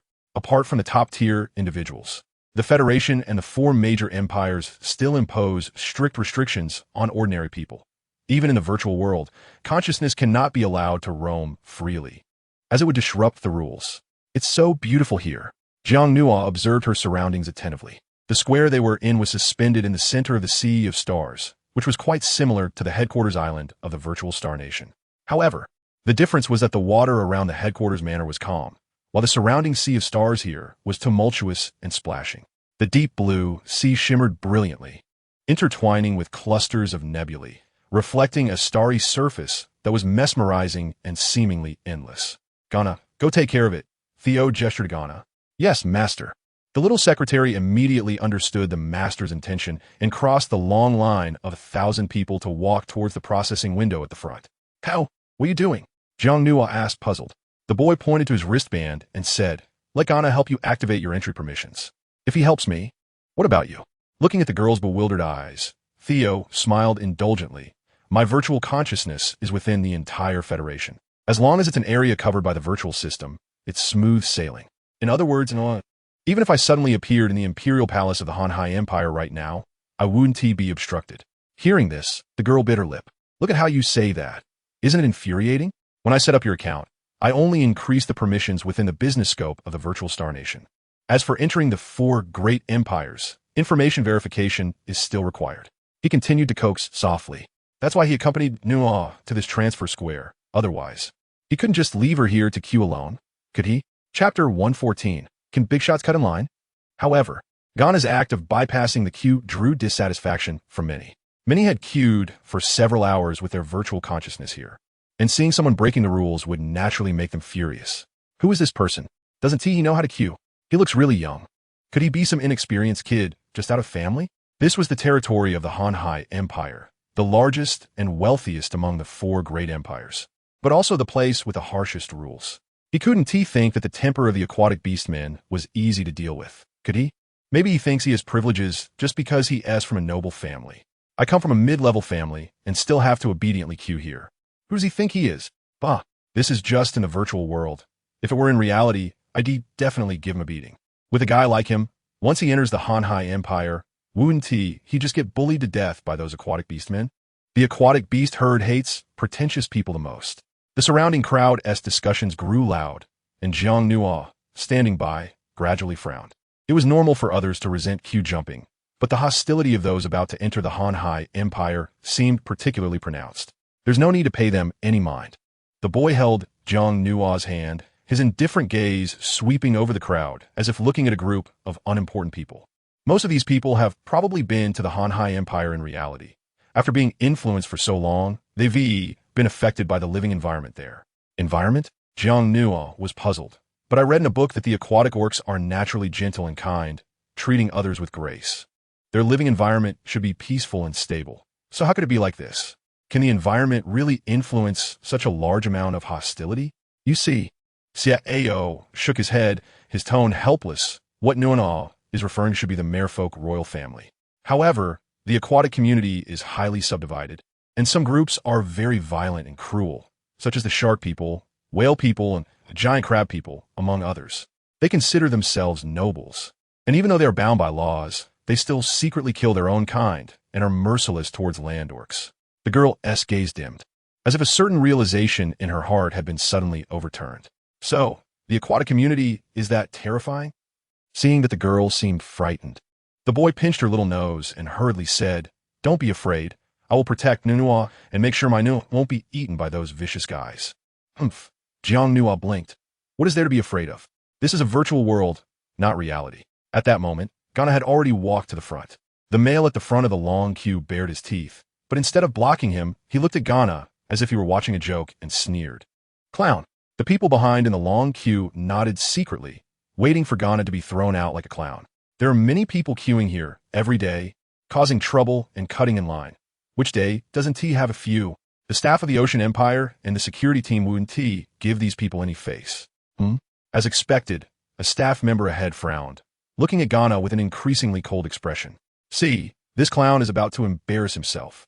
I remember the last time a family member caused a scene here because of their status. They were pinned to the ground by the security team leader, who stepped on their head. Just thinking about it feels great. I look down on these family members. It's as if we in business are beneath them. Yes, definitely going to be unlucky. The staff member listened to the discussions in the queue, growing more and more irritated, and warned, "Go back in queue." Ghana's expression was calm as he continued to step forward, about to enter the identity scanning area at the front desk. To everyone, this clearly looked like queue jumping. "I'll warn you again, go back." Several staff members at the windows spoke in deep voices. Clearly, their beast forms were aquatic, but they were definitely not gentle merfolk. Just as Ghana stepped into the identity scanning area, a staff member finally couldn't hold back anymore and called out, "Security team, take this person away." The male before them was clearly a land orc, if it weren't for the staff identity restraint. He would even given the chance for the first two warnings. In the eyes of the aquatic people, feathered orcs are particularly arrogant, while land orcs are the most foolish. Most mixed bloods are land orcs. As soon as the order was given, a security team composed of dozens of males appeared out of nowhere. The team leader at the front was particularly tall, with fierce eyes. Once the security team appeared, the murmurs in the crowd quieted down a bit, clearly intimidated. But just as the security team, holding golden tridents, was about to approach, a system prompt suddenly sounded. The business screen was not visible to the public, but internal staff could see it clearly. Seeing the information on the screen, the staff member, who had just been stern, was stunned. Ghana stood in the information scanning area, still looking calm. "Where's your supervisor?" Perhaps because he had been with his master for too long. Ghana's voice also carried a hint of arrogance, and he wasn't worried at all that the security team behind him would mistakenly harm him, because with his master present, as the CEO of the virtual star country, he had absolute authority over consciousness in the virtual world. As long as his master was here, that was the greatest sense of security. At the same time, the security team had completely surrounded Ghana, and the team leader's heavy hand was about to slap down on Ghana's shoulder. This scene shocked the staff member, making his pupils tremble, and he wished he could climb out of the window. He shouted, "Stop! Stop now! Captain Nova! Quickly stop!" He, the captain of the security team, who was called by name, paused his hand midair, seemingly puzzled. "Wasn't he the other party the one who called me out? Why are they stopping me? Why you? How'd you come here?" "No, may I ask, does your master have any instructions?" Upon learning Ghana's identity, the staff member, who had just been indifferent, lowered his attitude dramatically. "If it's inconvenient for you, we can discuss it in the VIP room inside." Saying this, the staff member opened a side door and politely gestured for him to enter, because those in their line of work understood that the other party might not want to reveal their identity in front of the crowd. That's why he hadn't addressed him directly earlier. Seeing this scene, the people in the queue dropped their jaws, clearly shocked. There are always people cutting in line and causing trouble here, but they had never seen such a bizarre scene before. Could it be that he is some noble figure? But that shouldn't be the case. Impossible. Those at the top have extremely high virtual permissions. Who would come to this place? In any case, even if he is a big shot, so what? Does a big shot get to cut in line? It's really unfair. Yet Ghana remained unmoved, ignoring the crowd's discussions and the staff member's flattery, merely stating his intent. "No need.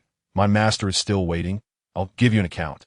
You just need to help activate this account as consciousness permissions within the Hanhai star domain. Understand?" Chapter 115. Entrance ticket to the beast fight competition. Yes. I've already contacted the person in charge. "May I ask where your master is?" the staff member said, standing on tiptoe to look into the queue. Ghana stepped forward to block the view, coldly saying, "Don't ask what you shouldn't tea. My master is with Miss Jiang Nua and surely doesn't want to be watched. It's this account. Hurry up and process it." Ghana informed the other party of Jiang Nua's account. Beside him, Captain Nova had a face full of hesitation. He carefully scrutinized Ghana. The person before him was slender and small, indeed looking petite compared to his own physique, definitely a land orc. However, the other party's identity should not be simple. The entry window halted operations.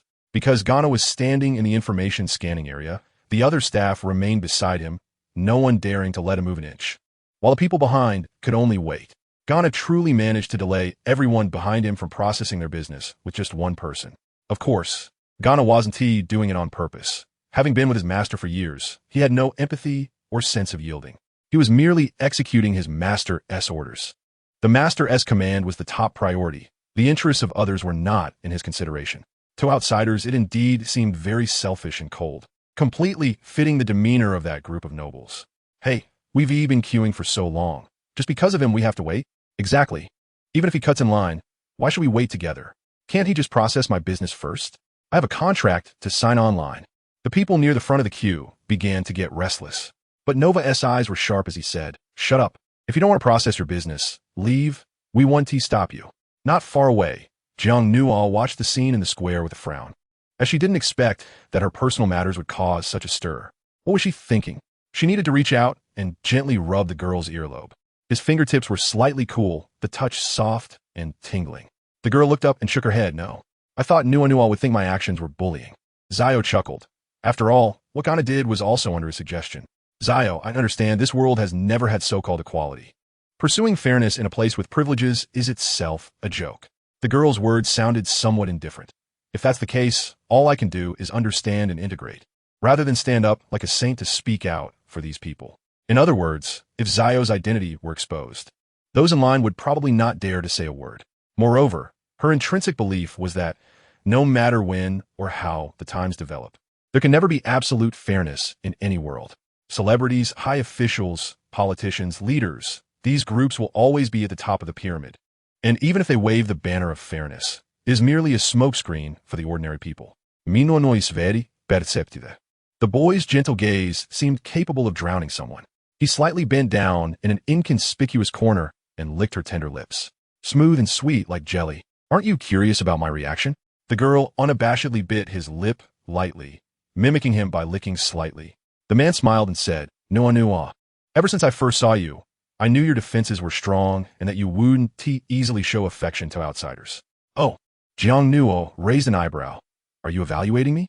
CIO looked at the girl's rising emotions and gently wrapped his arm around her, saying softly, "However, I'm very happy that Nuo has opened her heart to me and allowed me to enter." At this moment, the girl smiled instead of getting angry. As expected, CIO also knew about the change in her trust towards him. This male was indeed smart and sensitive, but she liked it. A few minutes passed, and Ghana finally returned. Along with handing the bracelet to Jiang Nuo, he also took out 2 tickets and handed them over. "What is this?" The girl curiously accepted them, but the next second, she was startled by the patterns and colors on the tickets. The image was extremely dark and terrifying. In a cage, 2 ferocious beasts were tied up, roaring and fighting. The audience in the stands was countless, all standing up, clenching their fists and shouting incessantly. "Master, Miss Jiang Nuo, these are the 2 admission tickets given by the person in charge just now. They said there is a very exciting beast fighting competition coming up, right in the arena of the Star Domain Tianhai City." "Beast fighting competition?" "Yes," Ghana explained. "Some aquatic races are extremely aggressive, so there are many beast fighting arenas here. They especially love watching the duels between aquatic beastmen and land beastmen. The scenes are very bloody and brutal, but they can excite people's nerves. So many people go to watch. Of course, this desire might be a bit perverse, but many people just enjoy such violent scenes, even spending lavishly. After all, the price of these tickets is quite high when converted to star currency." "CIO, shall we take a look?" The girl shook the admission ticket in her hand. CIO nodded, but he always felt a bit indescribable in his heart. He brought Nuo into the virtual world of the vast sea star domain, partly to relax, and partly to look for clues about Phil. But would there be any? Surrounded by the starry sea, Tianhai City could only be reached by a starship. However, after entering the city, Jiang Nuo noticed a very strange situation. The smell of blood in the streets was heavy. The crowd here was not as dignified as those she had seen before. She could even see half-beast figures swaggering down the middle of the road. They showed no shame at all for their exposed beast bodies. The aquatic group was quite diverse. She even saw someone with 2 whiskers growing out of their nostrils. Pretty little female. The petite and beautiful girl walking down the street instantly became the focus of attention for these males. Just as CIO was about to take action, he saw the girl take the lead and extend her little leg. She decisively and sharply kicked towards an ugly aquatic male who was about to touch her. Smack! The other party couldn't handle the kick at all and directly fell to the ground, drawing mockery and laughter from the onlookers around. Yang no stood coldly. The opponent's strength was pathetic, probably only at the 2nd rank. Their mental power was low, likely below D rank. "What you all laughing at? This little female actually has some strength." I'm not some beast in a cage. Don't surround me like this. No laughing. Everyone leave. Of course. This scene stuns Xiao for a moment. He pinched the girl's waist lightly with his fingers, like a tacit little gesture between a couple. What's wrong? Jiang Nua looked at the dazed boy, turned her head and smiled sweetly, while deliberately raising her little fist. I warn you, don't mess with me.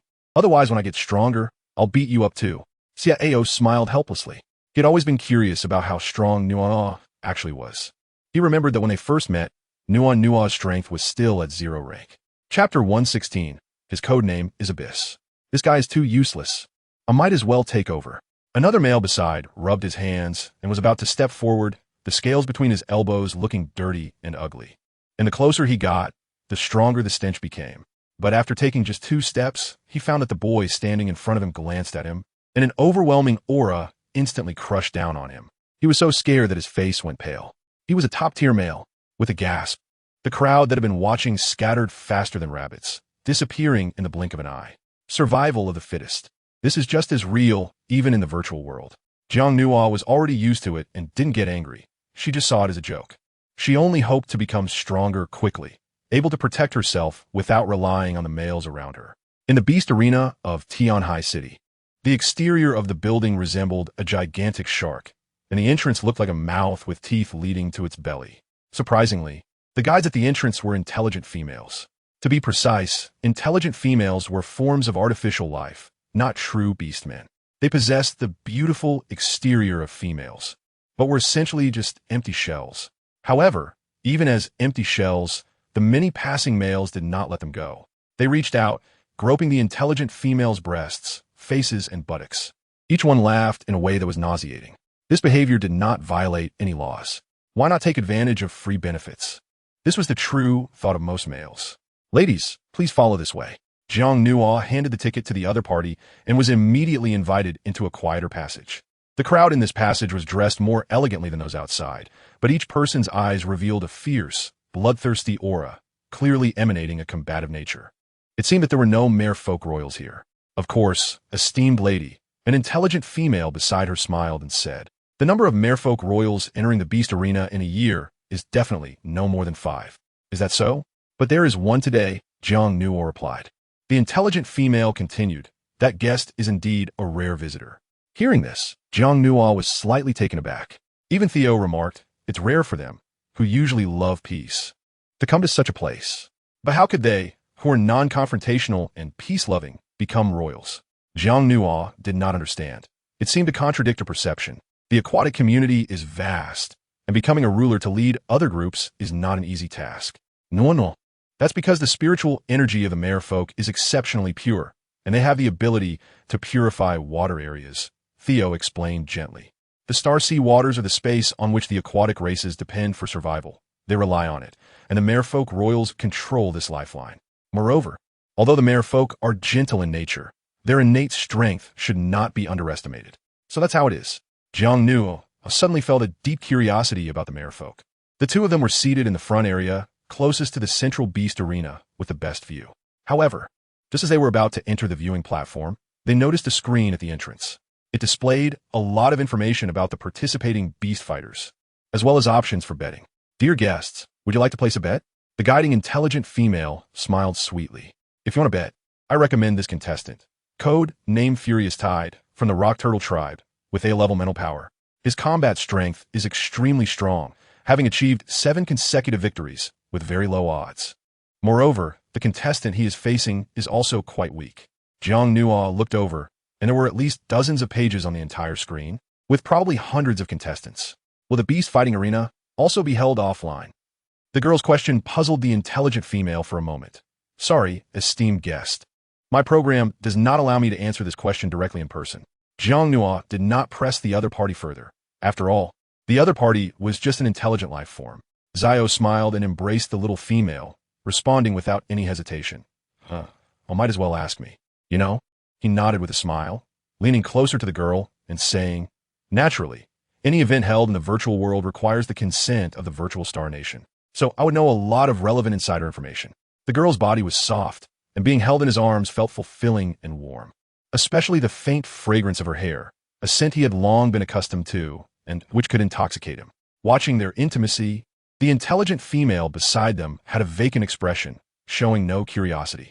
Clearly, as an intelligent life form, they lacked the capacity for understanding in this regard, just as they wouldn't mind being approached by numerous males, because the image of female beastmen was merely their transformation, if programmed to allow it. They could even transform into males, half-beastmen, pure beastmen, or any form from various ethnic groups. Holding offline beast fights is officially not allowed, because life cannot be harmed in the virtual world, but it cannot be guaranteed offline. Zio held the girl's hand while browsing the contestants' information on the screen. Continuing, some of the contestants participating in the fights are voluntary, while others are forced. There is a huge profit chain hidden within, and simply relying on laws to restrain it is not enough. I understand. Jiang Nua nodded. She could understand Theo's meaning. The black domain would never be completely eradicated. Those in power often turn a blind eye because these matters usually involve their own interests. Sometimes, thinking about it, it's truly ironic. No liquid. So she might as well buy a few tickets to play.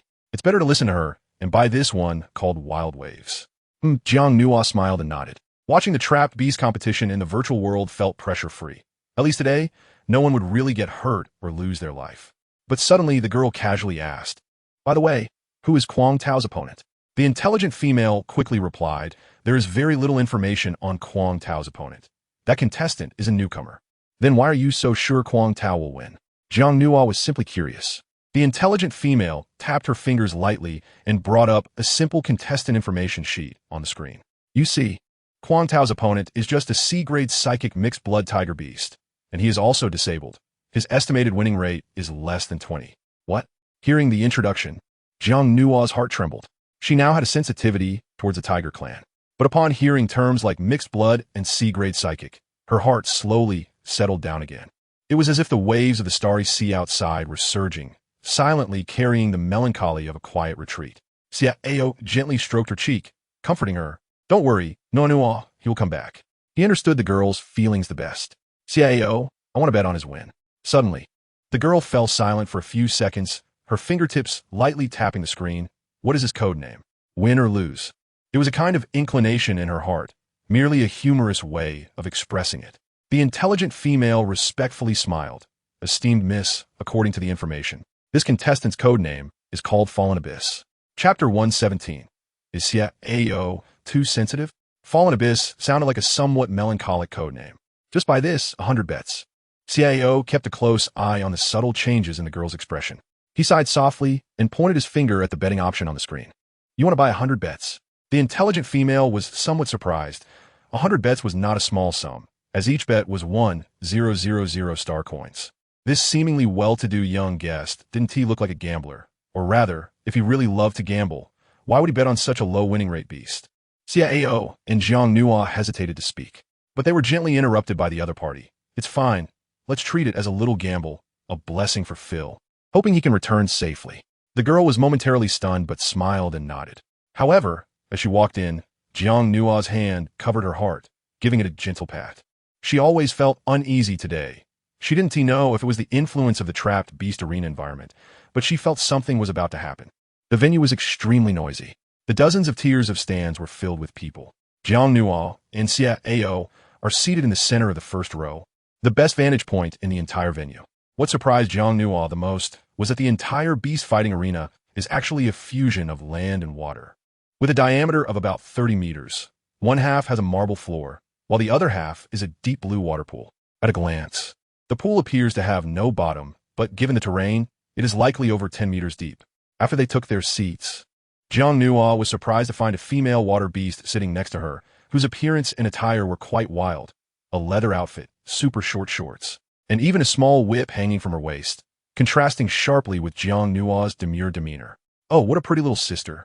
The female water beast squinted at Jiang Nua and extended a hand towards her, saying, "I am Antav, the Sea Shadow Leopard tribe. You look so well behaved. Which tribe do you belong to?" Antav's hand was about to touch Jiang Nua's face, and this sudden action startled Jiang Nua. Although the other party was also female, her gaze felt different from that of other females, vaguely exuding a sense of aggression. "Stay away from her." Xiao wrapped his arm around Jiang Nua, pulling her closer to himself and giving Antav a warning look. If she were a male, he wouldn't have bothered with a warning. He he would have simply crushed her with his consciousness. So there was a protector of flowers. And Tao withdrew her hand and said nothing more, but crossed her legs, hands on her hips, coldly staring at the beast-fighting arena. Nanua, sit over here. Xia Ao pulled Jiang Nua to switch seats, placing her between the two females, fearing she might be harassed again. Okay, the girl nodded obediently, appearing like a delicate little bird in front of outsiders. In such a violent and bloody setting, Jiang Nua's sweet appearance and innocent little bunny look indeed fell out of place. Just then, a large cage suddenly descended onto the beast-fighting arena, enclosing the entire area. One side was a marble surface, and the other side was the bottomless water pool, providing space for both water beasts and land beasts to showcase their fighting abilities. Welcome, esteemed guests.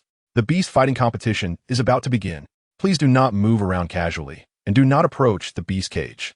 The host on the high platform enthusiastically explained the rules, prompting cheers from the audience. Kill that waste. I want to win. I bet on contestant number 3, the battle axe. He will definitely win. Kill the opponent. Tear him apart. I want to see the blood dye the entire pool. The scene was truly exhilarating. Just thinking about the upcoming bloody spectacle was thrilling. Take down that low-level land beast. Even before the competition began, many audience members stood up, waving their fists and cheering for their chosen contestants, seemingly intoxicated by the atmosphere. Jiang Nua couldn't help but sigh. A part of the water beasts seemed to have an excessively strong tendency towards brutality. Is this your first time here? And Tao leaned over Xia Ao to look directly at Jiang Nua, as if the pretty female attracted her far more than the handsome males. No comment. A cold voice rang out as the boy tightly held Jiang Nua's slim waist, his brow deeply furrowed, and his gaze towards Antao was filled with intense wariness. Jiang Nua found this reaction amusing yet baffling. After all, Antao was a female. Was Xia Ao being too sensitive? Antao shrugged dismissively, turning her gaze back to the beast-fighting arena, her hand continuously shaking the whip handle. After announcing the rules, the host officially declared the start of the first match. The first match was a simple beast fight, a land wolf versus a water-scale crab. Although the beasts had very low intelligence, the bloody scenes they produced were enough to make the audience roar with excitement. This was merely a warm-up. The real orc battles were yet to come. Watching the scene, Xia Ao frowned, suddenly regretting bringing Jiang Nua to see this. It was so cruel and filthy. Yet the girl beside him remained calm, not at all like he imagined. Shrinking into his arms out of fear, her expression was just a bit heavy. Xia Ao, look at that cage at that moment. Jiang Nua pointed as the cage covering the entire beast-fighting arena began to grow iron spikes, extending inward little by little. It was shrinking the fighting space. Jiang Nua noticed the underlying meaning and, to prevent the contestants from dragging out the match, used this method to shrink the battlefield, forcing the contestants to engage in combat quickly. Otherwise, if it dragged on, they would only be pierced to death by the extended iron spikes. Suddenly, Jiang Nua felt the darkness before her eyes. A warm hand covered her eyes. No, don't look for no. The fight to the death is too bloody. Lean on me and take a nap. The boy's comforting voice was soft, but he didn't notice that Antab beside them was still staring at Jiang Nua. I'm not afraid. The little female didn't compromise. Instead, she pulled the boy's hand down just in time to see the end of the first match. The poor wolf beast was dragged into the water by the scale crab, which waved its huge claws and tore it apart, instantly dyeing the pond red. However, it was fortunate that the two beasts were merely implanted with consciousness chips and were not truly in life-threatening danger. Meanwhile, Anta, who was closely watching Jiang Nua, curled the corner of her lips. This seemingly delicate little female was quite bold after all. Just as the first match concluded and the host announced the results. Jiang Nua leaned over to take a look and found that the person applying for communication was actually from Ghana. What? Upon receiving the news, the boy's expression changed dramatically, as if he had learned something important. What's wrong? Is something happening? Chapter 118. Don't impose bad ideas on Nuana. No. Do you remember that strange vial of black snake blood at the auction? Jiang Nua quickly sat up straight. She and Theo had been following this matter closely. The black snake blood and that strange stone on the battlefield emitted overlapping auras, which might indicate some connection. Both she and Theo had suffered losses, and Phil even went missing because of that stone. This matter must be investigated thoroughly. Initially, members of the Castile family were poisoned by the snake blood and were sent to the medical center. Just now, the medical center personnel said they had an urgent matter to discuss with me, and the person is already in the virtual headquarters reception room. Then you should go quickly. Jiang Nuo stretched out her small hand to push the young man, saying, maybe there has been some new development in this matter. Thinking of this, Jiang Nuo felt a bit excited. If this matter could be clarified, wouldn't it also help in finding Phil's whereabouts? Aren't you coming back with me, Nuo? Theo hesitated to speak. He certainly understood the seriousness of the situation. The people from the medical center had hurriedly come to find him, indicating there was urgent news, and he wanted to avoid any delays. However, he was worried about leaving Nuo alone here. Jiang Nuo reached for her bracelet. With just a simple operation, her consciousness could exit this place. But for some reason, deep inside her, she didn't want to leave so soon, and she couldn't quite explain why. Perhaps it was because of the contestant named Duo Yuan. She wanted to see the end of that match. It's okay. Suddenly, the girl smiled and held the man's arm. Theo, I'll stay a bit longer, and then I'll come find you, okay? After all, this is a virtual world, so there won't be any danger. After a moment, the man sighed, kissed the girl's cheek, and agreed to this decision. But then he turned to look at Anta beside him, his gentle gaze instantly disappearing, replaced by a sharp look. Even someone like Anta couldn't help but feel a chill run down her spine. Oof. She let out a cold snort, clearly unconvinced, relying on his own strength to act tough, disgusting male. Males like that only deserve to be her slaves. It's a pity for the pretty little female next to him. Delicate and cute. How nice it would be to take her home as a pet. Just then, the boy pulled out a gold-embossed business card from his suit pocket and casually tossed it to Anta. Jiang Nuo covered her mouth in surprise. It was the first time she had seen Theo actively reveal his identity in public. The business card had his personal information on it. I know you have ulterior motives, but don't put any bad ideas on Nuo, or else your fate will definitely not be much better than that of the beast trapped in the cage just now. I mean what I say. The threat in the boy's words was obvious. He left Nuo alone here, and the one he was most worried about was this aquatic female. Among the aquatic people, those females who revered brutal tribes often had peculiar preferences. One had to be cautious. Theo Castile. Indeed, upon seeing the name on the business card, Anta's calm expression gradually turned to shock. She was particularly aware of the identity represented by that name. After doing all this, the boy hugged Jiang Nuo again before disappearing into the stands. The subsequent matches became increasingly intense and bloody, with scenes that were hard to watch. The business card proved to be very effective. Anta's reactions were indeed more restrained than before. Although she still occasionally glanced over at Jiang Nuo, she did not sit next to her. What brings you here? Suddenly, Anta asked. However, the top males of the Feather Tribe do have the capital to be proud. I admit he is not an ordinary male, but judgment is quite good. Jiang Nuo looked at the stands and said lightly, I just thought of a friend, so I came to take a look. Your friend is in a place like this? Anta sneered, his expression clearly one of disbelief. Those who come to participate in this kind of beast fight are either impoverished low-level beastmen trying to earn prize money, or they're controlled by some nobles and have no freedom. Otherwise, who would come to a hellhole like this? I don't know. Jiang Nuo suddenly lowered her head, feeling very complicated. Yes, how could Phil be in a place like this? She wondered if it was because of the name Fallen Abyss, or because that person was also from the Tiger Clan, which gave her a strange sense of resonance. It seemed she missed Phil too much. And you? Suddenly, she raised her eyes and retorted, how did you end up here? Looking around, almost all the spectators in the stands were male. Huh, I'm different from you. Anta pulled out a small whip and flicked it on her leather boots. I'm here to scout for slaves, fierce, strong, and brutal ones. As long as I take a liking to them, I'll buy them and gradually tame that masculine vibe. It's exhilarating. She already had a bunch trained at her place. Jiang Nuo was a bit taken aback. She didn't expect such an answer. At the same time, she couldn't help but murmur in her heart. Could it be that this female, who had been staring at her just now, also wanted to buy her and tame her? Anta glanced at the girl with a smile, and the small whip in her hand waved more cheerfully, occasionally flicking towards Jiang Nuo on purpose. Jiang Nuo had no choice but to shift her small bottom, not daring to engage with Anta's words anymore. At that moment, 2 more matches had already passed. The host on the high platform excitedly announced the results. Esteemed guests of Tianhai City, the next match is what everyone has been eagerly anticipating. The player Kuang Tao, who has maintained a winning streak of 7 consecutive victories, is about to take the stage. Let's cheer for him. As the host's voice fell, the dozens of tears in the stands erupted in a wave of cheers, and even the blood water in the sea pool below seemed to be affected, continuously surging, with the smell of blood growing stronger. Kuang Tao, kill the opponent. Crush that cripple. I placed 50 bets. Kill. Kuang Tao will definitely kill him. I want to make a huge profit. Listening to the countless cheers from the stands, Jiang Nua's heart became increasingly uneasy. Her soft eyes fixed firmly on the entrance where the contestants would appear. With a click, the stone door opened. The first to step out was a stout male figure, already exhibiting a half-beast form, with a hard, rock-like turtle shell on his back, showcasing extremely strong defensive capabilities.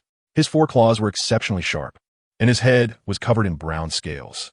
Although he did not have the imposing appearance of those land-dwelling orcs, Jiang Nua understood that this aquatic orc was both offensive and defensive, and even better at defense. There was a reason he had won 7 matches in a row. However, when Jiang Nua looked towards the back of Quang Tao and caught sight of the player known by the codename Fallen Abyss, she was suddenly shaken. Jiang Nua's gaze was vacant, and her lips trembled slightly. It turned out to be a fully beastly tiger. Its fur was matted and filthy, especially the hair on its head that covered its face. One of its claws was broken, its tail was half damaged, and unlike the wild waves that entered the arena on its own, this disabled tiger was actually chained by heavy chains on all 4 limbs and dragged in by the staff. Seeing this scene, Anta beside her was unfazed and laughed. It seems this poor creature is being controlled. Although it's a virtual beast-fighting competition with its current appearance, it must not be doing well in reality. Daily request for tickets. Chapter 119. Miss, you must have mistaken me for someone else. The girl murmured as she gazed at the tiger's shadow, her hands trembling, and in an instant, tears welled up in her soft eyes. Phil. She raised her hand to cover her cheek, but the tears could not be stopped from flowing out between her fingers. She had seen Phil's fully beastly form before. In the Legion S base, that man had clumsily transformed into a large cat, lying on the ground, shy yet willingly carrying her as they ran around the base. That scene she would never forget. That familiar body, the tiger stripes, the snow-white belly, the former majestic tiger still vivid in her mind, even though the disabled tiger before her was covered in scars and filthy. Perhaps no one in this world could recognize him anymore, but she would still remember. Jiang Nua couldn't control herself and stood up, raising her leg towards the cage. But this startled Anta. What are you doing? Are you crazy? It's dangerous there. At the same time, Anta's small whip lashed out, wrapping around Jiang Nua's wrist, preventing her from moving forward. The battle horn in the cage was also sounded. The contestant known as Crazy Tide ruthlessly swung his claws, flipping the wounded tiger to the ground, pressing it down with an incredibly hard tortoise shell. Seeing this scene, Jiang Nua screamed frantically, but her weak voice was quickly drowned out by the cheers of countless spectators in the dozens of tiers of stands. Crazy Tide, kill him. Crazy Tide will win. Slaughter this cripple. Damn beast man. The louder the cheers from the stands grew, the more painful Jiang Nua felt. Although she didn't know why Phil was there or how he got so injured, she was certain that the heavily wounded, crippled beast in the cage was definitely Phil. No doubt about it. Let go of me. At that moment, the small female in Anta's eyes suddenly swung her slender arm fiercely. A surge of power came, forcefully shaking off her whip. Even Anta herself was jolted by the force, revealing an incredulous expression. You actually have 4th tier strength? How is that possible? Anta was astonished. This delicate little female looked much younger than her. How could she possibly have 4th tier strength like her? But while she was shocked, the petite figure had already run towards the beast cage, which startled the nearby staff as well. Miss, please do not approach. Quickly return to your seat. You can't step here. There was a warning line around the beast cage, and several staff members stood guard there, immediately raising their hands to stop the rushing girl. Jiang Nua's eyes were red, her heart racing to the extreme, as if a hemp rope was tightly twisting around her heart, creating a suffocating pain. The battle on the beast-fighting platform was utterly one-sided. The tiger was emaciated and covered in blood, its body swaying unsteadily, while the Water Tribe orc's eyes were bright and intense. In contrast, the remaining tiger's pupils were hollow and vacant, as if it had lost its intelligence, resembling a fool. It seemed unaware of the pain even when struck by its opponent, with occasional counterattacks being mere instinctive reflexes. The outcome of this battle was clear at a glance. Get out of the way. He's my friend. The girl frantically pushed the staff in front of her. Stop the match. He's my friend Phil. He is a general of the 1st Legion. How can you treat him like this? Let him go. Otherwise, the Legion won't spare you. Although Jiang Nua was shouting desperately, her voice still seemed insignificant in the arena. Neither the host on the high platform nor the tens of thousands of spectators in the stands could hear her words, except for the staff in front of her. The few males blocking her exchanged glances. The 1st Legion? General Phil? Are you crazy? After a few seconds of silence, the staff couldn't help but burst into laughter, mainly because the girl's joke was simply too funny. Miss, you must have mistaken the person. How could a dignified general appear in such a dirty and lowly beast-fighting arena? The dismissive tone of the staff made Jiang Nuo feel a sense of powerlessness. I've seen his beast form. I recognize him. You need to stop the match. If this continues, he will get hurt or even die. You are overthinking it. This is just a virtual match. The staff remained polite as they saw this young lady sitting in the front row of the audience. Clearly, she held a distinguished status. Dear Miss, I can assure you that he is definitely not the friend you're looking for. Just look at his disheveled appearance. How could he resemble a legion general? Saying this, the staff pointed to the beast-fighting platform. At this moment, the remaining tiger was already powerless to resist. Its limbs sprawled on the platform, breathing heavily. In the virtual world, death, even if it wouldn't carry over to reality, still simulated the feeling of dying and the pain in the body 100. It was undoubtedly a cruel sensation and experience.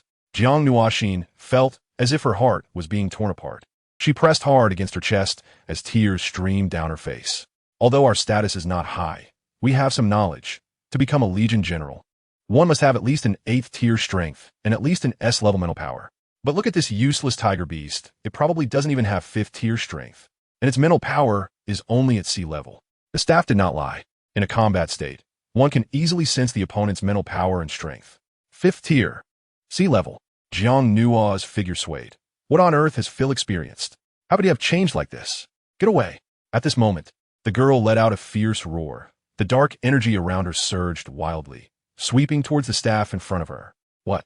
This little female is actually unleashing a dark-type weakening force towards everyone, instantly turning their faces pale as they staggered back. Naturally, their strength in maintaining order here wouldn't be too high, and they were shocked to find that the little female's strength was actually comparable to theirs. Just as everyone scattered, Jiang Nuo seized the opportunity to quickly run towards the beast trap. Arriving in front of the cage, she grabbed the thick bars with her hands. Phil! She shook the unmoving cage vigorously, trying to wake him up with her voice. The place where the tiger beast had fallen was very close to the edge.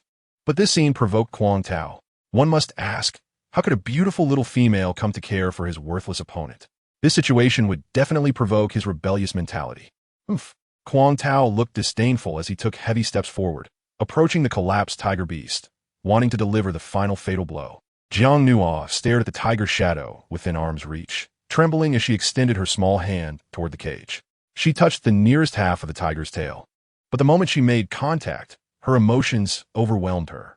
She remembered how Phil's fur had been so glossy and moist back at the Legion base, but now it was even worse than the fur of a wild beast. Chapter 120. A name carved on the heart. Eternally preserved. Who could have done this to Phil? Jiang Nuo felt an urge to kill the one responsible. The soft touch was familiar and gentle, like a warm stream slowly flowing over her, as if it could soothe the wounds and pain on her body. Phil, it's me, the girl called out again, her voice trembling, her shoulders shaking. Don't you recognize me? You silly cat, speak to me. There was a hint of sobbing in her voice as her small hand gently stroked the tiger's tail, her movements light, as if afraid of hurting him. In front of the cage at the most renowned beast-fighting arena in Tianhai City, where thousands of spectators were watching, a small, beautiful female figure knelt, comforting and stroking a beast they regarded as a worthless creature. What a ridiculous scene it was. In the front row, in the corner seat on the far right, a noble young man quietly observed. Dressed in a snow-white suit, he looked pure and handsome, with soft features and sapphire-like eyes, whose pupils seemed to ripple like water, faintly reflecting the image of the petite female. Your Highness, that competitor named Quang Tao is a slave under your brother's name. The lady is gentle in nature and has turned a blind eye to this matter, but if it gets out, it might tarnish the royal family's reputation, an attendant whispered. Glancing toward the beast-fighting stage, he had come to this place for business with the prince, but did not expect to encounter such a situation. That little female looked very beautiful and charming. She shouldn't be interested in such a lowly slave. The host on the high platform was also taken aback, holding the microphone and staring at the scene below, unable to react for a long time. Quang Tao, kill him. Hurry, kill that waste. The audience kept urging, clearly stimulated by the sight of the beautiful little female. Isn't that little female pitying the waste? Then in front of her, let blood spill and kill that waste. Dismember him. Such extreme and perverted thoughts could satisfy their hidden dark desires. But just as the staff was about to come over and pull Jiang Nuo away, a strange scene occurred. The tiger beast in the cage moved slightly. The once beaten and tormented tiger, who had lost consciousness, gently swayed its tail left and right. However, the half-missing tail couldn't maintain its balance, and just as it was about to lift, it fell heavily again. Phil, seeing this, Jiang Nua's heart ached fiercely. You need to speak. Tell me where you are in reality, and I will come to bring you back, okay? This warm voice floated like the wind, and suddenly, the silent tiger's eyes moved, and after a few seconds, it slowly opened them. It first looked towards a girl by the cage. Although still dazed and confused, its pupils seemed to focus slightly. Perhaps this was not his consciousness, just a kind of instinctive reaction from the body. The girl before him, her figure, appearance, voice, seemed deeply imprinted in his bones. A name carved on the heart, eternally preserved. A low growl erupted, and the tiger's claws clenched tightly. At that moment, the resistance from the depths of the tiger's soul grew stronger. He wanted to fight back, and this awareness originated from the girl before him. Die waste. At this moment, Kuang Tao had approached, and his heavy paw slammed down toward the tiger before him. The cruel force capable of taking its life. No, you can't hurt him. The girl's dark energy surged forth again, unreservedly, all directed at the competitor named Kuang Tao. She cared nothing for the fairness of the competition or the rules. She wanted to protect Phil. Damn female. The dark talent's ability to weaken was extremely strong and could not be eliminated. Kuang Tao immediately felt his attack and defense weakened. At this time, more staff members rushed over, and there were even more than before. They desperately pulled Jiang Nua, trying to take her to a safe place. Miss, you are disrupting the order of the competition, and such behavior will be punished. You have violated the rules of Tianhai City. The city lord will hold you accountable for this. Jiang Nuijin didn't care about the words around her. She fixed her gaze on the cage, watching as the deadly attack of Kuang Tao was about to strike the tiger beast. Roar. Suddenly, a furious roar erupted. Just as Kuang Tao was about to attack the tiger beast, the injured tiger, which had been lying on the ground, suddenly flipped over and nimbly sidestepped the attack, its heavy limbs crashing down like a mountain upon the opponent. In that instant, everyone was focused on the scene. Even the host on the high platform trembled with a microphone in hand. The audience in the stands seemed to have forgotten to cheer. The entire martial arena fell silent for 2 seconds. On the beast trap platform, a dramatic reversal occurred. Kuang Tao's pupils dilated as if sensing an overwhelming force that it could not resist. Poof! Blood rained down upon the beast trap platform. The scales on Kuang Tao's head fell off, and cracks appeared on the turtle shell on its back. Its entire body fell like a kite with a broken string, crashing violently into the water of the sea pool on the other side of the beast trap platform. It was clear that it had sustained severe injuries. This result left the venue in complete silence. Jiang Nua covered her mouth and cried, her cheeks stained with tears, as if relieved by Phil's counterattack, and even happier that Phil might recognize her, that he hadn't forgotten her. But the audience in the stands, reacting afterward, erupted in strong dissatisfaction and protests. This doesn't count. Cheating. That disabled one cheated. That little female helped him. This doesn't count. We demand a rematch. A rematch. My money. My money. Of course. The audience was not concerned about Kuang Tao's injury, but about the bets they had placed. All 99 spectators in stands had bet on Kuang Tao. How could they accept this result? The host was also helpless. The previous matches had gone well, so why was this one special? Open the cage and check on the status of the Kuang Tao contestant to see if he can participate in the rescheduled match, the host said, holding the microphone. Although it's just consciousness in the virtual world, if severely injured, the consciousness would also be briefly damaged, and the mental sea would need extra time to recover. Click. The cage was opened, and the staff gathered around the beach, while Jiang Nua took the opportunity to run in, wanting to check on Phil's condition. After delivering a blow to Kuang Tao, the tiger beast fell down again, as if it had truly lost its breath. But at that moment in the sea pool, the injured Kuang Tao fixed his gaze on the little female not far away, hatred and anger intertwined. If it weren't for that damned little female interfering to help that useless one, he wouldn't have lost this match. Thinking of this, Kuang Tao was filled with rage, activating the water tribe orc's innate skill. The water in the sea pool quickly boiled, and a water column lifted him up. He swiftly grabbed Jiang Nua's wrist and pulled her into the sea pool, wanting to drown the little female. In the virtual world, killing is a minor crime. The moment Jiang Nua's body hit the water, she was overwhelmed by a strong smell of blood, which was extremely nauseating. At the same time, Kuang Tao pressed down on the little female's head, trying to force her down into the cold, salty, fishy water, deliberately tormenting the girl. This sudden turn of events had only taken 2 seconds. It stunned everyone surrounding them. However, no one noticed that the young nobleman in white in the front row, upon seeing the scene on the beast cage, had his pupils constrict and his figure transformed into a stream of water, swirling above the sea pool in the blink of an eye. Chapter 121. He has already been executed by me. Jiang Nuo only felt the seawater flooding into her nostrils, the strong smell of blood making her choke.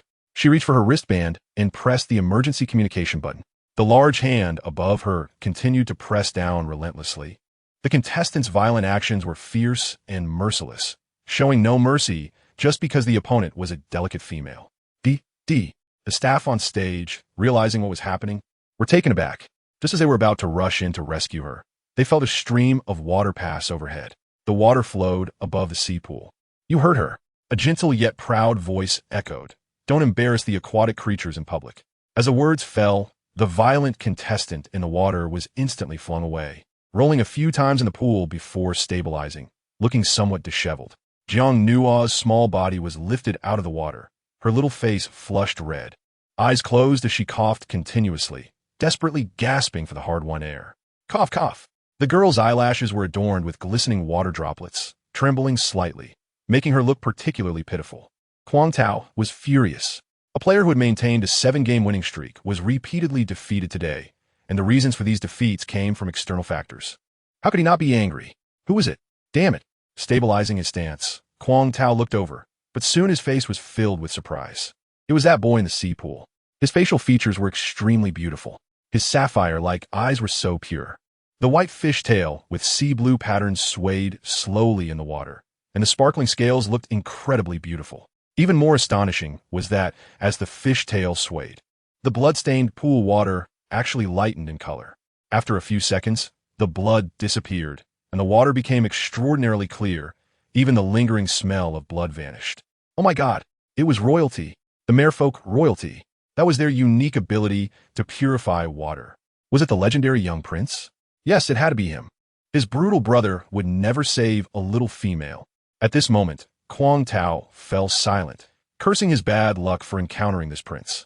In the Han Sea Empire, it was almost common knowledge that the royal family had a half-brother merfolk prince, a pair of twins born from the same mother, but from 2 different males, the probability of which was extremely low, perhaps 1 in a million according to federal statistics. This pair of twin brothers resembled each other in appearance, but their personalities were vastly different, and their fates were also not the same. One was a pure-blood merfolk of royal lineage, possessing enviable water purification abilities and a high status, while the other belonged to the savage, bloodthirsty shark tribe, a side branch of the royal family. It was rumored that these twin brothers, born of the same mother, did not get along very well.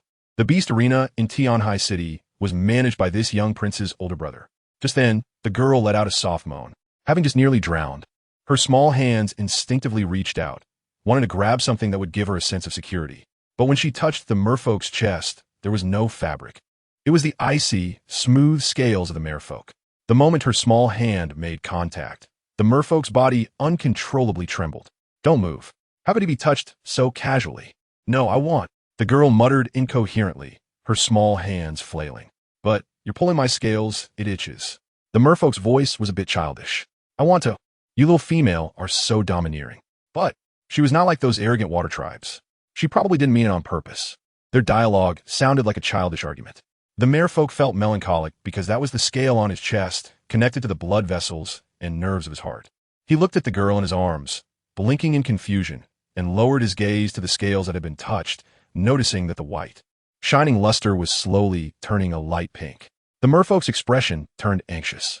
He wanted to put the girl down on the platform. No, don't. Feeling the loss of security, the girl tightly grasped the scales on the merfolk's chest, unwilling to let go. Due to the engorgement, the light pink of the scales became more pronounced, and the merfolk's small, pointed ears retracted while his fishtail quickly transformed into 2 legs as he came ashore. But as the merfolk's beast form disappeared, the scales also concealed themselves, and Jiang Nuo's small hands were left empty. The pulse she had just felt vanished. She opened her eyes with effort. Her sore, watery eyes strained to see a pair of sapphire-like beautiful eyes. It was as if she had crashed into a sea of stars. But the next second, before she could see the other's face clearly, her body was gently placed on the platform. As he set her down, He supported her head with his hand. The movement was gentle, yet it seemed he didn't want too much physical contact with her. Prince Lanyu. At that moment, a subordinate quickly ran over. Looking at the soft and weak girl on the platform, surprised, what happened?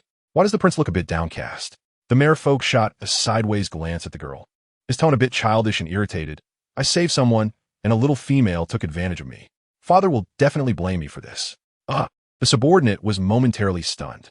Moreover, the water tribe that harmed and abused females in the virtual world would be immediately handed over to the relevant departments for handling, which was simply a disgrace to the tribe.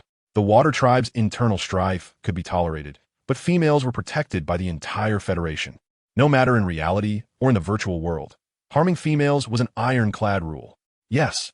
Hearing this, Kwang Tao's face turned pale, wanting to control his wristband to exit the virtual world and escape. The staff nearby shook their heads repeatedly. The information had already been recorded, and even if consciousness exited, they wouldn't escape in reality. The Federation would arrest them, and they would forever be fugitives. What's going on? But just as Kwang Tao was about to exit his consciousness, he found that his wristband was malfunctioning, and no matter how he pressed it, he couldn't exit. Damn it! It breaks down now. Kwang Tao frantically pressed the wristband, but in his panic, he didn't realize that it wasn't the wristband that had failed. Rather, his consciousness was being suppressed and sealed, forcibly trapped in the virtual world. Consciousness sealing. The host of the Beast Arena recognized it, and panicking, immediately prepared to leave the stage, because the skill of consciousness sealing was no small matter. Suddenly, in the center of the Beast Arena, a figure of a boy gradually materialized. He quickly moved to the girl's side, picked her up horizontally, holding her tightly in his arms, his eyes filled with concern. Xiao, you're back. Jiang Nuo sensed a familiar aura and nudged the man beside her with her head. When she was drowning earlier, she had hurriedly pressed the emergency button on her wristband, but she hadn't expected Theo to arrive so quickly. The host descended from the high platform via the elevator. First, he bowed to the merman prince beside him, and then he approached the young man, bending down cautiously to ask, "May I ask if you are?" Before he could finish, the young man shot him a cold glance, making him shiver in fear. Clearly, due to Kwang Tao's excessive actions, this extraordinary young man had developed a hatred for him. The host of the Beast Arena. This person doesn't need to be handed over for processing.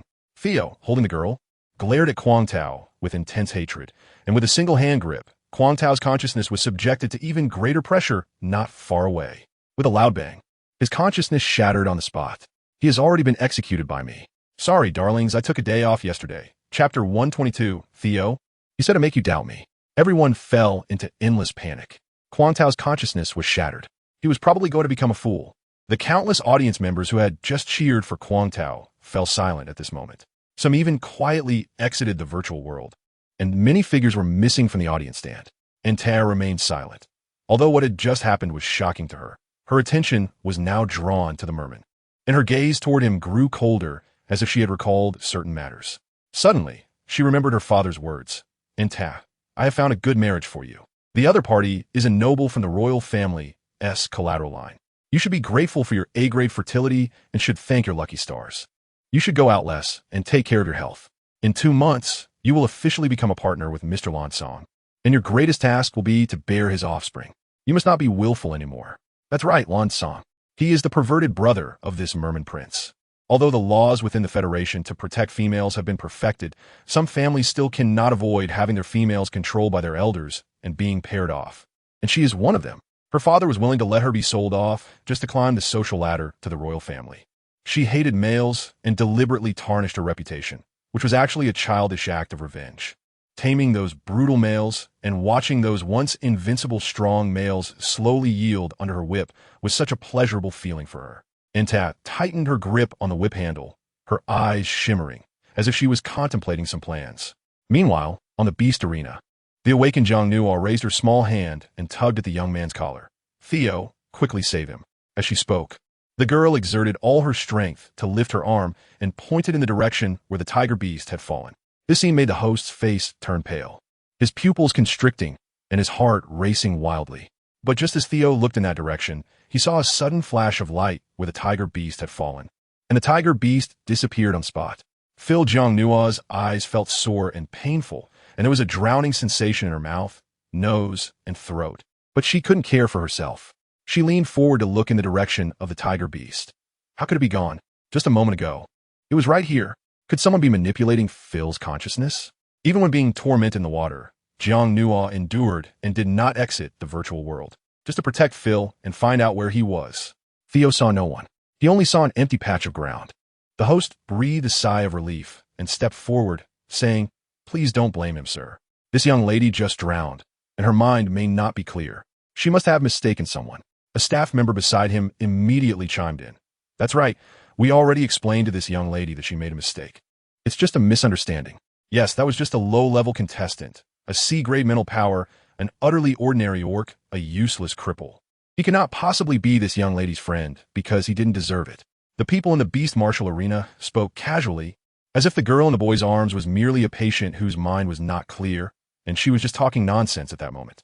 Jiang Nua shook her head desperately, gripping the boy's shoulders and shaking him gently, her voice filled with a pleading and anxious whimper. "Xiao, you have to believe me. He is Phil. I didn't mistake him. It must be him. I saw he was hurt badly. We must find him." At that moment, the girl looked like a helpless child. Her panicked expression was utterly helpless. "All right, I believe you," the boy said softly, lowering his head to comfort her. The host frowned, feeling that things were not going well, because that tiger bee slave should have been bought and fostered by the city lord if they dug deeper into this. Wouldn't it cause trouble for the city lord? "Your Highness, won't you help say a word? That is your brother. How could he possibly do something to imprison this young lady's friend?" Suddenly, the host smiled, looking at the merman with a gaze that was both humble and flattering. But to his surprise, the merman boy was not convinced. He first glanced at the little female in Zhao's arms, still stroking the scales on his chest, his tone gentle yet slightly arrogant. Why wouldn't he? He is just that kind of person. In the past few years, under his command in Tianhai City, especially in the beast fighting arena, how many dirty and unspeakable deals have been made. Imprisonment is certainly something he could do. You're being too serious." The host hurriedly raised his hand to wipe the sweat from his brow, secretly muttering in his heart. This young prince is really straightforward and blunt. Can such words be said in person? Jiang Nu nestled in Xia Ao's arms, feeling a warmth in her heart. Just a second ago, she was afraid that no one would believe her, but unexpectedly, this beautiful merman would support her and give her some confidence. However, was it the merman who saved her in the water just now? It seemed that in her panic, she had done something. Hand over the person. At this moment, a commanding voice rang out. Xia Ao gently caressed the girl in his arms and glanced at the host and other staff members. The oppressive sense of authority was extremely evident. We really don't have her. Look, this is the detailed information of that contestant," the host said, opening the screen, which displayed the information of the tiger beast from just now. Codename, Fallen Abyss, race, mixed blood tiger beast, strength, maximum level 5, mental power, C grade. You see, this is the information automatically assessed by the system. It absolutely cannot be wrong. What this young lady said about her friend being a general of the Legion, isn't that a joke? Which piece of information here matches the identity of the general? You should be suspicious of this young lady, not us. With the system-assessed information as evidence, the host grew more confident as he spoke.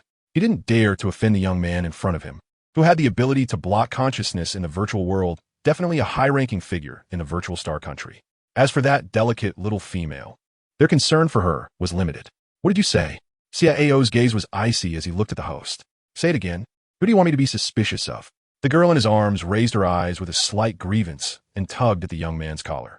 As if complaining, "Xia Ao, he said to make you suspicious of me." Seeing this scene, the host felt like he wanted to die, wishing he could slap himself twice. At this moment, Jiang Nua felt both wronged and anxious. Xia Ao gently patted the girl's back. "Nua, be good. Don't worry. I will bring Phil back." His tone was filled with 100% confidence. After saying that, the young man's icy blue eyes focused on the sky, and then countless spatial molecules began to move, gradually forming a vortex. What is this? The host was completely stunned. As for the remaining audience and staff in the stands, they had no idea what was happening. "Rewind," Xia Ao said lightly.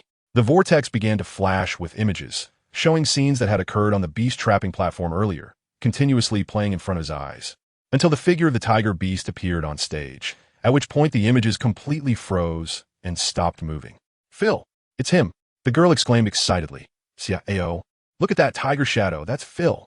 I've seen him in his beast form before, but I don't know why his strength and mental power have dropped so much. But I'm sure it must be him." Xiao's expression grew particularly serious. Seeing this scene, the merman's eyes flickered. He turned his head, and his consciousness disappeared from a spot. Xiao did not stop the merman from leaving, because he felt that the one who saved Nuanua just now had no malicious intent. And Phil's disappearance was definitely related to Tianhai City. Right now, the most important thing was to find Phil. In the real world, the merman's figure appeared on the outskirts of Tianhai City, inside a starship swaying in the Star Sea. Your Highness Lan Yu, shall we return to the mansion? No. Lan Yu shook his head with furrowed brows. Let's go to the City Lord's mansion of Tianhai City. We need to pay a visit to my brother. Chapter 123. Why do you bring up the treasure as soon as you see me? In the beast trapping arena, the host looked at the rewind footage, wishing he could slip away like the audience, but he knew that the young man in front of him would not let him off so easily. Xiao stared intently at the footage, gradually frowning. The destitute tiger was truly in a miserable state, both in posture and condition, as well as its dirty and disheveled fur. It really did not resemble a top male beast, as the host had said, but rather worse than low-level orcs from a slum. If it really was Phil, it was hard to imagine what he had gone through during this time. Who was the true master behind Tianhai City? He looked again at the staff beside him. This. The crowd hesitated, wanting to speak but holding back. The young man coldly said, Do you want me to personally call your majesty of the Hanhai Empire? As soon as these words came out, everyone looked up. This statement carried too much weight. After all, to call the emperor over a small Tianhai city was too much of an overreaction. Please calm down. We're just following orders. Most of the contestants in the beast trapping arena voluntarily participate to earn prize money. Only a small number are pets raised by nobles. It has nothing to do with us. Stop talking nonsense. Xiao's gaze was dangerous as he raised an arm, revealing his wristband. Do you see this person? If you don't speak the truth, I will press this communication key. The girl hiding in the young man's embrace took a peek, and indeed, the contact was none other than the emperor of the Hanhai Empire. In Xiao's regular contact list, there were leaders from various major empires and other forces, but there was no Xinyan. However, above the regular list, there was a special priority list, and there was only her name on it. Jiang Nuo felt a bit of joy in her heart. It was a feeling unique to girls. No, please don't, she said, and the host was startled. His legs slightly bent. He raised his hands to stop the boy, but didn't dare to touch him. The one who has always controlled the beast battle arena in Tianhai City is Mr. Lan Song. He is the twin brother of the mermaid prince. Is he also a mermaid? Jiang Nuo asked. After what had just happened, the host realized that the mysterious boy in front of him placed a very high importance on the little female in his arms. So he quickly lowered his posture and replied, No, Mr. Lan Song comes from the human shark tribe, but they are all children of the queen. The queen indulges him greatly and has always turned a blind eye to his actions. To be honest, even if you called his majesty, he would likely have no way to resolve this matter, as he listens to the queen. Xiao was momentarily speechless. Twins, 2 children. But the other one is from the human shark tribe? Doesn't the royal family usually value bloodlines? As if sensing the boy's confusion, the host hesitantly added, His Majesty is particularly fond of the queen and even indulges her in raising many consorts. One of those consorts is a human shark. Jiang Nuo blinked, but her heart was filled with small schemes. She looked up at the silhouette of the young man, perhaps from the outside. It seemed inappropriate for a queen to have other males when her imperial majesty was such an outstanding male. But wasn't Zio the same? With such a high status. He had once said in her presence that he willingly accepted Phil. Therefore, she had no right to mock the emperor of the Hanhai Empire for being soft-hearted and cowardly. Perhaps he truly loved his queen. Zio pondered for a few seconds. After a while, his expression turned serious. So, this contestant named Dui Yuan is a family servant in the Lan Song mansion. Otherwise, you wouldn't be so sensitive about it. The staff broke out in cold sweat. Did he really have to put it so bluntly? Silence implied agreement. Zio, I want to find her. The soft voice of the girl echoed, her watery eyes revealing a hint of urgency. I understand. The young man held the girl's thin body, but his heart ached painfully. Nuanua was soaked all over. Even her hair was wet. Her small face was flushed from choking, but her lips were pale. For the first time, he despised the 100 simulation function of the virtual world, which had caused Nuanua so much suffering. Tell me, what is the range of activities in Lan Song? Mr. Lan Song occasionally appears at the Lord's mansion, but spends the rest of the time with the queen in the royal court, and rarely shows up in the virtual world. You won't find him there. You must go to the real residence. Jiang Nuo felt a chill in her heart, because it would take some time in reality to get from Silver Dragon Star to the Hanhai Empire. She remained quite vigilant. After learning the information he wanted, Theo pondered for a moment, then looked at the girl in his arms, his voice becoming gentle again. No, let's go back first. I'll find a way to handle Phil's situation. Jiang Nua nodded obediently.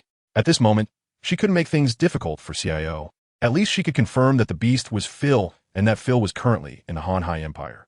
With a target, things would be much easier. Please wait a moment. Just as the young man was about to leave, the host spoke again. The matter of your execution of Quang Tao. No matter how you put it, Quang Tao voluntarily participated in the competition and is a citizen of the Federal Empire, not a slave. Is his consciousness just to be executed like that? I fear the relevant departments will investigate. Just report it directly. The person in charge within the Federation will come to verify the situation with me. No need for you to worry. CIAO disappeared into the virtual martial arena, holding Yangno. He had the legitimate right to execute consciousness. And the fact that person dared to abuse Nua and turn her into a fool was already letting him off lightly. In an instant, they returned to the real world. Jiang Nua opened her eyes, and all the uncomfortable sensations disappeared. The feeling of choking on water, the pain in her throat, and the soreness in her eyes were all gone. It was her familiar bedroom in the manor. Nua, I'm at the Star Tower. I'll be back soon. CIAO quickly sent a message. Jiang Nua breathed a sigh of relief. Yes, CIAO had hurriedly entered the virtual world earlier, and there were people at the medical center. CIAO was probably still in the reception room at the Star Tower. Dabao. At that moment, Jiang Nua looked at her wristband, where there were several incoming messages, all from Xian Yan. She hadn't asked about Dabao's situation today. She raised her hand and quickly dialed back. The other side picked up in seconds, as if they had been waiting right there. But when a charming fox appeared with a smile, the girl pouted in disappointment. She wanted to see the cub, not this man. Where's Dabao? Jiang Nua looked left and right. As the sky gradually darkened, it should be the case that Dabao had finished school by now. Bao and his daughter finished school quite early, but they are both very independent. Ever since they were able to walk on their own, Jiang Nua had allowed them to roam freely in the island manor. Why do you always mention Dabao when you see me? Xian Yin leaned on the throne with one hand propping up his head, his tone carrying a hint of resentment. Little thing, tell me the truth. Have you changed all my contact notes to Dabao as well? Chapter 124. The little brat is quite likable. Jiang Nua was slightly taken aback. How do you know? The man looked helpless. He had indeed become an accessory to the little cub. But helpless as he was, Xian Yin wasn't angry. Instead, he leaned closer to the screen, extended a fingertip, and pointed to his own head. Little thing, look. In front of the screen, the girl frowned and muttered, look at what? Dabao isn't on your head. Xian Yin paused his action. After finally managing to get him on the phone, was he really going to talk about Dabao in every sentence? Haven't you noticed that my hair has thinned quite a bit these days? It's all because of that little guy. At this rate, I'm going to end up bald. The man's beautiful peach blossom eyes seemed to ripple with a layer of water, constantly stirring up waves. Upon hearing this, the girl was first taken aback. But then she instinctively chuckled. It was the first time she had heard such a humorous remark. Who told you to steal my cub? Just return him, and everything will be fine. It's not like I begged you to take care of him, and you still have the nerve to complain. Since transforming, Bao and the daughter hadn't seen their brother, but she knew that no matter how she pleaded, this stubborn fox, Xian Yin, wouldn't give Dabao back. She just hoped to successfully bring Dabao home at the upcoming Castile family feast. If I give the cub back to you, you probably won't contact me for a year and a half. The man on the throne stood up. Just wait, I'll go get that little guy. Watching the figure leave in the video, Jiang Nua sighed softly. Actually, after this time, she felt that her impression of Xian Yin was somewhat strange, though she couldn't quite pinpoint why. This man had bullied her before. Now, he was trying to take care of her cub. Logically, she should hate him very much. But it felt like that hatred had somewhat diminished. In a side room of the Beast God Temple, a cute little boy sat at a table, his small head drooping. The screen in front of him was filled with study materials, practice questions from the talent knowledge class taught today. However, the little cub's chubby hands were clenched into fists, looking somewhat absent-minded. The silver feathers on his head also drooped down. His little figure appeared a bit wronged and dejected. The two attendants serving nearby exchanged glances, but no one dared to speak up. Inshao, come here. Xian Yin appeared at the door, calling out Dabao's name. But he noticed something was off the next moment. Had the little cub been crying? Although Bao had his head down, there were tear streaks on his chubby little face, and his little mouth was pouted so high it could hang soy sauce. What happened? The man's anger flared up in an instant as he strode up to the two attendants, his voice cold and sharp. What did you do? How did you serve him? The two attendants turned pale with fright. We didn't do anything. We know nothing. Sensing that the man was angry at others, the little cub lifted his head, squirmed his little body, and slipped off the chair. He then walked over to Xian Yin, tugged at his clothes, and murmured to the man, "Bad uncle. I want to go home, I want mommy." The attendants nearby felt embarrassed again. The term bad uncle had been used since this feather tribe baby spoke his first words. But what was puzzling was, the temple master actually didn't mind. Xian Yan's eyes flickered. His body instinctively crouched down. His large hand rested on the little cub's head, leveling with the little bun in front of him. Is it because of this? Hearing him ask again, the little cub couldn't help but wipe his tears again, nodding pitifully. That beautiful silver feather almost drooping to his forehead. Wah, they said I don't have a mommy. Said mommy doesn't want me anymore. The little cub said, growing more and more sorrowful. Tears streamed down his face like a broken dam. His little face, dirty from crying, looked both wronged and funny. But Xian Yan's expression darkened. Who said that? What kind of bull or horse dared to say that to my little cub? The little bun buried his head low, tears dripping onto the ground. Wah, classmates all said so, the teacher also asked me. Damn it. Hearing the cub's response, the man's anger surged even higher. He lifted the little bun's face. Listen, little guy, no more crying. But even so, the little cub's tears kept flowing, leaving Xian Yin feeling helpless. Did you inherit your mother's tear-prone nature? In his memory, the little thing would cry whenever it wanted. So, seeing the little cub cry so fiercely, he couldn't help but recall the image of the girl crying weakly, and the pain in his heart gradually became clearer. Mommy? Sure enough, upon hearing the word mommy, the little cub paused his crying and lifted his little head to look at the man. Your mommy is waiting to video call with you. No more crying. Don't mind what those people in school say. Your mommy hasn't abandoned you. You're just temporarily staying with me. I'll send you back after a while. Really, really? The little bun's eyes lit up and tears flowed back down his cheeks. Looking adorably cute, Xian Yin pretended to be serious. Of course it's true, so hurry up and wipe those tears away. You're a boy. What kind of nonsense is this crying? After spending these days taking care of the little cub, Xian Yin realized that although De Bao inherited his father's physical traits and talents, many of his personality traits were more like his mother's. From this little guy, he could vaguely see a daily reflection of the girl. In fact, the little cub was quite likable. At this moment, a soft spot in Xian Yan's heart seemed to have been touched. Okay, I want to cry. I want to see mommy. As soon as the little cub heard he had to wipe his tears, he glanced around but couldn't find anything to wipe his tears with. Then he looked at the bad uncle in front of him. The next second, he buried his little head forward. Xian Yin felt a bump against his chest. You. The little cub had actively jumped into his arms. But just when Xian Yin felt his heart soften, he realized something was off, because the little cub, who had jumped into his arms, was actually rubbing his little dirty face against his chest. The face of the fox instantly froze. After rubbing for a few seconds, the little cub lifted his little head again, and all the tear streaks on his face were wiped clean. He blinked his bright, shiny eyes, looking spirited, showing no signs of having cried. Bad uncle, I'm going to see mommy now. Saying this, the little cub wiggled his little butt and started running towards the great hall with his short legs. But just a few seconds later, a furious roar from the man echoed through the room. You little rascal, how dare you wipe your dirty face on my clothes? And your snot. The man's anger surged like a starry sea, as if he wanted to tear off the roof of the temple. The two attendants nearby secretly lowered their heads, looking like they wanted to laugh, but didn't dare to. Chapter 125. Who is bullying whom? Mommy, in the great hall, the little bun's figure appeared on the screen, swaying as it approached.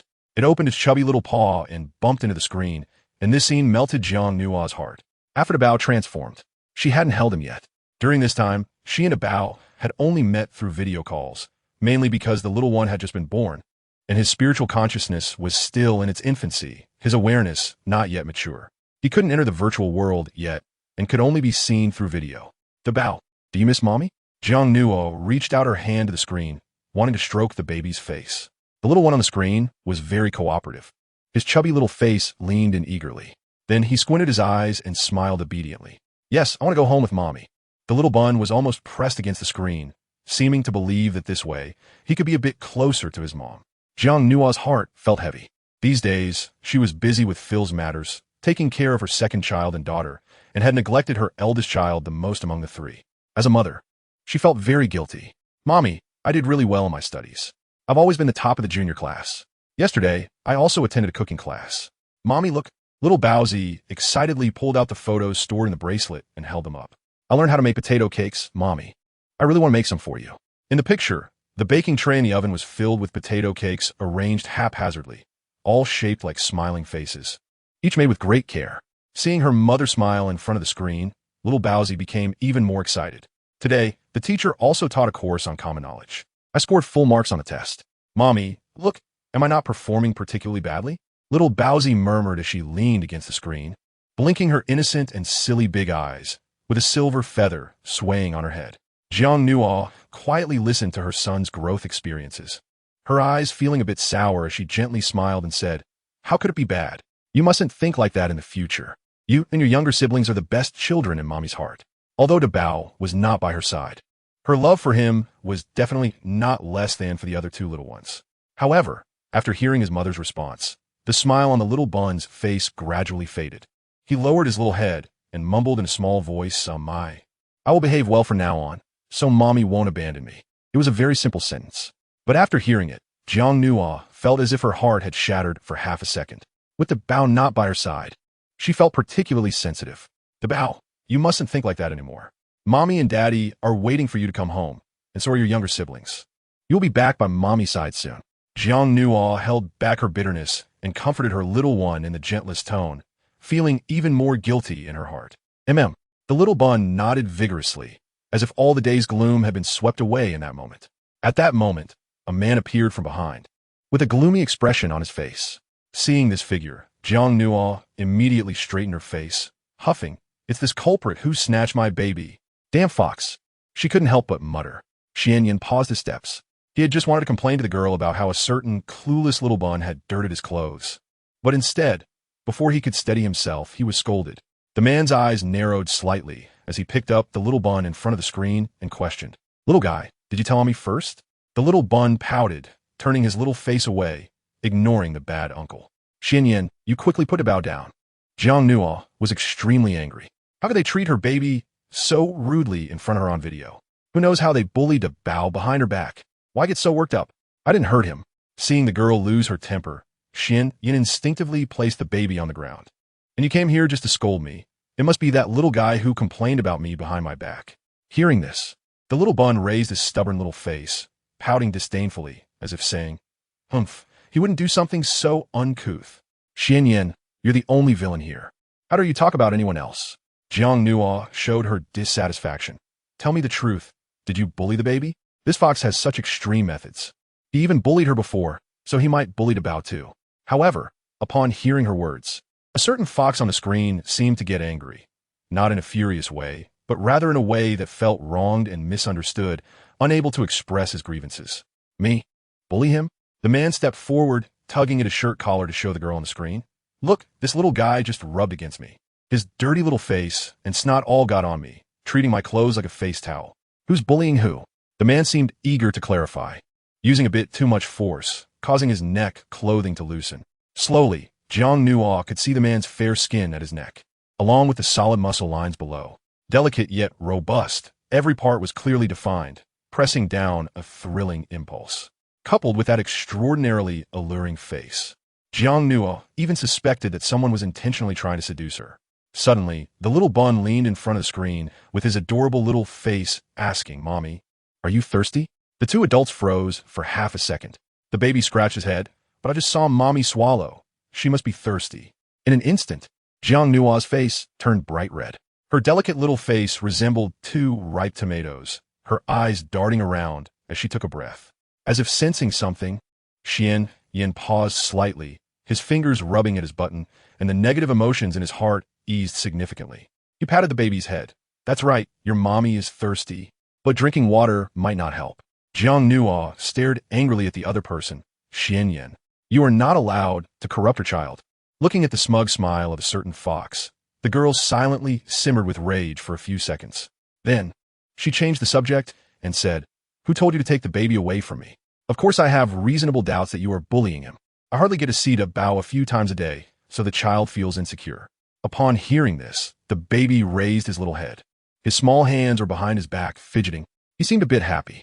Mommy is scolding the bad uncle for him, which means she cares about him and won't abandon him. I didn't stop you from seeing this little guy. The man casually loosened the collar of his shirt and poured himself a glass of water. You can video call me anytime, all day long. I sent you so many communication requests, but you didn't answer them. Jiang Nuo frowned. That's because I was in the virtual world at that time. I found out about Phil's whereabouts. Otherwise, how could she possibly miss the video call with the Bao? You said you found Phil? Sure enough. The man's gesture of raising his glass paused. Is he still alive? Chapter 126. The bad uncle doesn't seem so bad after all. Jiang Nuo looked coldly. Of course. This fox is always hoping that Phil dies. Oh. The man continued to drink water, his expression calm to the point of being unsettling, as if the news of Phil being alive stirred less emotion in him than a child wiping snot on his clothes. Xianyan, he is a member of your legion, and you are old acquaintances. Aren't you being too indifferent? Xianyan was silent for a moment. You just realized? He put down the cup, walked directly up the steps in the hall, and sat on the throne, staring at the screen from afar. It's true that we are old acquaintances, but we are merely superior and subordinate colleagues, nothing more. At this moment, Jiang Nuo felt an indescribable sensation. The temple in the video was large, but felt empty, the vastness giving off a cold and unwelcoming vibe. Only the statue of the beast god nearby provided a sense of closeness and gentleness. She suddenly understood why this fox was so fervently devoted to the statue of the beast god. It was like a flame in the cold of winter, the only source of warmth, comfort, and support. Xianyan, this fox, appeared flamboyant and passionate on the outside, but his heart was likely colder than Zio, Phil, or even Bai Lin. Watching the girl in silence, the man on the throne suddenly leaned forward, a smile reappearing on his face. Little one, in other words. All my energy right now is focused on helping you raise your little one. How could I have a mood to care about your lover's life or death? Jiang Nuo was speechless. That annoying fox. What lover? Isn't it? Xianyan was still teasing the little bun. Yin Shao, listen beside your dad. Your mom also has an Uncle Phil by her side, and he will be back. Your dad might lose his favor, you know? The little bun looked confused, glancing this way and that, seemingly not understanding the relationships between the adults. Xianyan, with her fists clenched in front of the screen, finally couldn't help but shout. You! Disappear right now. How dare he sow discord in front of the big treasure? On the throne, the man smiled but said nothing. With a flash of golden light, the obedient figure disappeared on the spot. The temple suddenly fell silent. The little bun leaned in, extremely curious. Mommy, who is Uncle Phil? Jiang knew a bitter lip, unsure of how to explain things to her child. Little Baozi tilted his head and thought hard. It seems like the bad uncle really dislikes him. Mommy, the bad uncle must be a good person. Huh? Is her baby's logic this unique? The wisdom in the child's eyes suggested he was enjoying every moment with his mother. Big Bao is smart. Your Uncle Fei Air is a good person. When he comes back, he'll take you out to play and buy you lots of delicious food. Jiang Nuo said with a smile. Yay! The child bounced with the innocence of a young one, the feathers on his head swaying happily. Suddenly, Jiang Nuo's gaze paused slightly. She glanced around the grand hall again and saw that Yin had really left. Only then did she quietly ask her child, Big Bao, did Mommy hear you call him the bad uncle just now? Uh-huh. Little Baozi nodded. Was he mean to you? Tell Mommy the truth. Has the bad uncle ever bullied you secretly? Don't be afraid. If he has, Mommy and Daddy will help you teach him a lesson. Even though Yin had sworn by the name of the beast god, she still worried. That's why she asked while he was away. But unexpectedly, the child pouted, blinked, and seemed to seriously think for a few seconds. Mommy. You say it. Mommy is listening. Little Baozi looked up. Actually, the bad uncle doesn't seem that bad. Jiang Nuo had prepared herself to keep a mental account, but she didn't expect her little bun to say such a thing. The little bun continued. The bad uncle personally takes me to and from school every day. Personally? Jiang Nuo was slightly shocked. He also tutors me with my homework every day, prepares my clothes, and brings me lots of delicious food. Every night before I go to sleep. The bad uncle tells me stories I've never heard before. At that moment, Jiang Nuo was completely stunned. That fox actually tells stories to the Bao? Is it something he would do? What kind of stories does he tell? Jiang Nuo asked softly. The little bun thought hard and said, in this temple a long time ago, there was a little child about my age. Jiang Nuo's brow twitched. However, that little child was very pitiful. He had no friends, no companions, and no family. Jiang Nuo fell silent. Every day, he was forced to stay here. Look, Mommy, this is it. The little one quickly ran over to the beast god statue with his short legs. I have to stay here for a long time, every day. So I asked the bad uncle why he had to stay here. How'd he tell you? Jiang Nuo's expression was much more serious than before. Somehow, as she listened to the story told by the Bao, she felt a slight sense of desolation in her heart. The little one covered her head and said, "The bad uncle said that the little child is a pitiful vessel." Vessel. Upon hearing this word, Jiang Nua's heart stirred. "Mommy, I don't understand. What is a vessel?" "If I ask the bad uncle again, he won't tell me. The bad uncle is a bad person. Humph, the story is only halfway through." As the Bao spoke, he pinched the little chubby waist. Looking at the little one's appearance, Jiang Nua couldn't help but chuckle, as if amused, yet also slightly mocking. That fox, so arrogant in front of her, describing the identity of the beast god's messenger as glorious and noble, yet unexpectedly, in front of the naive little one, referred to it as a pitiful vessel. It turned out he also had a clear understanding. After hanging up the communication, Jiang Nua walked out of the manor's bedroom. This time, she stayed with the Bao for a long while, only hanging up the call when the child started to feel sleepy. Outside the manor, nightfall was gradually approaching. Jiang Nua looked into the distance, and Xiao had not returned yet. It was likely that the message this time was quite complicated. By the way, she glanced around and then waved to a servant not far away. "Where are the babies?" Although she didn't restrict the actions of the second child and her daughter, it was quite late, and they should have returned by now. Why hadn't she seen the little ones? "Madam." The servant hurried forward and bowed, saying, "It's quite strange today." After school, the two young masters brought back a stranger. However, due to the headquarters prohibition on outsiders entering, the two young masters went out to the mall to play with that person. "A stranger?" Jiang Nua was taken aback. "Why didn't you say this earlier? How can such a thing be left unchecked?" The servant was startled and waved his hand. The two young masters said that it was their friend, and besides, madam, don't worry.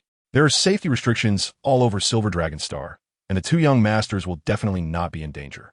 After all, Silver Dragon Star is the headquarters of the virtual star country, and living on this planet is prohibited. However, in the scattered areas of the headquarters, there are entertainment zones, shopping malls, amusement parks, food courts, and many functional places, such as cub hatching bases, medical centers, and nurseries, etc.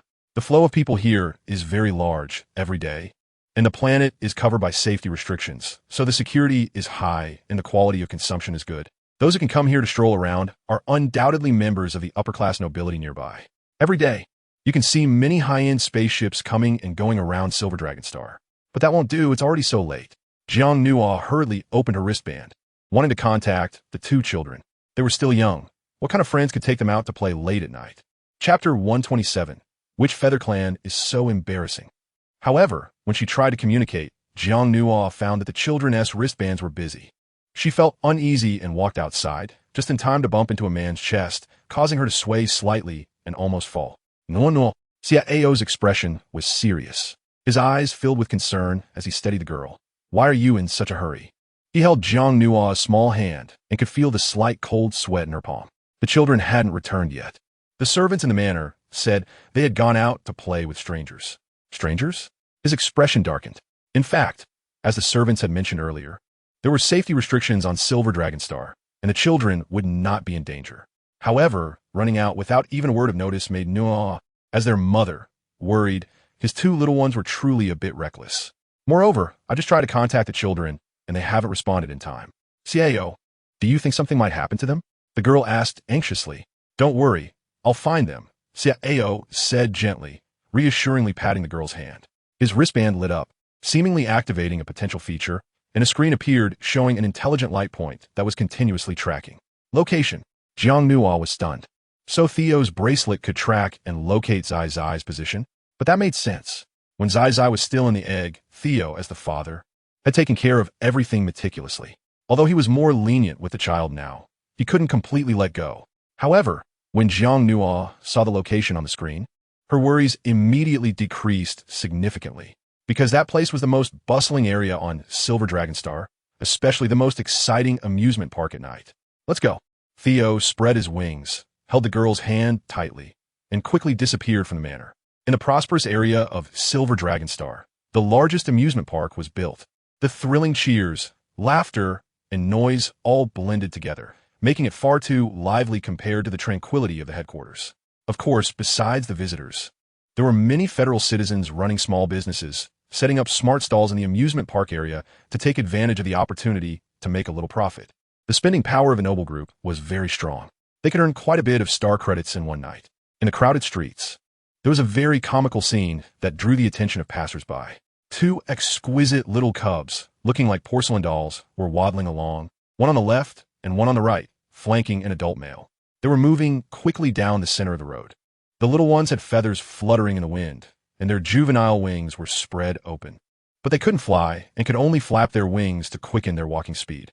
The funniest part was that the adult male was laden with various shopping bags hanging from his neck, arms, and waist. At least dozens of them. The male had a sorrowful face, looking as if he were constipated. His name was Sheikah, a member of the Castile family. He thought that the task assigned to him by the family was quite simple, just to bring 2 children back. It should be easy, but unexpectedly, there were safety restrictions on Silver Dragon Star. He couldn't use force or reveal any energy fluctuations, so he could only resort to the most cumbersome method, coaxing the little ones. Come on, let us go home, little ancestors. You've had enough fun, right? There are many elders at home who like you, and there's nothing interesting left on Silver Dragon Star. Let's go back and play. Sheikah spoke to himself, but the 2 little ones completely ignored him. They dashed toward a nearby stall where various models of spaceships were displayed. Sanbao exchanged a glance with her brother. The silent understanding unique to siblings was vividly displayed at that moment. Okay, didn't Uncle Sheikah promise us earlier that as long as he buys us toys, we would go with him? So we want that one. Looking at the little chubby hand pointing, Sheikah was taken aback. Oh my, these spaceship models are so expensive, each costing over 1,000 star credits. Can't we pick something cheaper? The stall owner smiled. Sir, look at the quality of my models. They are official direct sales and collectible, absolutely worth the price. Which model do the kids like? The 2 little ones snickered behind him. Hey, brother, which one do you like? I don't know. Then let us buy them all. All right. Anyway, Uncle Sheikah has money. Sheikah. The 2 little dumplings sang in unison while Sheikah looked utterly despondent. He secretly glanced at the balance on his bracelet account, which was dangerously close to 0. Good kids, why don't you just go home with Uncle now? You can have whatever you want. I didn't bring that much money out today. I can't afford it anymore. Upon hearing this, the stall owner's smile vanished, and his expression instantly turned cold. Thinking, bringing kids to spend money without having any. Feeling the owner's unfriendly glare, Sheikah was furious. When had a top family member like him ever been treated this way? Didn't they see all the shopping bags hanging from his neck? Even wealthy people couldn't spend money like this. Oh, Uncle has no money now. Sanbao pinched the hem of her little skirt and blinked. Then come play the hovercraft ride with us. Yes, the one flying in the sky just now. It looks so thrilling and fun. My brother and I both like it. After saying that, the 2 little ones grabbed Sheikah's hand and ran toward the amusement ride not far away. Oh no, don't. Sheikah's face turned pale. What kind of crazy ride was that? Being strapped to a chair, unable to move, spinning at high speed. It was worse than torture. Uncle, aren't you from the Feather Clan? How can you be afraid of heights? The teacher said in class that the Feather Clan are the darlings of the sky. Best at this kind of thing. Will you come sign up with us? Yes, if you don't go, my brother and I want to go with you. Sanbao's voice was soft and sticky. Uncle Sheikah, as long as you play with us until the end, we will leave Silver Dragon Star and go back with you, okay? Sheikah gritted his teeth, feeling like a duck being forced onto a rack. In fact, he had secretly contacted his family several times on this trip. But the family leader's tone was very stern, insisting that he must not give up and had to bring back at least one child. As long as they left Silver Dragon Star, they could quickly take the cub back. On the activated hovercraft, various thrilling screams echoed again. Among them, one scream was particularly exaggerated, sounding almost like a pig being slaughtered. The person's wings behind him were fully spread, seemingly instinctively trying to control his body's balance. But the restraint of the safety lock made it impossible for him to escape, and his wings flapped wildly in the air, dropping feathers everywhere. Damn, who is this? So cowardly, revealing their beastly nature. Damn it, their wings hit me in the face. Which Feather Clan member is so embarrassing? Chapter 128. The caring mother and the strict father. After a round, Sheikah was released from the safety lock and fell from the chair in a disheveled manner, landing on the ground with his wings still extended. A crowd gathered nearby, pointing and whispering. The 2 little cubs elegantly landed on either side of Sheikah, laughing proudly and even extending their little paws to make a victory gesture. But just as the 2 little dumplings were laughing happily, suddenly, 2 figures emerged from the crowd. Standing high above them, Sanbao raised her little head. But when she saw who was standing in front of them, she froze for half a second. Daddy, Mommy. Little chubby legs trembled as they took half a step back, quickly hiding their hands behind their backs, looking guilty. Mommy? Bao also hurriedly looked down. The 2 little ones, who had been having fun, were suddenly frightened, mainly because their daddy and mommy looked so serious. At this moment, Jiang Nua finally let go of her anxious heart. However, looking at the children in front of her, the words of blame that had originally been on the tip of her tongue could not be spoken. She took a couple of steps forward, squatted down, and hugged both children tightly. Why didn't you tell Mommy you were coming out to play so late? Why didn't you answer the phone just now? Do you know how worried Mommy was? Jiang Nua's voice was gentle as she lightly patted the two little ones behind her. Just now, Mommy and Daddy were looking for you everywhere. You really scared Mommy. The two little dumplings lowered their heads in guilt. They snuggled closer into Jiang Nua's embrace, filled with love and dependence towards their mother. Beside them, Xiao watched this scene, a soft smile appearing on his face. But soon, he retracted his smile, deliberately straightened his face, and said, "Stand up straight." His voice was particularly stern and cold. The two little cubs in Jiang Nua's arms instinctively jolted, as if pressed by their bloodline, withdrawing from their mother's embrace and standing up straight. Their little arms, like lotus roots, were also placed at their sides. They were clearly frightened. However, this serious little appearance amused the tourists nearby. "Xiao," Jiang Nua frowned slightly, just about to give the man a reproachful look. When she saw him wink at her and shake his head, the girl understood immediately. But she couldn't help but feel sorry for the child. "Mou, you're the older brother. How could you take your little sister around causing trouble?" Xiao's tone was nothing like Jiang Nua's gentle one. His gaze fixed on a certain cub, the pressure palpable. The second treasure shook his little shoulders, looking up to steal a glance at his father. I. After a long pause, he couldn't get the words out. "Dad, don't blame my brother, it was my idea." At that moment, the daughter clutched her little skirt and pointed at the dizzy Sheikah beside her. "He is a bad person, called Sheikah. He wants to kidnap us, my brother, and I were just playing with him." Xiao cast a cold glance at the male who was slumped on the ground, his eyes filled with evident disgust. If he remembered correctly, this Sheikah was nominally one of his cousins. "What? Kidnap you?" Jiang Nua's heart raced upon hearing this. Why are they doing this? She was puzzled. Clearly, she and Xiao had already agreed to attend the Castile family banquet, and they would bring the cubs for their blood awakening. They would meet sooner or later. Why come to disturb them in advance? And they even wanted to kidnap the cubs. That group of people is truly despicable. Yes, what my sister said is right. The second treasure kept fidgeting with his little hands, a typical look of being very afraid of his father. Afraid of what? Xiao took a deep breath. It's good that you can identify bad people, but you should tell Dad and Mom in time. You shouldn't take matters into your own hands and go out without reporting, or else don't blame Dad for getting angry and punishing you.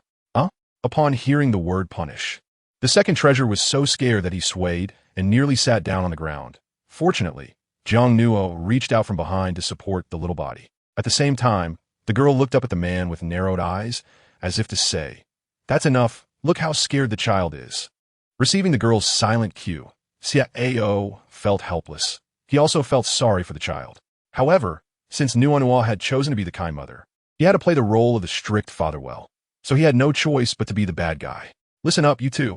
Xiao looked seriously at the two little ones in front of him. "Within 3 days, you can only stay in a mansion after school. You're not allowed to go anywhere, and your homework will be doubled." As soon as these words were spoken, both little dumplings had sorrowful faces, especially the third treasure. Pouting with tears welling up in her eyes, her beautiful, colorful little skirt almost wrinkled for being squeezed. Seeing this, Xiao's heart softened. Did he seem a bit too harsh on his daughter? Thinking this, the man's voice softened. "All right, since it's the third treasure's first offense, let's make it 1 day." The soft little dumpling instantly looked up, her beautiful eyes blinking at her father. "Really? Xiao couldn't help but squat down and stroke his daughter's head. "That's great. Thank you, Dad." With the punishment reduced from 3 days to 1, the cub was naturally overjoyed, shaking her little body and running towards her father, then giving him a kiss on the cheek. Xiao's body stiffened unconsciously. The joy in his heart was hard to contain.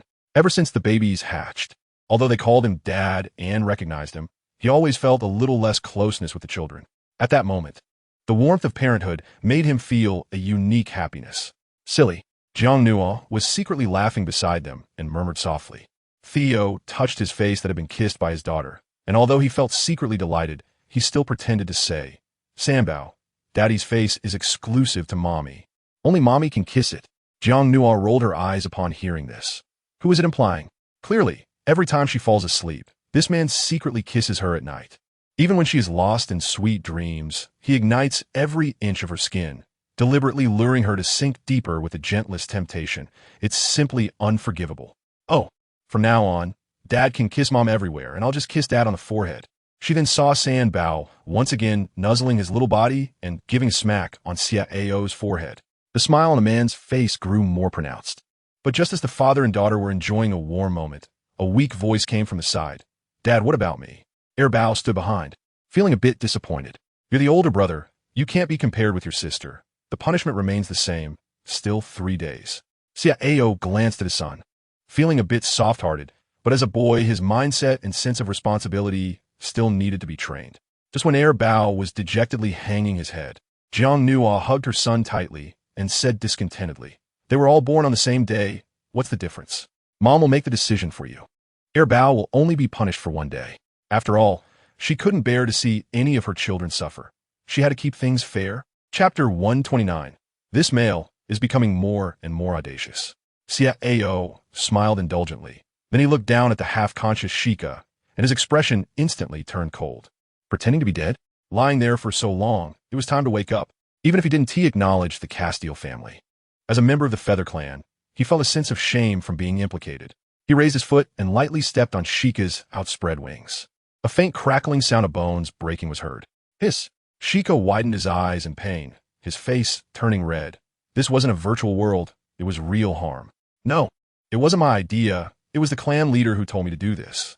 And I just wanted to take the kids back to see that Shika had become obedient this time. He immediately folded his wings and stopped pretending to be dead. Shaking off the dust, Shika got up from the ground. Although he was Xiao's clan brother, standing in front of the other party, he automatically lowered his posture. Jiang Nua pulled 2 children, looking at Shika with a wary expression. Is your esteemed family really so impatient? You can't even wait until the day of the banquet. Well, after all, blood is thicker than water. It's only natural for our clan leader to miss the children. Shika forced a smile at Jiang Nua. However, the 2 little ones next to them pouted, and Sanbao made a gagging motion, holding his little chest. Mommy, I suddenly feel a bit nauseous. Looking at her daughter's adorable gesture, Jiang Nua's expression softened. Although she hadn't mentioned the Castile family since the children were born, the clever little ones could distinguish right from wrong. This male named Shika had too strong an agenda, and even the little ones couldn't be deceived. You, go back and tell your clan one thing. Suddenly, Theo stepped up to Shika's side. Clearly, there were too many people around, and he didn't want outsiders to hear certain things. What? Shika looked puzzled. He was good at delivering messages, as long as Theo didn't make it hard for him. He was just someone who followed orders. After a moment of silence, Theo's calm eyes became exceptionally deep. You go back and tell him face to face. Does he really think I wouldn't dare to touch Castile? A light, rhetorical question left Shika frozen in place, unable to respond for a long time. But that's your family. Sorry, it's not. Theo interrupted him. The boy's eyes were calm, yet cold-blooded, which pained Jiang Nua immensely to see. The Castile family was truly despicable. Not only had they harassed her before, but they also threatened her with the awakening of her children's bloodline.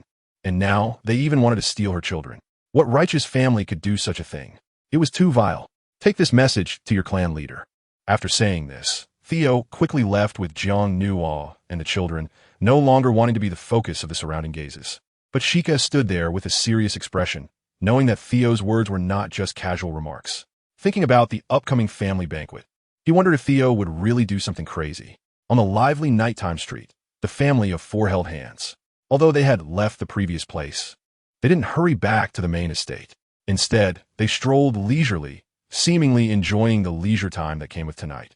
The boy's voice was gentle as he brushed through the girl's flowing long hair, the soft strands slipping slowly through his fingers. Jiang Nua shook her head. She had been busy looking for the little ones just now, and her drowsiness had passed. Xiao, did you speak too harshly just now? The Castile family is indeed excessive, but they're deeply rooted in the upper echelons, and, after all, your background. Jiang Nua paused. Once you really do something against your clan, you will face a lot of criticism, which won't be good for you. People are just that realistic. Without knowing the truth, many people only believe what they see on the surface. Like Zhao's unfortunate childhood experiences and the despicable things the Castile family has done, they can't all be made public. But once Xiao retaliates against the clan, an overwhelming wave of negative public opinion will come crashing down, with words like traitor and ungrateful wolf drowning him like spit. No. Do you know why Castile commanded Shika to snatch the children away? Jiang Nua shook her head in confusion. She certainly wouldn't naively think that it was really the clan missing the child. But the real reason was that just now, people from the medical center came. They said that the Castile family member who had been poisoned by snake venom was on the verge of death. While saying this, Theo's expression was serious. Yet, he still protected Jiang Nua and the little one, ensuring they wouldn't be bumped into or touched by the passing crowd. The news about you getting contaminated with poisonous blood at the auction somehow spread, and they found out about it. Now that they see you safe and sound, the people from the medical center came to seek verification. Ironically, they actually believe that your blood has detoxification effects. The girl stood there in a daze. The night wind brushed her soft hair against her delicate face, and her beautiful watery eyes were filled with confusion and helplessness. She was once again seen as a prey capable of detoxification, targeted by others. Back then, Xianyan bullied her because she possessed nearly perfect affinity with the beast god. In the wild star domain, her golden fertility led to her being coveted and harassed by many. Now, they were going to label her with the buff of having blood that could detoxify. They were once again placing a heavy shackle on her. My blood is very ordinary. The girl's voice was as soft as a mosquito's. The man looked at her with deep pain. No, always showed her vulnerability without reservation beside him. This made his heart ache even more. I understand. His no was not an item to be used at will. Jiang Nu moved her lips and whispered, "Is it because they can't get to me, so they target the cubs instead? Do they want to kidnap the cubs? They can't be wanting to draw blood, right? After all, the cubs are connected to my bloodline. On Silver Dragon Star, harming others is prohibited, and the opponents have no way to resolve it. So they're trying every means to trick the cubs out of Silver Dragon Star. But how can one bear to do that to such small cubs?" Xiao embraced the petite female in front of him and softly whispered ruthless yet gentle words in her ear. "Don't be afraid. Anyone who wants to harm you and the children will pay the price, including the Castile family. Gentleness is for the beloved. Ruthlessness is for the enemy." He kissed the girl's soft lips, and the sweetness that spread when their mouths met made her body go weak, leaning directly against him. However, the two little cubs beside them were staring intently at their dad and mom with wide eyes. Realizing this, Jiang Nua hurriedly tried to straighten her body. She looked around and, seeing that no one was paying attention, felt relieved. But when she looked down, she saw 4 big eyes shining like light bulbs, sparkling with thousands of times the brightness. "Mommy, we didn't see anything." The 2 cubs blinked their eyes. Jiang Nua's small face flushed with embarrassment as she pushed the man away. This male was becoming increasingly audacious, taking advantage of her without regard for time or place. The girl's thoughts wandered as she walked ahead and accidentally bumped into a nearby snack vendor, the aroma of the glutinous rice skewers wafting through the air. "Daddy, Mommy is hinting, hurry," and by some. Sanbao nudged her father with her small hand. Xiao smiled and walked over. After succeeding, Sanbao proudly lifted her little shoulders and said, Brother, we have good fortune too."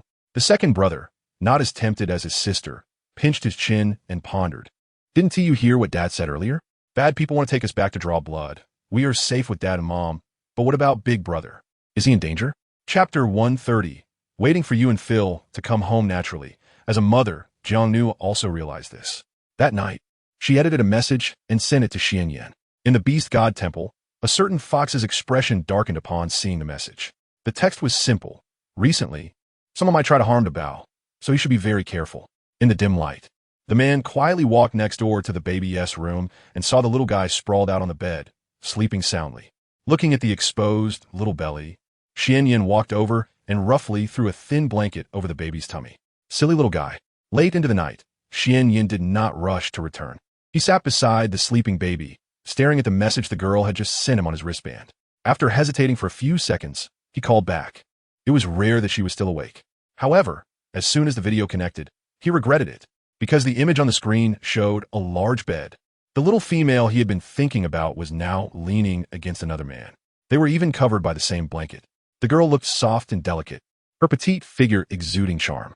And he, in a lonely, quiet night, with only a sleeping baby beside him, the contrast was stark. Xianyan, was something wrong with Bao? In the video, the girl sat up anxiously, her body gradually leaning closer to the screen.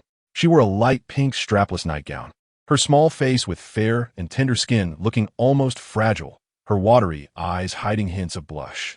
Seeing her up close made Xianyan freeze for half a second, his heart involuntarily skipping a beat. But this scene did not last long. The calm, silver-haired man beside her casually picked up the thin blanket and gently draped it over the girl's back, covering that alluring sight. Xianyan's face darkened. He exchanged glances with Xiao on the other side of the video. The latter's eyes were calm, yet threatening, clearly on guard against him. "Dabao." "He is dead." An emotionally charged voice rang out. But Jiang Nua's face instantly turned pale, her body swaying slightly. And she was quickly supported by Xiao. "Don't be afraid. No, he is lying to you. Dabao is fine. He is just asleep." Jiang Nua immediately looked over and indeed saw a small figure sleeping beside Xianyan in the dark room. The little chest was rising and falling rhythmically, breathing steadily, clearly indicating that the baby was safe. "Xianyan." The girl's face was filled with anger. "You're simply too much. This kind of thing is not a joke." I'm too much." The man in the video was lying next to the small bundle, his large hand resting on the baby's head, his voice mocking. "Aren't you all being unreasonable?" Jiang Nua was momentarily confused. What was wrong with her? It seemed like she hadn't done anything, right? "This bed is nice. I'll just sleep here." Xianyan ignored the dazed girl and instead laid flat on the soft baby bed with his hands behind his head. This bewildering action left Jiang Nua stunned, but Xiao beside her looked as if he understood everything. "How old are you? Hurry back to your own room. The baby's bed is so small, you're taking up 2/3 of it. If you sleep like this until midnight, you'll squash the baby." Jiang Nua looked at the bed on the screen, which was mostly occupied by Xianyan, while her baby was curled up in a small corner, with no space to stretch its legs. Xianyan closed his eyes and ignored her. "You two are so glued to each other that you're not afraid of being squished. So what is this for me?" Jiang Nua pressed her lips together in silence. In that moment, it seemed she understood what the fox was being difficult about. Was it rejecting the image of her being with Theo? How childish this fox was. Just because of this, it joked about the life and death of Dabao. Suddenly, the communication screen in front of her disappeared. Jiang Nua immediately looked at her wristband. Sure enough, the video call that was connecting had been cut off by the man beside her. The communication was over. The more you ignore him, the more he gets into it. Xiao lightly wrapped his arm around the little female and used it as a pillow for the girl. That fox sometimes seemed immature like a child, and other times was mad and perverted like a crazy person. Who knows how the beast god chose him? Could it be that he likes this type? The man's eyes were full of tenderness, but after the girl met his gaze for a few seconds, she lowered her head and smiled. "What are you looking at me for? I don't know what the beast god is thinking, just like I don't understand why he chose me," she said softly. "But after all, Dabao is still living with him, so it's better for us to avoid provoking him." The man lowered his gaze, wrapped his arm around the girl's shoulder, and then pulled her closer to himself until her delicate body was in his embrace. He buried his head gently in the soft nook of the girl's neck and greedily inhaled her unique scent. Jiang Nua felt a slight itch around her neck and laughed as she tried to lean back, but the other person's arm held her tightly. Soon the babies would be coming out. "It's fine. I'll lock the door." "Is this how you act as a dad?" The girl pouted playfully. She felt the man's hand slowly gliding over her skin, as if there was an electric current. With every inch he moved, it stimulated her pleasurable nerves. Her small hand also moved up to the man's chest, gently pinching the sensitive area. A warm, intimate atmosphere gradually rose. However, after waiting for a while, there was still no further action. The little female in the blanket felt a bit dissatisfied. She pushed up against the man's chest, her teasing laced with accusation. "Are you doing this on purpose?" Igniting a fire in her, but not taking responsibility to extinguish it. Xiao's hand rested on the girl's lower abdomen. It was already gradually swelling, indicating fetal movement. No. Do you not know that these little tiger cubs already have intelligence?" Jiang Nua was slightly taken aback. These days, she felt the fetal movements becoming more pronounced, and her body had become a bit heavy. The system had said her pregnancy wouldn't exceed 2 months, but it didn't specify that she had to reach 2 months before giving birth. She always felt that her due date was approaching. Phil's child was growing up so fast. "No, that's not acceptable. Keep your distance from me." Upon hearing that the baby in her womb had gained consciousness, Jiang Nua hurriedly pushed the man beside her away with her small hand. Having consciousness meant having memories. This absolutely couldn't happen. The man's lips curled slightly. In fact, he hadn't intended to do anything to Nua. He still felt guilty about his rough behavior during that time at the battlefield base. Now that Nua's pregnancy was approaching its end, he was even less likely to let his beastly desires run wild. "Get some sleep," he said. "Tomorrow morning, I will set off for the Hanhai Empire to bring back the father of your tiger cub." The man's voice was deep and warm. "I'll go too." No. Stay home and take care of the baby. Levy outside matters to me. Ciao kissed the girl on her forehead. What happened tonight can't happen again. You need to stay and properly manage the two kids. What if something happens while we're both gone? Jiang Nuo was silent. It was indeed so. Although she also wanted to save Phil, there were always some unseen forces trying to harm the children. The little ones had strong opinions of their own. They wouldn't listen to anyone else except for themselves and Theo. After a long silence, she finally relented. I'll stay and wait for you. For you and Phil to come home together. Chapter 131. The Beast God? Ridiculous. Theo left early the next morning. Jiang Nuo routinely sent her two little ones to school. And after returning, she began tidying up her small courtyard. She loved stockpiling items. After giving birth to 3 feather tribe babies, the system rewarded her with a portable space. She often tossed in some daily necessities, essentials, consumables, and even some skill-based treasures. Every so often, she would organize it. Xiao Cheng. Can living beings be placed in the life storage area? Jiang Nuo asked the system in her mind. The portable space is divided into 2 areas, one for item storage and the other for life storage. Ding. Of course, Nunua host. When your main power absolutely suppresses the object, you can place any living being into the life storage area. However, if the opponent's strength exceeds yours and they put up strong mental resistance, you won't be able to put them in. Oh. Jiang Nuo became interested and walked to the side of the garden, picking up a small flower bug from the flowers. With a thought, the small bug disappeared from her fingertip and was placed into her spatial pocket. A few minutes later, when she took the bug out again, it was still lively and unharmed. This made the girl curious. Interesting. Maybe I'll try putting Theo in there later. The system seemed to freeze in silence. Its host.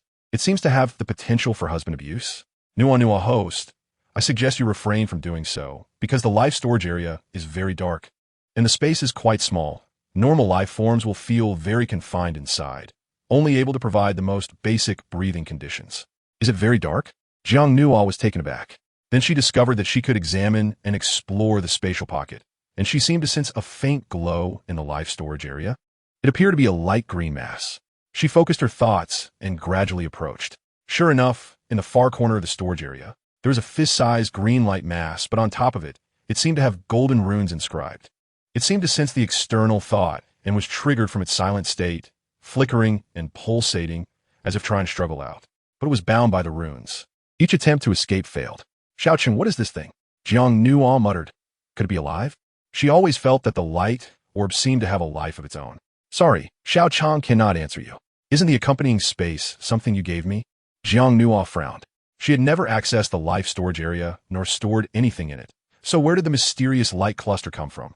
Especially when she thought it might be alive, Jiang Nuo felt a sense of guilt.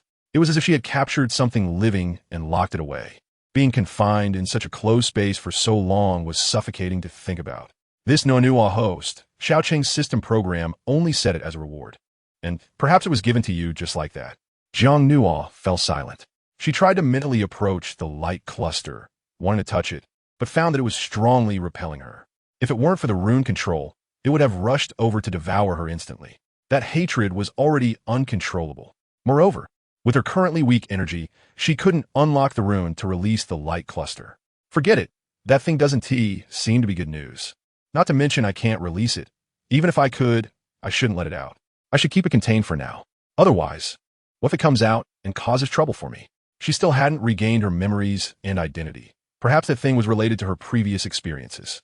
In the central star domain, in the secret realm of the dark forest, the planet was dense with trees, resembling an elven habitat, beautiful and tranquil. It presented a scene of peaceful times. By the babbling brook, a male figure crouched at the water's edge. His pale, jade-colored cloak was scattered beside him, one hand gripping a stone in the stream, his body trembling with restraint. It was a sensitivity pulled from the depths of his soul. At that moment, he had lost the elegance and composure he once had, like a fallen failure from a divine pedestal, soothing his own wounds by the brook. The beast god, ridiculous. His bone-like fingers clenched into a fist, gradually pressing against his heart, as if whispering to himself, "How much longer will you imprison my soul? When I find you, will it be her?"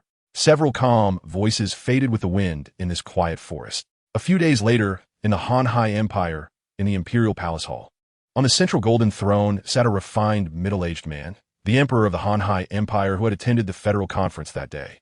Beside him sat a young man. The other party's expression was serious and calm, clearly there for a matter of importance, not just for a casual visit. Has the beautiful lady not come? The Han Hai Emperor said with a gentle smile, quite courteous.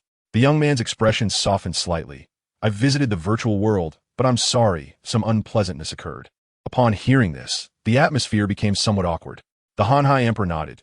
Indeed, there are areas in my tribe where disorder exists, which disappointed Mr. Theo. May I ask the purpose of your visit? Theo wasted no time. He pointed to his wristband, and a screen immediately appeared, displaying a photo of Phil along with all his identity information. On the other side was the information of the contestant known as Abyss from the Beast Arena. Looking at the screen, the Han Hai Emperor frowned slightly, as these two individuals seemed completely unrelated, with no apparent connection. They are the same person. Oh, Theo's gaze was sharp. The specifics involve confidentiality, so I cannot elaborate, but after General Phil went missing, he must have encountered some situation that led to injuries, diminishing his strength. I don't know how he ended up in your country and was captured to participate in the beast fight. I inquired from Tianhai City, and it seems that Mr. Lan Song, who runs the beast arena, has some ties to your lady, which is why I came. Upon hearing this, the Han Hai Emperor was first shocked, then deeply sighed, because with this young man's identity and status, there was no need for him to lie, nor would he come to play a joke on him. This matter was serious. Come here. He called for the palace guards. Go to the inner garden. Lan Song is currently in the inner garden residence. Bring him here and say that I want to ask him some questions. Yes. The guard took the order. After the guard left, the Han Hai Emperor turned to the young man. I apologize, Mr. Theo. Although Lan Song is my lady's child, he is not my biological son. But you can rest assured that if this matter is true, I will not cover for him. Thank you. Theo nodded calmly. The Merfolk royal family has always had a good reputation, which is why he chose to visit the imperial court first, showing courtesy before force. If the other party did not cooperate, then he wouldn't hold back. Chapter 132. Such a dramatic scene soon. A young male entered. He was handsome, with fair skin, and bore more than 90 resemblance to the former Merfolk prince, Lan Yu, the only difference being that he did not have those sapphire-like eyes. His pupils were as dark as ink, mixed with a hint of sinister and wildness. Lan Gang. Theo locked onto the young man below. Just one glance was enough to determine that this person was not to be underestimated. Although he was not of royal blood, he exuded an inherent confidence, clearly self-assured. Greetings, Your Majesty. Lan Song's posture was not humble at all. He stood in the center of the hall, merely bowing slightly. The Han Hai Emperor pointed to the screen above, displaying Phil's image and identity information. Do you recognize this person? Is he in your residence? I do not recognize him. Lan Song casually glanced, straightened his body, and looked at the Han Hai Emperor with a provocative smile. In an instant, Theo moved in front of the young man, his voice cold and harsh. Are you sure? Feeling the pressure of the aura, Lan Song clenched his fists behind his back, then relaxed. Of course I'm sure. There is no such person in my residence. I wonder where the esteemed executor of the virtual star country heard such rumors? Coming to the imperial court without any evidence to question me is rather inappropriate, isn't it? Theo's pupils constricted sharply. He turned to look at the Han Hai Emperor on the throne, his brow furrowed. He had come for a covert visit, not to make a fuss. But now Lan Song not only knew he was here, but had also inquired about his identity, indicating that he was well informed about matters within the Han Hai imperial court. You want evidence? Theo waved his hand, pulling up scenes from the beast arena in the virtual world, including the words spoken by the host and staff, all serving as testimony. The Han Hai Emperor's expression grew increasingly serious. As he focused intently on Lan Song below, his demeanor gradually becoming grave. What does this prove? Lan Song remained unfazed. This only proves that this beast once appeared in the virtual domain of my Han Hai Empire. But what does it have to do with me? The esteemed executor is placing the blame on me based on these people's words? Or he continued with a smile. Since you can access virtual world images, have you ever seen me appear there? Theo looked at him coldly, for Lan Song was right. This person rarely appeared in the virtual world, especially in the beast arena, and had never shown up, clearly knowing how to avoid suspicion. But did he really think this would be enough to control him? He was here to help Nua find someone, not to reason with him. Very well. Theo stepped closer to Lan Song. Perhaps I misjudged you, but Mr. Lan Song, as the person in charge of Tianhai City, cannot escape responsibility in this matter. Why not assist in the search together? In the Empire, no residents or ocean area will be allowed to leave until there are results. Upon hearing this, Lan Song's expression instantly turned ugly. His Majesty Han Hai has no objections, right? Theo glanced back at the figure on the throne above. Just then, before the voice of the Sea Emperor could finish. A soft yet commanding feminine voice suddenly interrupted from outside the hall. "I do not allow it." Everyone turned to look towards the entrance. A beautiful woman, supported by 2 attendants, slowly walked in. She wore an elegant pleated gown, her blue watery eyes bright and clear, a distinctive mark of the merfolk royal family. "Mother." Lansong's eyes lit up, as if he had found a lifeline, hiding his previous wild demeanor and transforming into a wronged child. "They wrong me, saying I imprisoned General Phil of the Legion, and even His Majesty is not on my side." Lansong lowered his head as he spoke, subtly fanning the flames. "Perhaps I am not as noble as my brother in bloodline, and I am not the Emperor's biological child, so it's normal for him not to like me, but I really didn't do it." The atmosphere in the hall instantly became strange. Theo looked at this male youth who had been arrogant one moment, and then sulking the next, feeling slightly stunned. He found this behavior disgusting, yet somewhat helpless, not expecting the relationships within the Sea royal family to be so chaotic. Even as an outsider, he found it hard to believe. "My lady." The Sea Emperor immediately stepped down, his elegant and gentle face showing some helplessness. "Let me explain." "Stop." The queen protected her son, her eyes filled with disappointment. "I always thought you were more innocent and understanding than Xiao Ko, but why do you exclude them, father and son, at every turn? And now you are even colluding with outsiders against them. This behavior is truly excessive." The Sea Emperor's body tensed. The Xiao Ko his wife mentioned was Lansong's biological father, the side consort he had indulged. However, such a dramatic scene made Theo feel somewhat of a headache. He finally understood who Lansong's confidence came from, but he never expected that searching for Phil would force him into this melodrama of a female and dual husbands vying for favor. "Mother." But just then, another gentle call sounded. A noble youth in white entered, his watery blue eyes as clear and brilliant as obsidian, as if hiding a sea of clarity. It was Lanyo. Yet upon seeing his twin brother, Lansong frowned tightly, a look of disgust rising in his eyes. You came just in time. Quickly tell them how your father is siding with outsiders to slander your brother." Lan Yu, untainted, stood in stark contrast to Lansong's gloom, his features radiating righteousness. Pure and clean, with no deceit or malice. "Father, mother, I am here to testify. Brother is indeed related to the disappearance of General Phil." As soon as he said this, Theo looked at him twice. Previously, when he reviewed the images from the virtual world, he clearly saw that this merfolk prince had transformed into beast form to save Nuon Nuwa. He remembered the scene where Nuon Nuwa's small hand tightly clutched the scales on the other's chest, unwilling to let go. Thinking of this, Theo couldn't help but feel a pang of jealousy. Is the feel of merfolk scales really that good? Although Lan Yu's intention to testify was good, a sense of inexplicable rejection surged within Theo. Are you crazy?" The queen protected her eldest son, questioning Lan Yu. "Did your father teach you this? You are already of royal blood. Why do you keep suppressing your brother? He is your biological elder brother. How can you be such a brother? You are disappointing your mother." These words were heavy. Lan Yu stared in disbelief.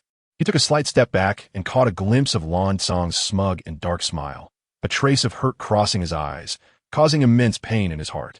"Mother, why do you choose to believe brother and not me? I am speaking the truth. Is it just because brother is better at acting cute, just like brother's father? That male shark called Xiao Ku is better at pleasing mother than my own father. Is that the reason?" Chapter 133. That turned out to be a pearl mother also thought you were a good child, but you actually colluded with your father to harm your brother. You are of royal lineage. Your brother is only a collateral bloodline. He poses no threat to you. As a mother, the queen naturally cared more for Lansong. Clearly, they were both her sons born from the same pregnancy. One was of royal blood with admirable talents and status, while the other was collateral. In comparison, she felt Lansong was more pitiable. Naturally, she wanted to protect this son more. "My lady, this is not yours fault." The Sea Emperor naturally felt pain for his son, but before he could finish, the queen interrupted. "Of course it's not yours fault. It's all because of you, the father, who incited him." Lan Yu stood aside, feeling an indescribable emotion in his heart. He lowered his snow-like, transparent eyes, a trace of sorrowful bitterness in his gaze. "Mother, brother has always been indulging in the slave trade in the black market. And the beast fighting arena he controls in Sky Sea City is chaotic. Many competitors are forced to participate. A few days ago, I personally went to the virtual arena and visited brother's residence in Sky Sea City, asking the butler there, who can prove that what Mr. Theo said is true." Lan Yu calmly stated. That contestant named Fallen Abyss had previously appeared at the Sky Sea City Lord's mansion, but according to the butler there, he has recently been secretly moved by brother to somewhere unknown.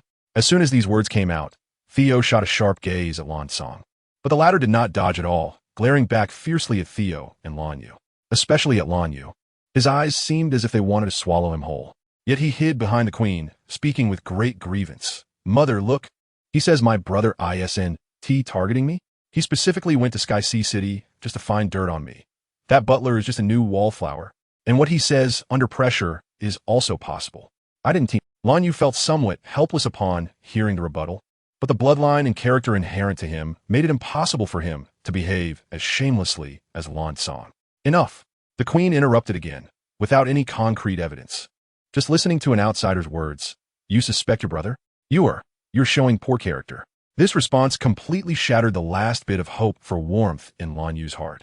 The boy in white silently lowered his head, as if crystalline tears were swirling in his clear blue eyes.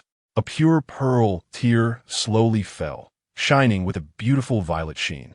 But at the moment it hit the ground, he turned and left the hall, his lonely figure making one feel heartbroken.